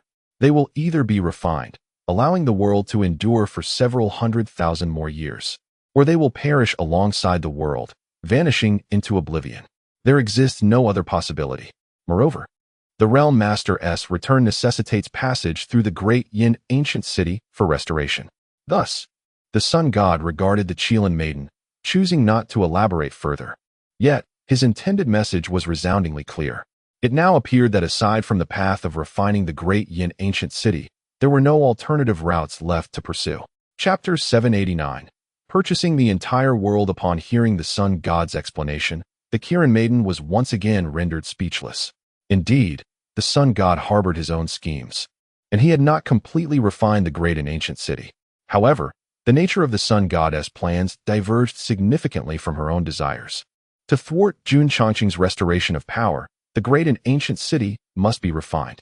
Thus, whether or not it has been refined now holds little significance. Rather than allowing Jun Chongqing to attain eternity through the annihilation of the world, it would be preferable to sever his lifeline, allowing the world to persist in a state of lingering existence for a while longer. But why must you also obstruct that fellow's path? The Qilin maiden comprehended the Sun God's intentions, yet she remained perplexed by his extreme measures. This uncertainty resonated in the hearts of Tang Tian and Long Jiuzhou as well. Why must even the path of the Realm Master be severed? He has merely departed, not perished. Consequently, even if the Realm Master were to return, it would be of no avail. This effectively equates to cutting off another avenue for themselves. In response to this dilemma, the Sun God's gaze was filled with indifference. Can the Realm Master truly be trusted? He spoke softly. Do not forget, he was the first to shatter the myriad realms of the heavens, nearly bringing about the destruction of the entire world. Even the 5 primordial divine artifacts fell to his hands. It was he who first validated the existence of the eternal realm, inspiring countless beings to pursue that path. Even Jun Chongqing was influenced by him to embark on this journey. The Qilin maiden's expression was complex. But he has, after all, reformed, has he not? The Mother of Nature trusts him, even becoming his partner. Your most trusted Yu Xian also places her faith in him. Why then do you choose this course of action? The Sun God chuckled softly. Indeed, he has reformed, and I believe in his reformation. But what of other beings? As long as the ancestral land exists, as long as that realm persists, they will stop at nothing to grasp the so-called eternity. For countless eons, how many beings have tread this path, inciting devastating calamities that swept across the world? The Realm Master may have reformed, yet another Jun Chongqing has emerged, and how many more will follow in his wake? As long as the ancestral land endures, this cycle will continue indefinitely, eternally. How can we ensure that we can defeat them each time and safeguard the world that nurtures us? The Sun God's words left the Qilin maiden utterly silent. Indeed, merely within her memory, such dark calamities had occurred more than once. The heavenly gate of 10 million years past, the ascended celestial dynasty of several million years ago, had all engaged in similar acts, inflicting irreparable scars upon the world. Furthermore, before the Realm Master, many formidable beings had committed the same transgressions. Never has there been a cessation. Jun Chongqing stands as the most formidable entity next to the Realm Master, yet he shall undoubtedly not be the final one. Even if one were to successfully thwart him, this cycle will perpetually endure. Thus, Long Jiuzhou began, you have chosen to eradicate this possibility at its very root. The Sun God nodded in affirmation. To achieve what is deemed eternal, the great annihilation ancient city is an inescapable presence. Hence, my decision to refine it is not merely to vex Jun Chongqing or to hinder the Realm Master. I aim to sever your path irrevocably. Unless you discover another route to eternity, this world will remain untroubled by such matters. The sun god spoke with a dispassionate demeanor. The group fell into a profound silence. It became evident that the sun god's ultimate intention was thus. Confronting Jun Changqing was merely a task he deemed necessary. His fundamental aim was to liberate this world from the shroud of the Dark Age. The quest for an alternative path to eternity is far from the ease one might imagine. The great annihilation ancient city has, for countless epochs, been the first method personally validated by the pinnacle of powerhouses. For elite practitioners, the obliteration of this pathway is undeniably a dire affair. However, for the vast majority of ordinary beings in this world, it is indeed a fortuitous circumstance. Regrettably, despite the sun god's meticulous and comprehensive planning, he ultimately faced defeat in his confrontation with Jun Changqing. In his endeavor to prevent Jun Changqing from progressing, the great annihilation ancient city could not escape the fate of being refined. The Qilin maiden was left speechless. She comprehended the sun god's rationale, but could not conceive of a superior countermeasure. Nonetheless, this explanation confirmed that the sun god did not act out of a moment of madness or insanity, leading to such shocking actions. Once this matter was thoroughly elucidated, the sun god's gaze finally settled upon Tang Tian. And you, our calamity bearer, why do you not depart? Do you harbor unresolved queries that require my elucidation? The sun god inquired. Tang Tian stroked his chin and replied, Firstly, like Long Jiuzhou, I have nowhere else to go. Secondly, akin to Long Jiuzhou, I am curious to witness Jun Changqing's exasperation. That would undoubtedly be quite entertaining. The sun god regarded the two with a hint of bemusement. Though I cannot comprehend this mindset, I choose to extend my respect. Please, do as you wish. As I have said before, should Jun Changqing lose his sanity, ensure you make a timely escape. Tang Tian slowly shook his head. I have yet to finish. Those two reasons were indeed the initial motivations for my presence. As he gazed upon the sun god, he solemnly inquired, Is it true that the great ancestral city has yet to be refined by you? The sun god slightly furrowed his brow. Did I not mention that this endeavor is futile? To thwart Jun Changqing, the only path left is for it to be refined. Tang Tian stroked his chin. What if I possess alternative means to hinder Jun Changqing? Upon uttering these words, those present were momentarily taken aback. After a brief silence, the Kirin maiden softly remarked, Yingjie, this is hardly the time for jest. The next encounter with Jun Changqing will see him wielding the bronze cauldron, the heart of the stars, and having amalgamated all souls.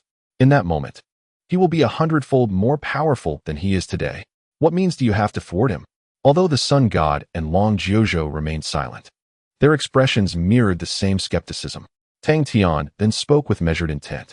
This method merely presents an opportunity. It does not guarantee that we can subdue Jun Changqing. However, before he regains his full strength, there should be a glimmer of hope. Yet, I shall require your assistance. The sun god frowned and queried, What assistance? Tang Tian met his gaze unwaveringly. Aid me in acquiring dominion over the world. Chapter 790. Reaching a consensus, the Kirin maiden spoke wisely.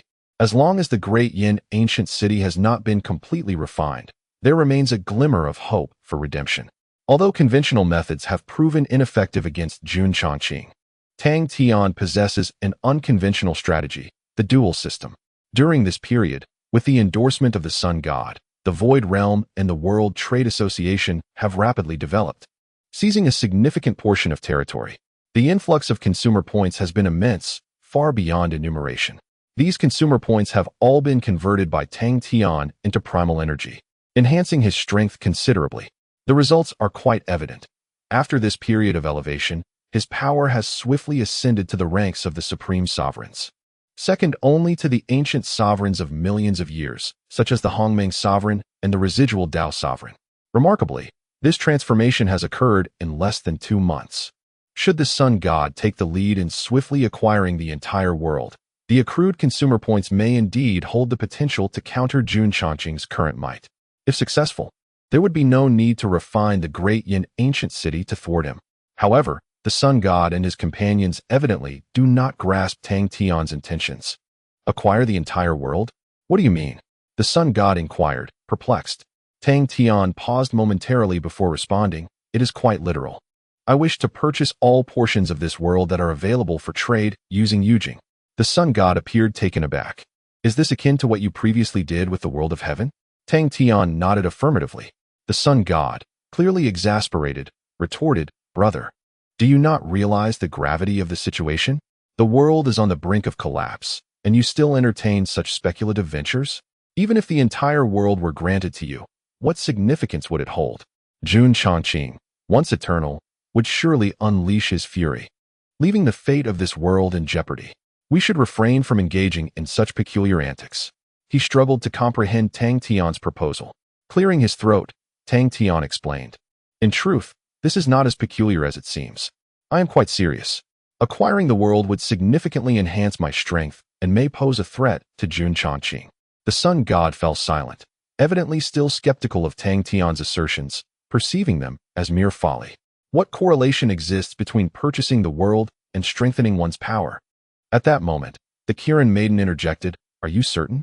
Tang Tian affirmed, Enhancing my strength is assured. However, I cannot guarantee absolute success against Jun Chongqing. I can only say there is hope. The Kirin maiden took a deep breath. Very well. I shall assist you. The sun god was momentarily stunned. Wait, do you truly believe him? The Kirin maiden gazed at the sun god and inquired, What alternatives do we have? Even a glimmer of hope is worth pursuing. I cannot simply remain idle and await the world's demise. Moreover, do not forget, he is the harbinger of calamity. He is inherently abnormal. Tang Tian interjected. Why resort to insults while speaking? What is so abnormal about me? However, the Kirin maiden's words rendered the sun god once more into silence. After a brief pause, he lifted his gaze and asked, Will acquiring the entire world truly empower you to rival Jun Chongqing? Tang Tian nodded affirmatively. Indeed, there is hope. Currently, the Void Realm and the Global Commerce Association appear to have expanded extensively. Yet, in the grand scheme of the myriad realms, they occupy but a minuscule fraction. If we genuinely manage to acquire the entire world, the influx of resources would be remarkable. Given the strength I have amassed during this time, I stand a solid chance of confronting Jun Chongqing directly. Surpassing him is not an impossibility. Upon hearing Tang Tian's renewed assurance, the sun god finally nodded. Very well. Let us proceed. He gestured broadly. There is no need for excessive complexity. There is no requirement for jade crystals. I shall personally ensure that those sacred lands are placed under your command. Although they harbor grievances against me now, I still possess some clout. Furthermore, he continued, in the present circumstances, no one is particularly concerned with their so-called territories. Dragon Jojo, standing nearby, concurred. I can attest to this.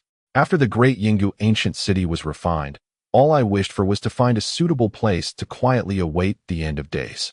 As for the Tai sacred land, let it fend for itself. If you desire it, I can readily relinquish it without any objections or conditions. Both expressed their support for Tang Tian. However, he coughed lightly a few times. There is no need for such measures. I prefer to pursue conventional trading methods to accomplish this. Moreover, valuations must not be excessively outlandish, neither too high nor too low, but rather appropriate. When the time comes, I will utilize sufficient heavenly Dao jade crystals to negotiate with the sellers. Naturally, he added, if I forego the trading process, the system will not trigger the return of consumption points, and how then can I enhance my strength? Following his words, a silence enveloped the room as the others regarded Tang Tian with looks akin to those directed at a patient. You. The sun god's expression was one of bewilderment. Are you all right? Rejecting a free offer in favor of a trading route. Is your stash of jade crystals eager to escape your pocket? Tang Tian rubbed his nose, assuring him, rest assured, I will not lack for jade crystals during the transaction. The sun god's face was filled with exasperation. What is there to be assured about? Is this a matter concerning you, Jing? I am referring to the manner in which you are handling this situation. Regardless of whether you can amass such a sum of money, there is no need for us to meander through such convoluted processes. If it can be delivered directly to you, why must we resort to transactional procedures? It is akin to removing one's trousers only to relieve oneself. Our time is already scarce. If this method is indeed effective, we should certainly expedite its completion. Isn't that so? His face was etched with an expression of profound confusion. Tang Tian felt somewhat helpless as well. Matters regarding the system are notoriously difficult to elucidate. Inevitably, a plethora of other issues would arise. Should it be revealed that his soul does not belong to this world, Given the temperament of these primordial spirits, not only would they refuse to assist him, but they might very well turn against him in an instant. Nonetheless, he must proceed with this course of action. I implore you, Tang Tian stated earnestly. The sun god was exceedingly perplexed. He genuinely could not comprehend Tang Tian's approach. Fortunately, at that moment, the Qilin maiden stepped forward. Let him be. Do not forget, he is the one destined to face calamity. The sun god sighed. Very well, I understand. He is indeed the one fated for disaster, and thus, inherently unusual. Let us proceed accordingly. I shall personally seek them out. At this juncture, considerations of pride have become trivial. Even if it requires pleading, I will ensure this matter is resolved. The sun god affirmed. Chapter 791. Next stop. The ancient city of Dian. After a lengthy discussion, the group ultimately finalized the arrangements for the acquisition of the entire world. The sun god would personally reach out to the major powers to express the intent of the purchase. Long Jiuzhou and the Kirin maiden would also seek out their esteemed acquaintances among the supreme and the unparalleled supremes, striving to expedite the process. Let us proceed to the ancient city of Dian, the sun god declared. No matter when Jun Chongqing fully integrates all the souls, he will inevitably make his way to the ancient city of Dian. We shall await him there. When the time comes, the transaction will also be concluded there. After a moment's pause, he inquired with a hint of reluctance, is it truly impossible to receive it as a gift? That would simplify matters considerably. Tang Tian shook his head once more. It is indeed impossible. The sun god sighed. Very well then. Let us proceed as such. Should you have any other requests, simply convey them to me. The hope of this world now rests solely upon you. Perhaps you truly are the harbinger of calamity.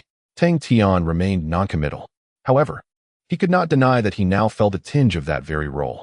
Unlike before, when he found it difficult to identify the traits of a harbinger, he now sensed a semblance of that identity. Enough, he said. Let us depart. Under the guidance of the sun god, they soon left the realm. Moments later, they returned to the sun world.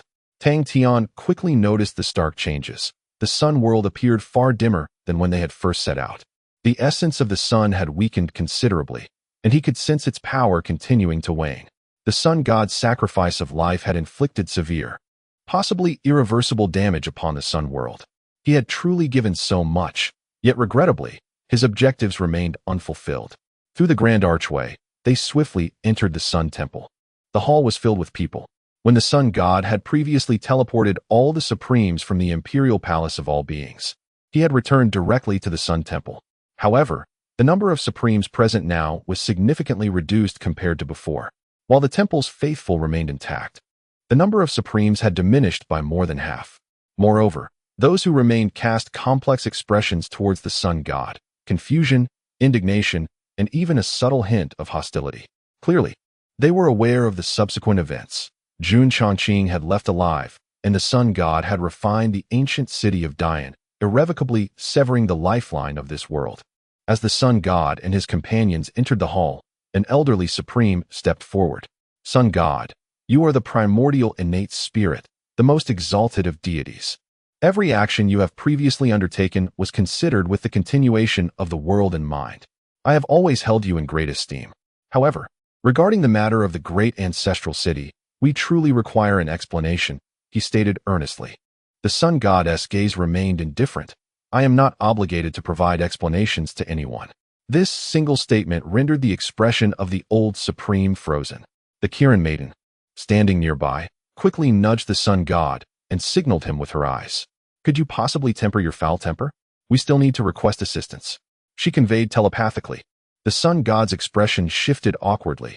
After clearing his throat twice, he said, the situation is as follows. Well, I am not quite sure how to elucidate, but you must trust me, it is not as you perceive. Yes, he attempted to clarify, yet this was evidently not his forte. As it seemed he had explained nothing at all. This was apparent from the reactions of those around him, all of whom appeared bewildered. The sun god, noticing this, pondered for a moment before suddenly pulling Tang Tian from behind him to the forefront. He can attest to this. Otherwise, he would not have returned with me. The old supreme paused, glancing at Tang Tian, and inquired, forgive my impertinence, but does this esteemed individual possess any particular significance? The sun god chuckled lightly. Indeed, he does. He is the chosen one, selected personally by the realm master. As these words fell, the Supreme Gate's expression shifted dramatically, and whispers erupted among them. The legends surrounding the Chosen One were familiar to many, yet the true whereabouts and nature of this individual had remained a mystery. To discover that this unfamiliar Supreme was the Chosen One personally selected by the Realm Master was astonishing. Tang Tian, too, had not anticipated being used as a shield by the Sun God. However, having arrived at this juncture, he chose to accept it. His identity was no longer a secret. Indeed, I am the Chosen One. I can attest that the actions of the Sun God were not unfounded. We still possess the opportunity to overcome Jun Chongqing. He lowered his voice and spoke. This declaration eased the expressions of the onlookers. While the identity of the Chosen One may not hold significant weight, the Realm Master certainly did, as he was immensely persuasive. No one could doubt the most formidable being in history. May I inquire, esteemed one, will the Realm Master return? The old Supreme asked with a bow. Tang Tian contemplated and replied, I regret to inform you that I cannot provide further details regarding the Realm Master. However, we have not yet reached the point of despair. In the near future, the Sun God will convene with you to discuss matters that are of utmost importance in dealing with the impending Jun Chongqing. He then nudged the Sun God forward once more. The leader's speech was something he was still not quite accustomed to. However, after so much had been said, the collective sentiment among the crowd had undeniably softened. The hostility directed towards the Sun God had largely dissipated. The reason we chose not to depart was our enduring belief in the Sun God.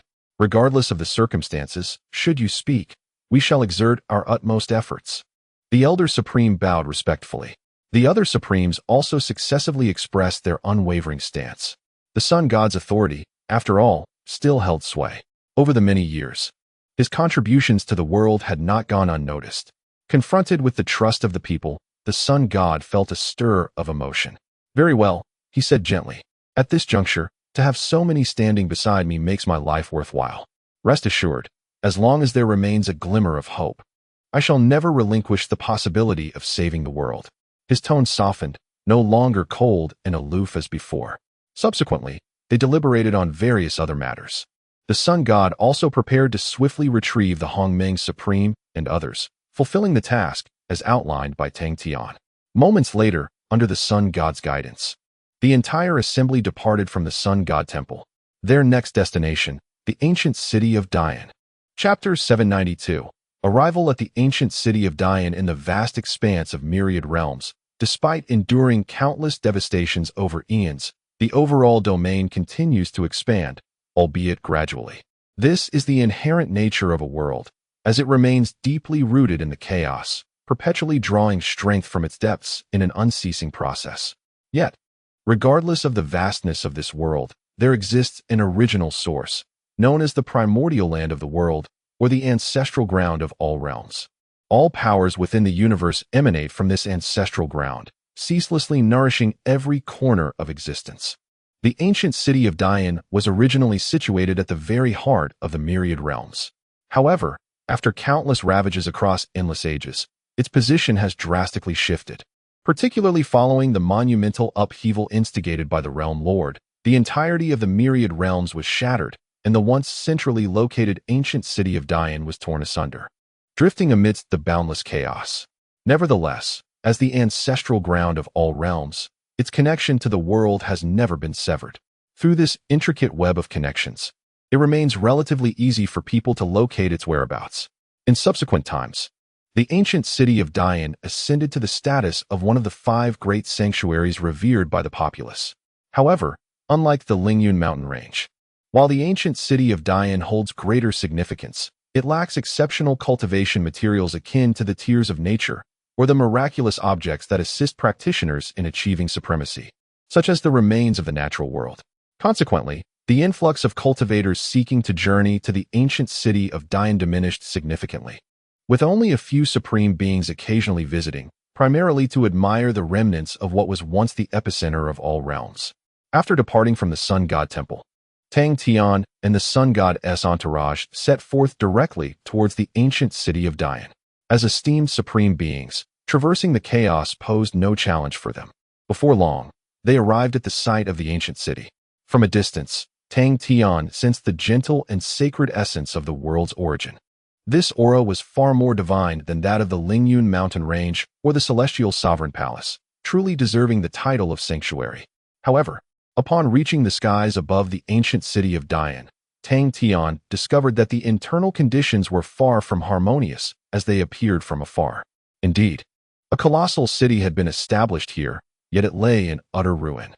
The landscape was strewn with collapsed remnants, bearing the scars of time that seemed to stretch into eternity. Fortunately, the uniqueness of this place prevented it from being buried beneath layers of dust. There were no other beings residing within the city, none at all. Once, the exalted beings who occasionally visited this sacred place had long since departed due to the matters concerning Jun Changqing. Some sought refuge in the palace of the common people. Others joined the sun god's crusade, while some simply retreated to secluded corners, choosing to remain hidden from the world. The newly arrived Tang Tian and his companions were the only living souls present in this significant location. Is it not necessary to station guards here? Tang Tian inquired, perplexed. The sun god responded with a simple, no. For the vast majority of beings, the Great Annihilation ancient city no longer possessed any exploitable resources, and they lacked the capacity to inflict damage upon it. Those capable of utilizing its resources were simply insurmountable. Thus, the notion of stationing guards bore no significance. Tang Tian acknowledged this revelation. I see now. It appears this place was once quite prosperous. How did it fall into such disrepair? At this, the sun god let out a cold laugh. It was not merely prosperous, it was exceedingly so. For countless ages, the Great Annihilation ancient city served as the singular core of the myriad realms, a gathering place for innumerable formidable beings, and a sanctuary for all life. Alas, that was until the arrival of that individual. He spoke of someone who had single-handedly breached the Great Annihilation ancient city, battling countless supreme beings and forcibly seizing the essence of the world. That battle shattered all space beyond the ancestral land, causing it to become detached from the celestial realms and cast into chaos, a fate that persists to this day. Tang Tian, unable to restrain himself, touched his nose. He yearned to inform the sun god that such an act was not theft, but a bold acquisition through sheer strength. However, he wisely chose not to provoke the sun god at that moment. The individual the sun god referred to was undoubtedly the realm master, truly a formidable figure. Enough, let us proceed, the sun god instructed. Moments later, they entered the Great Annihilation ancient city, arriving at an expansive dojo. According to the sun god, this place was once known as the Heaven and Earth Dojo, the most esteemed dojo across the myriad realms, unparalleled in its significance.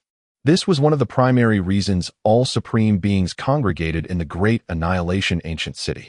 However, following the cataclysmic battle with the Realm Master, the Heaven and Earth Dojo lost its former power and devolved into an ordinary square. Nevertheless, it remained the heart of the Great Annihilation ancient city. Should Jun Changqing aspire to restore his former glory, he would undoubtedly return to the Heaven and Earth Dojo.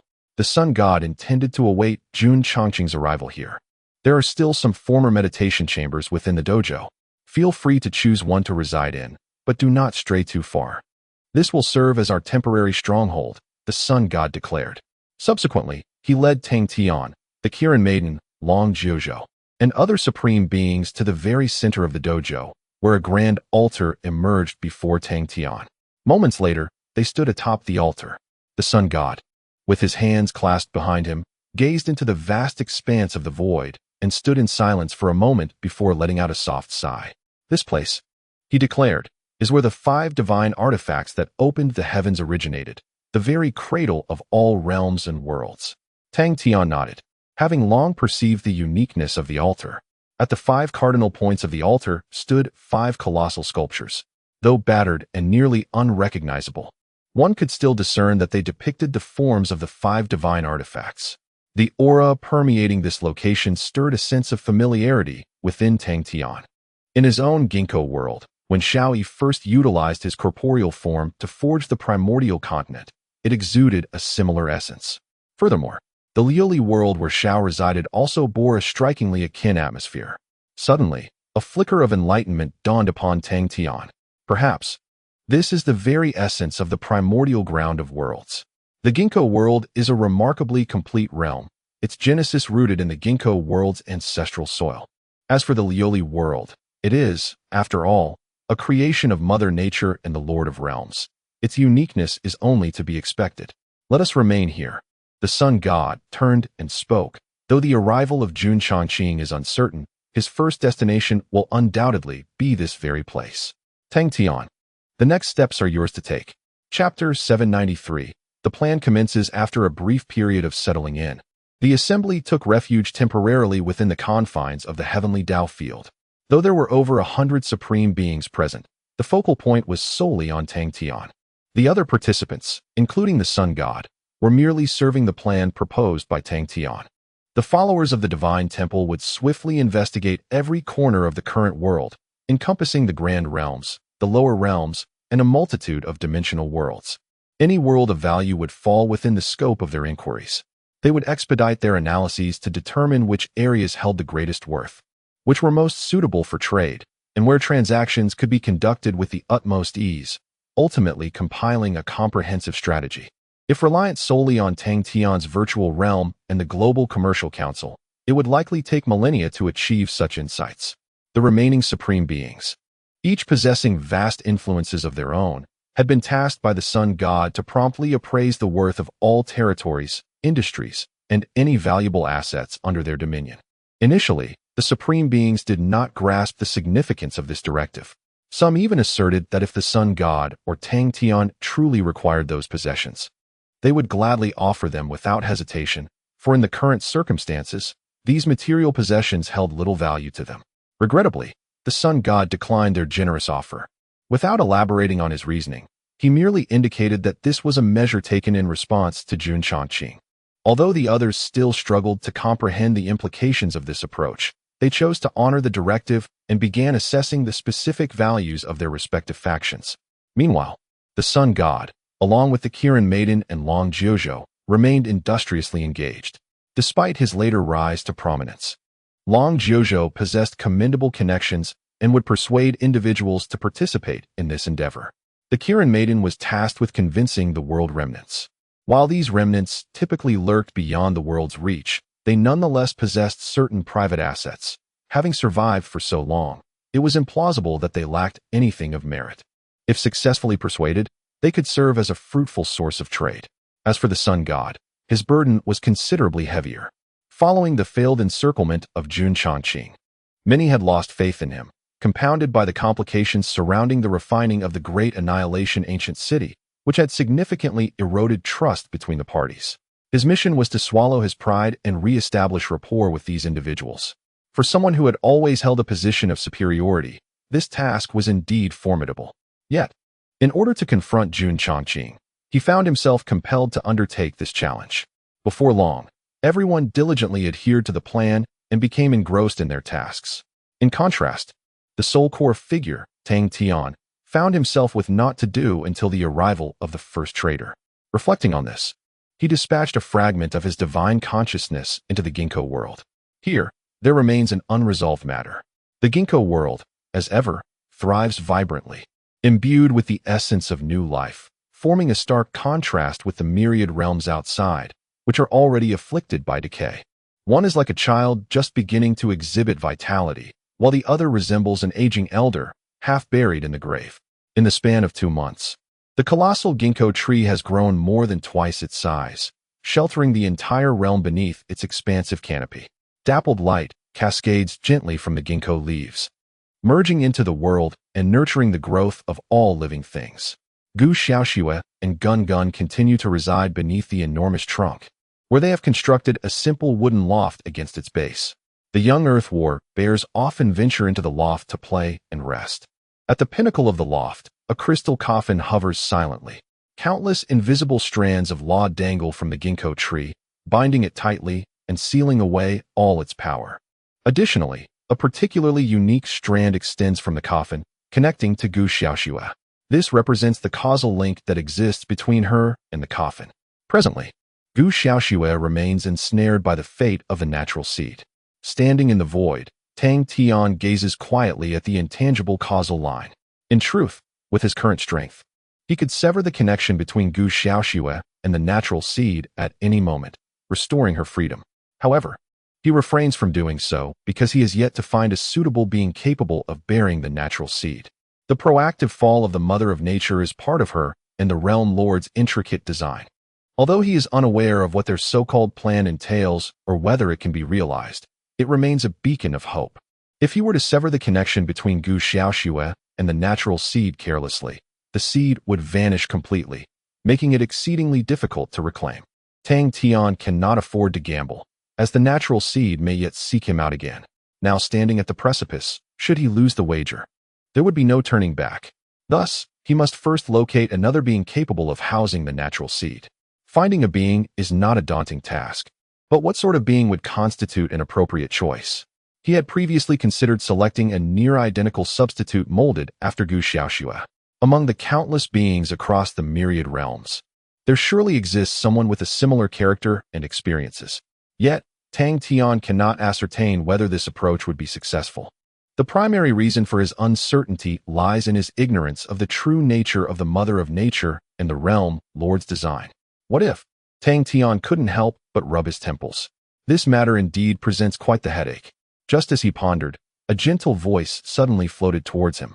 Tang Tian lifted his gaze and noticed, at some point, Gu Xiaoxue had arrived at the top of the loft, standing before the crystal coffin. She smiled radiantly at him, her long dress gently swaying in the breeze. Step back a little. The connection between you two is exceedingly strong, Tang Tian remarked. Gu Xiaoxue chuckled softly. It's all right. I am well aware of my feelings. But what about you? Are you troubled again because of my matters? Tang Tian remained silent. Yet Gu Xiaoxue had already discerned his thoughts. There are many things I can no longer comprehend, nor can I offer you any valuable advice. Gu Xiaoxue spoke slowly. However, I am certain of one thing. I never wish to be someone who causes you anxiety or distress. That is the most disheartening thing for me. I have conveyed this sentiment to you countless times, yet it seems you have never truly listened. Tang Tian gazed quietly at Gu Xiaoxue, observing the young woman who had always been by his side, now grown and graceful.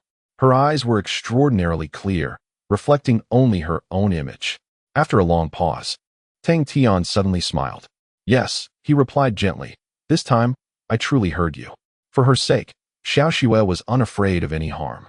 Therefore, he must ensure that she remains unharmed under any circumstances. Absolutely not. Chapter 794. The commencement of trade. The grand scheme of interdimensional trade is progressing at a fervent pace. Faced with a common formidable adversary, the enthusiasm among the participants remains exceedingly high. Soon, individuals began to assess their personal fortunes and made their way to the altar. Tang Tian chose to meet with the first of these individuals, a venerable elder known as the Master of the Bitter Sea, who had previously confronted the Sun God within the Temple of the Sun. It is evident that the Master of the Bitter Sea possesses a profound affection for the land that nurtured him. Otherwise, he would not have risked incurring the wrath of the Sun God by stepping forward to inquire about the ancient city of Dian. Moreover, upon receiving directives from the Sun God, he offered no objections and promptly engaged in the valuation process. Esteemed Tang, the Master of the Bitter Sea said with utmost reverence as he approached Tang Tian, I have meticulously prepared everything. Tang Tian nodded slightly, gesturing for him to relax. Please, take a seat. The Master of the Bitter Sea clasped his hands in salute and then seated himself across from Tang Tian. He then produced a luminous jade tablet and placed it upon the table. Contained herein are the details of all the forces, industries, and various intricate particulars under my command throughout the years. The approximate valuations have also been inscribed within. I implore you to review them, esteemed one. Tang Tian nodded again and took the jade tablet into his hands. Upon opening it, a deluge of information unfolded before his eyes. The title of Supreme signifies existence at the pinnacle of the world, excluding those who completely withdraw from society and eschew contact with the external world. Most possess considerable wealth. Furthermore, the Master of the Bitter Sea, having existed for several hundred millennia, has amassed an astonishing accumulation of resources. Primarily, he commands a vast force known as the Sacred Land of Crossing Tribulations, established a mere 100,000 years after his ascension to supremacy. Despite its relatively recent inception, it has endured for over 500,000 years, ranking among the more ancient sanctuaries across the myriad realms. The territory of the Sacred Land of Crossing Tribulations is immense. exceeding 10 times that of the Tai Chi sacred land. Given its vastness and a legacy spanning 500 millennia, one can only imagine the extent of its prosperity and the formidable value it harbors. In addition to this, beneath the sacred land of crossing tribulations lie numerous realms of varying sizes, alongside several resource-rich minor worlds, each capable of yielding valuations that soar into astronomical figures. These represent merely the fixed worth of his forces. Furthermore, the Master of the Bitter Sea possesses an extensive array of industries, encompassing commercial enterprises and establishments akin to the Heavenly Melody Pavilion, spanning various sectors, collectively amounting to an astonishing value. Lastly, there are sundry fragments, such as acquired secret realms and other valuable ancient ruins, among many others. Upon a comprehensive review, it is evident that the Supreme of the Bitter Sea has indeed laid bare his entire fortune. The collective valuation of these assets elicited an involuntary gasp from Tang Tian. What on earth? The sheer magnitude of the figure rendered him momentarily speechless, unable to articulate the astonishing sum. Observing Tang Tian's reaction, the Supreme of the Bitter Sea furrowed his brow slightly and remarked, "Esteemed one, this valuation has been specifically instructed by the Sun God to adhere strictly to its inherent worth. Yet, in truth, I have no need for these precious jade crystals. Should these items genuinely assist in countering Jun Chongqing, I would be more than willing to bestow them upon you without a second thought," he expressed with utmost sincerity. Tang Tian, well aware of the misunderstanding, waved his hand dismissively and responded, "As much as I appreciate the gesture, I cannot accept such a gift. Do not misconstrue my astonishment. It is merely the first time I have encountered such a staggering figure. Jade crystals are not an issue for me. I possess ample resources. If you have no further objections to this valuation, we may proceed with the transaction." The Supreme of the Bitter Sea fell into contemplation for a moment. He too was perplexed by the rationale behind the Sun God and Tang Tian's approach. Rejecting a gift, yet insisting on a conventional transaction, was it a concern that some individuals might be reluctant to invest? Nevertheless, despite his confusion, he chose to place his trust in the Sun God and in Tang Tian, the chosen harbinger of calamity. Moreover, given the current circumstances, the so-called powers and assets had diminished in significance, transforming into equivalent Taoist jade crystals, which, for their kind, was rather advantageous. Very well, let us proceed with the transaction. What method shall we employ? The Supreme inquired. Tang Tian pondered briefly before proposing, "Let us draft a formal contract. For a standard transaction, an exchange of currency for goods suffices, but given the vast scale of this deal, such simplicity proves inadequate. Considering that much of the value is rooted in influence and territory, I suggest we adopt a contractual approach. This is the most formal method of transaction in the cultivation realm. Practitioners below the Supreme level utilize the Taoist contract, while those above employ their respective Supreme essence to forge a contract that transcends the realm of rules, a Supreme contract that possesses greater binding power than the Taoist agreements. My insistence on formality is primarily precautionary. I must ensure the activation of the dual system effect." "Agreed," the Supreme of the Bitter Sea replied.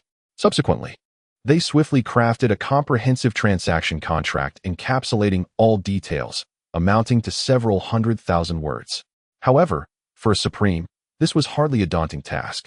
Once the contract was finalized, both parties summoned a unique essence of their primordial power, infusing it into the agreement. The intangible contract commenced to radiate brilliance in the air. Moments later, it unexpectedly split in two, each half descending into the hands of Tang Tian and the Supreme of the Bitter Sea. Thus, the entire transaction reached its completion. Simultaneously, as Tang Tian grasped the contract, a familiar system notification resonated within his mind. Transaction complete. The infinite consumption system was successfully activated, granting him consumption points. The system for non-decreasing consumption was also triggered, bestowing upon him the innate Tao Jade. Tang Tian exhaled deeply. The weight that had long burdened his heart finally lifted. Both systems acknowledged this transaction, and the quantity of consumption points acquired posed no issue whatsoever. After a rough estimation, Tang Tian realized that this single transaction equated to the cumulative total of consumption points he had amassed thus far. Given the staggering accumulation of the Supreme, one could only wonder about the unfathomable might of the unmatched Supreme or the world's remnant spirits. with such an immense investment of consumption points. Surpassing Jun Changqing seemed a feasible endeavor. Chapter 795, Rocket Ascension following the completion of the trade. The Supreme of the Bitter Sea acquired an ample supply of heavenly Dao jade crystals. Gazing upon the vast accumulation of these crystals within his storage space, which resembled an entire continent, even he, who had lived for over several 100,000 years, was taken aback. He had originally anticipated that Tang Tian would utilize some other precious artifacts to reflect the value of the jade crystals. To his astonishment, Tang Tian indeed presented the full amount of crystals to him. Where on earth had this individual procured such a wealth of crystals? However, considering Tang Tian's identity as a calamity bearer, everything began to make a semblance of sense. As the transaction unfolded effortlessly, just as previously described, a look of hesitation appeared on the Supreme's face. Tang Tian quickly discerned this and inquired, "Is there any other concern?" The Supreme paused momentarily and responded, "Esteemed one, I am not questioning your methods or those of the Sun God. I merely seek to confirm. Does this approach truly aid in confronting Jun Changqing?" Tang Tian nodded earnestly and replied, "Indeed. As long as the transaction was conducted normally, it could serve as a formidable support against Jun Changqing." With the system having successfully returned the expenditure points, Tang Tian spoke with newfound confidence. Observing this, the Supreme nodded gravely. He then produced a storage crystal and placed it upon the table. "In that case, let us trade these items as well," the Supreme proposed. Tang Tian, momentarily taken aback, took the storage crystal and opened it to reveal an array of exquisite treasures, a veritable cornucopia of rare artifacts. Among the contents were several unparalleled divine items capable of assisting a Dao master in attaining supremacy. For a Supreme, these possessions held immense significance. "Are you truly considering trading these as well?" Tang Tian asked in astonishment. The Supreme nodded, stating, "These are merely external possessions. If the world were to cease to exist, what use would they serve me? This is the land that has nurtured me. I have no desire to abandon it and flee into the chaos. Regardless of how the future unfolds, I shall coexist with it, sharing both life and death. If these resources can indeed provide even the slightest assistance against Jun Changqing, then that would be the truest manifestation of their value." Listening to the Supreme's words, Tang Tian couldn't help but feel a swell of emotion. After relinquishing these resources, the Supreme would truly be left with nothing but himself. Yet, he would rather forsake everything than fail to exert his utmost effort in safeguarding the world that had given him life. This sentiment embodies the essence of what a Supreme should cherish about the world. Notably, there are indeed many Supremes who share a similar disposition. If, in the future, we truly succeed in halting Jun Changqing's advance, then they shall be regarded as the greatest benefactors. "Agreed," Tang Tian remarked. The Supreme of the Bitter Sea nodded in assent. Subsequently, he swiftly conducted a preliminary valuation of all the treasures contained within his storage crystal. Although the estimated figure was not as startling as before, it was nonetheless staggering. The reserves of a Supreme who had lived for several 100,000 years were indeed astonishing. Furthermore, this transaction did not necessitate the drafting of a Supreme contract. It was a matter of exchanging payment for goods directly. Before long, the system's notification resonated once more within Tang Tian's mind. "Thank you," he expressed to the Supreme of the Bitter Sea. However, the Supreme shook his head and replied, "It is I who must extend my gratitude to you. Upon learning that Jun Changqing had departed the Hall of the Living, we were engulfed in despair. Even if the Sun God did not refine the great annihilation ancient city, we were left with no means to confront the impending threat posed by Jun Changqing. You have rekindled hope within us. While I do not dare to implore you to stop Jun Changqing, I merely wish that my actions may offer even the slightest assistance in the days to come. Thus, I would find solace in my demise." Observing this venerable Supreme, Tang Tian slowly clasped his fists together in respect. "I shall do my utmost." The Supreme of the Bitter Sea nodded, rising to his feet. "I shall not intrude upon your esteemed presence. Should there be any further matters, please feel free to command me." With that, he bowed once more and departed from the altar of the heavens and earth. Watching the Supreme of the Bitter Sea fade from view, Tang Tian let out a gentle sigh. This world is never devoid of those who harbor deep affection for their homeland. Whether he could utilize the system to subdue Jun Changqing remained an uncertainty. Nevertheless, this time, he was resolute in giving his all. Shortly after the departure of the Supreme of the Bitter Sea, another Supreme, having assessed the value of his own assets, approached the altar. This was a relatively younger Supreme, barely 30,000 years of age, yet his wealth rivaled that of the Supreme of the Bitter Sea, even exceeding it by a considerable margin. After gaining a general understanding of the situation, Tang Tian realized that the Supreme of the Bitter Sea belonged to a category of Supremes who were quite indifferent to material possessions. In contrast, those who reveled in wielding power would undoubtedly possess even more astonishing reserves. For Tang Tian, this was certainly encouraging news. The more affluent the Supremes, the greater the consumption points he could acquire. Consequently, his eventual enhancement of strength would be even more substantial. He hoped that the Sun God would favorably persuade some of the disappointed Supremes and the unparalleled Supremes to return. Moments later, the second Supreme contract landed in Tang Tian's hands. The transaction was completed smoothly, granting him a staggering amount of consumption points and all the powers and industries of the second Supreme. Upon the completion of the recent transaction, the third Supreme ascended the altar of heaven and earth. In the ensuing hours, Tang Tian's trading activities scarcely ceased. The Supremes remaining in this realm were akin to the Supreme of the Sea of Suffering. They were highly cooperative with Tang Tian's acquisition endeavors. Consequently, the assessment of value proceeded at an astonishing pace. In merely half a day, Tang Tian had executed over 30 transactions, acquiring more than 30 Supreme contracts.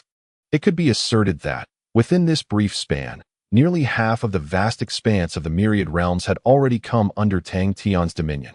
The points of consumption he amassed had become incalculable. To avert prolonged uncertainty, Tang Tian opted to exchange for the primordial source. In an instant, an overwhelming influx of primordial essence surged into his being, subsequently entering the ginkgo world. A heavenly deluge of blessings ensued. The immense ginkgo tree unfurled its branches and leaves, fully activating its power to absorb the descending primordial energy. Simultaneously, Tang Tian's strength surged at a remarkable rate, reminiscent of his initial stages of cultivation, akin to being propelled by a rocket. Chapter 796. The return of the dustless. The situation unfolded even more favorably than Tang Tian had anticipated. When the Supreme Beings decided to engage in mundane affairs, their efficiency proved to be formidable. Within less than a day, all the Supreme Beings with their own enterprises remaining in the Tiandi Daochang had completed their tasks and transacted with Tang Tian. A multitude of Supreme contracts had landed in Tang Tian's hands. The return consumption points were converted into primal power by Tang Tian, continuously replenishing the ginkgo world and thus benefiting Tang Tian himself. His strength was escalating at an alarming rate. If the solar deity could persuade a batch of unmatched Supremes to return, with the unceasing flow of consumption points, it was estimated that in just over a month, his power could rival that of Jun Changqing. Now, he could only hope that Jun Changqing's soul integration would proceed slowly, as he greatly needed this window of opportunity. However, on the second day after everyone arrived at the great Yin ancient city, a violent disturbance suddenly erupted above the Tiandi Daochang. A formidable presence was swiftly approaching the Daochang without any concealment. The Supreme Beings of the Daochang were instantly alarmed. Had Jun Changqing already arrived? Tang Tian furrowed his brow, standing atop the altar and gazing into the distant sky. The powerful fluctuation could indeed only be produced by an unmatched Supreme. However, as that aura drew closer to the Tiandi Daochang, Tang Tian realized it was neither Jun Changqing nor any of his unmatched Supremes, but rather a familiar face, Dustless Supreme, whom he had not seen for 2 months. At the time, when the solar deity assigned tasks, Dustless Supreme had been given a distant assignment, purposefully missing the assault on the Zhangxing Imperial Palace. This must have been intentional, for Dustless Supreme was nurtured by the Moon Immortal and the Moon Immortal. Pondering, Tang Tian rose into the air. Moments later, accompanied by a thunderous resonance of the Tao principles, Dustless Supreme's figure appeared before Tang Tian. Her aura surged, and her face bore a somber expression, clearly having just endured a life-and-death battle. Dustless Supreme, what has happened to you? Tang Tian inquired, with a gloomy countenance. Dustless Supreme remained silent for a moment before replying, I was ambushed. Tang Tian's brow furrowed slightly. By whom? Dustless Supreme whispered, Hongmeng. He sought to take my life. Tang Tian was instantly taken aback. Hongmeng Supreme had actually ambushed Dustless Supreme? After leaving the Zhangxing Imperial Palace, He chose not to settle his affairs, but instead went out searching for Dustless Supreme. This fellow, where is he now? Tang Tian asked. Dustless Supreme shook her head. I do not know. We fought fiercely. He was like a madman, attacking me recklessly, almost as if he had forsaken his own life. I couldn't even escape. At the brink of life and death, the sun god arrived just in time to halt our conflict. Hongming escaped, retreating deep into the chaos. Subsequently, the sun god instructed me to seek you in the great annihilation ancient city, while he pursued Hongming into the depths of chaos. After listening to the tale from the Supreme Wuchan, Tang Tian fell into silence. Supreme Hongming, despite his persistent negativity, had always held an unwavering belief in preserving the world. Upon learning that the great annihilation ancient city had been refined, he was plunged into despair. It was likely for this reason that he directed his ire towards Supreme Wuchan. The failures of the group, particularly those of the Moon Fairy, played a significant role in this turmoil. What truly transpired? Did Hongming betray us? Supreme Wuchan furrowed her brow and inquired. Tang Tian sighed softly. Let us descend and discuss. The situation may be more intricate than you perceive. He then descended from the sky, accompanied by Supreme Wuchan. Upon realizing that their visitor was not Jun Chongqing, the other Supremes felt relieved and returned to their respective tasks. Atop the heavenly earth altar, Tang Tian and Supreme Wuchan sat facing each other, recounting all that had transpired during this time. He also disclosed the circumstances surrounding the Moon Fairy. Upon hearing this, Supreme Wuchan stood in stunned silence, her complexion ashen. How could this be? How could this possibly be? Her gaze flickered, filled with disbelief, her voice trembling as she spoke. Lady Moon Fairy. She is the goddess of the dark moon, a primordial spirit born with the world. How could she betray her own realm? Tears streamed down her cheeks, for she could hardly accept such a reality. Could it be a mistake? She rasped. Tang Tian sighed inwardly, responding, it is now largely confirmed that these events were orchestrated by the Moon Fairy, including the heart of the stars and the alteration of the heavenly path to aid in resurrecting Jun Chongqing. However, the sun god still believes that the Moon Fairy did not betray our world.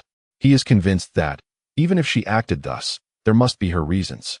He can only comfort Supreme Wuchan in this manner. Supreme Wuchan remained silent for an extended period. Her bond with the Moon Fairy was second only to that of the sun god and the Moon Fairy. In many ways, her trust in the Moon Fairy surpassed that of the sun god. The Moon Fairy was her faith. Yet now, that faith lay shattered. For anyone, this was a profoundly difficult truth to bear. After a long pause, she finally lifted her head. So this time, the sun god deliberately excluded me from the siege on the imperial palace of the common people due to this matter. The failure to encircle Jun Chongqing can be attributed primarily to Yu Xian. Tang Tian sighed softly and remarked, it cannot be said so definitively. Even if Jun Chongqing lacks the heart of the stars, he still possesses the bronze cauldron. In the face of such a formidable artifact, we may find ourselves at a disadvantage. The Wuchen Supreme shook his head slightly, yet there remains a glimmer of hope. Furthermore, if Yu Xian truly betrayed us, the restoration of the bronze cauldron would undoubtedly be linked to her. Tang Tian refrained from responding. Logically speaking, this indeed seemed plausible. The restoration of the bronze cauldron was beyond the capabilities of the likes of the Zangshu Supreme. Only the most powerful exalted beings, such as Yu Xian and the Sun God, could play a pivotal role in this matter. The two remained silent for a considerable time. The Wuchen Supreme's emotions gradually stabilized.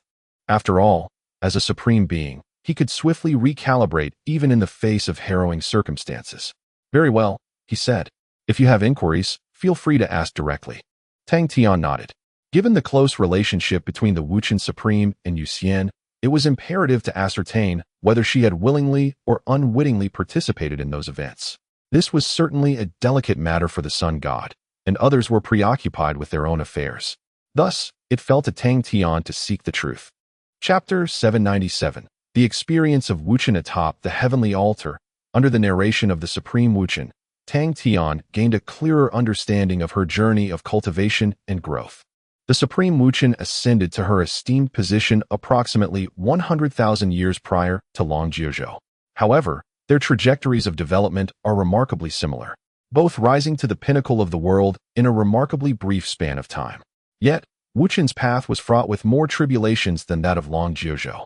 Once, she was a powerful princess of a grand dynasty, an empire that had been ruled by empresses for generations, thus making her a crown prince as well.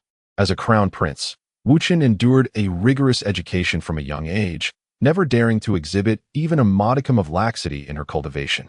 Fortunately, her intelligence and innate talent for cultivation were commendable.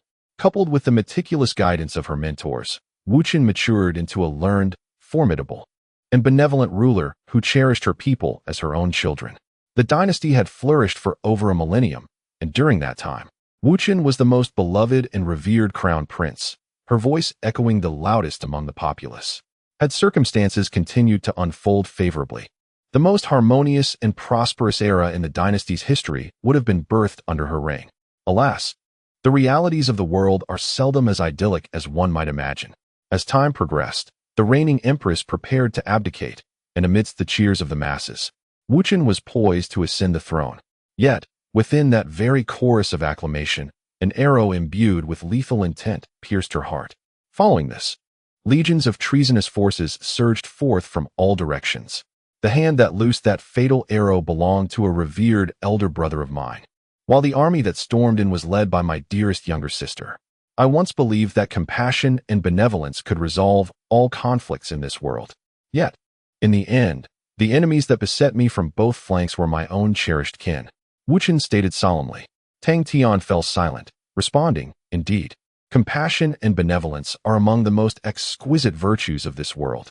However, when entangled in the strife for power, they may transform into your greatest vulnerability. Having been raised in a royal family, you must grasp this truth, do you not? Wuchen shook her head. My mentors did not impart such lessons to me. They shaped me into the ideal emperor in the hearts of ordinary people.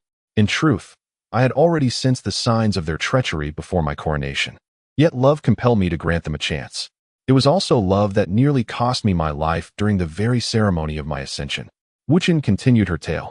The sudden uprising of the treasonous army left her grievously wounded, plunging the entire scene into chaos. Fortunately, the strength of the Imperial Guards was formidable, and Wuchen herself was exceptionally capable. Ultimately, she employed the Imperial Seal to forcibly suppress her rebellious elder brother and younger sister. However, as her investigation deepened, Wuchen discovered that the entire dynasty was far from the peaceful facade it presented. Beneath the surface, turbulent currents were already surging, and the conspirators were not limited to her siblings. Their numbers were vast, and their power formidable. The dynasty had long been teetering on the brink of collapse. Yet, Wuchen did not yield. With her own strength and considerable charisma, she successfully turned the tide and restored the crumbling edifice. Most of the rebels were eradicated. However, just as Wuchen finally exhaled in relief and prepared to commence the formal development of the dynasty, her chest was pierced from behind by a scepter. It was her biological mother, the former empress. In that moment, Wuchen realized that everything had been orchestrated by her mother. The so-called rebellion, the usurpation, and her own existence were merely pawns in her mother's game of power. Her mother had merely utilized Wuchen's hands to eliminate those adversaries she found difficult to confront. Now that all was settled, it was time for her mother to reclaim her power from Wuchen. At that point, Wuchen finally understood why her mentors never taught her the art of ruling. They had merely shaped her into a seemingly benevolent, yet profoundly foolish, heir. From the very beginning, she had been nothing more than a tool in her mother's hands. Upon grasping this truth, Wuchen made no attempt to resist, and was ultimately cast into the cold, desolate dungeon by her mother. The betrayal and abandonment by her closest kin extinguished Wuchen's spirit entirely. Yet, at that moment, a beam of pure moonlight streamed through the small window of the dungeon, illuminating Wuchen's face. What happened next? Tang Tian inquired. What became of the dynasty? Wuchen, the Supreme One, shook her head. I do not know. Guided by the moonlight, I departed from that place and never returned. After tens of thousands of years, it had long ceased to exist. I have heard, however, that the tyranny of the last empress led to internal strife, resulting in the dynasty's downfall. Tang Tian fell silent. The rise and fall of eras is perhaps an inevitability faced by every dynasty. Thus, in the cultivation world, there exists a prevalent notion among all powers. Empires have the shortest lifespan, followed by sects, while the longevity of aristocratic families far surpasses them. The intricacies of these relationships are far too complex to be encapsulated in mere words. And what came next? Tang Tian prompted. Please elaborate on your relationship with Yu Xian. Wu Chen nodded and continued her tale. However, the subsequent events unfolded without any extraordinary occurrences. Wu Chen is inherently intelligent, endowed with remarkable talents for cultivation. Under the guidance of Yu Xian, she formally embarked on her journey into the realm of cultivation, soaring to great heights with unbridled enthusiasm. Unlike the sun god, who imposes stringent demands on Long Jiuzhou, Yu Xian refrains from interfering in any decisions made by the supreme Wu Chen, rarely assigning her tasks or responsibilities. It appears that she has simply recognized the merit of the supreme Wu Chen and offered her enlightenment. After a thorough investigation, Tang Tian found no evidence related to Jun Chongqing or any betrayal of the world. Just as the name of the supreme Wu Chen implies, she is exceptionally pure. Upon hearing this, Tang Tian spoke, I will convey these circumstances to the sun god faithfully. Do not hold it against him for intentionally excluding you during the siege of the Zhangxing Imperial Palace. The matter concerning Yu Xian pains him more deeply than any of us. The supreme Wu Chen nodded in understanding. I understand his position as well as your concerns. If I am deemed unfit to remain here, I am prepared to depart at any moment. However, should you choose to trust me, I am ready to assist in any way you require, she replied softly. Tang Tian acknowledged her words with a nod. From the perspective of the supreme Wu Chen's experiences, he believed that she posed no issues. Nonetheless, the specifics of the arrangements should be discussed after the sun god returns, for this matter extends beyond his solitary judgment. Chapter 798. Persuasion to return. After conversing with the supreme Wu Chen, Tang Tian settled her just outside the ancient city of Dian, yet not too far away. Her identity remained rather sensitive, likely to provoke resistance from many. He decided to postpone further plans until the return of the sun god and others. Nevertheless, Tang Tian firmly believed that the supreme Wu Chen was entirely oblivious to the matter concerning the moon fairy. In the ensuing days, no unexpected events transpired. The supremes who remained at the Heavenly Tao Academy had assessed the value of their own forces and completed transactions with Tang Tian. He now held a plethora of supreme contracts in his possession. Subsequently, Tang Tian made a journey to the Void Realm, where he found the newlywed couple, Wang Gang and Miao Yun, and informed them of the contractual situation. Upon learning that Tang Tian had acquired such an astonishing territory in such a short span, they were utterly astonished. It was beyond their wildest imagination. Yet, the contracts were genuine. They merely needed to present these agreements to the leaders of the sacred lands and explain the situation. The masters of these sacred lands had all become Tang Tians. They were advised not to interfere in their internal affairs, but to promote trade between the Void Realm and the world at large. Given the inherent chaos of this world, there was no need to exacerbate power struggles. However, cultivating their own people was essential, and Tang Tian trusted they understood this well. He cautioned them that the transition of leadership would inevitably impact those sacred lands or forces, and a moment's inattention could plunge them into a struggle for power. At this stage, it was crucial to prevent such occurrences. Once true stability was achieved, consolidating power could be addressed later. Wang Gang and Miao Yun comprehended Tang Tian's intentions and nodded in agreement. After discussing this matter, Tang Tian did not linger in the Void Realm, but returned to the Heavenly Tao Academy. In truth, those possessions were merely external to him. The priority now was to enhance his strength. The supreme doors of the Heavenly Tao Academy had completed their transactions. The followers of the Sun Temple did not possess their own assets. They were merely assisting in assessing the values of various other places. Once the evaluations were concluded, they departed the ancient city of Dian alongside other supremes, journeying to the corners of the world to negotiate specific trade agreements for Tang Tian. Everything was unfolding with great urgency. 3 days passed, and Long Jiuzhou returned, bringing with him 30 supremes, more than half of whom had participated in the siege of the Zhangxing Imperial Palace and had now returned. It was unclear what methods Long Jiuzhou employed to persuade them to come back. A small portion consisted of reclusive supremes who had seldom appeared, accompanying Long Jiuzhou as well. Some, however, could not be persuaded to return. With a gentle sigh, Long Jiuzhou remarked that the notion of refining the ancient city of Dian was indeed too difficult for them to accept. Some individuals believe that our struggle against Jun Chongqing is futile, and they have chosen to retreat into chaos, seeking to preserve their own integrity. Tang Tian poured a cup of Baiyu for him. There is little that can be compelled in such matters. The mere fact that so many have returned is commendable. 30 supreme beings are sufficient to significantly bolster his strength. However, Long Jiuzhou offered a wry smile and remarked, "Not all of them have had a change of heart. Many no longer trust the sun god, believing him to have betrayed them, and they are skeptical of his so-called plans. Yet, they do possess a measure of trust in you, likely due to your status as a realm master. Thus, although they have come, they have clearly stated that they will not partake in any direct confrontation against Jun Changqing. They are merely here to negotiate with you. After all, those external possessions hold little value now." Tang Tian fell silent.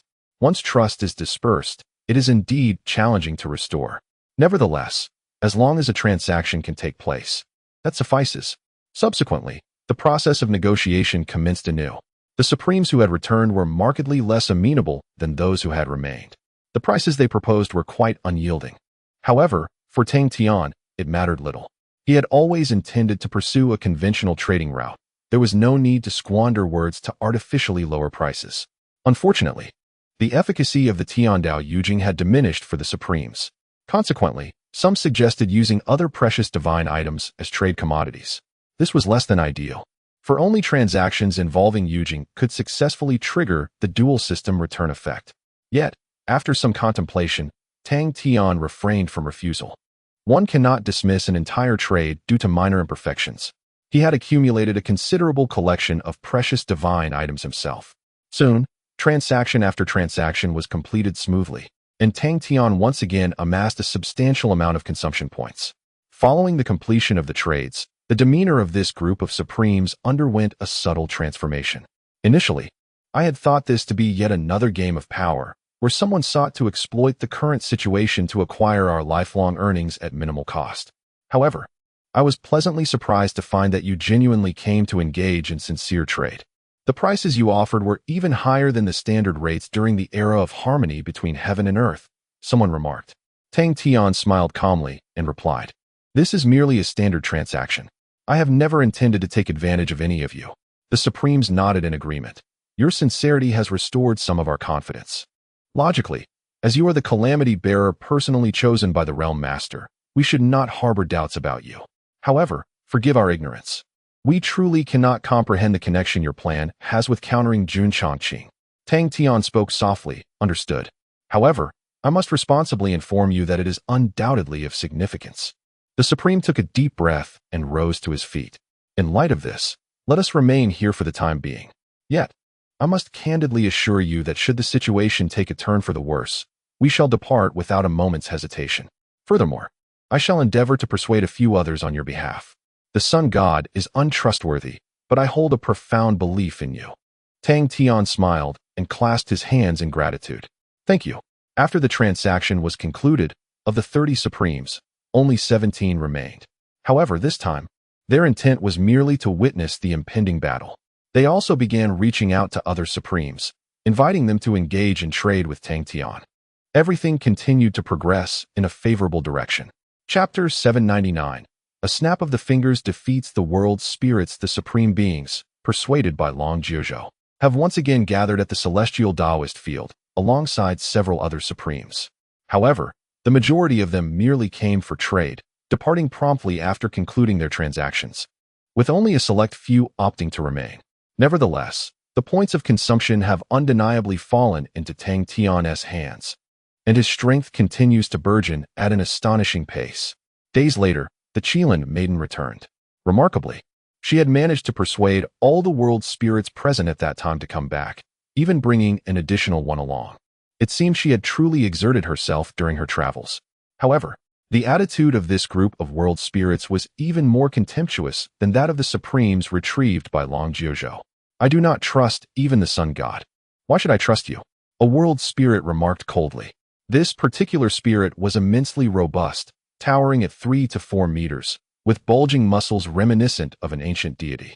His features were pronounced, exuding an air of aggression, crowned with a thick mane of gray curls that suggested he was not to be trifled with.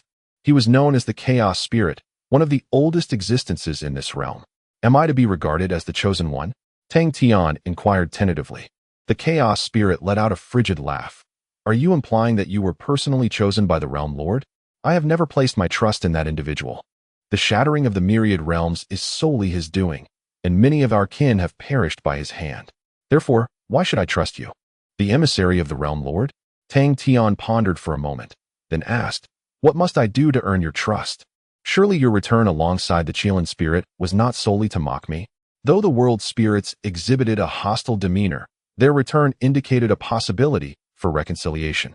The chaos spirit narrowed his eyes, surveying the other world spirits, and remarked, not long ago, during the siege of the Tsangxing Imperial Palace, I witnessed your capabilities. They were utterly dismal. Such strength is nothing but a fantasy if you seek to contend against Jun Chongqing.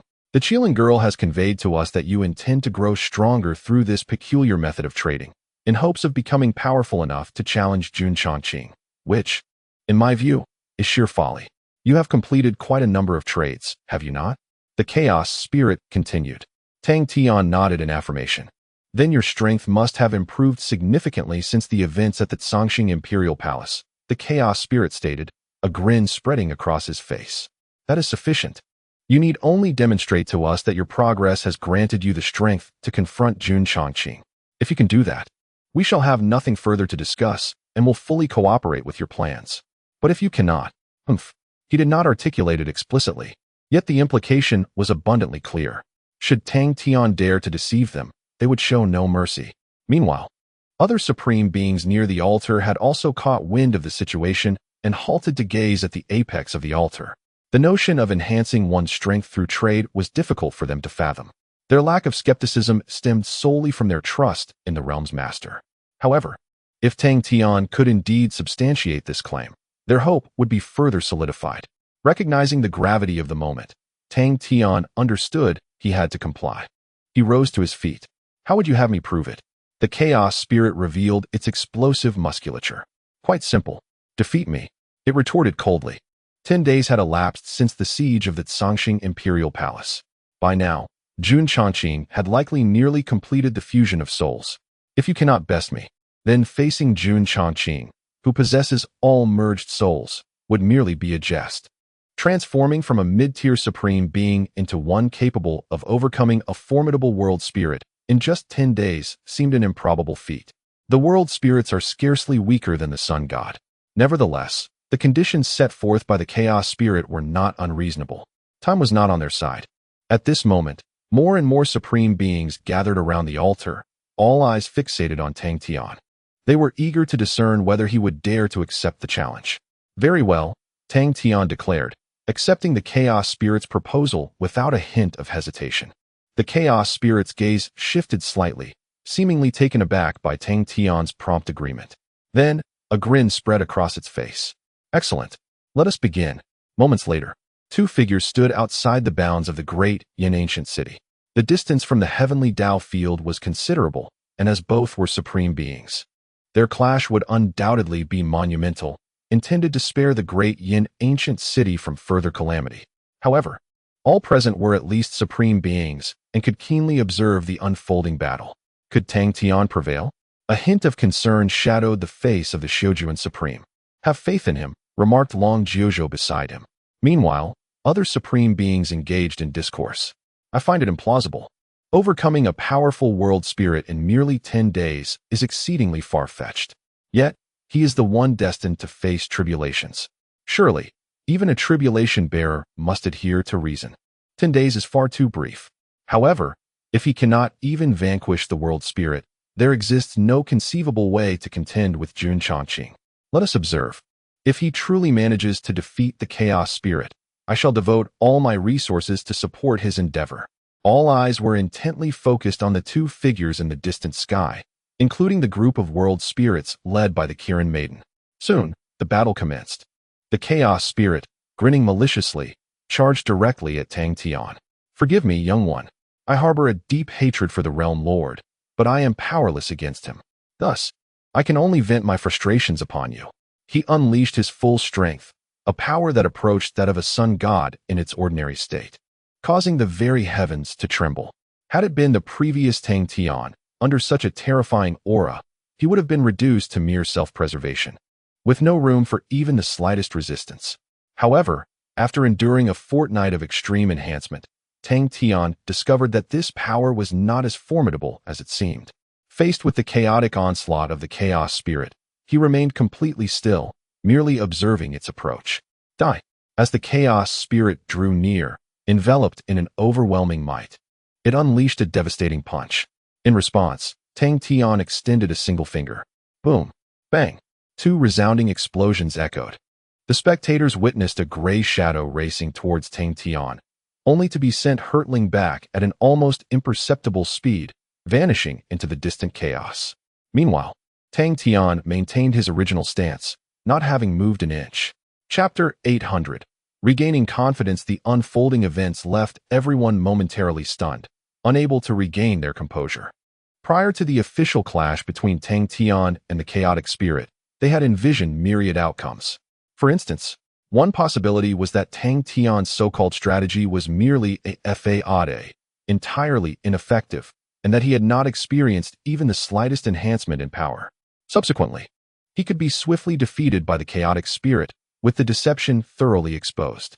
Alternatively, Tang Tian's plan might indeed prove beneficial, enhancing his strength through transactions. However, such augmentation would not exceed the realm of their understanding, leading to an unfortunate defeat after several intense exchanges with the chaotic spirit. Yet, even under such circumstances, the onlookers would have reluctantly accepted the outcome, at least acknowledging that Tang Tian and the Sun God had not lied to them. The most ideal scenario, however, would be that Tang Tian truly managed to amplify his strength several-fold within a mere 10 days, confronting the chaotic spirit head-on and ultimately overpowering it. Such an outcome, while far beyond their comprehension, would undoubtedly be the most exhilarating of news. Yet, no one anticipated that Tang Tian's victory would arrive so swiftly and effortlessly. In the blink of an eye, he left the chaotic spirit with no opportunity to retaliate. His invincible demeanor surpassed even that of the Sun God, practically reaching the heights of the Sun God's power when he summoned the Sun Realm. And Tang Tian had only utilized 10 days for this transformation. My heavens! Even the usually stoic Supreme Xiao Jun could not help but display an expression of astonishment, staring blankly at Tang Tian, who hovered in the sky. The other Supremes mirrored this sentiment. They were all Supremes, existing at the pinnacle of sentient beings, and the world held no secrets for them. Yet, the terrifying degree of Tang Tian's power escalation was well beyond their comprehension. This was utterly irrational. Goodness, how extraordinary this is. The chaotic spirit surely did not hold back, did it? Xian's face was equally filled with disbelief. Reflecting on his earlier thoughts of testing his wits against this formidable entity at the spirit-fallen mountain, he felt an overwhelming sense of dread. Thankfully, Tang Tian's disposition was relatively gentle, and he did not act excessively. Otherwise, he might have met his demise on the spot. Truly formidable. No wonder the Sun God and others firmly believed in Tang Tian's identity as the calamity's bearer. If he were not the bearer, who else could shoulder such a monumental task? Long Jiuzhou, standing nearby, could only sigh repeatedly, though he considered himself quite familiar with Tang Tian. Today's display had utterly conquered his previous perceptions.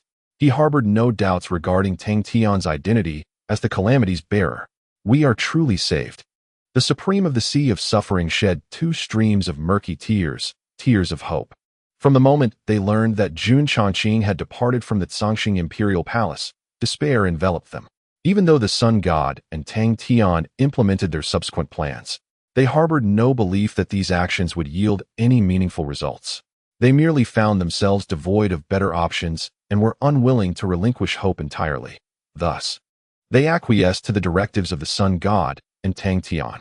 However, now he genuinely perceived a glimmer of victory on the horizon. Should Tang Tian persist in his ascendance at this pace, thwarting Jun Changqing would no longer be a mere folly. The mindset of the Supreme Beings, brought back by Long Jiuzhou, had undergone a profound transformation. Did they disregard this world and thereby refuse to cooperate with the Sun God scheme? No. Their confidence in the Sun God had simply waned. Yet now, Tang Tian had rekindled that very faith within them. A miracle, someone exclaimed with a sense of awe. Let this news reach those individuals. We truly have a chance. Soon, they mobilized to persuade those Supreme Beings who had wished to withdraw from the matter. This time, their resolve was bolstered. Tang Tian's performance served as the most compelling argument. Meanwhile, The chaotic remnants brought back by the Kirin maiden bore expressions of disbelief. "This is quite astonishing," one murmured. "Chaos is slightly stronger than us, and even it was defeated in an instant. If we were to engage, we would likely fare even worse." Another remarked, "I feel as though I've glimpsed the Lord of Realms from years past." "Is Chaos unharmed?" inquired the newly appeared world remnant. The Kirin maiden shook her head and replied, "He is fine. Tang Tian merely repelled him without inflicting damage to his essence, though he will undoubtedly endure some hardship. However, I suspect Tang Tian did not intend to harm Chaos. His swift surge in power led to a lack of control over his strength." The several world remnants exchanged glances, each detecting the astonishment mirrored in the other's eyes. This meant that we indeed possess hope in opposing Jun Chongqing? The Kirin maiden exhaled softly, saying, "It seems that way. In light of this, esteemed colleagues." She turned to the others. "Let us set aside our grievances and make one final effort." The world remnants nodded in agreement. Meanwhile, Tang Tian, suspended in the sky, felt a twinge of helplessness and embarrassment. The Kirin maiden had surmised correctly. He had not intended to harm the chaotic remnant, but merely aimed to demonstrate his current prowess through a direct confrontation. However, the rapidity of his strength's growth in recent days had been astonishing, surging at an unprecedented pace. This led to his inability to accurately assess his own strength. In simpler terms, he failed to regulate his exertion. "I hope the Chaos Spirit is not too angered." After standing silently for a moment, the Chaos surged ahead, accompanied by a terrifying storm. A robust giant, with disheveled hair, charged towards Tang Tian. The Chaos Spirit's eyes glowed red, and every muscle in its body radiated light. Yet, this was not a divine illumination. Rather, it was a manifestation of the tremendous power it had endured, leaking uncontrollably from within. Tang Tian, feeling somewhat helpless, said, "My apologies." But, before he could finish, the Chaos Spirit erupted into laughter. "Ha! What a thrill!" It had been many years since it had experienced such a feeling of being overwhelmed. "Tang Tian, I acknowledge your strength." The Chaos Spirit's laughter reverberated like thunder, filled with joy and exhilaration. Tang Tian's expression was peculiar. Could it be that this creature is a masochist? Chapter 801. Gathering momentum, Tang Tian exerted overwhelming pressure on the Chaos Legacy Spirit, rekindling the dispersed hearts of the crowd. The other world legacy spirits were now entirely convinced of Tang Tian's formidable prowess, believing in their peculiar plan.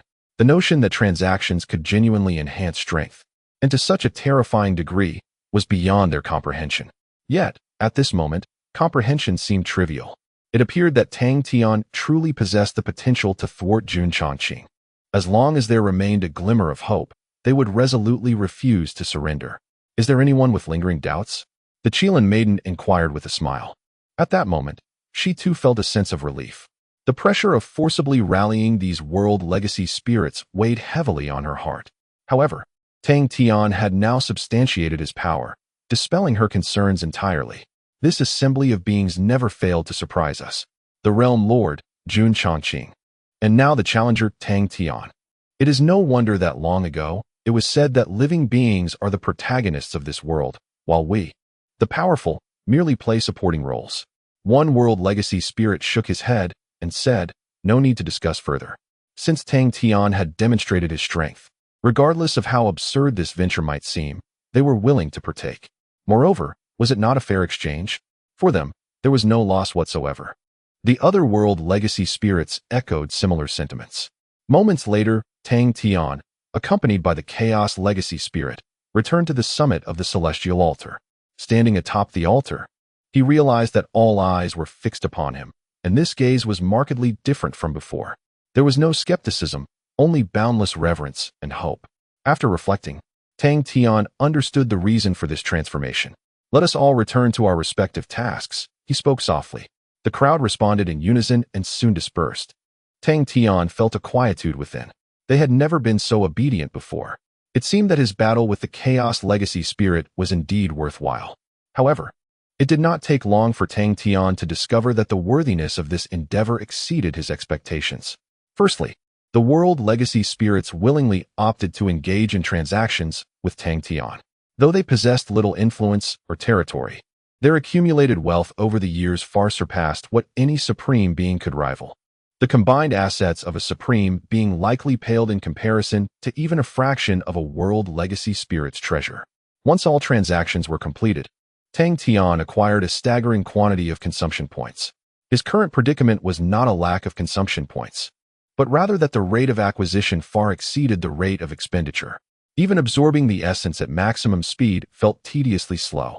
According to Tang Tian's estimation, to completely exhaust the current consumption points, it would require at least over a month. He hopes that Jun Chongqing's integration of the soul slows down a bit. After completing all transactions with the world's forgotten spirits, another group of supreme beings arrived at the ancient city of Dian. Some of these supremes informed them about the skirmish between Tang Tian and the chaotic remnants, which altered their perceptions. A few individuals even fled into the chaos with their belongings, but returned midway, choosing to offer their strength. Observing these indomitable souls, Tang Tian felt deeply moved. This time, he must successfully thwart Jun Chongqing and honor everyone's earnest efforts. This process continued for several days. The sun god finally returned, appearing weary and somewhat unwell, lacking the previously overwhelming aura he once possessed. The depletion of a vast amount of his life essence was one reason, and the relentless journey he undertook was another. The group of supreme beings following him, including the residual Tao Supreme and the primordial Supreme, were a testament to his efforts. It is unclear what methods he employed during this time. Undoubtedly, he had to swallow his pride. For the typically domineering and aloof sun god, this was an arduous undertaking. Upon their arrival at the celestial arena, the primordial Supreme swiftly approached Tang Tian. He stared intently at Tang Tian, circling around him before speaking. Tang Tian, did you truly defeat the chaotic remnants? Tang Tian smiled and nodded. Welcome back. And to you all, welcome back once more. However, the primordial Supreme appeared less than pleased. He glared at Tang Tian and said, why did you not reveal such formidable abilities sooner? Had you done so, we could have completely contained Jun Chongqing at the imperial palace of all beings. His tone bore a hint of anger. Tang Tian replied helplessly, in that situation, would you have believed me if I had suggested this approach? Would you have cooperated with me as you do now? Even now, many still struggle to accept my methods. The primordial Supreme paused, unable to find a counterargument. Indeed, had Tang Tian proposed enhancing strength through transactions before the siege of the imperial palace, it would have been dismissed as absurd. The process could not have unfolded as smoothly as it has now. Had it not been for the news of your victory over the chaos, he would have disregarded me entirely. You cannot fathom the effort I expended for this matter. The sun god lamented. The primordial Supreme cast him a sidelong glance and replied, isn't it merely a matter of seeking assistance? Is it truly so difficult to accept? Observing his demeanor, one might mistakenly believe that we had made some extraordinarily excessive demands. The sun god rolled his eyes in response and chose to disregard him. For him, asking for favors was already an exceedingly unreasonable request. After a brief exchange of reminiscences, the group finally reassembled. The suspicions surrounding the Supreme Wuchen had been dispelled by Tang Tian's assurances, and the enmity between him and the Supreme Hongmeng was resolved face to face. Once again, the group stood united. Subsequently, the Supreme Hongmeng and his associates commenced an evaluation of their own power and assets. Above the heavenly altar, only Tang Tian and the sun god remained. The situation was far from optimistic. Jun Chongqing's lethal weapon, known as the Black Hole, had recently begun to accelerate its consumption of the world. His strength was likely in the process of rapidly recovering. We must act swiftly, declared the sun god. Tang Tian nodded in agreement.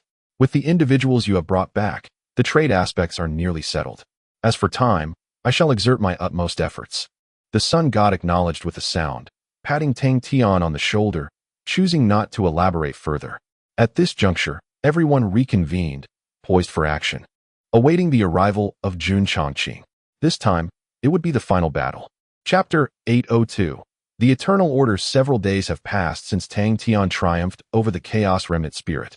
During this time, the Otherworld Spirits, along with the supreme beings and the sovereigns brought back by the sun god, have gradually completed transactions with him. As of now, the bulk of these transactions has been finalized, leaving only a few insignificant deals remaining, which can be disregarded. Hundreds of supreme contracts now rest in Tang Tian's hands. Consequently, a substantial portion of the territories across the myriad realms has rightfully come under his control. He has indeed accomplished the unprecedented feat of purchasing the world, signifying a novel approach to unifying the realms. Throughout this process, the consumption points Tang Tian has accrued have become so numerous that they defy enumeration. He has been continually converting these points into primal energy, infusing it into the ginkgo world, thereby nourishing himself and enhancing his strength.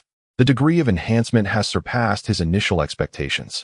As his power escalates, the rate at which he expends these points also accelerates. Originally, with the addition of the later acquired points, it was estimated that it would take at least 4 months to deplete them all. However, it now appears that this process may be completed in less than 2 months. Moreover, the extent of his power augmentation exceeds his previous assumptions.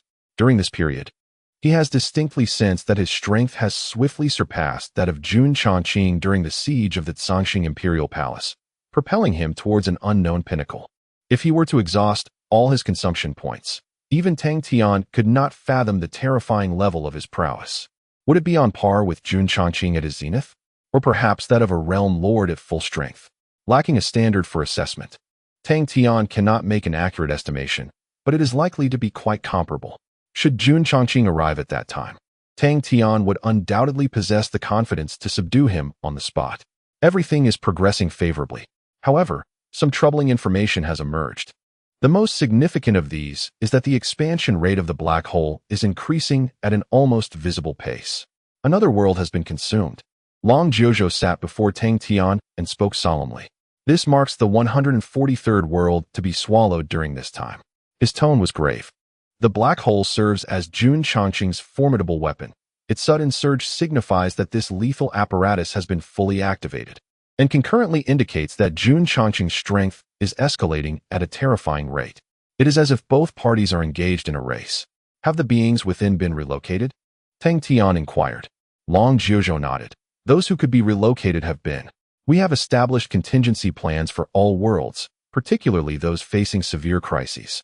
As soon as the ominous signs of the world's disintegration manifest, the souls will be promptly transferred to the Great World.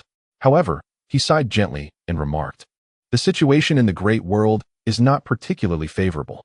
The chasms of the abyss are multiplying. If this continues, an inevitable collapse awaits us. Tang Tian fell silent. In confronting Jun Chongqing, it appeared that everyone was taking the initiative, yet, in truth, they remained in a passive state, particularly concerning that mysterious doomsday weapon. Even after all these years, no clues have emerged. It looms like a specter, absent from reality, yet perpetually influencing it. We must remain vigilant, Tang Tian stated, acting promptly at the first signs to transfer the souls into the Great World. This is the only course of action available to us now. Transferring an entire world's souls is an enormous undertaking. Fortunately, all the supreme and sovereign beings have united. With their combined efforts, this monumental task can indeed be accomplished. However, the crux lies in the forthcoming battle between Tang Tian and Jun Chongqing. Should Tang Tian prevail, hope remains. If he loses, all will lose their significance. I understand, Long Jiuzhou replied. We have categorized all worlds based on their risk levels. Those in dire circumstances are under our close surveillance. However, our concern now is. He sighed again, saying, we fear that with such a terrifying weapon in play, Jun Chongqing may never return to Dian Ancient City. With this weapon, he could devour all realms. At that moment, the sun god, who had been silently observing, interjected, no, Jun Chongqing must come to Dian Ancient City. It is an inescapable juncture for him. His tone was resolute, though his countenance betrayed a waning vigor. Over a month had passed since the cataclysmic battle at the Celestial Sovereign Palace. During this time, the sun god's vitality continued to wane, deteriorating progressively. At this rate, it would not be long before he followed the path of the star ancestor and moon immortal, vanishing from existence. He had truly wagered everything in that battle.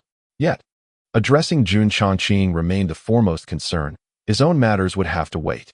In light of the sun god's conviction, Long Jiuzhou furrowed his brow and asked, why is that? You previously indicated that Dian Ancient City is essential for Jun Chongqing to regain his former strength. However, with that doomsday weapon, he could similarly expedite his power augmentation, could he not? The sun god shook his head. No, you have not grasped the intricacies of their relationship. What is Jun Chongqing's ultimate goal? Eternity. The formidable weapon is capable of devouring the world, amassing strength for Jun Chongqing. Yet, it can never lead him to the realm of eternity, for he treads the path of the realm master. He must first acquire the ancestral ground of the world, namely the great ancestral city, before he can utilize the power provided by the formidable weapon to ascend to that legendary domain. This sequence cannot be reversed. Thus, Jun Chongqing will inevitably come forth. He elucidated the interconnectedness of eternity, the great ancestral city, and the formidable weapon. After a brief silence, Long Jiuzhou spoke again. But what if? What if Jun Chongqing goes mad and disregards the great ancestral city?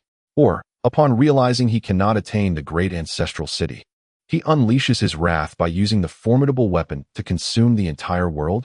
What shall we do then? Tang Tian waved his hand, saying, if that were to happen, I would seek out Jun Chongqing before the black hole devours the myriad realms. Chapter 803. The long-awaited arrival. The black hole continues to expand.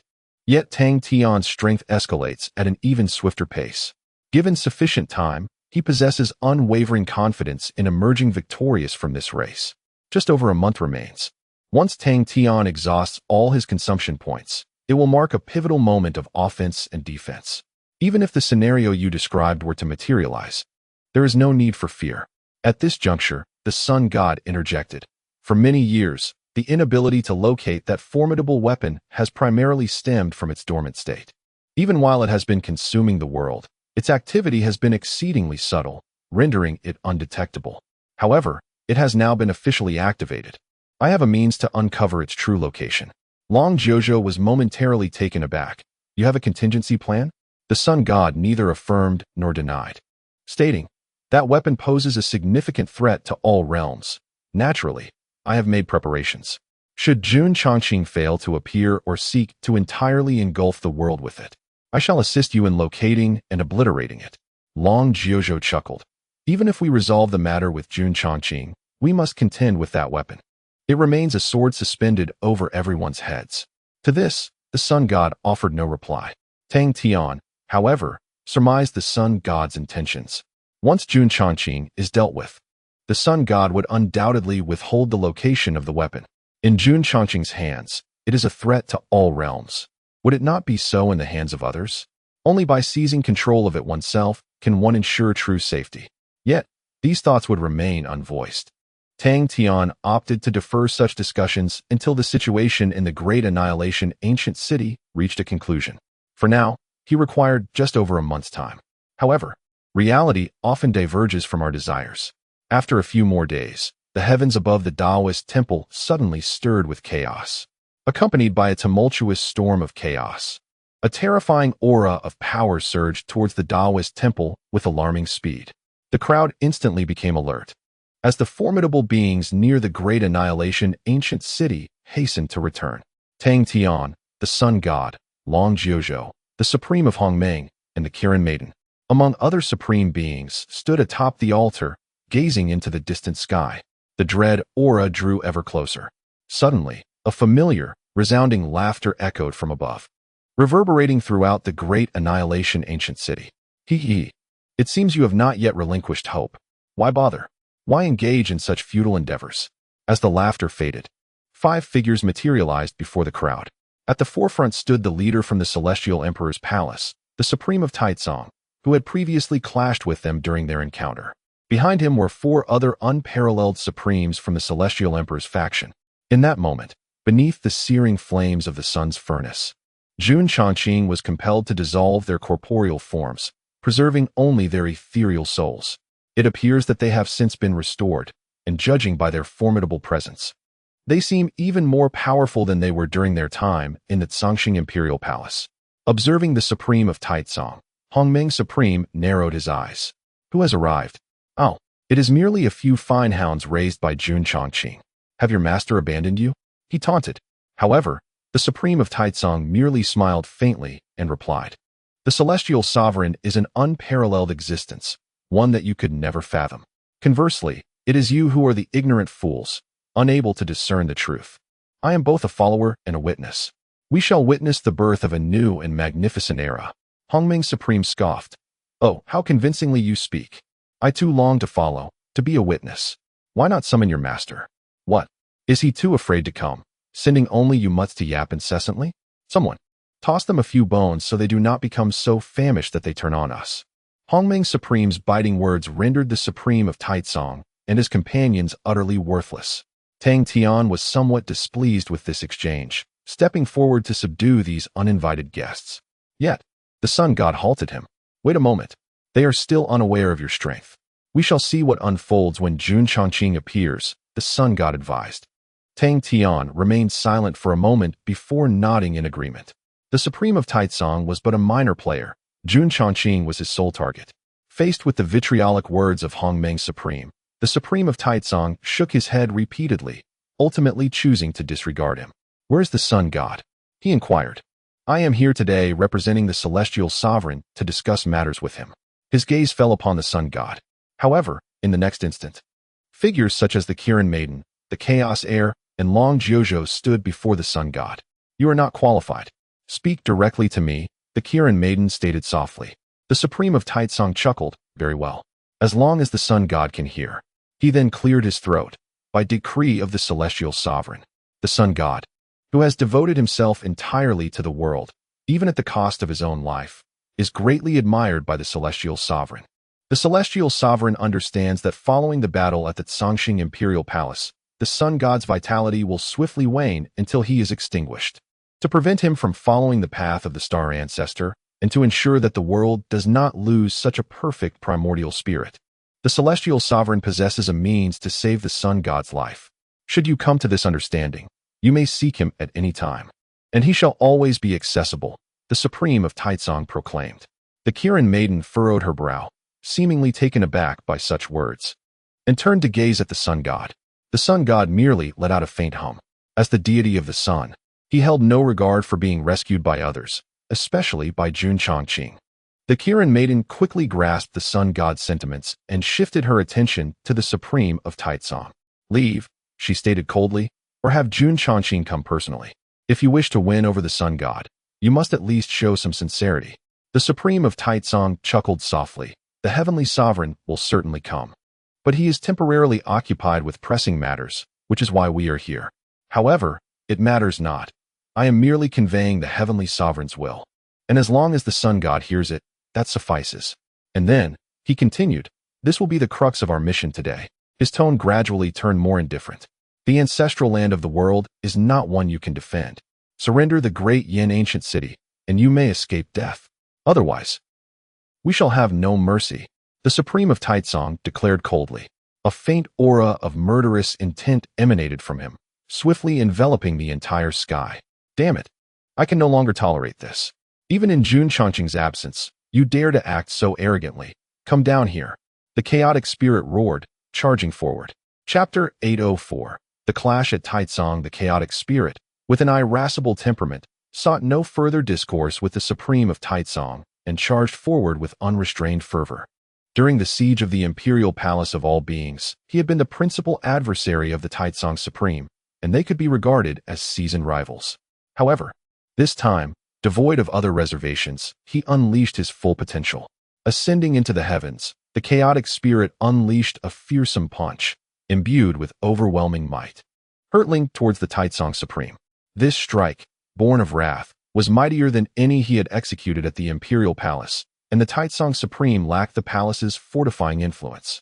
Logically, it should have been a formidable challenge to withstand this blow, likely resulting in a stalemate. Yet, the Taitsong Supreme faced this assault with remarkable composure, casually extending his hand. Boom! A thunderous roar echoed across the celestial arena. The tempestuous force wreaked havoc, causing the entire ancient city of Yin to tremble incessantly. Every clash between these peak powers reverberated with monumental grandeur. However, moments later, the expressions of all present turned grave. For the Taitsong Supreme had effortlessly absorbed the chaotic spirit's furious strike, appearing remarkably at ease.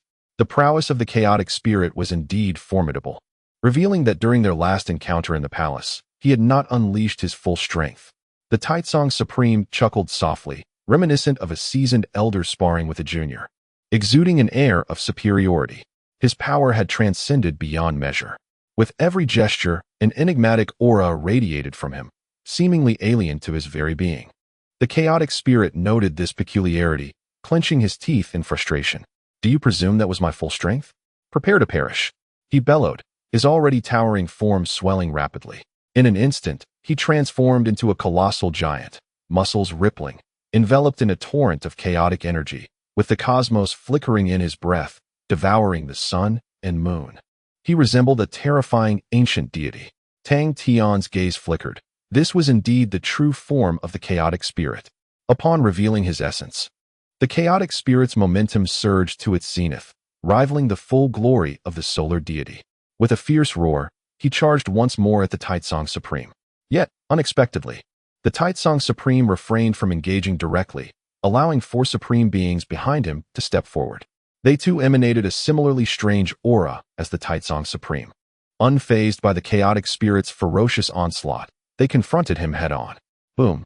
Another cataclysmic roar resounded, and the two sides were embroiled in a fierce melee that spanned thousands of exchanges in the blink of an eye.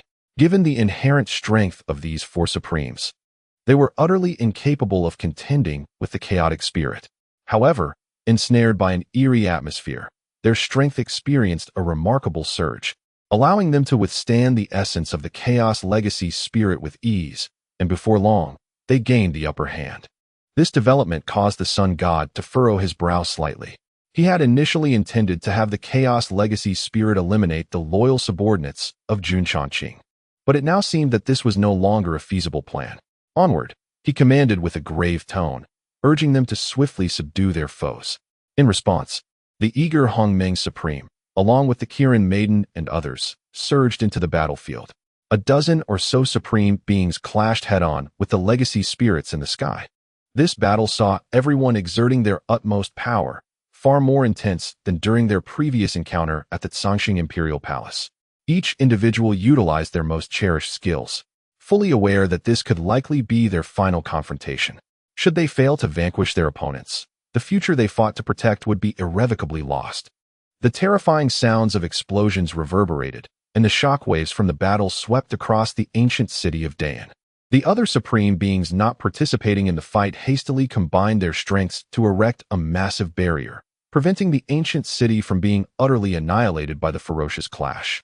Under the combined assault of numerous supreme beings and the legacy spirits, the tide of battle began to shift. Although the Taitsong Supreme and 4 other supreme beings had become exponentially stronger, they still struggled to withstand the onslaught from so many peak warriors.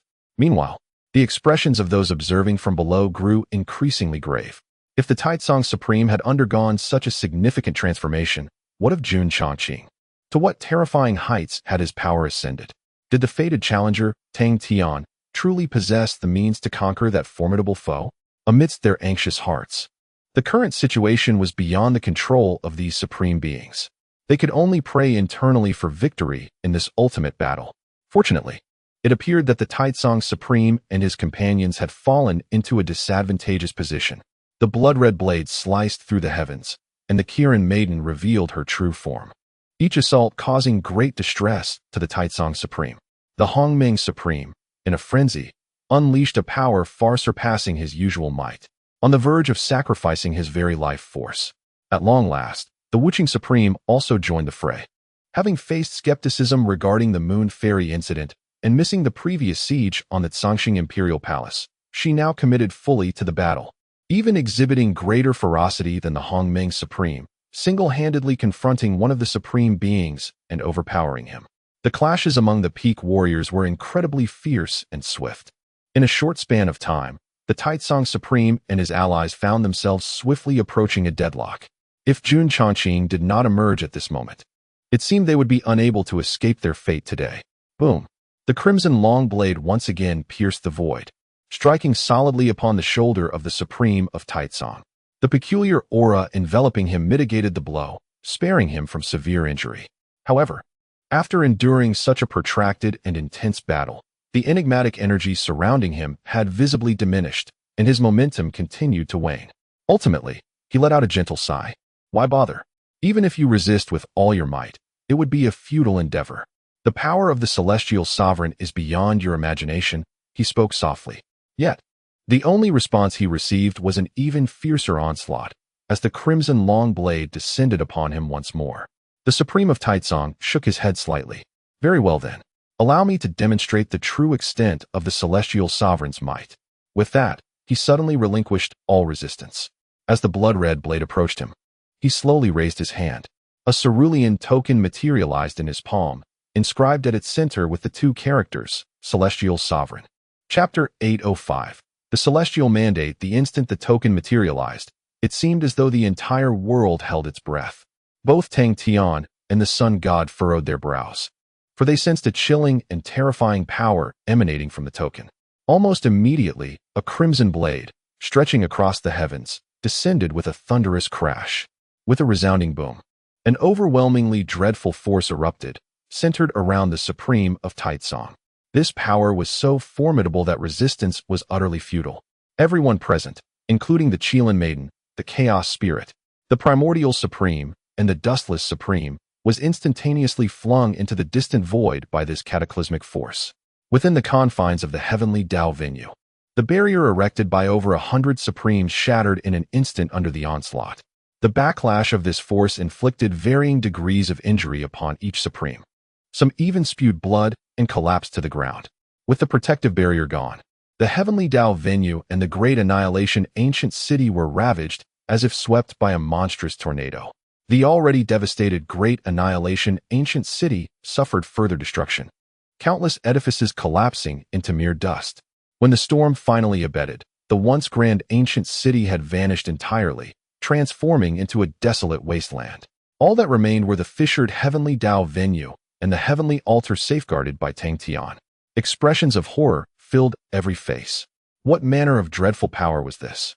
Only the Sun God slowly closed his eyes. He has truly returned, he murmured. Tang Tian furrowed his brow, gazing at the battlefield above. The Qilin Maiden and her companions had been blown away by the earlier force. They had endured a direct impact, and each was in a dire state. The Qilin Maiden coughed up blood, the crimson blade in her hand flickering incessantly, indicating that the weapon forged from Qilin bones had reached its limits. The Chaos Spirit appeared even worse for wear, half of his body obliterated, an unending surge of chaotic power erupting uncontrollably. The remnant Dao Supreme's blade had vanished, his tattered black robe riddled with holes, hair disheveled. The Dustless Supreme's face was ashen, struggling to remain upright in the void. These formidable beings stood at the zenith of this world, yet such a singular assault had left them grievously wounded, their combat efficacy diminished by more than half. In stark contrast, the Supreme of Taizong remained unscathed, even regaining the mysterious power lost during the fierce battle. Before the Supreme of Taizong, the azure token rotated slowly, exuding an unsettling power that continuously emanated from it. It was indeed this seemingly inconspicuous token that had instantaneously overwhelmed everyone. Such is the might of the Celestial Sovereign. In the presence of the token, Hongmeng Supreme gazed upon it with an expression of profound reverence, akin to a devout pilgrim on a sacred journey. Moments later, he positioned himself behind the token, casting his gaze over the multitude. Do you not yet comprehend the reality? The Celestial Monarch is an unstoppable force. He embodies destiny itself, the singular truth within this universe. The only choice we possess is one. Surrender. His voice was calm, yet it resonated through the silence that enveloped the world. No one could refute his declaration. Even Jun Chongqing had not appeared. Merely with a token, he had effortlessly vanquished all the supreme beings on their side. What kind of power was this? More formidable than celestial might, it was insurmountable and invincible, even beyond the realm of defiance. Under such formidable authority, those self-proclaimed supremes were no different from mere ants. What other path was there but surrender? A suffocating sense of despair descended once more upon all present.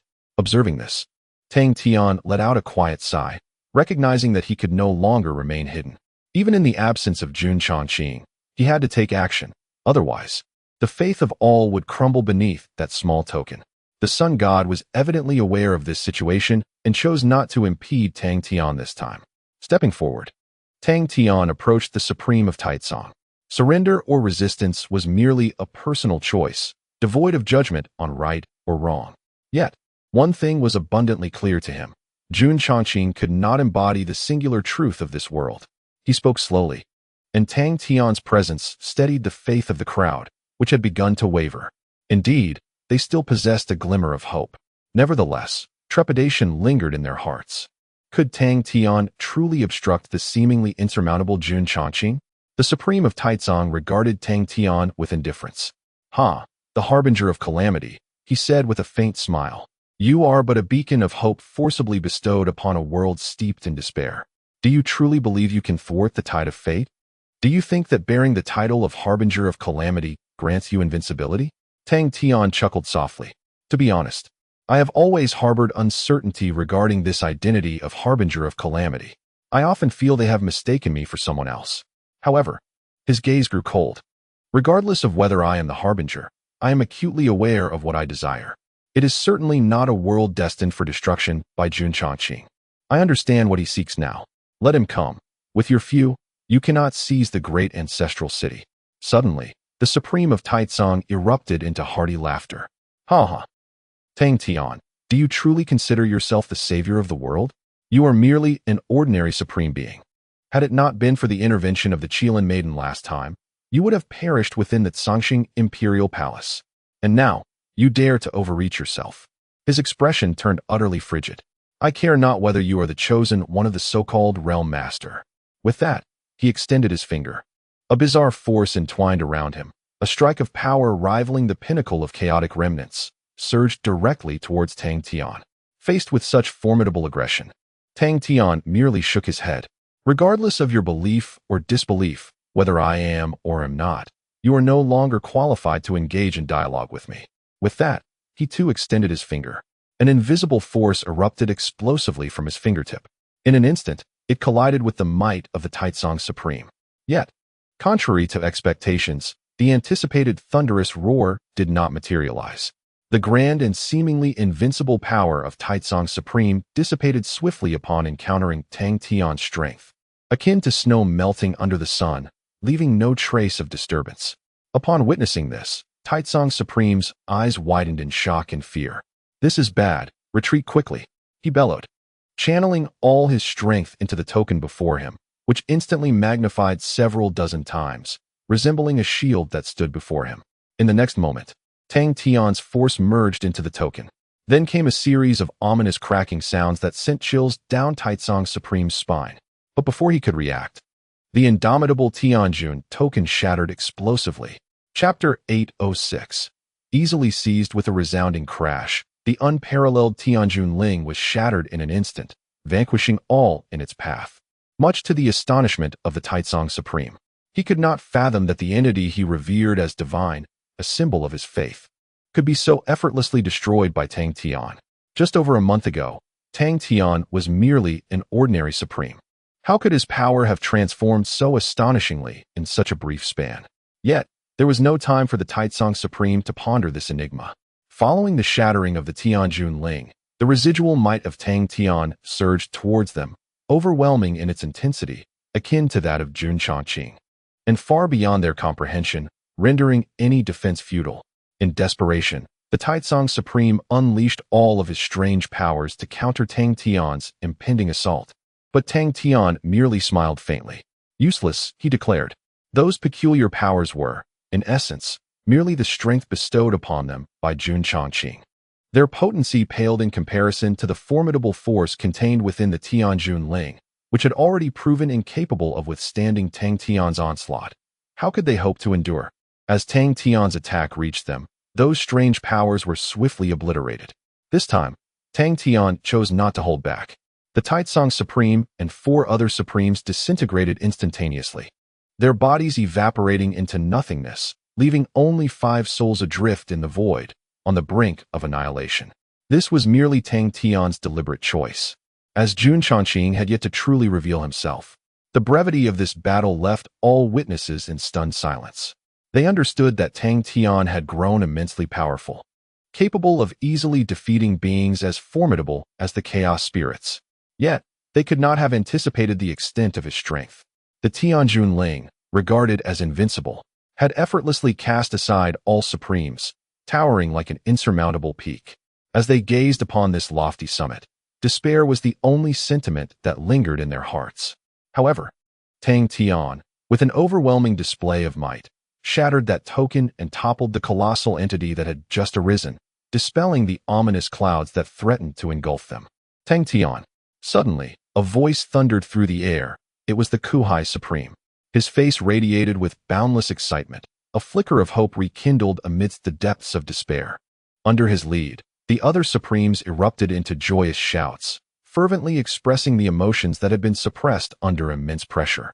The weight of despair inflicted by Jun Changqing and the Taizong Supreme had been truly overwhelming. As for the Kirin Maiden and her companions, who had just engaged in battle with the Supreme of Taizong, they were gradually regaining their composure. Being apex beings of unparalleled strength, their injuries, though seemingly grievous, had not compromised their very essence. Observing Tang Tian shatter the formidable heavenly monarch token and effortlessly capture the Supreme of Taizong and his companions, they collectively sighed in relief. The overwhelming power of the heavenly monarch token had exerted immense pressure upon them.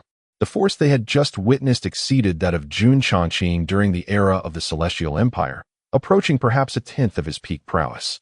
Long Jiuzhou remarked.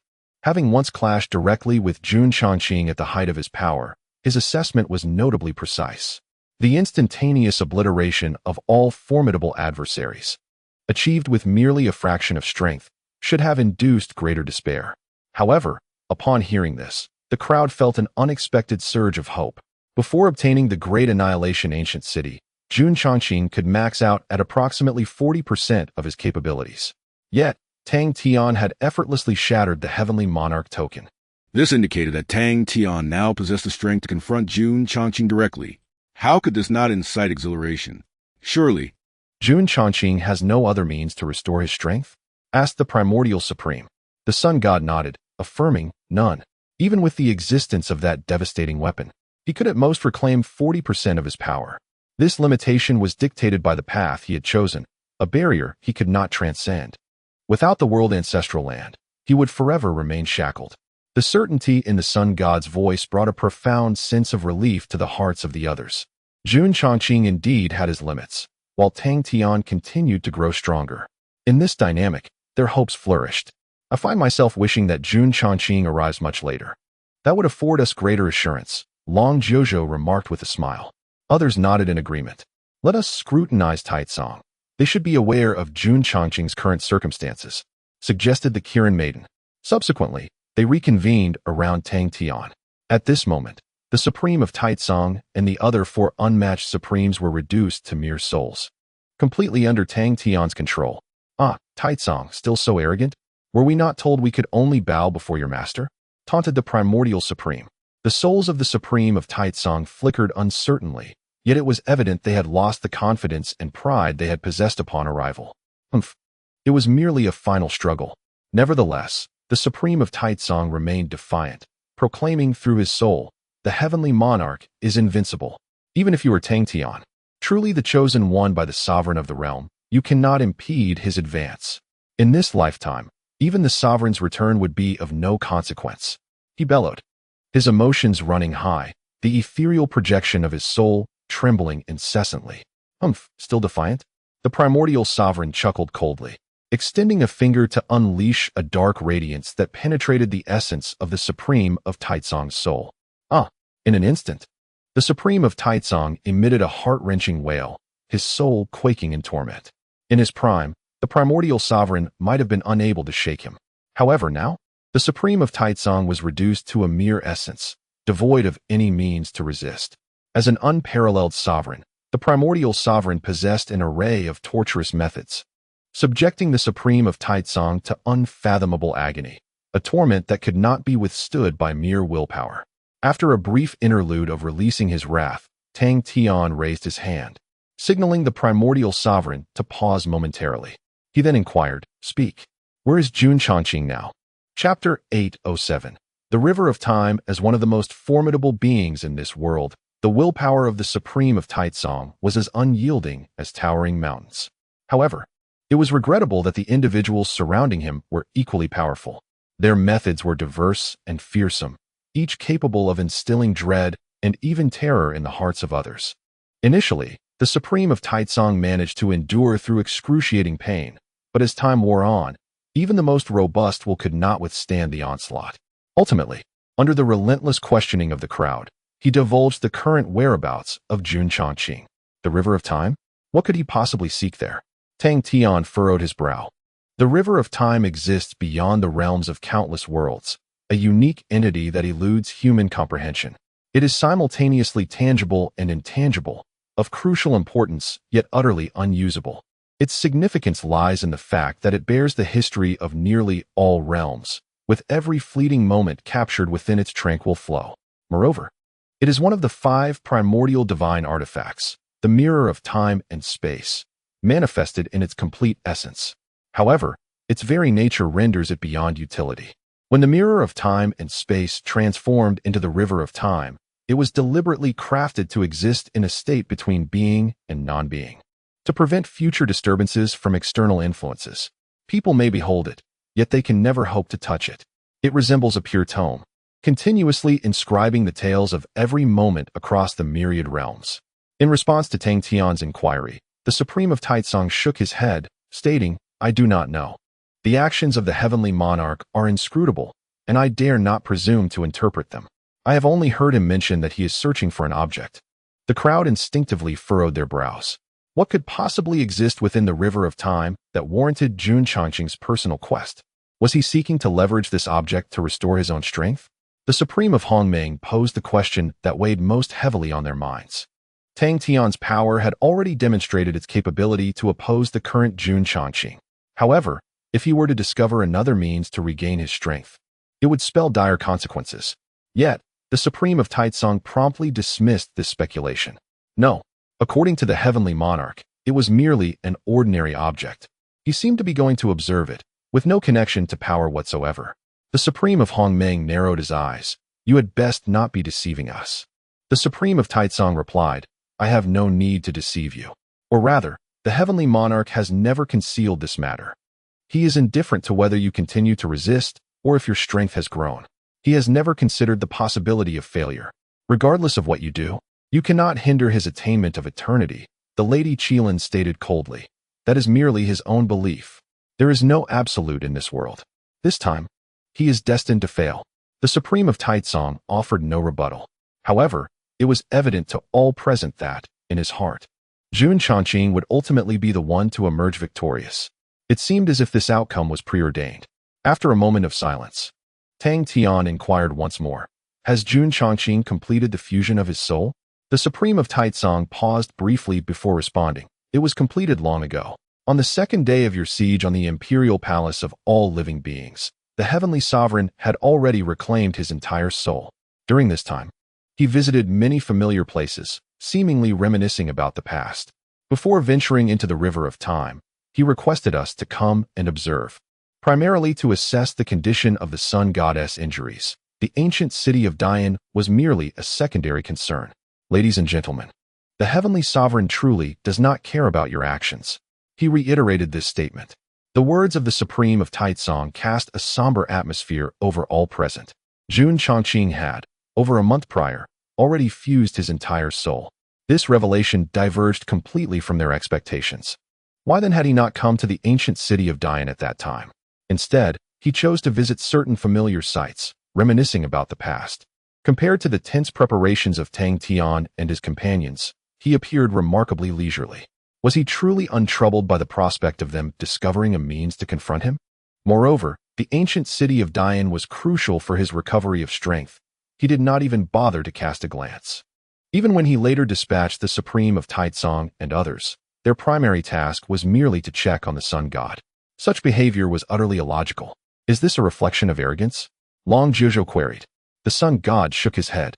Jun Chongqing is indeed proud, yet when it comes to matters of eternity, he is more focused and fervent than anyone else. There is something amiss here. The crowd fell into silence, sensing an unusual aura. When will Jun Chongqing come to the ancient city of Dian? Has he ever mentioned this? Tang Tian continued to ask. The Supreme of Taizong replied, "Yes, we are merely the vanguard. Upon returning from the river of time, the heavenly sovereign will come to the ancient city of Dian." This response brought a slight sigh of relief to the group. It seems that Jun Chongqing still requires the ancestral land of the world to fully restore his strength. However, his peculiar demeanor must be monitored closely. After deliberation, Tang Tian decided to seal the souls of the Supreme of Taizong and the others. The issue must lie within the river of time, Tang Tian remarked. The others furrowed their brows. It shouldn't be like this, the sun god remarked. In the river of time, there exists nothing. Even if certain remnants linger, they are merely imprints left by once mighty beings of the past. Have you not been reminiscing about bygone days, Jun Chongqing? Perhaps there lies a fragment of that past. The Qilin maiden shook her head. Yet, Jun Chongqing's demeanor is indeed peculiar. He appears unnaturally calm. If he is not swollen with arrogance, then surely the entities within the river of time possess some hidden significance.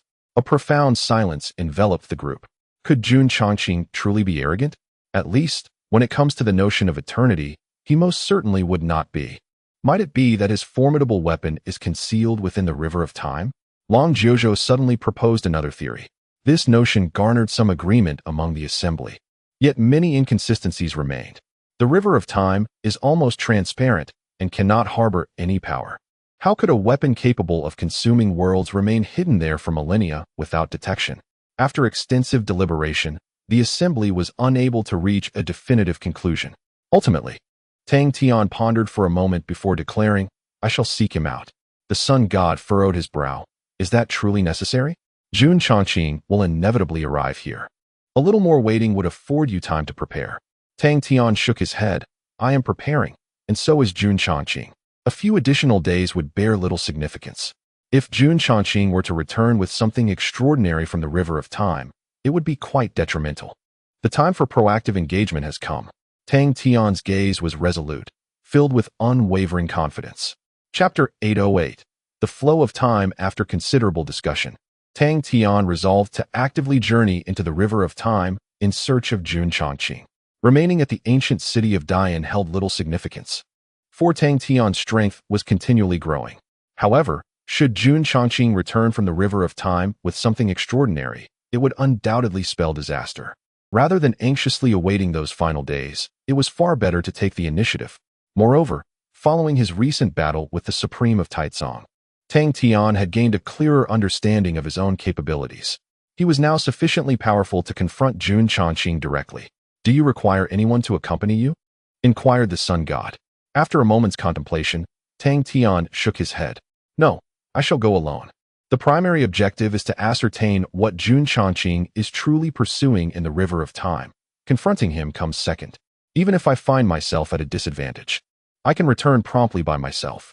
His current prowess had established a significant gap between him and others, leaving only Jun Chongqing as a formidable opponent.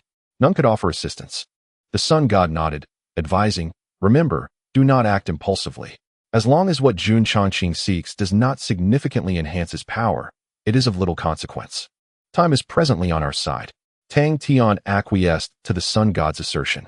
If he could convert and absorb all remaining consumption points at the current pace, his strength would reach an unfathomable level, inevitably overpowering Jun Chongqing, who had not yet fully regained his might. Even during his peak, Jun Chongqing might still prove to be a worthy adversary. Subsequently, they deliberated over various other details, and Tang Tian prepared to set forth immediately. The sun god and the others would remain stationed at the heavenly Tao altar, awaiting Tang Tian's return. Simultaneously, they were all readying themselves for the worst-case scenario. Should Tang Tian fail against Jun Chongqing or be slain, they would opt to directly refine the ancient city of Dian, overturning the chessboard and perishing alongside Jun Chongqing.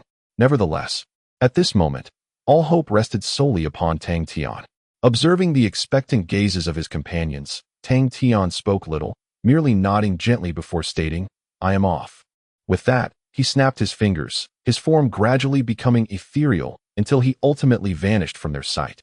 In the wake of his disappearance, the onlookers remained fixated on the spot where he had once stood. After a lengthy silence, the Supreme of Hongmeng sighed softly. He will succeed, won't he? The sun god gazed into the void, murmuring, I do not know. Since the moment Jun Chongqing was resurrected, the world had become shrouded in obscurity, as if veiled by a thick fog. If he were to succeed, all would return to normal. Should failure occur, the sun god did not continue. Yet everyone understood implicitly.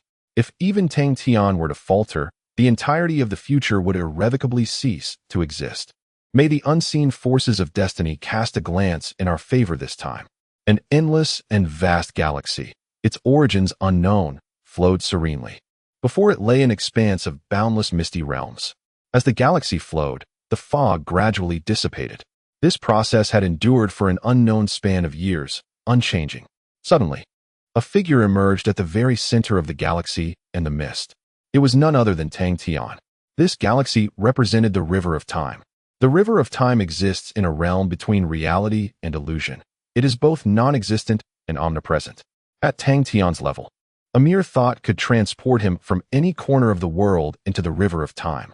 The mist before him embodied the uncertain future, while the silvery river behind him symbolized the past that had already transpired and could not be altered. There exists but a single River of Time, and as long as Jun Changqing remains present, he need only swim upstream to find Jun Changqing's whereabouts. Taking a gentle breath, Tang Tian walked towards the past. Here, time and space lost all significance. With each step, he traversed the fabric of time. Gazing down at the River of Time, Tang Tian soon beheld the moment he first traversed the myriad realms. Jin Yutong, Lin Yu. That was his inaugural transaction in this world, marking the commencement of his true journey into cultivation. He vividly recalled the blend of trepidation and excitement he felt upon entering a foreign world, coupled with the exhilaration of acquiring two systems. It seemed as if he had become the protagonist of his own tale. However, in retrospect, some of his actions appeared somewhat foolish. Firstly, the manner of the transaction was overly peculiar and unduly conspicuous. Had he been in another cultivation site rather than Qingwei Gate, he would have likely fallen prey to those with nefarious intentions. Secondly, there was no necessity for conflict with Lin Yu. Since the moment he acquired the system, it was clear they belonged to different worlds. Fortunately, he managed to navigate through the initial, arduous phase with minimal peril. Continuing onward, he soon encountered his former self, the original Tang Tian. His existence was undeniably dismal. Lacking strength, background, and wealth, anyone could easily kick him while he was down. Each day was marked by either being bullied or on the path to being bullied, with no one to offer support. Most critically, his character was overly timid.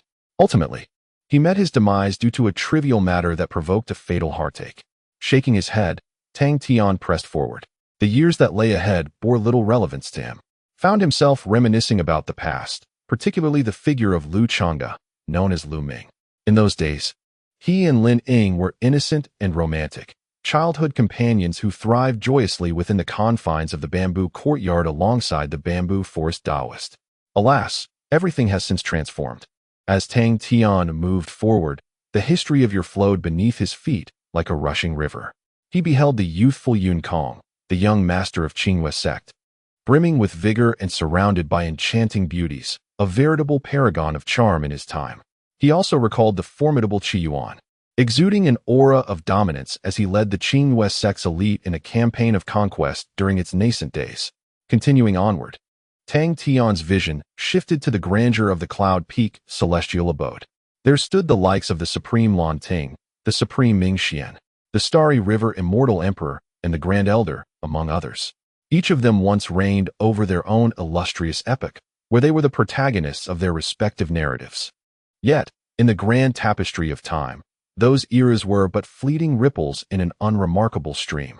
Indeed, as the river of time perpetually flows, even Tang Tian's present age will one day be merely another indistinguishable splash. Having traversed the history of the Cloud Peak celestial abode, Tang Tian quickened his pace. Time, relentless, marched ever onward. Chapter 809. Historical reminiscences. As Tang Tian continued his journey, the river of time beneath his feet relentlessly advanced. Before long, he encountered the universally acknowledged preeminent figure beneath the supreme, Sin Wuhui.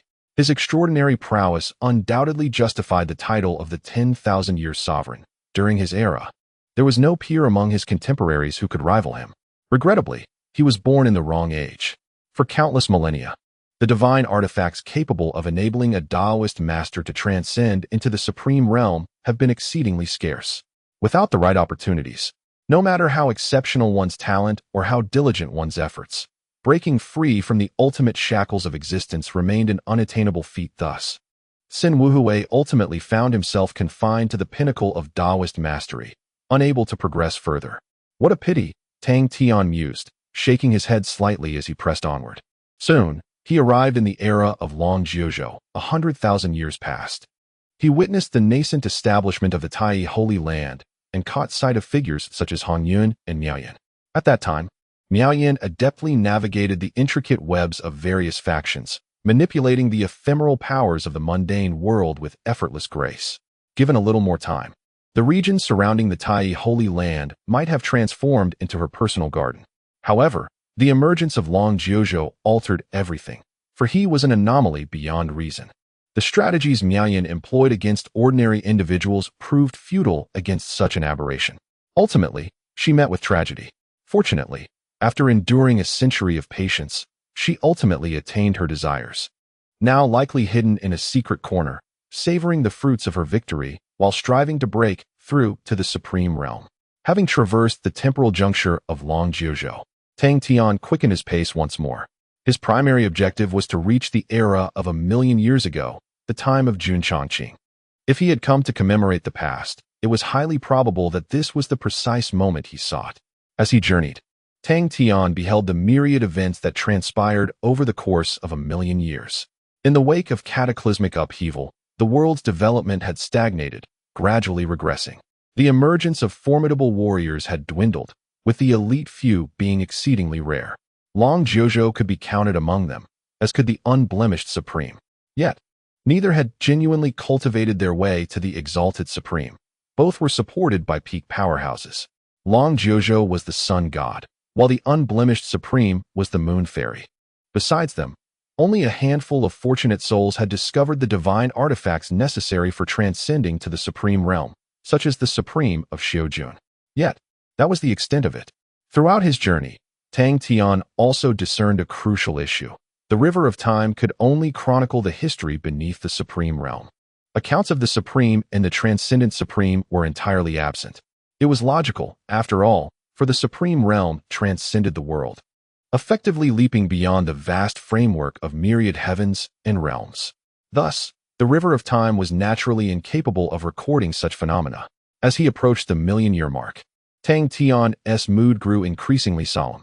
At this juncture, the devastation was profound. The entire world had plunged into the inferno of war, skies shattered, and the earth lay in ruins, with countless beings struggling to survive. The impact of that frenzied conflict on the world was exceedingly immense. With a heavy yet cautious heart, Tang Tian finally stepped into the timeline from 1,000,000 years ago. However, he was somewhat surprised to find that this place was akin to others. Besides the quietly flowing river of time, nothing else existed. Jun Chongqing was not here. Had he departed, or was he further ahead? After a moment's contemplation, Tang Tian leaned toward the latter conclusion.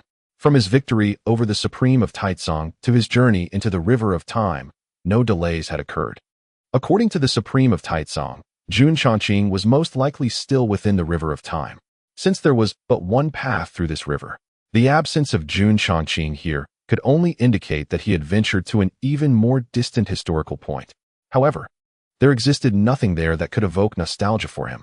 Tang Tian's heart began to sink slowly. If not for reminiscence, it could only mean the pursuit of something extraordinary. After pondering briefly, he continued onward. Upon surpassing the critical moment of the great battle from 1,000,000 years ago, the state of the world underwent a dramatic transformation. First and foremost was the Chongqing Imperial Palace. The Supreme of Taizong had not lied.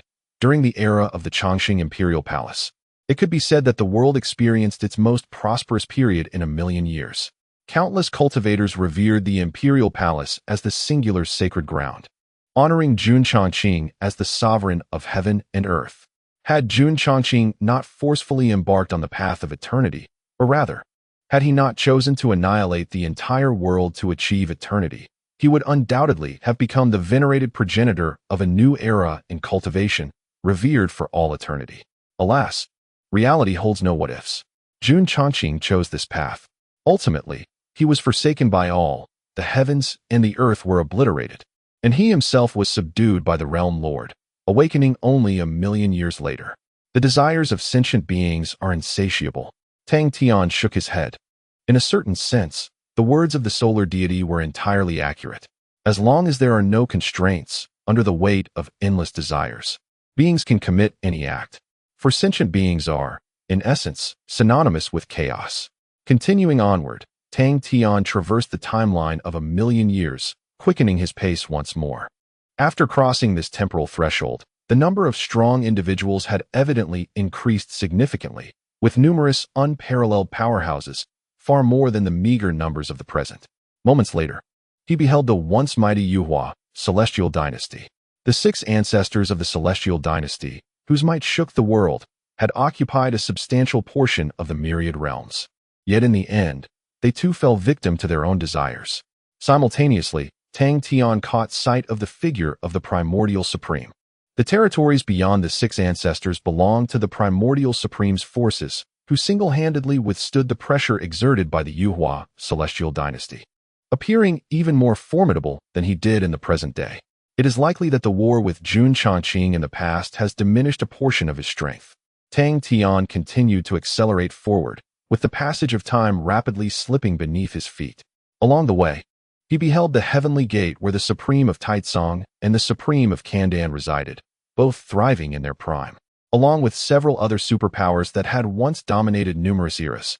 Yet, they too have vanished into the vast expanse of time, becoming mere fragments of history.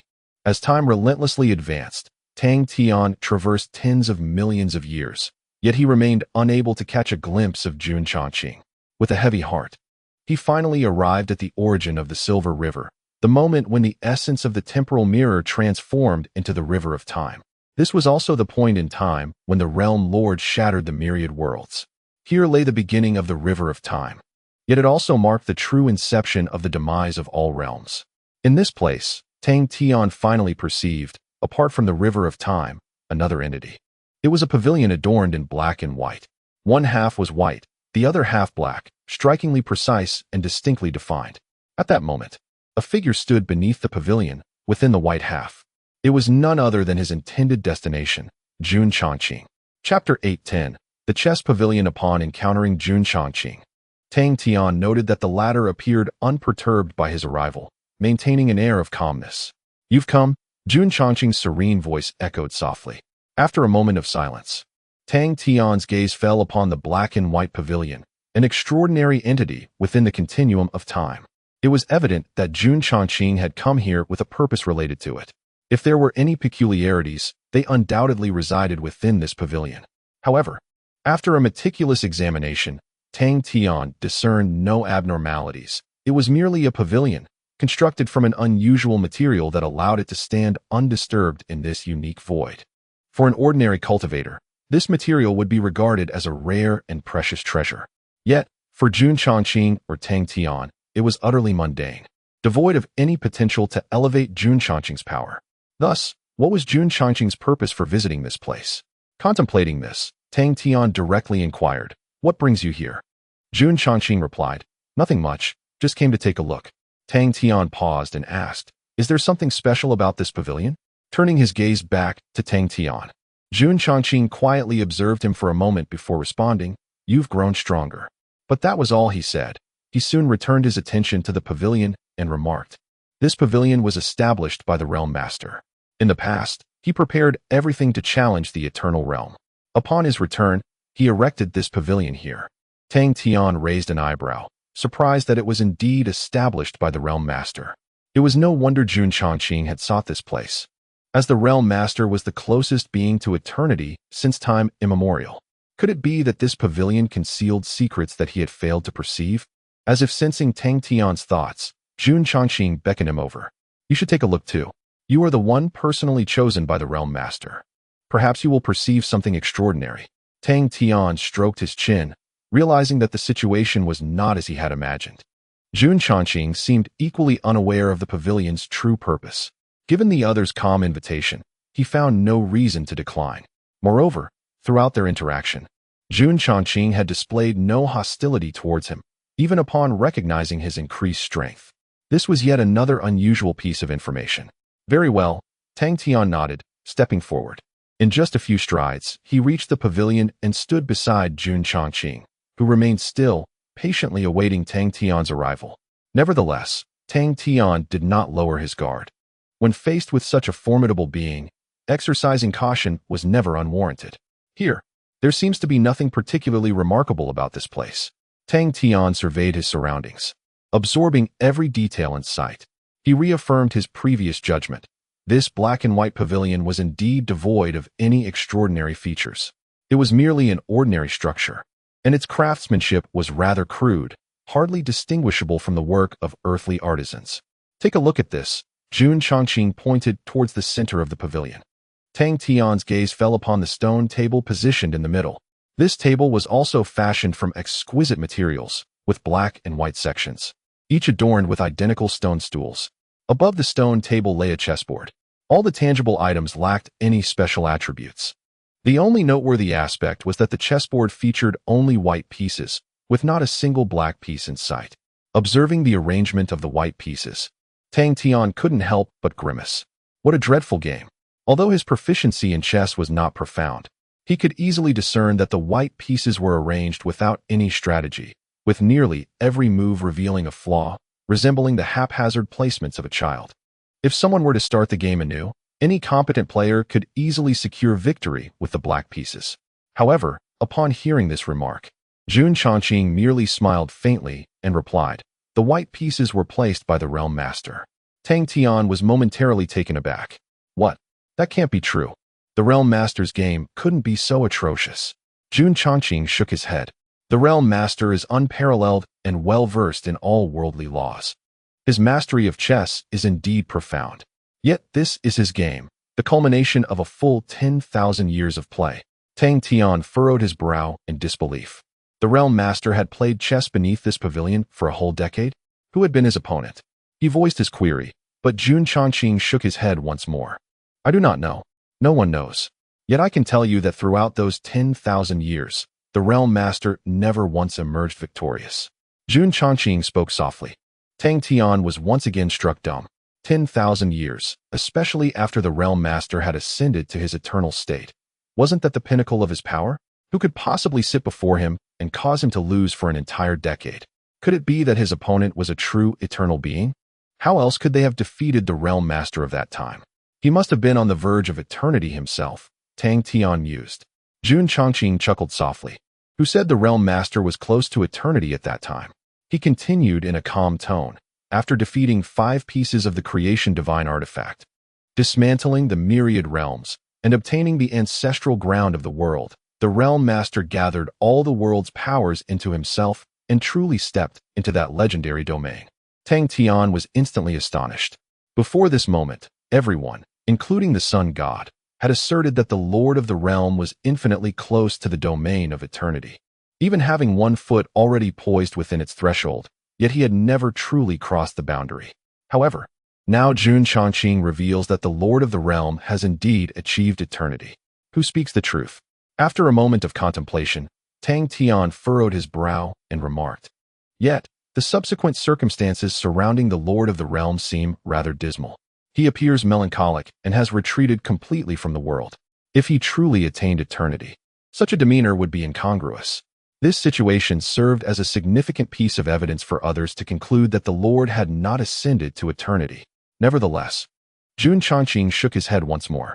The Lord has indeed succeeded in entering the realm of eternity. Otherwise, I would not have followed in his footsteps to this point. However, shortly after his success, he retreated from eternity. Upon his return, he constructed this pavilion for chess, engaging in a game with an unknown entity for 10,000 years, and lost for 10,000 years. Only after this did he entirely relinquish the path of eternity, transforming into the form you described. As he spoke, Jun Chongqing turned his gaze towards Tang Tian. The reason I have come here is to uncover what transpired back then, to discern the nature of the being with whom the Lord of the realm contended, and what factors compelled him to abandon eternity, forsaking the ultimate destination of his cultivation. Because I too am about to embark on this path of his. Jun Chongqing spoke slowly. Chapter 8:11. Projecting the entire world. The words spoken by Jun Chongqing plunged Tang Tian into a prolonged silence, laden with revelations that upended many of his prior beliefs. The realm master had indeed succeeded in traversing into the eternal realm. Yet, inexplicably, he had retreated. Subsequently, he constructed a peculiar chess pavilion within the river of time, engaging in an enigmatic game with an unknown, strange entity for an entire millennium, only to emerge victorious not once. Following this, the Realm Master entirely abandoned the path of eternity, relinquishing his pursuit of the ultimate destination in cultivation. This notion seemed almost impossible, for the Realm Master's determination to seek eternity was no less fervent than that of Jun Chongqing. However, Jun Chongqing had no need to deceive regarding this matter. As he had articulated, if the Realm Master had not once succeeded, how could he tread a path akin to that of the Realm Master? His presence in the chess pavilion was to unravel the mysteries of what had transpired in the past, for soon he might also confront the circumstances the Realm Master had once faced. After a lengthy silence, Tang Tian inquired softly, "Have you discovered the reason?" Jun Chongqing shook his head slightly. "No," he pondered, unable to fathom why the Realm Master would lose this game of chess. It was an unreasonable occurrence. Since the dawn of existence, no being had matched the Realm Master's formidable strength. He should not have lost a single game. Yet he did lose, and it appeared he had no chance of victory whatsoever. Tang Tian remained silent, observing the arrangement of the black pieces on the chessboard before speaking. "Could it be that you misjudged? The Realm Master's skill indeed seems, at present, inferior even to that of a child. In that case, continuous defeat would not seem so peculiar, would it? There is a saying, when all doubts have been eliminated, the remaining conclusion, no matter how absurd, must be the sole answer." However, Jun Chongqing clearly did not share this perspective. He did not respond to Tang Tian's conjecture, but stated instead, "In fact, prior to the Realm Master, there existed other extraordinarily powerful beings that brushed against the boundaries of eternity. Yet, their ultimate fates were equally bizarre. They either perished or succumbed to madness, without exception." Tang Tian raised an eyebrow. Jun Chongqing's statement reminded him of an encounter in the starry world not long ago with a certain individual, a madman who had survived from an unknown era. This old lunatic was immensely powerful, rivaling even Jun Chongqing, yet he had completely lost his sanity, becoming utterly deranged. Later, Tang Tian had discussed this matter with the Sun God, who echoed sentiments similar to those of Jun Chongqing. Indeed, before the Realm Master, there were formidable beings who had touched the boundaries of eternity, only to inexplicably descend into madness. A particular phrase spoken by the old madman had left a profound impression on Tang Tian. "I am but a wretched ant. No, I am not even worthy of being called an ant. I am merely dust. No, I am not even dust. I am but a void, a mere jest. I am nothing. I do not even exist." Such words may appear as the ramblings of a madman, yet upon deeper reflection, they evoke a chilling sensation. What could he have witnessed to elicit such astonishing statements from a being of unparalleled strength? The peculiar actions of the sovereign after the eternity only heightened Tang Tian's unease, for he senses that behind the veil of eternity lurks an unspeakable terror, a creature of unimaginable dread. The realm of eternity has long been regarded as a forbidden domain. Jun Chongqing continued, "That realm resembles an abyss of the netherworld, mercilessly devouring countless powerful beings. Even the sovereign was not spared. In truth, I do not know if I can confront the unknown horrors that lie ahead."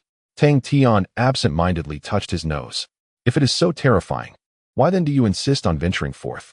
Upon hearing this, Jun Chongqing chuckled. It must be said that he seldom smiles, but when he does, he possesses an undeniable charm. Just because it is frightening, does that mean one should refrain from pursuing it?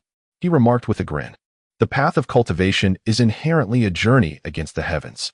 Without the resolve to conquer all, how can one ascend to the ultimate pinnacle? It is through confronting adversity that one truly progresses. Oh well, you are not a cultivator. You would not understand. Tang Tian was momentarily speechless. Why must he always use him as an example? Was he not, in fact, a cultivator himself? He had exerted considerable effort in the early stages. Indeed, the sovereign had once cautioned him, declaring that this path was destined to be one of no return. Jun Chongqing continued, "Yet without standing atop the peak, how can one discern the truth of all things? This path I shall tread without hesitation." Tang Tian scoffed, "You should heed his advice. This road is fraught with peril." Jun Chongqing shook his head, "Impossible. I must ascend to the summit and reach the end. No one can hinder me in this endeavor." Tang Tian shook his head. "You are overly confident, excessively extreme. To attempt to consume the world will inevitably invite the world's backlash. In your past life, you were thwarted by the sovereign. In this life, you will find no opportunities either. Jun Chongqing regarded Tang Tian with indifferent eyes. Is that so? Who could possibly stop me? Is it the sun god and his ilk, or you? Tang Tian chuckled softly. While I may indeed be somewhat indolent, I bear the title of a calamity bearer. Even you acknowledge the existence of this moniker. Are you truly unperturbed? Jun Chongqing slowly shook his head. Indeed, you are a harbinger of calamity. One of the few enigmatic entities in this world that elude my comprehension. However, you shall not impede my progress. No one can, Tang Tian stated, gazing directly at him. His voice tinged with calmness. Jun Chongqing replied, this is not mere confidence, it is a verity. The state of this world is far from what you perceive. Given that you have arrived here and taken this step, I shall unveil the truth of this world for all to witness. With that, Jun Chongqing suddenly waved his expansive sleeves. A terrifying aura erupted from him in an instant, but it was not directed at Tang Tian. Rather, it was cast toward the flowing river of time below. In the next moment, countless brilliant specks of light ascended from the temporal river, swiftly converging in the void. Moments later, a colossal mirror appeared before Tang Tian, quietly suspended above the river of time. It was a projection of the time-space mirror. It was not a tangible entity, nor could it be wielded by anyone, including Jun Chongqing himself. Yet, it possessed another function, to project the circumstances of Tang Tian and Jun Chongqing's side, illuminating every corner of the world. Chapter 8:12. The final battle within the celestial dojo, Tang Tian, prior to entering the river of time, preserved the souls of several individuals, including the Supreme of Taitsong. The sun god conducted an interrogation of these souls, yet yielded no particularly significant insights. The sole remaining mystery is whether Tang Tian can successfully locate Jun Chongqing and, subsequently, if he can indeed conquer him. Impossible, declared the Heavenly Lord. For this incarnation is an unparalleled entity. The Supreme of Hongmeng spoke up. At this moment, the only ones remaining beside the souls were the Sun God, the Kirin Maiden, the Chaos Remnant, Long Jiuzhou, the Supreme of Hongmeng, and a few others, including the Supreme of Wuchen. Although the Supreme of Shandao and the Supreme of Taitsong harbored profound grudges, they ultimately hailed from the same sect and could not bear to witness his current fate, thus opting to depart temporarily. Nonsense, the Supreme of Hongmeng retorted disdainfully. Even in such a state, he remains defiant. No one can remain invincible forever. The current Tang Tian undoubtedly possesses the strength to subdue Jun Chongqing. The Supreme of Taitsong chuckled softly. You truly have placed all your hopes upon him. But can he? Is he truly capable? Or rather, is he genuinely trustworthy? The Supreme of Hongmeng narrowed his eyes. Still spouting nonsense? Have you forgotten Tang Tian's title? The Chosen One, personally selected by the Lord of Realms. He was born specifically to confront the world's tyrant, Jun Chongqing. In the previous cycle, Jun Chongqing was suppressed by the Lord of Realms. In this cycle, he will undoubtedly be subdued by the Chosen One designated by the Lord. That is destiny. Do you comprehend? The soul of the Supreme of Taitsong bowed his head, revealing a peculiar smile. Hee. But have you considered one question? Is the Lord of Realms truly trustworthy? This statement caused the surrounding individuals to furrow their brows in unison. What do you mean? The sun god inquired in a low voice. However, the Supreme of Taitsong merely smiled, seemingly unwilling to elaborate further on the matter. The Supreme of Hongmeng was taken aback and exclaimed, Do not heed his words. This fellow merely seeks to sow discord among us. Damn it, even at death's door. He still engages in such antics. It seems that the punishment I administered earlier was insufficient. As he spoke, he grinned malevolently, preparing to add extra helpings to the Supreme of Taitsong.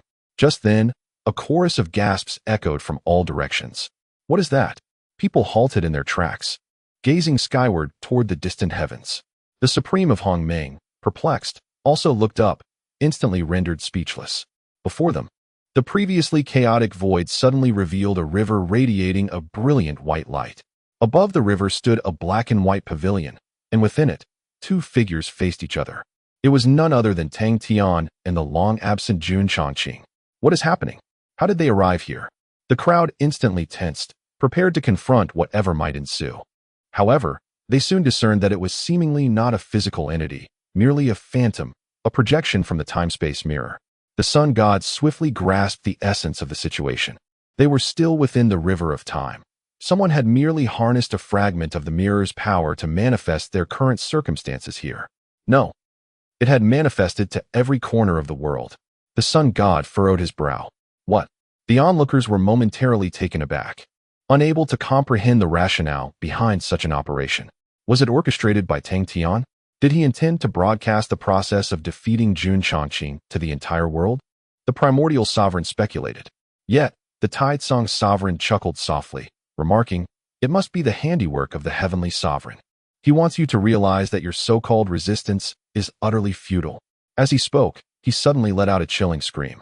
The primordial sovereign retracted his hand with a gentle snort, still chattering away. It's utterly vexing. Subsequently, he sealed the Taitsong sovereign's soul, preventing the screams from disturbing the others. Nonetheless, the others were too preoccupied to pay attention to such matters, their gazes fixated anxiously on the projection in the void, their hearts racing. Would Tang Tian succeed? Meanwhile, in the river of time, observing Jun Chongqing's maneuvers, Tang Tian felt a twinge of surprise. A projection for the entire world. What kind of confidence did Jun Chongqing possess to be so assured? Regardless, this battle was now inevitable. The world could not be allowed to perish at the hands of Jun Chongqing. I respect your ideals, Jun Chongqing. Tang Tian spoke softly, but I also have my reasons to stop you. With that, he hesitated no longer and delivered a powerful punch toward Jun Chongqing. Though merely over a month had passed, Tang Tian's strength had undergone a remarkable transformation. Jun Chongqing could no longer maintain his previous composure. As he faced this punch, he extended his hand, and the two collided beneath the chess pavilion. Boom! In an instant, the great path shattered. The layers of void crumbled under the indescribable terror of their combined power, as if subjected to countless cycles of reincarnation. Fortunately, both controlled a portion of their strength, sparing the nearby chess pavilion from destruction. Otherwise, the relic left by the Realm-S Master would have been reduced to dust in an instant. Boundless power surged forth, sweeping across the entire river of time. Had the river of time been a tangible entity, it likely would have met its demise then and there. Nothing that exists in reality could possibly survive the recent collision.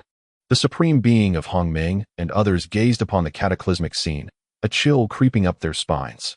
Is this the true power of Tang Tian and Jun Chongqing?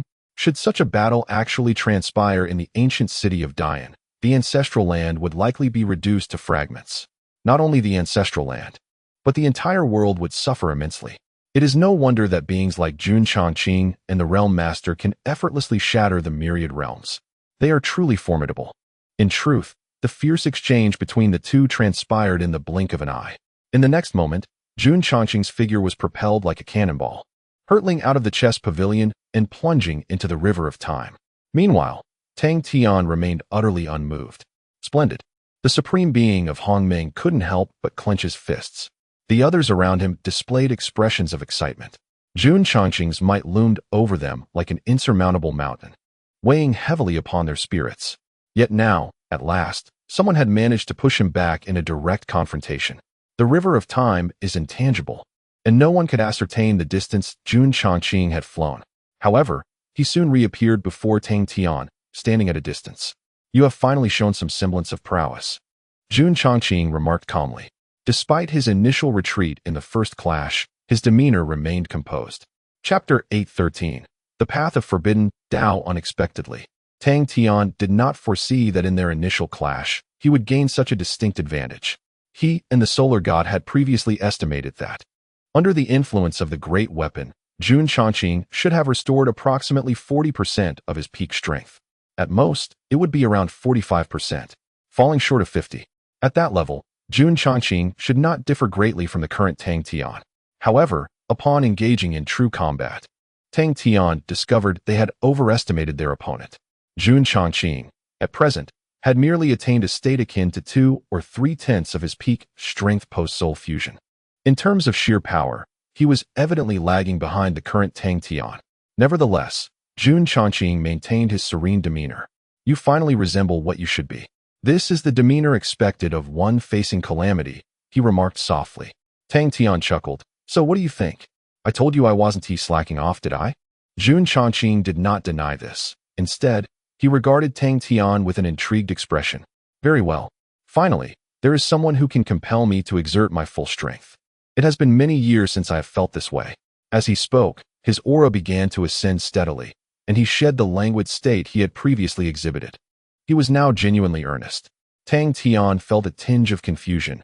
Jun Chongqing had only awakened a few years prior. Could it be that he had not fully exerted himself during his confrontations with the realm masters before his slumber? However, that answer was no longer of consequence. For Jun Chongqing's current state had reached its zenith. As his massive hand descended toward Tang Tian, an indescribable sensation emanated from all directions. Tang Tian suddenly felt that all methods and techniques were rendered ineffective in that moment. Forbidden Tao? The Supreme of Hongmeng intoned with a grave tone, his expression darkening considerably. Long Jiuzhou glanced at him and inquired, "Is this the ultimate trump card that aids Jun Chongqing's ascendance? The very means you sought to obtain back then?" The Supreme of Hongmeng nodded, coldly affirming, "Indeed." Jun Chongqing had nearly perished while breaking through the Tao realm, but comprehended the path of forbidden Tao amidst desperation. Under the influence of this forbidden path, all laws were obliterated. It was through this means that he successfully stood atop the pinnacle of the entire world. Subsequently, the solar god added, before entering the Tao realm, Jun Chongqing was not particularly remarkable. It was only after his ascendance that he emerged as an unstoppable force. And a crucial factor in this was the path of forbidden Tao. Upon hearing this, the crowd became tense once more. Under such an extraordinary technique, could Tang Tian still cope? Simultaneously, Tang Tian sensed the exceptional nature of this ability.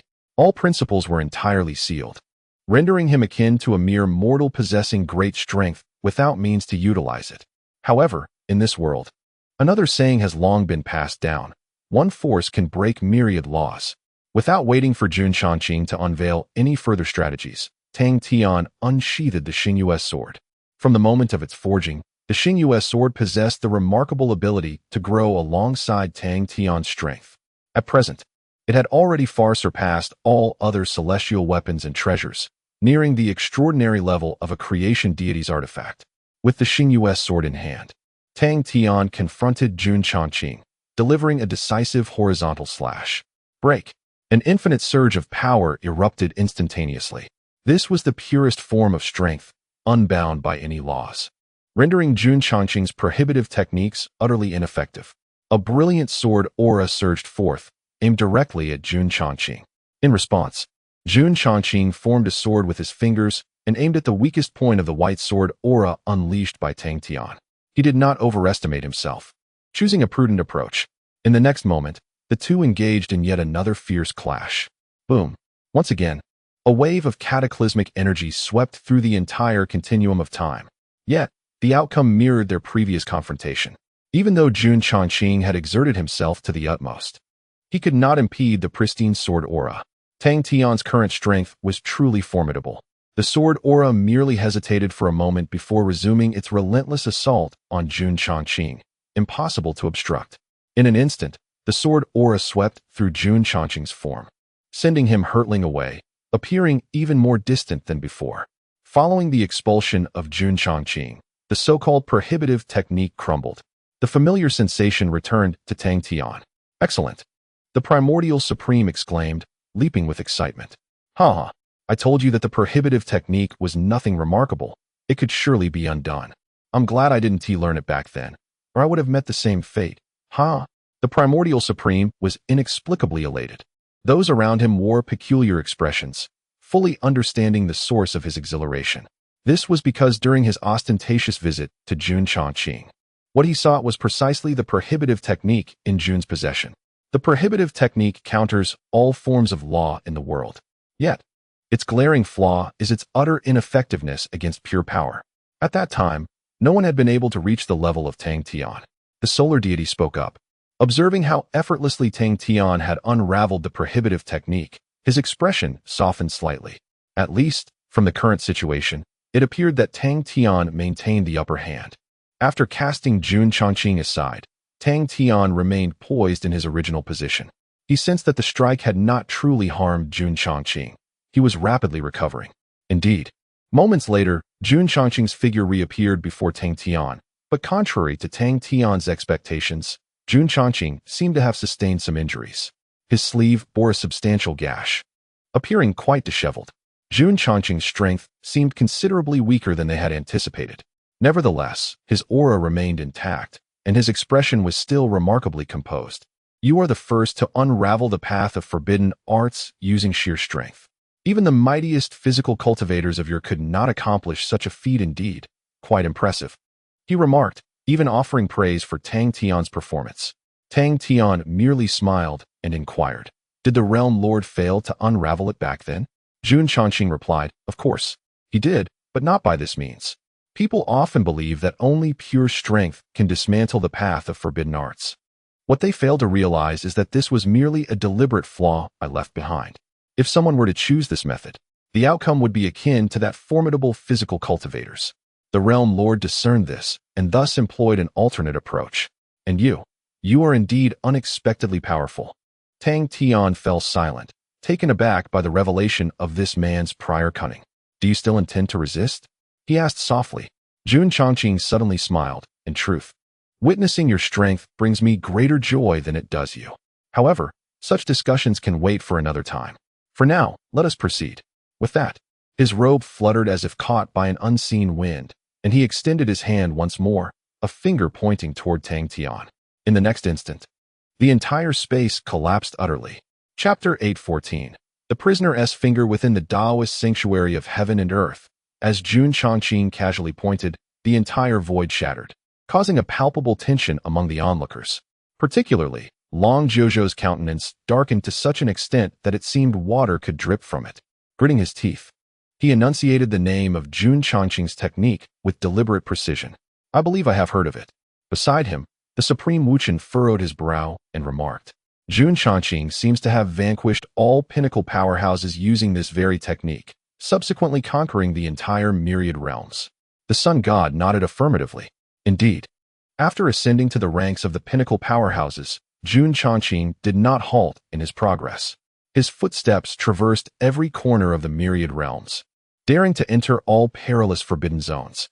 Ultimately, he attained enlightenment once more amidst the boundless chaos, truly standing above all sentient beings. The prisoner's finger was one of the insights he garnered during that profound realization.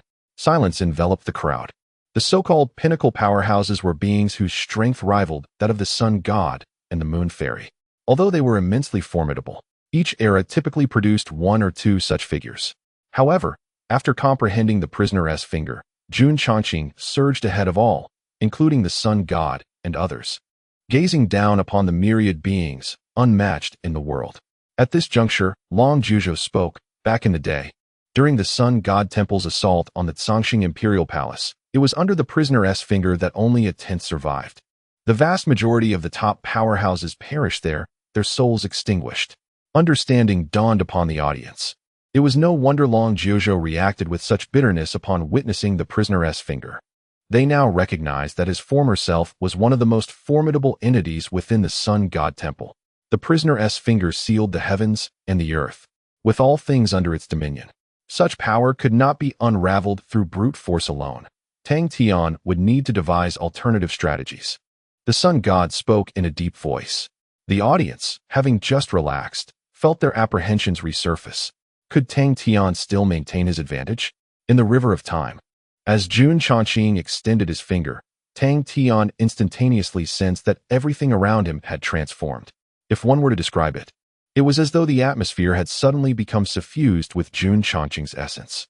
At that moment, Jun Changqing appeared as a supreme deity wielding control over all.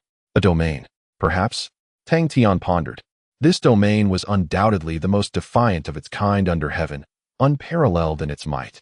Should he fail to transcend it, he would become a mere plaything of the domain's possessor, subjected to their whims with no avenue for resistance. Yet, coincidentally, it appeared he possessed a similar domain himself, the domain of all laws. At the dawn of his cultivation, Tang Tian harnessed the capabilities of the system to fervently practice countless varieties of Taoist arts across myriad levels, achieving mastery in each. During this period, he comprehended the essence of myriad laws and established a domain known as the domain of myriad laws. When this domain was activated, he stood as an invincible entity among his peers, impervious to any adversary who could not unravel its intricacies. Within this realm, he was akin to a creator god. leaving his opponents with no chance of retaliation. This effect bore a striking resemblance to the domain wielded by Jun Chongqing. As his strength burgeoned, the domain of myriad laws was seldom employed, for he often faced foes of superior prowess, which diminished the domain's efficacy. However, the circumstances have shifted. His power now towers above all beings, rendering even Jun Chongqing incapable of matching him in raw strength. Thus, the domain of myriad laws has evolved to become even more formidable. The question now remains, whose domain shall prove more effective? In a fleeting moment, Jun Chongqing's domain was merely beginning to take shape. Without waiting for its completion, Tang Tian unleashed his domain of myriad laws. Instantly, his aura surged forth from his being, radiating in all directions.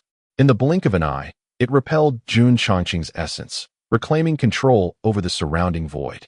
Jun Chongqing hesitated slightly, seemingly taken aback by Tang Tian's possession of a similar technique. Nevertheless, he stepped forward, intent on compressing Tang Tian's space for survival. Tang Tian sensed this maneuver but merely smiled faintly. At this juncture, he had consumed an unfathomable quantity of law power, elevating the domain of myriad laws to an astonishing and terrifying level, surpassing even his raw strength. Jun Chongqing's attempt to ensnare him with such a tactic was nothing more than a folly. "Unleash!" Tang Tian exclaimed, and the domain of myriad laws expanded with full force. In an instant, the pressure exerted by Jun Chongqing dissipated entirely. Tang Tian's domain surged forth like a torrential flood, rushing toward Jun Chongqing's position. Before long, it occupied the majority of the space surrounding him, constricting his domain into a narrow confines, continuously exerting pressure. The roles of offense and defense had been utterly reversed.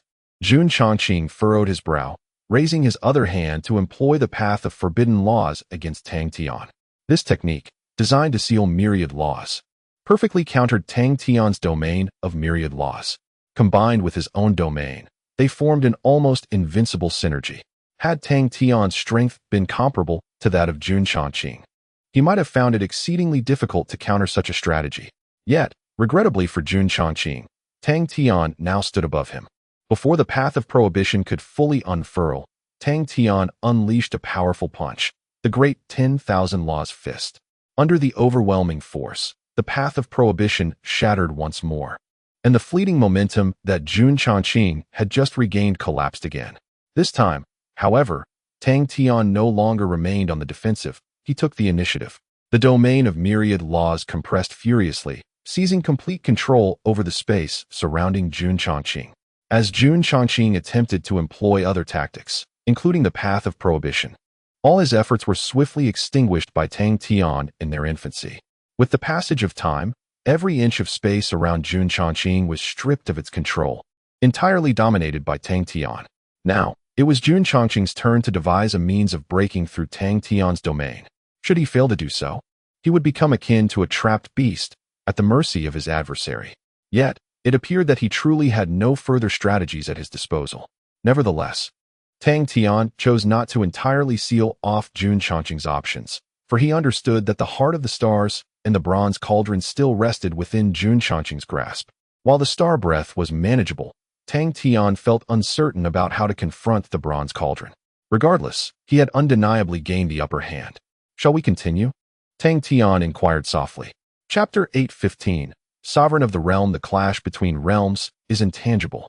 The onlookers at the Heavenly Tao arena cannot perceive the nature of the confrontation between Tang Tian and Jun Chongqing. However, they discern that Tang Tian seems to have successfully unraveled Jun Chongqing's prison sky finger, transforming his defense into an offensive stance, thereby ensnaring Jun Chongqing in place. How did he accomplish this? Long Jojo was extraordinarily exhilarated. In his previous life, he had perished beneath the prison sky finger. Witnessing its dissolution at the hands of Tang Tian now filled him with an invigorating sense of relief. "I am uncertain," the sun god responded, shaking his head. Jun Chongqing's prison sky finger is likely an extraordinarily formidable domain. Within that realm, he is an invincible entity, only countered by a corresponding technique. Yet Jun Chongqing concurrently possesses the forbidden Tao, which, when combined, presents almost no viable means of resolution. Until today, only the Realm Lord has successfully unraveled it. Now, it appears Tang Tian may be the second.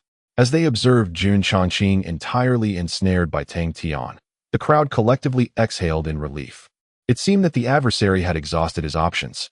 Are we nearing success? The primordial supreme inquired, his excitement palpable. Yet, the Kirin maiden remained solemn, cautioning. It is too soon to tell. Let us not forget, he still wields the heart of the stars and the bronze cauldron. Both are exceedingly formidable. The sun god slightly shook his head. The heart of the stars cannot impede the current Tang Tian, and as for the bronze cauldron, once a primordial artifact is shattered, it cannot be wholly restored. Jun Chongqing has merely reinstated its facade. While it may serve to safeguard himself, it poses no threat to Tang Tian's advance. Long Jiuzhou was momentarily taken aback. Then have we not triumphed? As long as we can confine him, we shall discover a means to suppress him eternally, much like 1,000,000 years ago. The other's eyes brightened, contemplating this possibility. Nonetheless, the sun god continued to shake his head. No, while the heart of the stars and the bronze cauldron indeed pose no threat to Tang Tian, Jun Chongqing, he has ventured to the pillar of creation. The crowd fell into stunned silence. The pillar of creation, one of the 5 great sanctuaries of the world, is also the most enigmatic. It is said to be the birthplace of the 5 primordial artifacts, concealing the divine power to create worlds. Should one acquire it, the outcome could be monumental. The Realm Lord is the prime example. Has Jun Chongqing reached the pillar of creation? Did he obtain that legendary divine power? The primordial supreme asked. The sun god did not respond directly, instead murmuring, "This matter may only be known to the Realm Lord. Jun Chongqing has never displayed such divine power before others. Let us continue to observe." The crowd fell into silence once more, redirecting their gaze toward the ethereal silhouette in the void. In the river of time, Tang Tian was acutely aware that, with the presence of the bronze cauldron, he could not completely subdue Jun Chongqing at this moment. Thus, he contemplated an alternative approach, one that would lead Jun Chongqing to willingly concede. As you have witnessed, my ascent in strength diverges from that of other cultivators. If you cannot defeat me today and claim the ancestral land of the world, it will be even more impossible in the future. So do you wish to continue? Tang Tian inquired softly. Jun Chongqing fell silent for a moment. Despite being in an undeniably disadvantageous position, he maintained an air of calm. Did you comprehend that domain by yourself? He suddenly asked. Tang Tian nodded. Jun Chongqing chuckled. It seems my previous assessment of you was somewhat misguided. You have indeed invested considerable effort in your cultivation. Tang Tian was momentarily speechless. Even in such a critical situation, Jun Chongqing's focus remained on this. Answer me first. Will you concede or continue? He sought to avoid unnecessary tangents. Jun Chongqing shook his head with a smile. How could I abandon something that is destined to succeed? My choice to engage in battle with you is merely a nostalgic reminiscence. By the way, he added, you have yet to witness the ultimate power of this world, have you? Tang Tian furrowed his brow. Ultimate power? What is ultimate power? Jun Chongqing swiftly provided the answer. He retracted the prison sky finger, allowing Tang Tian's myriad law domain to envelop him. Yet, in an instant, an aura that Tang Tian was all too familiar with emanated from him. It was the essence of the creation deity's artifact, nay, the primal force of the creation deity's artifact. In that fleeting moment, an extraordinarily terrifying power erupted with ferocity. The myriad law domain was shattered in an instant. Tang Tian hastily attempted to react, only to realize that the power unleashed by Jun Chongqing was even more pure than that of the creation deity's artifact. In the blink of an eye, he found himself beneath an unstoppable force. Boom. What? The onlookers at the Heavenly Dao venue were momentarily stunned by this sudden turn of events. How could Tang Tian, who had clearly held an absolute advantage, be shattered so abruptly? Yet, almost immediately, an indescribable pressure surged from the distant chaos, enveloping the entire myriad realms. All beings sensed a supreme majesty, an involuntary impulse of submission rising within their hearts. Jun's dominion over the world was palpable. The countenance of the sun god darkened to an extreme. He truly has attained the divine power to create worlds. The crowd was awash with expressions of horror. Was this the power derived from the pillar of creation? No wonder the Realm Lord and Jun Chongqing wielded such defiance. They had grasped the ultimate power of this world in their hands. At this moment, they found themselves at a loss for words. He could only gaze blankly at the sky, his heart fervently praying. In the face of such an ultimate power, Tang Tian had no other means of coping. Yet, he did not disappoint them. After his body was utterly shattered, in just a few breaths, his figure reappeared in the same location. However, at this moment, he wore a frown. This so-called ultimate power was simply insurmountable. Such a force should not exist in this world, Tang Tian murmured. Jun Chongqing chuckled softly. Who says it shouldn't? Yet it undeniably does exist. Perhaps, only after eternity will we truly comprehend it. Tang Tian remained silent. That power resembled the divine energy compared to spiritual energy, existing on an entirely different plane. Regardless of how many methods he possessed, he could not contend with it. If Jun Chongqing could wield it at will, it would indeed present a formidable challenge. So, do you still intend to persuade me to give up? Jun Chongqing extended his finger, and the power of creation surged once more towards Tang Tian. As expected, Tang Tian's body exploded into dust again. Yet almost immediately, he re-emerged in the void. Indeed, Jun Chongqing would not relent. But neither would he. He was determined to uncover a way to unravel this ultimate power amidst the cycle of continuous death. Chapter 8:16 War of Attrition in the Heavens Above. The tide of battle underwent a sudden and complete reversal. Tang Tian, who had nearly secured victory, found himself in utter disarray the moment Jun Chongqing unleashed the power of creation. Tang Tian's body was caught in an incessant cycle of fragmentation and restoration, collapsing and reforming at an astonishing pace. Witnessing this, all present from the Taoist temple furrowed their brows in concern. The power of creation, an ultimate force. Did Tang Tian possess any means to counter it? The supreme of primordial chaos knitted his brow tightly, expressing his apprehension. Just moments ago, they had nearly begun to celebrate. Yet none could have foreseen that, despite being at a disadvantage against absolute power, Jun Chongqing could so effortlessly turn the tide. Only someone as formidable as Tang Tian could withstand the power of creation for such an extended period. Were it anyone else, they would likely be obliterated in an instant. What other power could possibly contend with the power of creation? This question arose in the minds of the others. If Tang Tian could summon another force that rivaled the power of creation, perhaps he could once more alter the course of the battle. However, the sun god extinguished that hope. No, he intoned gravely. It is called ultimate power precisely because no other force can be compared to it. There exists a disparity of levels akin to an insurmountable chasm. The supreme of primordial chaos grimaced, his reluctance palpable. So, does that mean we have lost? The sun god fell silent for a moment before responding. Not necessarily. The supreme of primordial chaos was taken aback, and the others turned their gazes toward the sun god.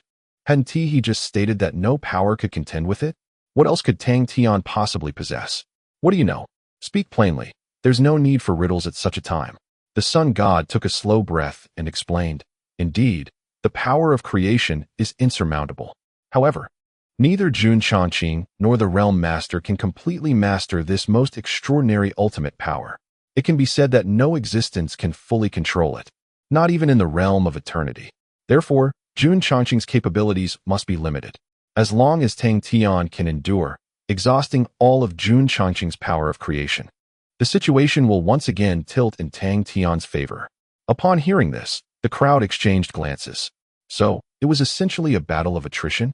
Tang Tian was employing his formidable life force to deplete the power of creation wielded by Jun Chongqing. It would come down to who could endure the longest. Yet, the essence of life is inherently limited. This seemed quite challenging. The Kirin maiden spoke up. The life essence of living beings is, by nature, exceedingly fragile. The speed at which Tang Tian disintegrated was astonishingly rapid, to such an extent that even we, the remnants of the world, or you, the sun god, might find it difficult to endure for long. Could he outlast Jun Chongqing? The sun god replied softly, relying solely on the essence of life. It is indeed an impossible feat, however. Do not forget that Tang Tian is an agent of calamity, and his connection with the World Lord is profoundly intimate. The two most significant relics left by the World Lord and the Mother of Nature before their departure reside within Tang Tian, the seat of nature, and the realm where the divine favor of Bai Yin exists. This realm is exceptionally unique, likely possessing certain characteristics of a primordial world. If supported by that realm, the protracted battle of attrition between Tang Tian and Jun Chongqing may not necessarily end in defeat for him. At this moment, the crowd experienced a sudden realization. Indeed, They had focused their attention on Tang Tian, while overlooking his most crucial identity. The roles of the seed of nature and the divine favor had yet to be fully understood. Perhaps it was all for this very day? One could only hope. Otherwise, there would be no chance left. The spectators gazed at the ongoing battle in the sky, their hearts filled with trepidation. Simultaneously, within the river of time, Tang Tian's form had shattered countless times. He endeavored to uncover a means to counter Jun Changqing's terrifying abilities through the experience of continual death. However, as time progressed, he arrived at a disheartening conclusion. It was unsolvable. Unless one possessed equivalent power, it was futile to resist. Yet, during this process, Tang Tian gradually discerned an unsettling truth. The manifestation of such power within a single life form was exceedingly illogical. If Jun Changqing had truly mastered it entirely, there would be no need for a primordial world or any other complexities. He could have effortlessly pocketed the entire world with a mere gesture. Yet, he had not done so. Was it by choice? Certainly not. Thus, only one answer remained. Jun Changqing's method was finite. As long as Tang Tian could deplete this power, the entire situation would revert to his favor. Having come to this realization, Tang Tian's previously anxious heart found tranquility, for he feared not the war of attrition. Long ago, when he first possessed that peculiar egg, the notion of consumption had ceased to exist for him. Regardless of the severity of his injuries or the depletion of his strength, he could instantaneously replenish it using that egg. Now, that peculiar egg had evolved into a complete world, even more refined than the myriad realms of today. At this juncture, death had become a non-entity for him, let alone depletion. His life essence was boundless. Therefore, let the contest commence. Let us see who can endure until the very end. Upon contemplating this, Tang Tian resolutely ceased all further attempts, allowing Jun Changqing to shatter him, subsequently relying on the ginkgo realm to swiftly reconstitute himself. This entire process persisted unrelentingly. Ultimately, after having destroyed Tang Tian countless times, Jun Changqing discerned an anomaly. For regardless of how many times Tang Tian perished, he invariably resurrected in the next moment. His aura undiminished and the speed of his revival unwavering. It was as though the act of slaying Tang Tian was merely an illusion. Upon witnessing Tang Tian's resurrection once more, Jun Changqing halted. As he sensed the terrifying, ultimate power gradually dissipating, Tang Tian raised an eyebrow slightly. Why did he not continue? With a faint smile, he inquired. Observing the still composed Tang Tian, a flicker of confusion crossed Jun Changqing's face for the first time. How? He began to ask, is this possible?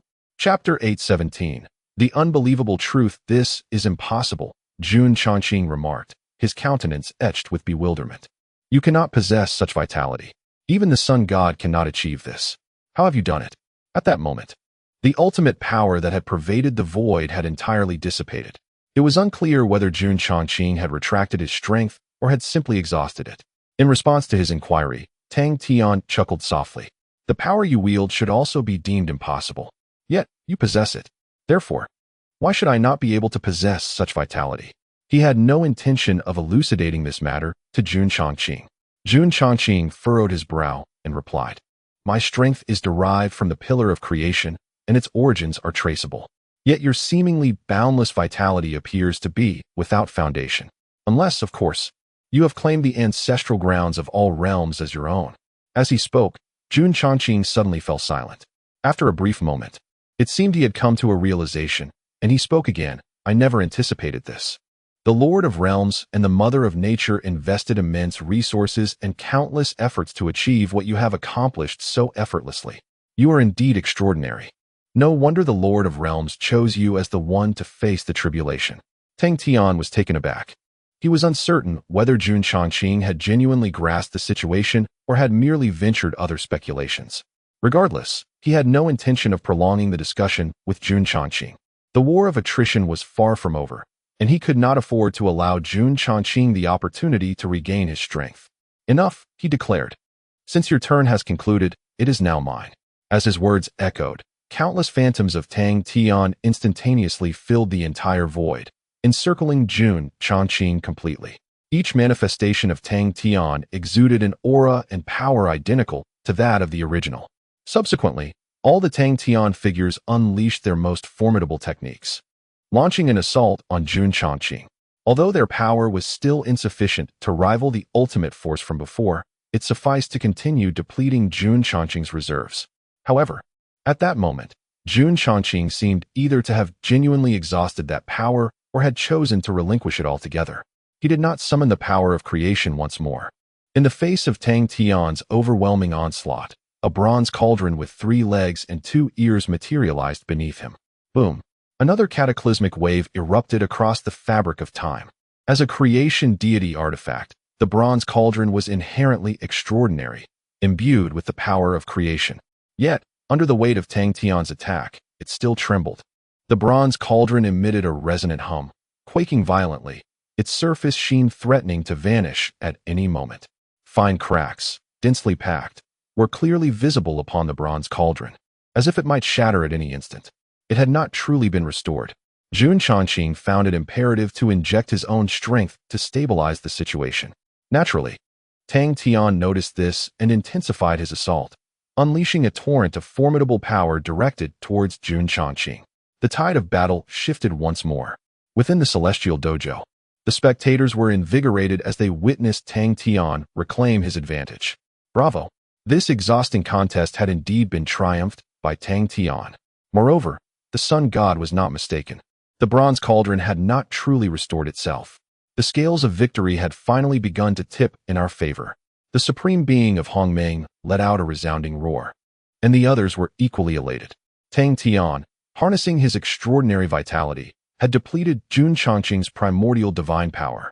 The effects of divine favor were finally manifesting. Yet, in battles of such magnitude, until the final moment, no one could guarantee ultimate victory. Jun Chongqing, do you possess any other means? Asked the Kirin maiden, suppressing her excitement. It seemed he had none left. At this juncture, even the Sun God, who had maintained a grave expression, appeared to relax slightly. As long as Tang Tian could unravel Jun Chongqing's ultimate power, victory was virtually assured.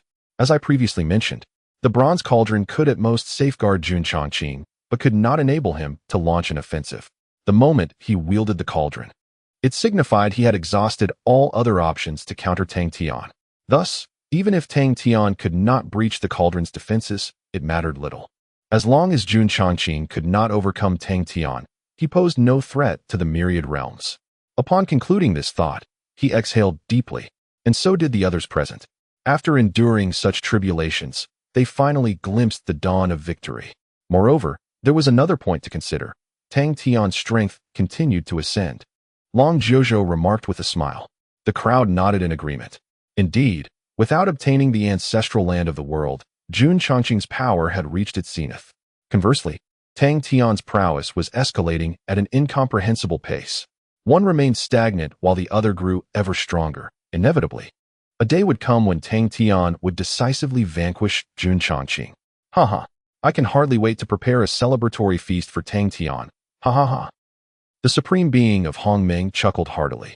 Meanwhile, within the river of time, under Tang Tian's relentless onslaught, the bronze cauldron trembled incessantly, as if it might shatter at any moment. However, after a while, Tang Tian realized that this was merely an illusion. With his current strength, he was yet unable to truly breach the cauldron's defenses. Nevertheless, this was of little consequence. In this confrontation, he was, in fact, the one on the defensive. As long as Jun Chongqing could not penetrate his defenses, this world would remain safe. Do you still believe that you will surely succeed? Tang Tian ceased his assault. Yet with an unending formidable force, he ensnared Jun Chongqing within the void. Unless Jun Chongqing once again summoned the power of the Creator, he would be utterly unable to break free. However, such an endeavor would be devoid of any significance. Jun Chongqing evidently recognized this, thus refraining from undertaking such a futile act. Nevertheless, his countenance remained as tranquil as ever. Of course, Jun Chongqing replied, gazing at Tang Tian with a calm demeanor. I have mentioned to you before that this battle serves merely as a reminiscence of the past. It bears no relation to whether I can achieve success. I am truly delighted that this confrontation has compelled me to exert my utmost effort. Tang Tian furrowed his brow slightly, saying, I truly do not comprehend the source of your confidence. You cannot surpass me, and thus, you cannot attain the great ancestral city. Without the great ancestral city, you shall not regain your full strength. let alone attain eternity. Moreover, allow me to impart a truth.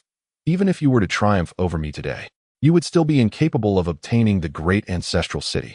The outcome of our battle merely signifies the world's continued existence. You do not necessarily succeed. Rather, you are destined to fail. In response to Tang Tian's words, Jun Chongqing exhibited no signs of surprise. You mean to suggest that the sun god has refined the great ancestral city?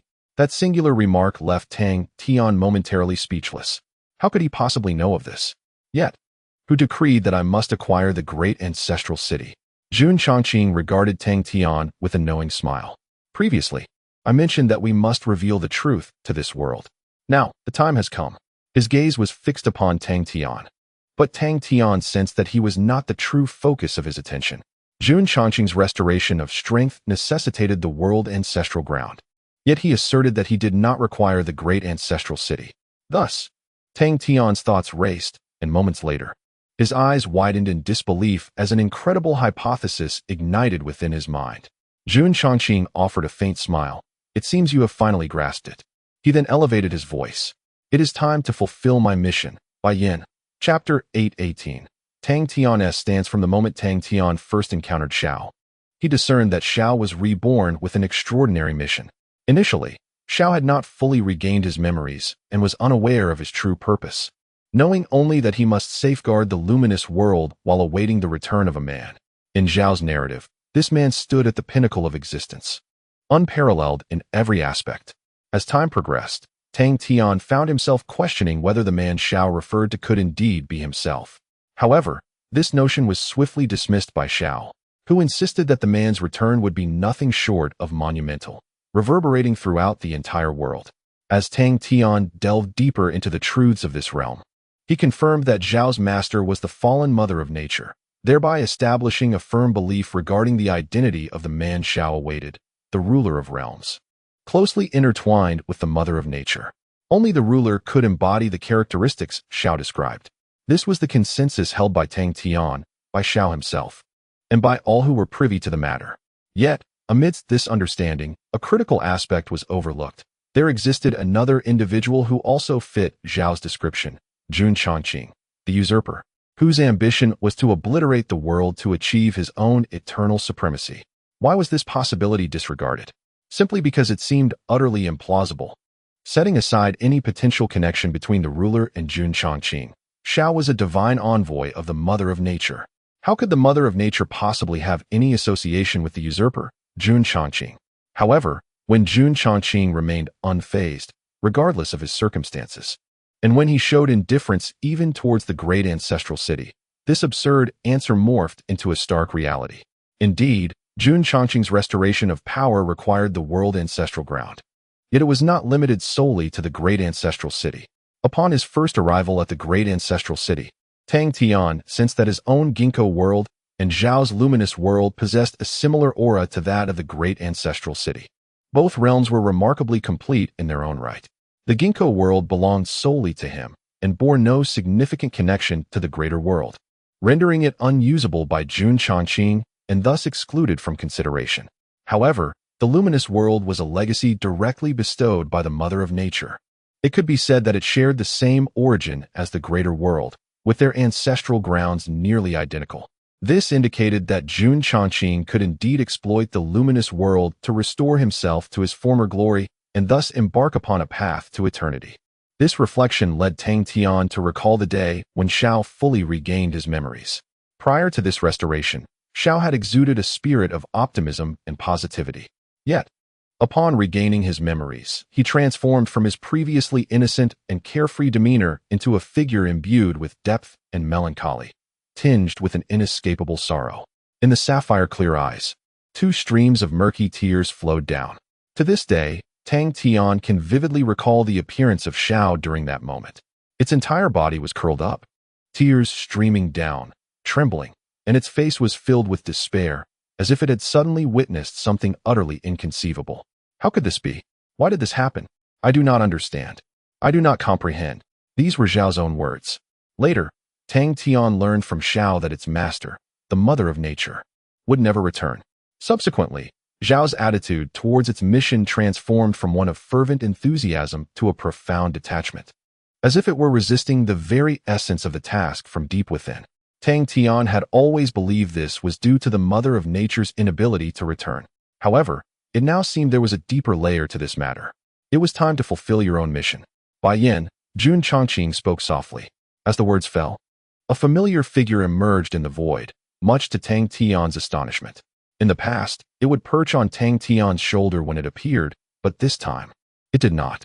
It appeared beside Jun Chongqing, looking at Tang Tian, with a face full of sorrow, tears streaming down, transforming into faint blue feathers of light in the void, cascading into the flowing river of time below. I am sorry. Tang Tian, I am sorry. I must fulfill the task left to me by my master. It was her final wish. The quiet tears flowed down. This immensely heavy secret had weighed upon it for far too long, and at this moment, it finally erupted. The man it had waited for was not the Realm Lord, but Jun Chongqing. Its mission was to assist Jun Chongqing in regaining strength, thereby achieving eternity. Tang Tian stood there, stunned and utterly bewildered. Yet what shocked him the most was not Zhao's betrayal, but the terrifying truth hidden behind it. Zhao's mission was the final wish left to it by the Mother of Nature. This meant that the Mother of Nature had betrayed this world, and the Mother of Nature represented the will of all beings in the world. Why would she betray her own? This revelation was even more unfathomable and unacceptable than the betrayal of the Moon Fairy. Furthermore, another question arose. What of the Realm Lord? His ultimate scheme had been executed in collaboration with the Mother of Nature. If she betrayed the world, then what was his stance? If the Realm Lord's position was already uncertain, then how could he, as the chosen calamity bearer personally selected by the Realm Lord, proceed? What calamity was he truly meant to face? Tang Tian stood frozen in place, all thoughts spiraling into chaos. At that moment, Jun Chongqing's voice gently drifted in. Are you satisfied with this truth? He spoke softly. Indeed, we are rivals, but not enemies, Tang Tian. Before long, you shall comprehend this truth. Tang Tian regained his composure, gazing at Jun Chongqing and the tear-streaked visage of Xiao, yet he did not respond to the inquiry. Instead, he posed a question. What of its future? What shall become of it? Jun Chongqing glanced at Xiao and replied, uncertain. It may perish, he continued, or perhaps it shall ascend to become the sovereign of a new world, akin to the world it inhabits now. Tang Tian questioned, a new world? Jun Chongqing nodded slightly. The current realm of Bai Yin was meticulously crafted by the Realm Master and the Mother of Nature, possessing the capability to birth a complete world. If all proceeds smoothly, it ought to thrive. However, it currently lacks several crucial elements. After a moment of contemplation, Tang Tian inquired, what elements? Jun Chongqing offered a faint smile. The heart of the moon, the heart of the sun, he added, and also, the seed of nature. Chapter 819. Utter despair. Tang Tian was unaware of the veracity of Jun Chongqing's words. His mind was in disarray, rendering him incapable of making an accurate judgment. He was uncertain even about his own position. The emergence of a new world necessitated three elements: the moon spirit, the heart of the sun, and the seed of nature. Two of these resided within him. In truth, my motivation for creating a new world is rather minimal. I merely seek to achieve eternity. Jun Chongqing continued, thus, I bestow upon you this choice. You may decide for yourself. Should you wish for Bai Yin to continue to exist, you must relinquish them. If you harbor reservations, that is of no consequence. I merely require the world in which Bai Yin resides. After a moment of silence, Tang Tian spoke. I can't shake the feeling that there is a conspiracy at play here. Jun Chongqing slightly shook his head. I have said, if you have concerns, then let it be. The choice is yours. Tang Tian fell silent once more. Indeed, there was no conspiracy involved. Were there to be any, it would be a transparent scheme. If he desired for Xiao to survive, he must willingly surrender the moon heart and the seed of nature to Jun Chongqing. After a brief pause, Tang Tian inquired, what will the new world be like? Jun Chongqing shook his head. I do not know. No one had ever attempted such a feat. The possibility of true success remained an enigma. However, once everything is in place, I shall strive to perfect it. Tang Tian nodded and asked again, what of the current world? Jun Chongqing chuckled softly. The path to eternity requires it. The answer is self-evident. The manner in which Jun Chongqing sought to achieve eternity involved consuming the entire world, utilizing that so-called great weapon as a tool. He had prepared everything eons ago. Yet some beings would survive. Jun Chongqing continued. At that time, we shall see how many beings the new world can accommodate. I will establish criteria for those worthy of entering the new realm. Tang Tian remained silent. The myriad realms were overwhelmingly vast. The number of beings a new world could sustain was exceedingly limited. Even the well-developed Ginkgo world might struggle to contain even a fraction of the beings from the myriad realms. How much more difficult would it be for a newly born world? From a macro perspective, this was not vastly different from the complete annihilation of the world. There is no rush regarding this matter. Take your time to ponder it. When the moment for choice arrives, I will seek you out, Jun Chongqing stated. He then waved his sleeve, unleashing that previously unstoppable creative divine power, shattering Tang Tian's confinement. Tang Tian chose not to pursue the conversation further, for it held little significance now. Let us depart, Bai Yin. Jun Chongqing spoke softly. Xiao continued to weep uncontrollably. Her gaze towards Tang Tian filled with an overwhelming sense of despair, helplessness, and sorrow. Tang Tian, I'm truly sorry. Her voice was hoarse. Observing the haggard Xiao, Tang Tian offered a gentle smile.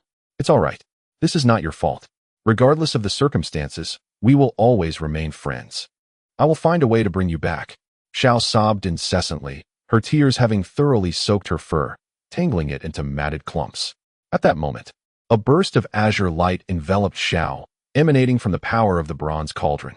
Subsequently, the figures of Jun Chongqing and Xiao gradually faded away. Wait.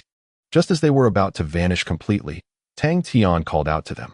Jun Chongqing turned back and asked, Is there something else? Tang Tian pondered for a moment and inquired, I wish to understand the stance of the Realm Master. Does he, like the Mother of Nature, stand opposed to the myriad realms? This was a matter of significant concern for Tang Tian, as the Realm Master's position directly affected him. However, Jun Chongqing did not provide a direct answer, but rather responded softly, The Realm Master has his own schemes. We will meet again, and at that time, I will reveal everything to you. With that, his figure continued to dissipate until he and Xiao completely disappeared from Tang Tian's view. The entire expanse of the temporal river was left with only Tang Tian, standing solitary in the void. This sudden upheaval had taken him completely by surprise. He never anticipated that Xiao had been waiting for Jun Chongqing. The Mother of Nature of a world, betraying the very world itself, was unfathomable. And what of the Realm Master? What were the true intentions behind his so-called schemes? And where did he himself stand in this intricate web? Gazing at the nearby chess pavilion, Tang Tian fell into prolonged contemplation. Meanwhile, within the celestial Dao field, this unexpected turn of events not only left Tang Tian at a loss, but also rendered all the supreme beings in the celestial Dao field dumbfounded. Although they could not hear the conversation between Jun Chongqing and Tang Tian, they understood that the small white creature was the divine beloved of the Mother of Nature, Bai Yin, and Bai Yin had willingly embraced Jun Chongqing. What did this signify? Those present, all formidable beings, could easily discern the implications. Bai Yin's allegiance to Jun Chongqing signified a betrayal of this world. If she betrayed this world, it meant that the Mother of Nature had also turned her back. Consequently, the Realm Master, who shared a close bond with the Mother of Nature and departed the world alongside her, was likely to have betrayed as well. If even the Realm Master had turned against them, then where did Tang Tian, whom they had invested their hopes in, stand? Hope? Haha. Where is there any hope left? As far as the eye can see, everything is shrouded in darkness. Ha ha ha. Suddenly, a burst of laughter echoed from above the altar, reverberating throughout the entire Taoist temple. How utterly amusing. How delightfully entertaining. The Moon Fairy has betrayed us. The Mother of Nature has betrayed us. And even the Realm Lord has turned against us. How entertaining this is. They were once our most trusted allies, who dedicated immense efforts and sacrifices to uphold this world. So, who exactly has betrayed us? The old man from the Taizong was indeed correct. They are in the right. While we have aligned ourselves with the wrong side, we have all been played. Ha ha ha. Just a bunch of clowns. A whole troop of jesters. I too am a clown, one who can only perform somersaults to amuse others. Ah. The Supreme of primordial chaos danced with abandon, tears streaming down his face. Yet he continued to emit that unnatural laughter. His eyes were bloodshot, his emotions clearly spiraling out of control. In the end, he truly tumbled several times, charging into the distant chaos. Yet, His maniacal laughter still resonated throughout the heavens and the earth. As the laughter rolled on, a thick shroud of gloom enveloped the hearts of everyone within the Taoist temple. Not a glimmer of light could be perceived. Chapter 8:20. Each going their own way, the frenzied laughter of the supreme being of primordial chaos echoed relentlessly through the shattered expanse of the celestial Tao field. After Jun Changqing departed with the revered Bai Yan, all those present seemed to have become the subject of ridicule. They had placed their hopes entirely in the great ancestral city and in Tang Tian. Yet, the outcome revealed that Jun Changqing had no need for the great ancestral city. And as for Tang Tian, they were left in uncertainty as to whether he stood with them or with Jun Changqing. They had lost sight of their own stance, unsure of its righteousness or fallibility. The moon goddess, Mother Nature, and the realm lord, these once mighty guardians of the world, now stood against them. Only the sun god remained aligned with their cause. So, who had truly betrayed whom? Who was genuinely in the right? For so long, they had strived under the noble aim of safeguarding the world, but now, even that goal seemed irrevocably lost. Ha ha ha, we have all been forsaken. Every living being has been abandoned, lamented a supreme being, bowing his head with a sorrowful laugh. Why? What has transpired? Sun God, why does even Mother Nature side with Jun Changqing? The chaos remnant gritted its teeth, its visage twisted in agony. The gazes of the others turned towards the sun god, all bewildered by the unfolding events. Yet, the sun god remained silent. Amidst their scrutiny, he lowered his head and approached the altar, taking a seat at the table without uttering a word. He too was at a loss, uncertain how the situation had devolved into its current state. The Qilin maiden furrowed her brow, biting her lip, and spoke. Is there no way to thwart Jun Changqing? The others looked to the sun god, hoping that this singular primordial entity, who stood with them, might offer an alternative strategy. Alas, the sun god shook his head. There is none. Then let us each flee for our lives. Unlike the last time at the Zhongxing Imperial Palace, when the sun god had resolved to refine the great ancestral city, ensuring a mutual downfall with Jun Changqing, this time, the leader of all beings had utterly surrendered. He truly saw no further recourse. Ha ha ha, several supremes present shook their heads in resignation, their forms gradually fading until they vanished entirely from the celestial Tao field.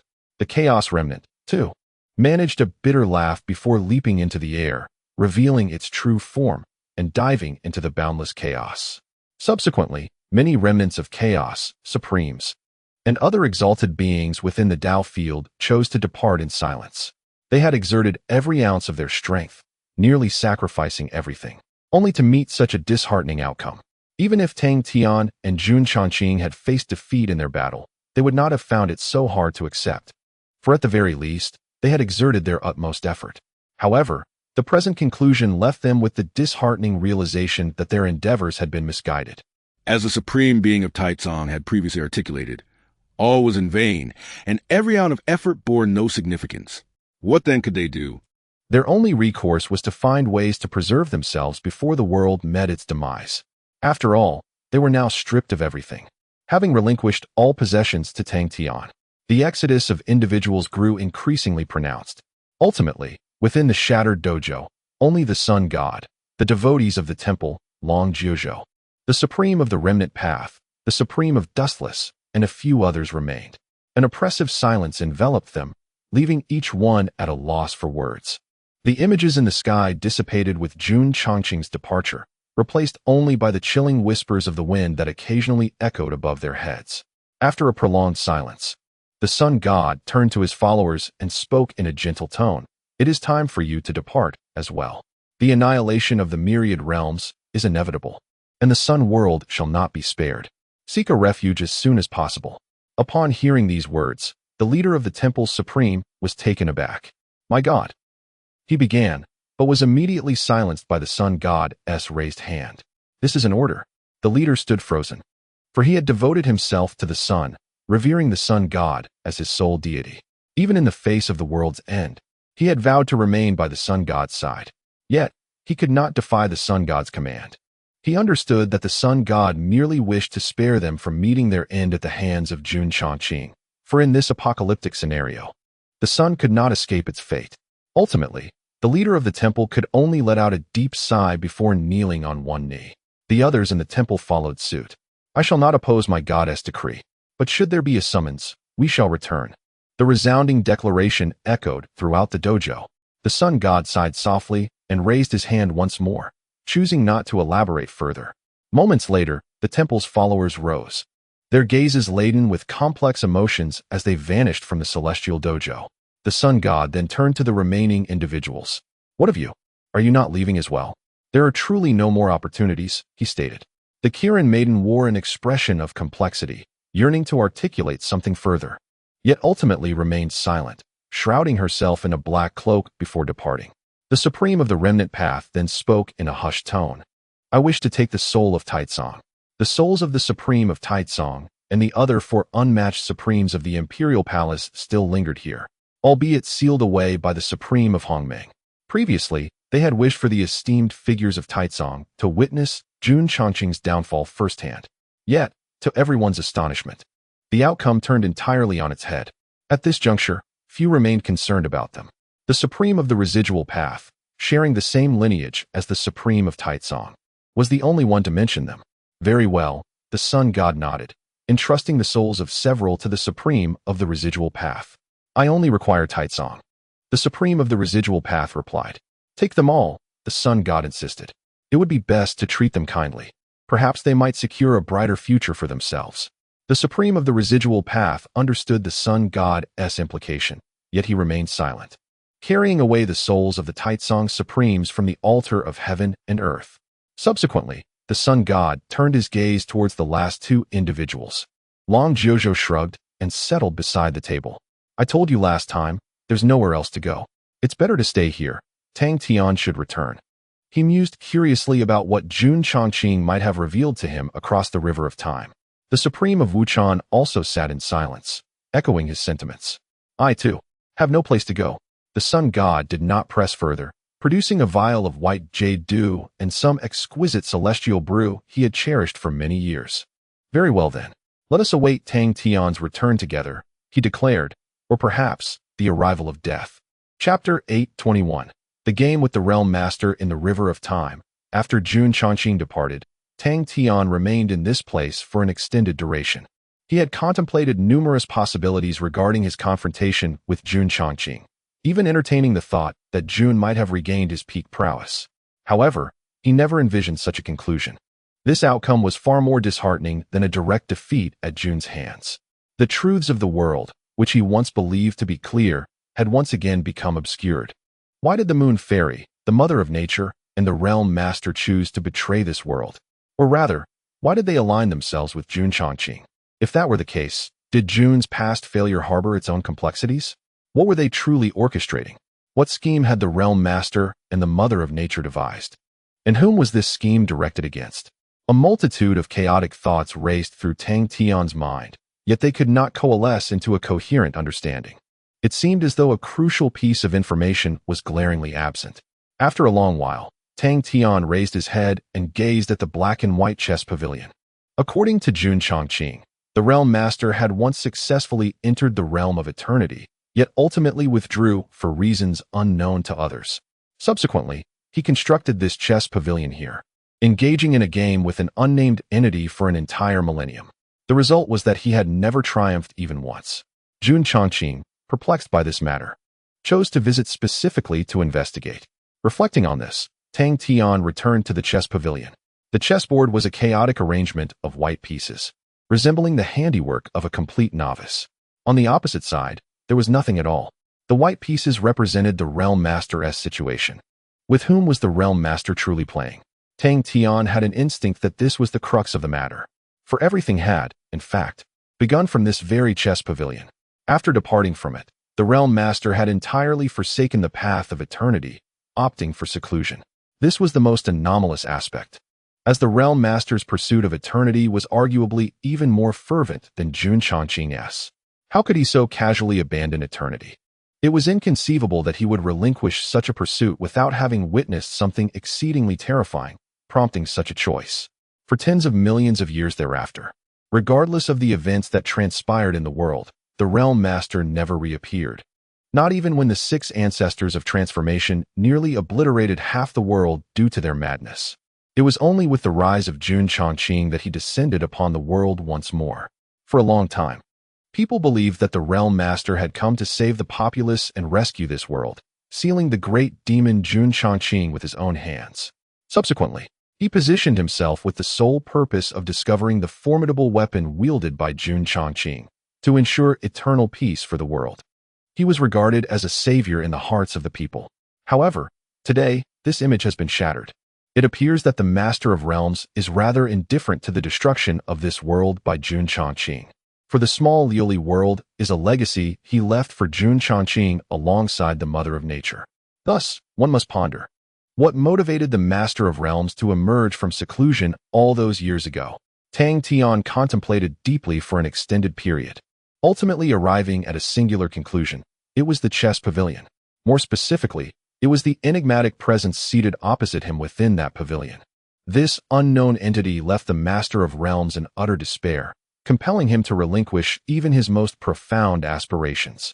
Therefore, his return must be closely linked to this mysterious figure. It is highly probable that he recognized in Jun Chongqing the potential to vanquish that unknown presence. If this is indeed the case, the Master of Realms' intricate schemes may very well be aimed at countering him. Who, then, could this adversary be? After much contemplation, Tang Tian struggled to identify a suitable candidate. The Master of Realms has stood at the pinnacle since time immemorial, having shattered even the primordial divine artifacts. Who could possibly surpass him? Gazing at the chessboard before him, Tang Tian stepped forward and took the seat once occupied by the Master of Realms. He stared ahead, his consciousness transcending time, as if he were transported back to that moment of their confrontation. He pondered the nature of the being capable of rendering the Master of Realms utterly powerless, to the point of extinguishing any will to resist. With his omnipotent chess skills, what kind of game could be played to ensure that the Master had no chance of victory, even the slightest? After much reflection, Tang Tian could conceive of but one possibility. From the very first move to the final conclusion, every step was known to the opponent in advance. But who could achieve such a feat? Even against the Master of Realms, one would struggle to predict every move before it was made. Even if the adversary were a mere child, could it be that this entity is some sort of omniscient deity? Tang Tian shook his head. This matter is truly perplexing. Jun Chongqing, too, remains in the dark, possessing even more knowledge than Tang Tian. What, then, should be done next? The battle between him and Jun Chongqing has been projected to every corner of the world, and those within the heavenly Tao arena must have witnessed it. Although they cannot specifically hear their words, they can ascertain what transpired through supreme judgment. Tang Tian could envision the scene within the heavenly Tao arena at present. He was also acutely aware that he could no longer be trusted by the people. What then could he do? After sitting quietly for a moment, Tang Tian suddenly shook his head and smiled. He felt that his thoughts had veered off course. The betrayal of Mother Nature and the stance of the realm Lord bear little relevance to him. He is merely himself, and all he needs is to follow his innermost convictions.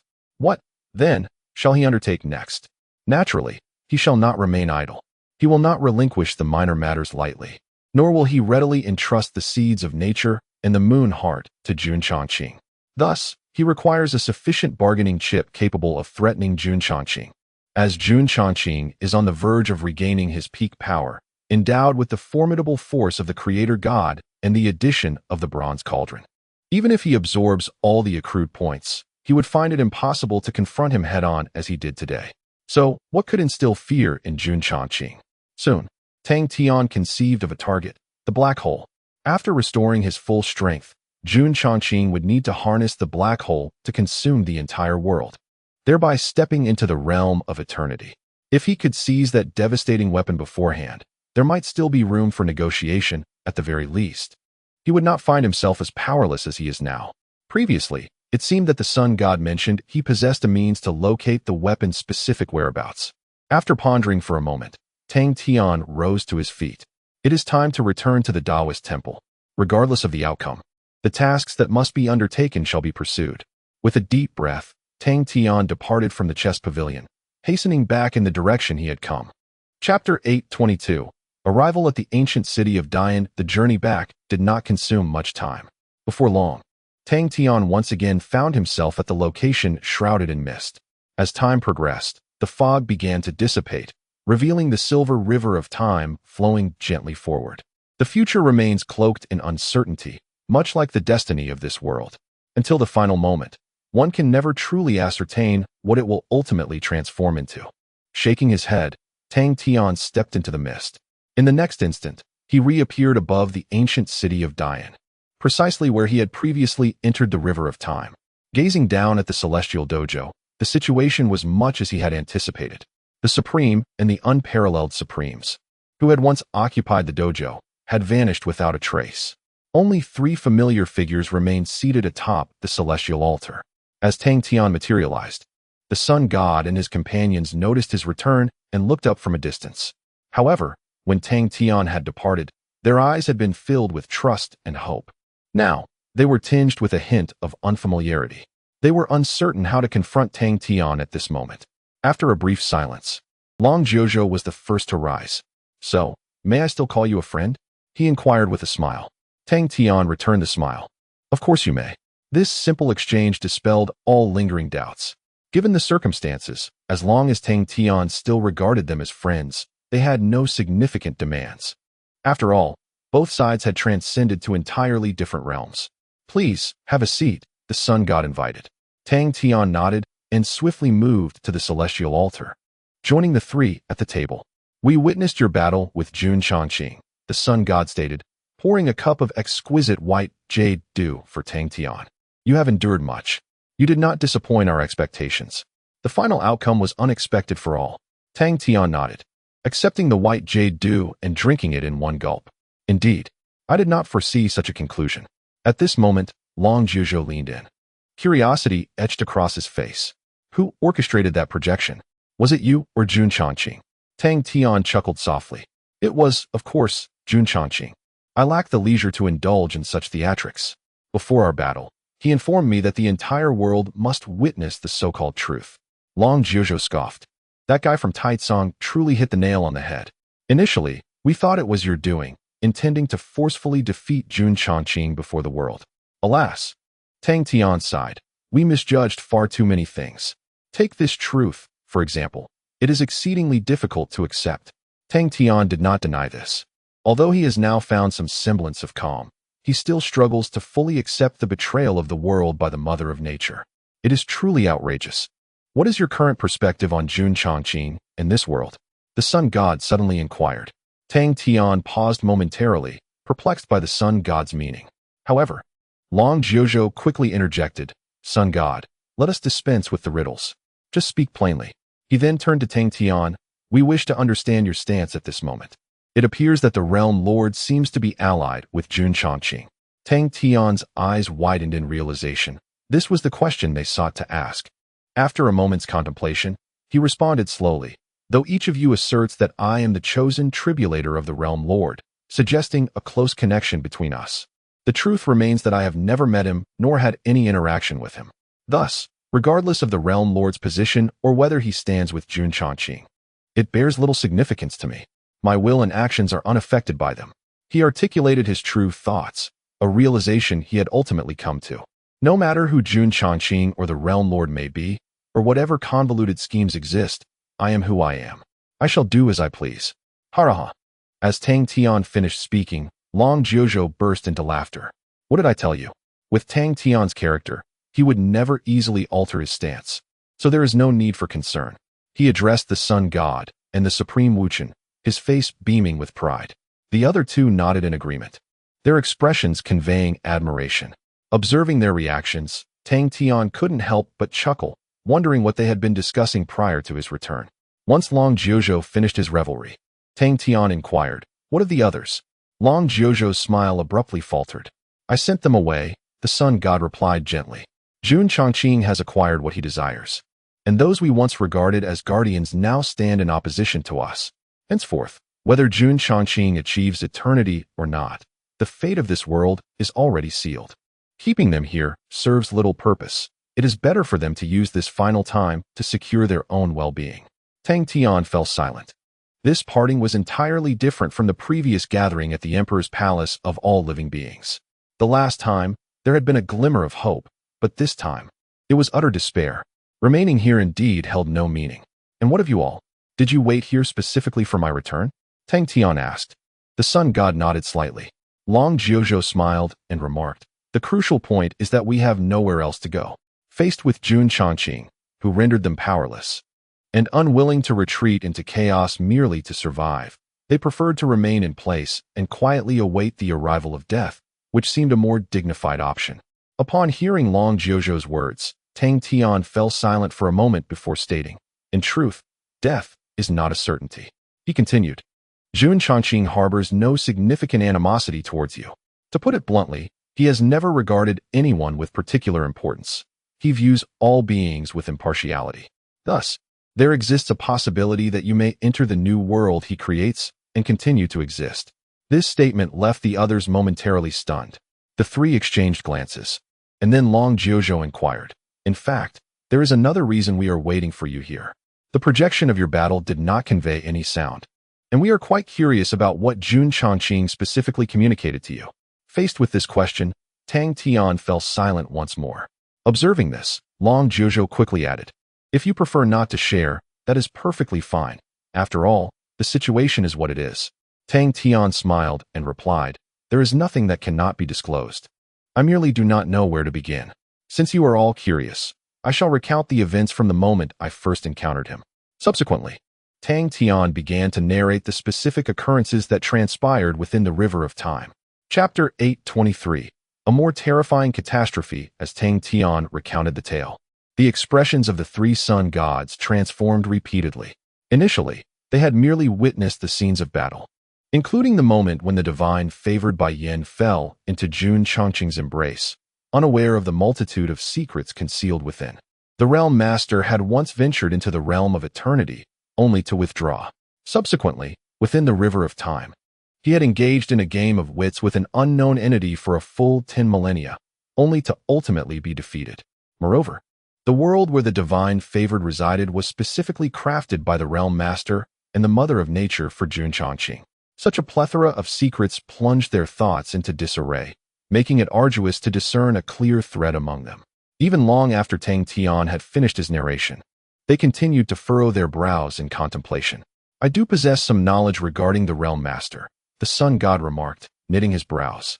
Years ago, after his attempt to breach eternity, he vanished for approximately 10,000 years before reappearing in the public eye. At that time, everyone believed he had spent those 10 millennia striving for the realm of eternity. Little did they know, he had ventured into the river of time. Following this, Long Jiuzhou interjected. Furthermore, Jun Changqing claims to have successfully ascended to eternity, yet he voluntarily withdrew? This is exceedingly bizarre. The Realm Master dedicated an entire lifetime to pursuing the realm of eternity. He has no reason to act in such a manner. Then, the Supreme Wuchen pondered aloud. The Realm Master of your stood atop the pinnacle of the world, unmatched even to this day.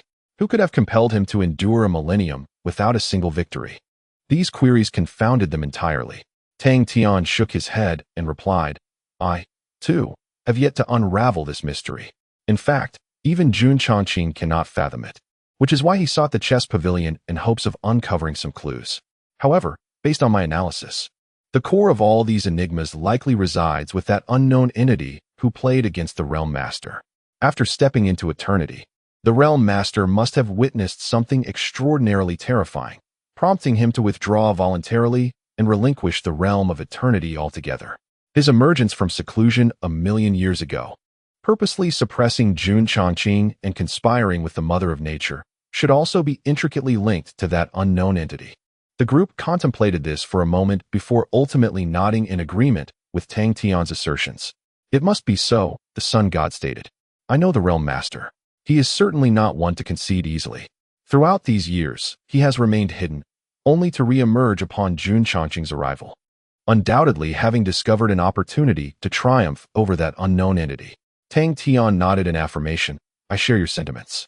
Yet, if that is the case, why did he suppress Jun Changqing back then?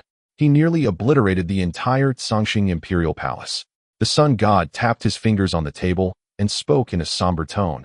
In truth, I have long harbored doubts regarding the master of the realm's earnestness in dealing with Jun Changqing. He possessed the complete capability to eliminate Jun Changqing entirely. Yet he opted for the means of sealing If the purpose of the Master of the Realm's return is not to save the world, it becomes entirely comprehensible, for he still requires Jun Changqing. Furthermore, if his final strategy with the Mother of Nature was also aimed at combating that unknown entity, then the completion of this strategy should coincide with the moment of Jun Changqing's resurrection, specifically, at this very moment, 1,000,000 years hence. Thus, with that, the sun god suddenly lifted his head and fixed his gaze upon Tang Tian. You are the most pivotal existence. Tang Tian was momentarily taken aback. Me? This was a notion he had never contemplated. The sun god continued.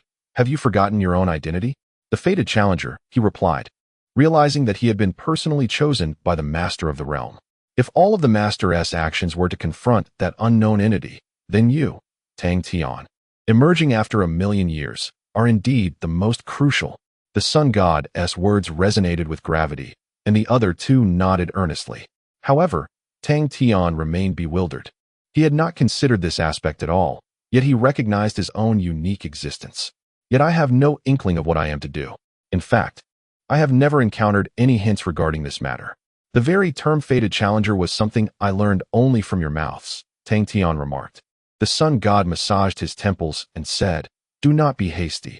Allow me to gather my thoughts. What precisely is the calamity that the fated challenger is meant to confront? The Master of the Realm and Jun Changqing were allied. He had the power to deal with Jun Changqing back in the day. Thus, in his eyes, Jun Changqing's tribulation was hardly a calamity at all. Therefore, the calamity that you, as the fated challenger, must truly face cannot possibly be Jun Changqing. Instead, you are destined to confront an unknown terror, one that is even more formidable and beyond the Master of the Realm's capacity to resist.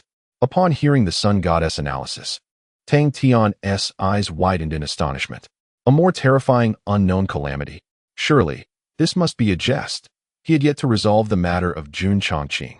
How could he be expected to face something even more formidable? Nevertheless, the sun god's words ignited other thoughts within him. Jun Changqing had been mentioned previously as well.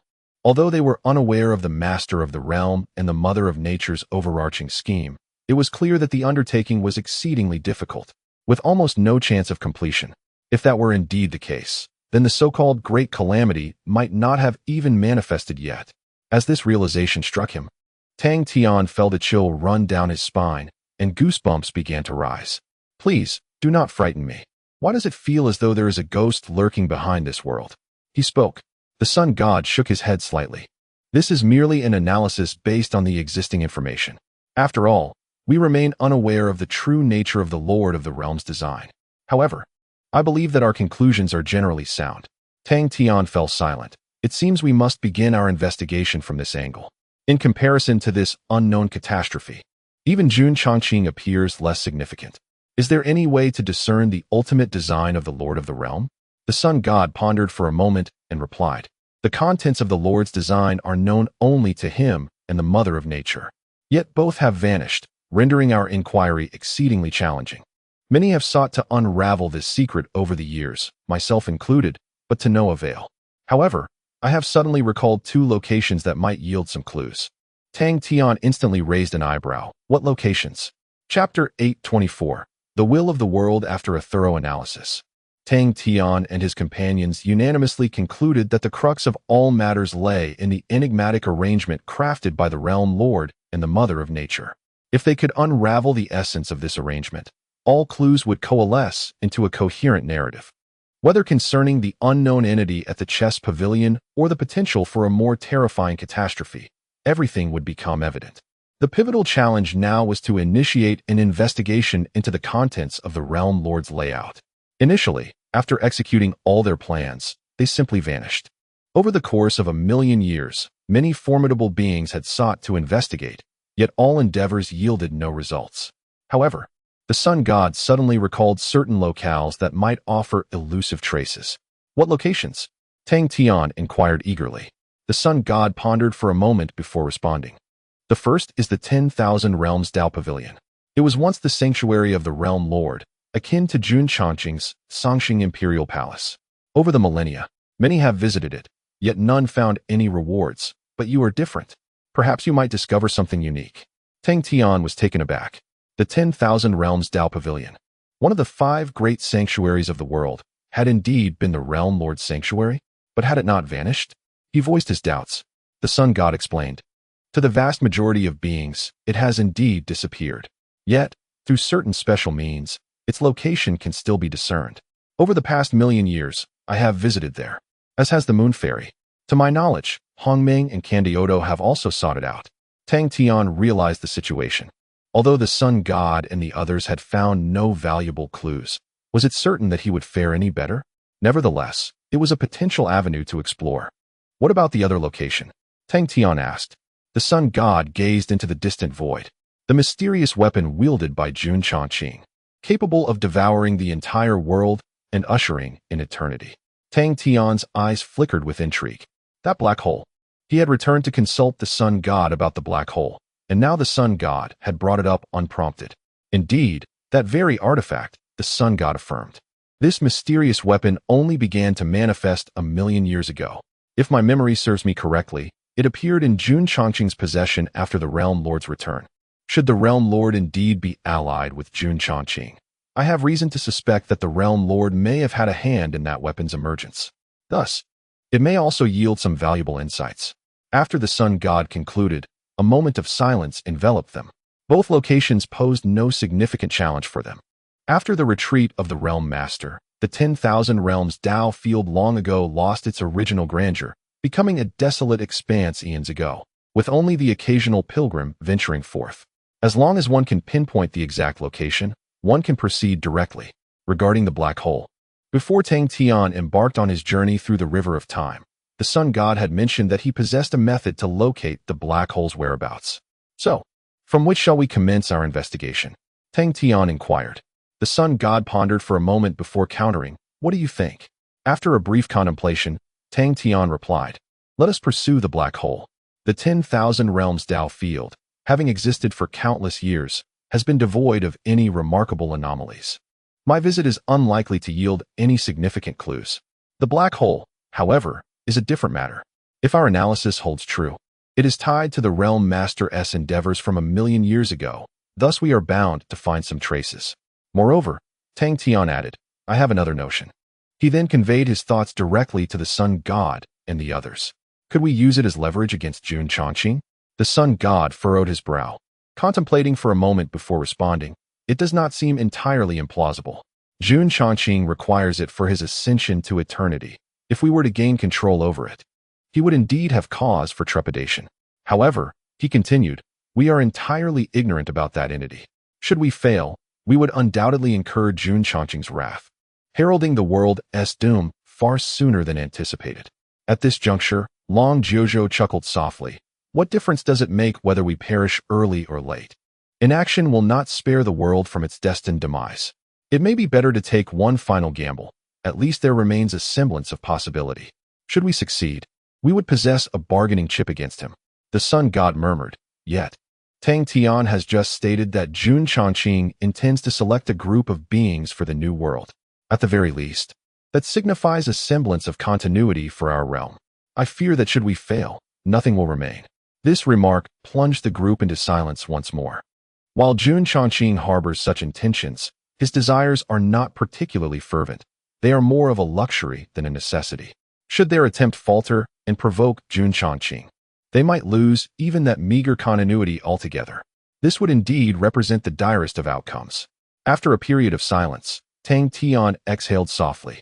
Very well then, he proposed. You claim to have the means to locate the black hole, do you not?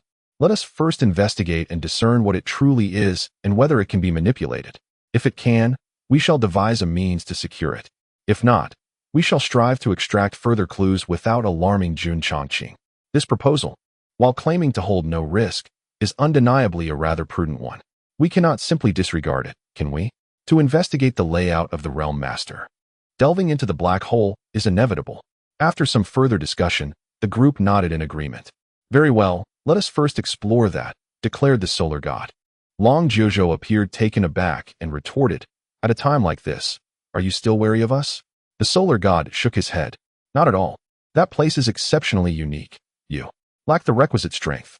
Long Jiuzhou was momentarily stunned. Are you certain? Is there truly a realm we cannot access? The solar god gazed at him and replied softly, "That is the space where the worlds will resides." Long Jojo was instantly rendered speechless. "Ah, is it still alive?" The solar god affirmed, "Of course it is." Following the battle with the realm master, it was gravely injured and fell into a deep slumber. Yet, as long as the world endures, it cannot truly perish. That particular space can only be entered by myself, the lunar fairy, the star ancestor, and the mother of nature. As for sentient beings, only entities like the realm master and Jun Changqing possess the strength to forcibly intrude. Now, however, Tang Tian has also acquired such power. Long Jiuzhou nodded, clearly in agreement with this assertion. Chapter 825, Investigating the Black Hole. The world will, born concurrently with the inception of the universe, can be regarded as the primordial, innate spirit. As the world emerges, it thrives. As the world perishes, it vanishes. Indeed, both Tang Tian's Ginkgo world and the diminutive Liuli world possess their own world will. The essence of the Liuli world's will is simplicity, while, in a certain sense, Tang Tian embodies the world will of the Ginkgo world. However, his existence transcends that of the world will. He is the sovereign of the Ginkgo world. In contrast, the world wills across the myriad realms are exceedingly formidable. They epitomize the very essence of the universe, given the vastness of the multiverse. Had it not been for the anomalous existence of the realm master, no being could pose even the slightest threat to it, not even the creator's divine artifacts. The realm in which it resides is entirely isolated from everything. Only beings like the sun god, who are also primordial spirits, can behold its true form. Even peak entities like Long Jiuzhou cannot achieve this. "Now I understand," Long Jiuzhou conceded, relinquishing his fixation on the matter. "Let it be." The sun god sighed softly, remarking, "This is perhaps our final attempt within our capabilities." He then turned to Tang Tian, adding, "Regardless of the circumstances surrounding the black hole, or whether you intend to proceed with your next plan, I strongly advise you to visit the 10,000 Realms Dojo. If the Realm Master has left any pertinent information, it is most likely to be found there." Tang Tian nodded in agreement. They then deliberated on several other details before preparing to venture into the realm of the world will. This time, only the sun god and Tang Tian would embark on this journey. There was no need to summon the others back, for regardless of the outcome, the fate of this world would not be favorable. It would be wiser for them to prepare for their own futures. Soon, only Tang Tian and the sun god remained above the celestial altar. Wu Qinzun and Long Jiuzhou had departed, one to the moon world and the other to seek out Xiu Junzun. They would inform them once there was a resolution. Standing upon the altar, gazing into the distant void, Tang Tian suddenly inquired, "At this juncture, do you still believe in me?" After all, the realm master stands on the opposing side.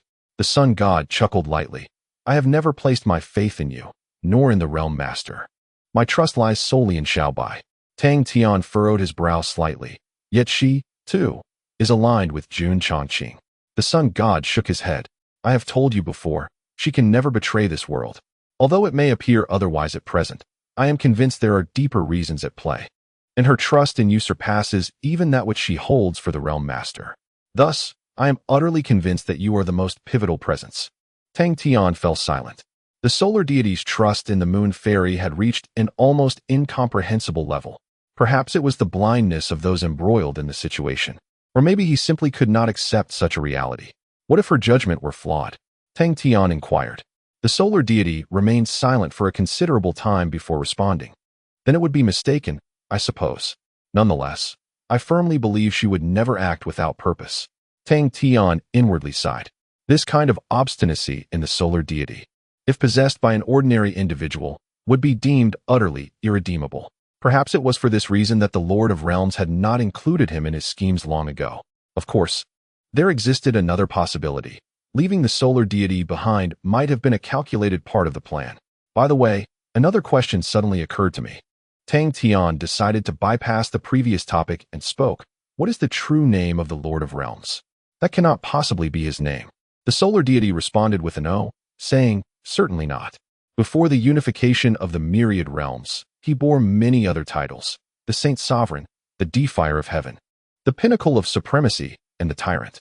However, his true name," he furrowed his brow and admitted, "I truly cannot recall. By the time he entered my line of sight, no one called him by his true name anymore." Tang Tian raised an eyebrow. Is that so? It makes sense. As the solar deity's stature was so elevated that by the time someone entered his view, they would already be renowned, adorned with various honorifics. However, how is it that everyone knows the name Jun Chongqing? Shaking his head, Tang Tian decided to set this question aside for the moment. After all, it had been several tens of millions of years. To leave behind honorifics was already a remarkable achievement. Well then, do you have anything else to prepare? It would be best to contemplate further to avoid any unforeseen circumstances, the solar deity inquired. Tang Tian smiled and replied, No, it's just me. My life and possessions are all on me. I suggest you refrain from being overly anxious. It is merely a matter of confirming the location of the black hole. If it truly becomes unmanageable, I will not force the issue. He could clearly see that the solar deity was noticeably tense at that moment. Alas, the solar deity let out a soft sigh. For some reason, I cannot shake the feeling that once I depart, I may never return. However, he soon lifted his head again, declaring, It matters not. Let whatever will be, be. This is my final card. I have truly done my utmost. With that, he turned his palm upward. A dark red orb materialized in his hand. That was the heart of the sun, which Tang Tian had witnessed once during the siege of the Celestial Emperor's palace. However, in comparison to that previous occasion, the heart of the sun has dimmed significantly. In his endeavor to confront Jun Chongqing, the sun god nearly expended his entire essence. An incessant stream of solar divine power flowed into the heart of the sun. Subsequently, a peculiar ripple emanated from the heart, as if it were beckoning something. Soon, Tang Tian discerned another enigmatic aura that resonated harmoniously with the vibrations emitted by the sun god. Moments later, a gray barrier of the world materialized before them. After completing this, the sun god exhaled softly, retracting the heart of the sun back into his being. This is the realm where the will of the world resides, he articulated. Tang Tian nodded slightly. The moment the world barrier manifested, he sensed its distinct nature. This barrier severed all traces of life's essence, remaining formless and elusive. It could only be revealed through the method employed by the sun god, or by exerting an incomprehensibly terrifying force to compel it forth. After these actions, the sun god gestured with his hand, and a portal gradually opened upon the barrier. Let us proceed, he stated, to witness what this so-called ultimate weapon truly is. Chapter 826. A toad of unusual size. The sun god led the way, with Tang Tian following closely as they stepped into the portal of the void. As they traversed the barrier of time, Tang Tian could distinctly sense the formidable repulsion it exerted upon living beings. Any creature daring to breach this barrier would undoubtedly face dire consequences. However, during their passage, a gentle force emanated from the sun god, causing the world barrier to contract, thus granting them a path to traverse. Observing this, Tang Tian pondered aloud. Surely, you could have brought Long Jiuzhou and the others along, could you not? Why deceive them? Do you still harbor doubts about their trustworthiness? The sun god chuckled softly, replying, That is not the case. The rationale for excluding them lay in the volatile temperament of the world's will. Ever since being gravely wounded by the realm's master, it had retreated into slumber, losing all interest in the affairs of the world. It had grown utterly disillusioned with living beings. Were they to be carelessly brought into this realm? There was no telling how the world's will might react with fury. The potential loss to my endeavors would be far too great. Tang Tian understood, realizing the gravity of the situation. Moreover, you must brace yourself mentally. Its current disposition is rather foul. Should any harsh words be uttered, simply pretend you did not hear them, the sun god advised. Tang Tian nodded in agreement. As long as the proceedings unfolded smoothly, he could tolerate whatever was said. After all, it was indeed the disillusionment with living beings that had led to its current state. Soon, the duo crossed the world barrier and arrived in a realm of pure nothingness. This space was reminiscent of the place where the spirit of the Qilin had once resided. There were striking similarities between the two. Come, let us proceed, the sun god declared. He summoned his heart of the sun once more, releasing a radiant red light. Although Tang Tian and his companion did not alter their positions, he felt their orientation in the void shift rapidly. Suddenly, an immense black mountain manifested before them. Upon closer inspection, Tang Tian realized it was not a mountain at all, but a toad of astonishing proportions. The toad, entirely black, bore a surface crisscrossed with deep grooves. The lumps upon its back appeared larger than any mountain in existence. This colossal creature floated serenely within the void, its vast abdomen rising and falling rhythmically with each breath. "Is this the will of the world?" Tang Tian inquired, a note of surprise evident in his voice. Prior to this moment, he had always envisioned the will of the world as a grand and noble entity, never anticipating it to manifest in such an unexpected form. A toad, indeed, quite peculiar. The sun god elucidated. The will of the world possesses no fixed visage. It can transform into any conceivable existence. Its form varies with each era. I recall the last time I encountered it. It appeared as a small dog adorned in a floral dress.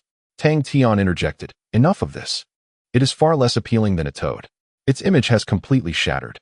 Yet, the sun god seemed unfazed, as if accustomed to such transformations, merely furrowing his brow at the sight of the colossal toad before them. The situation had worsened considerably.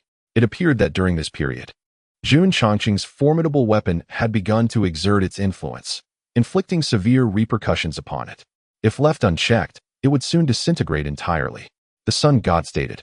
Tang Tian remained silent, recognizing that although the will of the world was immense and brimming with boundless power, its essence had grown exceedingly frail, akin to a terminally ill elder, much like this ailing world itself. "Thank goodness we arrived in time," he mused. "In a while, it may lack the capacity to assist us in locating that object." The sun god sighed and shook his head. "I am prepared to awaken it." Tang Tian inquired, "Should I take my leave for a moment? Given its current state, I fear that an emotional surge might lead to its demise." The sun god shot him a glance. "Fear not, it is not so fragile.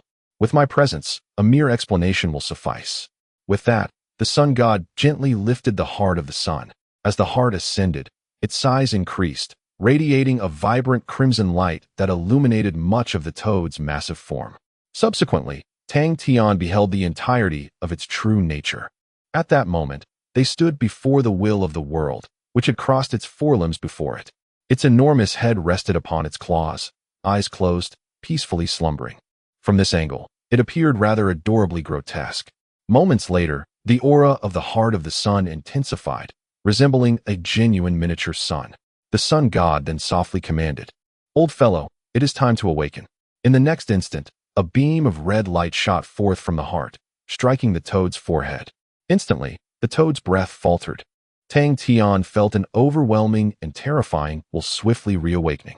After a brief interval, the toad gradually lifted its eyelids, revealing two immense dark red orbs that stood out strikingly against the dim light. It was the moment when the world's will had just opened its eyes.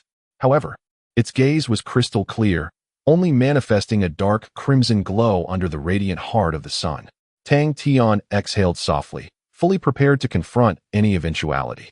Yet, to his surprise, the toad, upon opening its eyes, disregarded him completely and instead focused directly on the sun god. "Ah, son, you have arrived." An immensely grand voice reverberated through the void. The sun god, slightly taken aback, cast a glance at Tang Tian before responding, "Indeed. How have you fared during this time?" The toad slowly blinked, speaking with an excruciatingly deliberate pace. "I am on the verge of death. That entity is incessantly siphoning my life force. There is no way to halt it.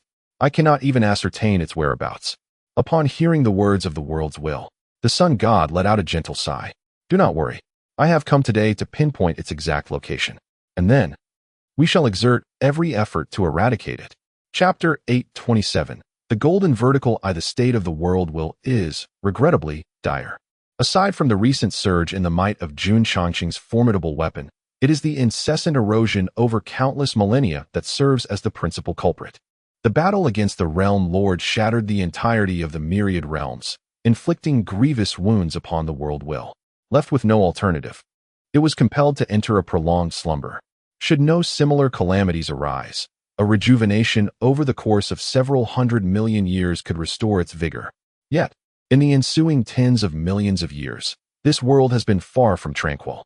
The destructive force wielded by cultivators is overwhelmingly potent. In comparison to the devastation they wreak upon the world, their restorative contributions are nearly negligible. This is an inescapable and undeniable truth. In this cycle of ebb and flow, the world will has not only resisted complete annihilation, but has remarkably endured until now. However, with Jun Chongqing's weapon now exerting sustained pressure. The world will find itself on the brink of collapse, foreseeing its own demise. I shall exert every effort to eliminate it, the sun god declared earnestly. The world will blink once more, this time lingering longer than before. It is futile. As long as sentient beings exist, my demise is unavoidable. This world is flawed. Such powerful entities should not exist, it murmured slowly. Both the sun god and Tang Tian fell into silence. The world will spoke the truth. The greatest issue afflicting this world is the overwhelming strength of its peak experts. This has resulted in a terrifying capacity for destruction, with supreme beings capable of causing irreparable harm with mere skirmishes. Not to mention the abnormal existences like the Realm Lord and Jun Chongqing, one who shattered the myriad realms, and the other who seeks to devour the entire world to achieve eternity. Were there no supremes, nor those who reign above all, the tumult wrought by sentient beings could indeed remain within manageable bounds. Alas, such scenarios are purely hypothetical. The words of the world will reminded Tang Tian of Tsin Wuhui, who had previously expressed similar sentiments. The existence of supremes is undeniably unreasonable. Yet, there exists a possibility for mitigation. Once we surmount this crisis, we shall focus on cultivating the world tree, the sun god proclaimed. I have conceived a new approach. Once the world tree is nurtured, such issues shall never arise again. The sun god's words stirred something within Tang Tian. The world tree. Indeed, theoretically, a most complete world necessitates the world tree as an indispensable element. It possesses the capacity to further stabilize the world and create boundaries. Under its influence, no sentient being can surpass these limits. In this manner, the world is essentially rendered utterly secure, at least from internal collapse.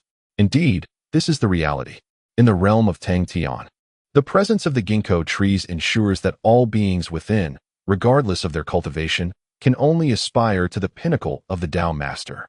This constitutes a rigid rule, one that might also be likened to a cage. To shatter this confinement, one would need to fell the world tree. Yet, within this enclosure, no being can attain such heights. It can be asserted that a world with the world tree would perfectly resolve the issues currently faced by the myriad realms. However, in response to the words of the sun god, the world will let out a slow sigh. We have endeavored to address this matter for countless millennia, yet it remains unsolved. It is fundamentally beyond our capacity to resolve. We cannot create that which ought to have existed long ago, the world will state it. The sun god, contemplative, murmured, we cannot simply relinquish hope. As long as there exists the slightest possibility, I shall endeavor to pursue it. He then waved his hand. Let us set this aside for now. First, we must locate that formidable weapon and find a way to navigate through the crisis posed by Jun Chongqing. Speaking of the world tree is premature when even Jun Chongqing cannot be dealt with. The world will blink again. That is not a weapon of mass destruction. It is an imperceptible calamity, an unfathomable demon. It is a nameless entity that has been summoned from an unknown realm to devour the world. We possess but a single opportunity. Are you certain you are prepared? The sun god nodded earnestly. I am ready. Regardless of what it is, today, I shall unveil its true form. Let us see whether it is a ghost or a demon. The world will acknowledge with a sound of agreement. Then let us proceed. Following this, its immense form began to stir. Perhaps due to maintaining this posture for an extended period, each movement appeared to require considerable effort. After a prolonged duration, it finally transitioned from a prone position to a resting stance. Tang Tian was unaware of the significance of this change. Yet the sun god evidently understood that the world was prepared. Subsequently, the sun god raised his palm, and a multitude of diverse forms swiftly emerged from his hand, soaring directly toward the world will, ultimately halting before it. Tang Tian soon realized that these entities were, in fact, remnants of the once-deceased spirits of the world. The Eye of the Qilin, which he had previously assisted in seeking, was among them. I had thought you had utilized it during the assault on the imperial palace of all beings, Tang Tian remarked. The sun god shook his head. No. Some of the items you were tasked with finding were intended for the construction of the solar furnace. The remainder was to aid in locating the formidable weapon against Jun Chongqing. The Eye of the Qilin, which you seek, is one of the most essential elements. Tang Tian could not help but marvel at how the sun god had already made preparations for this matter back then. Such preparations could only have been made with the intention of perishing alongside Jun Chongqing. He truly felt overwhelmed. After a moment, All the materials were ready. They formed a cohesive whole in the air, each possessing some peculiar connection, for they had once been the spirits of the world. Subsequently, the sun god ignited the divine fire, setting all the materials ablaze. It was then that Tang Tian understood why the world had proclaimed that this was the sole opportunity.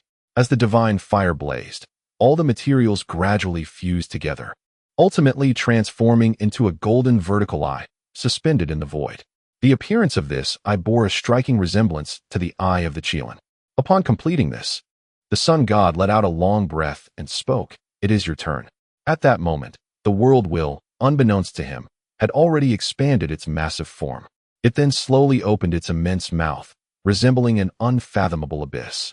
Taking a deep breath, an extraordinarily pure force of the world's origin erupted from the mouth of the toad, surging into the golden vertical eye. Ready. Following it would lead to the location of that formidable weapon. The sun god's tone was exceedingly grave. Chapter 828.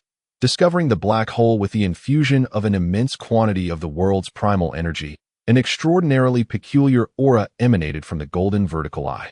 This essence permeated the entire realm, rendering everything before it seemingly transparent.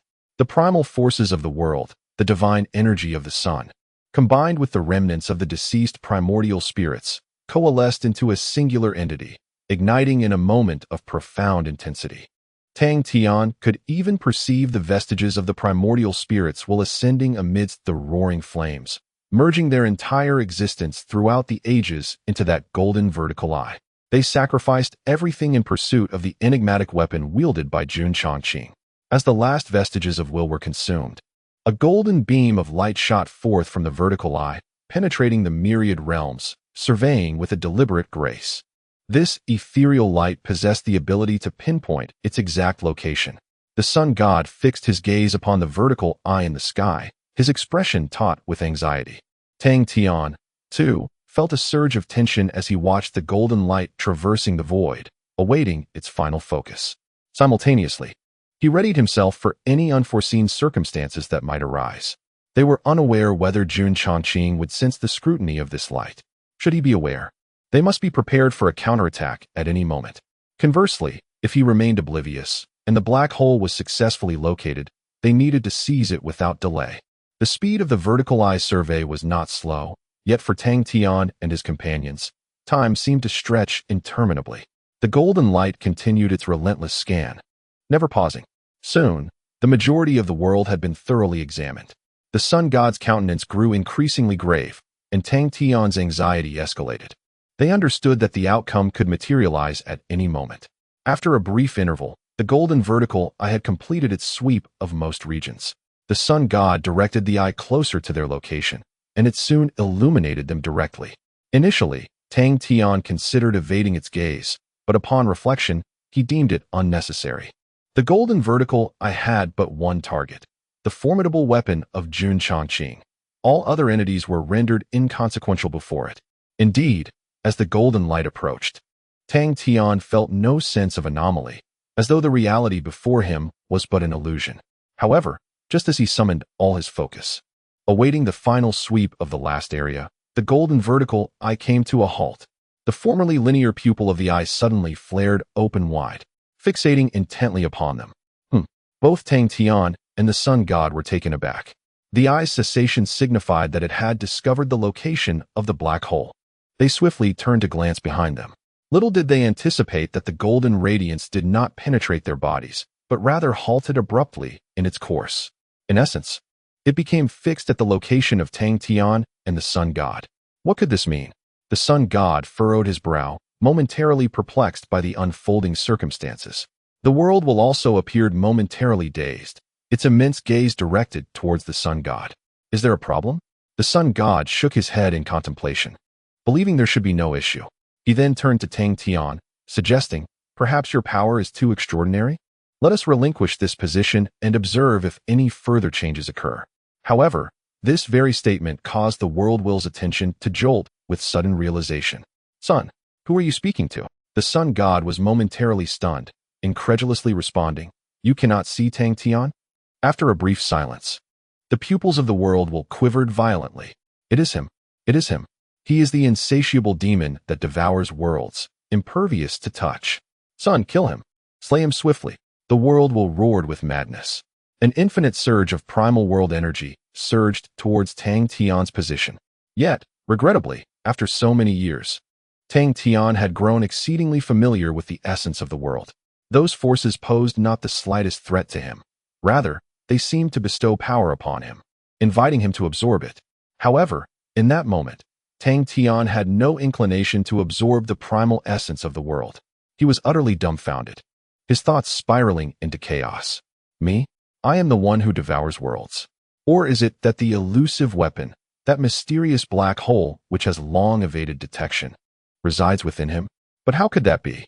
The black hole has existed for millions of years, while he has only been in this world for a few years at most, not even a complete decade. How could such a formidable weapon possibly manifest within him? Tang Tian couldn't help but gaze at the sun god, questioning if there had been a grievous error.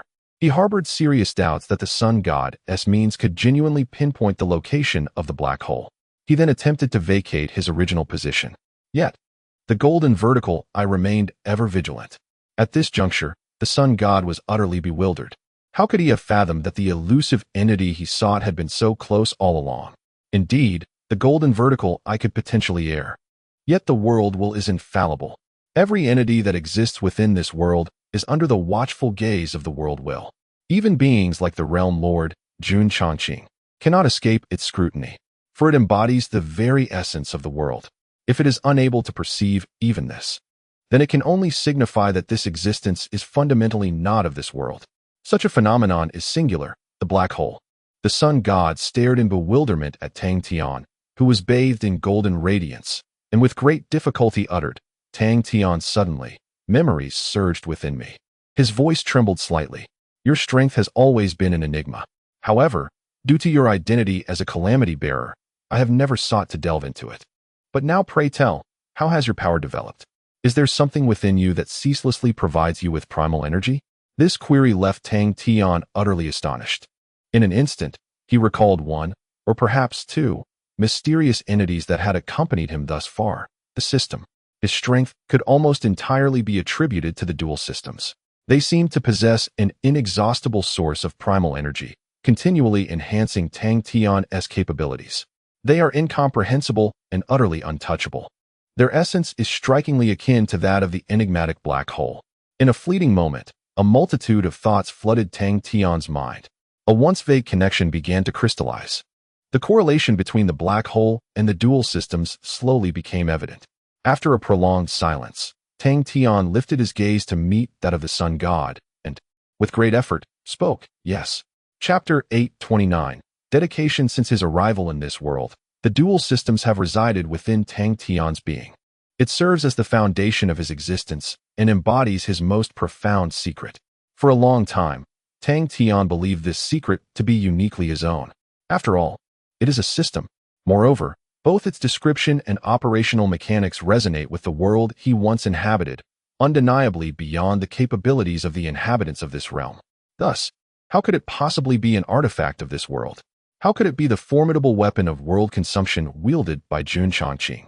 Yet, when the golden vertical eye in the void fixated upon him, and the omniscient will of the world failed to discern his existence, a pivotal question posed by the sun god prompted a cascade of extraordinary memories. His first encounter with a black hole transpired when his spirit ventured into the realm of rules, an accidental meeting with this terrifying phenomenon.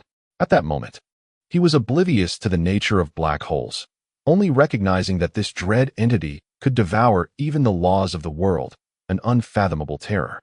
However, he failed to notice that, despite its capacity to consume the very laws, the black hole exerted no influence upon him. His second encounter with a black hole occurred during the Longmen trial. Just as he touched the essence of the primordial chaos bell, the black hole suddenly manifested beside them. Its overwhelming power of consumption rendered the chaos bell utterly defenseless, drawing it in with inexorable force. Ultimately, Tang Tian made the choice to intervene, retrieving the fragment of the chaos bell before it was entirely consumed by the black hole. A black hole capable of devouring worlds, and at that time, Tang Tian was merely a fledgling cultivator newly entering the realm of immortality. How could he so effortlessly extract the fragment from the maw of the black hole? Such an occurrence would be inconceivable without a profound connection between the two entities. Later, under the guidance of Long Jiuzhou, Tang Tian beheld the true nature of black holes and learned of their origins. Subsequently, he ventured to the Lingyun mountain range. At that time, he had amassed a significant number of consumption points, yet he refrained from utilizing them. Prior to his return from the moon world, in a bid to enhance his power, he redeemed all his consumption points in one fell swoop. Upon returning to the grand world, the black hole evidently exhibited signs of expansion. However, they attributed this phenomenon to Jun Changqing reclaiming all souls, causing the black hole's growth. Notably, the traces from that instance were relatively minor. However, the recent disturbances were far too pronounced.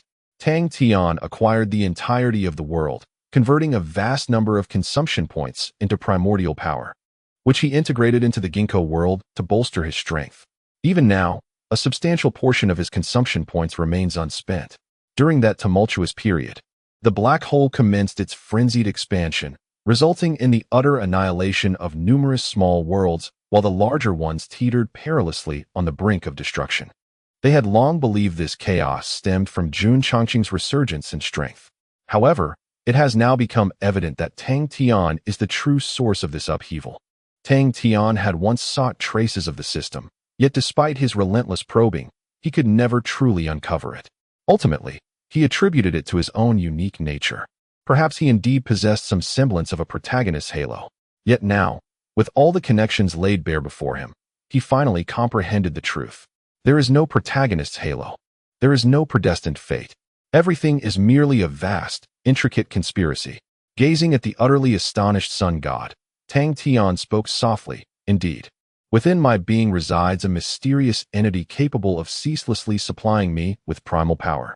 All my strength emanates from it.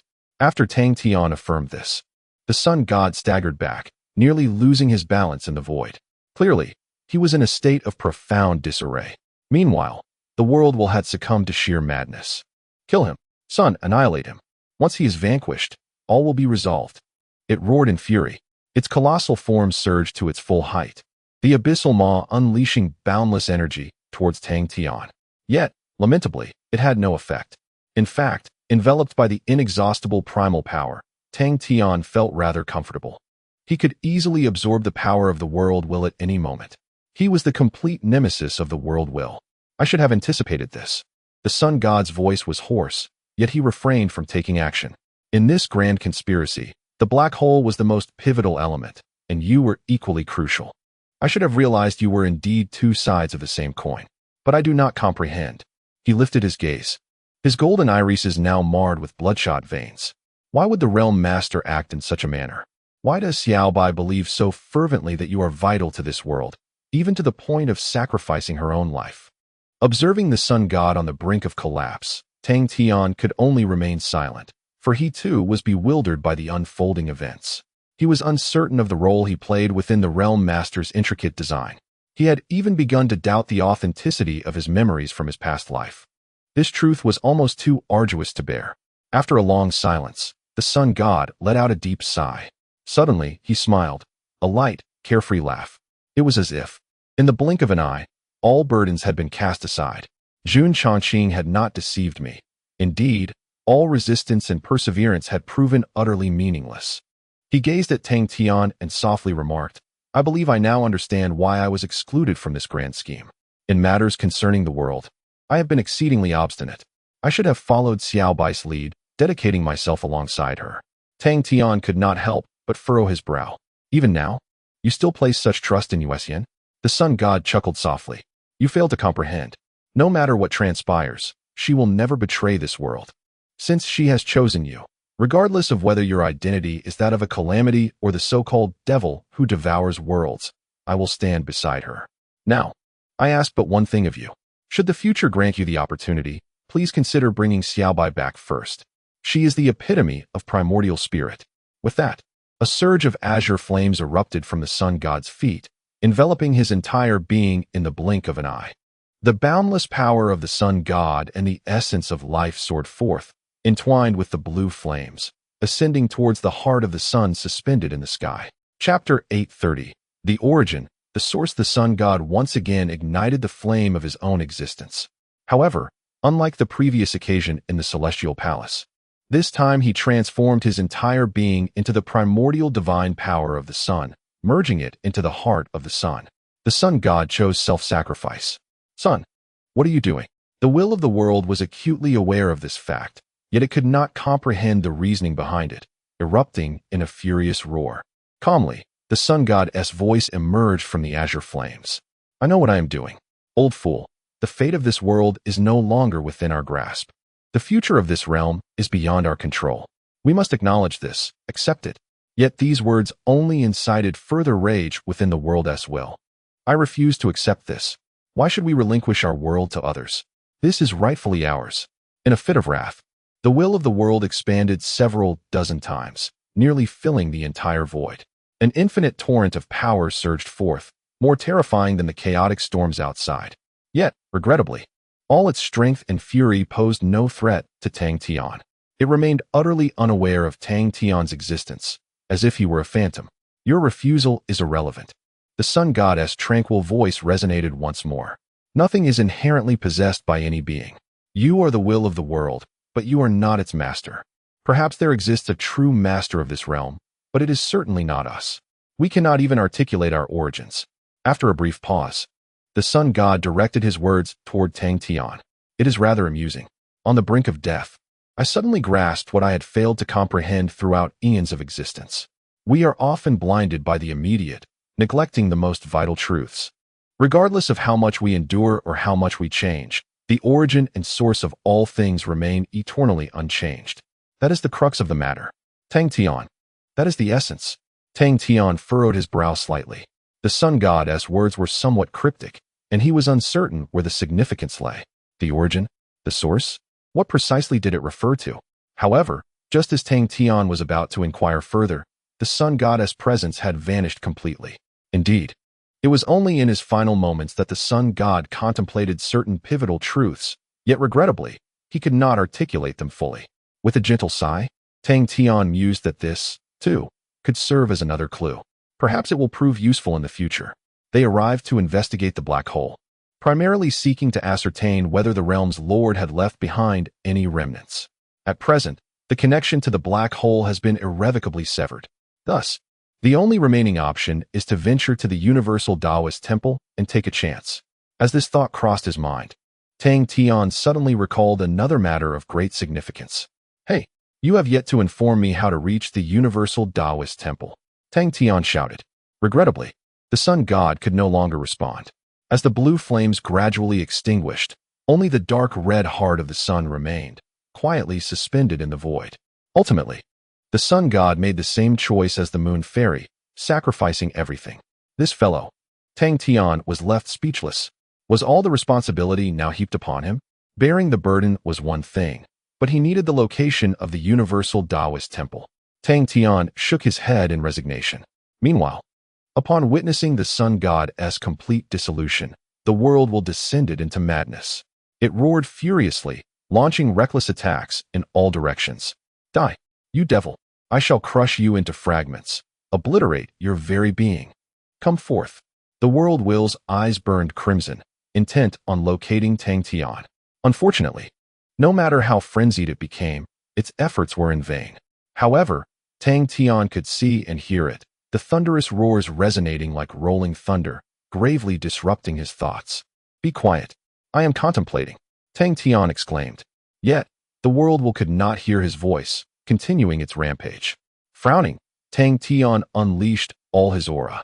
In an instant, the frenzied world froze, its colossal form becoming rigid. It was as if an invisible shroud of gloom had enveloped it, resembling a terrifying abyssal maw, revealing bloodied, sharp teeth, with dark, hollow eyes locking onto it. The world was afraid. Do not devour me, it trembled, uttering.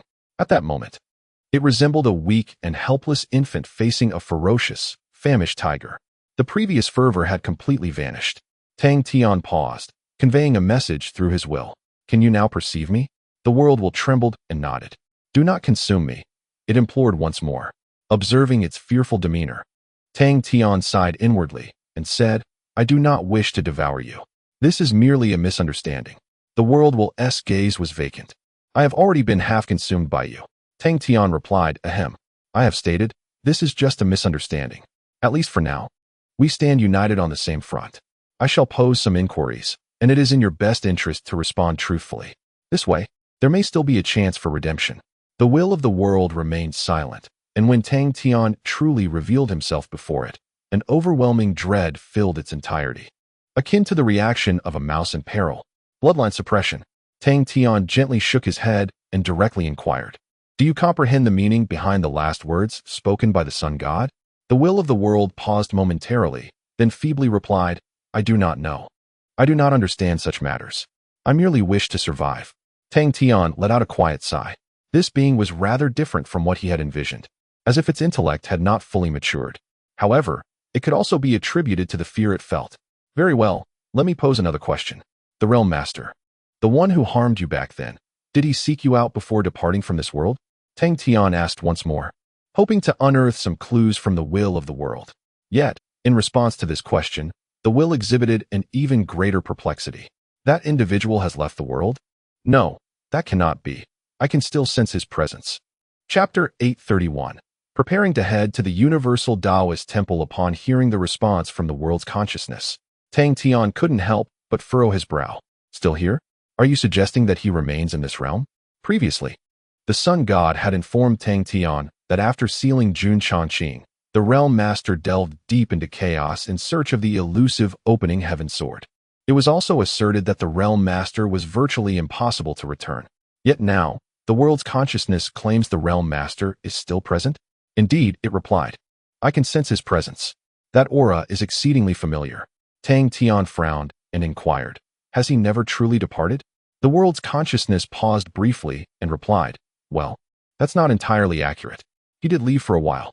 By your reckoning, he departed approximately 1 million years ago. Tang Tian raised an eyebrow. This timeline aligns perfectly. When? Then, did he return? Please be more specific. After a moment of contemplation, the world's consciousness stated, it should have been 6 years ago.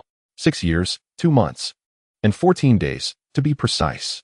Yes, that sounds about right. Tang Tian was momentarily taken aback. This timing is remarkably coincidental. If memory serves correctly, the duration since he arrived in this world until now is precisely 6 years, 2 months, and 14 days. Down to the very day, the Realm Master returned to this world at the exact moment as him, and the sword also returned, alongside that individual. The world's consciousness continued, indeed. Tang Tian's eyes widened in astonishment. The opening heaven sword was indeed retrieved by the Realm Master? Why, then, have they not made an appearance? Not even the faintest trace? What are they up to? After a prolonged silence, Tang Tian finally asked, do you know where they are? The world's consciousness slowly shook its head. I do not know. They are connected to the world, allowing me to perceive their existence. However, they are far too powerful, as long as they choose to conceal themselves. I am unable to locate them. Tang Tian fell silent. This was yet another revelation. Perhaps even Jun Changqing is unaware that both the Realm Master and the opening heaven sword have returned. Given his temperament, if he were aware, he would surely seek them out. Moreover, the timing of their return is exceedingly fortuitous. Does the Sun God know of this? Tang Tian inquired. The world's consciousness replied, the last time the Sun God visited me was several centuries ago. I intended to inform him today, but Tang Tian lapsed into silence once more. The Sun God has already transcended. He will likely never learn of this news. However, even if he were to know, it seems rather inconsequential, for the course of events has entirely spiraled beyond his control. Why didn't you inform him sooner? Tang Tian said, a hint of anger in his tone. The world will explain weakly, my injuries are severe. I have been in a deep slumber. Only upon awakening can I comprehend the events that transpired during my unconsciousness. Thus, I have only just become aware. Tang Tian let out a quiet sigh. Discussing these matters now bore little significance. At the very least, he had not overlooked this crucial piece of information. The Realm Master had returned, stealthily wielding the King's sword, and had concealed himself. What were his intentions? Where exactly was he at this moment? After pondering for a while, Tang Tian found no substantial clues to contemplate. However, a visit to the 10,000 Realms Tao field was imperative.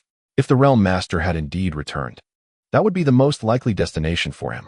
Moreover, an instinctive feeling stirred within Tang Tian, suggesting that this time, all mysteries might truly be unraveled.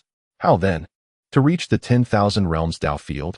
He quickly recalled the words spoken by the sun god earlier. Apart from himself, the primordial sovereign and the residual sovereign had likely also investigated the 10,000 realms Tao field. Thus, these two should also be aware of its location. After much contemplation, Tang Tian addressed the world will, saying, I require your assistance in locating two individuals. When he returned from the river of time, both the primordial sovereign and the residual sovereign had already departed. This time, their departure was genuine. To seek them anew would undoubtedly take some time. However, through the world will, the process would be markedly more convenient. Whom shall I seek? Inquired the world will. Tang Tian manifested the auras of the primordial sovereign and the residual sovereign before the world will. With their essences identified, the world will swiftly located their positions and projected them into the void. One location was a dark crimson realm of magma. This world resembled a purgatory, rife with numerous powerful spirits wreaking havoc. A mere glance would terrify any ordinary person to death. Yet, at that moment, those fearsome entities were rendered the victims. An old man was rampaging within, sweeping away all spirits in his path. His crimson eyes burned with an unquenchable fury. It was none other than the primordial sovereign. Observing the primordial sovereign's frenzied demeanor, Tang Tian fell into silence. Initially, when he first encountered him, the primordial sovereign was consistently the most pessimistic, ready to pack his bags and return home at the slightest provocation. However, as time passed, Tang Tian realized that the primordial sovereign's attachment to this world was even more profound than that of the sun god. After witnessing the events that unfolded in the river of time, Tang Tian could imagine the extent of the primordial sovereign's devastation. After some thought, Tang Tian resolved to refrain from seeking him for the time being. Approaching him before a resolution had been reached would only exacerbate his distress. It would be better to allow him to vent his frustrations there. Subsequently, Tang Tian's gaze shifted from the crimson purgatory to another scene unfolding before him. It was a desolate ruin, abandoned for countless years. That realm lay in tatters, reminiscent of an ancient battlefield, on the verge of collapse at any moment. Atop a barren mountain, the supreme of the ruined path sat in quiet contemplation. Beside him lingered another soul, the supreme of Taizong. Tang Tian stroked his chin, observing that the supreme of the ruined path appeared to be quite composed. Thus, he decided to approach him. If that proved futile, he would seek the supreme of Hongmeng in the world of purgatory. Turning his gaze toward the will of the world, Tang Tian spoke softly, It is time. Remain here and keep yourself safe. I shall venture forth in search of a means to remedy the situation. The will of the world withdrew its ethereal projection. Perhaps due to Tang Tian's benevolence, it no longer felt the initial terror it had experienced. As it sensed Tang Tian's presence gradually fading, it whispered, Will I perish? After a prolonged silence, Tang Tian finally replied, Just wait for now. With that, he dissipated all his aura and departed from the void. Chapter 832. The Forces of Resistance. With the heart of the sun in tow, Tang Tian departed from the void space where the will of the world resided. As he embarked on his quest to seek the world's intent, he believed that no significant surprises would await him. Yet, unexpectedly, this turn of events proved to be far more monumental than all previous surprises combined. After considerable reflection, he realized that he, the so-called harbinger of calamity, was in fact the ultimate antagonist devouring the myriad realms. His greatest secret, the dual system, was a creation of the realm lord and Jun Chongqing. Truth be told, this revelation was rather difficult for him to accept. Although he had consistently denied possessing the aura of a protagonist deep within, he still regarded himself as the most unique and extraordinary individual in existence, for he hailed from another realm, and within him resided the extraordinary dual system. Yet now, he came to the disheartening realization that he was merely a pawn on this vast chessboard.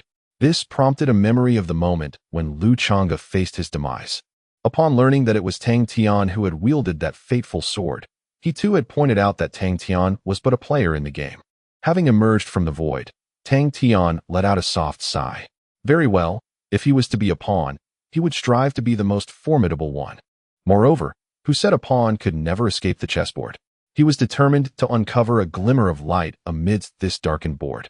At the very least, in a certain sense, he had already achieved his original aim. The black hole, synonymous with the system, had always remained under his control. Furthermore, the seeds of nature, the heart of the sun, and the heart of the moon were all within his grasp. He now possessed the confidence to confront Jun Changqing. Thus, it was time to fully comprehend the so-called scheme devised by the Realm Lord.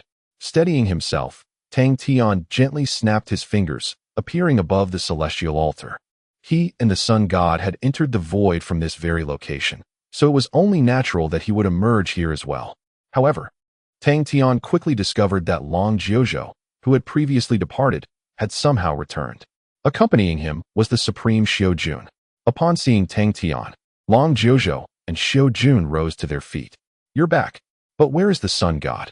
Long Jiuzhou inquired, noticing the absence of the deity. Tang Tian paused momentarily before responding.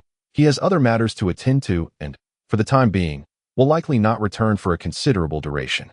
A flicker of intrigue crossed Long Jiuzhou's eyes as he exclaimed, "Oh, why have you returned?" Tang Tian asked. Long Jiuzhou chuckled. "I initially intended to return with Xiu Jun to find a suitable place to settle down. However, upon returning, I realized that this world has entirely transformed into your personal domain." Tang Tian was momentarily at a loss for words. "You can go wherever you wish. I cannot possibly stop you." Long Jiuzhou chuckled. "Ah, but it is not that simple. We are bound by a contract. I cannot arbitrarily occupy your territory. However, if you grant your consent, we could unleash our potential freely. Haha." Tang Tian remained speechless, pondering what scheme this individual was concocting, perhaps out of sheer idleness. "By the way, how is your plan progressing? Have you located that item?" Long Jiuzhou inquired. Tang Tian nodded. "Indeed, we have found it. Though, it differs somewhat from our initial expectations." Long Jiuzhou cautiously asked, "Is it beyond your control?" Tang Tian shook his head. "The situation is rather intricate. The departure of the sun god was also related to this matter. Now, I intend to search for clues at the Martial Arts Hall of all realms. Would you care to join me?" Long Jiuzhou quickly waved his hand. No, I dare not meddle in the affairs between you and the Realm Lord. My presence would only complicate matters. In this remaining time, I prefer to enjoy life with Xiu Jun." Tang Tian shook his head with a smile. "You should have done so long ago." "Very well, I shall go alone. In this world, you may roam wherever you please. I have no objections." Long Jiuzhou burst into laughter. "Excellent. Your words suffice." Tang Tian nodded and then flicked his fingers, vanishing into the heavens above the altar. Long Jiuzhou quietly observed the spot where Tang Tian had disappeared, and after a lengthy pause, he resumed his seat. However, by this time, the smile on his face had faded, replaced by an air of profound gravity and composure. "Why did you not reveal the truth to him?" Xiu Jun asked, frowning. Long Jiuzhou chuckled softly, replying, "He left alongside the sun god. Naturally, he understands the sun god's circumstances better than I do. The vitality is swiftly waning, nearly reaching the brink of demise. Yet he claims the sun god departed for certain reasons." Xiu Jun paused before saying, "Are you implying that the sun god may have met with misfortune?" Long Jiuzhou remained silent for a moment before ultimately nodding. "My path of cultivation is intricately linked to the sun. Any disturbance of the sun can be sensed by me. The path of cultivation of the Wuchan Supreme is closely tied to the moon, bearing similarities to my own. I once conversed with the Wuchan Supreme about the sensation she experienced when the moon fairy fell. My current feelings mirror hers almost identically. The sun god has a high probability of never returning." Xiu Jun fell silent. "So, you do not intend to inform Tang Tian about the formation of a resistance force?" Long Jiuzhou nodded. Had he not concealed the truth and revealed to me what truly transpired, I would have chosen to trust him once more. Yet, he concocted a most clumsy excuse. I have ample reason to suspect that the fall of the sun god is directly linked to Tang Tian. After all, even the realm's master has betrayed us. Xiu Jun fell silent for a moment before softly remarking, "But without Tang Tian, how could we possibly challenge Jun Changqing with our mere strength? Moreover, if Tang Tian were to ally himself with Jun Changqing, would we still have any hope of success?" Long Jiuzhou let out a deep sigh and then rose to his feet. "Shall we refrain from action simply because success is uncertain? There are more pieces on this chessboard than just the few exalted beings we see, although our power is minuscule and incapable of altering the grand scheme. If we exert ourselves to the utmost, we may yet allow a single soul to survive, and therein lies our worth. If I am to perish, let it be upon the path of battle. His voice was calm, yet the resolve and conviction it bore were immensely powerful. Xiao Jun also stood, smiling as she spoke. You often appear to be indifferent to everything, leading me to believe you truly do not care for this world. Long Jiuzhou shook his head. Some matters need not be outwardly expressed. Furthermore, I am certain that there are many who share my sentiments. We will undoubtedly be able to rally a force. Xiao Jun smiled and linked her arm with Long Jiuzhou's. I shall always stand by your side. Chapter 833. The Remnant Path. Upon departing from the heavenly altar, Tang Tian made his way directly to the location of the Supreme Being of the Remnant Path. It became evident to him that Long Jiuzhou's visit was not merely to seek his permission for some matter. Rather, it harbored ulterior motives. He refrained from probing deeper into this, for Long Jiuzhou's choice to conceal such intentions indicated a fracture in their mutual trust. Pursuing the matter further would yield little significance. It was perhaps wiser for them to pursue their respective paths, undisturbed by one another. Moreover, to be candid, following the recent events, Tang Tian surmised that barring the somewhat obsessive solar deity, there would be no one left who could fully place their trust in him. Yet, he understood their sentiments. After all, he himself was uncertain about the role he played in this grand scheme. He hoped to find all the answers within the myriad realms of the Tao field. Tang Tian moved swiftly, and before long, a desolate expanse came into view. The location of the Supreme Being of the Remnant Path resembled the ancient battlefield, being a forsaken continent existing outside the grand world. However, this land bore no manifestations of vengeful nightmares, only desolation. The ground was riddled with vast fissures, and the mountains, ravaged by the passage of time, lay in ruins. Nevertheless, amidst this decay, a colossal peak stood majestically at the center of the continent. At this moment, the Supreme Being of the Remnant Path was situated atop that lofty summit. In an instant, Tang Tian appeared before the Supreme Being. Upon witnessing Tang Tian's arrival, the Supreme Being abruptly rose to his feet, furrowing his brow as he spoke. You, what is the matter? Tang Tian inquired, his tone laced with evident wariness and unfamiliarity.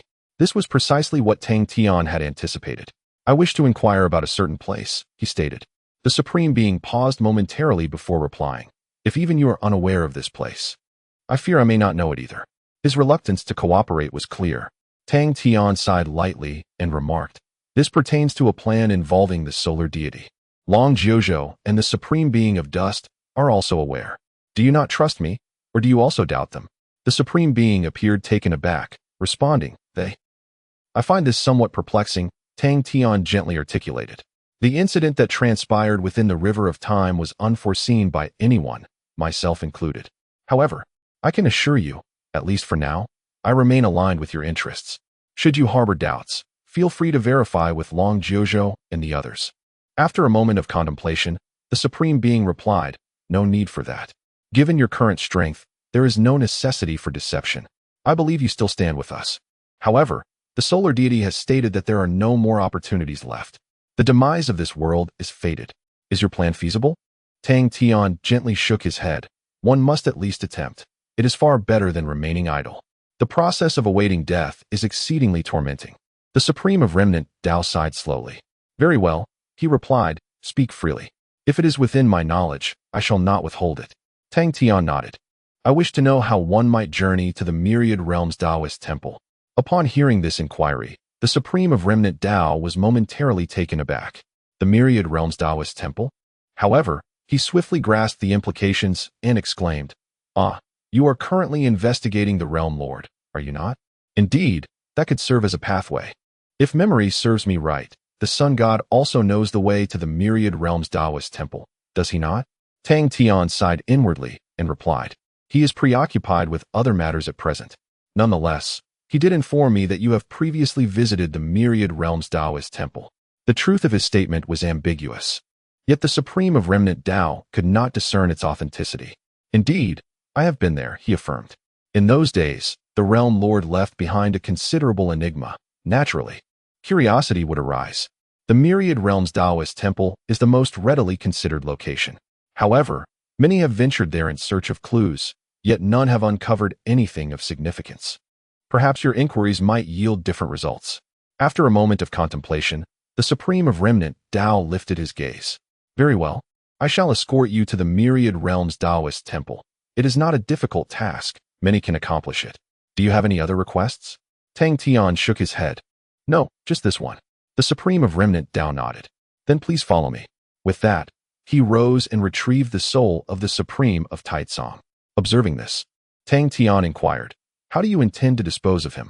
The Supreme of Remnant Tao remained silent for a moment before responding. Dust returns to dust. Earth returns to earth. He hails from the heavenly gate.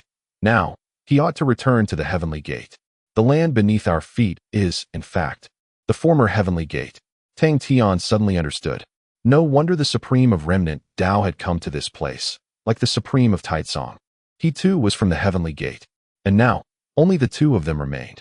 Under the guidance of the Supreme of Remnant Tao, they arrived at the very center of the peak of the giant mountain. Subsequently, the Supreme of Remnant Tao cast a mark, and a deep passageway leading vertically downward appeared before them. The formation, established millennia ago, could not possibly endure to the present.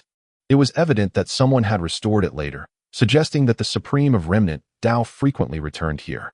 Following the passageway downward, the two soon reached a vast underground expanse.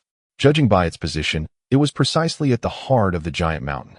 The underground space contained little else apart from an ancient and immense formation, standing solemnly. This was an ancient array of the heavenly gate. The Supreme of the Ruins spoke. Though the Lord of Realms has long vanished for tens of millions of years, the Myriad Realms Dojo has not succumbed to complete decay. It remains a sacred place of pilgrimage, as well as a premier arena for trials.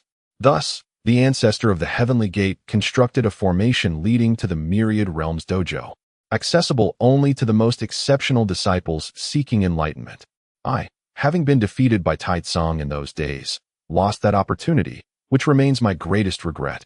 Therefore, I later restored it, preserving it until now. Through it, you shall be able to journey to the Myriad Realms Dojo. Tang Tian nodded and ascended the formation platform. Under the stewardship of the Supreme of the Ruins, the formation was remarkably intact, requiring only a standard activation. However, before departing, he turned back and inquired, I have always harbored another question. Why did you establish the Ruins Palace and gather so many remnants? This query had arisen during his first encounter with the Ruins Palace. What purpose do all these remnants serve? That is my path of cultivation, the Supreme of the Ruins elucidated. In my days of training, I diverged from the orthodox teachings of the Heavenly Gate. I have always felt that this world is incomplete, flawed. Thus, one cannot cultivate through perfect means. Because of this ideology, the Heavenly Gate ultimately chose Taitsong, and I was compelled to depart. Subsequently, I founded the Ruins Palace, collecting all that is imperfect in the world, striving to validate my path. Yet, I have never arrived at a conclusion. Perhaps I was indeed mistaken, and that is why they favored Taitsong. He sighed deeply. Tang Tian, enlightened yet astonished, realized that the Supreme of the Ruins had steadfastly adhered to his unique path, one starkly divergent from the world's for millions of years. He was a pure cultivator. Observing the somewhat dejected Supreme, Tang Tian spoke gently. No, you are correct. This world is indeed imperfect. Chapter 834. Entering the path of all realms, here lies a small expanse enveloped in chaos, within which stands an ancient and formidable formation, shielding the interior from the terrifying chaos storm outside. The atmosphere is eerily silent, devoid of any signs of life. This state of tranquility has persisted for an indeterminate number of years. Suddenly, a faint fluctuation emanates from the formation platform, gently rippling through the space. Following this, a dense force of spatial energy envelopes the area, signaling the activation of the Grand Array. Moments later, a slender figure materializes upon the formation platform. During his farewell to the Supreme Being of the fragmented path, Tang Tian unveiled to him the truth of the world. Indeed, this realm is fundamentally incomplete. The path he has pursued throughout his life, deemed an aberration by others, is, in fact, entirely valid. The Supreme Being of the fragmented path was both astonished and exhilarated by this revelation. Although this acknowledgement has come rather late, it is nonetheless a recognition from someone of great significance, rekindling the nearly extinguished flame of hope within him. Tang Tian remains unaware of whether the Supreme Being of the fragmented path can leverage this newfound truth to traverse further into the unknown future, but at the very least, he has grasped the essence of reality. After bidding farewell to the Supreme Being, Tang Tian promptly activates the Grand Array to journey to the path of all realms. As he surveys his surroundings, Tang Tian notes that this space is quite confined, akin to the expanse of a large city, and not the actual location of the path of all realms. The Grand Array beneath his feet possesses multiple entrances, not merely the one within the heavenly gate, though most have been entirely severed. Observing certain remnants around him, Tang Tian speculates that this place was once a bustling city. In its heyday, the Path of All Realms served as a sacred destination, attracting countless practitioners from various corners of the world. They would first arrive in this space, using it as a transit point before formally entering the Path of All Realms. Thus, this area must have contained a passage leading to that revered destination. Expanding his consciousness, Tang Tian meticulously probes the surroundings. Soon, he discerns unusual energies at the edge of the space ahead. Swiftly moving towards this anomaly, he discovers, beyond the formation, a long staircase extending into the depths of the chaotic void. Indeed, Tang Tian immediately concludes, recognizing that this staircase is the pathway to the path of all realms. When this area was intact, the staircase must have directly connected to the interior of the space. Regrettably, after millions of years, portions of the formation atop it have been destroyed, thus obscuring it within the chaos. Contemplating this, Tang Tian steps out of the space and ascends the staircase.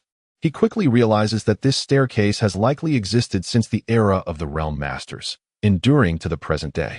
Moreover, the formation atop the staircase was most likely laid down personally by the sovereign of the realm, its complexity reaching an astonishing degree. It is feared that even the most formidable masters of the array arts would struggle to find a means of restoration, leaving it to retain its original visage. Yet, due to the passage of countless millennia without repair, it has inevitably succumbed to the relentless forces of chaotic energy, eroding parts of its structure. It is perhaps for this reason that the once sacred site of pilgrimage for innumerable practitioners, the realm's Grand Temple, has fallen into decline, now resembling its current state. After all, the path leading to the Grand Temple has been severed. Nevertheless, this formation was crafted by the sovereign himself. Even after tens of millions of years, residual power still lingers.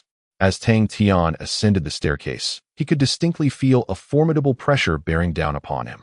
This was a trial, reminiscent of his experience when he first entered the cloud summit heaven and ascended the celestial ladder. However, the intensity of the pressure here was exponentially greater than that of the celestial ladder. Only those extraordinary talents capable of surmounting this challenge would undoubtedly stand among the elite of the world. Following the staircase, Tang Tian pressed onward. The staircase was lengthy, with portions in the middle having crumbled away and other segments entirely missing, ravaged by chaotic storms. Yet for Tang Tian, these were mere trifles. Before long, he reached the pinnacle of the staircase. An expansive space unfolded before his eyes, imbued with an imposing majesty that, despite the passage of millions of years, still commanded reverence. Here lay the realm's Grand Temple. Upon entering the temple, his vision expanded dramatically. Various structures still stood, scattered throughout the temple grounds. The layout bore a striking resemblance to Jun Chongqing's celestial palace, suggesting that Jun Chongqing had drawn inspiration from the Grand Temple's design when creating his own. The sole distinction was a towering statue situated at the very center of the Grand Temple. Tang Tian recognized this figure all too well, even from its silhouette. He could ascertain that it was the ubiquitous forbidden statue found across the world, representing the sovereign himself. This statue emanated an even more potent aura, with endless thunder coiling around its upper half, more formidable than the chaotic storms, eternally unyielding. After observing it for a moment, Tang Tian chose not to dwell on the statue, instead turning his attention to other areas. Unlike the Celestial Palace, the Grand Temple remained relatively intact, suggesting an orderly evacuation by its inhabitants. The majority of the structures still stood: meditation chambers, arenas, alchemy rooms, artifact crafting rooms, lecture platforms, and more, all of grand scale. One could only imagine the splendor that once thrived here. Alas, time is ultimately merciless. Even the Grand Temple, which flourished for tens of millions of years, could not escape the inevitable fate of decay. After a swift exploration, Tang Tian traversed every corner of the temple. Yet, nothing particularly unusual was discovered. It was merely a simple dojo. Was it to be that he would leave empty-handed? Standing before the sculpture, this was the only place he had yet to investigate. However, within his perception, it still bore no distinctive features. The thunder was merely a remnant of the power left by the Lord of the realm, destined to dissipate eventually. Beyond that, there was nothing else. Nevertheless, having arrived, he might as well take a look. On another note, he realized that he not only did not know the true name of the Lord of the realm, but had also never seen his true visage. Tang Tian mused. The Lord of the realm had always been shrouded in mystery. Although his statues were scattered across the globe, it seemed that no one had ever witnessed his authentic appearance. Those statues were crafted from unique materials that transformed directly into their likeness. Out of reverence for the Lord, it appeared that no one had ventured to approach the front of the statue. Thus, he resolved to behold what extraordinary grace you possess. With that, Tang Tian ascended into the thunderous skies. Chapter 835. You truly deserve a beating above the dojo. Thunder rumbled ominously, a manifestation of a terrifying power capable of annihilating all in its path.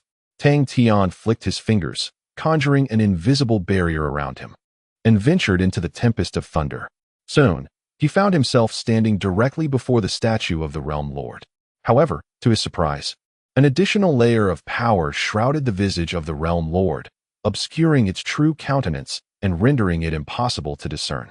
Tang Tian felt a twinge of exasperation. What could this being possibly be hiding that compelled him to veil his face? Could it be that his appearance was so astonishingly terrifying that even children would weep at the sight of him? Yet, the more he pondered, the greater his curiosity grew regarding the true appearance of the Realm Lord. After observing the veil for a while, Tang Tian noted its peculiar nature. It seemed to transcend any known force in existence, embodying an unfamiliar essence. This was indeed intriguing. At this juncture, Tang Tian stood at the pinnacle of the entire world, having faced even the power of the Creator God head-on, and he had yet to encounter a force that eluded his recognition. He felt a strong intuition that if the Realm Lord had concealed any secrets here, they surely lay beneath this mysterious veil. Let me see what you are hiding, he thought. Extending his finger, he released the primal force, allowing it to cascade over the enigmatic veil. He exercised caution, concerned not to harm the statue itself, and thus employed a gentle touch, gradually unveiling the shroud. Fortunately, while the power was indeed mysterious, it was not overwhelmingly strong, permitting him to dissolve it slowly. As time elapsed, the veil enveloping the Realm Lord's face grew increasingly thin, and faint outlines began to emerge. Tang Tian diminished his power once more, rendering his touch even softer.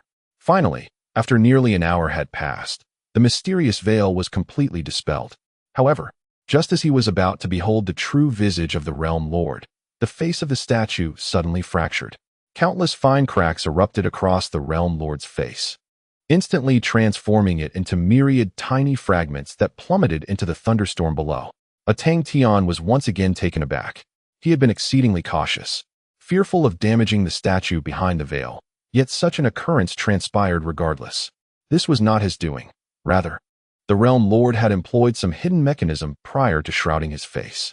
The moment the veil was touched, his visage would automatically shatter, preventing others from discerning his true appearance. Was such secrecy truly necessary? What could be so unseemly? Tang Tian was profoundly perplexed. He had never encountered anyone quite like this before, someone who invested such effort in evading scrutiny. How idle they must be, gazing at the fragmented face of the statue. Tang Tian found himself at a loss for words. Behind the veil, there remained merely a simple statue, devoid of any peculiarities. Yet, just as Tang Tian was about to depart in disappointment, fragments of the face of the Realm Master began to fall away, revealing a line of text that appeared vividly before him. Upon reading the words, Tang Tian was instantly rendered speechless, for the content struck a profound chord within him. I am but an ant. I am but dust. I am but nothingness. I exist, and I do not. These mere phrases left Tang Tian rooted to the spot. He could not help but recall his previous encounter in the starry world with that deranged old man, who had once been among the most formidable beings in existence, perhaps second only to the Realm Master himself. The utterances he had proclaimed were strikingly similar to those he now beheld. Ant, dust, nothingness. What had they witnessed to evoke such chilling cries? Tang Tian found himself perplexed. Both individuals stood at the pinnacle of the world. However, Unlike the deranged old man, the Realm Master's final assertion was that he both existed and did not exist, whereas the madman had declared his complete non-existence. The divergence in their words might indeed correlate with their very essences. The old man had likely brushed against the edge of eternity, while the Realm Master had truly stepped into its depths. Confronted with those succinct phrases, Tang Tian fell into contemplation. What lies beyond eternity? Why did their visions incite such fear and despair? And who was the individual contending with the Realm Master? Tang Tian understood that this question was the crux of all inquiries, yet he remained oblivious to the identity of that adversary. He searched the entirety of the world in vain. It was as though an invisible barrier shrouded existence, preventing all beings from transcending it. Only upon entering eternity could one breach this barrier and glimpse the realms beyond. And then, they beheld an exceedingly grotesque demon. What, then, was this demon? Tang Tian's thoughts became ensnared. He realized that without unraveling this enigma, he could achieve nothing. It seemed to be an existence that transcended comprehension. No matter how formidable one became, it remained inaccessible, let alone serving as a means of breakthrough. It resembled an insurmountable wall, obstructing all of Tang Tian's thoughts. And the more he pondered, the more chaotic his mind became. Irritation began to well up within him. Damn it, he exclaimed in exasperation. Is this a riddle we are playing? I despise riddles. Would it kill to be straightforward? Gazing at the faceless statue of the Realm Master before him, Tang Tian's anger intensified. And you, what of you? Having achieved eternity only to retreat and concoct such elaborate schemes. I am who I am. Why have I become the chosen harbinger of your calamity? What exactly do you intend to achieve through me? Moreover, having already returned, why do you choose to remain concealed, shrouding your visage from view? Tang Tian, suppressing the turmoil within his heart, found that the more he contemplated, the more his anger intensified. You choose to remain hidden, do you? Very well. Then you have no reason to exist any longer. Henceforth, I shall obliterate every trace of your presence in this world. Let us commence from this very moment. With that declaration, he clenched his fists, channeling all his might. Days had passed, and he had grown even more formidable than during his sojourn through the river of time. A terrifying aura erupted forth, scattering all surrounding thunder, exposing the statue of the Realm Master to the heavens. Without further contemplation, he unleashed a strike aimed directly at the Realm Master's head, releasing the pent-up frustration within him with that single blow. Boom! The thunderous sound reverberated as the statue, which had stood for millions of years, was shattered, its form reduced to rubble. The edifices within the myriad realms collapsed under the force of his attack, transforming into clouds of dust. Yet, just as Tang Tian's fist shattered the statue, a radiant spectrum of colors began to emanate from the fractured remnants. Subsequently, the fluctuation of spatial energy began to resonate. Tang Tian's eyes widened in astonishment. He distinctly sensed that behind those 9 colored rays lay an extraordinarily peculiar space, accompanied by an elusive, guiding presence that seemed to envelop him. Is there truly something here? Tang Tian had not anticipated that, upon demolishing the statue of the Realm Master, he would uncover something so extraordinary. Yet, his anger surged even further. Damn it! You are truly deserving of a beating. Chapter 836. Dialogue with the Realm Master in a fit of rage. Tang Tian unleashed a powerful punch, shattering the statue of the Realm Master. To his astonishment, from the fractured statue emerged a radiant burst of 9-colored light. Behind this luminous spectacle, a peculiar space appeared to be concealed, emanating a mysterious aura. After a moment of surprise, Tang Tian couldn't help but mutter in frustration. This individual truly deserves a beating. Having left behind something within the myriad realms, he chose to conceal it within his own statue. It was only by shattering the statue that one could truly behold the hidden treasure. Yet, who among the countless beings across the realms would dare to destroy the statue of the Realm Master?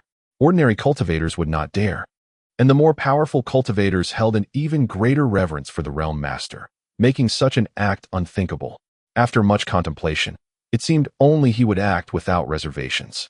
Very well, Tang Tian murmured softly. Let me see what you have left behind. With that, he stepped forward, entering the radiant 9-colored glow. Beyond the luminescence lay an extraordinarily unique extra-dimensional space, one that had been artificially created. However, this space was ingeniously constructed. Unlike ordinary realms that relied on the rules of the grand world for their formation, this nine-colored domain was entirely crafted through profound powers, independent of any world rules. Even if the myriad realms were to face annihilation, this space would endure, existing indefinitely. In a sense, this space had achieved a form of everlasting permanence. The only being capable of such a feat was undoubtedly the realm master himself. Upon entering the space, Tang Tian found himself atop a nine-colored sky bridge, akin to a rainbow suspended in midair. Surrounding him were breathtakingly vibrant hues, inducing a slight sense of dizziness. Steadying himself, Tang Tian proceeded along the rainbow bridge. It was not particularly long, and he soon reached its apex. Gazing ahead, he saw a figure seated in meditation, their back turned toward him. Tang Tian instantly recognized that it was the Realm Master. The silhouette was unmistakably familiar.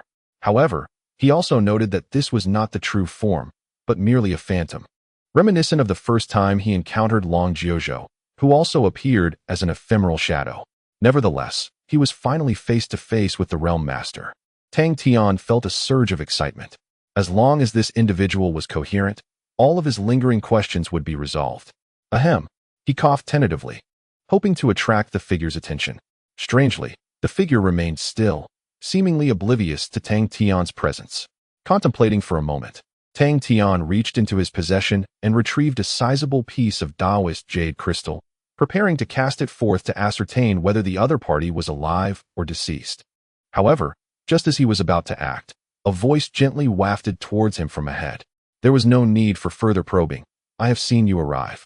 The voice was remarkably soothing, exuding an air of elegance, reminiscent of a handsome scholar's utterance.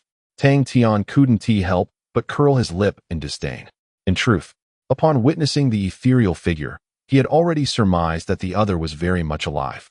Yet, after such a prolonged endeavor to encounter the sovereign of this realm, it vexed him that the individual remained silent and aloof, seated there in apparent arrogance. Should the other continue to withhold speech, that piece of Taoist jade crystal would undoubtedly find its way to the sovereign's head. However, since the sovereign had taken the initiative to speak, Tang Tian decided to temporarily shelve that notion. You seem quite at ease, Tang Tian remarked, retracting the jade crystal. While the outside world is in utter chaos, you remain composed here. What are you doing? Admiring this colorful spectacle? The sovereign, undisturbed by Tang Tian's words, replied with an air of calm. You should be able to discern my purpose. I am here specifically to await your arrival. Tang Tian let out a soft hum, choosing silence. Based on his prior deductions, it was indeed only he who could locate this place. His earlier remarks had merely been expressions of frustration. Yet, given the current circumstances, dwelling on the past bore little significance. It was imperative to clarify all lingering doubts. He then stepped forward, intending to traverse to the other side of the rainbow bridge. However, after taking a few strides, he discovered an exceedingly robust, invisible barrier at the very center of the bridge, obstructing his path and preventing him from progressing smoothly. The force of this barrier evidently surpassed the boundaries of the Supreme, rendering it impossible to breach by force. Tang Tian's expression darkened immediately. If you are here specifically to await me, what is the meaning of this? The sovereign sighed softly. Do not take offense. I am compelled to act thus. Should we draw too near, all my efforts may well be rendered futile. You are acutely aware of your own uniqueness. Therefore, I ask for your understanding regarding my caution. Tang Tian furrowed his brow. This individual was indeed perplexingly enigmatic. However, it was not a significant issue, as long as they could engage in a normal dialogue. Very well, he replied. Where shall we begin? The sovereign paused momentarily before stating, you may voice any questions that linger in your mind. I assure you, I shall speak candidly and exhaustively. Tang Tian broke into a smile, having awaited this very assurance. All right, let me ponder where to commence my inquiries. Ah, yes. He continued, let us begin with the most pressing question. What on earth are you up to? What is your true intention? This is the most fundamental question. If we can discern what kind of scheme the Lord of Realms set in place millions of years ago, then the majority of our dilemmas will be effortlessly resolved. The Lord of Realms, it seems, is not taken aback by this inquiry. Without a moment's hesitation, he gradually began to speak. My purpose is to save this world. Tang Tian could not help but let out a derisive laugh. Save the world? Is it through aiding Jun Chongqing in devouring the world that you intend to save it? Can you be any more absurd? He found it impossible to believe the Lord's assertion, for it was simply too outrageous. The Lord of Realms sighed softly and replied, "Some matters involve a process, which is one thing, while the outcome is another. My primary aim is indeed to rescue this world, to ensure that the future of all beings may continue to thrive." He reiterated once more. Chapter 837. I am the Savior found it utterly implausible to believe the words of the Realm Master. In the face of the looming threat posed by Jun Chongqing, he chose not to intervene. Instead, he assisted in the creation of a terrifying black hole capable of devouring the entire world. After committing such acts, he then claimed that it was all for the purpose of saving the world. Such a jest was far from amusing. I am no mere child of 3, easily deceived by whimsical tales. At the very least, I see no evidence of your purported efforts to save the world. You must provide me with a compelling reason to believe you, stated. He did not outright dismiss the Realm Master. He merely sought a reason that could withstand scrutiny and earn his trust. In response to this inquiry, the Realm Master fell silent for a moment before speaking. Your current cultivation level should allow you to perceive the state of this world. What do you think of it? Was momentarily taken aback, unsure of why the Realm Master had suddenly broached this topic. Nevertheless, he patiently replied, upon first becoming a supreme being, I witnessed the condition of the world. It is ravaged, desolate, and scarred, akin to a decrepit elder on the verge of burial. The Realm Master softly acknowledged, indeed. As you have observed, this world has long since descended into decay. There is no turning back. Without the adoption of extraordinary measures, it is destined to collapse entirely. Let out a cold laugh, mocking. But is this not the consequence of your and Jun Chongqing's actions? Had it not been for your madness, how could the world have succumbed to such ruin? What? Have you finally found your conscience and wish to redeem it? The Realm Master sighed softly. I do not deny my responsibility. But have you considered this? Suppose neither I nor Jun Chongqing had ever existed.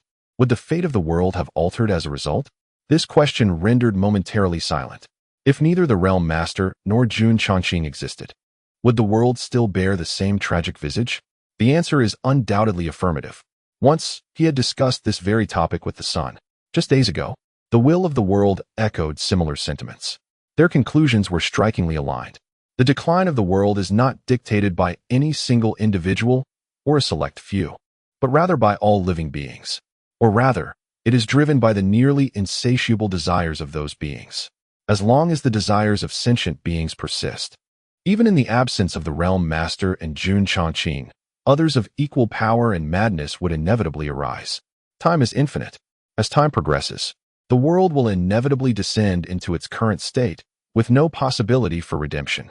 However, the Sun God and his followers have been diligently striving to resolve this issue, and their efforts are genuine, unlike your peculiar approach, Tang Tian remarked. The Realm Master smiled faintly. Are you referring to the incident concerning the Sun's refinement of the ancestral land of the world? Has he successfully thwarted Jun Chongqing? Tang Tian fell silent once more. It was surprising that the Realm Master was aware of this matter. The Sun God aimed to thwart the relentless pursuit of eternity by refining the great annihilation ancient city, seeking a mutually destructive resolution. Yet, Jun Chongqing circumvented his efforts entirely. They forged the glazed world, which shares the same essence as the ancestral land of the world. Thus, the Sun God's endeavors proved to be in vain. The desires of sentient beings are insatiable, and their creativity is boundless. Even if not within the glazed world, alternative methods will undoubtedly be conceived. And then there is the world tree. Both the Sun God and the will of the world have not relinquished their hopes. Tang Tian continued. The Realm Master shook his head slightly. Once, I believed this was the most viable solution. Yet, I later realized that it is fundamentally unattainable. The emergence of the world tree should have occurred at the inception of the world, prior to the advent of the primordial spirits. Once the world has taken shape, the world tree can never reappear. It is impossible to create something that does not exist, just as no intelligent being can conceive of the non-existent. Such feats can only be accomplished by an omnipotent deity. Tang Tian fell silent again, fully aware of the truth in the Realm Master's words. As he himself possessed the world tree, for the myriad realms, the world tree represents a solution, yet it remains perpetually unrealizable. I concede that your argument holds merit, Tang Tian murmured, but I still cannot fathom the connection between your actions and your so-called purpose of saving the world. You are clearly aiding Jun Changqing in the destruction of this realm." In response to this inquiry, the realm master remained silent for an extended period, seemingly contemplating his choice of words. After a considerable time, he finally spoke. "I am taking a gamble. Should the gamble succeed, all sentient beings will survive, and this world will possess a brighter future. Even the world tree may manifest, rendering it more complete. Conversely, should the gamble fail, Jun Changqing will carry with him a portion of the seeds of sentient beings, continuing existence in another form." Tang Tian furrowed his brow. "How do we determine victory or defeat?" The realm master replied softly. "Your appearance signifies that I have already won half of the gamble." Tang Tian's frown deepened. "Why does my existence represent a half victory?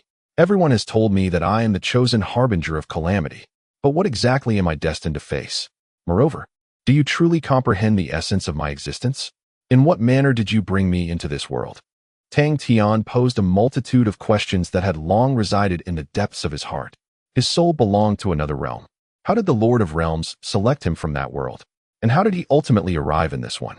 In response to Tang Tian's interrogative tone, the Lord of Realms began to speak, addressing each query in turn.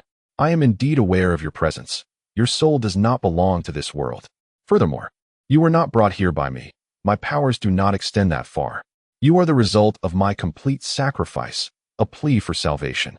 You are not merely a harbinger of calamity, but rather the humble Savior for whom I have prostrated myself, offering everything in supplication. When I made the decision to undertake this endeavor, I was uncertain whether you could truly arrive in this world to bestow compassion upon it. Yet now you are here. Thus, I assert that we have already achieved half of our success. Do you grasp this?" Upon hearing the Lord of Realms' response, Tang Tian was left utterly astonished. Chapter 838. Eternal History. During his time in the Lingyun mountain range, Tang Tian first learned from Jun Changqing that he was the so-called Fated One, personally chosen by the Lord of the Realm. Subsequently, the Sun God, Long Jiuzhou, and nearly everyone else embraced this belief wholeheartedly. Initially, Tang Tian was somewhat resistant to this title, as his sense of responsibility towards the world was not particularly strong. His primary concern was the protection of himself and those close to him. This was entirely at odds with the expectations people held for the Fated One. However, as events unfolded and he witnessed countless individuals sacrifice everything for the world, he gradually developed a deeper sense of belonging to this realm and slowly came to accept the title of Fated One. Yet now, the Lord of the Realm spoke of a different identity, one that bore a heavier weight and carried an almost illusory quality: Savior. Tang Tian was at a loss for words. He already felt somewhat inadequate as a qualified Fated One. The notion of being a savior was another matter entirely. Setting aside whether he possessed the moral caliber to bear such a title, even if he wished to embrace this role, he was leagues away from being capable. This was not merely about resolving matters with Jun Changqing. It entailed rescuing a world that had seemingly lost all hope. This endeavor had eluded the Lord of the Realm, the Sun God, the will of the world, and indeed all the mighty for millions upon millions of years. Could he truly achieve it alone? Moreover, the Lord of the Realm had even employed words like humble and plead. Who was he beseeching? "You I do not comprehend."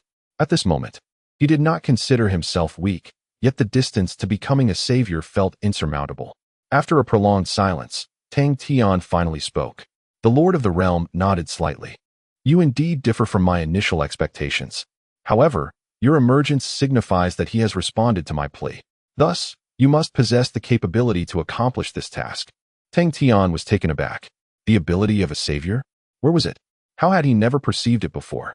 His greatest reliance, the dual systems, were creations of the Lord of the Realm. Could it be that it rested solely on his soul from another world? That seemed absurd. In that world, he was merely an ordinary individual. Whom exactly were you imploring? Was it the one with whom you contended through the river of time? What lies beyond eternity? After much contemplation, Tang Tian concluded that this was the crux of the matter. Upon entering eternity, what had the Lord of the Realm truly witnessed? In response to this question, the Lord of the Realm once again fell into a long silence. After a considerable interval, he finally spoke. This inquiry traces back to a time long, long ago, when the first sentient being encountered the primordial artifact of creation. The existence of eternity was realized. The 5 primordial divine artifacts are intrinsically eternal. From that moment forth, eternity has become the ultimate pursuit for all practitioners. As the Realm Master recounted, Tang Tian gradually grasped this lengthy history. The first being to encounter the primordial divine artifacts remains untraceable, yet from that point onwards, a vivid aspiration took root in the minds of all practitioners: eternity. Initially, beings were filled with confidence, believing that as long as that realm existed and they steadfastly advanced, they would inevitably reach that destination. However, as time elapsed and the number of beings ascending to the supreme realm increased, it became apparent that this was a dream both coveted and unattainable. No matter their efforts, all proved futile. It resembled a mirage suspended in the sky, clearly visible, yet eternally out of reach. Naturally, beings would not resign themselves to this fate. For billions of years, they devised countless strategies and methods in search of a path to this elusive mirage. Ultimately, they identified the crux of the matter: the primordial divine power. This power emanated solely from the 5 primordial divine artifacts. No semblance of it could be found in any corner of the world. It served as the testament of eternity, and perhaps it could also become the key to eternity. Thus, a war for the 5 primordial divine artifacts commenced. This conflict endured for over 1 billion years. However, due to the inherent might of the divine artifacts, coupled with the protection of the world's will and primordial beings such as the sun god, the practitioners found themselves at an impasse. Yet, the ingenuity of beings is boundless. Although they could not truly possess the primordial divine artifacts, through prolonged warfare, they gleaned the characteristics of the artifacts and the nature of the primordial divine power. The scales of victory began to tilt slowly. Eventually, a pivotal figure emerged. "You?" Tang Tian inquired. The Realm Master shook his head. "No, this was a pioneer, historically the most formidable being before me, known as the Eternal Emperor." The Realm Master continued his narrative. The Eternal Emperor shone as the most illustrious star in the annals of all beings, unmatched in brilliance. Even subsequent Realm Masters could not be compared to him, as his achievements were monumental. During that era, although the world thrived and countless exceptionally powerful beings emerged, most factions remained embroiled in their own conflicts, with many harboring deep-seated enmities and failing to unite on the same front. The repeated defeats of beings in their struggles against the primordial divine artifacts were primarily due to this disunity. Yet, the Eternal Emperor single-handedly transformed the entire landscape. He swept through all living beings with an invincible presence, achieving a genuine unification among all races across the myriad realms for the very first time. This monumental feat could not have been accomplished solely through strength, for countless races harbored deep-seated enmities that could not be extinguished, even in the face of annihilation. Yet, the Eternal Emperor achieved this extraordinary triumph. During that epoch, all beings were united in an unprecedented manner. The collective strength of the united beings was insurmountable. Under the Eternal Emperor's leadership, the tide of war against the primordial divine entities and the innate spirits swiftly turned. Ultimately, the Eternal Emperor vanquished them and successfully located the source of the primordial divine power, the pillar of creation. This was the origin of the divine power and the birthplace of the primordial divine artifacts. There, the Eternal Emperor truly grasped the essence of eternity for the very first time. However, as all beings rejoiced in this achievement, an unforeseen event transpired. The Eternal Emperor lost his sanity. Amid tears of joy and manic laughter, he destructively dismantled the supreme dynasty he had painstakingly established and ultimately plunged into chaos, never to return. Even when he was occasionally glimpsed thereafter, he remained in a state of madness. From that moment on, eternity acquired an additional name: taboo. The Realm Master spoke slowly. Chapter 839. The Essence of Eternity. Listening to the Lord of Realms' narration, Tang Tian finally comprehended the profound enmity that the world will, the sun god, and even the Kirin maiden harbored against sentient beings. It became evident that the war between the two factions had commenced eons ago, spanning millions of years. Nevertheless, as a being of life, Tang Tian remained steadfastly aligned with his kind. He witnessed a poignant chronicle of warfare, where each epoch's pinnacle warriors played crucial roles in this historical saga. The most significant of them all was the Eternal Emperor, the first to unify the myriad realms and the first to touch the domain of eternity. His significance undoubtedly surpassed that of the subsequent Lords of Realms. Alas, he succumbed to madness. This recollection evoked memories of the old madman Tang Tian encountered in the Starry World. Could he have been the Eternal Emperor? Tang Tian was uncertain. After the Eternal Emperor, there were other formidable beings who also reached towards eternity, only to meet similar fates of insanity, losing their former selves. As time progressed, such occurrences multiplied, with the realm of eternity gradually supplanted by the domain of taboo. Many believed that eternity was a ruse, harboring great terrors capable of obliterating even the most formidable warrior's resolve in an instant. Yet, among sentient beings, challengers were never in short supply. Many continued to ardently strive towards that ultimate pinnacle of cultivation, culminating in the emergence of the Lord of Realms. Initially, my interest in eternity was rather tepid. The Lord of Realms continued, or perhaps my enthusiasm for cultivation was minimal at best. Nonetheless, I had no choice. I inadvertently advanced in my training. After indulging in a life of pleasure for several years, I suddenly realized that there was no one left in this world who could rival me. Upon hearing this, Tang Tian fell into silence, overwhelmed by an impulse to strangle him. Was this truly a human sentiment? While others struggled through arduous trials on their paths to cultivation, experiencing each step as a confrontation with death, the Lord of Realms effortlessly reveled in leisure while attaining invincibility. This fellow was indeed the quintessential protagonist. And what happened next? Tang Tian sought to hastily navigate past this topic. Subsequently, I established the Universal Taoist Sanctuary, which was quite intriguing as I observed the rivalries among those talented individuals. However, as time wore on, even the most captivating pursuits grew tiresome. It was then that I recalled the notion of eternity. The Lord of Realms resumed his tale. Boredom drove him to cast his gaze toward eternity. With nothing better to do, he decided to embark on this exploration. Thus, he embarked on his true journey towards eternity. He first ventured to the Pillar of Creation, delving into the powers of the Creator, only to swiftly discover that these forces merely represented a fraction of eternity. To truly embark on the path to the eternal realm, one must undertake additional endeavors. This entails extracting the very essence and fortune of the entire world and integrating it within oneself, thereby harnessing the divine power of creation to ascend to the eternal realm in a single momentous leap. This method may sound exceedingly deranged, yet its repercussions are not as dire as they might appear. The world's essence serves merely as a conduit. Once he enters the eternal, he may return it to the world. However, how could the will of the world and the primordial spirits ever trust the words of the Realm Master? Or perhaps, they simply dare not gamble. What if the Realm Master absconds with the essence and never returns it? Their very existence would be at stake. One desires to take, while the other refuses to give. Thus commenced the most terrifying cataclysm in existence. The Realm Master breached the resistance of the primordial spirits, forcibly seizing the ancestral land of the world. Countless primordial spirits perished in that war, including the spirit of the Qilin, which met its demise at that time. Beyond this, the Realm Master sought to borrow even greater divine power from the artifacts of creation, igniting further conflict. Ultimately, the Chaos Bell, the Bronze Cauldron, and the Seal of the World were shattered by his own hand, while the Mirror of Time helplessly dispersed all divine power, transforming into an eternal river of time.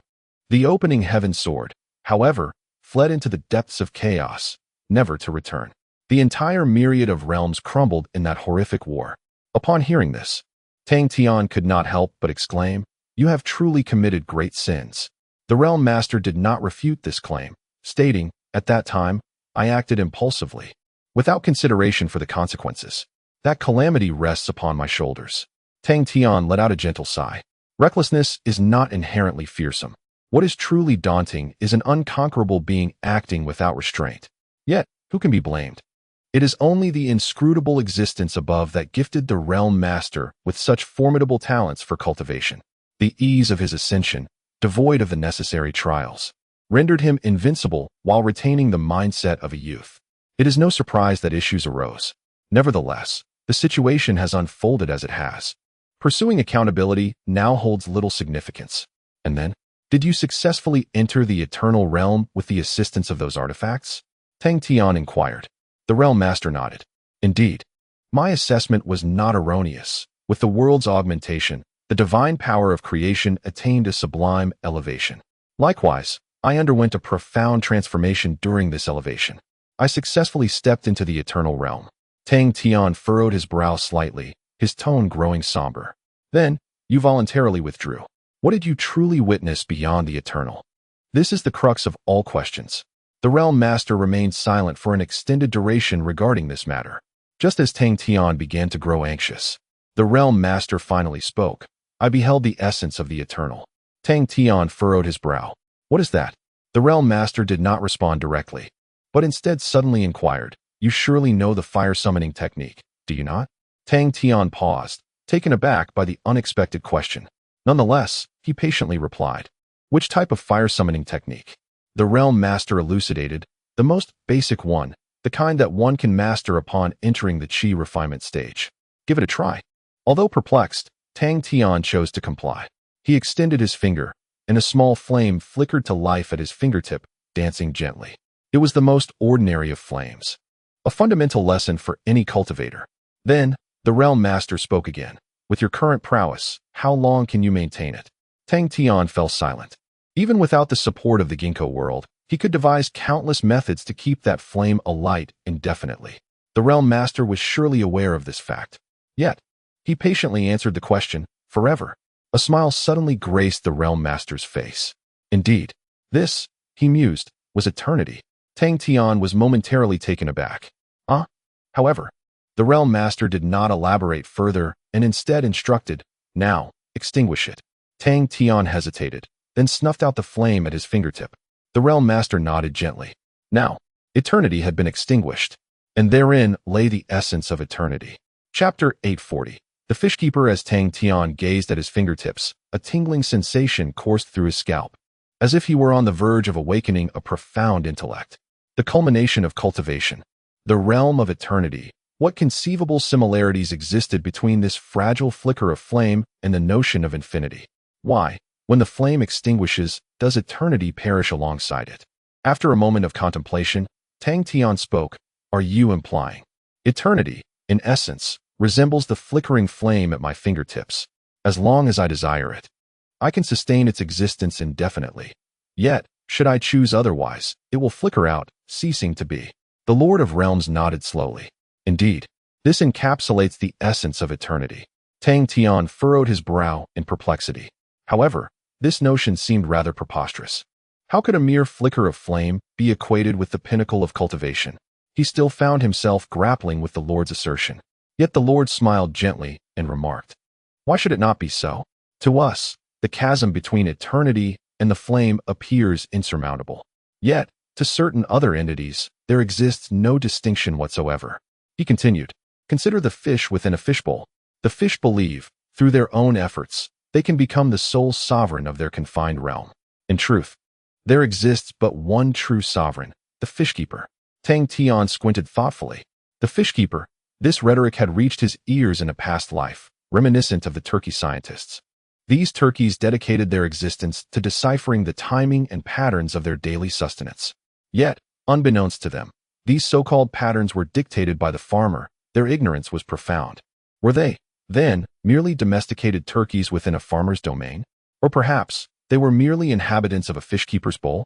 However, the farmer hypothesis remained merely a conjecture, devoid of any empirical evidence to substantiate the farmer's existence. Have you seen the farmer? No. Have you perceived the presence of the fishkeeper? Tang Tian inquired earnestly. The Lord of Realms paused, then replied, you grasp the concept, yet your astonishment seems muted. Tang Tian chuckled softly. This perspective is not new to me. I have encountered similar notions before, yet no one has ever provided irrefutable proof. Have you, upon ascending to eternity, witnessed the fishkeeper's existence? The Lord fell silent once more, eventually shaking his head slowly. No, I have not seen her. However, I can feel her presence. The fishkeeper is merely a metaphor. She is not literally tending to fish, and I cannot fathom her thoughts. Yet, I am certain she exists. Everything we are, everything in this world, from the past to the future, every intricate detail, is within her grasp. As long as she desires it, anything imaginable, no matter how absurd, can manifest in reality. Tang Tian furrowed his brow. Your assertion seems to echo the descriptions of a deity of creation from our fantasies. Omniscient and omnipotent, the Lord of Realms smiled. She is far more unfathomable and incomprehensible than the so-called deity of creation. Her capabilities far exceed the notion of such a divine being, rendering them truly astonishing. Tang Tian was momentarily taken aback. He had not anticipated that the Lord of Realms would hold the so-called fisherman in such high regard. It was as if she genuinely possessed boundless powers. However, upon reflection, he still felt that this notion was somewhat far-fetched. I remain skeptical that any existence could attain the level you describe. Boundless. Could she truly transform you from a man into a woman? Yet, in response to Tang Tian's doubts, the Lord of Realms affirmed with certainty. Of course. Moreover, if she so wished, she could turn me into your beloved. A love so profound and unwavering that it endures until death. She would instill in you a genuine belief that these emotions emanate sincerely from your heart. Tang Tian was instantly stunned. Is this truly possible? Just contemplating such a scenario sent chills down his spine. If such an existence were real, it would indeed be more terrifying than a deity of creation, almost akin to a ghost. If the other party were indeed a deity of creation, I would not find myself devoid of any chance of victory. The Lord of Realms continued, but when facing that existence, there is truly no way to prevail. Upon my return from eternity, I employed the chessboard to evolve the world, seeking a glimmer of opportunity within it. Yet, over the span of 10,000 years, I attempted every conceivable method, only to find no possibility of triumph. As she spoke these words, her tone grew somber and filled with a sense of defeat. A prodigious talent who has thrived without encountering any obstacles throughout their life suddenly crushed by an unrelenting force. The disparity is unimaginable. So, you have been playing against that existence throughout the river of time? Tang Tian inquired. The Lord of Realms affirmed with a soft yes. I am unwilling to succumb to failure. I seek a possibility of overcoming that existence. Yet, your entire strategy is laid bare before them. Only after all your pieces have fallen do they begin to play. How can one possibly win? With that, the Lord of Realms let out a deep sigh, her voice imbued with an ineffable sense of helplessness. For it is not a fair game at all. Tang Tian fell into silence. While in the chess pavilion, he pondered what kind of possibility could render the Lord of Realms, standing atop the ancient pinnacle, unable to secure a victory for millennia. Ultimately, he could conceive of but a single answer. From the very first move, the Master of Realms ensured that every placement was anticipated by his adversary, for only in this manner could he be rendered victorious in a battle. Yet at that time, he deemed such an eventuality to be utterly implausible. To his astonishment, it indeed unfolded as he had least expected, even more absurdly than he could have envisioned. After the Master of Realms concluded his moves, it became evident that his opponent was an entity operating beyond the realms of normalcy. After a prolonged silence, Tang Tian inhaled deeply. Thus, did the Eternal Emperor and those formidable beings who had touched upon eternity perceive the so-called fishermen, leading to their descent into madness? The Master of Realms nodded slowly. Indeed, however, they had not discerned the fisherman's presence. They merely sensed that their fates were not within their own dominion. The pinnacle achieved after a lifetime of endeavor rendered them lesser than mere insects, akin to frivolous dust, ever on the brink of dissolving into nothingness. Unable to withstand such a profound blow, their hearts shattered completely, spiraling into insanity. My own sanity, however, remains intact solely because eternity is not my singular pursuit.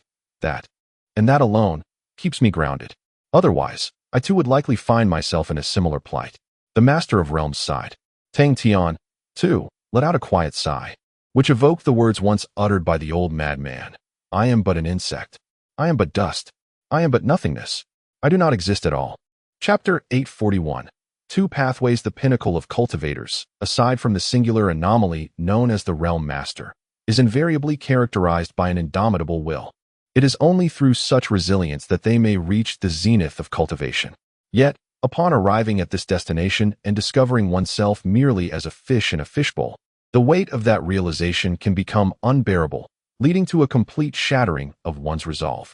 Though Tang Tian is not one to succumb to such despair, he possesses an understanding of its profound nature, capable of dismantling any mind. Nevertheless, after a considerable period of contemplation, Tang Tian gradually accepted the Realm Master's perspective. Thus, Upon returning from the River of Time, he chose a life of seclusion, only to emerge once more into the public eye with the arrival of Jun Changqing.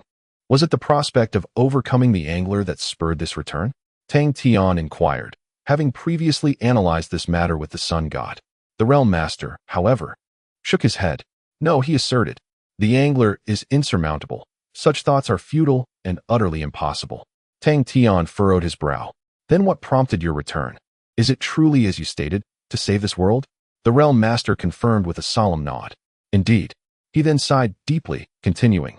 Upon realizing the futility of overcoming the angler, I did descend into despondency for a time. However, I soon came to a realization. It is true that the angler cannot be defeated, but as a mere fish, why must I concern myself with matters beyond the confines of the fishbowl? It does not disrupt the world within, and there is no evidence to suggest otherwise. Therefore, why must I be ensnared by such thoughts? The world within the fishbowl is vast in its own right. Hearing this, Tang Tian could not help but smile.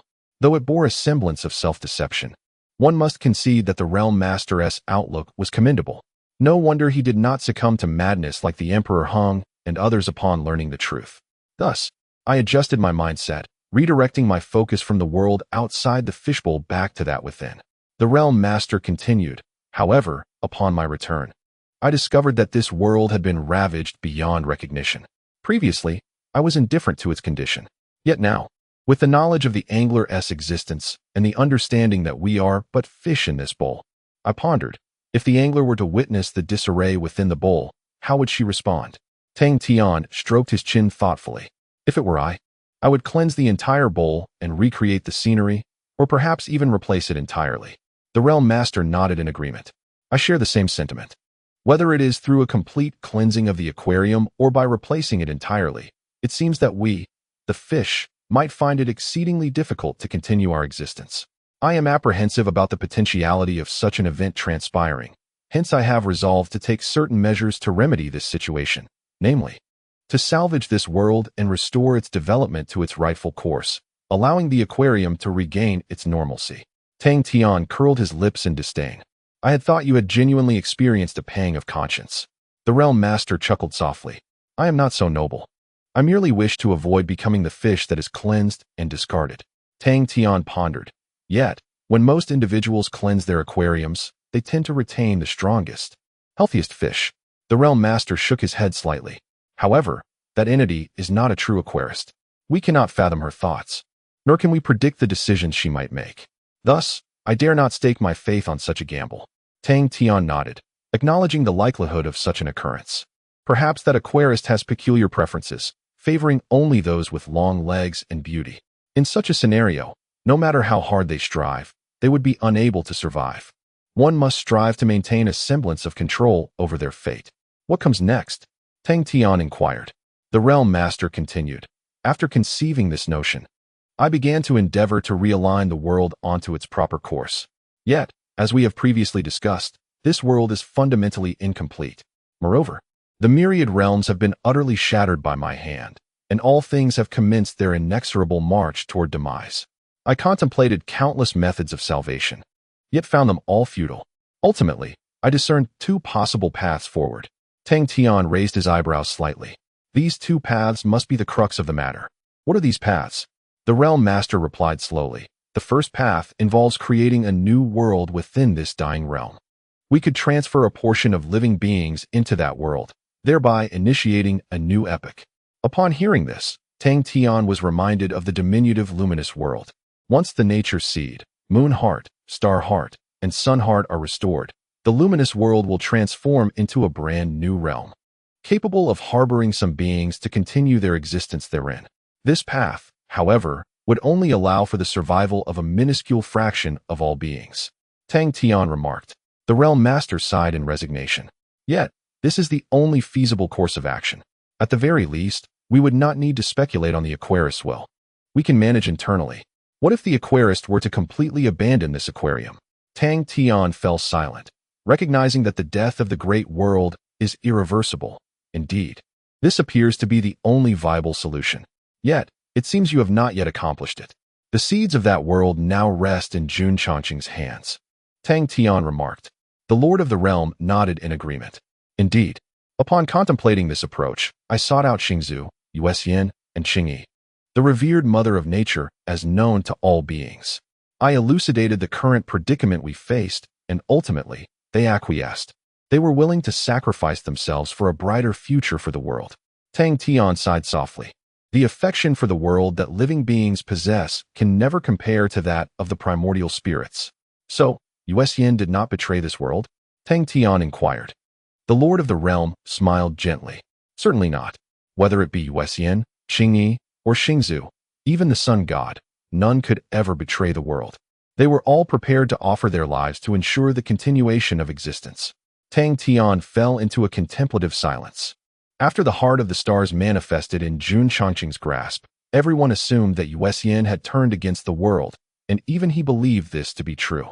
Yet, the reality was quite the opposite. Only the sun god maintained unwavering trust in Yuxian. These primordial spirits were, in essence, perfect. What then transpired that led to failure? Tang Tian pressed on. The Lord of the Realm sighed once more, because one primordial spirit was unwilling. Tang Tian furrowed his brow slightly. Who? The Lord of the Realm spoke slowly, the will of the world. Chapter 842. The Devouring Demon. The first path of the Realm Master is to create an entirely new world, thereby allowing a portion of sentient beings to be transferred before the complete annihilation of the myriad realms. Although this is a course taken out of necessity, it nonetheless offers the world a chance for continuation. The Moon Fairy and the Mother of Nature have thus allied themselves with the Realm Master, willing to sacrifice their own lives to preserve the opportunity for all beings to survive. However, what took Tang Tian by surprise was that the world will itself was unwilling to embark on this path. Why? Tang Tian inquired, his brow furrowing in confusion. Did the world will not wish for the world to endure? In response to this question, the Realm Master let out a slow sigh. My intention is to allow the world to be reborn in a different manner, but not through the myriad realms. What endures is merely the sentient beings. Moreover, this process necessitates the extraction of all power from the myriad realms, which is essentially the power of the world will itself. When the new world emerges, the current world will cease to exist entirely. Tang Tian fell silent. The birth of new life would demand the sacrifice of the old world will. While the Moon Fairy and the Mother of Nature chose self-sacrifice, it did not justify condemning the world will. I can understand, he remarked. It is human nature. Perhaps the world will is no exception. Yet the Realm Master shook his head slightly. Not quite so. The world will's reluctance to undertake this action stems precisely from its profound attachment to this world. It cannot bear to witness the inexplicable demise of the vast majority of sentient beings, though these beings often cause it troubles and have even harmed it. And despite its overt disdain for them, they remain its children. Even a group of exceedingly rebellious and disobedient children are still children. Tang Tian fell silent once more, initially believing that the world will simply wish to avoid its own demise. Each of these primordial spirits evoked a deep sense of reverence. However, if the world will refrain from taking action, with the passage of time, all would inevitably be obliterated. It was an exceedingly difficult choice. And then, Tang Tian continued. I know you have succeeded. The Realm Master acknowledged with a sound. I must admit, I am rather selfish. In my view, sacrificing a future destined for futility pales in comparison to enabling the creation of a brand new world. Thus, I chose not to abandon this path.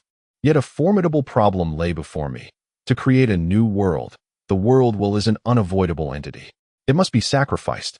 Subsequently, the Lord of Realms began to elucidate the intricate process of this method.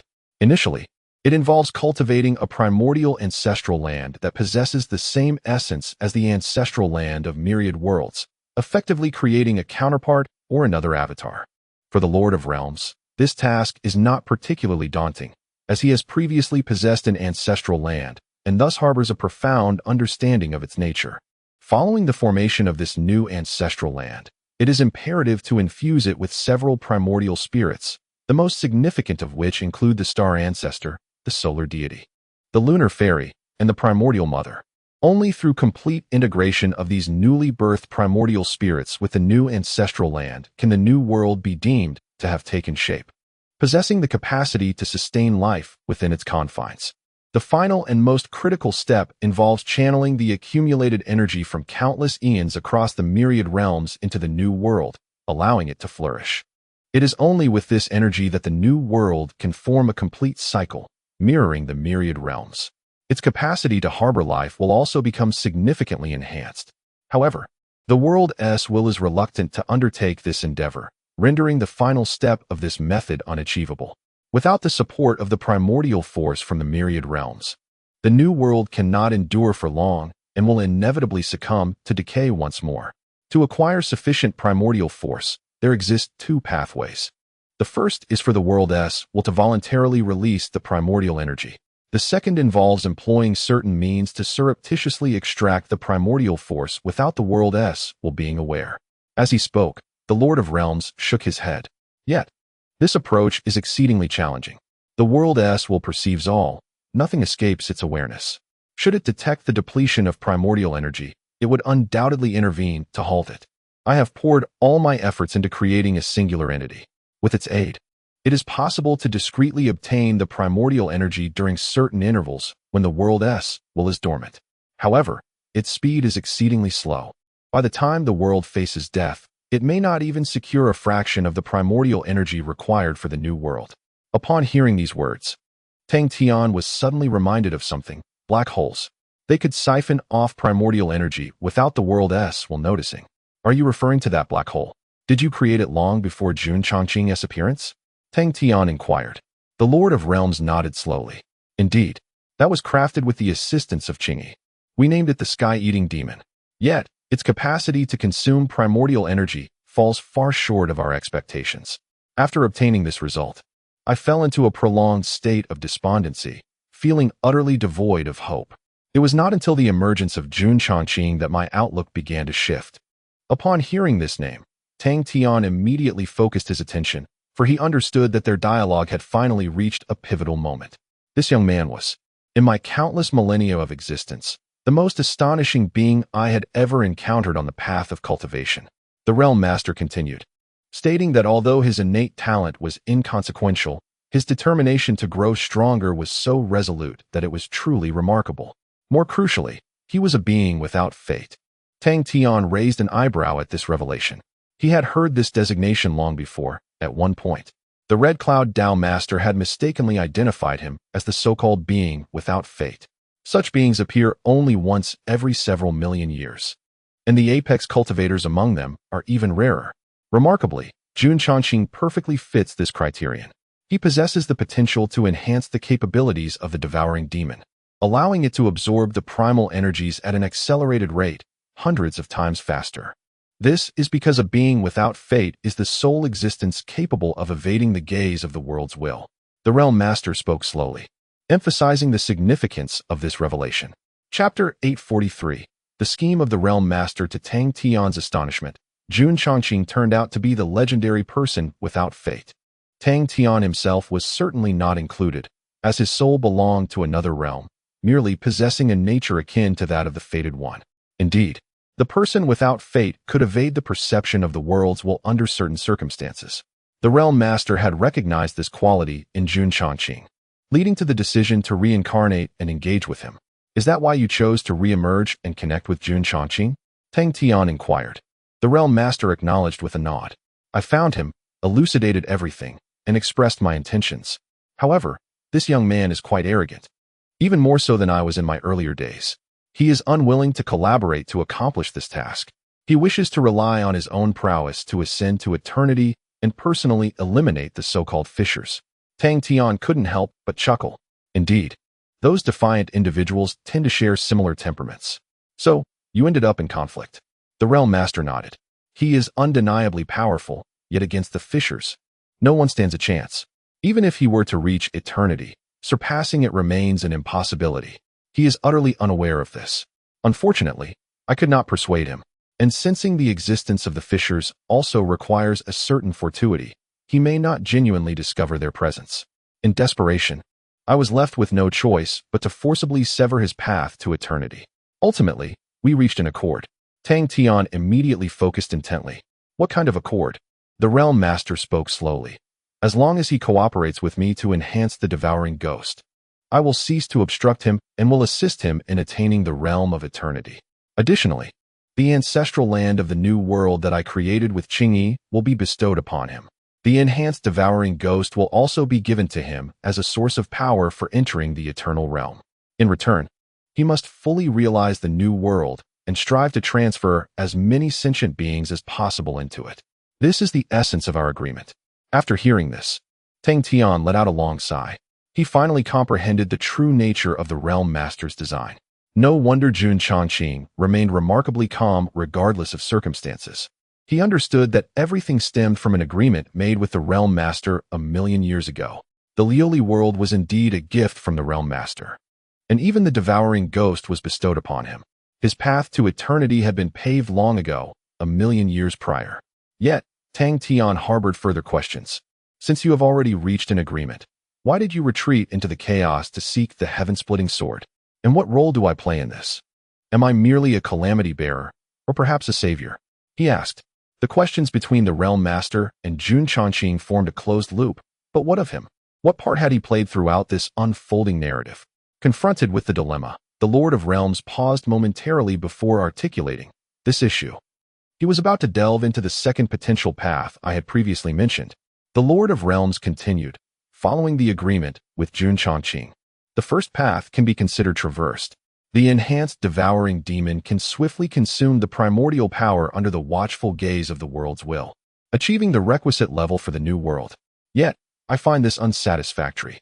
Sacrificing the vast majority to save a mere fraction is merely a desperate remedy. However, there exists a being capable of rendering all outcomes significantly more favorable. Tang Tian raised an eyebrow. The Fisher? The Lord of Realms nodded. Indeed, the Fisher possesses boundless abilities. She can rewrite any narrative with remarkable ease. If the Fisher is willing, then all obstacles become surmountable. Tang Tian furrowed his brow slightly. If the Fisher truly exists and possesses the omnipotence as described by the Lord of Realms, then it could indeed be a viable solution. However, how might one proceed? He voiced his inner query. The Lord of Realms pondered for a moment before replying. I am uncertain. The Fisher is elusive, her intentions inscrutable. Thus there exists no definitive approach. Nonetheless, I must endeavor to try. For millions of years, I have never ceased my analysis and understanding of the Fisher. Ultimately, I conceived the sole potential method: to beseech. Tang Tian was taken aback. He had anticipated a concrete strategy, yet it was merely a plea. It sounded exceptionally humble. Moreover, could this truly be reliable? I know your thoughts, the Lord of Realms continued, but this is the only method I have been able to ascertain. To beseech the Fisher, one must exhibit sufficient sincerity and identify a medium capable of reaching her. I possess sincerity, however. The only medium I can conceive that might connect us to her are those 5 primordial divine artifacts. These artifacts originated from the Pillar of Creation, yet their essence remains enigmatic. I have conversed with them, and they themselves are unaware of their origins, even questioning why they were compelled to create the embryonic form of this world. Thus, if anything in this world is related to the Fisher, it must surely be them. However, as he spoke, the Lord of Realms let out a gentle sigh. The chaotic bell, the bronze cauldron, the world-suppressing seal. They have all been shattered by my hand. The temporal mirror has transformed into the river of time, erasing all traces. I attempted to restore the bronze cauldron, but could only replicate its fade. Its core essence has long since vanished. In the end, only the sky-opening sword, having fled into the chaos, remains. Therefore, I journeyed into the void, in search of the traces of the sky-opening sword. Before leaving, I was uncertain whether I could truly find it. However, your appearance now signifies that I have likely succeeded. My plea to the fish keeper has been met with a response. Tang Tian took a deep breath, realizing the nature of the situation. So, it was the fish keeper who heard the plea of the Realm Master and deliberately placed it into this world to cleanse the chaotic fish tank? To traverse the world of the fish tank, I have become a janitor? Tang Tian felt somewhat bewildered, struggling to accept this conclusion. Yet, he soon recalled another matter. You indeed found the Sword of Creation and returned with it, approximately 6 years ago. The will of the world sensed your existence, Tang Tian remarked. However, the Realm Master immediately refuted this. That is impossible. I cannot return. Even if I were to come back, it would be in some unknown form. I cannot return to this world as a living being. Tang Tian was momentarily taken aback. Why? The Realm Master paused before speaking. I previously mentioned that to beseech the fish keeper, 2 things are required: sincerity and a medium. The medium is the sword of creation, and sincerity is sacrifice. If this endeavor succeeded, it would mean that I have already met my demise. Chapter 844. The trace of the system. The second path for the Realm Master is remarkably straightforward and exceedingly simple: to beseech the fisherman. If the fisherman were to extend a hand, then no issue in the world would remain insurmountable. Prior to making this decision, the Realm Master was uncertain whether he would indeed receive a response from the fisherman, yet he chose to proceed nonetheless. Mediation and sincerity. The Realm Master opted for self-sacrifice. This unexpected choice caught Tang Tian off guard. Did you not claim to be an exceedingly selfish individual? To willingly offer oneself in sacrifice is not the action of a selfish person, he remarked. The Realm Master sighed deeply. In times past, I was indeed a very selfish person, solely concerned with my own interests, never contemplating the consequences of my actions. However, I later encountered Qing Yi. She is a being of innate spirit, yet transcends such existence, standing shoulder to shoulder with primordial entities like the sun god. But the Realm Master paused in contemplation, then chuckled and shook his head. I cannot quite articulate it. Nevertheless, the outcome is that she transformed me. Ultimately, it led me to make such a decision. Of course, it is also possible that I have simply grown weary of life. Continuing to exist holds little meaning for me now. Tang Tian was momentarily speechless, pondering the notion of having grown weary of life. However, he preferred to believe that it was the nurturing force of nature that had instigated the shift in the Realm Master's mindset. Otherwise, had the Realm Master retained his former self, the nurturing force would never have allowed him to draw so close. It resembles a romantic relationship, he mused. Then, how do you deduce that I am indeed the response from the fisherman? Tang Tian returned to the central topic. It is quite simple, the Realm Master replied. Because I cannot perceive your soul. Within my perception, you are merely an unknown entity cloaked in the aura of myriad realms. If I am not mistaken, you must have usurped the body of a being from this realm, correct? Tang Tian fell silent, astonished that the Realm Master could discern even this detail. Why then? Were others, such as the sun god, unable to detect it?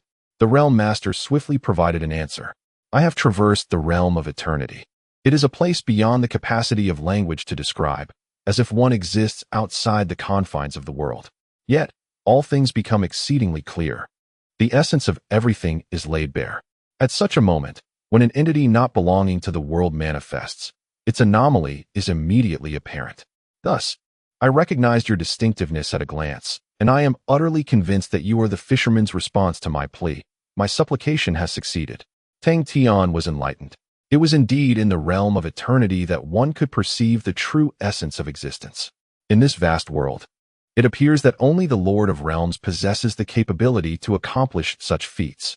After a moment of silence, Tang Tian softly remarked, You may be disappointed to learn that I do not possess the means to save the world, nor do I have the ability to achieve such a monumental task. Upon hearing these words, the Lord of Realms let out a slow sigh. The unfolding of events indeed diverged from my expectations. The devouring demon was intended for Jun Changqing to access the eternal realm, yet it manifested within you. Furthermore, based on our previous assessments, even after enhancing the devouring demon, it would require at least several million years to extract the primordial power fully. However, you have nearly accomplished this in less than a decade. These outcomes were not part of my initial considerations. Tang Tian remained noncommittal. According to the Lord of Realms, the heart of stars, the heart of the sun, the heart of the moon, the essence of nature, the glazed world, and the devouring demon, all pivotal elements, were meant for Jun Changqing. Yet, apart from the heart of stars, he had acquired all the others ahead of schedule. As of now, a significant portion still resided within him. Thus, I am unable to make a judgment regarding your circumstances. The Lord of Realms continued, perhaps over the past million years. There were other occurrences unbeknownst to me, or perhaps this is the design of the angler. However, since the angler chose to respond to me, I am convinced that it was not without purpose. Therefore, you must be capable of saving this world and becoming the true savior. Tang Tian could not help but rub his temples. Could he achieve what countless powerful beings had failed to accomplish over billions of years, especially in such dire circumstances? Yet, he found himself devoid of any strong cards to play. Although the nature of the system was still uncertain, it undoubtedly resembled the devouring demon.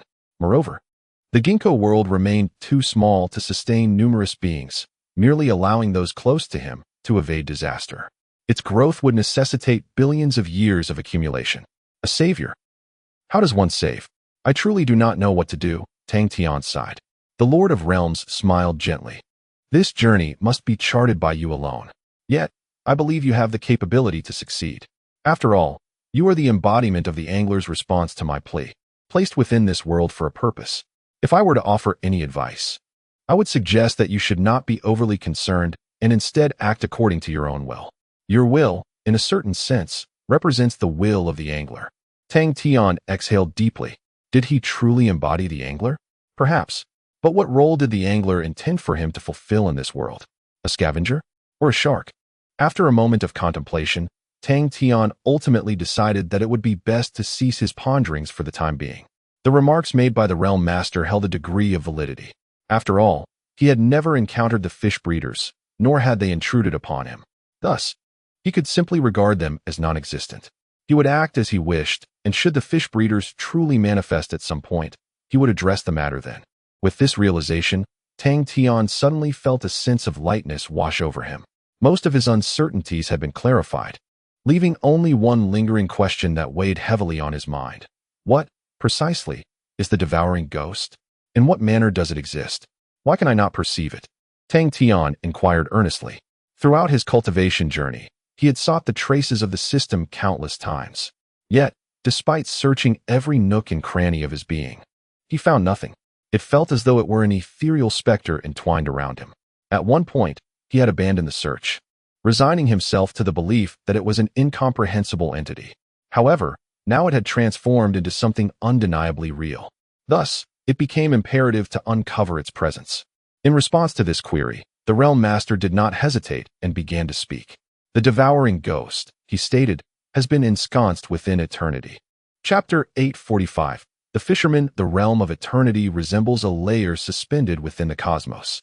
It transcends the entire world, surveying all beings across myriad realms, reigning supreme over all. Yet, above this layer exists an elusive entity, the fisherman.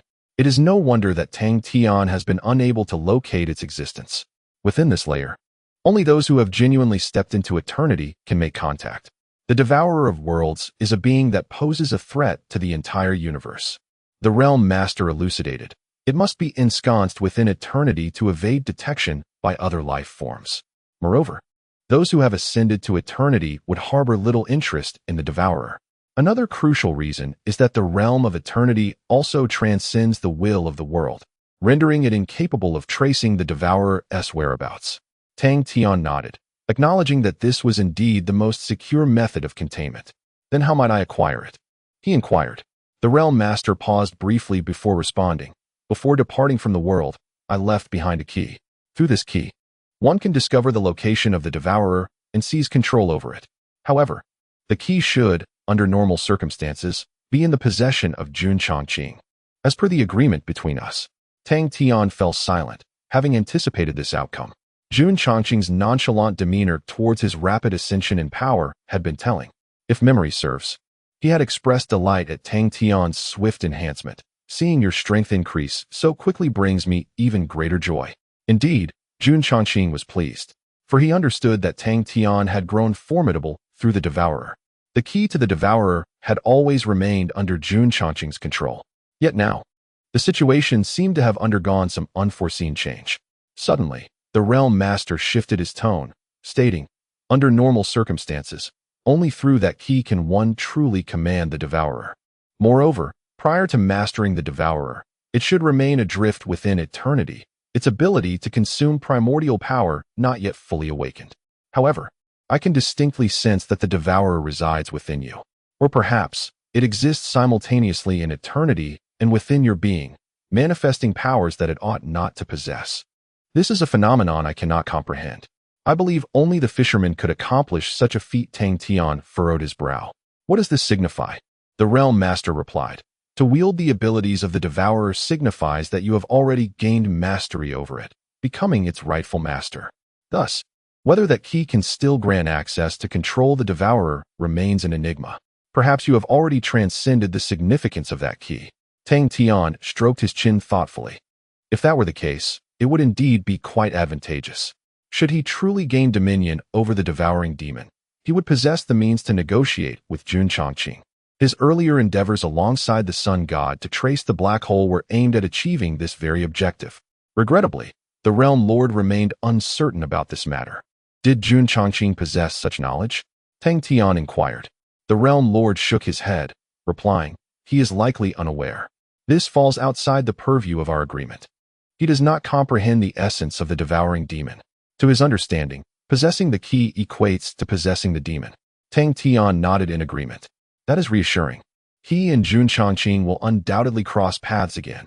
At that juncture, it would be prudent to test the waters. If it truly proves feasible, then he would have ample room for maneuvering. The disparity in information is of paramount importance. This is precisely why he has endeavored to clarify every aspect. He cannot allow Jun Chongqing to remain in a position of informational superiority while he languishes in uncertainty. Now, nearly all doubts have been resolved. Even the whereabouts of the system have been discerned to a significant extent.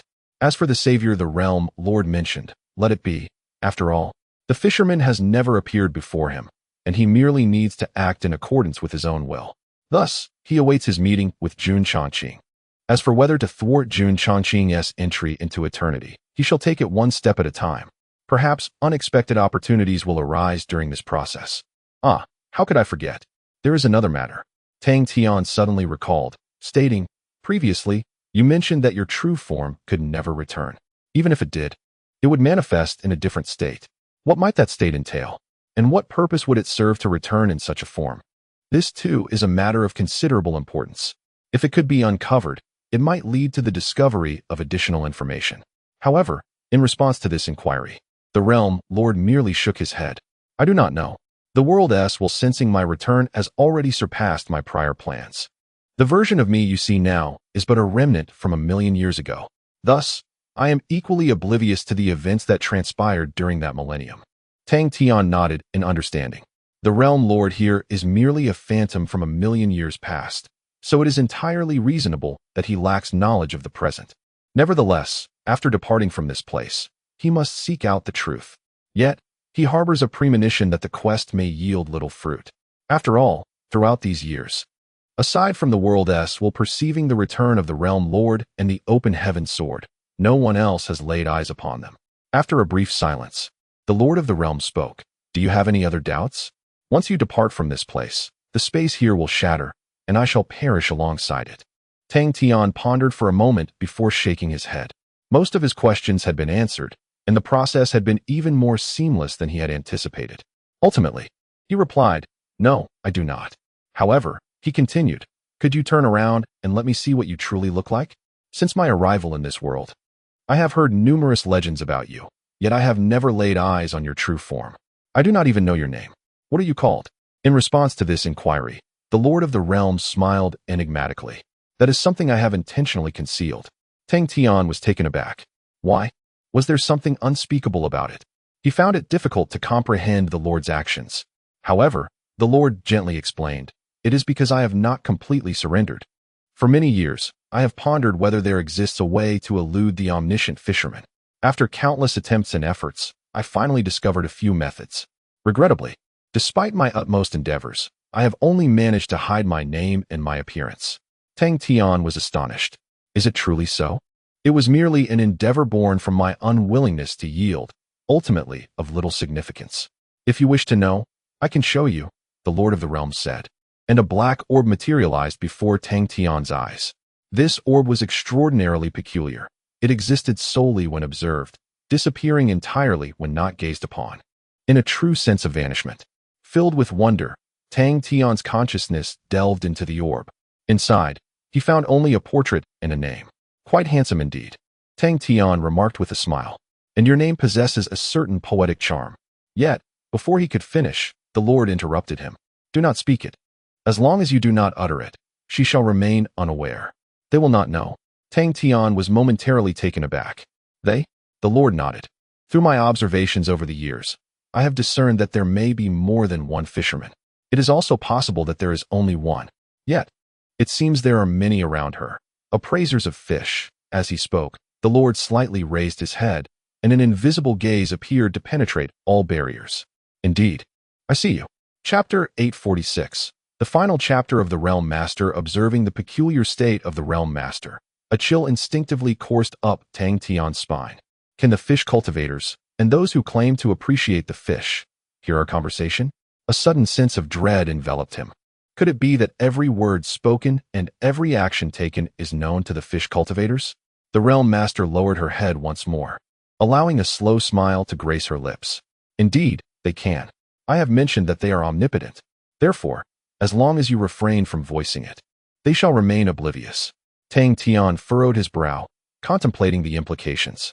It seemed plausible. However, I must respectfully disagree.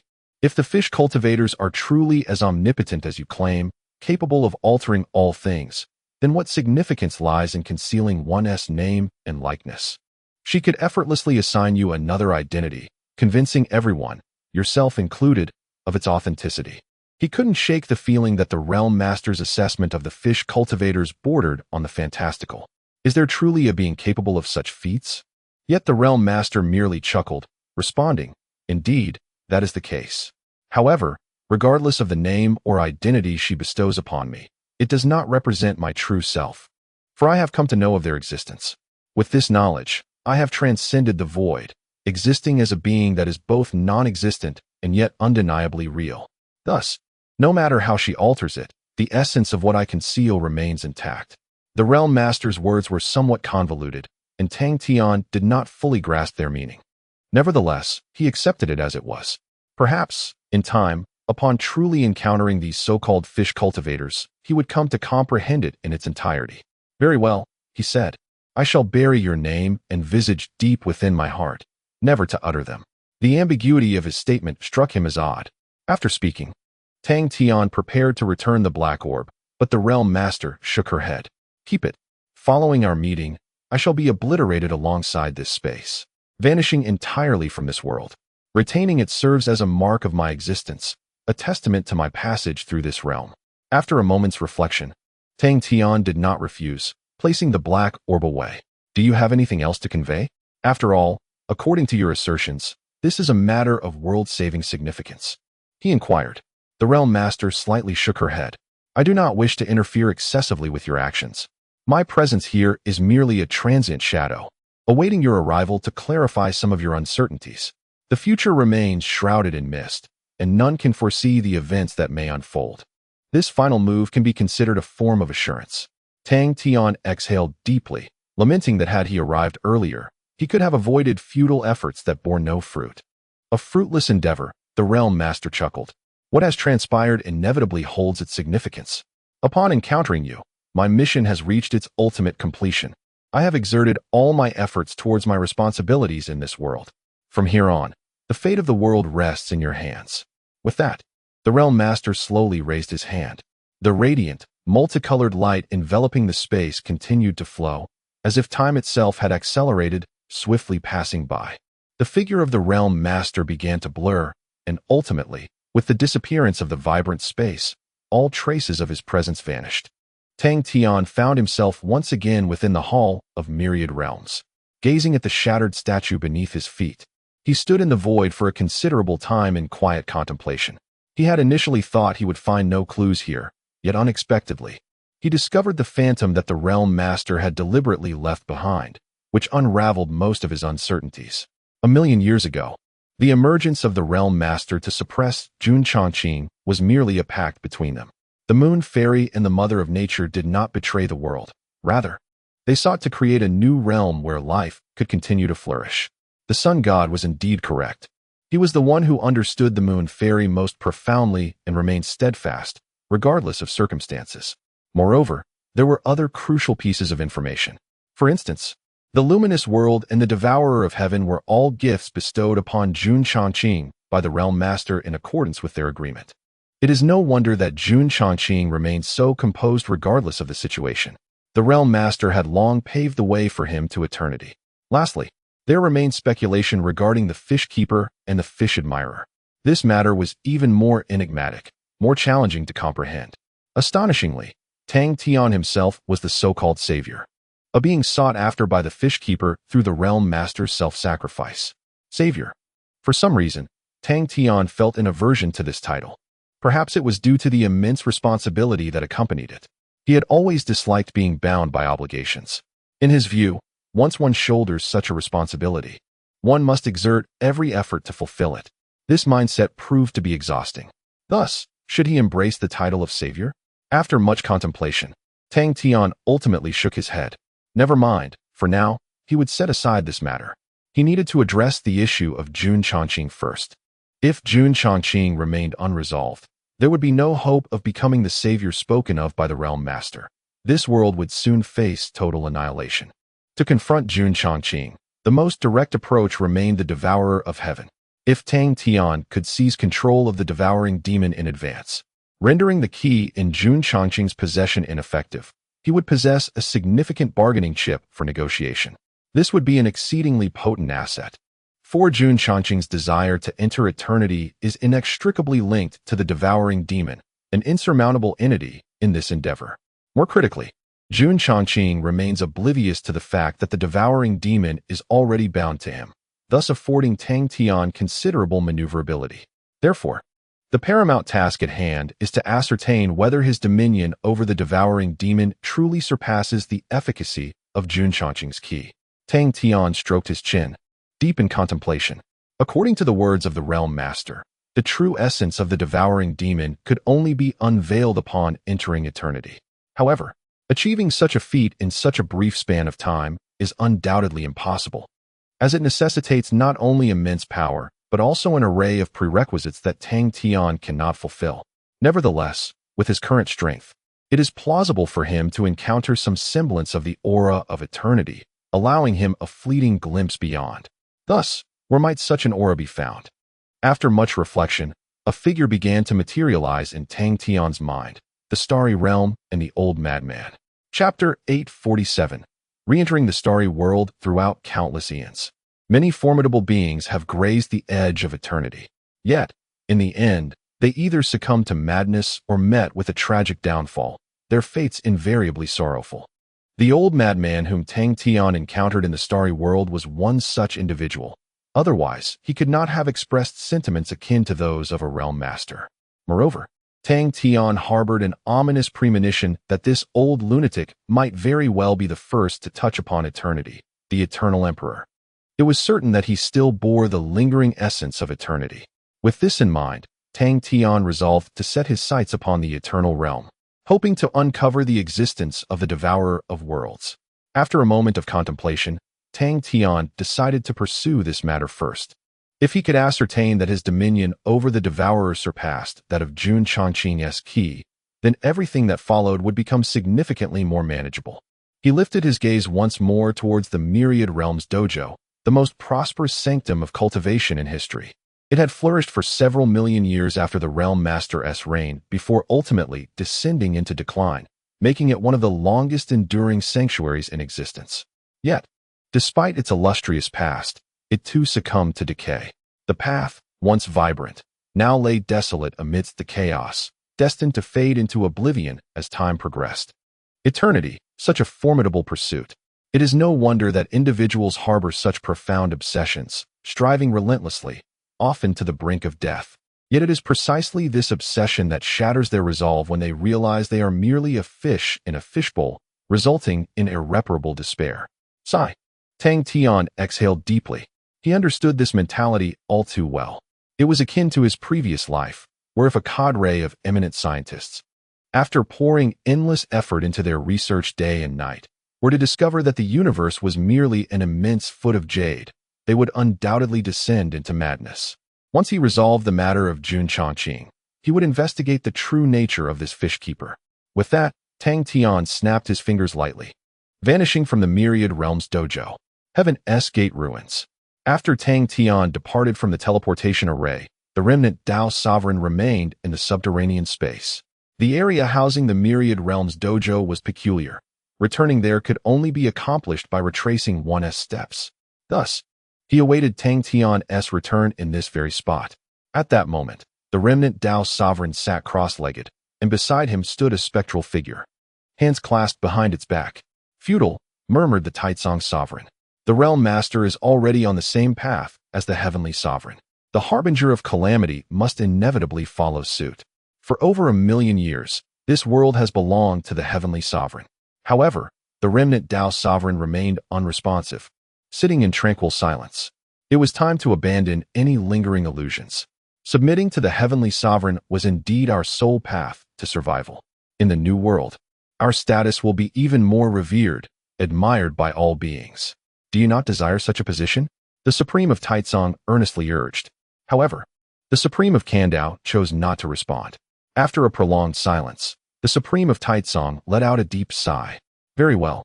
You may as well kill me. Keeping my soul serves no purpose for you. You cannot threaten the heavenly sovereign. If the heavenly sovereign comes looking for you, you will be in peril. Do not worry about completely extinguishing my life. The heavenly sovereign has the means to revive me. So, go ahead and end my existence, the Supreme of Taizong declared. Upon hearing these words, the Supreme of Kandao finally took action. He slowly raised his head to gaze at the Supreme of Taizong. Brother, he said, only the two of us remain at the heavenly gate. I brought you back merely for the sake of allowing it to witness us once more. Now that it has, if you are determined to depart, I shall not hinder you. With that, he turned away, falling silent once more. The Supreme of Taizong remained in a stupor for an extended period. Ultimately, he sighed heavily, bending down to sit cross-legged beside the Supreme of Kandao. After a while, the teleportation array burst forth with radiant light, and powerful fluctuations from the array swept through the underground space. The Supreme of Kandao opened his eyes and stood up, knowing that Tang Tian had returned. Meanwhile, the Supreme of Taizong transformed into a wisp of green smoke, concealing himself within the Supreme of Kandao. Still wary of the current Tang Tian, moments later, a figure appeared atop the array.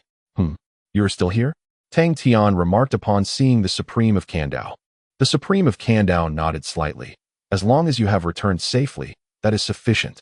Tang Tian paused and asked, do you not care whether I discovered anything in the myriad realms? The Supreme of Kandao shook his head. What use is it to know? Your world is no longer one in which I can partake. Tang Tian sighed inwardly, realizing that this individual had completely lost faith in him. Very well. He waved his hand dismissively. The future of this world remains shrouded in uncertainty. No one knows how much time is left. You should take care of yourself. This place is rather decent and should not be too adversely affected. The Supreme of Kandao cupped his hands in gratitude. Thank you. Tang Tian said nothing further and vanished from the underground space. After his departure, the soul of the Supreme of Taizong emerged once more. This individual is truly formidable. I once believed him to be merely a tool, but it seems I was gravely mistaken. The Supreme of Taizong shook his head, appearing somewhat shaken. What are your intentions moving forward? Should you wish to seek refuge with the Celestial Sovereign, I can offer my assistance. However, in other matters, my ethereal essence may prove inadequate. Alternatively, you could endeavor to aid me in reconstructing my corporeal form. Thus spoke the Supreme of the Tsang region. The Supreme of the Remnant Path contemplated this for a moment, preparing to respond when suddenly, a powerful surge reverberated through the subterranean realm. In an instant, two figures materialized before him. They were none other than Long Jiuzhou and the Celestial Realm. Amidst a shattered expanse of stars, Tang Tian's silhouette gradually emerged. Having visited previously and established a point of reference, his journey through the chaos this time required no cumbersome navigation. He could directly traverse to his destination. The location of his appearance was precisely where the Star Palace resided. The last encounter with the old madman had also occurred in this very spot. Months had elapsed since then, yet the devastation wrought by the old madman remained vividly apparent. His aura extended from this place deep into the celestial realm, leaving behind a conspicuous and eerie trail. In his madness, the old man had not made any effort to conceal his presence. Following this trajectory, Tang Tian swiftly advanced. After traversing a short distance, he halted and gazed at a fragment of a star suspended ahead. The old madman was ensconced within that very fragment. Chapter 848, Restoration of Clarity in the Realm of Celestial Bodies. Tang Tian floated in the void, gazing down at the fragment of a shattered star beneath him. A formidable and unmistakably frenzied aura emanated from the depths of the star. The old madman resided at its very core. He recalled their first encounter, where the man had similarly emerged from within a star, his peculiar penchant for such theatrics remaining a mystery. Pondering this, Tang Tian extended his finger. sealing the space surrounding the star entirely. Although the old madman was indeed deranged, his strength was undeniable, necessitating thorough preparation. Once the space was secured, Tang Tian ascended above the star. "Senior?" He called out tentatively, yet received no response. The old madman was utterly indifferent to his summons. "Esteemed elder, I implore you to reveal yourself." Raising his voice, enhanced by his cultivation, his resonant call pierced through the surface of the star, penetrating deep within. This time, the old madman undoubtedly heard him. Still, there was no reaction. After a moment's contemplation, Tang Tian spoke again. "Emperor Hung?" This time, his tone was softer. However, as soon as the words left his lips, the pulsating aura from within the star abruptly ceased. In the next instant, the surface of the star erupted with countless colossal fissures, unleashing a terrifying force as if some primordial beast had been awakened. "By the heavens, it truly is you." Prior to arriving here, Tang Tian had speculated that the old madman might indeed be the Emperor Hung referred to by the Realm Master. For the formidable presence he exuded perfectly matched the Master's description. Thus, he had dared to call out. Little did he anticipate the tremendous reaction provoked by this title. The power displayed was no less than that of Jun Changqing during the era of the Time River, perhaps even surpassing it considerably. Fortunately, over the past few days, Tang Tian had expended a portion of his points, enhancing his strength yet again. Otherwise, it would have been uncertain whether he could subdue the old madman successfully. Faced with such overwhelming might, Tang Tian chose to evade the brunt of the force, swiftly retreating from the star's surface. In the next moment, accompanied by a thunderous roar, the entire star disintegrated. Immediately thereafter, a shadowy figure, akin to a wraith, charged towards Tang Tian with a furious bellow. "Die!" The old madman's eyes blazed crimson, his long hair thrashing wildly in the air, closing the distance to Tang Tian in an instant. At that moment, Tang Tian truly grasped the old madman's formidable prowess, far exceeding his expectations. Had he not succumbed to madness, even Jun Changqing at his prime may not have stood a chance against him. Alas, the old man had completely lost his reason, relying solely on brute strength devoid of any technique. Tang Tian effortlessly evaded the old madman's assault and countered with a swift palm strike that landed solidly on the old man's back.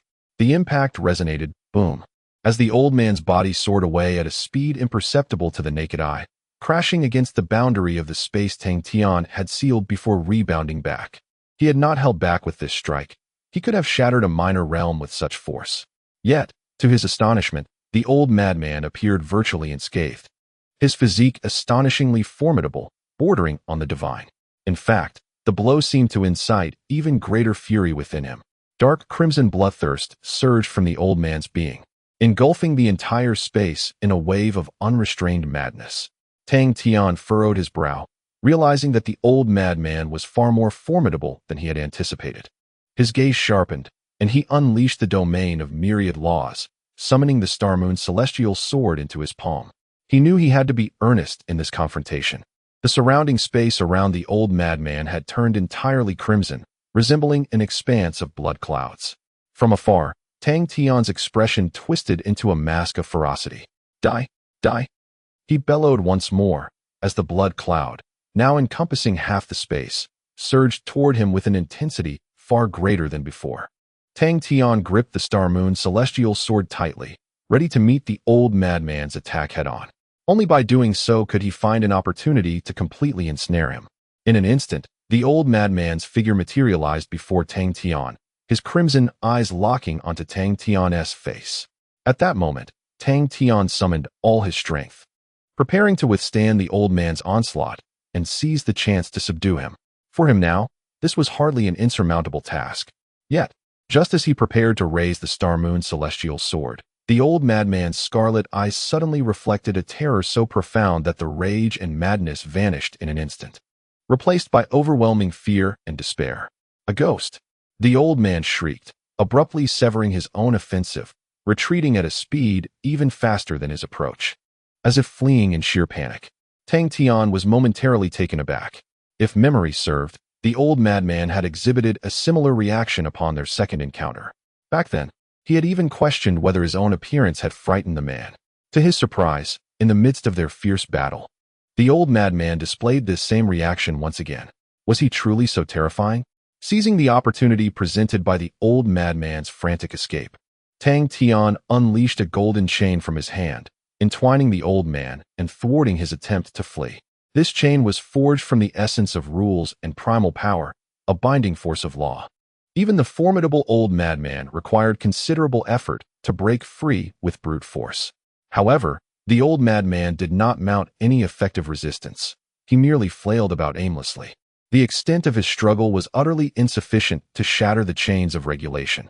"Get away. Please move aside." He appeared to be utterly terrified. Tang Tian felt somewhat speechless as he approached the old madman. The old madman dared not meet Tang Tian's gaze, desperately attempting to distance himself. Yet the chains of regulation rendered him completely immobile. With a silent sigh, Tang Tian extended his index finger and touched the old madman's spiritual platform. Subsequently, an incredibly pure source of life energy surged into the old madman's spiritual platform. As the immense life force continued to flow in, the old madman's struggles gradually slowed. The crimson hue in his eyes began to fade, and even his grotesque countenance softened over time. The frenzied aura steadily diminished. A middle-aged face, marked by an air of authority, gradually emerged before Tang Tian. After a considerable time, the old madman's eyes finally regained a hint of clarity. Gazing at Tang Tian, he slowly spoke, "Indeed, it is as I thought." His voice was hoarse, imbued with profound weakness. Chapter 849. Finding the devouring demon. Tang Tian infused an immense amount of life essence into the old madman's spiritual platform. This power likely surpassed the collective sum of dozens of small worlds. Despite the continuous replenishment from the ginkgo world, it took considerable effort on Tang Tian's part. In truth, once he diminished the frenzied aura emanating from the old madman, he could have fully controlled him and proceeded with subsequent plans. Nevertheless, he wished to attempt to awaken this once mighty being who first grasped eternity. Fortunately, he succeeded. At this moment, the blood-red hue in the old madman's eyes finally faded, and a glimmer of clarity returned. However, Tang Tian could not cease the flow of power to his spiritual platform. Otherwise, this rare moment of lucidity would vanish in an instant. "Why have you awakened me?" The old madman appeared exceedingly frail upon regaining his reason. Previously, he had merely been exhausting his life force. To sustain the burning of life for over 1 billion years was indeed a remarkable feat during his prime. Tang Tian did not rush to answer his query, but instead inquired, "Are you the Eternal Emperor?" The old madman regarded Tang Tian and replied softly, "Indeed. Some have referred to me as such, but that was a long, long time ago." After speaking, he surveyed his surroundings, a flicker of astonishment gleaming in his weary eyes. What has become of this world? Though he was far from his former self, the Eternal Emperor quickly sensed the anomalies within the realm. Amidst his shock, a profound sorrow settled upon his frail, yet resolute visage. "This is a long tale. Our time may be limited," Tang Tian remarked. Although he endeavored to maintain the Eternal Emperor's lucidity, he could not sustain it for an extended duration. Over billions of years, the Emperor's mind had nearly shattered entirely. In recent times, numerous horrific events had transpired, and as you can see, the world now teeters on the brink of collapse. Yet, many continue to strive to rectify this dire situation, even at the cost of their lives, Tang Tian briefly explained. The Eternal Emperor nodded slightly. "As expected. But why would a being like you come to this world? For you, any issue within this realm should pose no challenge, should it?" Tang Tian raised an eyebrow. "Do you comprehend what I am?" Yet, he soon shook his head and said, "Never mind, I shall inquire directly. How much do you know of the fisherman? What did you perceive upon touching eternity?" In response to Tang Tian's questions, the Eternal Emperor regarded him quietly for a moment before speaking. "You are somewhat different from what I envisioned. Although you are not a creature of this world, you seem not to be that supreme deity who overlooks all. I have not heard of any fisherman. As for what I beheld after touching eternity, I can only divulge that beyond this realm exists a supreme deity, who gazes down upon all and wields dominion over everything. In this world, nothing holds any significance. Eternity itself is devoid of meaning." As he spoke, the gaze of the Eternal Emperor began to flicker rapidly, as if that frenzied will was surging back, threatening to engulf the last vestige of his clarity. Observing this, Tang Tian hastily intensified the flow of primal energy, managing to stabilize him after some time. Subsequently, Tang Tian had no intention of broaching the subject further. He had initially sought to glean more information about the fisherman from the Eternal Emperor, but it appeared that the Emperor's knowledge was rather limited. He had not ventured as far as the Lord of Realms, and continuing to inquire would yield no fruitful results. Moreover, this topic would only plunge the Eternal Emperor back into madness. Once the Emperor's emotions stabilized once more, Tang Tian spoke. There are many matters that I find difficult to elucidate to you at present. In short, I do not wish for this world to be destroyed. My purpose in coming to you today is to request your assistance in a particular endeavor. The Eternal Emperor took a moment to gather himself, the earlier tumult seemingly rendering him even more weakened. To avert the destruction of the world? I do not know how you might achieve this, but I share your desire. Yet in my current state, what assistance can I possibly offer? Tang Tian replied gently, it is not arduous. I require a fragment of the eternal essence that resides within you, to seek an object above eternity. Merely a glance is all that is needed, and it should be feasible.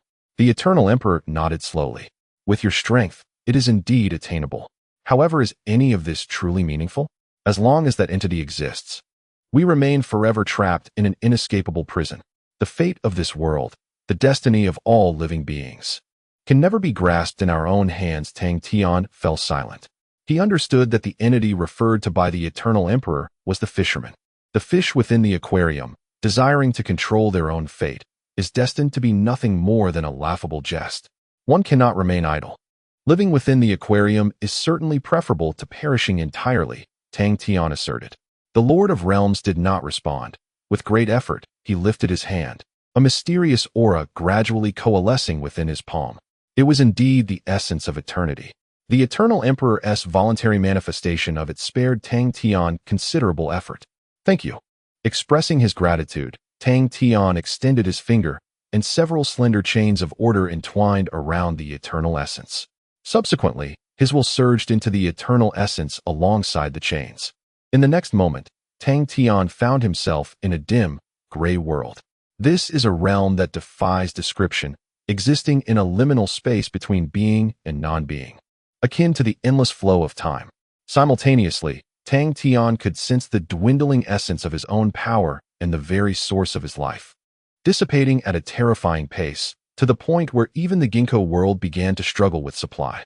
The overwhelming consumption he experienced when repeatedly slain by Jun Changqing paled in comparison to this dire situation. Tang Tian surmised that he could remain here for no more than the duration of a single incense stick.